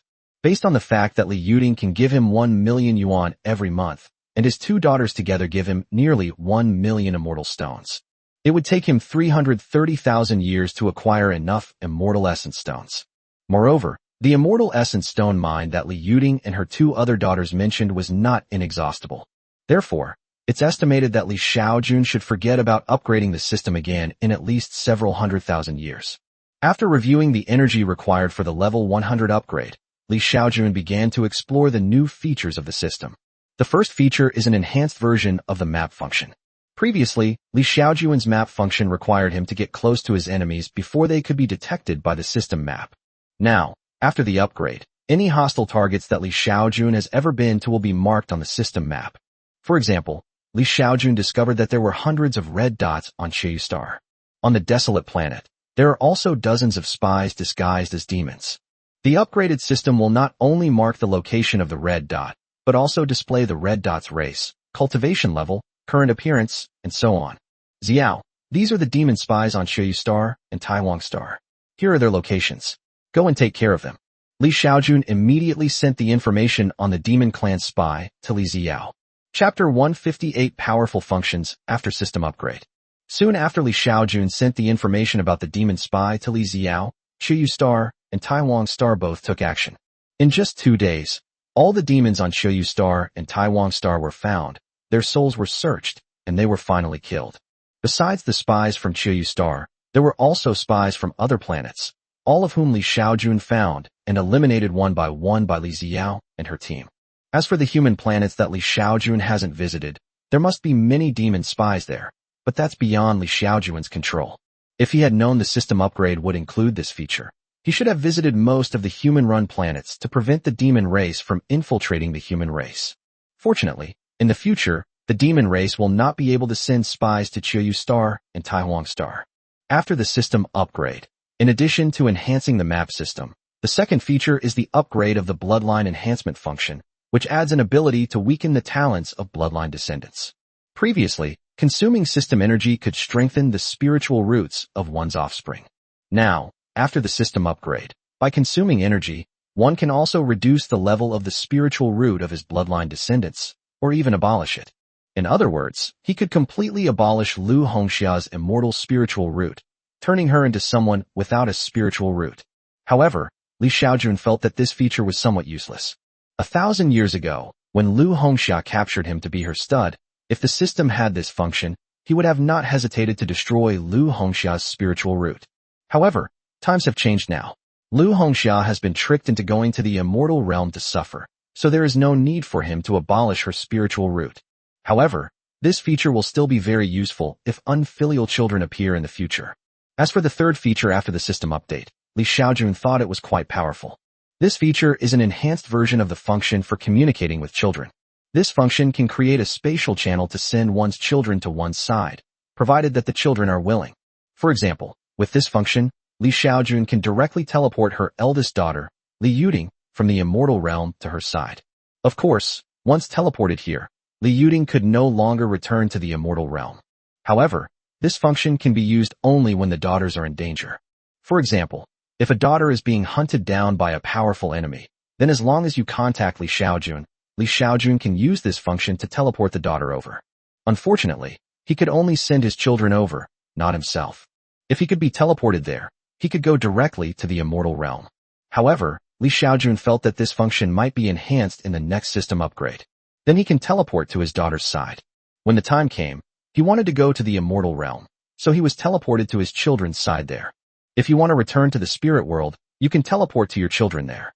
If his daughter is in danger, he can teleport there and help her take down the enemy. The three new features in this system update are enhanced maps, weakened bloodlines, and child teleportation. Although these three functions did not significantly improve his cultivation level, their extraordinary nature was undeniable.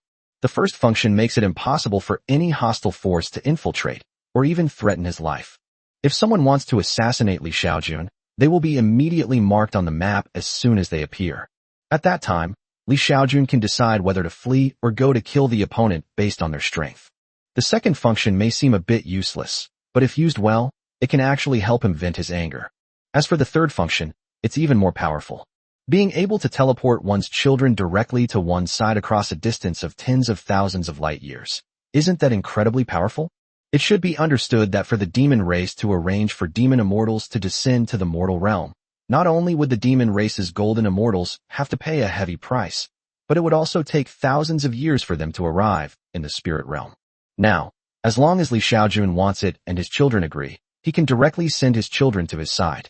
Overall, this system upgrade is quite significant. After the system upgrade, Li Xiaojun did not stop on the road. In the blink of an eye, more than 300 years have passed.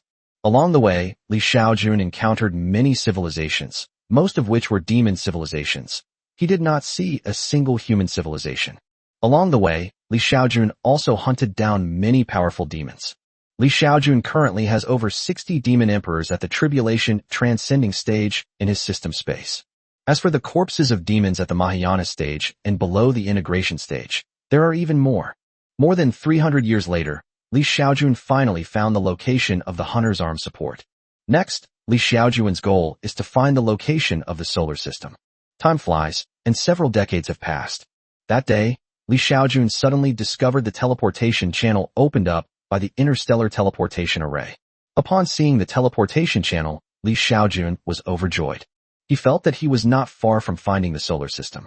Half a month later, Li Xiaojun followed the interstellar teleportation channel and found a planet where life existed. Both demons and humans are here. Li Xiaojun was very surprised, because he discovered that on this planet, the demon race and the human race actually lived in peace. Soon, Li Xiaojun found a nascent soul stage demon.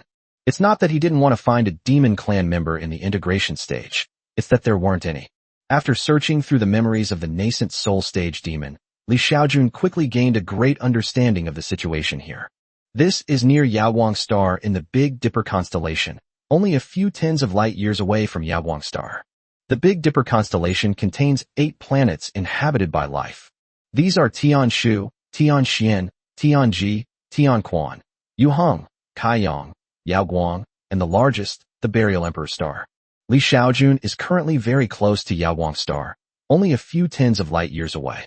The demon race that Li Xiaojun just searched came from Yaowang star.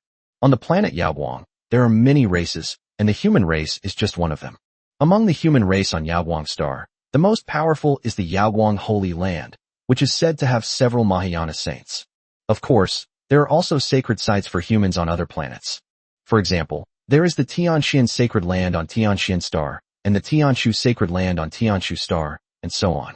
The human race has the most sacred sites on the Burial Emperor star, including the Yaoqi Sacred Site, the Dian Sacred Site, and the Feathered Divine Dynasty, among others. Besides the Holy Land, there is also the Imperial family. The Imperial clan refers to families that once possessed great emperors at the tribulation transcending stage. They had their own territories and power, recruited and nurtured geniuses, and the men would marry outstanding women from their families to these families. The woman should be married by an outstanding member of the family. In this way, the imperial family was able to continue its lineage, and its power was no weaker than that of the Holy Land. Chapter 159: The Vanished Solar System. The Big Dipper is a constellation visible from Earth. According to astronomers' calculations, the Big Dipper is only a few tens to 100 light years away from Earth. Logically speaking, since Earth is so close to the Big Dipper, it should also belong to the Big Dipper constellation. However, Li Xiaojun did not find any information about Earth in the memories of the demon race. However, since we can see the Big Dipper from Earth, Earth must not be far away. Therefore, Li Xiaojun only needs to figure out the position of the Big Dipper, and then, based on the shape of the Big Dipper as seen from Earth, he can basically deduce the position of Earth. So, what Li Xiaojun needs to do next is to go to the location of the Big Dipper and mark its location on his system map. Then, he could deduce the Earth's location based on the position of the Big Dipper. Moreover, the name of the Big Dipper is almost exactly the same as the name given to the Big Dipper by Earthlings. Therefore, Li Xiaojun has reason to suspect that the Big Dipper and Earth are closely related. Next, Li Xiaojun searched through some of the demon race's memories, but still found no information about Earth.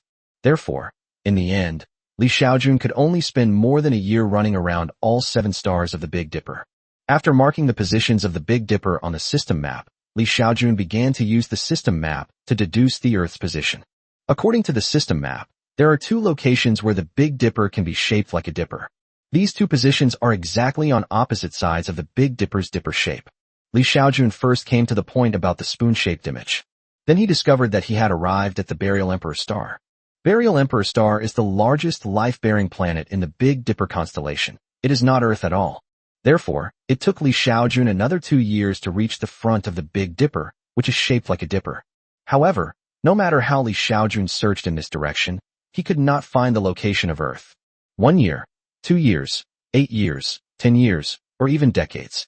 Li Xiaojun searched almost the entire star field, looking through hundreds of star systems, but couldn't find a trace of the solar system. Moreover, as Li Xiaojun continued to search for Earth's location, his heart sank to the bottom.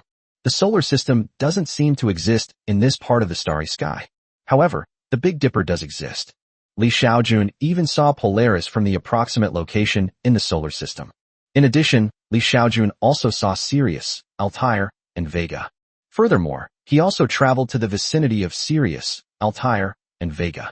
According to calculations by Earth scientists, Sirius is only 8.6 light years away from Earth, Altair is only 16 light years away, and Vega is only 27 light years away. It took Li Xiaojun less than a year to travel to these star systems. However, Li Xiaojun found the stars Altair and Vega, Sirius, the Big Dipper, and Polaris. But he couldn't find the solar system, nor could he find Earth. He even searched all the nearby star systems. However, the solar system seems to exist as if it doesn't exist. This situation left Li Xiaojun completely numb. He came excitedly from the world of cultivation, flying for nearly 1,000 years, only to find that he couldn't even find a trace of Earth. At this moment, Li Xiaojun was truly disheartened. Several decades later, still unable to find any trace of the solar system, Li Xiaojun had no choice but to give up the search. A few years later, Li Xiaojun arrived at the Burial Emperor star in the Big Dipper shape. Here, you can also see the Big Dipper shaped like a dipper. However, you can't see Polaris, Altair, Vega, Sirius, etc., as you would see from Earth here. Next, Li Xiaojun plans to stay on this planet for a while. Buried Emperor Star. The Yuhua Divine Dynasty. A young beggar arrived outside a small mountain village that day. The beggar looked to be in his 20s, but he was thin and unkempt, clearly suffering from long-term malnutrition. Upon seeing the beggar arrive in the village, an old man who was working in the fields by the roadside soon came over. Seeing that the beggar was not old, he asked him, "Young man, who are you looking for?"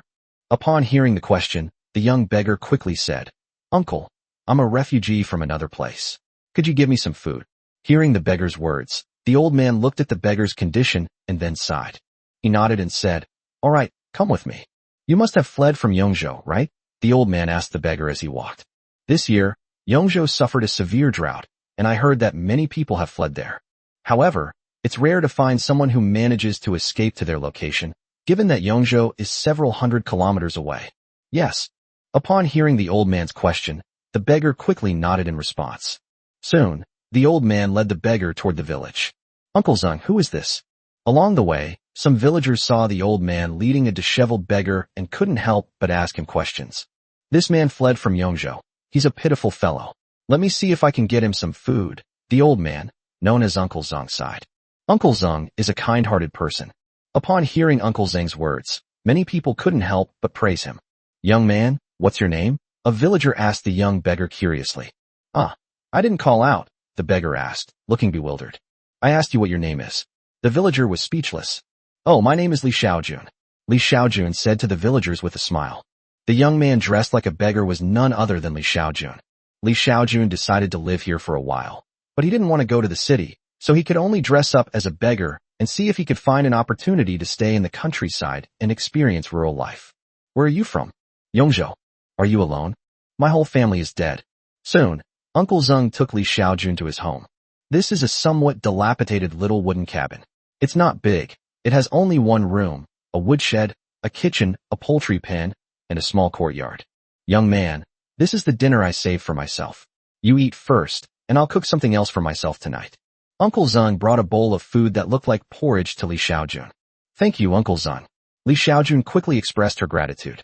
He didn't stand on ceremony and quickly ate the bowl of porridge like food. "Young man, how old are you this year?"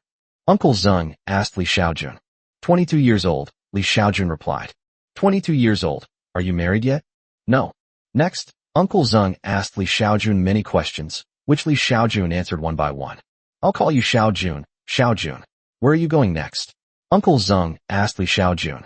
Upon hearing this, a look of confusion appeared in Xiaojun's eyes. "I don't know either." "Xiaojun, why don't you stay?" "I'm an old man living alone, with no other relatives, but I have 2 acres of land." Chapter 160. Damn handsome face. Xiaojun stayed behind. He stayed in Xiaojun village and at Uncle Zeng's house. Originally, Uncle Zeng wanted to take Xiaojun as his godson, but Xiaojun did not agree. However, Xiaojun also said that as long as Uncle Zeng is willing to take him in, he can take care of Uncle Zeng in his old age and handle his funeral arrangements, such as offering sacrifices for him after his death. Xiaojun's purpose in coming here was to have a legitimate identity so that she could integrate into human society. The reason Xiaojun came to Xiaojun village was because he used his divine sense to find out Zeng Shu's background and learned that he was just an old man living alone, so he came here. After Xiaojun arrived in Xiaojun village, the villagers soon learned that Uncle Zeng had taken in a young man who had fled from Yongzhou. Then, countless villagers came to watch the spectacle. Many villagers curiously asked Xiaojun various questions. That day, Xiaojun washed her hair, took a shower, and changed into clean clothes at Uncle Zeng's house. In an instant, Xiaojun's disheveled appearance disappeared, and he transformed into a handsome young man. "Xiaojun, were you perhaps a young master from a wealthy family before?" When Uncle Zeng saw Xiaojun's appearance after taking a bath, he was immediately surprised and asked her a question. "No, Uncle Zeng, if I were a young master from a wealthy family, why would I be fleeing?" Xiaojun explained. Upon hearing Xiaojun's explanation, Uncle Zeng nodded in agreement. Uncle Zeng wasn't too concerned about Xiaojun's background. He wasn't afraid that Xiaojun would plot against him or try to seize his property. Of course, the main reason is that he doesn't have much to offer anyone to take from him. His dilapidated wooden house was worthless, and his 2 acres of land were not valuable assets. If taking in Xiaojun would allow him to support him in his old age, then he would have hit the jackpot. In fact, when Zeng Shu learned that Xiaojun had fled from Yongzhou and had no other relatives, he had already set his sights on her. Of course, Li Xiaojun also had designs on Uncle Zhang, so the two sides hit it off immediately. In the days that followed, Li Xiaojun settled down in Xiaojun village. Uncle Zhang cleared out the woodshed for Li Xiaojun and even gave him an extra quilt. After Li Xiaojun stayed behind, she usually helped Uncle Zhang with some farm work, and there wasn't much else to do. However, because Li Xiaojun was handsome, many young women and wives in the village flocked to her. Many young women blush when they see Li Xiaojun from afar. When the young wives gathered together, they would secretly observe Li Xiaojun and then laugh and joke around. Under these circumstances, Li Xiaojun soon discovered that he was being ostracized by the young men in the village, especially the unmarried ones. At this moment, Li Xiaojun regretted not changing his face. He should have gotten a normal face. Even in real life, he's still too handsome. However, Li Xiaojun quickly used his own methods to ease the conflict with the young men in the village. That day, the village was at a loss, so they decided to stop a hunt. Li Xiaojun also went on this hunt.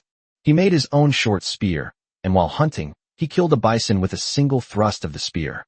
Actually, the bison was taken by Li Xiaojun from the system space. It was a bull demon in the qi refining stage. This qi refining stage bull demon is as big as an elephant on Earth. Even ordinary wild beasts would be no match for the villagers of Xiaojun village, who would have to run away if they encountered it. No one expected that Li Xiaojun could kill such a large bison all by herself. Although everyone thought it was partly due to luck, because Li Xiaojun's spear hit the bison's eye socket precisely. However, after Li Xiaojun killed a wild buffalo, everyone looked at him with new respect. Upon learning that the hunting team had hunted such a large prey, the entire village of Xiaojun was incredibly excited. Soon, everyone in the village mobilized. They dismembered the bison carcass and spent a day transporting it back to the village.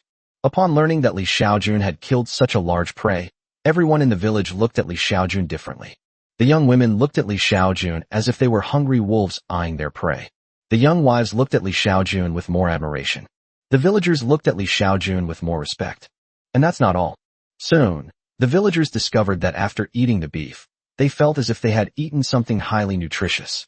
Therefore, many people speculate that the prey they hunted this time was likely a demon bull that had become a spirit. A demon bull that has become a spirit is far more valuable than an ordinary wild bull. So soon, the village organized everyone to take the beef to the city to sell. In less than 2 days, all the beef was sold, which made the villagers a lot of money, more than they would have earned in 10 years of farming. Everyone in the village was overjoyed to have made so much money. Of course, as a hero in this effort, Li Xiaojun has not been forgotten by the villagers. Xiaojun, you're not young anymore. You're the only son left in your family, so it's time for you to settle down and start a family. That day, the village matchmaker found Li Xiaojun. Xiaojun, do you have a girl you like in our village? If so, I can help you find a match. Li Xiaojun had long anticipated that a matchmaker would propose marriage to her. He just hadn't expected it to happen so quickly. He has only been in Xiaojun village for less than a month. Manhwa, I don't plan to get married right now. I have nothing, and I couldn't even support a wife and children if I did. Li Xiaojun refused the matchmaker's offer to marry her. However, just a few days after Li Xiaojun rejected the matchmaker. That day, Li Xiaojun was weeding the crops with a hoe in the field. He discovered that a girl of about 17 or 18 years old had been sneaking around looking for him. Xiaojun is the name of a young girl, nicknamed Xiaoria. She is very beautiful and is the object of affection for many unmarried young men in the village. Xiaojun was the second daughter of the Zheng family in Xiaojun village, which was a landlord family with hundreds of acres of fertile land. Brother Jun. After arriving at the field, Xiaojun called out to Li Xiaojun with a slightly awkward little body. Are you Arya? Do you need something from me? Li Xiaojun held the hoe in one hand, wiped the sweat from her brow with the other, and looked at Xiaojun. Brother Xiaojun, I heard from Aunt Hua that you don't want to get married because you're worried you won't be able to support a wife and children. Is that true? Xiaojun asked Li Xiaojun shyly. Forehead. Brother Jun, if you're willing to marry me, my father can give me 50 acres of land as a dowry. After saying that, Xiaojun immediately covered her face in embarrassment and ran away. Seeing this, Li Xiaojun was speechless. Ugh, it's all because of that damn handsome face. I should have just gotten a more ordinary look. Not long after Xiaoria left, another girl of about 16 or 17 years old sneaked over. Brother Jun, who are you? Li Xiaojun pretended not to recognize the other person. My name is Lu Jinhua, and I am the third child in old Chen's family at the east end of the village. Oh, what's up? Li Xiaojun asked the other person. Upon hearing Li Xiaojun's words, The girl looked around warily. Seeing that no one was around, she hesitated for a moment and said, "Brother Jun, if you like me, you can have Aunt Hua come to my house to propose marriage. I'm willing to endure a lifetime of hardship with you." After saying that, her face flushed red all the way to her neck, and unable to contain her embarrassment, she quickly covered her face and ran away. Chapter 161, Fighting for a Man. After Li Xiaojun's words in front of Aunt Hua were spread, soon, many young women and widows came to Li Xiaojun, either on their own or through intermediaries, to deliver messages to her. His words implied that he wanted to start a family with Li Xiaojun. Among them were many young widows who said that as long as Li Xiaojun was willing to be with them, everything they had would belong to him. Li Xiaojun became an extremely sought-after person in Xiaojun village. So many young girls and widows have their eyes on Li Xiaojun. If it weren't for the fact that many of these young wives are already married, they probably would have chosen Li Xiaojun as their man without hesitation. Li Xiaojun is so popular in Xiaojun village. Besides his handsome appearance, he also possessed an indescribable charisma that was rare even among royalty. Although Li Xiaojun had the system suppress her cultivation level, she now looked like an ordinary person. However, as a celestial immortal realm expert, his invincible composure, unintentional confidence, and handsome appearance were the reasons why the young women and widows in the village were so captivated by him. The Shi family. Sister Xiaozun, have you heard? Many women in our village have gone to see Li Langjun. One of the maids was working while whispering to another maid. This is not surprising. Li Langjun is so handsome, everyone wants to be his woman. Sister Xiaozun, who do you think Li Langjun will choose? Chen Xiuxiu from the village has also asked someone to act as a matchmaker for Li Xiaojun. Chen Xiuxiu is beautiful. Do you think Li Langjun will choose her? I don't know about that. Just as the two maids were working and whispering to each other, a young girl outside the room suddenly changed her expression. This young girl is none other than Xiaojun, the second daughter of the Shi family. So many women have their eyes on Xiaojun. No way, Xiaojun is mine, and no one can take him away. Xiaojun left quickly and ran straight to the main house where her father was. Father, father, father, father. What are you doing? What are you doing? A middle-aged man in his 50s walked out quickly. Arya, why are you calling me dad? The man immediately became amiable and approachable when he saw Xiaojun. Dad, let's go inside and talk. Xiaojun pulled the man into the room. Dad, I'm getting married. After entering the room and closing the door, Xiaojun spoke directly to her father. What? You're getting married? Who are you marrying? Xiaojun was shocked to hear that his daughter was getting married. How could he, as a father, not know that his daughter was getting married? Dad, I'm serious. I want to marry Li Xiaojun, and I need your help. Xiaojun said coquettishly, holding her father's hand. Li Xiaojun? Is that the boy who fled to our village and was taken in by Uncle Zeng? Xiaojun asked his daughter. Yes, it's him. Xiaojun nodded, blushing. No. Xiaojun shook his head. Why? He is not good enough for you. Xiaojun said with a serious expression. The second son of the county constable Ho likes you. I think he is a better match for you, and your mother also likes him very much. So I plan to arrange a marriage between you and the Ho family. Upon hearing her father's words, Xiaojun's expression changed drastically. I disagree. You can't disagree. You have to convince your mother. Just then, a clear, crisp sound rang out. Father, father, father, are you there?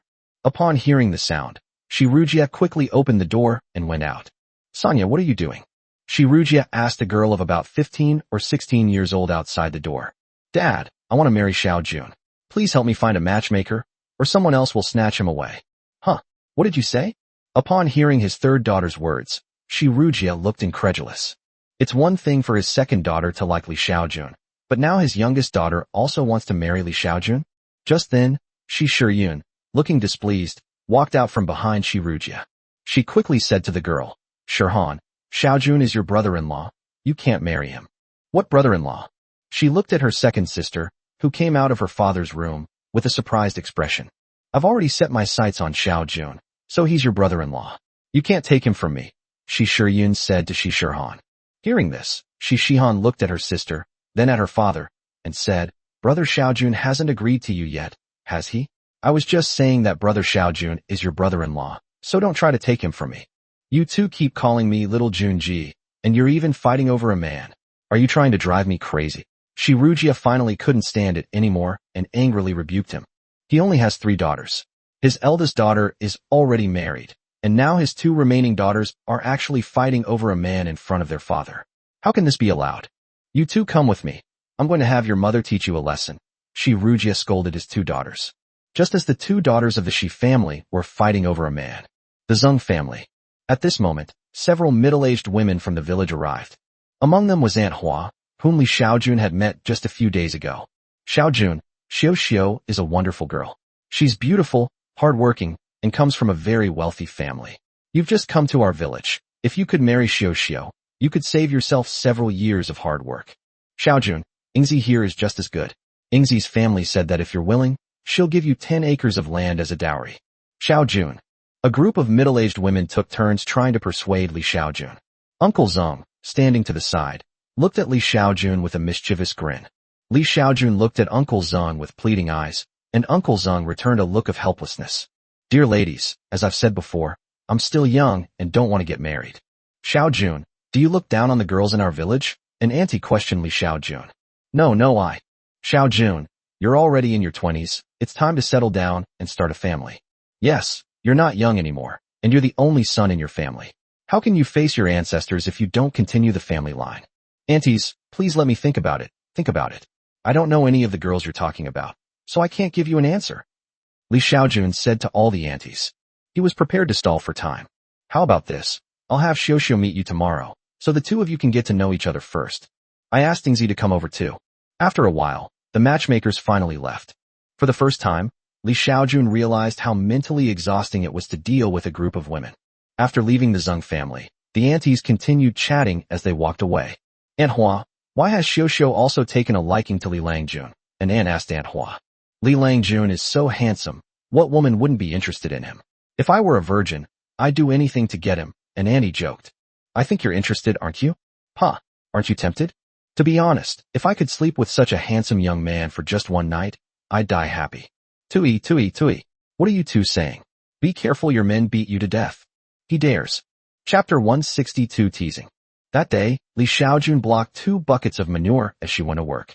Today, he is going to water all the crops in the field with manure. Since you've chosen to experience rural life, then planting, weeding, and fertilizing are things you absolutely must do. As a cultivator, Li Xiaojun was not afraid of the smell of excrement, and even if the excrement was spilled, it would not get on him. Li Langjun, are you going to shovel manure? Do you need your wives to help you? As soon as Li Xiaojun stepped out, she encountered a group of elderly women chatting under a big tree at the west end of the village. The older women's eyes lit up when they saw Li Xiaojun. Sister-in-law Yao, no need. I can manage on my own, Li Xiaojun quickly replied. Where's Uncle Zheng? Why isn't he with you? Another older woman asked Li Xiaojun. Uncle Zheng is getting old, and he doesn't have much work to do, so I can manage on my own, Li Xiaojun explained. Li Langjun, so many young girls in the village like you. Who do you like? An older woman asked Li Xiaojun. Sister-in-law Pang, I don't want to get married right now. Don't you want to get married? Then do you want a woman? An older woman asked Li Xiaojun. Li Xiaojun was speechless. What's wrong, Sister Ping? Do you want Li Langjun to experience the taste of a woman? An older woman, known as Sister Ping, teased. Shaw, what nonsense are you talking about? If I were interested in someone, would they even be interested in me? Haha, Sister Ping is tempted. Young Master Li, go knock on Sister Ping's door tonight. Sister Ping is an old widow, and she can let you experience the pleasures of womanhood, an old woman laughed. Haha. Immediately, all the older women laughed. Tian Suehua, how dare you mock me? I'll tear your mouth apart. Suddenly, the 2 older women started playfully fighting. Seeing this, Li Xiaojun quickly said to the group of elderly women, Aunties, I still have to carry manure, so I won't say anything more. After saying that, Li Xiaojun ran away quickly. Haha. Seeing that Li Xiaojun was running away, all the older women laughed. Soon, Li Xiaojun arrived at the field carrying 2 loads of manure. However, not long after Li Xiaojun arrived, a girl ran over. Brother Jun. The girl called out sweetly to Li Xiaojun, then blushed. Seeing this, Li Xiaojun knew that she definitely wouldn't be able to work properly today. Tian Xiaomei, is there something you need? Li Xiaojun asked the girl. Brother Jun. Tian Xiaomei hesitated for a moment, then mustered her courage and said to Li Xiaojun, Brother Xiaojun, Aunt Hua asked me to come find you. She said I should get to know you first. Upon hearing this, Li Xiaojun immediately covered her head with her hand. Brother Jun. Just then, a series of hurried footsteps came running over. Li Xiaojun turned her head and saw another girl running towards her. Chen Xiaoxiu, what are you doing here? Upon seeing this young girl, Tian Xiaomei felt as if she were facing a formidable enemy. Aunt Hua said she wanted me to meet Xiaojun and get to know him. But what are you doing here? The girl called Chen Xiaoxiu asked Asada Xiaomei in a very impolite tone. Aunt Hua sent me. Xiaojun is the person I like. You can't take him from me, Tian Xiaomei said to Chen Xiaoxiu. You think you can just say you won't fight me? I was even advising you not to fight me. You're so ugly. Xiaojun definitely wouldn't like you. Chen Xiaoxiu won't give an inch. Chen Xiaoxiu, if you dare, say it again. Who are you calling ugly? I'm talking to you, so what's wrong? I'll scratch you to death. Alright. If you want to fight, go somewhere else. Don't fight in front of me. Li Xiaojun finally couldn't hold back anymore. Just as Li Xiaojun was stopping the two girls from fighting, another girl ran over. Seeing this situation, Li Xiaojun felt completely overwhelmed. At that moment, he felt a pang of regret. He wondered if he should escape from here. With his cultivation level, he could instantly travel thousands of kilometers away from this place, ensuring that no one could find him. However, after thinking about it, he gave up. Why?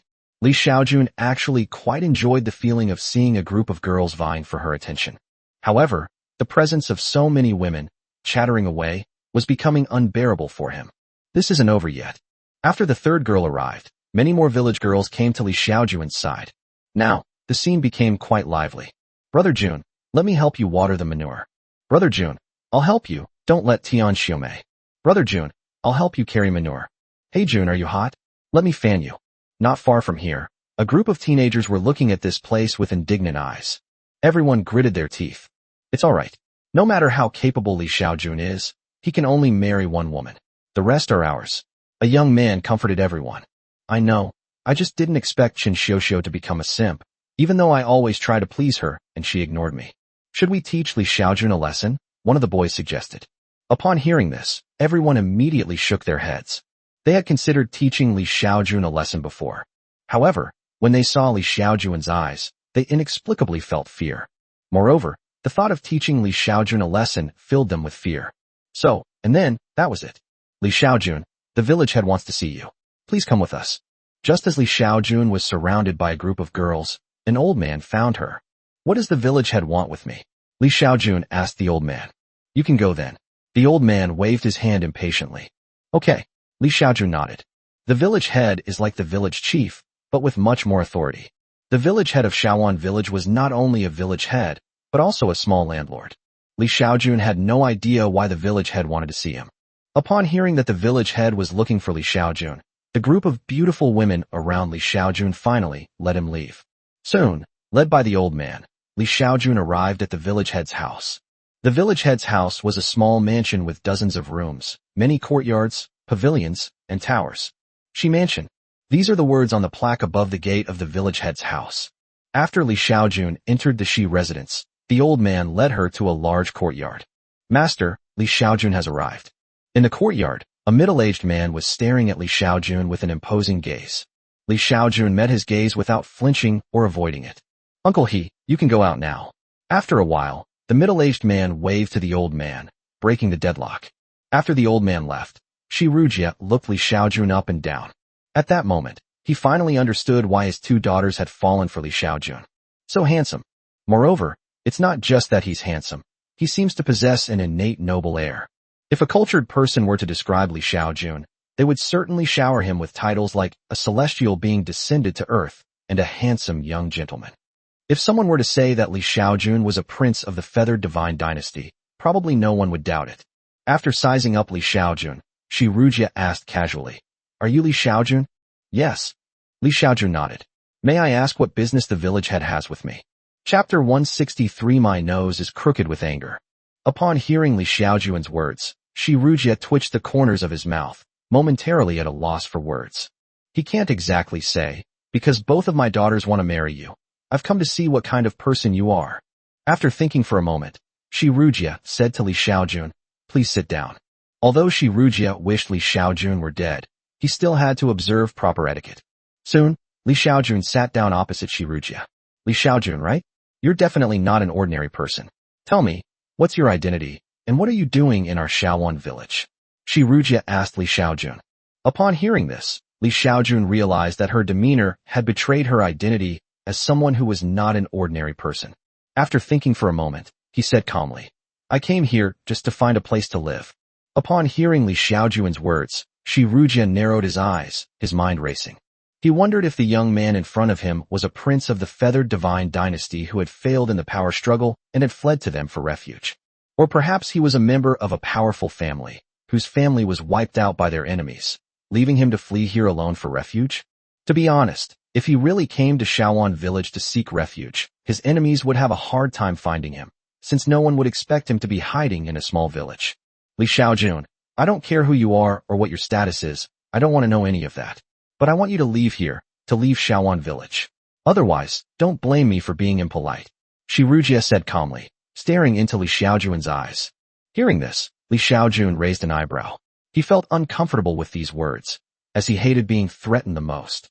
In the past, when he was threatened by others, he had no power to resist. Now that he has reached the celestial immortal realm, there are still people who dare to threaten him. A faint hint of killing intent flashed across his eyes. Where I go is none of anyone's business, Li Xiaojun said dismissively. Upon hearing Li Xiaojun's words, Shi Rujia's face turned grim. Are you sure you don't want to listen to my advice? You think you can just tell me to leave, and I'll leave? Who do you think you are? Are you some kind of emperor's son? Li Xiaojun looked at Shi Rujia, her eyes narrowing. Upon hearing this, Shi Rujia's face immediately turned ugly. Someone come here.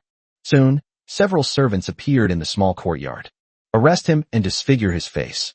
Shi Rujia calmly ordered a few servants. Upon hearing this, Li Xiaojun looked at Shi Rujia and the servants as if they were dead. If the other party dares to attack him, he wouldn't mind sending them to meet the king of hell. Just as several servants were about to attack Li Xiaojun, and Li Xiaojun was also preparing to kill them. Father, no. Two girls hurriedly pushed open the courtyard gate and ran in. Dad, no, don't hurt Xiaojun. Father, please don't hurt Xiaojun. Shirhan, what are you doing here? Shi Rujia looked at her two daughters blocking Li Xiaojun's way, her face darkening. He also saw that his youngest daughter almost threw herself into Li Xiaojun's arms, like a mother hen protecting her chicks. This scene almost made him so angry his nose almost crooked. Shihan, what kind of behavior is this? Stand up right now. Shi Rujia shouted, pointing at Shihan, who was holding Li Xiaojun. Dad, you have to promise me you won't hurt Xiaojun. Shihan looked at her father expectantly. What are you looking at? Get those two apart. Shi Rujia ordered several servants. Upon hearing Shi Rujia's words, several servants hurriedly went to pull Shi Shiyun and Shi Shirhan away. Dad, no. If you dare hurt Xiaojun, I'll kill myself. Shi Shihan shouted. Yes, if you dare to hurt Brother Jun, I'll die too. Shi Shiyun said to Shi Rujia. You two are truly my sins. Shi Rujia gritted his teeth. Then he looked at the servants. You take those two to their own courtyards. They are not to be allowed to leave without my order. Upon hearing this, Shi Shiyun and Shi Shirhan struggled fiercely. Shi Shihan gritted her teeth and shouted, Dad, if you really dare to hurt Brother Jun, I will definitely die for you. I mean what I say. Me too. Hearing his two daughters' words, Shi Rujia scratched his head in anguish. Just then, a beautiful woman walked over with a group of servants. What are you all doing?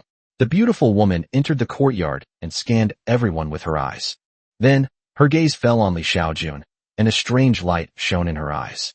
However, she quickly covered it up, and then looked at Shi Rujia. Master, what are you doing? Upon hearing the beautiful woman's words, Shi Rujia rubbed his teeth with a conflicted expression. Why don't you ask your two precious daughters? Shirhan, what are you two doing? The beautiful woman asked her two daughters. Mother, my father is going to hurt Xiaojun. He's going to ruin Xiaojun's face. He's just jealous that others are prettier than him. Mother, please tell father not to hurt Xiaojun, or else I'll kill myself. Shi Shihan said to the beautiful woman. Upon hearing this, the beautiful woman's expression became quite strange. She glanced at her daughter, then at Li Xiaojun, and finally at Shi Rujia. She came to Shi Rujia's side and whispered in his ear, Master, I think we should just let this matter go. If the two maids really do something foolish, it will be too late to regret it then. Upon hearing the beautiful woman's words, Shi Rujia's expression changed repeatedly. Finally, his gaze fell upon Li Xiaojun.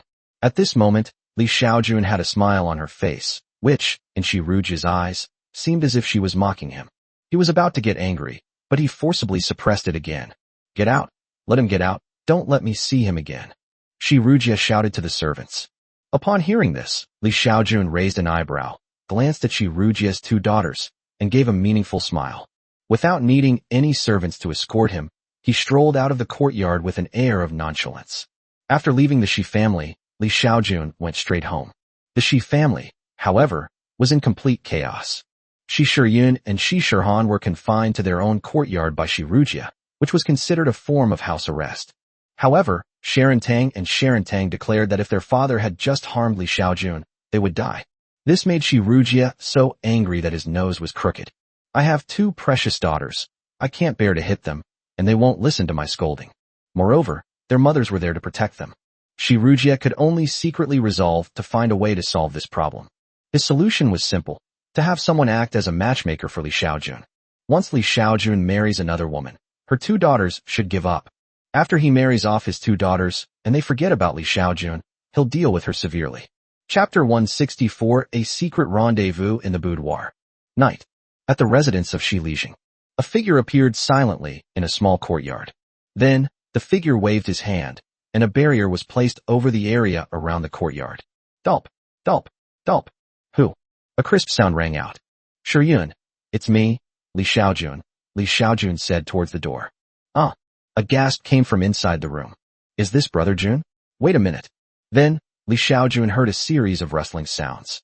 Soon, a light footstep stepped out. The door opened, and a young girl appeared in front of Li Xiaojun. Although the night was dark, Li Xiaojun could see in the dark. The girl in front of me is Shi Shiyun. Are you Brother Xiaojun? By the faint moonlight, Shi Shiyun also saw Li Xiaojun. Brother Jun, what brings you here? Shi Shiyun looked at Li Xiaojun, feeling both shy and happy. I heard you were locked up by your uncle, and I was worried about you, so I came to see you, Li Xiaojun said with concern. Upon hearing Li Xiaojun's words, Shi Shiyun smiled happily. She looked around, then pulled Li Xiaojun into the room. Brother Jun, come in quickly, don't let anyone see you. Shiyun, I won't go in. It's too late. I just came to check on you. I'm relieved to see you're all right, Li Xiaojun said to Shi Shiyun. It's okay, Xiaojun, talk to me.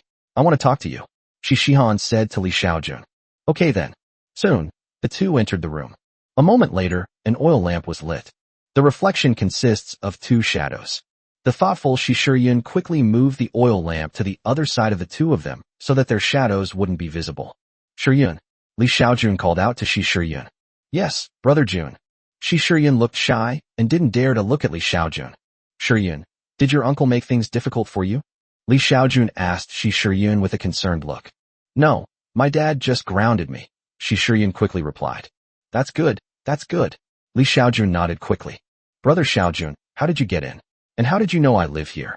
Shi Shiyun looked up at Li Xiaojun and asked. I climbed over the wall to get in. I saw you locked up in this courtyard during the day. Hearing Li Xiaojun's words, Shi Shiyun had no doubts. Brother Jun, you're so kind of you, worrying about me so late at night. You're so kind of you, speaking up for me so much during the day. I'm very grateful to you. It's all something I should do. The two then chatted for a long time in the woman's boudoir. As night deepened, Li Xiaojun finally said goodbye to Shi Shiyun. Shiyun, I'm going back now. I'll come see you again tomorrow night, Li Xiaojun said to Shi Shiyun. Okay, Brother Jun, be careful. Yes, I will be careful. Every evening thereafter, Li Xiaojun would come to Shi Shiyun's room for a long chat. During this process, Li Xiaojun's knowledge and expertise earned her the admiration of Shi Shiyun. Li Xiaojun could clearly feel that Shi Shiyun's affection for him was growing stronger. It was the 7th day after the two began to secretly meet every night. That day, the second son of the county constable Ho came to the Shi family. What's going on? Didn't I tell you to call out the poem rhyme? Master, the second young lady says she refuses to come out no matter what we do. That wretched child, Shi Rujia was furious. What about Shihan? Isn't she coming either? Miss Shihan refused to come out no matter what. I went to call them myself, and they really went too far. Sir, I'll go. A beautiful woman stepped forward and said, all right, go ahead. You're their mother, so it'll be easier for you to talk to them. Shi Rujia nodded. A dozen minutes later, the beautiful woman finally brought out Shi Shiyun and Shi Shihan. However, both of them had sour faces. Poetry and poetry. When the two arrived at the main hall, a young gentleman immediately stepped forward to greet them. However, Sharon Tang turned her face away. Shi Shihan didn't even look up, completely ignoring the other person. How have I taught you to? Have I taught you to be so rude? Uncle, Shiyun and Shihan are still young. Please don't blame them. The boy quickly tried to smooth things over. Humph. Xiaojun snorted coldly, then said to the boy, Monkey Ling, give up on that idea. I will never marry you. Yes, my sister doesn't know how. Xiaohun's eyes suddenly lit up. Sister, I think Xiling is a great guy. You could marry him, Xiaohun said to Xiaojun. If you think he's good, then marry him, Xiaojun said irritably. Presumptuous. Xiaojun slammed his hand on the table. Xiaojun, is this how you treat your guests? Have you no manners at all? Uncle, don't blame Xiaojun and Xiaohun. The young man quickly tried to smooth things over again. Upon hearing this, Sharon Tang rolled her eyes. Sharon Tang, it seems I spoiled you too much in the past, and now you've become so rude. Guards, bring out the family discipline. No, uncle, please don't. If you do this, I'm leaving, Monkey Ling hurriedly said. Upon hearing this, Xiaojun thought for a moment, and then instructed his servants. Take Xiaojun and Xiaohun back. Without my order, they are not allowed to leave the courtyard. To prevent her two daughters from being further humiliated by the monkey, Xiaojun eventually took them with her. After the two daughters left, Xiaojun explained to Monkey Ling the unusual circumstances surrounding the deaths of his two daughters. Half an hour later, Monkey Ling left the Shi residence with a group of his men. After leaving the Shi residence, Monkey Ling instructed his men, You few stay here and keep an eye on that man named Li Xiaojun. I'll arrange for the Yamen runners to arrest him later. He wanted to see who was so audacious as to dare to steal a woman from him, the monkey-like Ling. In the afternoon, Li Xiaojun was cooking at home. Suddenly, several Yamen runners burst into the courtyard. Who is Li? A constable was shouting, but the next moment, his eyes glazed over. The same applies to the other Yamen runners. Immediately, the group of Yamen runners turned and left. What happened? Uncle Zeng was very surprised to see a group of Yamen runners come and go so quickly. I don't know. Maybe I went to the wrong door, Li Xiaojun said casually. After the group of Yamen runners left, they headed straight for the Shi family's residence. Soon, a group of Yamen runners arrived at the Shi family's residence. Xiaojun, come with us. Gentlemen, may I ask what has happened? Stop talking nonsense and come with us. The lead constable barked menacingly at Xiaojun. A few minutes later, Xiaojun was taken away by a group of Yamen runners, and the Shi family was thrown into chaos. Chapter 165 died by jumping off a cliff. An hour later, Xiaojun returned looking disheveled. Sir, what's going on? A beautiful woman asked Xiaojun with a welcoming expression. Dad, are you alright? Xiaojun and Xiaohun also quickly inquired about the matter. Just now, they were about to go to the county town to ask for help, but unexpectedly their father came back. Damn it, how should I know? Those Yamen runners were insane. They took me to a cliff, and I was terrified. I thought they were going to kill me, but instead they ignored me and jumped off the cliff together, shattering to pieces. I ran back after they jumped, Xiaojun said with a look of utter dejection. Could this be something unclean? Upon hearing Xiaojun's words, the beautiful woman looked horrified. I don't know, but so many Yamen runners have died. How am I supposed to explain this to the government? Xiaojun asked, his face full of worry. The beautiful woman also looked worried. That evening, all the members of the Shi family wore expressions of sorrow. Just as the Shi family was filled with worry, several of Monkey Ling's men returned to the monkey clan. Young master, something terrible has happened. What happened? Young master, those constables jumped off the cliff and died? What? What happened? Young master, didn't you send some constables to arrest Li Xiaojun? Unexpectedly, those constables didn't arrest Li Xiaojun, but instead went to arrest Xiaojun. Then, they took Xiaojun to a cliff, and then they all jumped off the cliff. We saw it with our own eyes from behind. What? Upon hearing this, Monkey Ling looked horrified. Are you sure? We are certain. We saw it with our own eyes. Upon hearing this, Monkey Ling quickly said, Cultivator? Then Li Xiaojun must be a cultivator, and a powerful foundation establishment cultivator at that. It's over, my monkey family is finished. Monkey Ling looked terrified. Only a foundation establishment stage cultivator could use mental control to make several Yamen runners jump off a cliff on their own.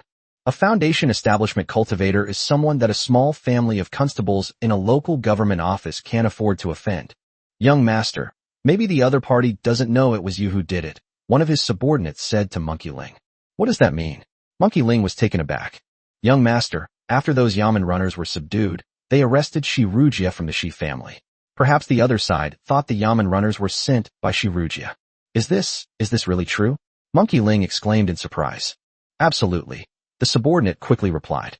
If that's the case, then that's good, that's good. Monkey Ling nodded, still feeling a bit scared. By the way, is Shiruja dead? Monkey Ling hurriedly asked his subordinates. No, Shiruja didn't jump off the cliff, but he was almost scared to death, his subordinate said. Upon hearing the difference in his subordinates, Monkey Ling immediately understood. It must be that Li Xiaojun has taken a fancy to Xiaojun from the Shi family, which is why she let her father-in-law, Shiruja, go. It seems I shouldn't mess with Sharon Tang anymore. No wonder Sharon Tang fell for him. It turns out he's a cultivator, and possibly a powerful foundation establishment cultivator at that. Just as Monkey Ling's mind was racing. Suddenly, at that moment, a mental fluctuation came. Suddenly, blood flowed from all 7 orifices of the monkey, and then it fell straight down.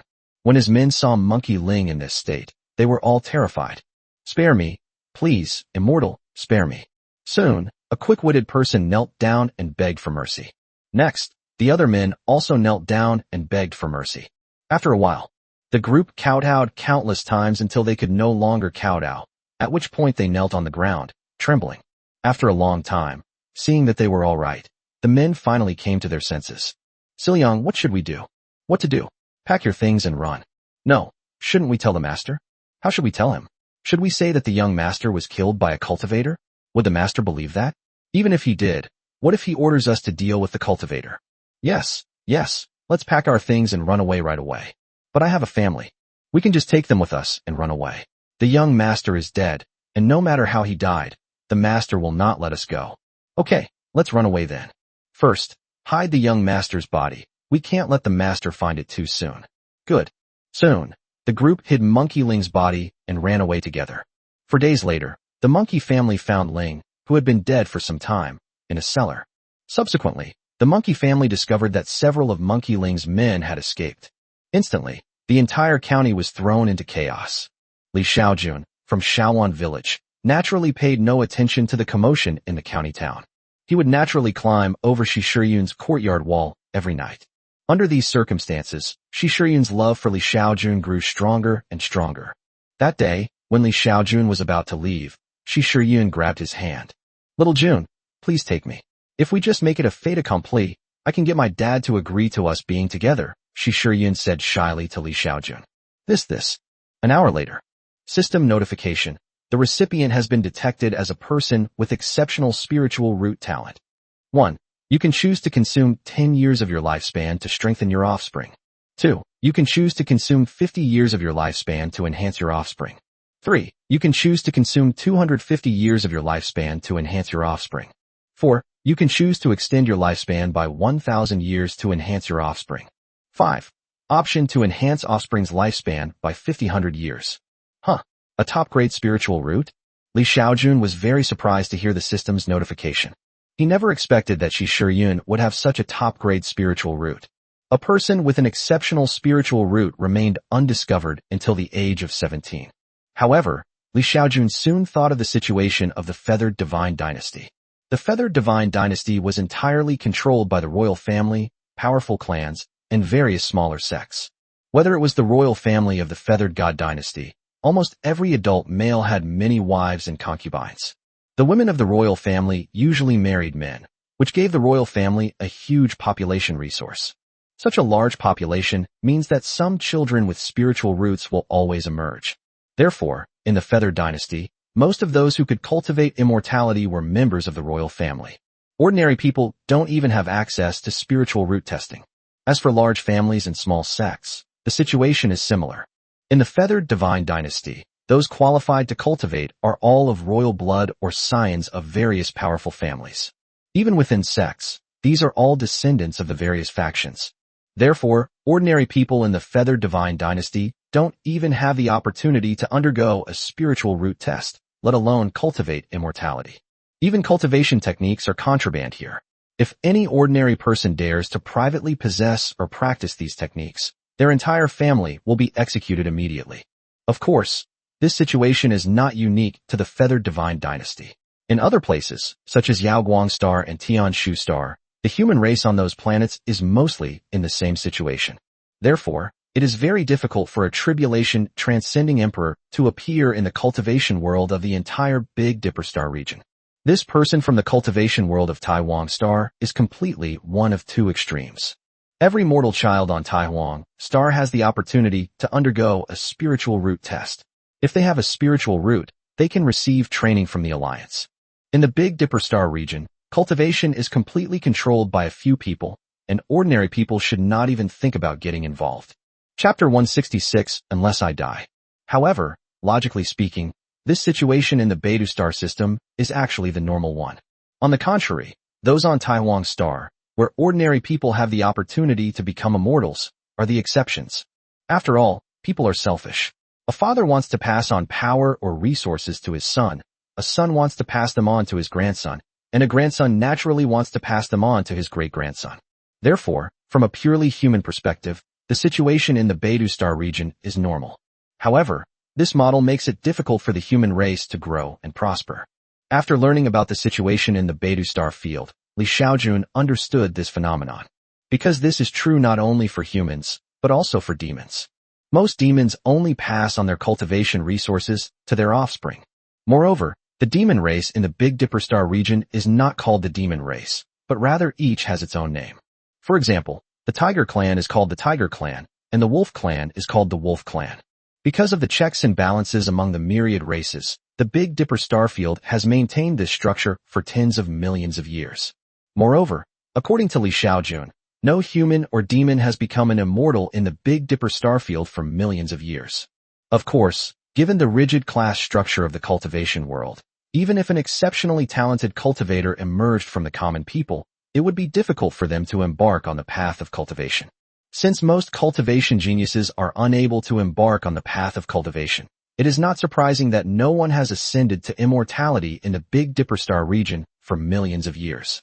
The Immortal Cultivation Alliance wholeheartedly supports talented individuals from the common people, nurturing them to a certain level of cultivation before sending them to other planets to mine resources.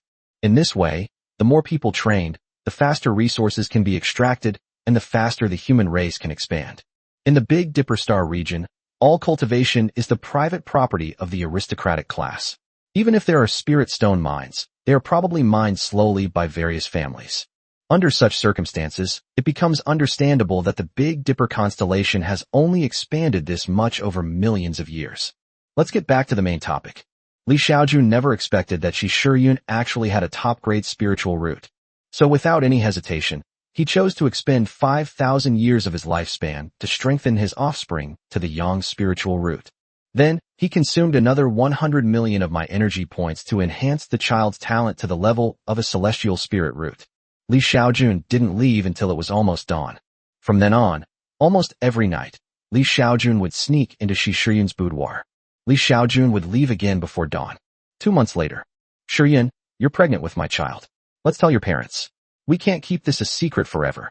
That day, after the two enjoyed an hour of pleasure, Xiaojun said to Xiaojun. Upon hearing Xiaojun's words, Xiaojun fell silent.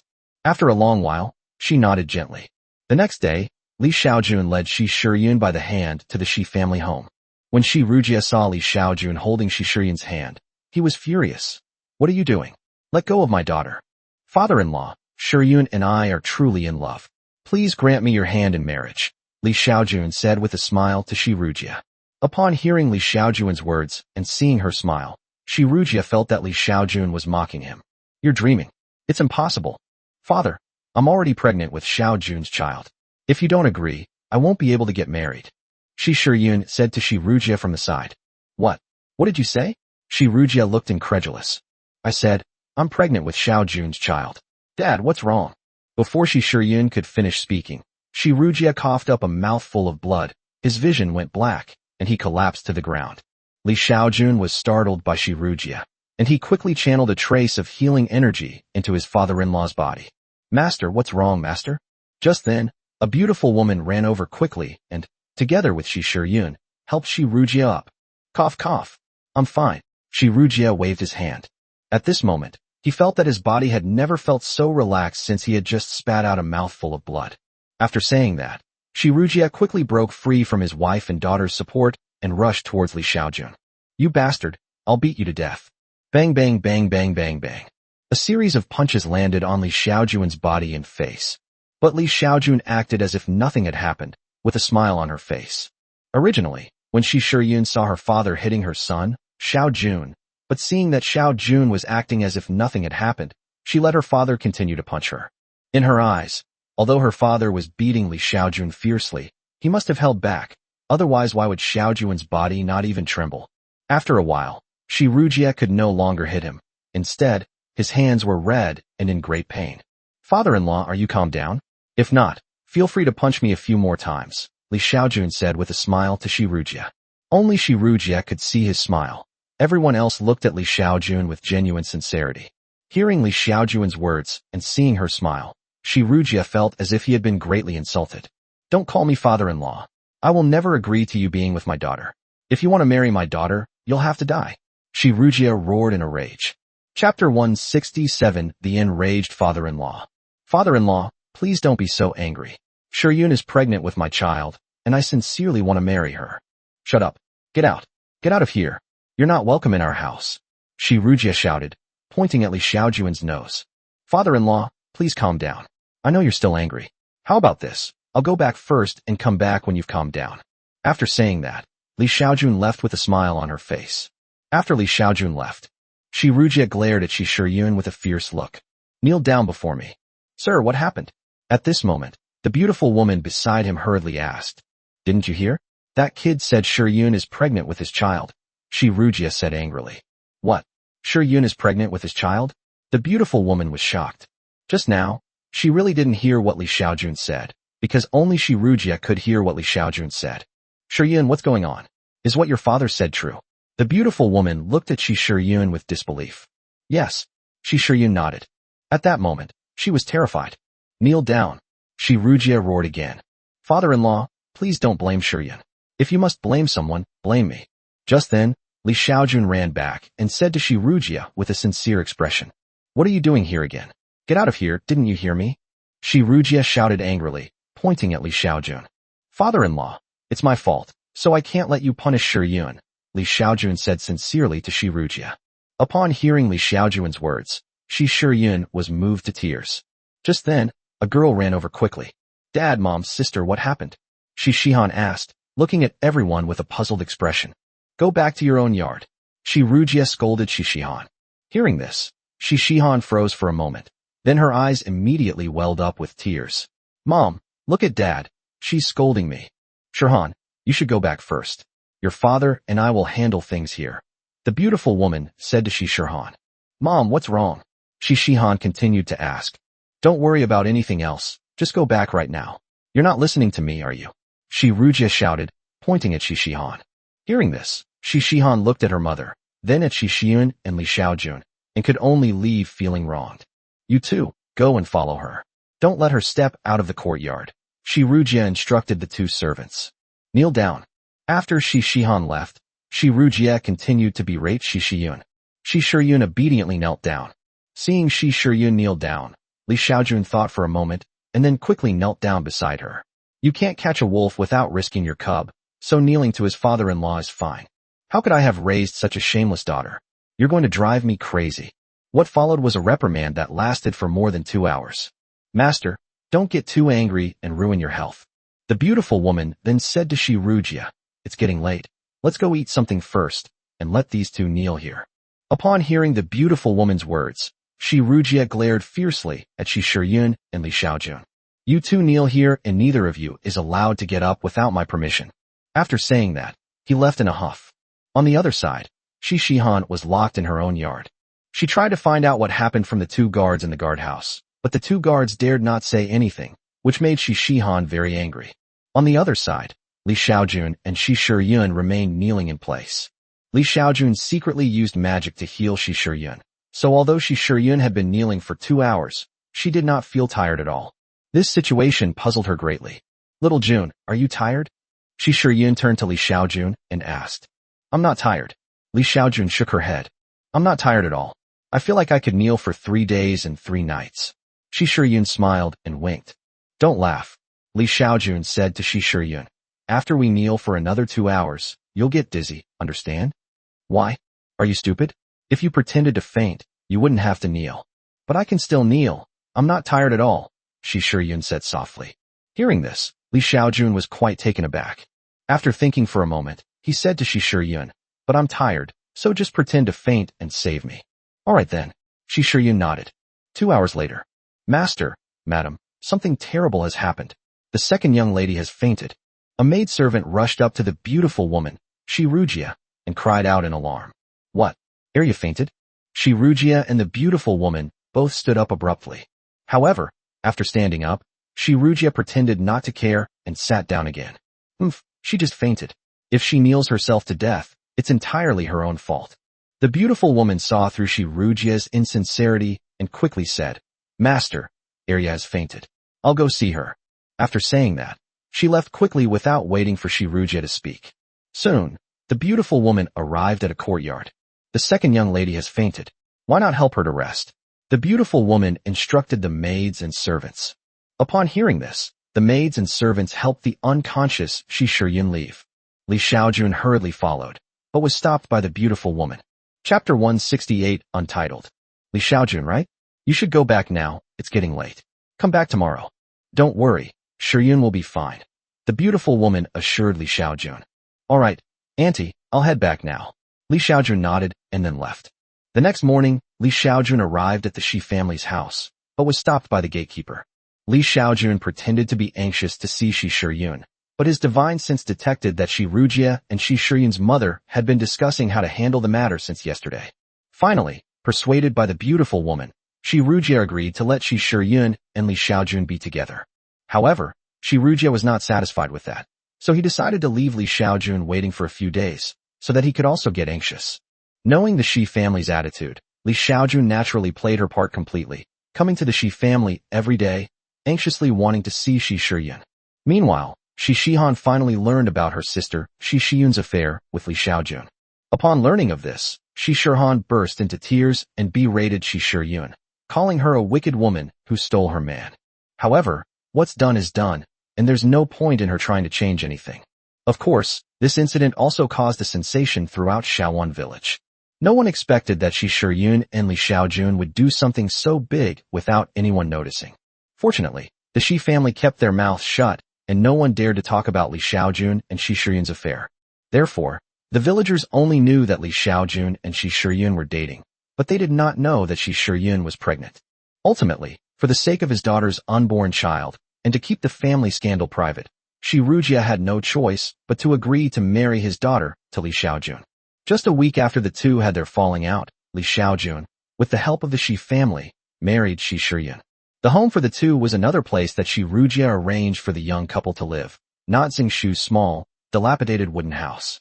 However, after marrying Xiaojun, Xiaojun also brought Uncle Zeng to live in their new home. Uncle Zeng is so old, in his 70s or 80s, it's not convenient for him to live alone. Moreover, Xiaojun had promised to take care of Uncle Zeng in his old age, so he naturally couldn't go back on his word.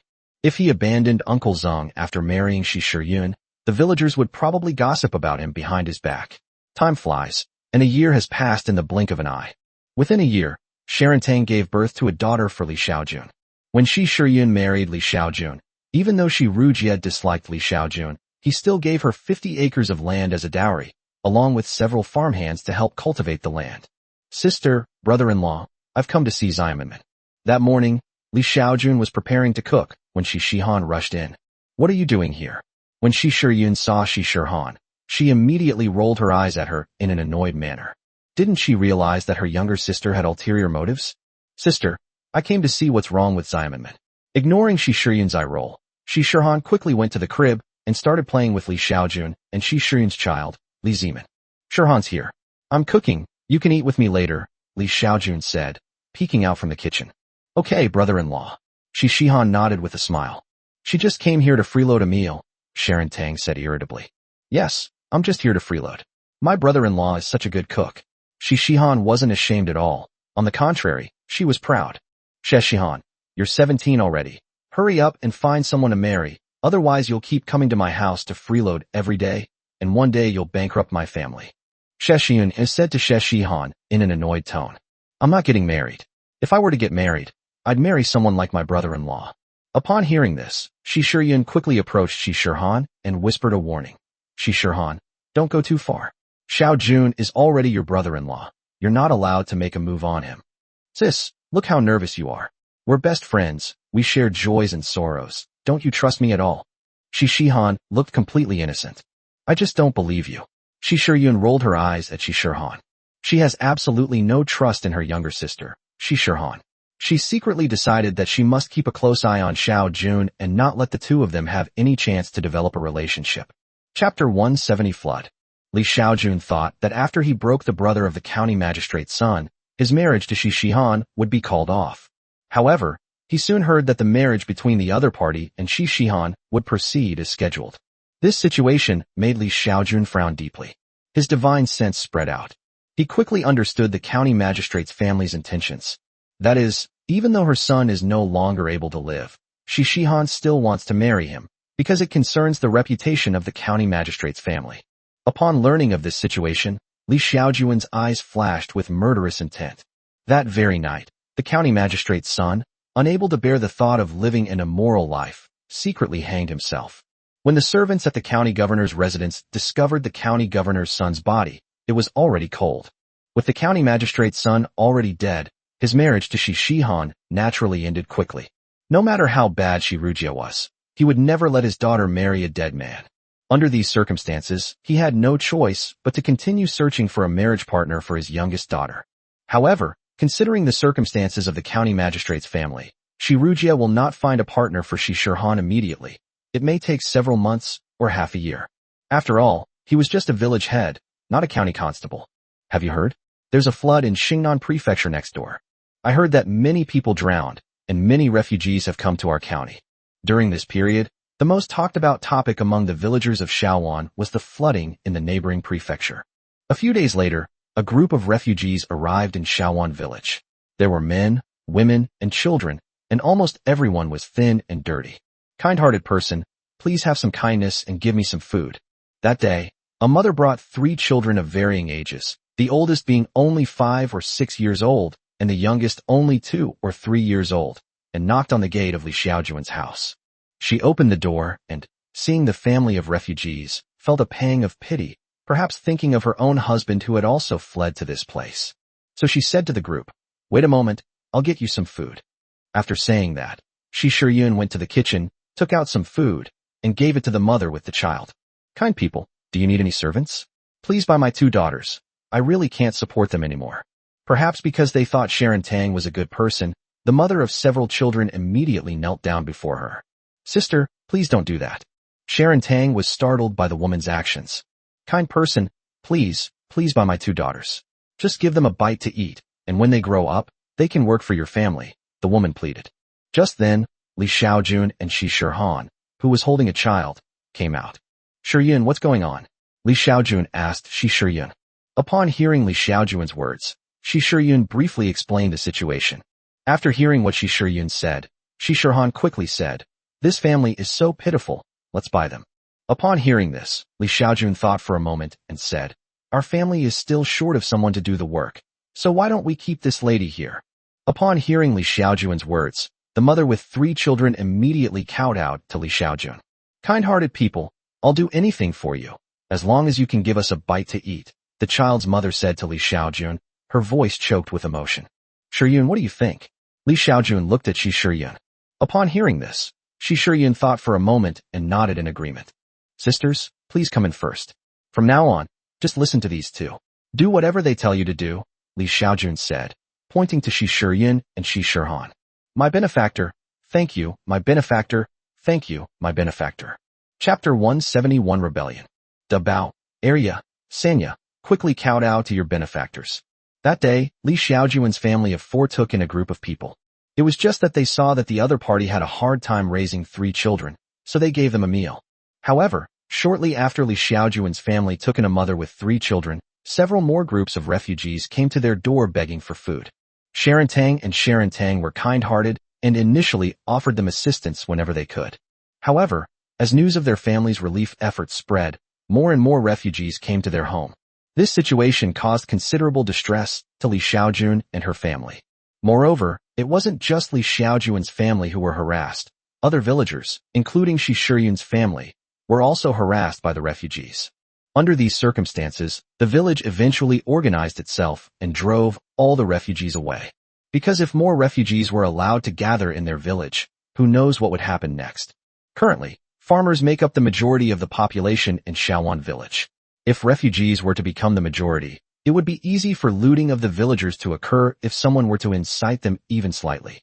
Therefore, rather than letting the future become uncontrollable, it is better to expel the refugees now to avoid future troubles. Moreover, providing relief to refugees should be the responsibility of the imperial court, not the responsibility of ordinary villagers like them. Faced with so many refugees, if the imperial court does not provide relief, how many people can ordinary villagers help? After the villagers of Xiaojun village united and drove all the refugees out of the village. Soon, all the refugees went to other villages. However, like Xiaojun village, other villages also rejected refugees from outside. So in the end, the refugees could only gather outside the county town. Moreover, as time went on, the number of refugees outside the city continued to increase. With so many refugees gathered near the county seat, the county magistrate had already ordered the city gates closed, forbidding any refugees from entering the city. The magistrate only ordered the city gates to be closed, but did not order the distribution of porridge.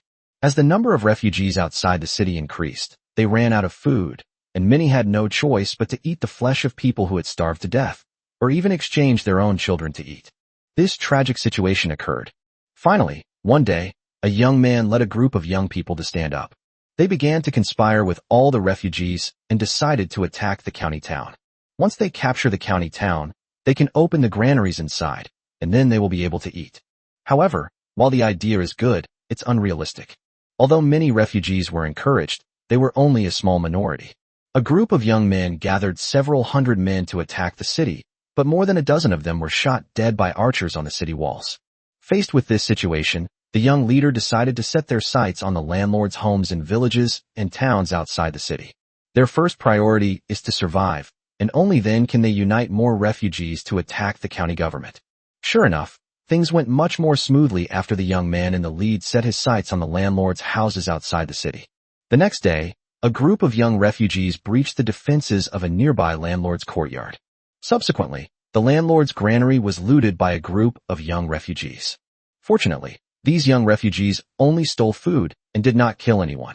As these young refugees managed to grab food, more refugees soon joined their ranks. As their ranks grew, they robbed more and more landlords' homes outside the city. 2 weeks later, the refugee militia led by that young man had grown to more than 2,000 people. Under such circumstances, on this day, more than 2,000 armed refugees arrived in Xiaojun village and quickly surrounded the Shi family's house. They had already found out that the Shi family was the largest landlord in Xiaojun village and even several nearby villages. Chapter 172 Cultivators suppressed the rebellion. When a group of refugees arrived in Xiaojun village, everyone in the village was trembling with fear. Previously, the villagers of Xiaojun village had gathered together to drive away the scattered refugees, but they did not dare to confront the more than 2,000 refugees, especially since these refugees were all young and strong. Therefore, with countless people in Xiaojun village living in fear, most villagers could only stay at home. Some villagers fled to the mountains. However, this group of refugees was targeting the Shi family, so none of the Shi family members escaped. It wasn't until the Shi residence was surrounded that the people inside realized they were trapped. Brother Jun, what should we do? What should we do? At this moment, in Li Xiaojun's home, Xiaojun and Xiaojun were like ants on a hot pan. They paced back and forth in the courtyard, their eyes frequently glancing worriedly toward the Shi family's house. Just now, the refugees surrounded the Shi family, and they saw it all. However, with so many refugees outside, they dared not go out. Moreover, they are both so beautiful that if a refugee were to have lustful thoughts towards them, they wouldn't even be able to resist. So no matter how worried they were, they didn't dare to go out and see. Li Xiaojun had actually noticed the situation of these refugees long ago. However, he hadn't taken it to heart before. Unexpectedly, this group of refugees surrounded his father-in-law today. Li Xiaojun used her divine sense to observe the situation at her father-in-law's house. He decided not to intervene unless his father-in-law was in any real danger. This refugee army was very organized. For example, although they had robbed several landlords' homes, they had never harmed anyone. If his father-in-law cooperates obediently today, he will definitely be fine. Xiaojun, Xiaojun, you two take the children into the cellar more often. I'll go out and check. Li Xiaojun instructed Xiaojun and Xiaojun. He would definitely go to see his father-in-law's family if they were in trouble, even if it was just to make a show of it in front of Xiaojun and Xiaojun. Brother Xiaojun, it's dangerous. Xiaojun grabbed Li Xiaojun's hand. It's nothing.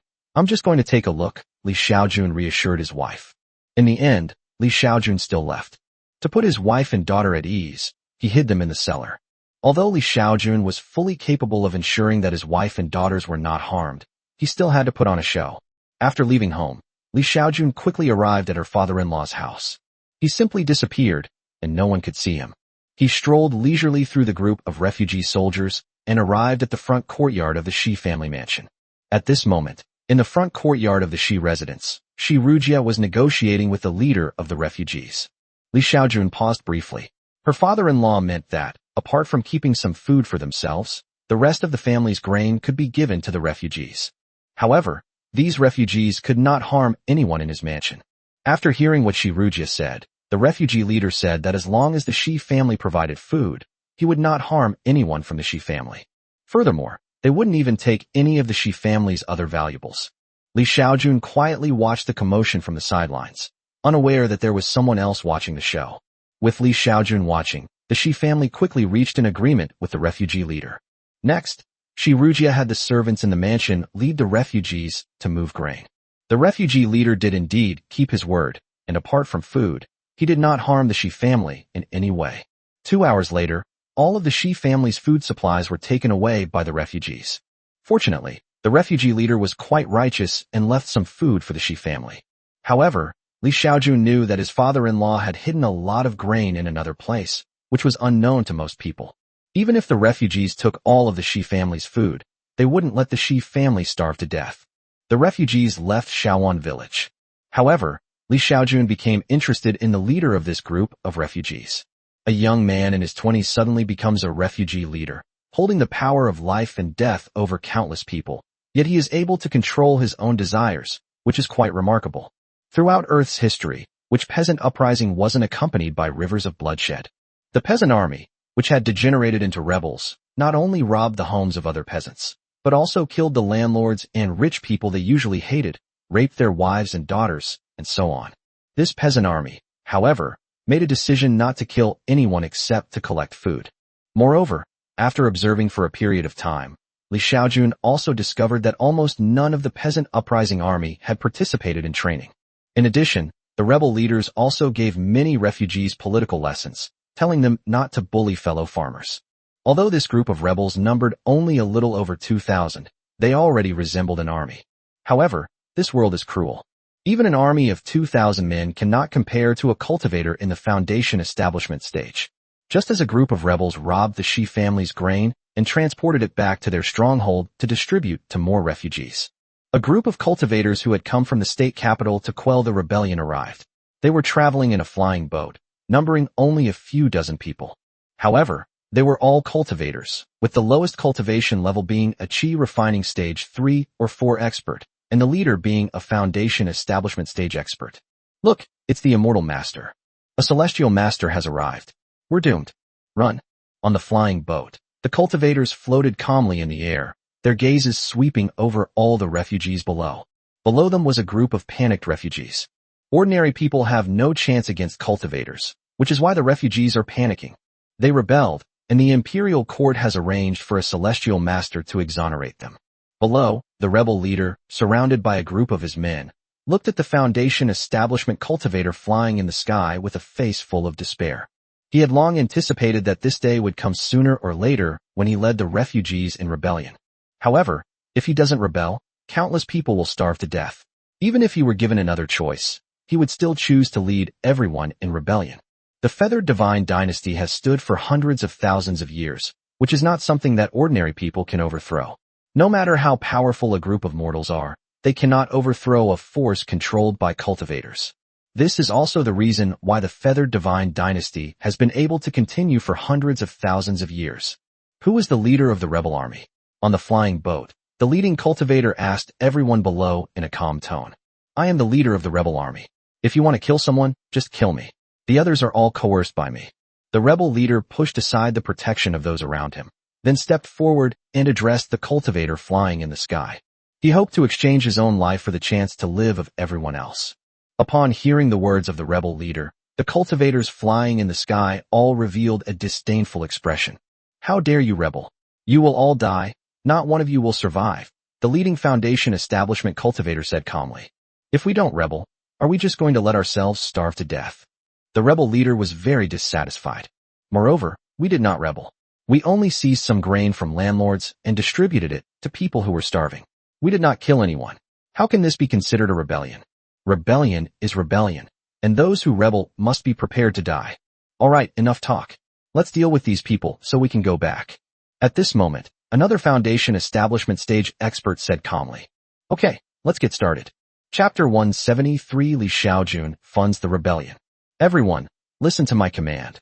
Kill all the rebels, leave no one alive. Yes. With a command from the leading foundation establishment cultivator, everyone prepared to move out.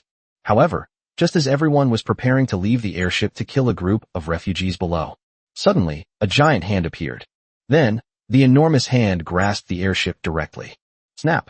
The next moment, the airship shattered into pieces like a squashed mosquito. All the cultivators inside were also turned into minced meat. The giant hand appeared abruptly and disappeared just as abruptly. However, the group of refugees below were stunned. What's going on? It seems a powerful cultivator has made a move. Many thanks to you for saving my life. Suddenly, the rebel leader knelt down and shouted loudly. Many thanks to you for saving my life. The others who were following the young man also knelt down and shouted. Upon hearing the shouts, the refugees below knelt down one after another, expressing their gratitude to the senior for saving their lives. In the end, all the refugees knelt down. Just then, a young man appeared before the rebel leader. This young man was none other than Li Xiaojun. Upon seeing Li Xiaojun suddenly appear, the rebel leader was startled, but immediately knelt down and kowtowed to her. Tuoba Yeshian, thank you very much for saving my life. Thank you, senior. No need for formalities. Li Xiaojun waved to the rebel leader, and then a powerful force made everyone stand up. Senior, your name is Tuoba Yeshian, right? Li Xiaojun interrupted the rebel leader to ask. Yes. Tuoba Yi nodded first. What is your dream? Li Xiaojun asked Tuoba Yeshian. Huh? My dream. Tuoba Yi thought for a moment and then said, my dream is that everyone in the world can live a good life. Do you really think so? Li Xiaojun smiled. Well, I have another dream, which is to cultivate myself. So I would like to ask you to take me as your disciple, senior, so that I can follow you in my cultivation. Tuoba Yi first knelt down and said to Li Xiaojun. Upon hearing this, Li Xiaojun remained noncommittal. To become my disciple, firstly, you need to possess cultivation talent. Secondly, you need to pass my test. Okay, I'll test your talents. Li Xiaojun took out 2 crystal balls, one to test spiritual roots, and the other to test the talent of demon cultivators. With a wave of his hand, Li Xiaojun caused 2 crystal balls to emit light, which then enveloped Tuoba Yeshian and his group of men. The test results came back quickly. Tuoba Yeshian possesses a medium-level fire-type spiritual root. As for Tuoba Yeshian's subordinates, one had spiritual roots, and 3 others could cultivate demon cultivation techniques. Besides these, there is another person who has no talent for cultivation whatsoever. You have some talent for cultivation. If you wish to become my disciple, you will need to complete the tasks I give you. Are you willing? Li Xiaojun asked Tuoba Yeshian. Yes, I'm willing. I'll do anything to help you cultivate. Tuoba Yeshian quickly declared. You should listen to what my mission is before making a decision, Li Xiaojun said calmly. Please speak, senior, Tuoba Yeshian said hurriedly. My task for you is simple. Continue the rebellion and overthrow the feathered divine dynasty, Li Xiaojun said calmly to Tuoba Yeshian. Upon hearing Li Xiaojun's words, Tuoba Yeshian and his men all gasped in shock. Senior, the feathered divine dynasty possesses powerful cultivators. We are merely ordinary people. Overthrowing the feathered divine dynasty is far too difficult. Only if the cultivators of the feathered divine dynasty refrain from intervening will we have even a sliver of a chance of victory, Tuoba Yeshian said to Li Xiaojun. Upon hearing Tuoba Yeshian's words, Li Xiaojun asked calmly, if I tell you to continue your rebellion, do you dare or not? If you don't dare, then don't even mention becoming my disciple, and I won't let you cultivate. Tuoba Yi hesitated for a moment, then said, I dare to do it. If I didn't dare, I wouldn't have led a group of refugees to rebel.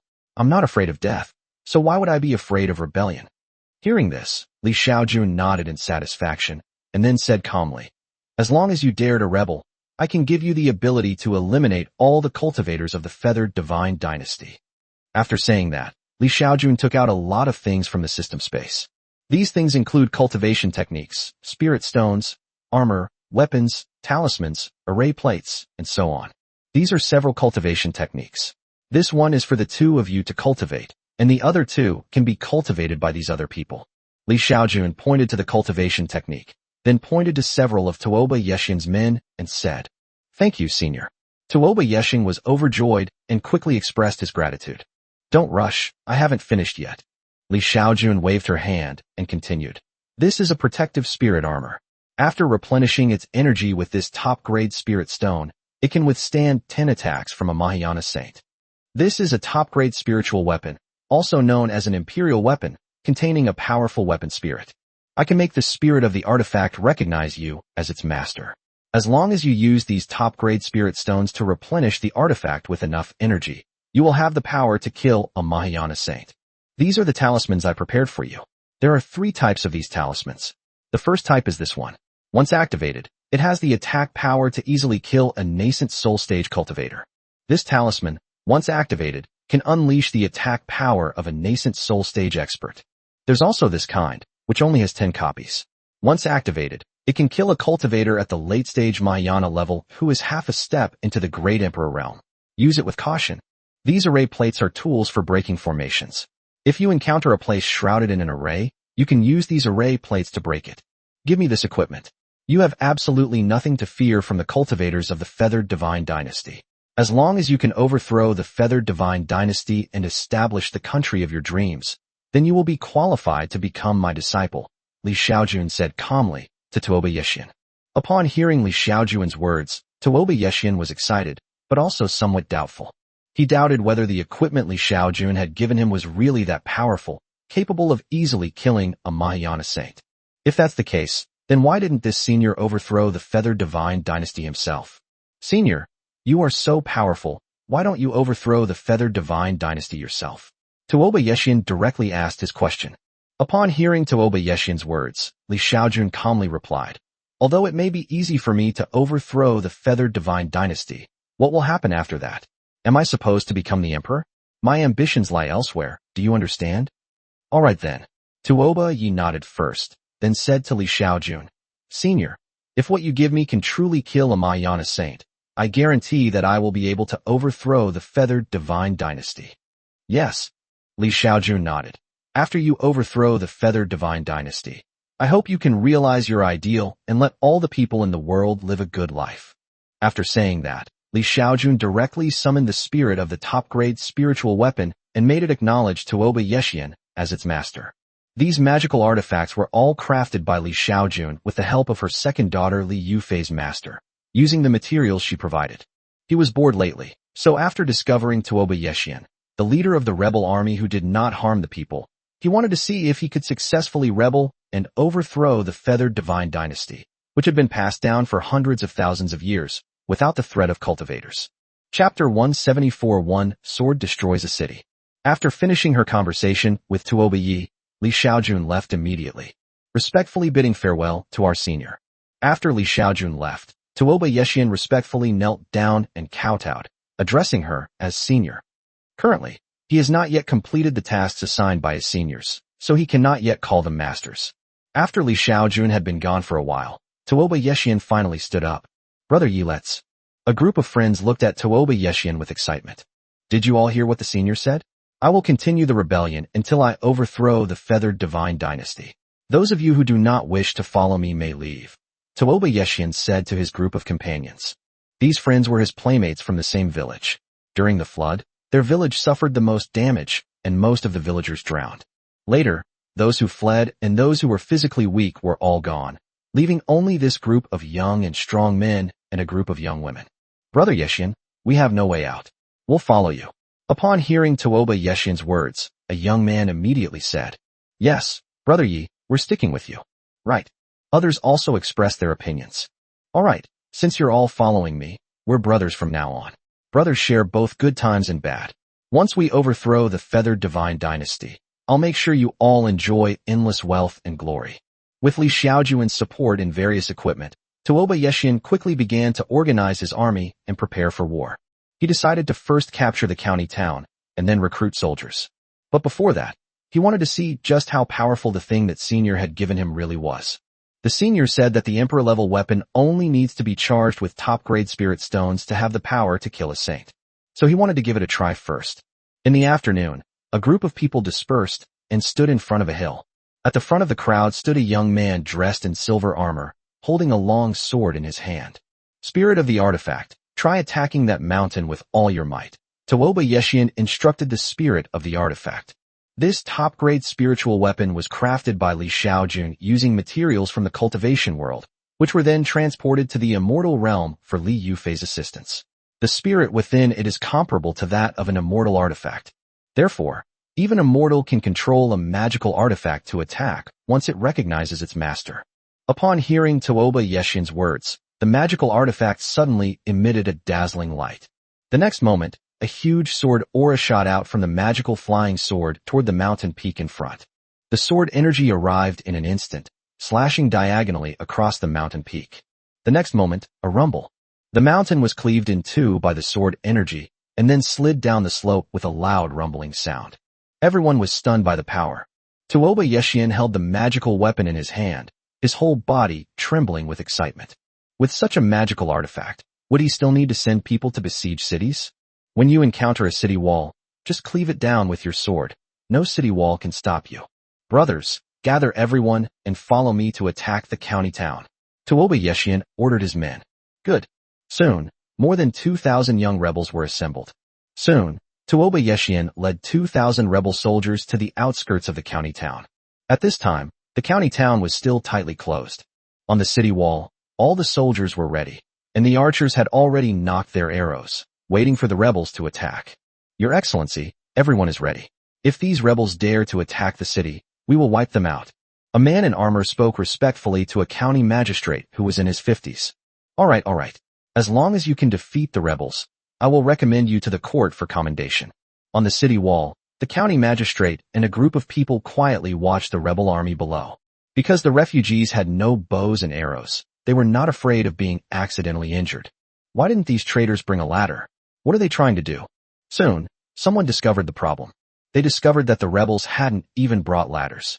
It's one thing if they don't have siege equipment like cloud ladders that require countless craftsmen to build, but now they don't even have ordinary long ladders. How are they going to attack a city? Just when many people were puzzled, a person wearing a set of exquisite silver armor stepped forward. He held a precious sword in both hands. Spirit, help me split a city wall. Let's begin. Mop Wildman commanded the spirit. Upon hearing Tuoba Yeshian's words, the long sword in his hand shot into the sky and quickly reached the top of the city wall. Then, the long sword rapidly grew larger, quickly becoming a colossal object hundreds of meters long. Everyone was stunned by what they saw. He's a cultivator. Run. On the city wall, everyone began to scatter and flee.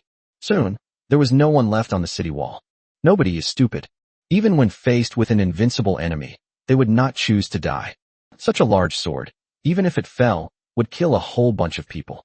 Just after everyone had removed the city walls, the enormous flying sword finally slashed down. Rumble. With a deafening roar, the towering city wall, stretching for thousands of meters, was instantly shattered into a pile of mud by the giant sword. After the flying sword finished its attack, it quickly flew back and then fell into Tuoba Yeshian's hands. Brothers, let's attack the city. Tuoba Yeshian brandished his long sword with great enthusiasm and then led the charge towards the county town. Kill them. 2,000 rebels charged forward with high morale. We surrender. We surrender. We surrender. Inside the city, the soldiers who had originally planned to defend it all raised their hands in surrender, showing no intention of resisting whatsoever. No way. Such a large section of the city wall was destroyed in an instant. They simply couldn't withstand that kind of power. Just as the soldiers were surrendering, the county magistrate led his men to escape in another direction, which was truly a pity. However, having captured the county town, Tuoba Yeshian had already achieved his goal. Soon, 2,000 rebel soldiers entered the county town. Because of the political work that Tuoba Yeshian had been doing and the military order to enter the city, the rebels did not harm the ordinary people in the city.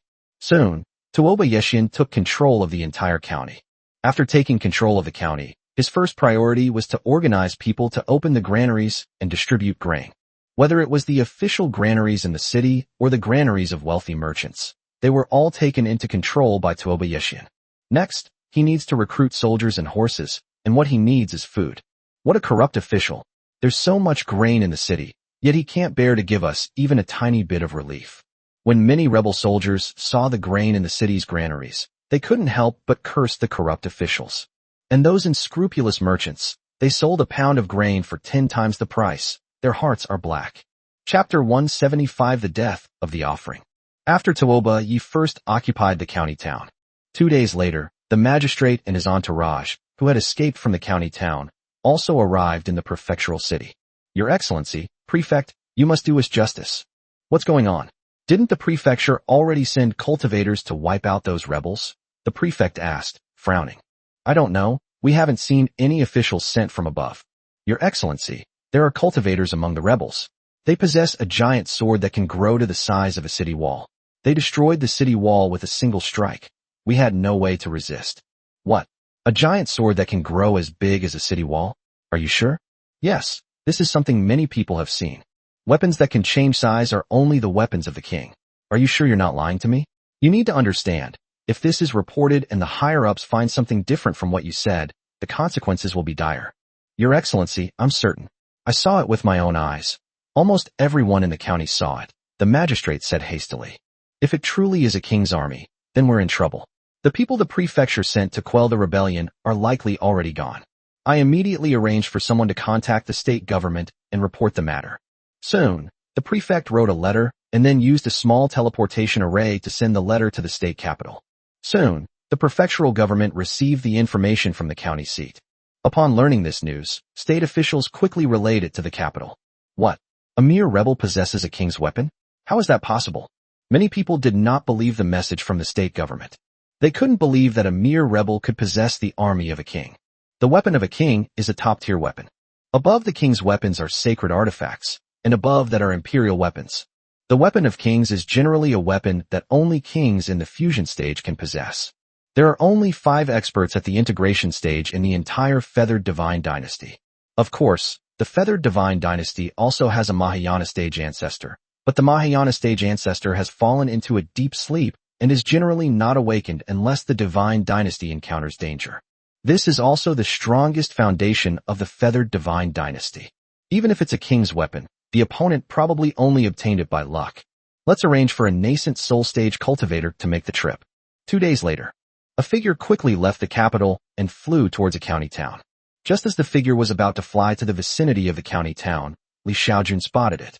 He has already marked the Feathered Divine Dynasty as an enemy, so the system map will issue a warning whenever any cultivator from the Feathered Divine Dynasty approaches his location. Seeing that it was just a nascent soul stage cultivator, Xiaojun did not make a move, but simply used her divine sense to observe what the other party wanted to do. After the nascent soul stage cultivator arrived, he flew directly to the vicinity of the county town and then brazenly used his divine sense to scan the situation in the county town. Soon, the nascent soul cultivator discovered Tuoba Yeshian, the leader of the rebel army in the city. Go. The next moment, a finger-length flying sword was spat out from the mouth of the nascent soul cultivator, and then it turned into a flying sword more than a meter long. With a whoosh, the flying sword shot out rapidly, heading towards the county town. Its target was Tuoba Yeshian, who was training newly recruited soldiers in the city. Call out. Just as the flying sword whooshed in, ready to kill Tuoba Yeshian in the blink of an eye. Suddenly, the top-grade spiritual weapon on Tuoba Yeshian's body moved. With a whoosh, the top-grade spiritual weapon longsword flew up rapidly and struck the incoming flying sword. With a whoosh, the flying sword that was returning at high speed was directly cut in two by the top-grade spiritual root longsword. Puff! In the distance, the nascent soul stage cultivator coughed up a mouthful of blood. It turned out that the flying sword he had just used was his natal flying sword. He never expected it to break so suddenly, which caused him to be devoured and his soul to be injured. What happened? Just then, Tuoba Yeshian, who was standing to the side, finally realized what was happening. Seeing the flying sword lying on the ground, split in two, he realized that someone wanted to kill him. He quickly looked around, but found nothing unusual, except for the flying sword that had fallen to the ground and been split in two, which proved that he had indeed been attacked. Spirit, What just happened? Tuoba Yeshian quickly tried to communicate with the spirit. Soon, the spirit informed Tuoba Yeshian of what had just happened. Spirit, can you help me kill the person who launched the sneak attack? Tuoba Yi asked hurriedly. Soon, the top-grade spiritual weapon longsword flew out. In the distance, after his nascent soul stage natal flying sword was destroyed, his first instinct was to flee. However, a streak of light quickly flew over. The nascent soul stage cultivator's divine sense naturally detected the flying longsword. The next moment, his expression changed drastically. What kind of king's weapon is this? This is clearly an emperor's weapon. The nascent soul cultivator fled quickly. As he fled, he prepared everything he could to defend himself. However, no matter how the nascent soul cultivator tried to escape, his speed could never match that of a top-grade spiritual weapon longsword. Soon, the top-grade spiritual weapon longsword caught up with the nascent soul cultivator. The nascent soul cultivator activated his defenses with all his might. However, the next moment, with a soft poof, the nascent soul cultivator was pierced through the body by the long sword, and instantly, the nascent soul cultivator's body turned into a cloud of blood mist. The nascent soul cultivator's physical body and primordial spirit were directly annihilated by the longsword. Soon, the top-grade spiritual weapon longsword flew back. However, when it went back, it brought back something that looked like a ring. This is the storage ring of that nascent soul cultivator. Just as Tuoba Yi was about to kill the nascent soul cultivator. The capital city, the ancestral hall, the place where the soul lamps are stored. With a soft poof, one of the soul lamps went out. The moment the soul lamp went out, a deep, resonant bell rang out in the ancestral hall. What happened? Whose soul lamp has gone out? Soon, several worshippers from the ancestral halls arrived at the main hall where the soul lamps were stored. It was Cam Offering. Cam Offering's soul lamp went out. Does anyone know what Cam is doing with his offerings? Someone asked. It seems the Cam priests were ordered by higher authorities to suppress a peasant rebellion, one priest explained. Reported. Soon, the news that Cam's offering of the soul lamp had gone out was reported to the imperial court. Many people in the court were shocked to hear that Cam, a nascent soul cultivator, had died. The family to which Cam worshipped was completely shocked upon hearing the news. With their nascent soul stage ancestor gone, the decline of their family was inevitable. Gentlemen, what do you all think is the best way to handle this matter? The emperor of the feathered divine dynasty was alarmed and immediately convened a court meeting. Just as the imperial court was holding a court assembly. In Shangjingzhu of the feathered divine dynasty, a woman shot out from a deadly place. Her hair flew in the wind, her clothes fluttered, and her slender figure was stunningly beautiful. Her name is Yi Qingxian, and she has a great hatred for the feathered divine dynasty. Thousands of years ago, her own brother was killed by the feathered god dynasty. She embarked on the path of cultivation with hatred in her heart, with the goal of avenging her brother. After thousands of years of cultivation, her cultivation level finally rose from a mere mortal to the great ascension saint realm. The ancestor of the feathered divine dynasty was only a saint realm cultivator, and a saint realm cultivator who was about to die. Therefore, after her cultivation broke through to the Mahayana stage, she was no longer afraid of her opponent. Therefore, her purpose in emerging from seclusion this time is to destroy the feathered divine dynasty and avenge her brother. Chapter 176 City Protection Formation. Zhejiang County was also the county seat of the Tuoba Yeshian uprising. Have you heard? The county seat has been captured by the rebel army. Are they the same group that robbed Shi Lijing's house last time? Yes, I heard that group robbed the rich to help the poor, and many people joined them. In Xiaojun village, Li Xiaojun also overheard the villagers' conversation. Li Xiaojun was quite satisfied with Tuoba Yeshian. After giving Tuoba Yeshian the confidence to fight against cultivators, he quickly raised an army of tens of thousands of people. Subsequently, Tuoba Yeshian led tens of thousands of troops to attack the county city and quickly captured it. Now, Tuoba Yeshian's army has expanded to 100,000 people, and its development is extremely rapid. Of course, the feathered divine dynasty couldn't just watch him grow stronger, and sent 2 more waves of powerful cultivators to deal with him. In the first wave, having learned from the lesson of the previous death of a nascent soul cultivator, the feathered divine dynasty directly dispatched 10 late-stage nascent soul cultivators. However, before they could even make a move against the top-grade imperial weapon forged by a powerful figure in the immortal realm, they all perished. For the second wave, the feathered divine dynasty directly dispatched 2 nascent soul stage cultivators, along with a sacred artifact. These 2 cultivators are at the integration stage. one of whom is at the late integration stage. However, even a nascent soul cultivator with a sacred artifact would not escape when facing a top-grade emperor weapon. Therefore, if the feathered god wants to deal with Tuoba Yeshian, he will probably have to use the great Ascension Saint ancestor and the imperial weapons of the feathered god dynasty. However, just as the feathered divine dynasty was preparing to awaken its ancestor, a beautiful woman arrived in the capital city of the feathered divine dynasty, Shindu. The woman was stunningly beautiful, but her gaze was extremely cold. Boom. The woman raised her hand in the next instant. Then, a giant hand appeared out of thin air and pressed down hard on the imperial palace in the center of the capital. The next moment, a protective barrier lit up almost instantly above the palace. The enormous hand collided with the barrier with a loud boom. Who is it? Whoosh whoosh whoosh. In the offering hall, all the offerings went into the air, their divine senses quickly sweeping towards the woman flying in the sky not far away. However, the woman ignored these people and quickly launched an attack on the palace's protective array. A saint?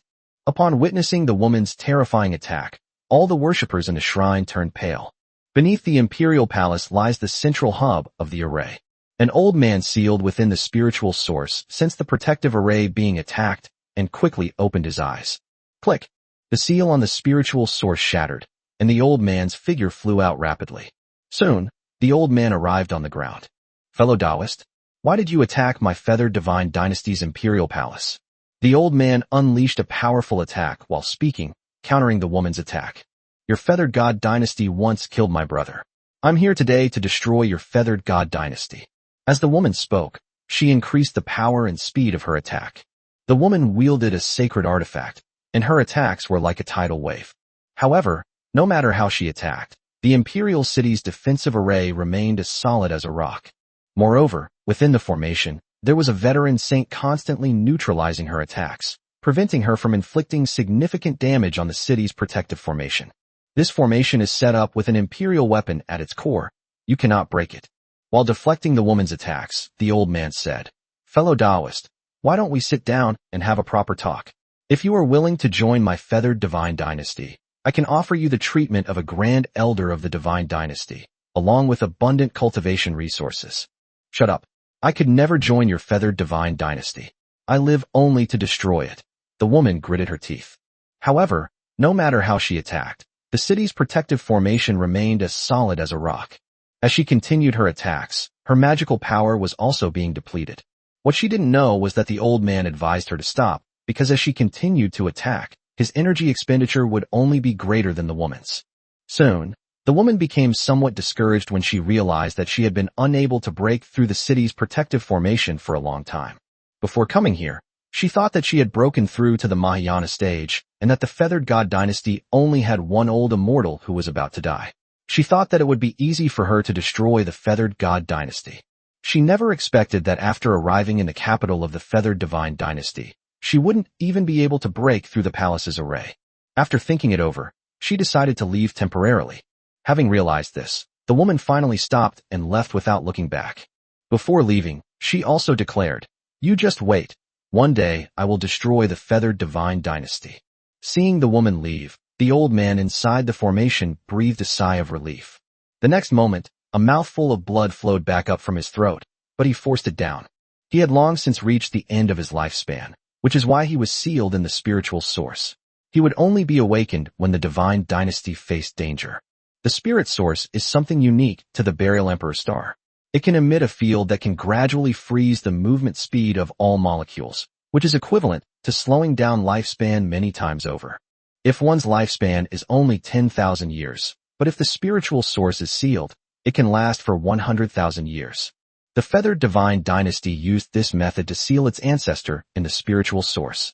As long as the ancestor did not die, the feathered divine dynasty could deter all other forces and also buy itself a lot of time to cultivate the next saint. However, each time the feathered divine dynasty summons its ancestor, it is a huge drain on the ancestor's lifespan. After this woman's outburst, a significant portion of their ancestors' remaining lifespan will be cut short. Our ancestors. Look at the senior. After the woman left, in the palace, the emperor of the feathered god dynasty and a group of royal retainers hurriedly bowed to the old man. No need for formalities. The old man waved his hand, then asked the group of people, Do you know that woman from just now? Our ancestors, we have never seen her. Never seen her before? She said my feathered divine dynasty killed her brother. Are you sure you don't know who she is? The old man frowned. Ancestor, we truly do not know her. She is so powerful. She must have cultivated for at least several thousand years, right? I am only 130 years old this year. How could I possibly know her? The emperor of the feathered god dynasty lamented. He was just a mortal emperor. How could he possibly know a Mahayana saint, especially one who had a grudge against the feathered god dynasty? If anyone's to blame, it's his ancestors. They must have somehow offended this woman. Ancestor, can't you get rid of her? The emperor of the feathered god dynasty asked the old man. How to eliminate them? The other party is at the saint realm, just like me, and is even younger. To eliminate them, we would have to use an emperor weapon, but the cost of using an emperor weapon is too high. The old man said indifferently. Upon hearing the old man's words, the emperor of the feathered divine dynasty realized something. So he hurriedly said, Ancestor, there is a rebellion of refugees in Zhejiang County. The leader of the refugees seems to be just an ordinary person, but he possesses a powerful imperial weapon that has recognized him as its master. That imperial weapon is extremely powerful and can kill even a nascent soul stage expert. Chapter 177, Yi Qingxian forcibly borrows an imperial weapon. The emperor of the feathered divine dynasty recounted the situation of the refugees in Zhejiang County and how several groups of worshippers they had sent had all died at the hands of the enemy. Upon hearing the emperor of the feathered divine dynasty's words, the old man frowned. He thought for a moment and said, It is not advisable for me to take action now. The imperial weapon is involved in the defense of the city's protective array, and it is also not advisable for me to leave the palace. If that woman just attacked, without the imperial weapon to guard it, the entire imperial city might be destroyed. So you should arrange for someone to persuade them to surrender. If you can succeed, then our feathered divine dynasty will have gained a huge ally. What if we can't persuade them to surrender? If you can't persuade them to surrender, it means the benefits you offer aren't enough. The old man said calmly, My bottom line is that I can offer a king at most, a saint-level cultivation technique, and a territory for them to occupy. Upon hearing this, the emperor of the feathered divine dynasty immediately changed his expression. Ancestor, isn't this giving too much? That's where you'll have to get someone to talk to them. I'm not in a good state right now and can't take action, so you'll have to figure it out yourself. The old man said calmly. Moreover, I can only live for another 50 years at most. I have already been sealed by the spirit source 3 times, so the spirit source is no longer of any use to me. I hope that you can cultivate a saint within 50 years, otherwise our royal family will have to keep a low profile. Upon hearing this, the emperor of the feathered divine dynasty fell silent. It's definitely impossible to cultivate a saint within 50 years. Saints are not so easy to cultivate. Ancestor, what should we do if that woman comes back after you're gone? The emperor of the feathered god dynasty asked the old man. If the divine dynasty is in danger of destruction, you can seek help from the ancient planet of feathered ascension. Our feathered divine dynasty has a supreme ancestor who severed his own life, and he sleeps on the ancient planet of feathered ascension. On the other side, as soon as Yi Qingxian flew out of the divine capital's territory, she suddenly felt a divine sense scanning her. The next moment, a message arrived. Upon hearing this information, Yi Qingxian frowned, then turned around and flew off in a different direction. It was difficult, so Yi Qingxian arrived at a manor. Just after Yi Qingxian arrived, the manor's formation quickly opened. Yi Qingxian hesitated for a moment, then flew inside. The junior pays respects to the nameless senior. A young man who looked to be about 30 years old respectfully bowed to Yi Qingxian. Who are you? Why did you call me here? Yi Qingxian asked the young man. Senior, we are from the Heavenly Court. Heavenly Court? Yi Qingxian frowned. She had never heard of this name before. Senior, the Heavenly Court is a continuation of the ancient Heavenly Court. After the ancient Heavenly Court was destroyed, our ancestors fled to the Big Dipper Star region. The Feathered Emperor was also a member of the Heavenly Court, but he betrayed the Heavenly Court and established the Feathered Divine Dynasty. Our branch of the Heavenly Court descendants, however, has continued to exist, the young man explained. Oh, what does this have to do with me? Yi Qingxian asked the young man. Senior, you have a grudge against the Feathered Divine Dynasty, and so do we. We can cooperate, the young man said to Yi Qingxian. Oh, cooperation? How so? Yi Qingxian asked casually. Senior, the reason you couldn't break through the protective formation of the Feathered Imperial City is because the Feathered Divine Dynasty's Imperial City possesses a protective formation guarded by an imperial weapon. the very weapon that made the feathered emperor famous. The young man said calmly. However, if you had an imperial weapon, it would be easy for you to break through the imperial city's protective array. You mean, you can give me an imperial weapon? Yi Qingxian asked calmly. Senior is too kind. The strongest weapon in our heavenly court lineage is merely a top-grade sacred artifact, the young man said with an embarrassed smile. Since you can't give me the imperial weapon, what's the point of bringing this up? Yi Qingxian frowned. Senior, although I cannot give you an emperor-level weapon, I know where one is. Oh, what do you mean? Yi Qingxian asked. Senior, a few months ago, a group of refugees rebelled in Zhejiang County. The leader of the refugees was just an ordinary person, but for some reason he obtained an imperial weapon and even gained the weapon's recognition as his master. Some time ago, in order to suppress this group of rebellious refugees, the Feathered Divine Dynasty first sent a nascent soul stage cultivator, who was then directly killed by the imperial weapon. Then, the Divine Dynasty sent another group of late-stage nascent soul cultivators, but they were all killed as well. Finally, the Divine Dynasty even sent 2 experts at the integration stage, one of whom was at the late integration stage, but they were both killed by the imperial weapon. If you can take that imperial weapon, Senior, I believe the protective formation of the Feathered Divine Dynasty will definitely be unable to withstand your attack, the young man said to Yi Qingxian. Hearing this, Yi Qingxian sneered. If the other party can easily kill a late-stage nascent soul cultivator, he might be able to kill me too. Do you want me to go and die? Although Yi Qingxian said that, in her heart, she already regarded that imperial weapon as her own. An imperial weapon that a mortal could use to kill a nascent soul cultivator would be just as useful to break the protective formation of the Feathered God Dynasty. Moreover, although she kills without blinking an eye, she will not arbitrarily seize the opponent's imperial weapon. She could borrow the other party's imperial weapon for a short time and then return it to them. Senior, it's true that the emperor weapon can kill a nascent soul cultivator, but killing a saint is probably impossible.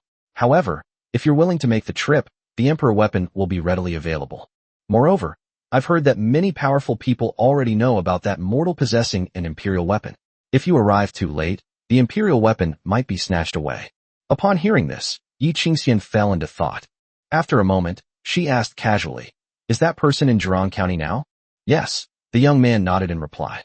All right, I'll accept this favor, Yi Qingxian said to the young man. After saying that, she quickly left the manor. After leaving the manor, she quickly flew towards Zhejiang County. Yi Qingxian was very fast. In less than 2 hours, she arrived over Zhejiang County. Her divine sense swept across the area, and she quickly spotted Tuoba Yexian, who was carrying an imperial weapon. However, just as Yi Qingqian's divine sense scanned Tuoba Yexian, the spirit of the imperial weapon also discovered Yi Qingxian. Immediately, the spirit of the artifact hurriedly reminded Tuoba Yi. What? I've been targeted by a Mahayana saint?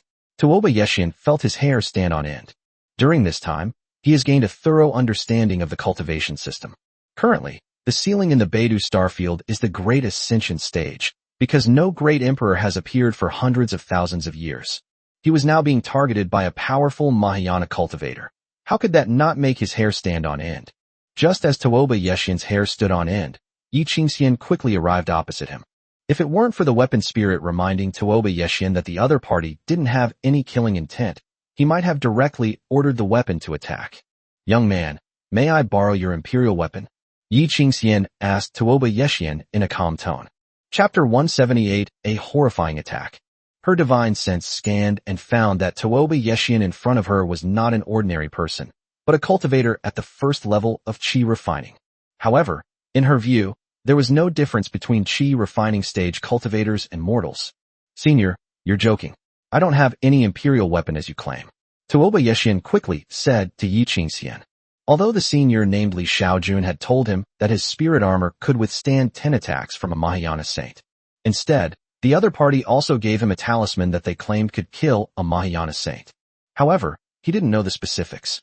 So now that he is truly facing a Mahayana saint, he is naturally afraid. However, there was absolutely no way he would lend the imperial weapon to the other party right away.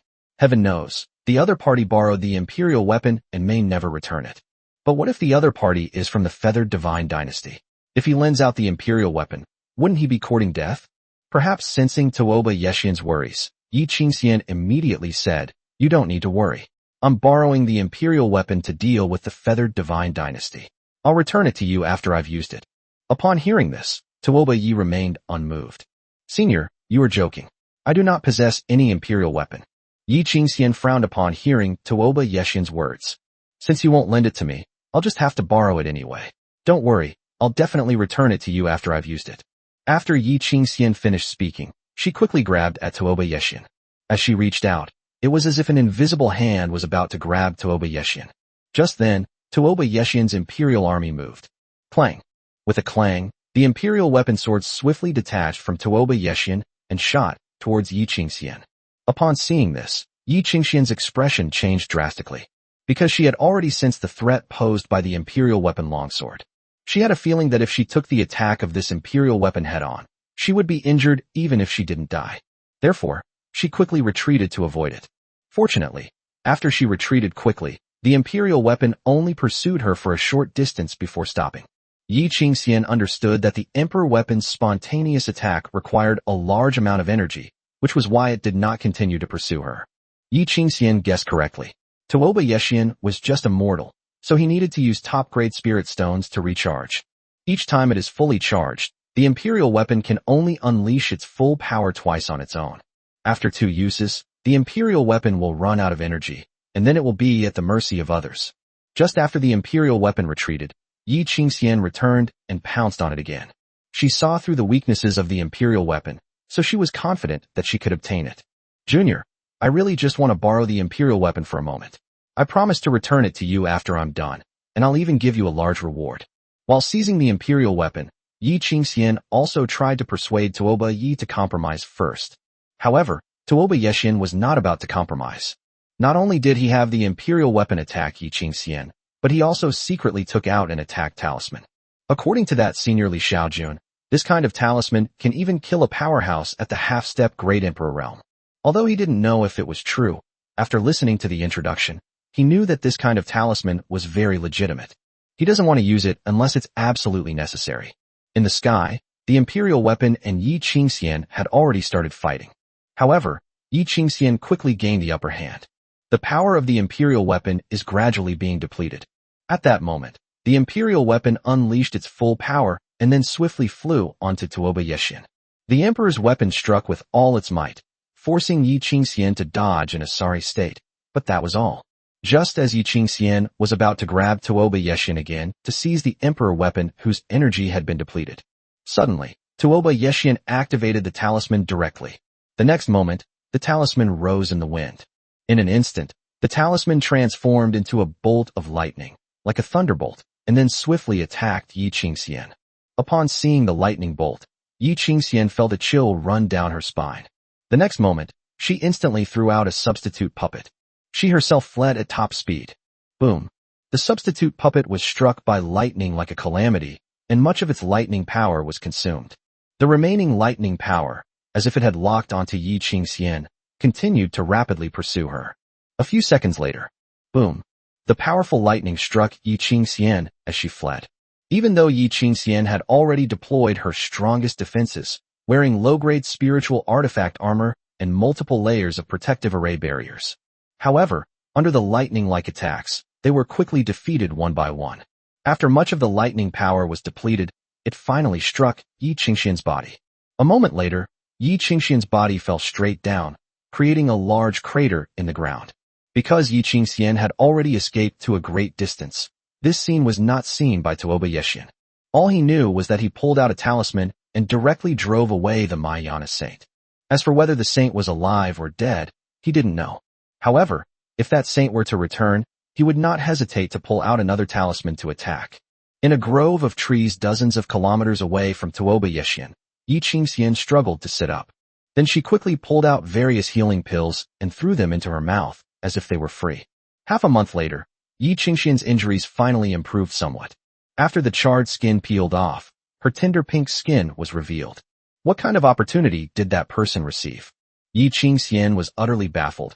How could a mere mortal have driven her to such a predicament? 2 weeks ago, in order to defend against the attack of that talisman, she even used up all the life-saving items she had on her. This situation caused her immense losses. A few days later, Yi Qingxian removed a protective array that surrounded her and then stood up. This formation was set up by Yi Qingxian while she was healing, mainly to prevent wild animals from entering. Using her divine sense to scan the surroundings, Yi Qingxian discovered a village not far away at the foot of the mountain. So she decided to go to the village for a while to completely heal her strong personality. To avoid unnecessary trouble, she transformed into an ordinary-looking young woman in the next moment. Soon, Yi Qingxian arrived at the village step by step. She is now seriously injured and almost unable to fly. Hello, sir, do you have any rental properties in your village? I'd like to rent a house. Yi Qingxian asked a farmer at the village entrance. Rent a room? Nobody in our village rents rooms. You'll have to go somewhere else. The uncle said something impatiently, then picked up his hoe and left. He hadn't finished his work in the fields, so he didn't have much time to chat with anyone. Seeing this situation, Yi Qingxian was not discouraged. Because her divine sense had already detected a house that seemed to have been uninhabited for a long time. Therefore, he could easily buy the house with the money. She felt the village was quite nice, so she planned to settle down there in the future. Her strong personality will likely take 10 years to heal, so she will live here for the next 10 years. Excuse me, ma'am, whose house is that? Is it for sale? Yi Qingxian asked, stopping an older woman. Young lady, what are you doing? You're not from our village, are you? The aunt asked in surprise. I'm not from this village. I'm from out of town. My hometown was washed away by a flood, and I can't go back, so I wanted to buy a house here and settle down. Chapter 179, Why haven't you made a move yet? Want to settle down in our village? Having a house probably isn't enough. You'll also need to buy land, right? We're planning to buy 2 acres of land. Yi Qingxian nodded quickly. Then she immediately asked, Annie, whose house is this? Upon hearing this, the woman said, This house belongs to Uncle Zeng from our village. He's currently living with Li Langjun, so the house is vacant. If you'd like to buy it, I can take you to Uncle Zeng. Thank you very much, Auntie. Yi Qingxian quickly expressed her gratitude. Soon, the kind-hearted aunt led Yi Qingxian to a large courtyard. On the way, the woman met several other women. After telling them about Yi Qingxian, they all came here with her. Girl, you're not married yet, are you? There are plenty of excellent young men in our village. Upon seeing Yi Qingxian, many middle-aged women couldn't help but awaken their matchmaking talents. Auntie, I don't want to get married yet. Let's talk about it after I've settled down. Yi Qingxian refused. Soon, the group arrived at a large courtyard. Uncle Zeng, Uncle Zeng. Mr. Li, are you home? Soon, the gate of the compound opened, and a man who looked to be in his 20s opened the door. This man is Li Xiaojun. Mr. Li, this young lady wants to buy Uncle Zeng's house. Soon, the older women told Yi Qingxian her purpose. After listening, Li Xiaojun gave Yi Qingxian a meaningful look, then stepped aside. He had already seen through Yi Qingxian's background, a powerful cultivator in the Mahayana stage, very beautiful, but severely injured. Judging from the injuries, they were caused by the talisman he gave to Tuoba Yeshian. Come in, Uncle Zeng is inside, Li Xiaojun said to the group. Soon, a group of people followed Li Xiaojun into the courtyard. This courtyard is a 3-section courtyard. The young man led a group of people to the front courtyard reception room, and then went to greet Uncle Zeng. Uncle Zeng arrived very quickly. You want to buy my house? Yes. After some simple bargaining, Uncle Zeng finally sold his house for 3 taels of silver. Husband, why is it so lively? Just then, Sharon Tang came out from the backyard. Oh, someone wants to buy Uncle Zeng's house. Li Xiaojun gave a brief introduction. However, after Shi Shiyun came out, no one noticed that Yi Qingxian's gaze towards Shi Shiyun lit up for a moment. She cultivates a technique that allows her to sense the inherent qualities of others and absorb their essence to strengthen her own. The moment she saw Sharon Tang, she could tell that Sharon Tang had extraordinary potential. At this moment, in Yi Qingxian's eyes, Shi Shiyun's essence had become hers. When the opportunity arises, she will absorb her innate essence. Once she has finished absorbing the source, I'll give her a sum of money. In Yi Qingxian's opinion, even if Shi Shiyun has the potential to cultivate, she will only ever be immortal for the rest of her life. Cultivation is controlled by aristocratic families. Ordinary people shouldn't even think about it. Therefore, rather than wasting it, it would be better to let her absorb her innate essence and then give her a fortune. This is what Yi Qingxian believes to be the best way to exchange benefits. No one else noticed Yi Qingxian's gaze, but Li Xiaojun did. A cold smile appeared on his lips. Although he didn't understand the meaning behind Yi Qingxian's gaze, he could sense that it was something bad. He wanted to see what this woman in the Mahayana stage was up to. If you cross him, You can't blame him for being ruthless. Soon, Uncle Zeng sold the house to the other party. In Li Xiaojun's family, this incident was just a passing episode in her life. That night, Li Xiaojun was holding Shihan as they slept. Suddenly, his eyes opened. The next moment, his figure disappeared from the spot. At that moment, in another courtyard, a woman climbed over the wall and quickly entered the courtyard. After the woman arrived, she immediately used her divine sense to open a door. That room was the one where Sharon Tang and her 3 children slept. Xiaojun pushed open the door and entered. Soon, she saw Sharon Tang sleeping soundly in bed, along with her 3 children beside her. The moment Yi Qingxian saw the 3 children, her expression changed drastically, turning one of extreme horror. Then came the surprise, an extremely pleasant surprise. Because she discovered that Sharon Tang's 3 children had extraordinary natural talents. Compared to the physical attributes of her 3 children, Xiaojun's natural talent is like a firefly compared to the bright moon. If she could absorb the essence of these 3 children, she had no idea how far her own potential would evolve. Just as Yi Qingxian was overjoyed. Suddenly, a voice rang out in the room. "Why haven't you made a move yet?" Hiss. Upon hearing this voice, Yi Qingxian felt a chill run down her spine. She turned around quickly and saw a young and handsome man standing behind her. To her horror, her divine sense could not detect the man in front of her. This situation is rather frightening. This indicates that the other party's cultivation level is far superior to his own, especially in terms of spiritual power. "Who are you? You sneaked into my wife's room in the middle of the night, and you even asked me who I was? Don't you find that ridiculous?" Li Xiaojun looked at Yi Qingxian with a cold smile. In his mind, he thought that the woman in front of him must have very good spiritual roots to have been able to cultivate to the Mahayana stage. If we capture her and force her to have a child, who knows what kind of spiritual root it will produce? Ahem, senior, I meant no offense. I just think your wife has excellent talent for cultivation and wish to take her as my disciple. Yi Qingxian said to Li Xiaojun in a sincere tone. Do you think I believe that? Li Xiaojun continued to sneer. Seeing Li Xiaojun's condition, Yi Qingxian knew that things probably wouldn't end well today. If she hadn't been injured, she would have run away immediately. But now that she's injured, there's no way she can escape. So, she turned her gaze to Sharon Tang and her 3 children, who were still fast asleep on the bed. She felt that her only way to survive was to hold Sharon Tang and her 3 children hostage, so that the other party would be hesitant to act against her. Do it as soon as you think of it. The next moment, she swiftly reached out her claws towards Sharon Tang and the 3 children. However, the next moment, she found that she could not move at all. Moreover, she felt an immense, despairing pressure emanating from Li Xiaojun. You want to mess with my wife and kids? You're dreaming. Li Xiaojun sneered, and with a flick of his wrist, Yi Qingxian's neck automatically came into his hand. Soon, Li Xiaojun grabbed Yi Qingxian by the neck and left the room. A moment later, Li Xiaojun led Yi Qingxian to another room and set up an array barrier. Chapter 180 Heaven-Defying Cultivation Technique. Tell me, what do you want to do? Inside the room, Li Xiaojun was holding Yi Qingxian by the neck, as if she were a dead dog. Senior, I really only wanted to take your wife as my disciple because I saw that she had talent for cultivation. Yi Qingxian was being choked and could only speak with difficulty. That was all she could say. If she said she could absorb the essence of this senior's wife's bones, she would probably be killed immediately. I can tell you're not being honest at all. It seems I need to teach you a lesson before you'll talk. Soon, pitiful screams echoed from inside the room. However, no matter how loud the sound was inside the room, it couldn't reach outside. Sound is a wave that travels along matter. If this wave is deprived of a medium, there is no sound. Soundproof arrays are like this. Tell me, what exactly do you want? Don't repeat what you just said, I won't believe you.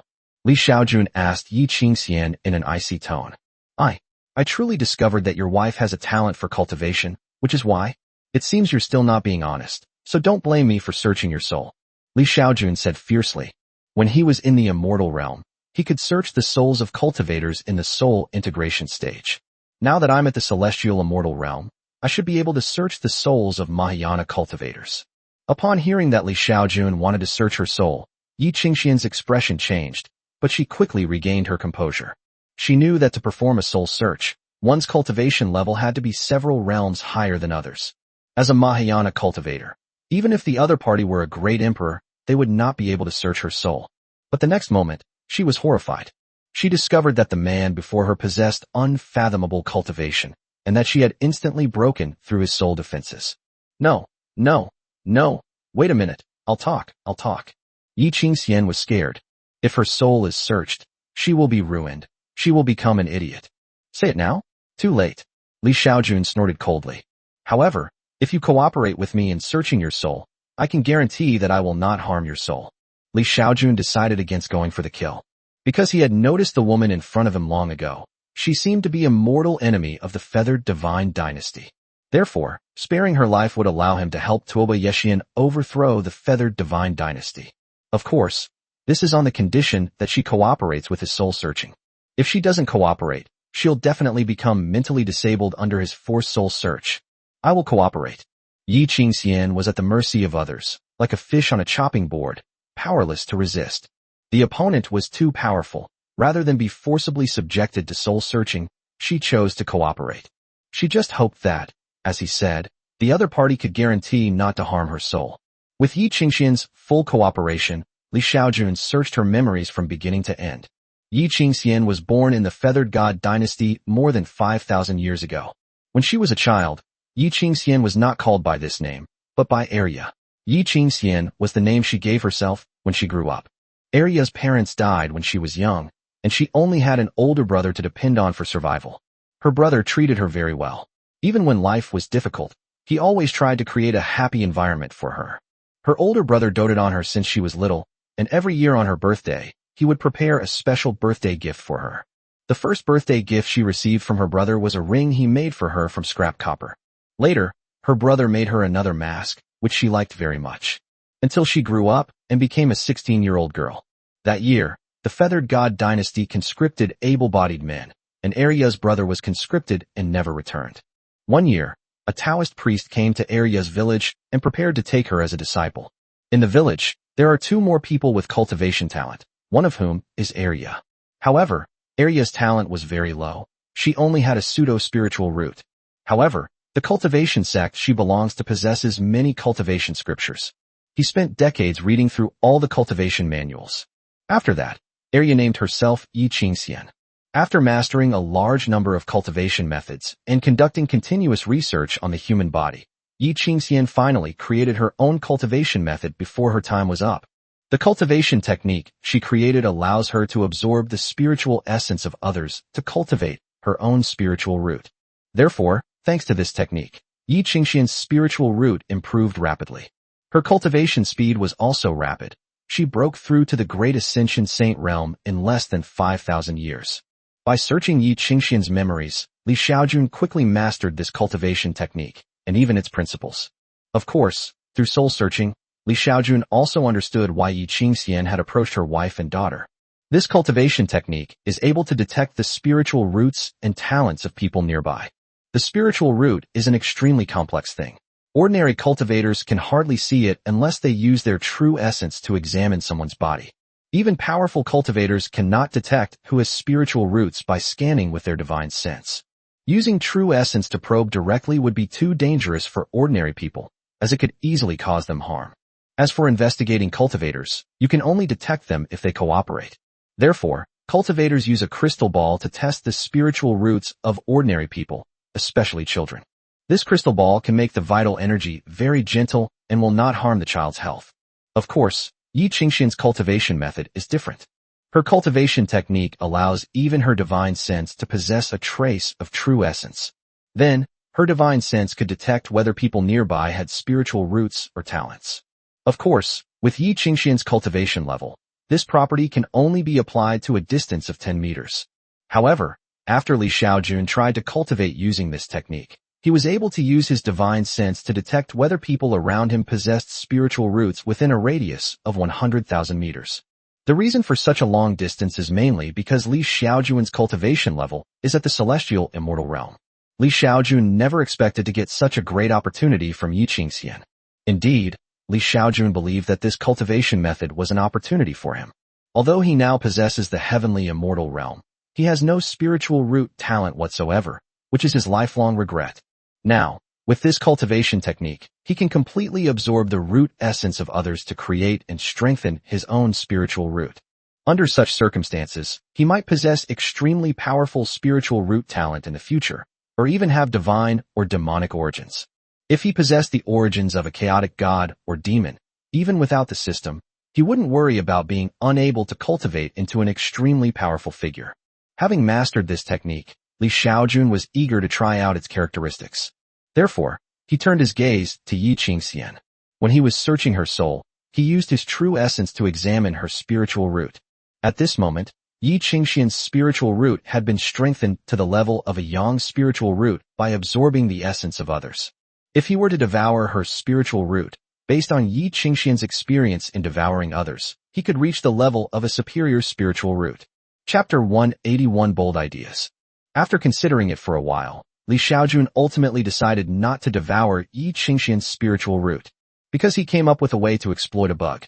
That is, if Yi Qingxian were to devour the spiritual root of his bloodline descendant, would he be able to use the system to enhance the function of the bloodline descendant's spiritual root and then strengthen the spiritual root back? If that's possible, wouldn't that mean he could also devour the spiritual roots of bloodline descendants to make his own spiritual root stronger?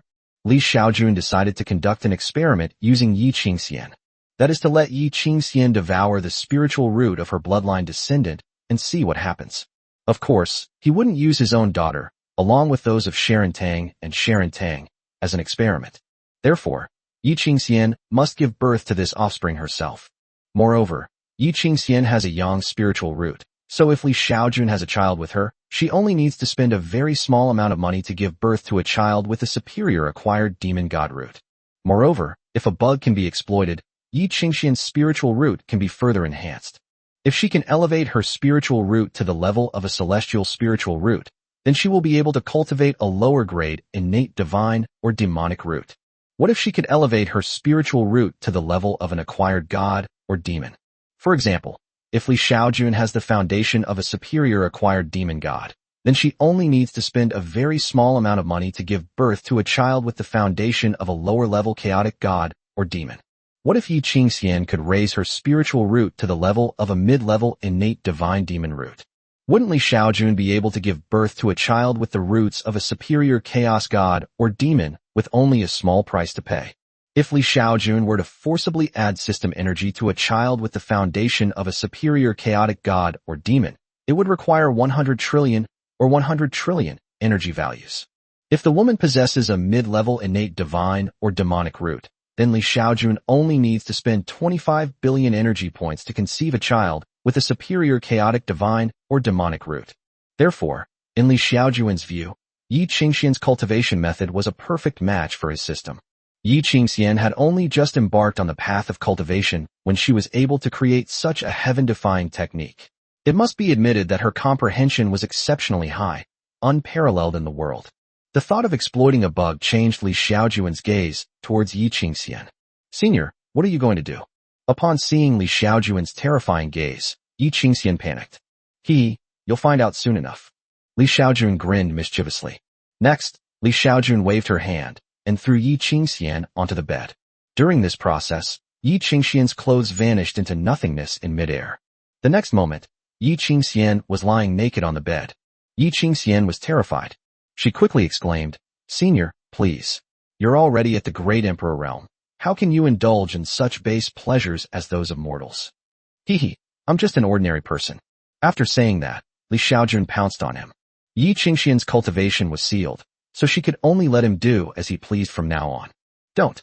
System notification. The receptor has been detected as a yang-type spiritual root talent. 1. You can choose to consume 10 years of your lifespan to strengthen your offspring. 2. You can choose to consume 50 years of your lifespan to enhance your offspring. 3. 4. 9. Can consume 2,500,000 years of lifespan to strengthen offspring. Choose 9. Xiaojun chose 9 without hesitation. Consuming 2.5 million years of lifespan can directly conceive a child with the roots of a superior acquired demon god. If the system's energy value is used to forcibly strengthen the spiritual root of the offspring, it would require hundreds of billions to strengthen it to this level. Therefore, having a mother with strong spiritual roots is undoubtedly very important. With so many descendants, Xiaojun couldn't possibly enhance all his children too much, as that would consume a huge amount of his energy. The night passed quickly. After Xiaojun put on her clothes, she left the room, leaving Yi Qingxian looking dazed. She was wrapped in a newly changed quilt. Her appearance has returned to its former state, becoming an unparalleled beauty that could topple kingdoms. Just after Li Xiaojun left, a tear slid down her cheek. After leaving the courtyard, Li Xiaojun thought for a moment, then took out the array plate again and set up a simple illusion array. This is a formation used by the immortal sects to deal with ordinary people. As long as the immortal sect sets up an illusion array nearby, ordinary people who enter the array will return the way they came and forget that they were supposed to be inside to find the immortal sect. Before dawn, before Shihan got up, Li Xiaojun secretly lay down next to her again. Everything went smoothly from then on. At 8 o'clock in the morning, the cook prepared breakfast and called Li Xiaojun's family to eat. After finishing her meal, Li Xiaojun quietly slipped into Yi Qingxian's room. "What are you going to do now?" Yi Qingxian was startled when she saw Li Xiaojun suddenly appear. At this moment, Yi Qingxian was only wrapped in a blanket. "Why aren't you dressed yet?" Li Xiaojun asked in surprise. You sealed my cultivation. I can't open my storage ring." Yi Qingxian said through gritted teeth. "Oh, I forgot." Li Xiaojun nodded. Then with a wave of his hand, the storage ring on Yi Qingxian's finger landed in his hand. Yi Qingxian's storage ring had a restriction, but this restriction was no match for Li Xiaojun. Soon, the restriction was broken, and Li Xiaojun took out several sets of clothes that Yi Qingxian was wearing. "Put these on." Li Xiaojun tossed the clothes to Yi Qingxian. After thinking for a moment, Li Xiaojun took out another pill from her system space. Then, with a flick of his finger, the pill entered Yi Qingxian's mouth. What did you feed me?" Yi Qingxian was horrified. "A poison. If you take this poison, I can control your life and death." Li Xiaojun gave an evil laugh. After saying that, Li Xiaojun left again. Just after Li Xiaojun left, Yi Qingxian felt her injuries healing rapidly. She immediately realized that this was not poison at all, but a healing pill, and a very precious one at that. Ordinary pills could not heal injuries so quickly. Time flies by in the blink of an eye. 3 years later, Tuoba Yexian did not disappoint Li Xiaojun. In just 3 years, he conquered half of the feathered divine dynasty, and countless of its worshippers died or were injured at his hands. His army has expanded to over 1 million. In addition, he had recruited a large number of cultivators under his helmet. After witnessing Tuoba Yi slaughter a nascent soul stage expert as easily as killing a dog, many cultivation families couldn't help but flock to his side. Tuoba Yexian was also generous in taking in these cultivators. With the help of these cultivators, Tuoba Yexian's expansion speed was exceptionally fast, and he conquered half of the feathered divine dynasty in just 1 year. 3 years have passed, and Yi Qingxian's child has still not been born. Based on experience, children with the roots of the demon god need to be nurtured in the mother's womb for 8 years before being born. Chapter 182, I Want to Go. 3 years after Tuoba Yexian raised an army in rebellion, after a brief period of silence. Immediately afterwards, Tuoba Yexian decided to launch a full-scale attack on the Yuhua divine dynasty. Of course, during this process, the Yuhua divine dynasty also sought peace with Tuoba Yexian many times, and was even willing to return all the territories occupied by Tuoba Yexian to Tuoba Yexian, and to recognize Tuoba Yexian's establishment of his own country. However, Tuoba Yexian was as stubborn as a mule and had no intention of reconciliation. If it were the old Tuoba Yexian, he would be overjoyed to have conquered so much territory and established his own country. But now, through his experiences over the past 3 years, he has come to know just how powerful the senior who gave him the imperial weapon talisman truly was. He wanted to become that senior's disciple, but the test that senior gave him was to destroy the feathered divine dynasty. Rather than establishing a nation by drawing lines on its own territory, he preferred to become an apprentice under a senior. "Brothers, the feathered divine dynasty is corrupt. It's time for it to be overthrown." In a grand hall, Tuoba Yexian addressed all the civil and military officials. For 3 years, although he was constantly leading troops into battle, he did not neglect his cultivation. With the help of top-grade spirit stones and elixirs, he became a cultivator at the 3rd level of Qi refining 3 years later. Therefore, he now speaks with great energy and strength. 2 weeks later, the Tuoba Yexian group began to take action. Soon, countless troops marched towards the direction where the feathered divine dynasty's army was located. Tuoba Yexian took the lead, using his imperial weapon whenever he encountered enemy city walls or enemy cultivators. So in the following months, Tuoba Yexian led an army of more than 1 million men and almost swept through the army of the feathered god dynasty. In fact, The army of the feathered divine dynasty had long since given up on fighting. They were just a group of ordinary people, so naturally they wouldn't risk their lives for the feathered divine dynasty. After the Tuoba Yeshian dynasty launched a general offensive against the Yuhuashan dynasty, many soldiers of the Yuhuashan dynasty directly defected and surrendered. The feathered divine dynasty has ruled the Central Plains for hundreds of thousands of years, and the people have long harbored resentment. However, because there are powerful cultivators above to suppress them, ordinary people have no way to rebel or resist. Now, the emergence of Tuoba Yeshian has given all ordinary people hope for a better life. Therefore, this is the reason for the rapid collapse of the feathered divine dynasty. Besides ordinary people, the cultivation families that belong to the feathered divine dynasty have also changed from firmly standing on the side of the feathered divine dynasty at the beginning to being hesitant, and now many cultivation families are leaning towards Tuoba Yeshian. Of course, the main reason they started to favor Tuoba Yeshian was that Tuoba Yeshian possessed a powerful imperial weapon, and killing a nascent soul stage expert was as easy as killing a dog. Legend has it that in the feathered god dynasty, there was a saintly ancestor who had cultivated to the Mahayana stage. However, even though the feathered divine dynasty has been decimated like this, the ancestor has still not appeared, which shows that the ancestor may no longer be able to launch a major offensive.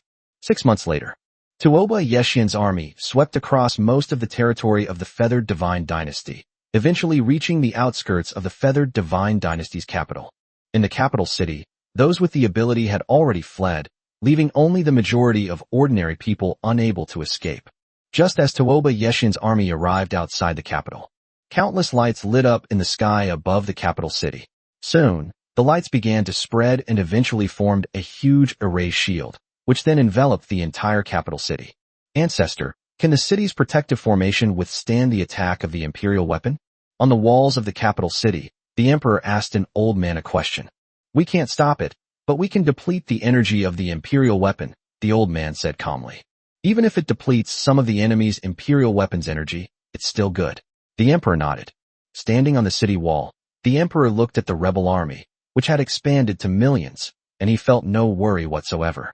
Because he knew that for a country or power to survive in the long term, it does not depend on having a large population, but on having the strongest fighting force. Tuoba Yeshian was just a mortal who possessed an imperial weapon. His feathered divine dynasty not only possessed imperial weapons, but also had an ancestor at the Mahayana stage, as well as a sleeping supreme being. The reason his ancestor didn't bring imperial weapons to kill Tuoba Yeshian in the past few years was mainly because his ancestor wanted to reshuffle the deck. Within the feathered divine dynasty, many people have become disobedient. Only by purging them can the royal family obtain more benefits and resources. Now, those who were supposed to betray have already done so. Only those who haven't betrayed will be given important positions by the royal family in the future. Just as the armies of the feathered divine dynasty and Tuoba Yeshian were facing off in the capital city. In Xiaojun village, Zhejiang County. Xiaojun, I want to go to the capital city to avenge my brother. Call him husband. My lord, I want to go to the capital city to destroy the feathered divine dynasty and avenge my brother. Can you let me leave temporarily? Yi Qingxian asked Xiaojun. She has been imprisoned by Xiaojun for more than 3 years. Xiaojun advised her to rest during her pregnancy and provided her with many cultivation resources. Considering that Xiaojun's cultivation level was higher than hers, and that she was pregnant with Xiaojun's child, and that her cultivation speed had increased dozens of times since becoming pregnant, Yi Qingxian had been very obedient and well-behaved for the past 3 years, and had not caused any trouble. For this reason, Xiaojun later lifted the cultivation seal on her.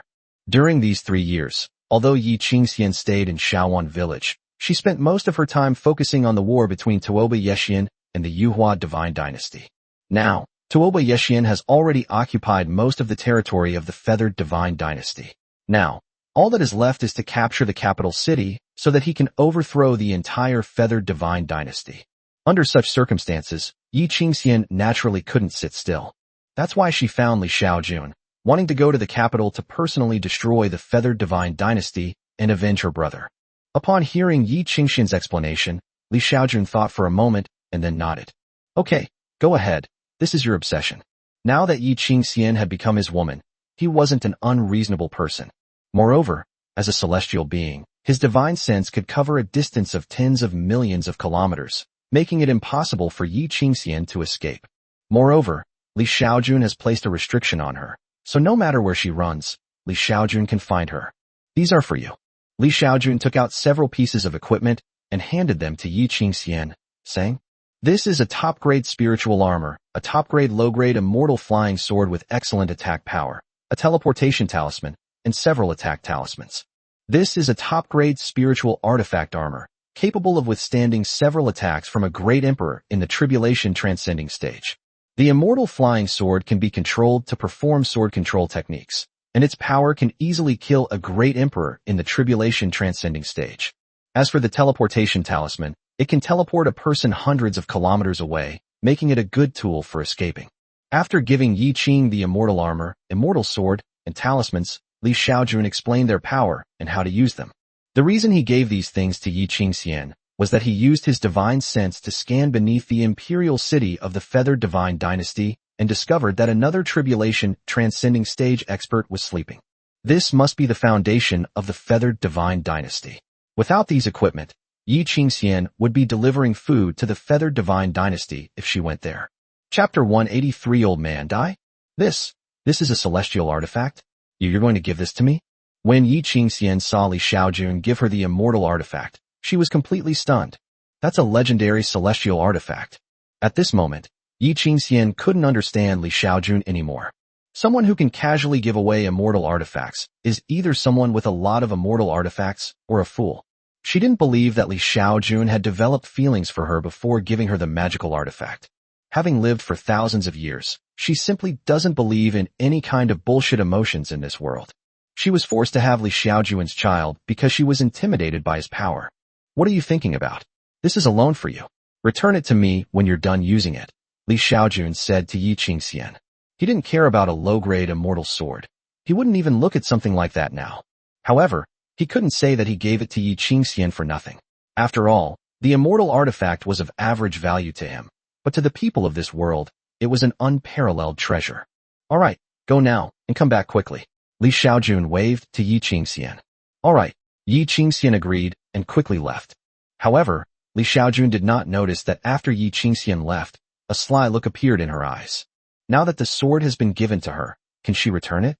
She used to dislike using weapons simply because she didn't have any suitable ones. Now that she has the magical artifact, she naturally wants to possess it. After spending a few days refining the immortal artifact and spirit armor, Yi Qingxian headed towards the capital. She discovered that the magical artifact Li Xiaojun gave her didn't seem to have a spirit, making it very easy to refine. The same goes for spirit armor. The capital city. Tuoba Yeshin's army has completely surrounded the capital city. That day, Tuoba Yi first had all his troops eat before stepping forward to prepare for the attack on the city. In the past, when he encountered a city wall, he would unleash the imperial weapon to destroy the wall before sending his army to attack it. Upon arriving in the capital, he still planned to use imperial weapons to destroy the city walls first. Go. Tuoba Yeshin stood outside the city and pointed at the city wall in front of him. The next moment, the longsword flew out and then rapidly grew larger. When the longsword arrived at the city's protective formation, it had already transformed into a giant sword that was 1,000 meters long. Boom. The giant sword slammed into the city's protective formation, producing a deafening roar. The sound waves and shock waves generated by the collision between the giant sword and the city's protective array spread rapidly in all directions, causing sand and stones to fly everywhere. Fortunately, the rebel army outside the city was far from the city wall, so they were not affected. Return. Seeing that one attack was ineffective, Tuoba Yi first retrieved the imperial weapon. Like the spirit armor, the imperial weapon is something that can help him defend himself, and he can't use up all the energy of the imperial weapon.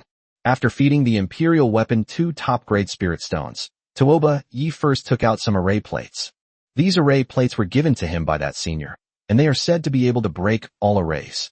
What is the rebel leader doing? On the city wall, the emperor saw Tuoba Yeshin's actions and couldn't help but ask him questions out of curiosity. It seems like they're setting up an array. The elder, a cultivator at the Mayana stage, remarked calmly. Deploy troops? The emperor was very surprised. He did not understand why the rebel leader was making such a deployment. Outside the city, Tuoba Yeshin quickly set up a formation. The moment Tuoba Yeshin finished setting up the formation, a blinding light shone from within it. The next moment, the array's range radiated outwards, quickly intersecting with the city's protective array. Click, click, click. The next moment, the city protecting formation made cracking sounds, and then the protective shield it had erected was covered with cracks. Oh no, the city's protective formation is about to be destroyed. Upon witnessing this scene, everyone in the city was horrified. The soldiers guarding the city wall were terrified and turned ashen-faced. Ancestor, the city's protective formation has been breached. We can't delay any longer, the emperor hurriedly said to his Mahayana stage ancestor beside him. Upon hearing this, the old man nodded slightly. He has now fully achieved his goal. Those who surrendered to the rebels can now be dealt with. Draw it. The old man quickly flew into the sky, then reached out and grabbed at the void. The next moment, a beam of 7-colored light shot into the sky from the direction of the palace. The next moment, a huge scroll, as large as a mountain, flew rapidly toward the old man. The scroll flew close to the old man, quickly shrank, and then became a scroll only 1 foot long. This scroll is the Ascension God Map, the soul-suppressing imperial weapon of the Ascension God dynasty. The Feathered God diagram is the imperial weapon of the Feathered Emperor. Even in the Big Dipper Star region, it would be considered a mid to high level imperial weapon. Kid, you think you can be arrogant just because you have an imperial weapon? Today, I'll show you the true power of an imperial weapon. The Grand Ascension ancestor of the Feathered God dynasty held the Feathered God diagram in one hand and looked at Tuoba Yeshian as if he were looking at a dead man. On the other side, Tuoba Yeshian tensed up as soon as he saw the old man and the imperial weapon in his hand. He could clearly sense that the old man in front of him posed an extreme danger to him.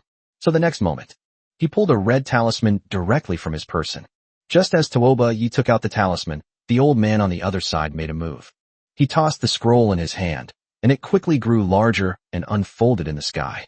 When the scroll was unfurled, its size was so great that it almost covered half of the capital city. Go. With a wave of his hand, the old man caused the enormous scroll to rapidly envelop Tuoba Yeshian and the people behind him. Upon seeing this, many of the rebels showed expressions of horror. Some even dropped their weapons and fled in panic. Tuoba, you didn't have time to care about anyone else. Just as the old man made his move, Tuoba Yeshian also made his move. He instantly activated the talisman.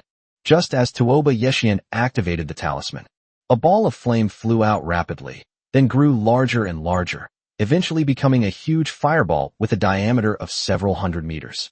After the fireball appeared, it quickly flew towards the descending divine image of Ascension. Boom. The next moment, a deafening roar shook the earth as the enormous fireball collided with the divine Ascension diagram. The next moment, a huge fireball directly attached itself to the Feathered God diagram and continued to burn. Upon seeing this, the old man quickly activated the divine diagram, trying to extinguish the flames attached to it. However, Tuoba Yeshian's talisman was given to him by Xiaojun, and the flames inside were no ordinary flames. It would be almost impossible to remove and extinguish them easily. Just as the old man was about to take back the divine map, Tuoba Yeshian made another move. In the next instant, with a clang, a long sword, an imperial weapon, flew out and grew larger, then fiercely stabbed towards the divine diagram. Tear. The next moment, the long sword pierced straight through the divine diagram, cutting a huge hole in it. No. Upon witnessing this scene, the one controlling the divine diagram was utterly horrified. He tried to stop it, but it was too late. His imperial weapon suffered enormous damage. Old man, go to hell. The next moment, Tuoba Yeshian took out another purple talisman and attacked the old man without hesitation. Chapter 180 for the Feathered Emperor. After being thrown out, the purple talisman transformed into a bolt of lightning as powerful as a thunderbolt, and then swiftly attacked the old man. The old man was utterly terrified when he saw the lightning. In an instant, countless protective shields appeared around his body. At the same time, he retreated rapidly. However, lightning is too fast. Before the ancestors of the Feathered Divine Dynasty could make many moves, the lightning had already arrived. Boom. In an instant, lightning struck the ancestor of the Feathered Divine Dynasty, who was trying to escape. A moment later, only ashes remained at the location where the ancestor of the Feathered Divine Dynasty had stood. How is this possible? On the other side, the Emperor of the Empire was incredulous when he saw that his ancestor had died just like that. He quickly regained his senses and retreated hastily. With all the ancestors dead, wouldn't it be suicide for an ordinary emperor to stay behind? Just as Tuoba Yi first injured Yu Huashan II and killed the ancestor of the Yu Huashan dynasty. Beneath the palace, a middle-aged man, who had been sealed within the spiritual source, suddenly had blood spill from the corner of his mouth, and then opened his eyes. Who? Who damaged my imperial weapon? The middle-aged man was furious. The feathered god diagram is his natal imperial weapon. Now that his natal imperial weapon is injured, he has naturally suffered some backlash as well. The next moment, the middle-aged man's powerful divine sense spread out overwhelmingly. Soon, his divine sense detected the situation in and around the capital city. What happened? The middle-aged man frowned. The next moment, the top-grade spiritual energy that enveloped him shattered rapidly. The middle-aged man disappeared immediately after the top-grade spiritual source shattered. Who dares to run wild in my feathered divine dynasty? Soon, the middle-aged man rushed out of the underground palace and flew into the sky, appearing in everyone's sight. The next moment, the middle-aged man waved his hand, and the ascension divine diagram, which had been pierced with a large hole, flew into his hand. Looking at the huge hole in the painting of ascension to godhood, the middle-aged man's heart bled. Paying homage to the feathered emperor. Upon seeing the middle-aged man, the fleeing emperor of the feathered god dynasty was overjoyed and immediately bowed respectfully to him. The man before me is none other than the feathered emperor. Although the great emperor severed his own life in order to prolong his life, causing his cultivation to drop to the half-step great emperor realm, which is now the supreme realm, he was still a great emperor in the past. Without the great emperor, the supreme being is invincible. This is no joke. Therefore, the true foundation of the feathered divine dynasty is not the ancestor of the Mahayana stage, but the founder of the feathered divine dynasty who is now at the supreme realm. We pay our respects to the emperor of feathered ascension. Inside the capital city, everyone saw the middle-aged man who could fly in the sky. Upon hearing that even the emperor of the empire addressed this man as the ascension emperor, everyone was overjoyed and immediately bowed respectfully. Outside the city, upon hearing the name of the feathered emperor, Tuoba Yeshin's face showed a look of horror. He never expected that the feathered emperor, who had lived for hundreds of thousands of years, was still alive. Now that the feathered emperor has emerged, can he still succeed in attacking the divine capital? That's an emperor, a great emperor who only appears once every tens of thousands of years, an existence capable of destroying a country single-handedly. Those who met the feathered god dynasty addressed the middle-aged man as the feathered emperor. Outside the city, many people's expressions changed. Those cultivators who had sided with Tuoba Yeshin, in particular, turned pale. The power and influence of a great emperor are evident. Many people regretted it. They regretted joining Tuoba Yeshin's forces. Now, they're going to fight against a great emperor. How can this not be terrifying? Many people have already secretly decided that they must find an opportunity to betray the dynasty and win its forgiveness. At the front of the battle, Tuoba Yi first saw a person from the feathered divine dynasty who claimed to be the feathered emperor, and the morale of his side plummeted. This situation made him very anxious. Therefore, in order to break this situation, Tuoba Yi first took out all the attack talismans. Go. The next moment, Tuoba Yi threw out several attack talismans. Flames, lightning, and sword energy all attacked the feathered emperor in the sky. The heavenly emperor, upon seeing several talisman attacks hurtling towards him, remained completely calm. He manipulated the feathered divine diagram, which had a hole in it, to quickly meet several talisman attacks. Although the feathered divine diagram had been injured before, under the control of the feathered emperor, it was far more powerful than the previous Mahayana stage elder. A former emperor, wielding his natal imperial weapon, directly intercepted all of Tuoba Yeshin's talisman attacks. Seeing that the talismans were being intercepted, Tuoba Yeshin became somewhat anxious. He had just used almost all of the top-tier talismans, but he couldn't even harm a single hair on the opponent's head. Go. Tuoba Yi, unwilling to give up, wielded his magical longsword and attacked the feathered emperor. Humph! A mere mortal dares to attempt to control an imperial weapon. The feathered emperor snorted coldly and directly manipulated the feathered divine diagram to engulf the longsword. The feathered divine diagram moved very fast, and almost in the blink of an eye, it became entangled with Tuoba Yeshin's imperial weapon. And soon, Tuoba Yeshin's imperial weapon, the longsword, was tightly wrapped by the feathered god diagram and then taken away. Although the spirit of the longsword imperial weapon struggled, it had no chance of resistance against the imperial weapon controlled by the feathered emperor. The feathered god diagram controlled by the feathered emperor is the complete opposite of the feathered god diagram controlled by the previous Mahayana stage elder. The Ascension Divine Diagram controlled by the Mahayana stage elder was easily and severely damaged by Tuoba Yeshian's imperial weapon. However, the Feathered Emperor's control of the Feathered Divine Diagram rendered Tuoba Yeshian's imperial weapon utterly powerless to resist. Just after the Feathered Emperor used his own imperial weapon to control Tuoba Yeshian's imperial weapon, he turned his gaze to Tuoba Yeshian. At that moment, Tuoba Yeshian felt a chill run down his spine. He saw an extremely dangerous killing intent in the eyes of the Feathered Emperor. Die? The next moment, the Feathered Emperor moved. He gently clapped his hands towards Tuoba Yeshian in the distance. With this gentle palm strike, Tuoba Yeshian's armor erupted with a blinding light. As the light faded, Tuoba Yeshian's figure was revealed. He didn't die, but he was in a sorry state. He was almost slammed into the ground by a single blow. The reason he didn't die was because he was just saved by the spirit armor he was wearing. According to that senior, once this spirit armor is fully charged, it can withstand 10 attacks from a Mahayana stage cultivator. Therefore, this spirit armor saved his life. An emperor-level armor? On the other side, Emperor Yuhua was very surprised to see that Tuoba Yeshian was still alive. Soon, he discovered that the armor on Tuoba Yeshian's body was actually an imperial artifact. Your imperial armor is now mine. The feathered god emperor revealed a surprised smile, and then he grabbed at Tuoba Yi first.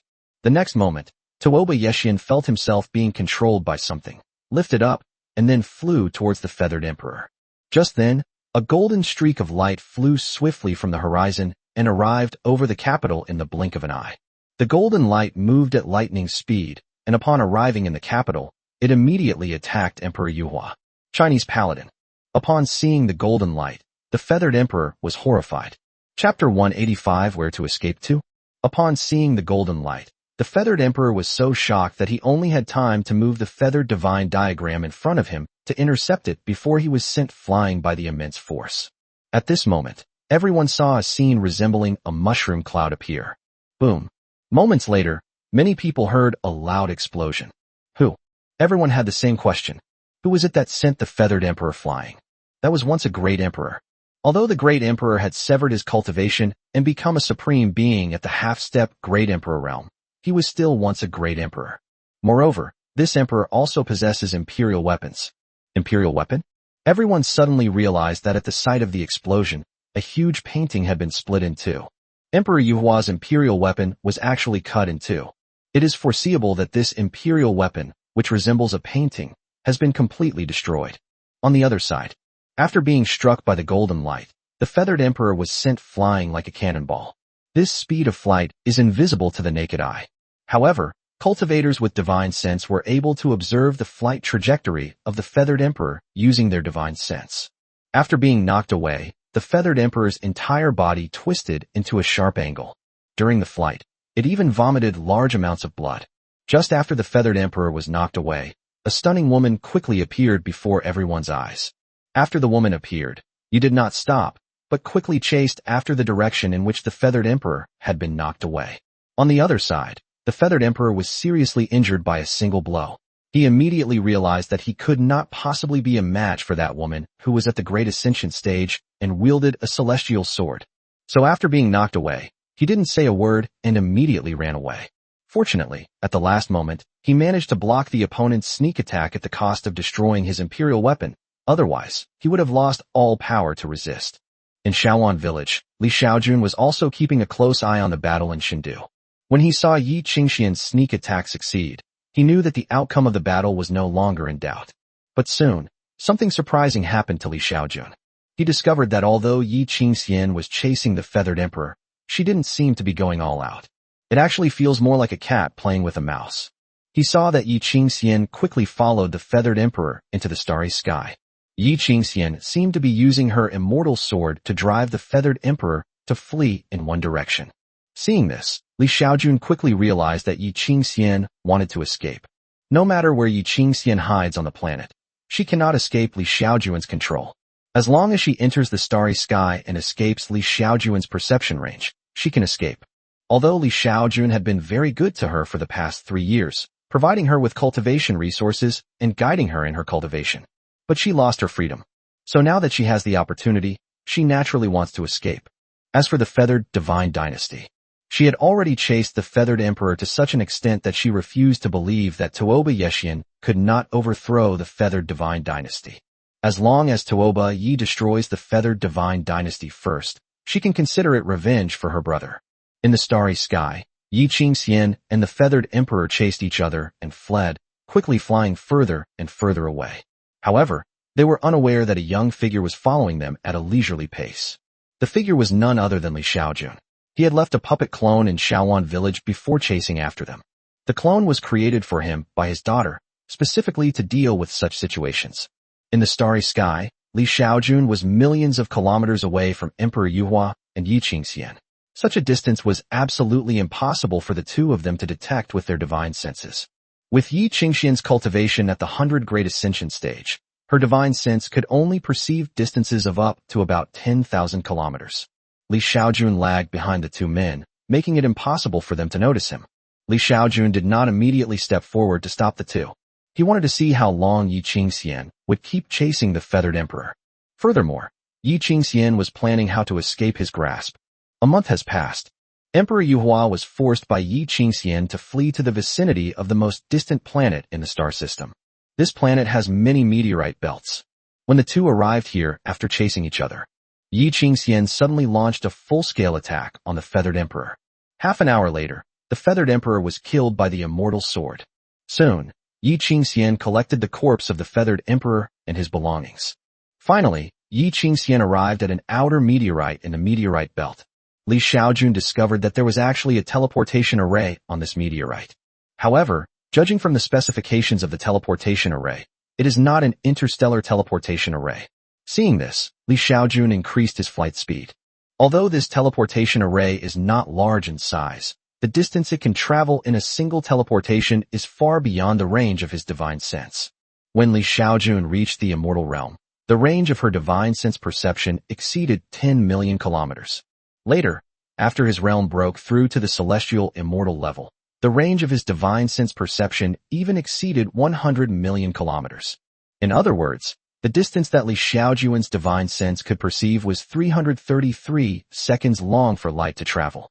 At this distance, the teleportation array Yi Qingxian was riding only needed to teleport once to exceed the range of his divine sense. Fortunately, Li Xiaojun placed a restriction on Yi Qingxian, so no matter where she escaped, Li Xiaojun could catch up with her. In addition, Li Xiaojun also had the system mark Yi Qingxian as a special marker, so that Yi Qingxian would be marked on the system map whenever she appeared in a place he had been. For example, if Yi Qingxian went to one of the other inhabited planets in the Big Dipper star region, Li Xiaojun would know immediately. Just as Li Xiaojun was rushing towards Yi Qingxian had already activated the teleportation array. The next moment, Yi Qingxian's figure disappeared from the teleportation array. Upon seeing this, Li Xiaojun sighed. Yi Qingxian had completely left the range of his divine sense perception. However, Li Xiaojun was not discouraged. Just 2 minutes later, Li Xiaojun sensed the approximate range of Yi Qingxian's body, which was the restriction he had placed on her. Knowing Yi Qingxian's location will make things much easier. Soon, Li Xiaojun flew towards Yi Qingxian's location at 80 times the speed of light. Several hours later, Li Xiaojun arrived at another meteorite in the starry sky. But when Li Xiaojun arrived, Yi Qingxian was no longer there. Given this situation, Li Xiaojun had no choice but to chase after Yi Qingxian again. A few days later, Li Xiaojun arrived at a huge meteorite. There is actually an interstellar teleportation array here. It's clear that Yi Qingxian has already left via the interstellar teleportation array. Li Xiaojun arrived at the interstellar teleportation array with a blank expression and then unleashed the pressure of a Mahayana stage cultivator. Send me to Tianshu Star, Li Xiaojun instructed the person in charge of operating the interstellar teleportation array. The system just notified me that Yi Qingxian has arrived at Tianshu Star. Yes, Senior. The person in charge didn't dare to delay and quickly activated the teleportation array for Li Xiaojun. After a teleportation, Li Xiaojun appeared on Tianshu Star. Chapter 186 Discovering the Little Broken Ball. However, when Li Xiaojun arrived on Tianshu Star, she discovered that the system notification indicated that Yi Qingxian had arrived on another planet. Li Xiaojun had passed by that planet once when he was looking for Earth, so it was marked on the system map. The moment Yi Qingxian appeared there, she was marked on the system map. Wow, that's fast. In this situation, Li Xiaojun could only use his Mahayana stage cultivation to force the star-level teleportation array on Tian Shu star to send him to the planet where Yi Qingxian was located. However, when Li Xiaojun arrived at that planet, Yi Qingxian was no longer there because she had been teleported to another planet. Under these circumstances, Li Xiaojun naturally teleported to chase after them again. He wanted to see where Yi Qingxian was planning to escape to. And so, Yi Qingxian and Li Xiaojun chased and fled, and half a month passed quickly. Li Xiaojun discovered that Yi Qingxian had fled in the same direction he was searching for Earth in the starry sky. He didn't understand why Yi Qingxian had come here. However, he believed that Yi Qingxian must have some big secret. About 2 weeks later, Li Xiaojun emerged from an interstellar teleportation array and discovered that Yi Qingxian had not taken the teleportation array to the next location this time, but instead flew directly into space. Seeing this, Li Xiaojun quickly followed. Li Xiaojun followed behind Yi Qingxian, flying for half a year. 6 months later, Li Xiaojun discovered that Yi Qingxian had arrived in an area of interstellar dust, and she plunged into it without hesitation. Seeing this, Li Xiaojun didn't hesitate to follow suit and plunge in. Several months later, Yi Qingxian finally stopped. After arriving here with Yi Qingxian, Li Xiaojun was completely stunned. He discovered that after arriving here, Yi Qingxian waved her hand and opened a spatial rift. The next moment, Yi Qingxian disappeared into the spatial rift. The instant the spatial rift disappeared, Li Xiaojun discovered that not only could he no longer detect Yi Qingxian with his divine sense, but he also could no longer detect her. He could no longer sense the restrictions he had placed on Yi Qingxian. In addition, Yi Qingxian's icon is no longer on the system map. In other words, Yi Qingxian disappeared from Li Xiaojun's world. If Li Xiaojun hadn't witnessed this scene with his own eyes, he would never have believed it was real, because Yi Qingxian had actually disappeared right under his nose. Half an hour later, Li Xiaojun arrived at the place where Yi Qingxian had disappeared. He carefully observed the surroundings and found that this place was no different from other places. After thinking for a moment, Li Xiaojun imitated Yi Qingxian and launched a fierce attack in one direction. The next moment, an even larger spatial rift than the one Yi Qingxian had created appeared. Li Xiaojun attempted to use her divine sense to scan the situation inside the spatial rift. However, he discovered that his divine sense could not extend there at all. After thinking for a moment, Li Xiaojun also entered the spatial rift. Just after Li Xiaojun entered the spatial rift, the next moment, Li Xiaojun appeared in an unfamiliar starry sky. His divine sense quickly located Yi Qingxian's position again. However, to Li Xiaojun's horror, he sensed that there was not a trace of spiritual energy in the starry sky where he was currently located. This wasn't what shocked Li Xiaojun the most.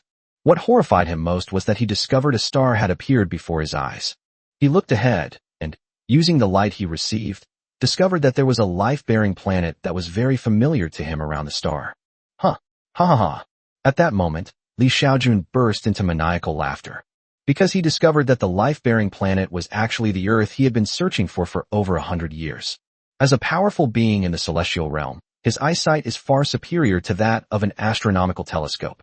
He can even see the continental plates on Earth and the locations of various countries. After Li Xiaojun saw the Earth with his naked eye, he looked at the system map again. He discovered that Earth was roughly located in the solar system he was looking for. Previously, he could not find Earth no matter what he tried, and there was no marker on the system. Now, he has actually discovered Earth by following in Yi Qingxian's footsteps. Moreover, this date on Earth was also marked on the system map. At this moment, Li Xiaojun no longer cared about Yi Qingxian. To hell with Yi Qingxian. Li Xiaojun flew directly and quickly towards Earth. Filled with excitement, Li Xiaojun flew while using her divine sense to observe the surrounding situation.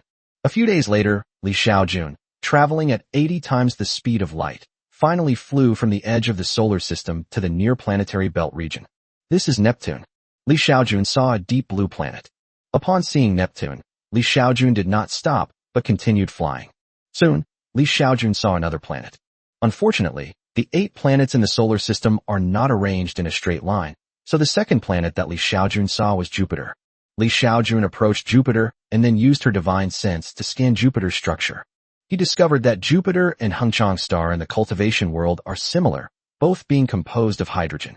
At the planet's center, all the hydrogen was transformed into metallic hydrogen. Next, Li Xiaojun continued flying. Soon, he arrived at the asteroid belt between Jupiter and Mars. he discovered that there were actually many humans in the asteroid belt. On a meteorite with a diameter of over 100 kilometers, humans were operating machines to carry out mining operations. 10,000 years have passed, and humanity has extended its reach beyond Earth. However, it is foreseeable that they did not leave the solar system, because the entire solar system seems to exist in another space. To use a more apt analogy, the entire solar system seems to be sealed off by a giant array. People outside the solar system cannot discover its location, and people in the solar system should not even think about leaving. After traversing the asteroid belt, Xiaojun arrived on Mars. On Mars, Xiaojun discovered that humans had established many bases where ordinary people could survive. However, no matter how many bases there are on Mars, the population will not exceed 10 million. Mars, after all, is not suitable for human habitation. After passing through outer space on Mars, Xiaojun continued towards Earth. Soon, Xiaojun arrived in outer space, where Earth is located. Looking at the planet, which appeared blue, white, and gray in the sunlight, Xiaojun's body trembled with excitement. He didn't consciously control his muscles, so it was all a natural reaction. More than 100,000 years have passed, and I have finally returned. Xiaojun shouted excitedly. The next moment, he flew rapidly into the Earth's atmosphere. At the same time, his divine consciousness also enveloped the entire Earth. In Xiaojun's consciousness, countless humans still live on Earth. There are white people, black people, Asian people, and so on. Xiaojun focused on scanning the Asian tectonic plate. Here, he saw many faces of people from races that were extremely familiar to him. Chapter 187 Earth Changes. Just as Xiaojun flew into the Earth's atmosphere, suddenly, Xiaojun sensed a danger, and the closer he flew to the ground, the stronger the sense of danger became. What happened? Xiaojun retreated rapidly, and soon he was back in outer space. In outer space, Xiaojun looked at the Earth's atmosphere with a mixture of surprise and uncertainty, and spread her divine sense to scan the entire Earth. Soon, Xiaojun had scanned the entire Earth several times. However, in his consciousness, the humans on Earth were still just ordinary people. There isn't a single cultivator among these humans. Could it be that humanity has developed a weapon that can threaten me? Xiaojun muttered to himself. The Earth at this time is completely different from what it was 100,000 years ago. For example, 100,000 years from now, due to the continuous sediment discharge from the Yellow River, most of the Bohai Bay has become land. The mountain ranges formed by the collision of the Indian subcontinent and the Asian plate have become even taller, with the highest peak, Mount Everest, now at least 9,000 meters high. Furthermore, on Earth 100,000 years from now, humanity will have almost completely abandoned the outdated housing model of high-rise buildings. Many people have their own independent yards. Humans now use intelligent flying vehicles for travel. Every day when going to work, the flying vehicle carries its owner to the company, and then flies back after the owner gets off. As a result, there was almost no traffic congestion in the city. Humans typically only gather in cities when they are going to work, shopping, getting a haircut, or enjoying various services. After get off work, people usually go home or back to their village. Every household has a flying vehicle for transportation. Even if you go to work dozens of kilometers away, it only takes about 10 minutes. Even if it is hundreds of kilometers away, a one-way trip will not take more than half an hour. Of course, although high-rise residential buildings are gone in the city, there are still many office buildings. Moreover, many office buildings are built to be several thousand meters tall. Most of these office buildings are places where many people work. Under Xiaojun's divine sense, countless flying machines near the office buildings were coming and going, just like bees going in and out of a hive. Besides office buildings, there are also many factories, and aircraft are coming and going, creating a very busy atmosphere. Besides aircraft, there are also some ground-based vehicles in the city. These modes of transportation are mainly for those who live nearby and don't want to travel by plane. For example, if someone wants to go to a nearby shopping mall after leaving the company and the distance is not far, there may not be a landing pad available for an aircraft, so ground transportation can meet the need. Of course, 100,000 years from now, online shopping will be more prevalent on Earth, where you can place an order and have it delivered to your door in less than 10 minutes. In cities, some people use ground transportation. However, in rural areas, most people still use aircraft. On Earth 100,000 years later, most of the work that Xiaojun did before she traveled through time has been handed over to machines. For example, in factories that produce various industrial products, most of the production is done by machines, and only a small number of humans are needed to supervise them. Of course, the fact that machines have replaced many human jobs does not mean that humans do not need to work. 10,000 years from now, almost all humans on Earth have entered a service-oriented society. To put it simply, it's a zero-sum game where you serve me and I serve you. For example, you might need me to cut your hair, or you might need to treat my illness, do my manicure, or give me a massage. You could ask me to help with any of your needs.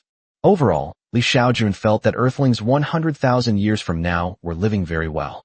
Because most people on Earth only need to work 3 or 4 hours a day, and they also have 2 days off every week, and their wages are enough to cover all their monthly expenses. As for why Earthlings can do this, Xiaojun believes it is related to the fact that Earthlings have been extensively exploiting resources on other planets. Humans are now found all around the 8 planets in our solar system, especially on Mars, because there is no need to consider ecological balance. Earthlings are relentlessly exploiting its resources. There are also asteroid belts in the solar system, with millions of meteorites of all sizes, which are an inexhaustible resource for humankind.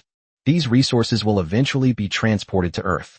It is because of so many resources that people on Earth are able to enjoy such good benefits today. Of course, not every person on Earth can enjoy such benefits. 100,000 years ago, there were many countries on Earth. 10,000 years later, only a dozen or so countries remain on Earth. For example, the European continent is comprised of 3 superpowers. North America has 2 large countries. South America was also unified into 2 major countries. Africa has also formed 2 superpowers. There's also Central Asia, the Indian Ocean, Australia, Southeast Asia, and so on. In Xiaojun's memory, many countries from 100,000 years ago have disappeared by now. Now, only a dozen or so major countries remain on Earth. However, these dozen or so major countries are not the same countries as they were 100,000 years ago. For example, the United States no longer exists. It is now called the Beacon Alliance. Canada, as defined by the Lighthouse Alliance, has now become the Maple Leaf Federation. There's also the European Union and the Russian Commonwealth in continental Europe, the Muslim League in Central Asia, the Union of South Africa and Africa, and the North African Union, and so on. These major powers were all formed by smaller countries, presumably with the aim of seizing space resources. 10,000 years ago, the number of countries that could go into space could be counted on one hand. If those small countries don't unite, they'll never be able to compete with major powers for resources in outer space. At this moment on Earth, Xiaojun saw at least tens of thousands of space elevators. Every moment, countless resources from outer space are continuously transported to Earth. At this moment on Earth, what makes Xiaojun most gratified is that Chinese civilization has continued to be passed down through generations. Even after 100,000 years of inheritance, the name of China is still Huaxia. Although 100,000 years have passed, and the ruling regimes of China have changed countless times, the Chinese people are still the same Chinese people that Xiaojun knows. However, what really annoyed Xiaojun was that he couldn't get close to Earth. As soon as he did, the system would warn him of danger. At this moment, Xiaojun also understood the sense of danger he felt when he approached Earth. It was a warning from the system. Xiaojun scanned the Earth countless times with his divine sense, even scanning its interior, but he still couldn't find the source of the danger warning. Based on his understanding of Earthlings over this period of time, he knew that Earthlings had not developed any weapons that could threaten his life. However, the system warning did indeed indicate a danger, leaving him somewhat puzzled. Chapter 188 and Huge Surprise. System, what's going on Earth? This was the 380th time Xiaojun had asked the system. Xiaojun has been stranded in outer space for nearly half a year. He can use his divine sense to observe the actions of everyone on Earth, but he himself cannot participate in them. He considered that if there was really no other way, he would settle on Mars for a period of time. Anyway, everyone on Mars is from Earth. However, just when Xiaojun thought that the system still wouldn't answer his question this time, suddenly, a system notification sounded. System notification, fragment of the primordial treasure, the jade disk of creation, detected. The system is currently collecting it. What? The jade disk of creation. Upon hearing the system notification, Xiaojun was completely shocked. Could it be that the primordial era was real? Xiaojun was somewhat incredulous. At this moment, Xiaojun was trembling all over. According to descriptions from the primordial world, the jade disk of creation is a supreme treasure of chaos, a treasure on par with Pangu's heaven-opening axe, the chaos green lotus, and the chaos pearl. Although the system indicated that the jade disk of creation was only a fragment, it was still a fragment of a supreme treasure of chaos. System, how long will it take to collect the creation jade disk? Xiaojun asked the system excitedly. System notification, collect the jade disk of creation, estimated time, 1 year. Only a year? We can afford to wait. System, how do I need to cooperate with you? Xiaojun continued to ask the system. System notification, the host only needs to remain in this location. Upon hearing the system's words, Xiaojun nodded and then sat cross-legged in outer space to meditate. Time flies, and several months have passed in the blink of an eye. On that very day, Xiaojun suddenly opened her eyes, because he discovered that Yi Qingxian had already gone to outer space outside of Earth. I've been waiting for you for a long time. Come here now. Xiaojun grabbed in one direction. Half an hour later, a beautiful woman with a horrified expression quickly flew to Xiaojun's side. You, what are you doing here? Yi Qingxian asked Xiaojun in disbelief. She could hardly believe that Xiaojun would appear here. What? Is it strange? Xiaojun looked at Yi Qingxian with a smile. You're following me? Yi Qingxian frowned, but she quickly realized what was going on. She was certain that no one else in the entire Big Dipper starfield could possibly know about this place except for her. The fact that Xiaojun is here now only proves that Xiaojun has been following her all along. What puzzled her was why she hadn't been detected when Xiaojun scanned her with her divine sense. Most people can detect a divine sense scan unless the other party is 2 or more realms higher than them. For example, if Xiaojun were a great emperor, he would only be 1 realm higher than Yi Qingxian, so it would be impossible for her not to sense his divine sense scan. Since Xiaojun's divine sense scan failed to detect her, then unless Xiaojun is an immortal. Is Xiaojun a fairy? Is that even possible? The Big Dipper starfield has existed for hundreds of thousands of years, yet not even a great emperor has been born there, let alone an immortal. Yi Qingxian, how do you know about this place? Xiaojun asked Yi Qingxian. Why should I tell you? Yi Qingxian said, somewhat annoyed. She never expected that even though she had come to this desolate place to escape Xiaojun's control, she would still be caught up with by Xiaojun. At this moment, Yi Qingxian was extremely discouraged. If you don't tell me, I might have to search your soul. Xiaojun's face hardened, and then she spoke in a very calm tone. Upon hearing Xiaojun's words, Yi Qingxian's expression changed, and she quickly said, I'm carrying your child. So what? I want to know the answer, Xiaojun said calmly. Hearing Xiaojun's words, Yi Qingxian hesitated for a moment before telling her what she knew. Previously, Xiaojun had only roughly searched Yi Qingxian's memories during her soul search. She hadn't found memories that Yi Qingxian had deliberately hidden. Therefore, soul-searching techniques are not always omnipotent. Because if someone is skilled in countermeasures, they can easily simulate a fake memory for you to see. After Yi Qingxian explained, Xiaojun finally understood why Yi Qingxian knew about the situation here. Yi Qingxian entered a great emperor's tomb during her nascent soul stage. In the emperor's tomb, she discovered a notebook belonging to the emperor. In the notes, the emperor recounted an incident. When he was in the Mahayana stage, he was chasing a demon king in a certain place, and his powerful attack opened a spatial rift. Furthermore, he later entered the spatial rift and discovered a star field devoid of any spiritual energy. After that, the emperor quickly opened a spatial rift and left that star field.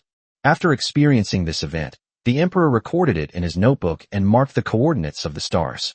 After seeing the notes, Yi Qingxian also tried out the coordinates marked by the great emperor. With her cultivation at the integration stage, she barely managed to open the spatial rift and enter the place described by the great emperor. Later, she also discovered Earth and even lived on it for a period of time. She discovered that in this star field devoid of any spiritual energy, she was completely unable to contact the outside world. Moreover, as time went by, her cultivation level was also declining, although the decline was not significant. However, if a cultivator stays here for hundreds or thousands of years, their true essence will inevitably be exhausted. Of course, if there is a large supply of spirit stones, that's a different story. Yi Qingxian has been on Earth for decades. After being captured by Xiaojun last time, she thought that her only chance to escape Xiaojun's control was to enter this star field devoid of any spiritual energy. Once she arrives here, all the restrictions Xiaojun placed on her will become ineffective. Moreover, as time goes by, the restriction will quickly dissipate because there is no replenishment of spiritual energy. As long as she survives here for a few decades, She can be a free and brave woman again when she gets out. However, although she had a brilliant plan, she completely failed to consider that Li Xiaojun was a celestial immortal realm expert, and she had no chance of escaping Li Xiaojun's pursuit. Yi Qingxian, tell me, how do you want me to deal with you? After listening to Yi Qingxian's story, Li Xiaojun said coldly to Yi Qingxian, Li Xiaojun, can you let me leave? For the sake of the child. Yi Qingxian looked pitiful. Impossible. Li Xiaojun shook her head. In his mind, however, was thinking about how to deal with Yi Qingxian.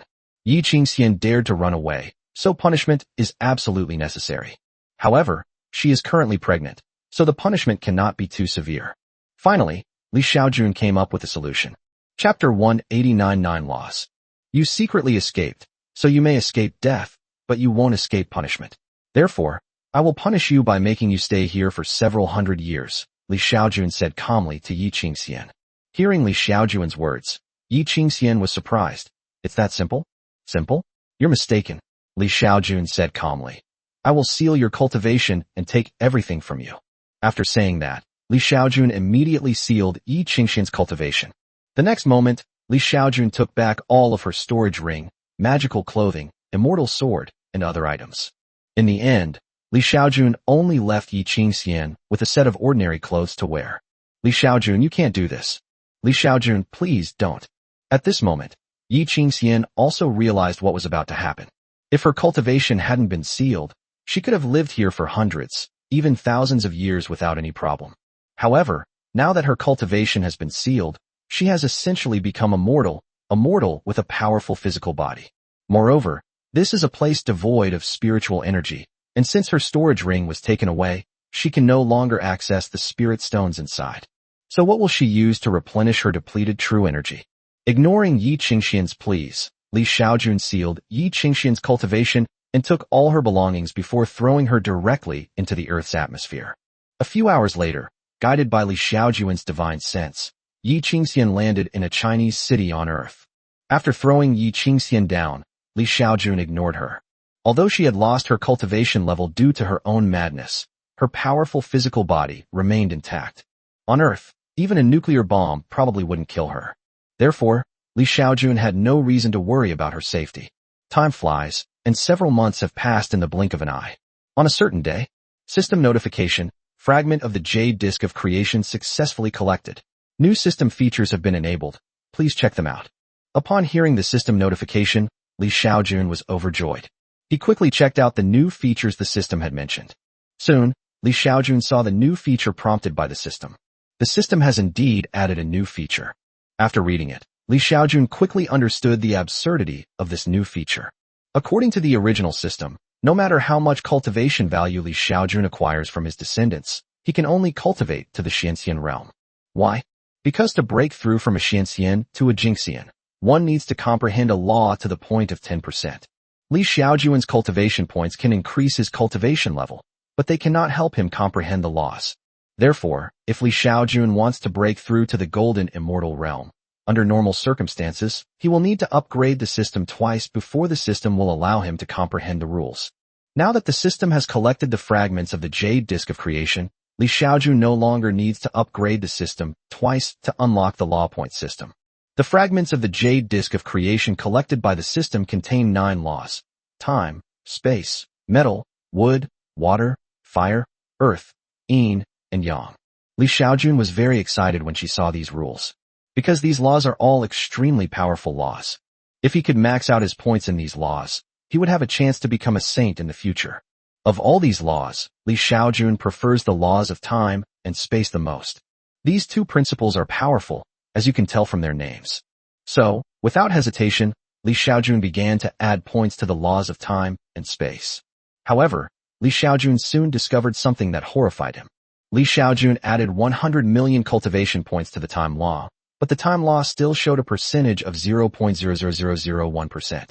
100 million cultivation points were needed to increase the amount of laws by only 1/10,000th. In other words, it would take 10 trillion cultivation points to comprehend even 1% of the rules. Based on Li Xiaojun's current daily cultivation points of 20 million, it would take him over 1,400 years to comprehend 1% of the time rules. It would take more than 14,000 years to comprehend even 10% of the rules of time. 14,000 years doesn't seem like much. However, Li Xiaojun still needs to cultivate on her own. He needs at least 1 trillion cultivation points to cultivate from a celestial immortal to a true immortal. At his current rate of gaining cultivation points, it would take him more than 13,000 years. Moreover, comprehending even 10% of a law is merely breaking through the bottleneck of becoming a golden immortal. To break through to the Tai golden immortal realm, one needs to comprehend 30% of the laws, and also comprehend 2 laws, 2 of which must reach 10%. For a great Luo golden immortal, one must comprehend 50% of 1 law, and in addition, comprehend 5 other laws, reaching 30% of each. To become a primordial golden immortal or quasi-saint, one needs to comprehend 80% of 1 law, and also comprehend 5 laws, reaching 50% of each. If one were to break through to the realm of a primordial golden immortal, one would only need to comprehend 1 law to perfection, and would also need to comprehend 8 other laws to the extent of 80%. Therefore, given Li Xiaojun's current rate of gaining cultivation points, it will likely take him a very long time to break through to the Hunyuan Dayuo golden immortal realm. Just as Li Xiaojun was overjoyed because the system had collected the fragments of the creation jade disk, huge changes have taken place on Earth. Volcanic eruptions, tsunamis, and landslides turned many places on Earth into hell on Earth. What's going on? Li Xiaojun was very surprised. He quickly understood, because he discovered that a large area is missing from the Earth's core. This area should be where the jade disk of creation was located before. Now, the jade disk of creation has been taken away by Li Xiaojun's system, which has led to the rapid filling of the Earth's core with magma. This situation quickly affected the ground, leading to disasters such as volcanoes and tsunamis. Seeing this, Li Xiaojun thought for a moment and then acted quickly. At this moment, Li Xiaojun entered the atmosphere, and the sense of danger he had felt earlier was gone. This might be the reason why the system took away the jade disk of creation. As a celestial being, it would be quite simple for Li Xiaojun to suppress volcanic eruptions and avert tsunamis and landslides. Soon, Li Xiaojun resolved most of the earthquakes, volcanic eruptions, tsunamis, and landslides on Earth. In the region with only 1 island nation, Li Xiaojun not only failed to help resolve the issue, but also deliberately increased the difficulty. What Li Xiaojun didn't know was, just after the system received the jade disk of creation, the space outside the gravitational pull of the solar system shattered silently. At this point, the solar system had returned to the Big Dipper constellation. At this moment, countless storms of spiritual energy are rapidly spreading from all directions of the Big Dipper constellation towards the solar system. It is believed that this storm of spiritual energy will reach Earth in a few years. At that time, the spiritual energy on Earth will be revived. Chapter 190 Interrogation. China, Kyoto. Li Xiaojun walked out of a police station. He entered a set of identity information into it, including DNA information, fingerprints, footprints, iris scans, and so on. Once he has entered his information, he becomes a citizen of this country. Of course, Li Xiaojun was able to successfully input the data by using some mind control skills. Otherwise, he wouldn't have been able to obtain his identity information so easily. With her identity information, Li Xiaojun can now do whatever she wants on Earth openly and legitimately. Unlike Yi Qingxian, who previously had no identity information and could only wander around the city without even being able to stay in a hotel. The city where Yi Qingxian was abandoned by Li Xiaojun was Shanghai. After she arrived here, she initially tried to break through Li Xiaojun's seal. After her attempts failed, she was left to wander the streets because she had no identification information. Fortunately, her body was modified by the cultivation of the Mahayana stage, so she was fine even if she didn't sleep or eat. However, her wandering around quickly attracted the attention of the police. Soon, Yi Qingxian was taken back to the police station. Unfortunately, her cultivation was sealed by Li Xiaojun, so she couldn't use mind control. May I have your name? In the interrogation room, a policewoman questioned Yi Qingxian. The reason for interrogating Yi Qingxian was that they discovered she had no identity information. Her DNA, fingerprints, iris scans, and other information cannot be found in the Citizen Information Database. My name is Yi Qingxian. What year is it on Earth now? Yi Qingxian asked the policewoman who was interrogating her. Upon hearing Yi Qingxian's words, the policewoman looked at her as if she were a fool. I've been to your Earth once before, Yi Qingxian said to the policewoman. Huh, what did you say? The policewoman was stunned by Yi Qingxian's words. I left here more than 2,300 years ago. According to the time flow ratio of 1 to 100 between this place and the Big Dipper starfield, more than 20 years should have passed here now, right? Yi Qingxian asked the policewoman. What are you saying? I don't understand. The policewoman felt helpless and slammed her hand on the table. Then he shouted at Yi Qingxian. Now I'm interrogating you, not the other way around. Just answer whatever I say. Do you know Yi Jinhua? Yi Qingxian continued to ask. Hearing Yi Qingxian's words, the policewoman narrowed her eyes. Shut up and tell me. Who are you? What country are you from? Why are you here? Upon hearing the policewoman's words, Yi Qingxian said calmly. Judging from your expression, you should know Yi Jinhua, and he should be quite famous. Upon hearing Yi Qingxian's words, the policewoman's lips twitched.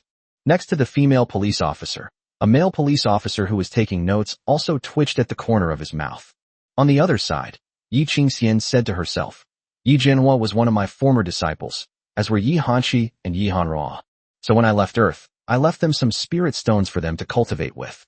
Yi Qingxian wanted to continue speaking, but was interrupted by the policewoman. Madam, do you know what you're saying? You're insulting 3 respectable gentlemen. Based on what you just said, we could easily send you to jail, do you understand? Upon hearing this, Yi Qingxian calmly said, It seems that after I left, they must have climbed to a high position on Earth. The policewoman's face twitched again. This time, she simply couldn't hold back any longer. Bang! She slammed her hand on the table, then moved closer, staring intently at Yi Qingxian. Tell me, where are you from? What brings you to our China?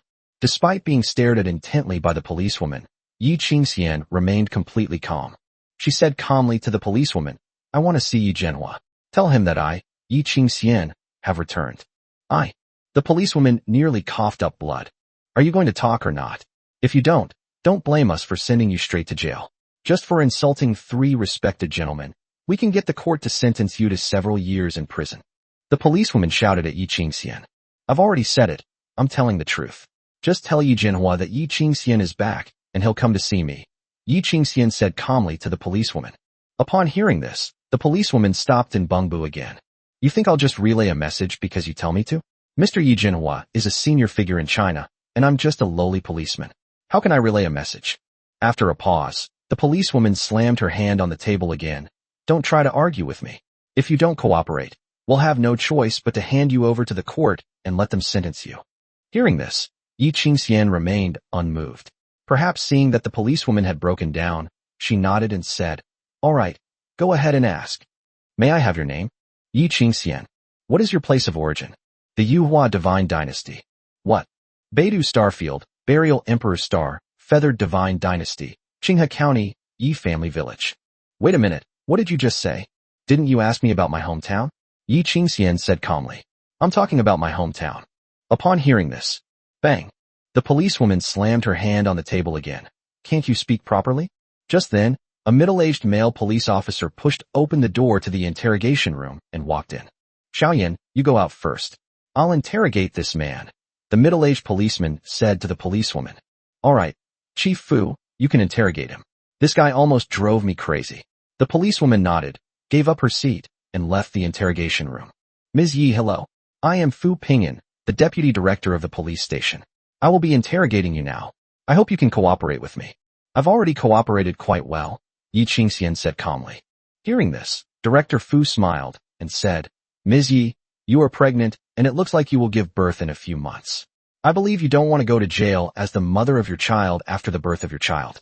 Upon hearing this, Yi Qingxian's face showed a strange expression. She said calmly, Don't worry, even if I go to jail, the child's father will take the child away. Yi Qingxian knew that Li Xiaojun was on Earth. Although Li Xiaojun sealed her cultivation as punishment for her escape, he would never abandon his child. Ms. Yi, could you tell me who the child's father is?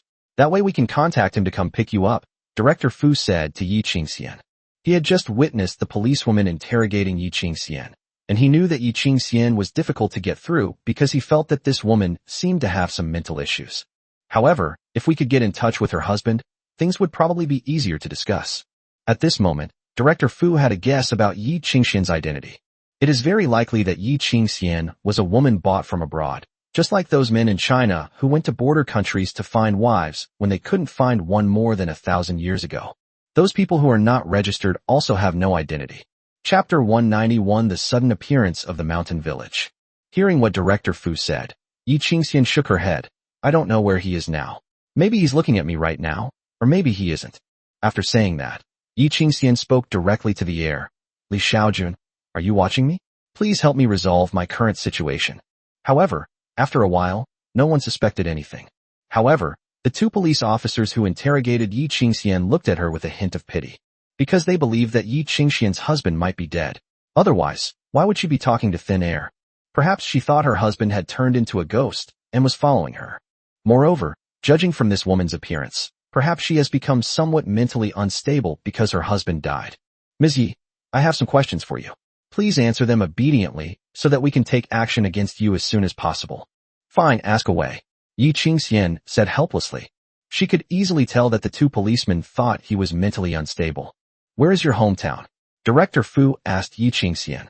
Hearing this, Yi Qingxian felt helpless. After thinking for a moment, she said, my hometown is Xiaojun Village, Daxian County, Sichuan Province.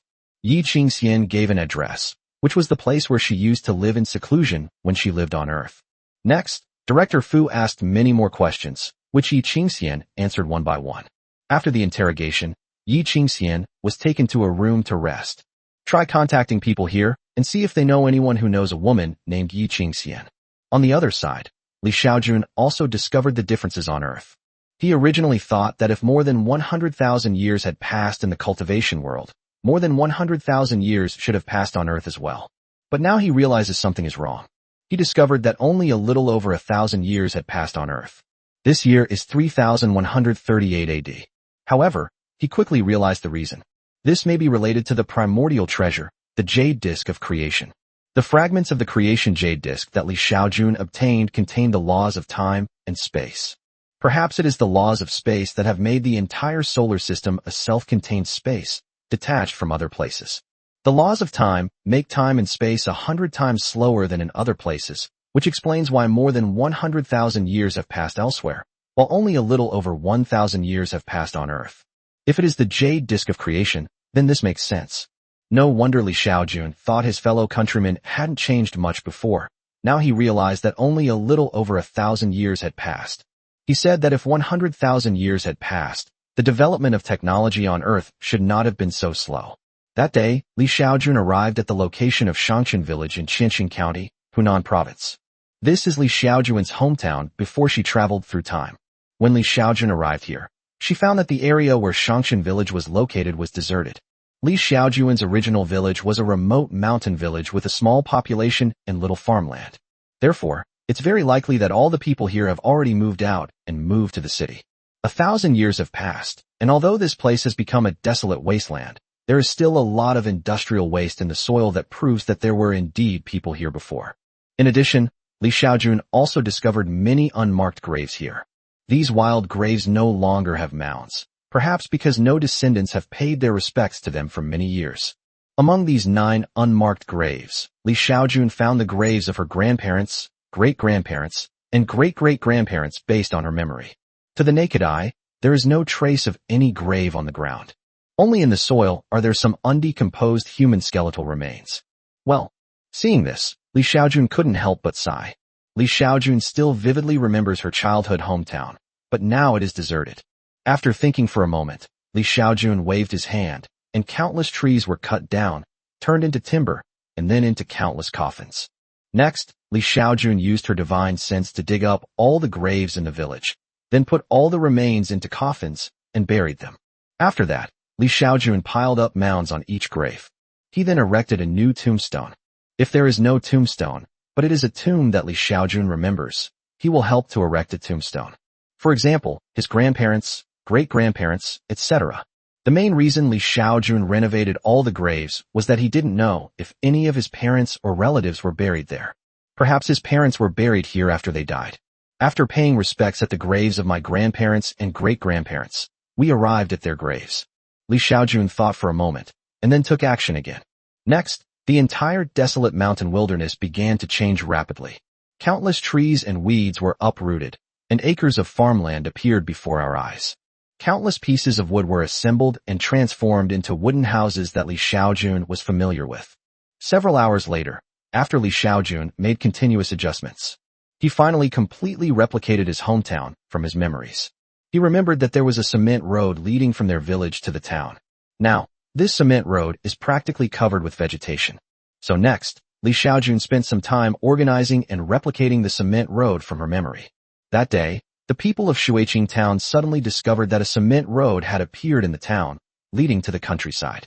Driven by curiosity, soon someone piloted an aircraft and flew towards the direction where the cement road extended. Soon after, they saw Xiaojun village, which had been replicated by Li Xiaojun. What's going on? When did this happen? Inside an aircraft, a young man looked at everything in front of him with great surprise. Soon after the young man arrived, countless more aircraft flew over. These people all came to watch out of curiosity. Where's this? I don't think this place existed before. The Xiaojun Village Party and Mass Service Center has been transformed into the village office. Dozens of aircraft were already parked here. A group of people disembarked from the aircraft and looked around curiously. Many people started chatting nonstop. This seems to be Xiaojun Village from several hundred years ago. Someone recognized the location. Hundreds of years ago? Yes, the people here moved away hundreds of years ago. I remember Su Urchin's hometown was here. Akun, is this your hometown? Someone asked a man named Su Kun. I've heard my parents say that my great-great-grandfather's generation was from here. Su Kun nodded and said, Can anyone tell me what's going on? How did Xiaojun Village suddenly appear all of a sudden? Chapter 192, Commanding the Wind and Rain. By this time, Li Xiaojun had already noticed the group of people who had arrived. However, he ignored it because he was replicating all the details of his home from his memory. He could only vaguely remember other people's houses. But he remembered every detail of the house where he grew up. Come quick, everyone. There's someone here. Soon, someone arrived at Li Xiaojun's door and saw Li Xiaojun inside the house. Upon hearing Gang's name called, a group of people quickly gathered around. Hello. A young man tried to greet Li Xiaojun. Li Xiaojun was wearing a white long robe, and her long hair was styled into a bun on top of her head, making her look very ethereal and otherworldly. Therefore, as soon as this group of people saw Li Xiaojun, they knew that Li Xiaojun was not one of them. They had all come to watch the spectacle, but they felt that this otherworldly-looking man might know what was happening here. Hello. Li Xiaojun came out of the room and greeted the group of people with a smile. Hello. Do you know why this place has become like this? A young man asked Li Xiaojun. I know. Li Xiaojun nodded. Do you know? Can you tell us what happened here? Sure. Li Xiaojun nodded, then said with a smile. Because I created this place. What? You did this? Yes. Li Xiaojun nodded. How did you do that? That's how it's done. With a wave of his hand, Li Xiaojun saw countless pieces of wood fly up in the distance, quickly transforming into various shapes of timber, and finally assembling into a beautiful wooden house not far in front of him. Hiss! Upon witnessing this scene, everyone present gasped in shock. Many people were stunned into silence. Some people were so frightened that they ran away as fast as they could. You. Some people were so surprised they couldn't speak. Are you a deity? A clear voice rang out. Li Xiaojun turned her head and saw an 11 or 12-year-old girl hiding behind a 30-year-old man, peeking out her head and looking at him with a surprised expression. A deity? I suppose so. Li Xiaojun smiled at the little girl. He's a celestial being now. You could say he's a deity. Are you really a deity? Do you know any magic?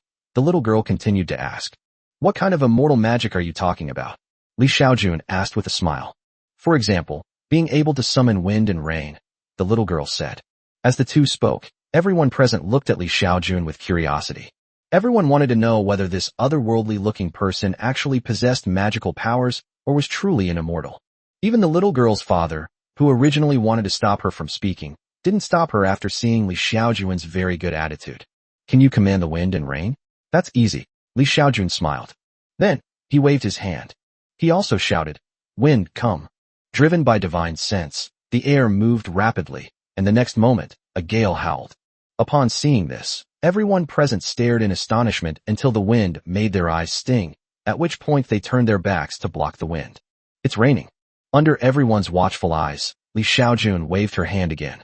His divine sense quickly gathered countless water vapors, and then everyone saw that dark clouds soon filled the sky, turning the sky completely black. Next, a flash of lightning illuminated the scene, followed by a rumble of thunder. A moment later, large raindrops began to fall. In the pouring rain, everyone stared blankly at Li Xiaojun, because they all noticed that although the rain was pouring down, Li Xiaojun was completely dry, as if an invisible dome had covered him. "Dear immortal brother, please relinquish your supernatural powers." A crisp sound rang out, and the girl from before was now soaked to the bone by the rain. Hearing this, Li Xiaojun smiled and waved. The rain stopped instantly, and soon the dark clouds dispersed, revealing bright sunshine. Li Xiaojun waved her hand again, and all the moisture on everyone's clothes was removed, instantly drying them off. "You are truly a deity. Immortal, please accept me as your disciple."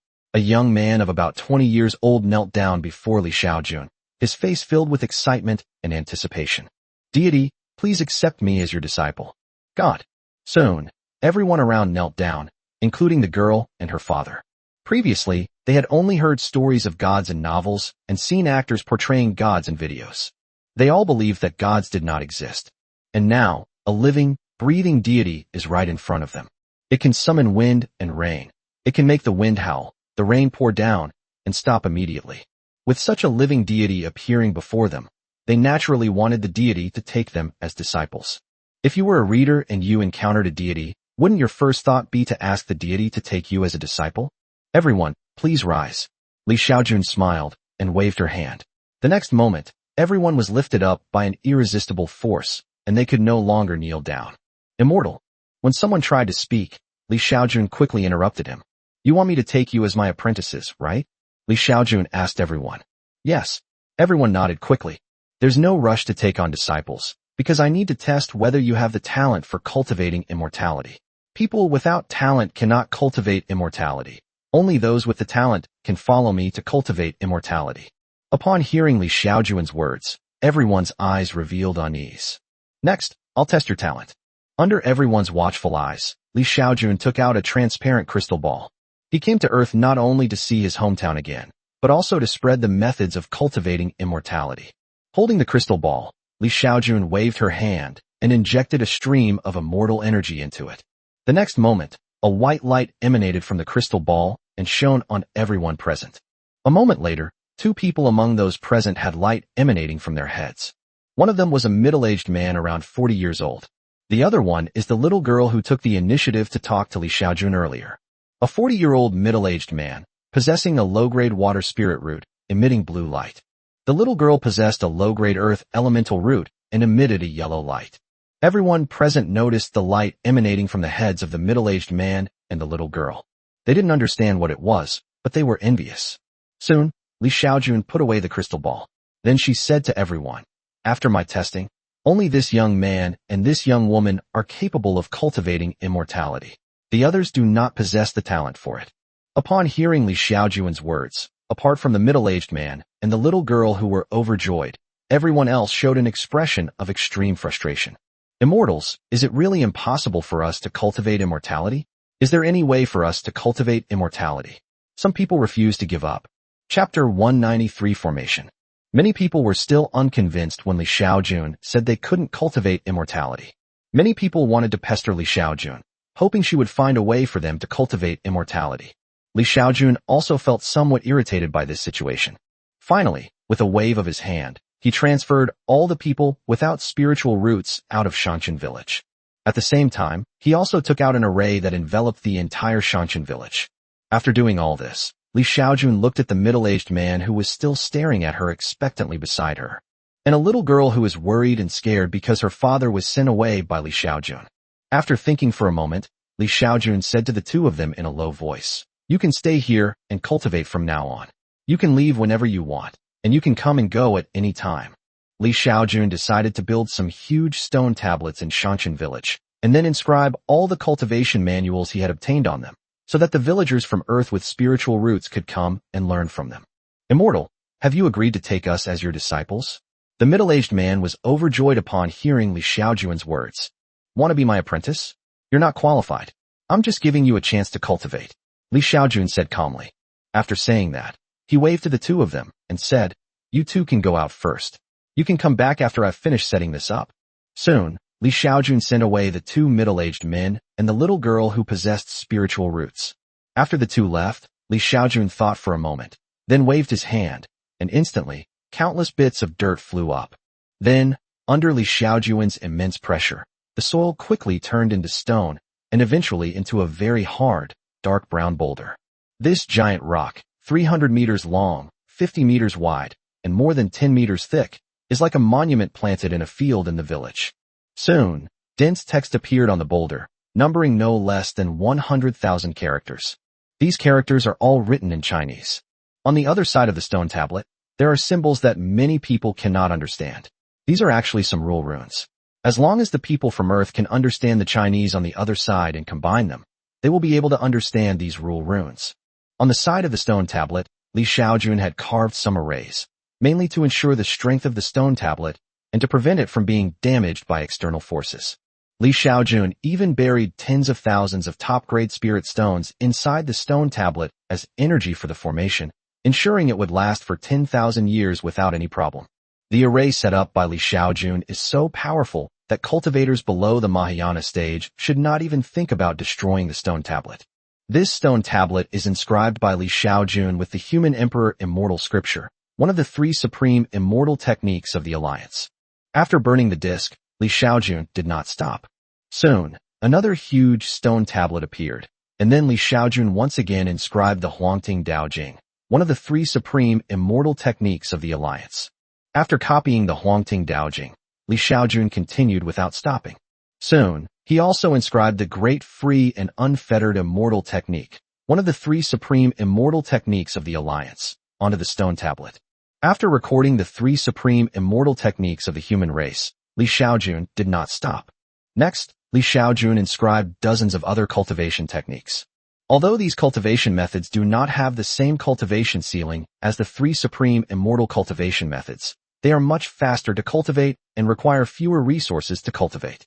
Finally, Xiaojun also noted on all the stone tablets which type of person was suitable for which cultivation technique. For ordinary people, although the supreme immortal technique has a high cultivation ceiling, allowing them to reach the true immortal realm, it is not something that everyone can cultivate. Those who lack the aptitude and resources to cultivate the highest immortal techniques may not even reach the foundation establishment stage and will eventually die of old age after 100 years. If they cultivate other techniques, they might be able to reach the foundation establishment stage, which could extend their lives by 100 or 200 years. After copying dozens of cultivation techniques in the village. Next, Xiaojun began to set up the formation. This time, he set up a spirit dispersing array, a spirit gathering array, and a powerful mountain protecting array.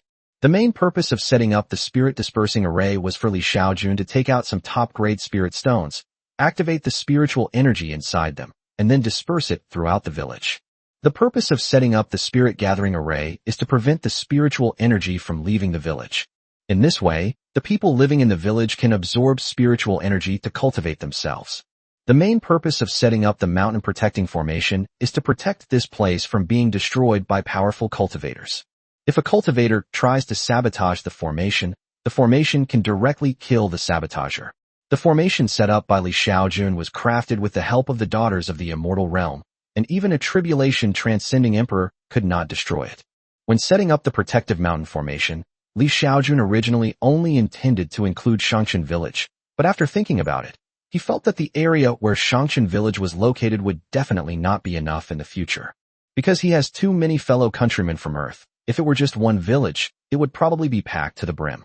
Therefore, Xiaojun eventually enveloped the entire area within 100 miles of Xiaojun village in the array. Among these were more than a dozen villages and towns, and all the people in those villages were directly evacuated by Xiaojun. As for how to deal with these people, Xiaojun believes that the state will definitely compensate them. After setting up the formation, Xiaojun waved his hand, releasing all the spirit stones in his system space. Xiaojun took out hundreds of billions of high-grade spirit stones and tens of billions of top-grade spirit stones from the system space. Under Xiaojun's control, these spirit stones were buried underground and then included in the spirit dispersing array. Xiaojun wasn't afraid that the spirit stones he buried would be dug up, because with the existence of the mountain protecting formation, anyone who dared to dig up the spirit stones would be considered to have damaged the formation and would be eliminated by the mountain protecting formation. After Xiaojun finished setting up the formation and took out the spirit stones, he quickly sensed that the spiritual energy content in the formation was increasing rapidly. At this rate, It should take less than half a month for the spiritual energy concentration within the formation to be equivalent to that of some sacred sites in the Big Dipper Star region. After setting up the formation, Xiaojun then placed 8 huge array gates in the 8 directions of the formation. He set up a formation device at each gate that could detect spiritual roots. Those who wish to enter the formation will only be marked by the mountain protecting formation if their spiritual roots are detected at the formation gate. Only those marked by the mountain protecting formation can freely enter and exit the formation. As for those whose spiritual roots were not detected, they will never be able to enter the Great Formation. Xiaojun's deployment of the formation in Xiaojun village quickly alarmed the entire country. Because he had to move tens of thousands of people to a radius of hundreds of miles in order to set up a formation. These people were inexplicably moved to other places, and their first instinct was naturally to call the police. With more people reporting it to the police, the government will naturally find out quickly. Many people also filmed the videos and uploaded them online, causing a huge uproar online. Chapter 194. Are you Yi Qingxian's disciple? Just as Xiaojun was setting up the formation, many flying vehicles flew to the outer perimeter of the formation or to the airspace above it to check the situation. Soon, some countries even deployed their armies to seal off the entire area around the formation. On a massive aircraft, a middle-aged man in military uniform looked down at the scene with a serious expression, his eyes darting around. This middle-aged man, named Yi Jinhua, is the only 5-star general in China. He himself is a cultivator at the 8th level of qi refining. He is also one of the few cultivators on the entire planet.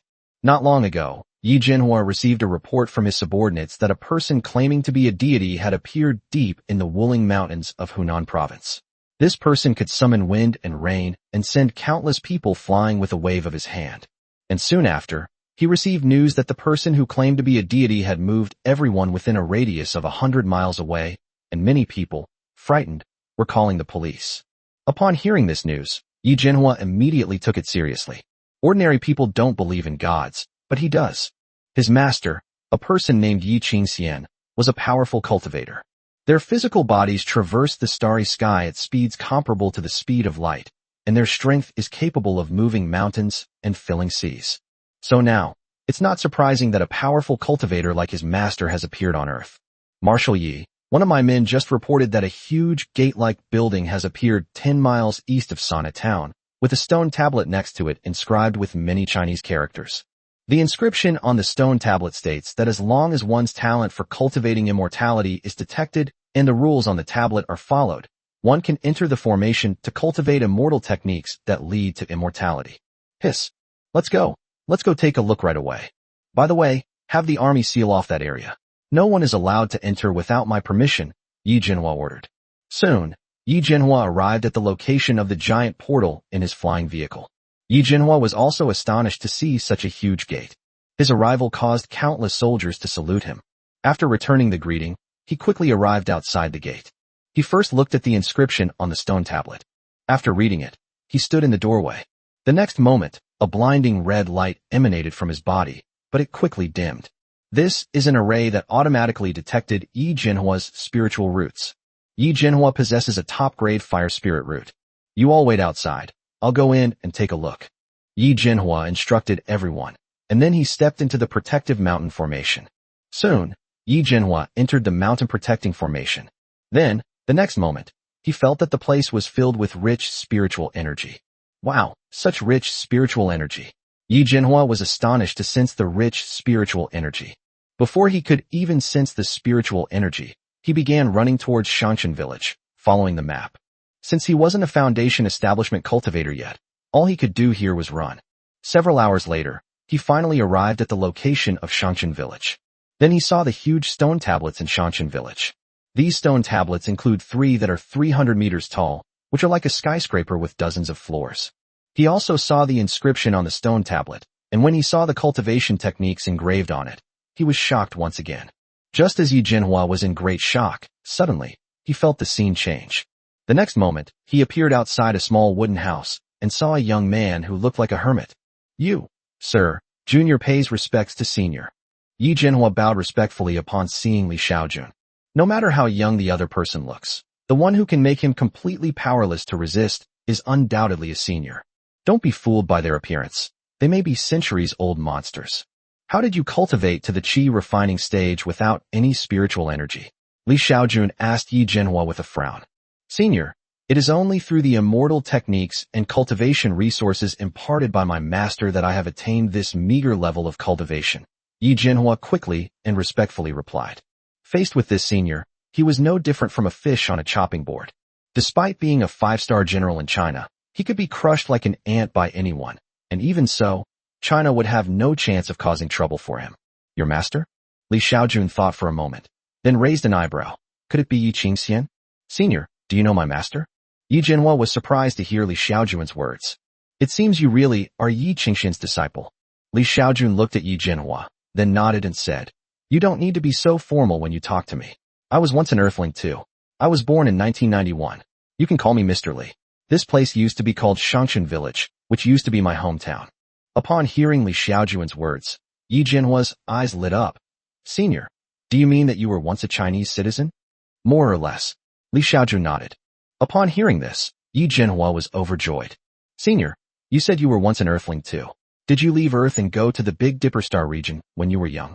Yi Jinhua asked Li Xiaojun. You even know about the Big Dipper constellation? Li Xiaojun asked in surprise. My master told me that our entire solar system is sealed off by a powerful spatial energy. 1 year on Earth is equivalent to 100 years in the Big Dipper constellation. At this point, Yi Jinhua looked at Li Xiaojun in surprise and asked, Senior, you said you were a person from more than 1,000 years ago. Could it be that you have lived for more than 100,000 years in the Big Dipper star region? More or less. Li Xiaojun nodded. Upon hearing Li Xiaojun's words, Yi Jinhua gasped. He never expected that the person in front of him was an old monster who had lived for over 100,000 years. His master, Yi Qingxian, seems to be only a few thousand years old. Senior, have you returned to live in seclusion this time? Yi Jinhua asked Li Xiaojun. Retreat into seclusion? Perhaps. Li Xiaojun smiled. He returned to Earth not only to see his hometown, but also to help his fellow Earthlings develop and grow. Of course, he also wanted to take a break and live in seclusion on Earth for a while, since this was his hometown. Living on Earth is always more pleasant than walking in the autumn rain. Senior, did you set up this place to take on apprentices? Yi Jinhua continued to ask Li Xiaojun. Taking on disciples? No, I just want to spread the immortal techniques I know. Ordinary people are simply not qualified to become my disciples. After a pause, Li Xiaojun said to Yi Jinhua, Do you know? In another star field of the Milky Way, there is also a human civilization. Relying on cultivation, they took only 100,000 years to control a territory the size of tens of thousands of star systems from a single life-bearing planet. The two farthest points on the territory of this human civilization can be thousands of light years apart in a straight line, and the population of such a human civilization has exceeded trillions. After a pause, Li Xiaojun continued. So, in my opinion, Earth is still too weak. If this human civilization discovers Earth, all they need to do is send a powerful cultivator at the Mahayana stage, such as your master Yi Qingxian, and they can basically wipe out all of humanity on Earth. Chapter 195 Communication. So, Senior, besides going into seclusion, is your purpose in returning this time to enable Earthlings to cultivate immortality as well? But according to my master, there is no spiritual energy on Earth. Even if cultivation techniques were popularized, not many people would be able to cultivate them, Yi Jinhua said to Li Xiaojun. Upon hearing this, Li Xiaojun said calmly, You can rest assured about that. I brought back a lot of cultivation resources from the outer star region this time. It wouldn't be a problem to cultivate tens of thousands of transcending tribulation emperors. Li Xiaojun was very confident about the cultivation resources she had brought back this time. Hearing Li Xiaojun's words, Yi Jinhua shook his head and said, Senior, you may think that you have a lot of cultivation resources, but I think that no matter how many resources you have, they are all limited. So I suggest that even if you take on disciples, you should only take on those with good talent. I believe that by concentrating resources, we can cultivate more powerful cultivators who can protect our planet in the future. Hearing Yi Jinhua's words, Li Xiaojun frowned, and a faint pressure emanated from him. I don't care what you think, I care what I think. And I don't need anyone to tell me what to do. He paused for a moment, then continued. I expect you to immediately withdraw the troops guarding outside my formation and not stop anyone from coming here to cultivate. Otherwise, don't blame me for being impolite. Can you do that? Upon hearing Li Xiaojun's words, Yi Jinhua felt as if Li Xiaojun's imposing figure was pressing down on him like a mountain, causing him to break out in a cold sweat. Please calm down, senior. I will order the troops to leave immediately. Well, you're smart to know what's good for you. Li Xiaojun nodded and withdrew her oppressive aura. Soon, Yi Jinhua took out his communication equipment and ordered all the troops outside to evacuate. The person before him, who was able to traverse the starry sky and had lived for over 100,000 years, was, according to his master, at least a great emperor in the tribulation transcending stage. Such a person could easily destroy the entire human civilization on Earth, so he wouldn't dare to have any thoughts of resistance. Senior, do you need the government to help promote your return to Earth to teach cultivation techniques? Yi Jinhua quickly asked Li Xiaojun, his aim being to curry favor with her. After hearing Yi Jinhua's words, Li Xiaojun thought for a moment and then nodded. Can.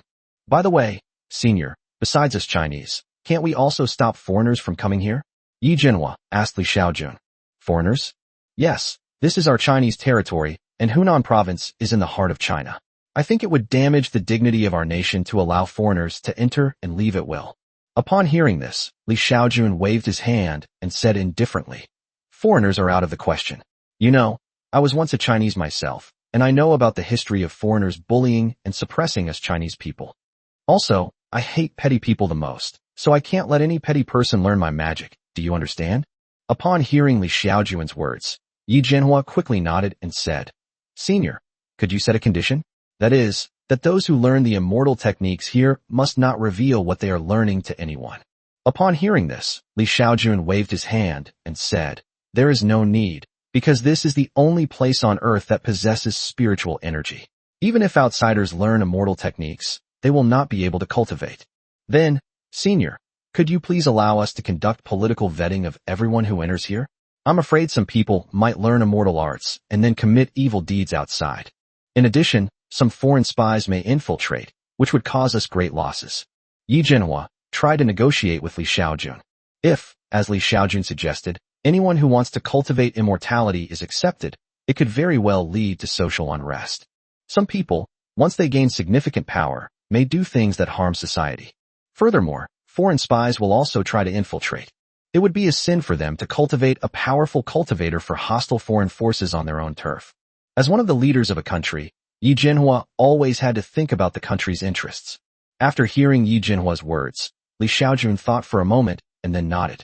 All right, you can conduct political vetting on everyone who enters this place to cultivate, Li Xiaojun said to Yi Jinhua. As a Chinese citizen, Li Xiaojun naturally hopes that China will become a better place. If a foreign force were to infiltrate, such as someone from Xiao Rizi's faction, and not only learn his powerful immortal techniques, but also grow stronger using the cultivation resources he painstakingly brought back, he would probably be disgusted to death. If all of humanity on Earth didn't share a common ancestor, Li Xiaojun could have easily screened everyone except the Chinese people based on their bloodlines. It's like how humans have a formation that can identify all non-human demons. Unfortunately, all humans on Earth are different races that evolved from the same ancestor, so this kind of formation is completely useless here. Moreover, the descendants of the ancient Chinese ancestors were also descendants of the same lineage, making it even more impossible to distinguish them. Senior, if we want to unify the entire Earth in the future, do you think that's possible? Yi Jinhua asked Li Xiaojun cautiously. Upon hearing this, Li Xiaojun waved his hand dismissively. If you can unify the Earth, I have no objection. Li Xiaojun had no doubt that China could unify the world. If many Chinese people learn cultivation techniques from him and achieve success, then the unification of the entire Earth by China will be almost inevitable. Senior, now that you've returned to Earth to help our Chinese people, does the country need to promote your name? After thinking for a moment, Yi Jinhua asked Li Xiaojun another question. No need. Li Xiaojun waved her hand. Senior, you are from over 1,000 years ago on Earth. Perhaps you have descendants still alive. Would you like us to help you find them? Yi Jinhua asked Li Xiaojun again. No need. He waved his hand. Besides her parents, Li Xiaojun's family on Earth included her younger brother. However, even if his brother's lineage has descendants, he will not acknowledge them. After all, his grandparents' graves had become isolated graves in the mountains, with no one to pay their respects. Therefore, it is clear that his parents' graves are not much better. It would be understandable if it happened during a time of war, but Li Xiaojun knew that China had been at peace for over 1,000 years. So if Li Xiaojun's younger brother's lineage still has descendants, but they don't even want their ancestral graves anymore, then what need does he have to acknowledge these descendants? Moreover, even if he acknowledges them, they are not his own descendants, and there will be no kinship between them. Chapter 196 Meeting. Although many of the events that occurred in the Wuling Mountains of western Hunan province were exposed online at the time, they were quickly suppressed by the state. Meanwhile, after leaving the formation, Yi Jianhua immediately took a flying vehicle to the capital. At this time, many people in the capital were already waiting for Yi Jianhua to report the situation. Such a major event occurred in Hunan province. It's impossible that the national leadership was unaware of it. Yi Jianhua was someone they had sent to investigate, so naturally they hoped to learn about the cultivator's situation from him. Cultivators may be a secret to ordinary people, but many high-ranking officials in the country already know about them. More than 20 years ago, Yi Jianhua and several others came to the attention of the national leadership. At that time, the national leadership discovered Yi Jianhua's situation and learned that Yi Jianhua was a cultivator. Furthermore, there was another powerful figure who married his granddaughter to Yi Jianhua. Otherwise, how could Yi Jianhua, who came from humble beginnings, have become one of the top military figures in just over 20 years? How is Jianhua doing? In the conference room, an elderly man eagerly asked Yi Jianhua, who had rushed back. Mr. He, the situation is as follows. Then, Yi Jianhua recounted what he had seen and heard from Li Xiaojun, as well as the information he had gathered.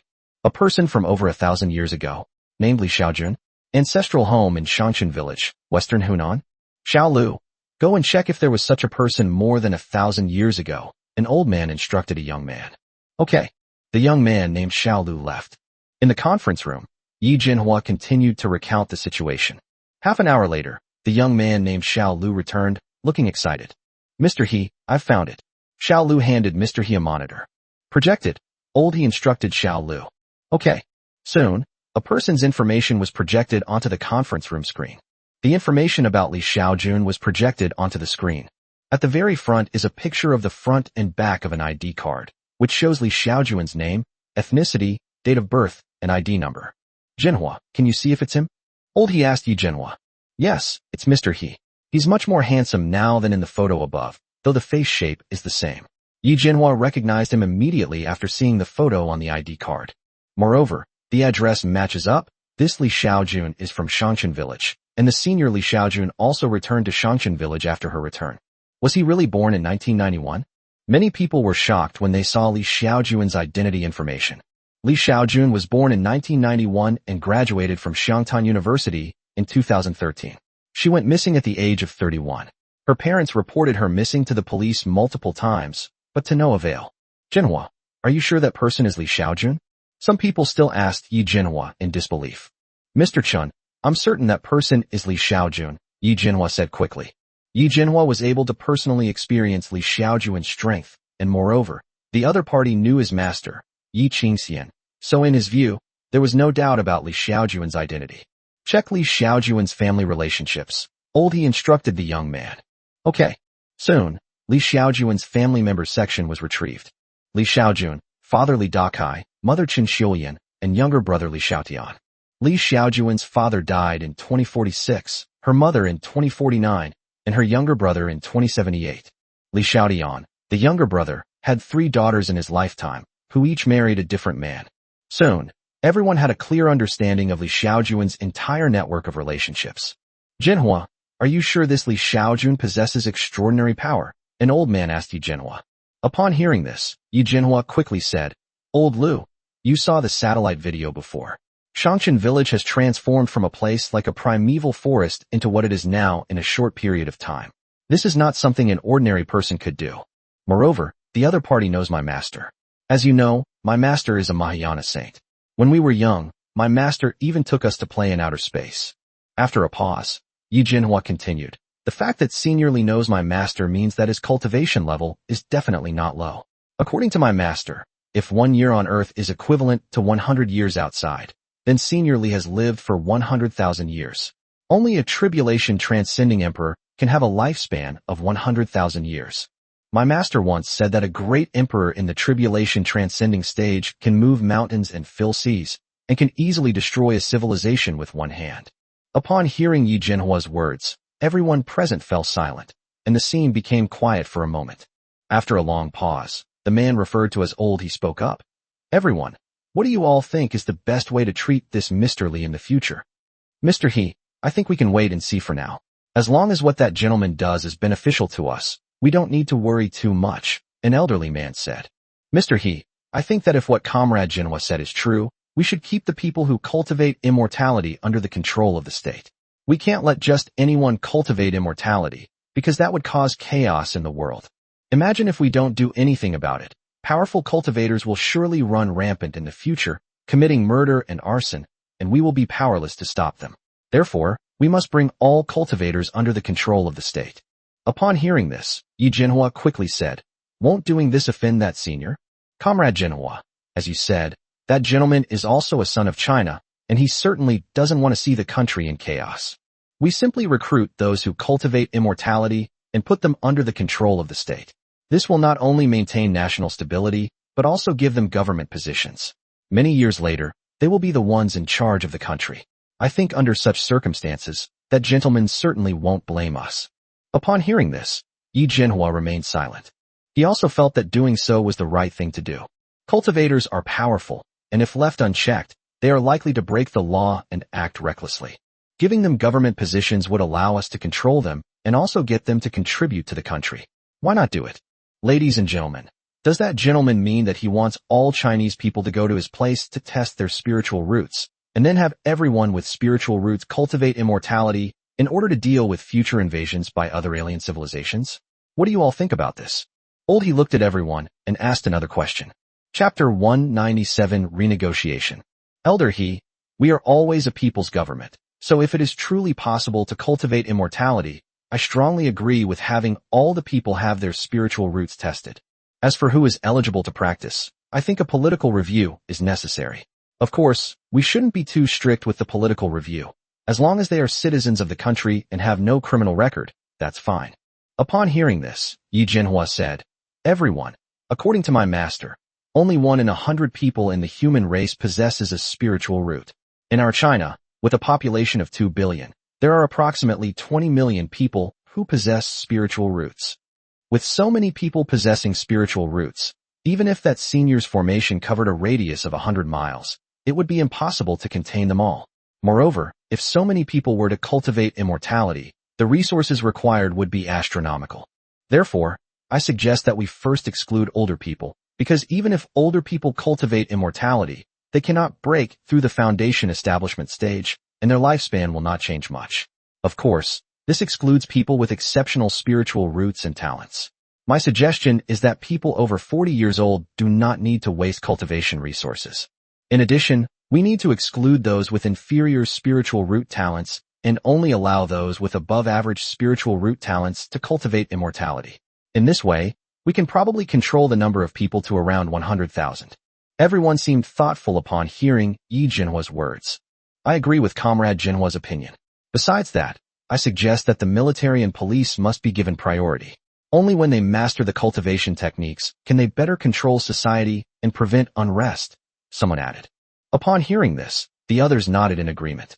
If the state's law enforcement agencies can first control the cultivation of immortality, then opening it up to the general public later will prevent major chaos. Otherwise, as some people have speculated, those who wield great power might trample on the law and commit murder and arson. Gentlemen, it seems there's no use in us deciding this matter. We need that gentleman's consent first, an old man said to the others. Upon hearing this, Yi Jinhua quickly said, I'll talk to that senior about this. He's very understanding, and I'm sure he'll agree. From his conversation with that senior colleague, he was certain that the senior colleague was very reasonable, and that as long as the pros and cons of the matter were explained to him, he would most likely agree. The next day, Yi Jinhua returned to Xiaojun village. He was accompanied by a group of elderly people, but unfortunately, because they lacked spiritual roots, they were directly blocked outside by the mountain protecting formation. Senior, there are a few elders in our China who want to meet you. After meeting Li Xiaojun, Yi Jinhua immediately started talking about how those elders had tried to intercept the outside of the 9-1 formation. Yi Jinhua thought that Li Xiaojun would let the elderly people in after hearing this. However, Li Xiaojun completely ignored it. His rule was that people without spiritual roots could not enter the formation, and he naturally wouldn't break the rule for a few people, even if those people were important figures in China. Yi Jinhua did not expect Li Xiaojun to have such an attitude, but he could only quickly let the matter drop. Senior, the reason I've come to see you this time is... Next, Yi Jinhua shared their thoughts from yesterday's meeting with Li Xiaojun. Hearing Yi Jinhua's words, Li Xiaojun thought for a moment and then nodded. I agree with your suggestion in principle. However, I would like to include children who, although they have inferior spiritual roots, are no more than 15 years old. Furthermore, I hope the country can conduct spiritual root testing on everyone within a year, Li Xiaojun said calmly to Yi Jinhua. Hearing Li Xiaojun's words, Yi Jinhua felt a chill run down his spine. After thinking for a moment, he said to Li Xiaojun, Senior, you should know that our country has a population of 2 billion. To bring 2 billion people here for spiritual root testing is a huge project. It will put our transportation capacity to a tremendous test, and it is almost impossible to complete. This situation is like taking 2 billion people to Shanghai for a tour. Don't be fooled by the fact that the national railway lines can carry billions of people during the spring festival travel rush. Those are transports to all parts of the country. If we were to move all the people to one place, it would probably take several years to complete. After all, transportation is not just about getting people there. It also involves ensuring that those people have food, shelter, and personal safety, among other things. Senior, isn't a year too short? Our transportation capacity is indeed limited, Yi Jinhua said to Li Xiaojun, forcing a smile. Hearing Yi Jinhua's words, Li Xiaojun thought for a moment and said, I know your concerns. Since I have said it, I will definitely have a way to help you complete the mission. Here's what I'll do. I'll set up a large talent testing array in each provincial capital. With that, you should be able to complete the spiritual root testing for everyone within a year, right? Li Xiaojun asked Yi Jinhua. If that's the case, then it's definitely possible. Yi Jinhua nodded quickly. After speaking with Li Xiaojun for a while, Yi Jinhua left the protective array to report the situation to a group of elderly people outside. After Yi Jinhua left, Li Xiaojun contacted Lao Ba, Li Xiao directly. Xiao, Dad needs you to help me get 100 sets of spirit root detection arrays. As for the formation, Li Xiaojun naturally asked her daughters to complete the task. 100 sets of spiritual root detection arrays. Dad, you've discovered another life-bearing planet? Li Xiao was very surprised to hear Li Xiaojun's words. Judging from Li Xiaojun's tone, he must have not only discovered a planet inhabited by life, but also that there are many humans on that planet. Don't worry about that. Just get me 100 sets of spirit root detection arrays, Li Xiaojun said to her daughter. Okay. Li Xiao nodded in agreement. By the way, Father, recently both Li Bai and Li Qingzhao of our human race broke through to the tribulation transcending emperor realm. Our human race now has 2 more tribulation transcending emperors, Li Xiao said to Li Xiaojun. Really? That's good. Li Xiaojun nodded. Li Qingzhao and Li Bai were his children. Speaking of which, these 2 children are only a little over 1,000 years old. The fact that they broke through to the tribulation transcending emperor realm at such a young age shows that their talent played a crucial role. Both of them were among the first children born to Li Xiaojun with the acquired demonic god root. The acquired demonic god root is a talent that is countless times stronger than the immortal spiritual root, so it seems that there is nothing wrong with them breaking through the tribulation stage in just over 1,000 years. After hanging up with Li Xiao, Li Xiaojun then connected with her son, Li Ziming. Li Ziming is the son of Li Xiaojun and Ni Xiaoding. However, this son was born later within the immortal array. Normally, Li Xiaojun would use himself and his children to communicate with Ni Xiaoding and the others, and pass on cultivation resources to the children in the immortal array for cultivation. ZMO, how long until you break through to the tribulation transcending emperor stage? Li Xiaojun asked her son. Father, I'm currently in the mid-stage of the Mahayana realm. It will take another 100 or 200 years before I break through to the tribulation transcending stage, Li Ziming said to Li Xiaojun.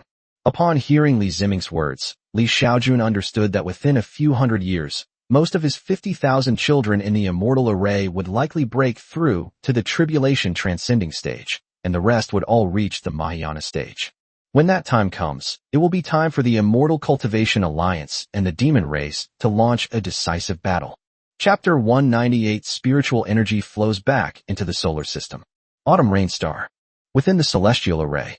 At this moment, tens of thousands of men and women who looked very young were cultivating in various places within the Immortal Array. Most of these people have reached the Mahayana stage of cultivation, while only a few have reached the integration stage. These people number in the tens of thousands, and they are all Li Xiaojun's children. Li Xiaojun's daughters can directly ask Xiaodong and Lu Yuqi for cultivation resources whenever they lack them. Therefore, in the world of the immortal array, Xiaodong, Lu Yuqi, and the others are among the most respected people by all the children. Over 1,000 years have passed, and Xiaodong and Lu Yuqi have long since broken through to the tribulation transcending stage and are now both at the mid-stage of the tribulation transcending stage. However, although their cultivation had broken through to the great emperor level, they still could not break through the immortal formation to escape. Xiaodong, when do you think we can get out? Lu Yuqi asked Xiaodong quietly from a mountaintop. Sigh, I don't know. Maybe we can leave once the children have all broken through the tribulation transcending stage. Xiaodong sighed and said, that heartless man abandoned us. He ran away, leaving us to be babysitters for so many children for over 1,000 years. Sometimes I really want to kill him. Lu Yuqi thought of someone and couldn't help but grit her teeth. Hearing this, Xiaodong didn't reply. She stared blankly at the immortal array, wondering what the situation was like outside. If Master knew that we had broken through to the tribulation transcending stage and had even brought out thousands of tribulation transcending stage emperors, what kind of expression would she have? Lu Yuqi asked Xiaodong with a mischievous grin. Upon hearing this, Xiaodong perhaps thought of her master Li Ziwei's expression when she saw so many transcending tribulation emperors, and couldn't help but smile. I bet Master will be very surprised. After all, she suddenly has tens of thousands of younger brothers and sisters, Xiaodong said, covering her mouth. Upon hearing this, Lu Yuqi said wickedly, given our relationship with our master, he should call us stepmothers. Sometimes when I think about this, I feel very excited. Hey, the Big Dipper constellation. Buried Emperor Star. Because Li Xiaojun had been waiting in outer space, which was sealed off by the creation jade disk, for nearly half a year. 48 years had passed on the burial Emperor Star at this time. In Xiaojun village, the puppet left behind by Li Xiaojun looked at her daughters and apprentice who were cultivating in the courtyard, and a smile appeared on her lips. Although Li Xiaojun's main body is gone to Earth, his puppet clone has been living here in his place. In the second year after Li Xiaojun's main body left the burial Emperor Star, Tuoba Yexian completely overthrew the Feathered God dynasty and established a brand new country. 20 years later, under the rule of Tuoba Yexian, the country was thriving, and most importantly, ordinary people had the opportunity to cultivate. 20 years later, Li Xiaojun's clone found Tuoba Yexian and asked him whether he wanted to continue being the emperor or become his disciple and follow him in cultivation. Tuoba Yexian chose to become an apprentice without hesitation. Therefore, under such circumstances, Li Xiaojun, through Tuoba Yexian, produced the cultivation technique and gave it to his wife and daughters on the burial Emperor Star. So now, his wife and daughters from the burial Emperor Star have begun their journey into immortality. 3 years later, on the other side of the Big Dipper constellation, as the spatial blockade of the solar system shattered, countless streams of spiritual energy poured in. Finally, many powerful cultivators discovered the location of the solar system. 3 years later, a snake demon in the Mahayana stage arrived in outer space. How could there be a life-bearing planet here? Upon seeing Earth, the Mahayana stage serpent demon was extremely surprised. This planet is inhabited entirely by humans? After scanning the Earth with his divine sense and finding that it was entirely populated by humans, the Mahayana stage snake demon was immediately displeased. Half an hour later. Soul search. Through soul searching, the Mahayana stage snake demon quickly understood the situation on Earth. The snake demon was very excited after learning about the situation on Earth. It never imagined that this planet had never had any spiritual energy before. Moreover, the humans on this planet have no relation to the humans in the Big Dipper star region. Therefore, as long as he kills all the humans on this planet, his snake race will be able to control the entire Earth. However, it seems that a powerful human came to this planet 3 years ago. I wonder what level of cultivation he was. The snake demon scanned the location of Hunan province in China with its divine sense, and soon it discovered the mountain-protecting formation that it had learned about through soul searching. Court death. Suddenly, a cold snort rang out. Then, very quickly, the snake demon noticed a golden streak of light flying rapidly toward it. The golden light was too fast. Before it could even react, its head was severed. The next moment, a young figure appeared in the spot where the snake demon had been. This young figure is none other than Li Xiaojun. With a wave of his hand, he grasped the head of the Mahayana stage snake demon in his grasp. As for its other corpses, he directly stored them in the system space. Soul search. Li Xiaojun used soul search on the snakehead. The space barrier of the solar system has disappeared? Li Xiaojun was very surprised. From the soul search of this Mahayana stage snake demon, Li Xiaojun discovered that the spatial barrier of the solar system had disappeared. Therefore, under such circumstances, it is estimated that soon, many other demon races and human cultivators will come to Earth. Li Xiaojun will not allow anyone to interfere with Earth, not even the human race in the Beidou Star region. So he's probably going to go on a killing spree next. 2 weeks later, Li Xiaojun felt another divine sense scanning his formation. The next moment, Li Xiaojun's divine sense instantly spread out. The next moment, Li Xiaojun discovered that there was a huge monster in the starry sky. The vegetables are being delivered again. Without any further words, Li Xiaojun directly summoned the immortal sword. Soon, Li Xiaojun stored the giant monster's corpse in his system space. In the following period, more and more extraterrestrial visitors discovered Earth. Most of these visitors from beyond the realm were demons, but there were also humans. Li Xiaojun had no hesitation in the face of the demon race's arrival. Her only response was to kill, kill, kill. As for the humans who came to Earth, Li Xiaojun did not kill them directly, but instead sent them a warning via telepathy. As long as the human cultivators in the Big Dipper Star region don't cause trouble on Earth, Li Xiaojun won't bother with them. That day, Li Xiaojun was leisurely lying on a rocking chair in the yard, basking in the sun. Suddenly, he discovered something incredible.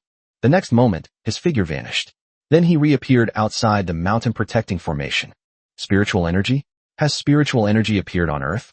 Li Xiaojun discovered that spiritual energy had appeared on Earth. Although the concentration of spiritual energy is not high enough, it is a real spiritual energy that has appeared. Li Xiaojun was not surprised by the appearance of spiritual energy on Earth, because with the collapse of the space barrier covering the solar system, the spiritual energy of the Big Dipper constellation would definitely flow back into the solar system. After experiencing the concentration of spiritual energy on Earth, Li Xiaojun quickly returned to her secluded life.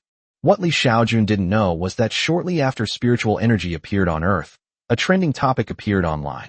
Many scientists claim to have discovered dark matter and dark energy. Chapter 199, Yi Qingxian solved the case. Dark matter, dark energy. Dark matter mainly refers to matter that does not react with light. Dark energy is a type of energy that drives the universe. Like dark matter, it does not react with light. In other words, dark matter and dark energy cannot be seen with the naked eye. More than 1,000 years ago, scientists discovered that dark matter and dark energy account for 95% of all matter in the universe. Dark energy, in particular, accounts for about 70%. However, no matter what method scientists use, they have been unable to discover the existence of dark energy and dark matter. However, during this period, scientists from various countries have successively discovered dark energy. Furthermore, they discovered that dark matter and dark energy are not incapable of interacting with light. Dark energy is capable of interacting with light. Therefore, scientists have a terrifying suspicion. That is, the reason they couldn't discover dark matter and dark energy before wasn't because their equipment was inadequate, but because dark matter and dark energy simply didn't exist on Earth before. Their sudden discovery of dark energy is due to the sudden appearance of large-scale dark energy on Earth. They don't know how these dark energies suddenly appeared on Earth, and many scientists are baffled by it. Moreover, many scientists have observed significant changes in the night sky in recent years. For example, when they observed the night sky again, they discovered many stars that were clearly affected by dark energy. The discovery by scientists on Earth went viral, and Li Xiaojun also saw the scientists' findings. After returning to Earth, he did not live in seclusion and become detached from worldly affairs. He also bought a communication terminal to surf the internet, and he discovered that 1,000 years later, videos of young women dancing online were still very popular. Besides that, there are all sorts of news and entertainment programs. Furthermore, short videos are still relevant. Li Xiaojun also saw the news online about scientists discovering dark energy. After seeing this news, Li Xiaojun guessed that the dark energy that scientists were talking about must be spiritual energy. Previously, Earth scientists could not discover dark energy because the entire solar system was sealed off by the space formed by the jade disk of creation, and there was no spiritual energy inside at all. Now that the creation jade disk has been taken by the system, the space is gone, and the spiritual energy has come to Earth, which is why scientists have discovered it. That day, Li Xiaojun scanned the area with her divine sense, and then left Xiangshan village after a long absence. At this time, Xiaojun village had become a place for countless Chinese people with spiritual roots to cultivate, with more than 500,000 people cultivating there. To ensure that these 500,000 people could cultivate in peace, the government built structures in almost every part of the protective mountain formation. Furthermore, a high-speed railway was built directly into the formation, which solved the problem of supplying food and daily necessities to more than 500,000 people. In just 3 short years, Li Xiaojun's protective mountain formation had transformed into what resembled a city. Fortunately, thanks to Li Xiaojun, Xiaojun village, where he lives, still retains its original appearance. Li Xiaojun painstakingly replicated the golden color from over 1,000 years ago, and no one dared to destroy it. Aside from those who come to learn the stone tablet technique and stay briefly in the village, no one else lives there. After Li Xiaojun left Xiaojun village, soon, he arrived at a manor in Kyoto. In the manor, Yi Qingxian was leisurely lying in a rocking chair when a voice suddenly rang out. "You seem to be living a pretty carefree life." Li Xiaojun looked at Yi Qingxian, lying on the rocking chair, and said calmly. Hearing Li Xiaojun's voice, Yi Qingxian didn't find it strange at all. She knew all along that Li Xiaojun would definitely come to see her soon, because she was about to give birth. 3 years ago, she was arrested by the Shanghai police. At first, she claimed to be Yi Jinhua's master, but no one believed her. Fortunately, Yi Qingxian provided a place of origin address so that the police could check it. Even in Yi Qingxian's hometown, many people still recognize her. Upon seeing Yi Qingxian's photo, locals immediately recognized her as Yi Qingxian, specifically her younger self. After being identified by local residents, the police finally confirmed that Yi Qingxian was indeed Chinese. However, when they continued their investigation, they discovered that Yi Qingxian was a person from more than 20 years ago. The current Yi Qingxian is almost the same as she was 20 years ago, still just as young. Furthermore, they discovered that Yi Qingxian's identity from over 20 years ago was kept secret, and ordinary police officers had no authority to investigate it. The situation was quickly addressed. Finally, it was General Yi Jinhua and several other renowned academicians of the Chinese Academy of Sciences who personally went to Shanghai to pick up Yi Qingxian. The person who received Yi Qingxian was naturally the disciple Yi Qingxian had taken on Earth more than 20 years ago. Of these apprentices, Yi Jinhua became a general in China, and several of his female apprentices became top scientists in China. So for the past 3 years, Yi Qingxian has been living in the capital, where she is served by her disciples and their families every day. She couldn't be happier. Yi Qingxian had naturally heard about what Li Xiaojun had done from Yi Jinhua. She never expected that Li Xiaojun had actually been an Earthling. So, she solved the case. Li Xiaojun once said that she came to Earth by following her. But now it seems that she has completely fallen into Li Xiaojun's trap. If Li Xiaojun had discovered her escape, he probably would have caught her on the Burial Emperor's star, without having to follow her all the way to Earth to capture her. So, if she hadn't run to Earth, Li Xiaojun might not have been able to catch her.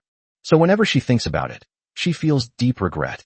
Recently, her baby is due soon, so she guessed that Li Xiaojun would definitely come to see her. It seems that Li Xiaojun did indeed arrive. "Come with me," Li Xiaojun said calmly to Yi Qingxian. Before Yi Qingxian could refuse, Li Xiaojun was about to take Yi Qingxian away. "Wait, let me tell my disciples first," Yi Qingxian said quickly. "You can tell them directly by phone." After Li Xiaojun finished speaking, she directly took Yi Qingxian and left the manor. Soon, Li Xiaojun brought Yi Qingxian to the old house in Xiaojun village. "Are we going to live here from now on?" Yi Qingxian asked, looking around curiously. "Yes," Li Xiaojun nodded. Next, Li Xiaojun and Yi Qingxian settled down in the village. 2 weeks later, Yi Qingxian successfully gave birth to a baby boy. Looking at the baby boy she had just given birth to, Yi Qingxian's expression was very complicated. To be honest, she didn't want to have Li Xiaojun's child. But no matter what, this child is her son, and even if she hates Li Xiaojun, she can't transfer her emotions onto the child. Moreover, when Yi Qingxian sensed the child's terrifying talent, she was overjoyed. Chapter 200. Dad, what are you doing, Dad? After Yi Qingxian gave birth, Li Xiaojun and Yi Qingxian continued to live in the village.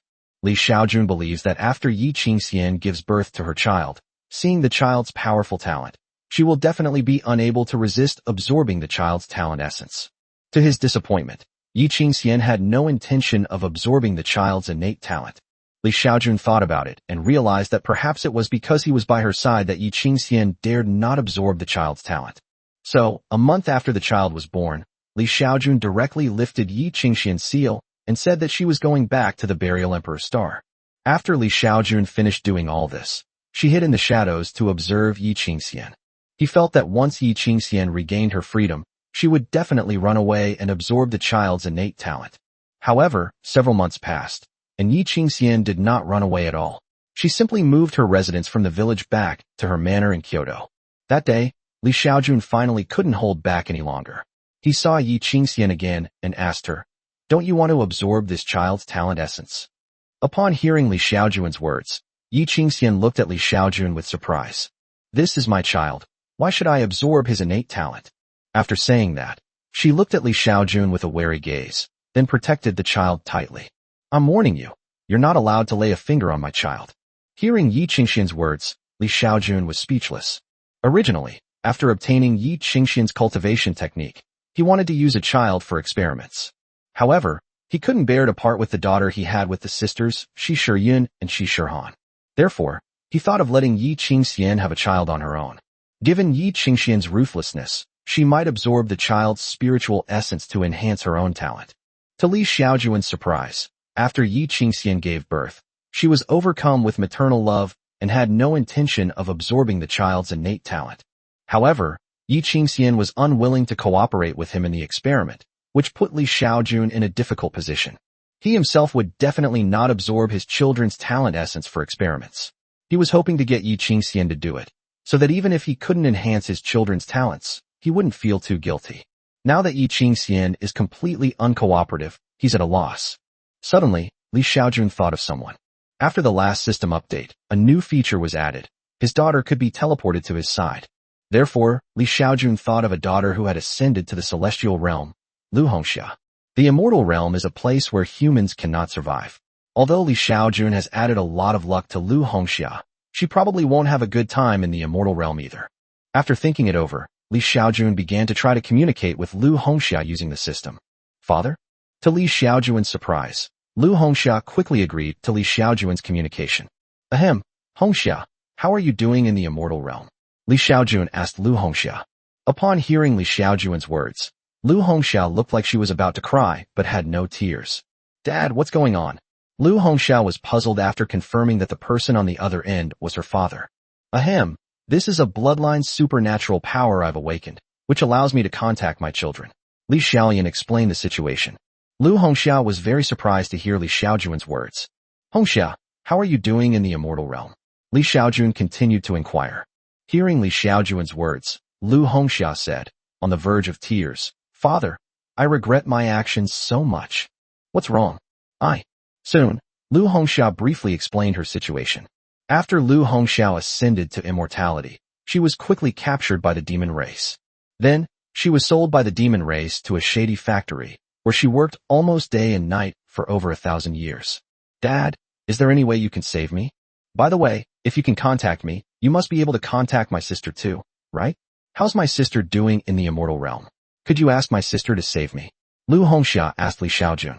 Upon hearing Lu Hongxia's words, Li Xiaojun quickly shook her head and said, "I can't contact your sister." Li Xiaojun dared not say he could contact Lu Hongxia's sister, because he wanted to trick Lu Hongxia into teleporting to him. What if he manages to contact Lu Hongxia's sister, and Lu Hongxia asks him to send her sister over as well? However, upon hearing Li Xiaojun's words, Lu Hongxia's eyes immediately turned red. "Dad, you can't contact my sister. Do you mean she's dead?" Lu Hongxia asked Li Xiaojun. "I don't know either. Maybe I just can't get in touch with your sister for the time being. Maybe I'll be able to get in touch with her later," Li Xiaojun quickly replied. Hearing Li Xiaojun's words, Lu Hongxia was still very sad.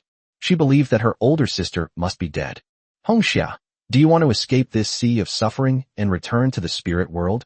Just as Lu Hongxia was feeling sad, Li Xiaojun suddenly asked her. "Father, what do you mean?" Lu Hongxia asked in surprise. "Well, the bloodline power that Father awakened has another powerful function. It can not only contact you, but also open a spatial channel to teleport you to my current location," Li Xiaojun said to Lu Hongxia. Hearing Li Xiaojun's words, Lu Hongxia was somewhat incredulous. "Father, are you telling the truth?" While she couldn't believe it, there was also a glimmer of hope in her eyes. "What I said is true," Li Xiaojun quickly replied. "Father, if what you're saying is true, please take me back right now. I don't want to stay here for another second." Lu Hongxia said hurriedly. All right, I'll activate the teleportation function now. Don't resist, Li Xiaojun said to Lu Hongxia. Dad, won't someone find out if you activate teleportation? Should I find a secluded place? Lu Hongxia asked quickly. Don't worry. Even if someone is watching you, I can still teleport you here silently, Li Xiaojun quickly said. Then, Li Xiaojun activated the system's teleportation function to connect him with Lu Hongxia. Lu Hongxia naturally did not resist. In the celestial realm, in a shady factory, Lu Hongxia was working when suddenly her body vanished. The instant Lu Hongxia disappeared, her body appeared in the space that Li Xiaojun had the system create for her. Then, a spatial passage appeared in the space. Soon, Lu Hongxia was sucked into the spatial passage. Father, have I really returned to the spirit world? On Earth, Lu Hongxia asked Li Xiaojun with some disbelief. As soon as she appeared, she scanned the area with her divine sense and discovered that this was a planet inhabited by humans. And soon she discovered that there was no immortal energy left here, and the surroundings were filled with spiritual energy. You have naturally returned to the spirit world, Li Xiaojun said to Lu Hongxia with a smile. But the next moment, he made his move. He directly sealed Lu Hongxia's cultivation. For someone at the celestial immortal realm, sealing Lu Hongxia's cultivation at the early stage of a human immortal was far too easy. Dad, what are you doing, Dad? Lu Hongxia was shocked to see Li Xiaojun suddenly seal her cultivation.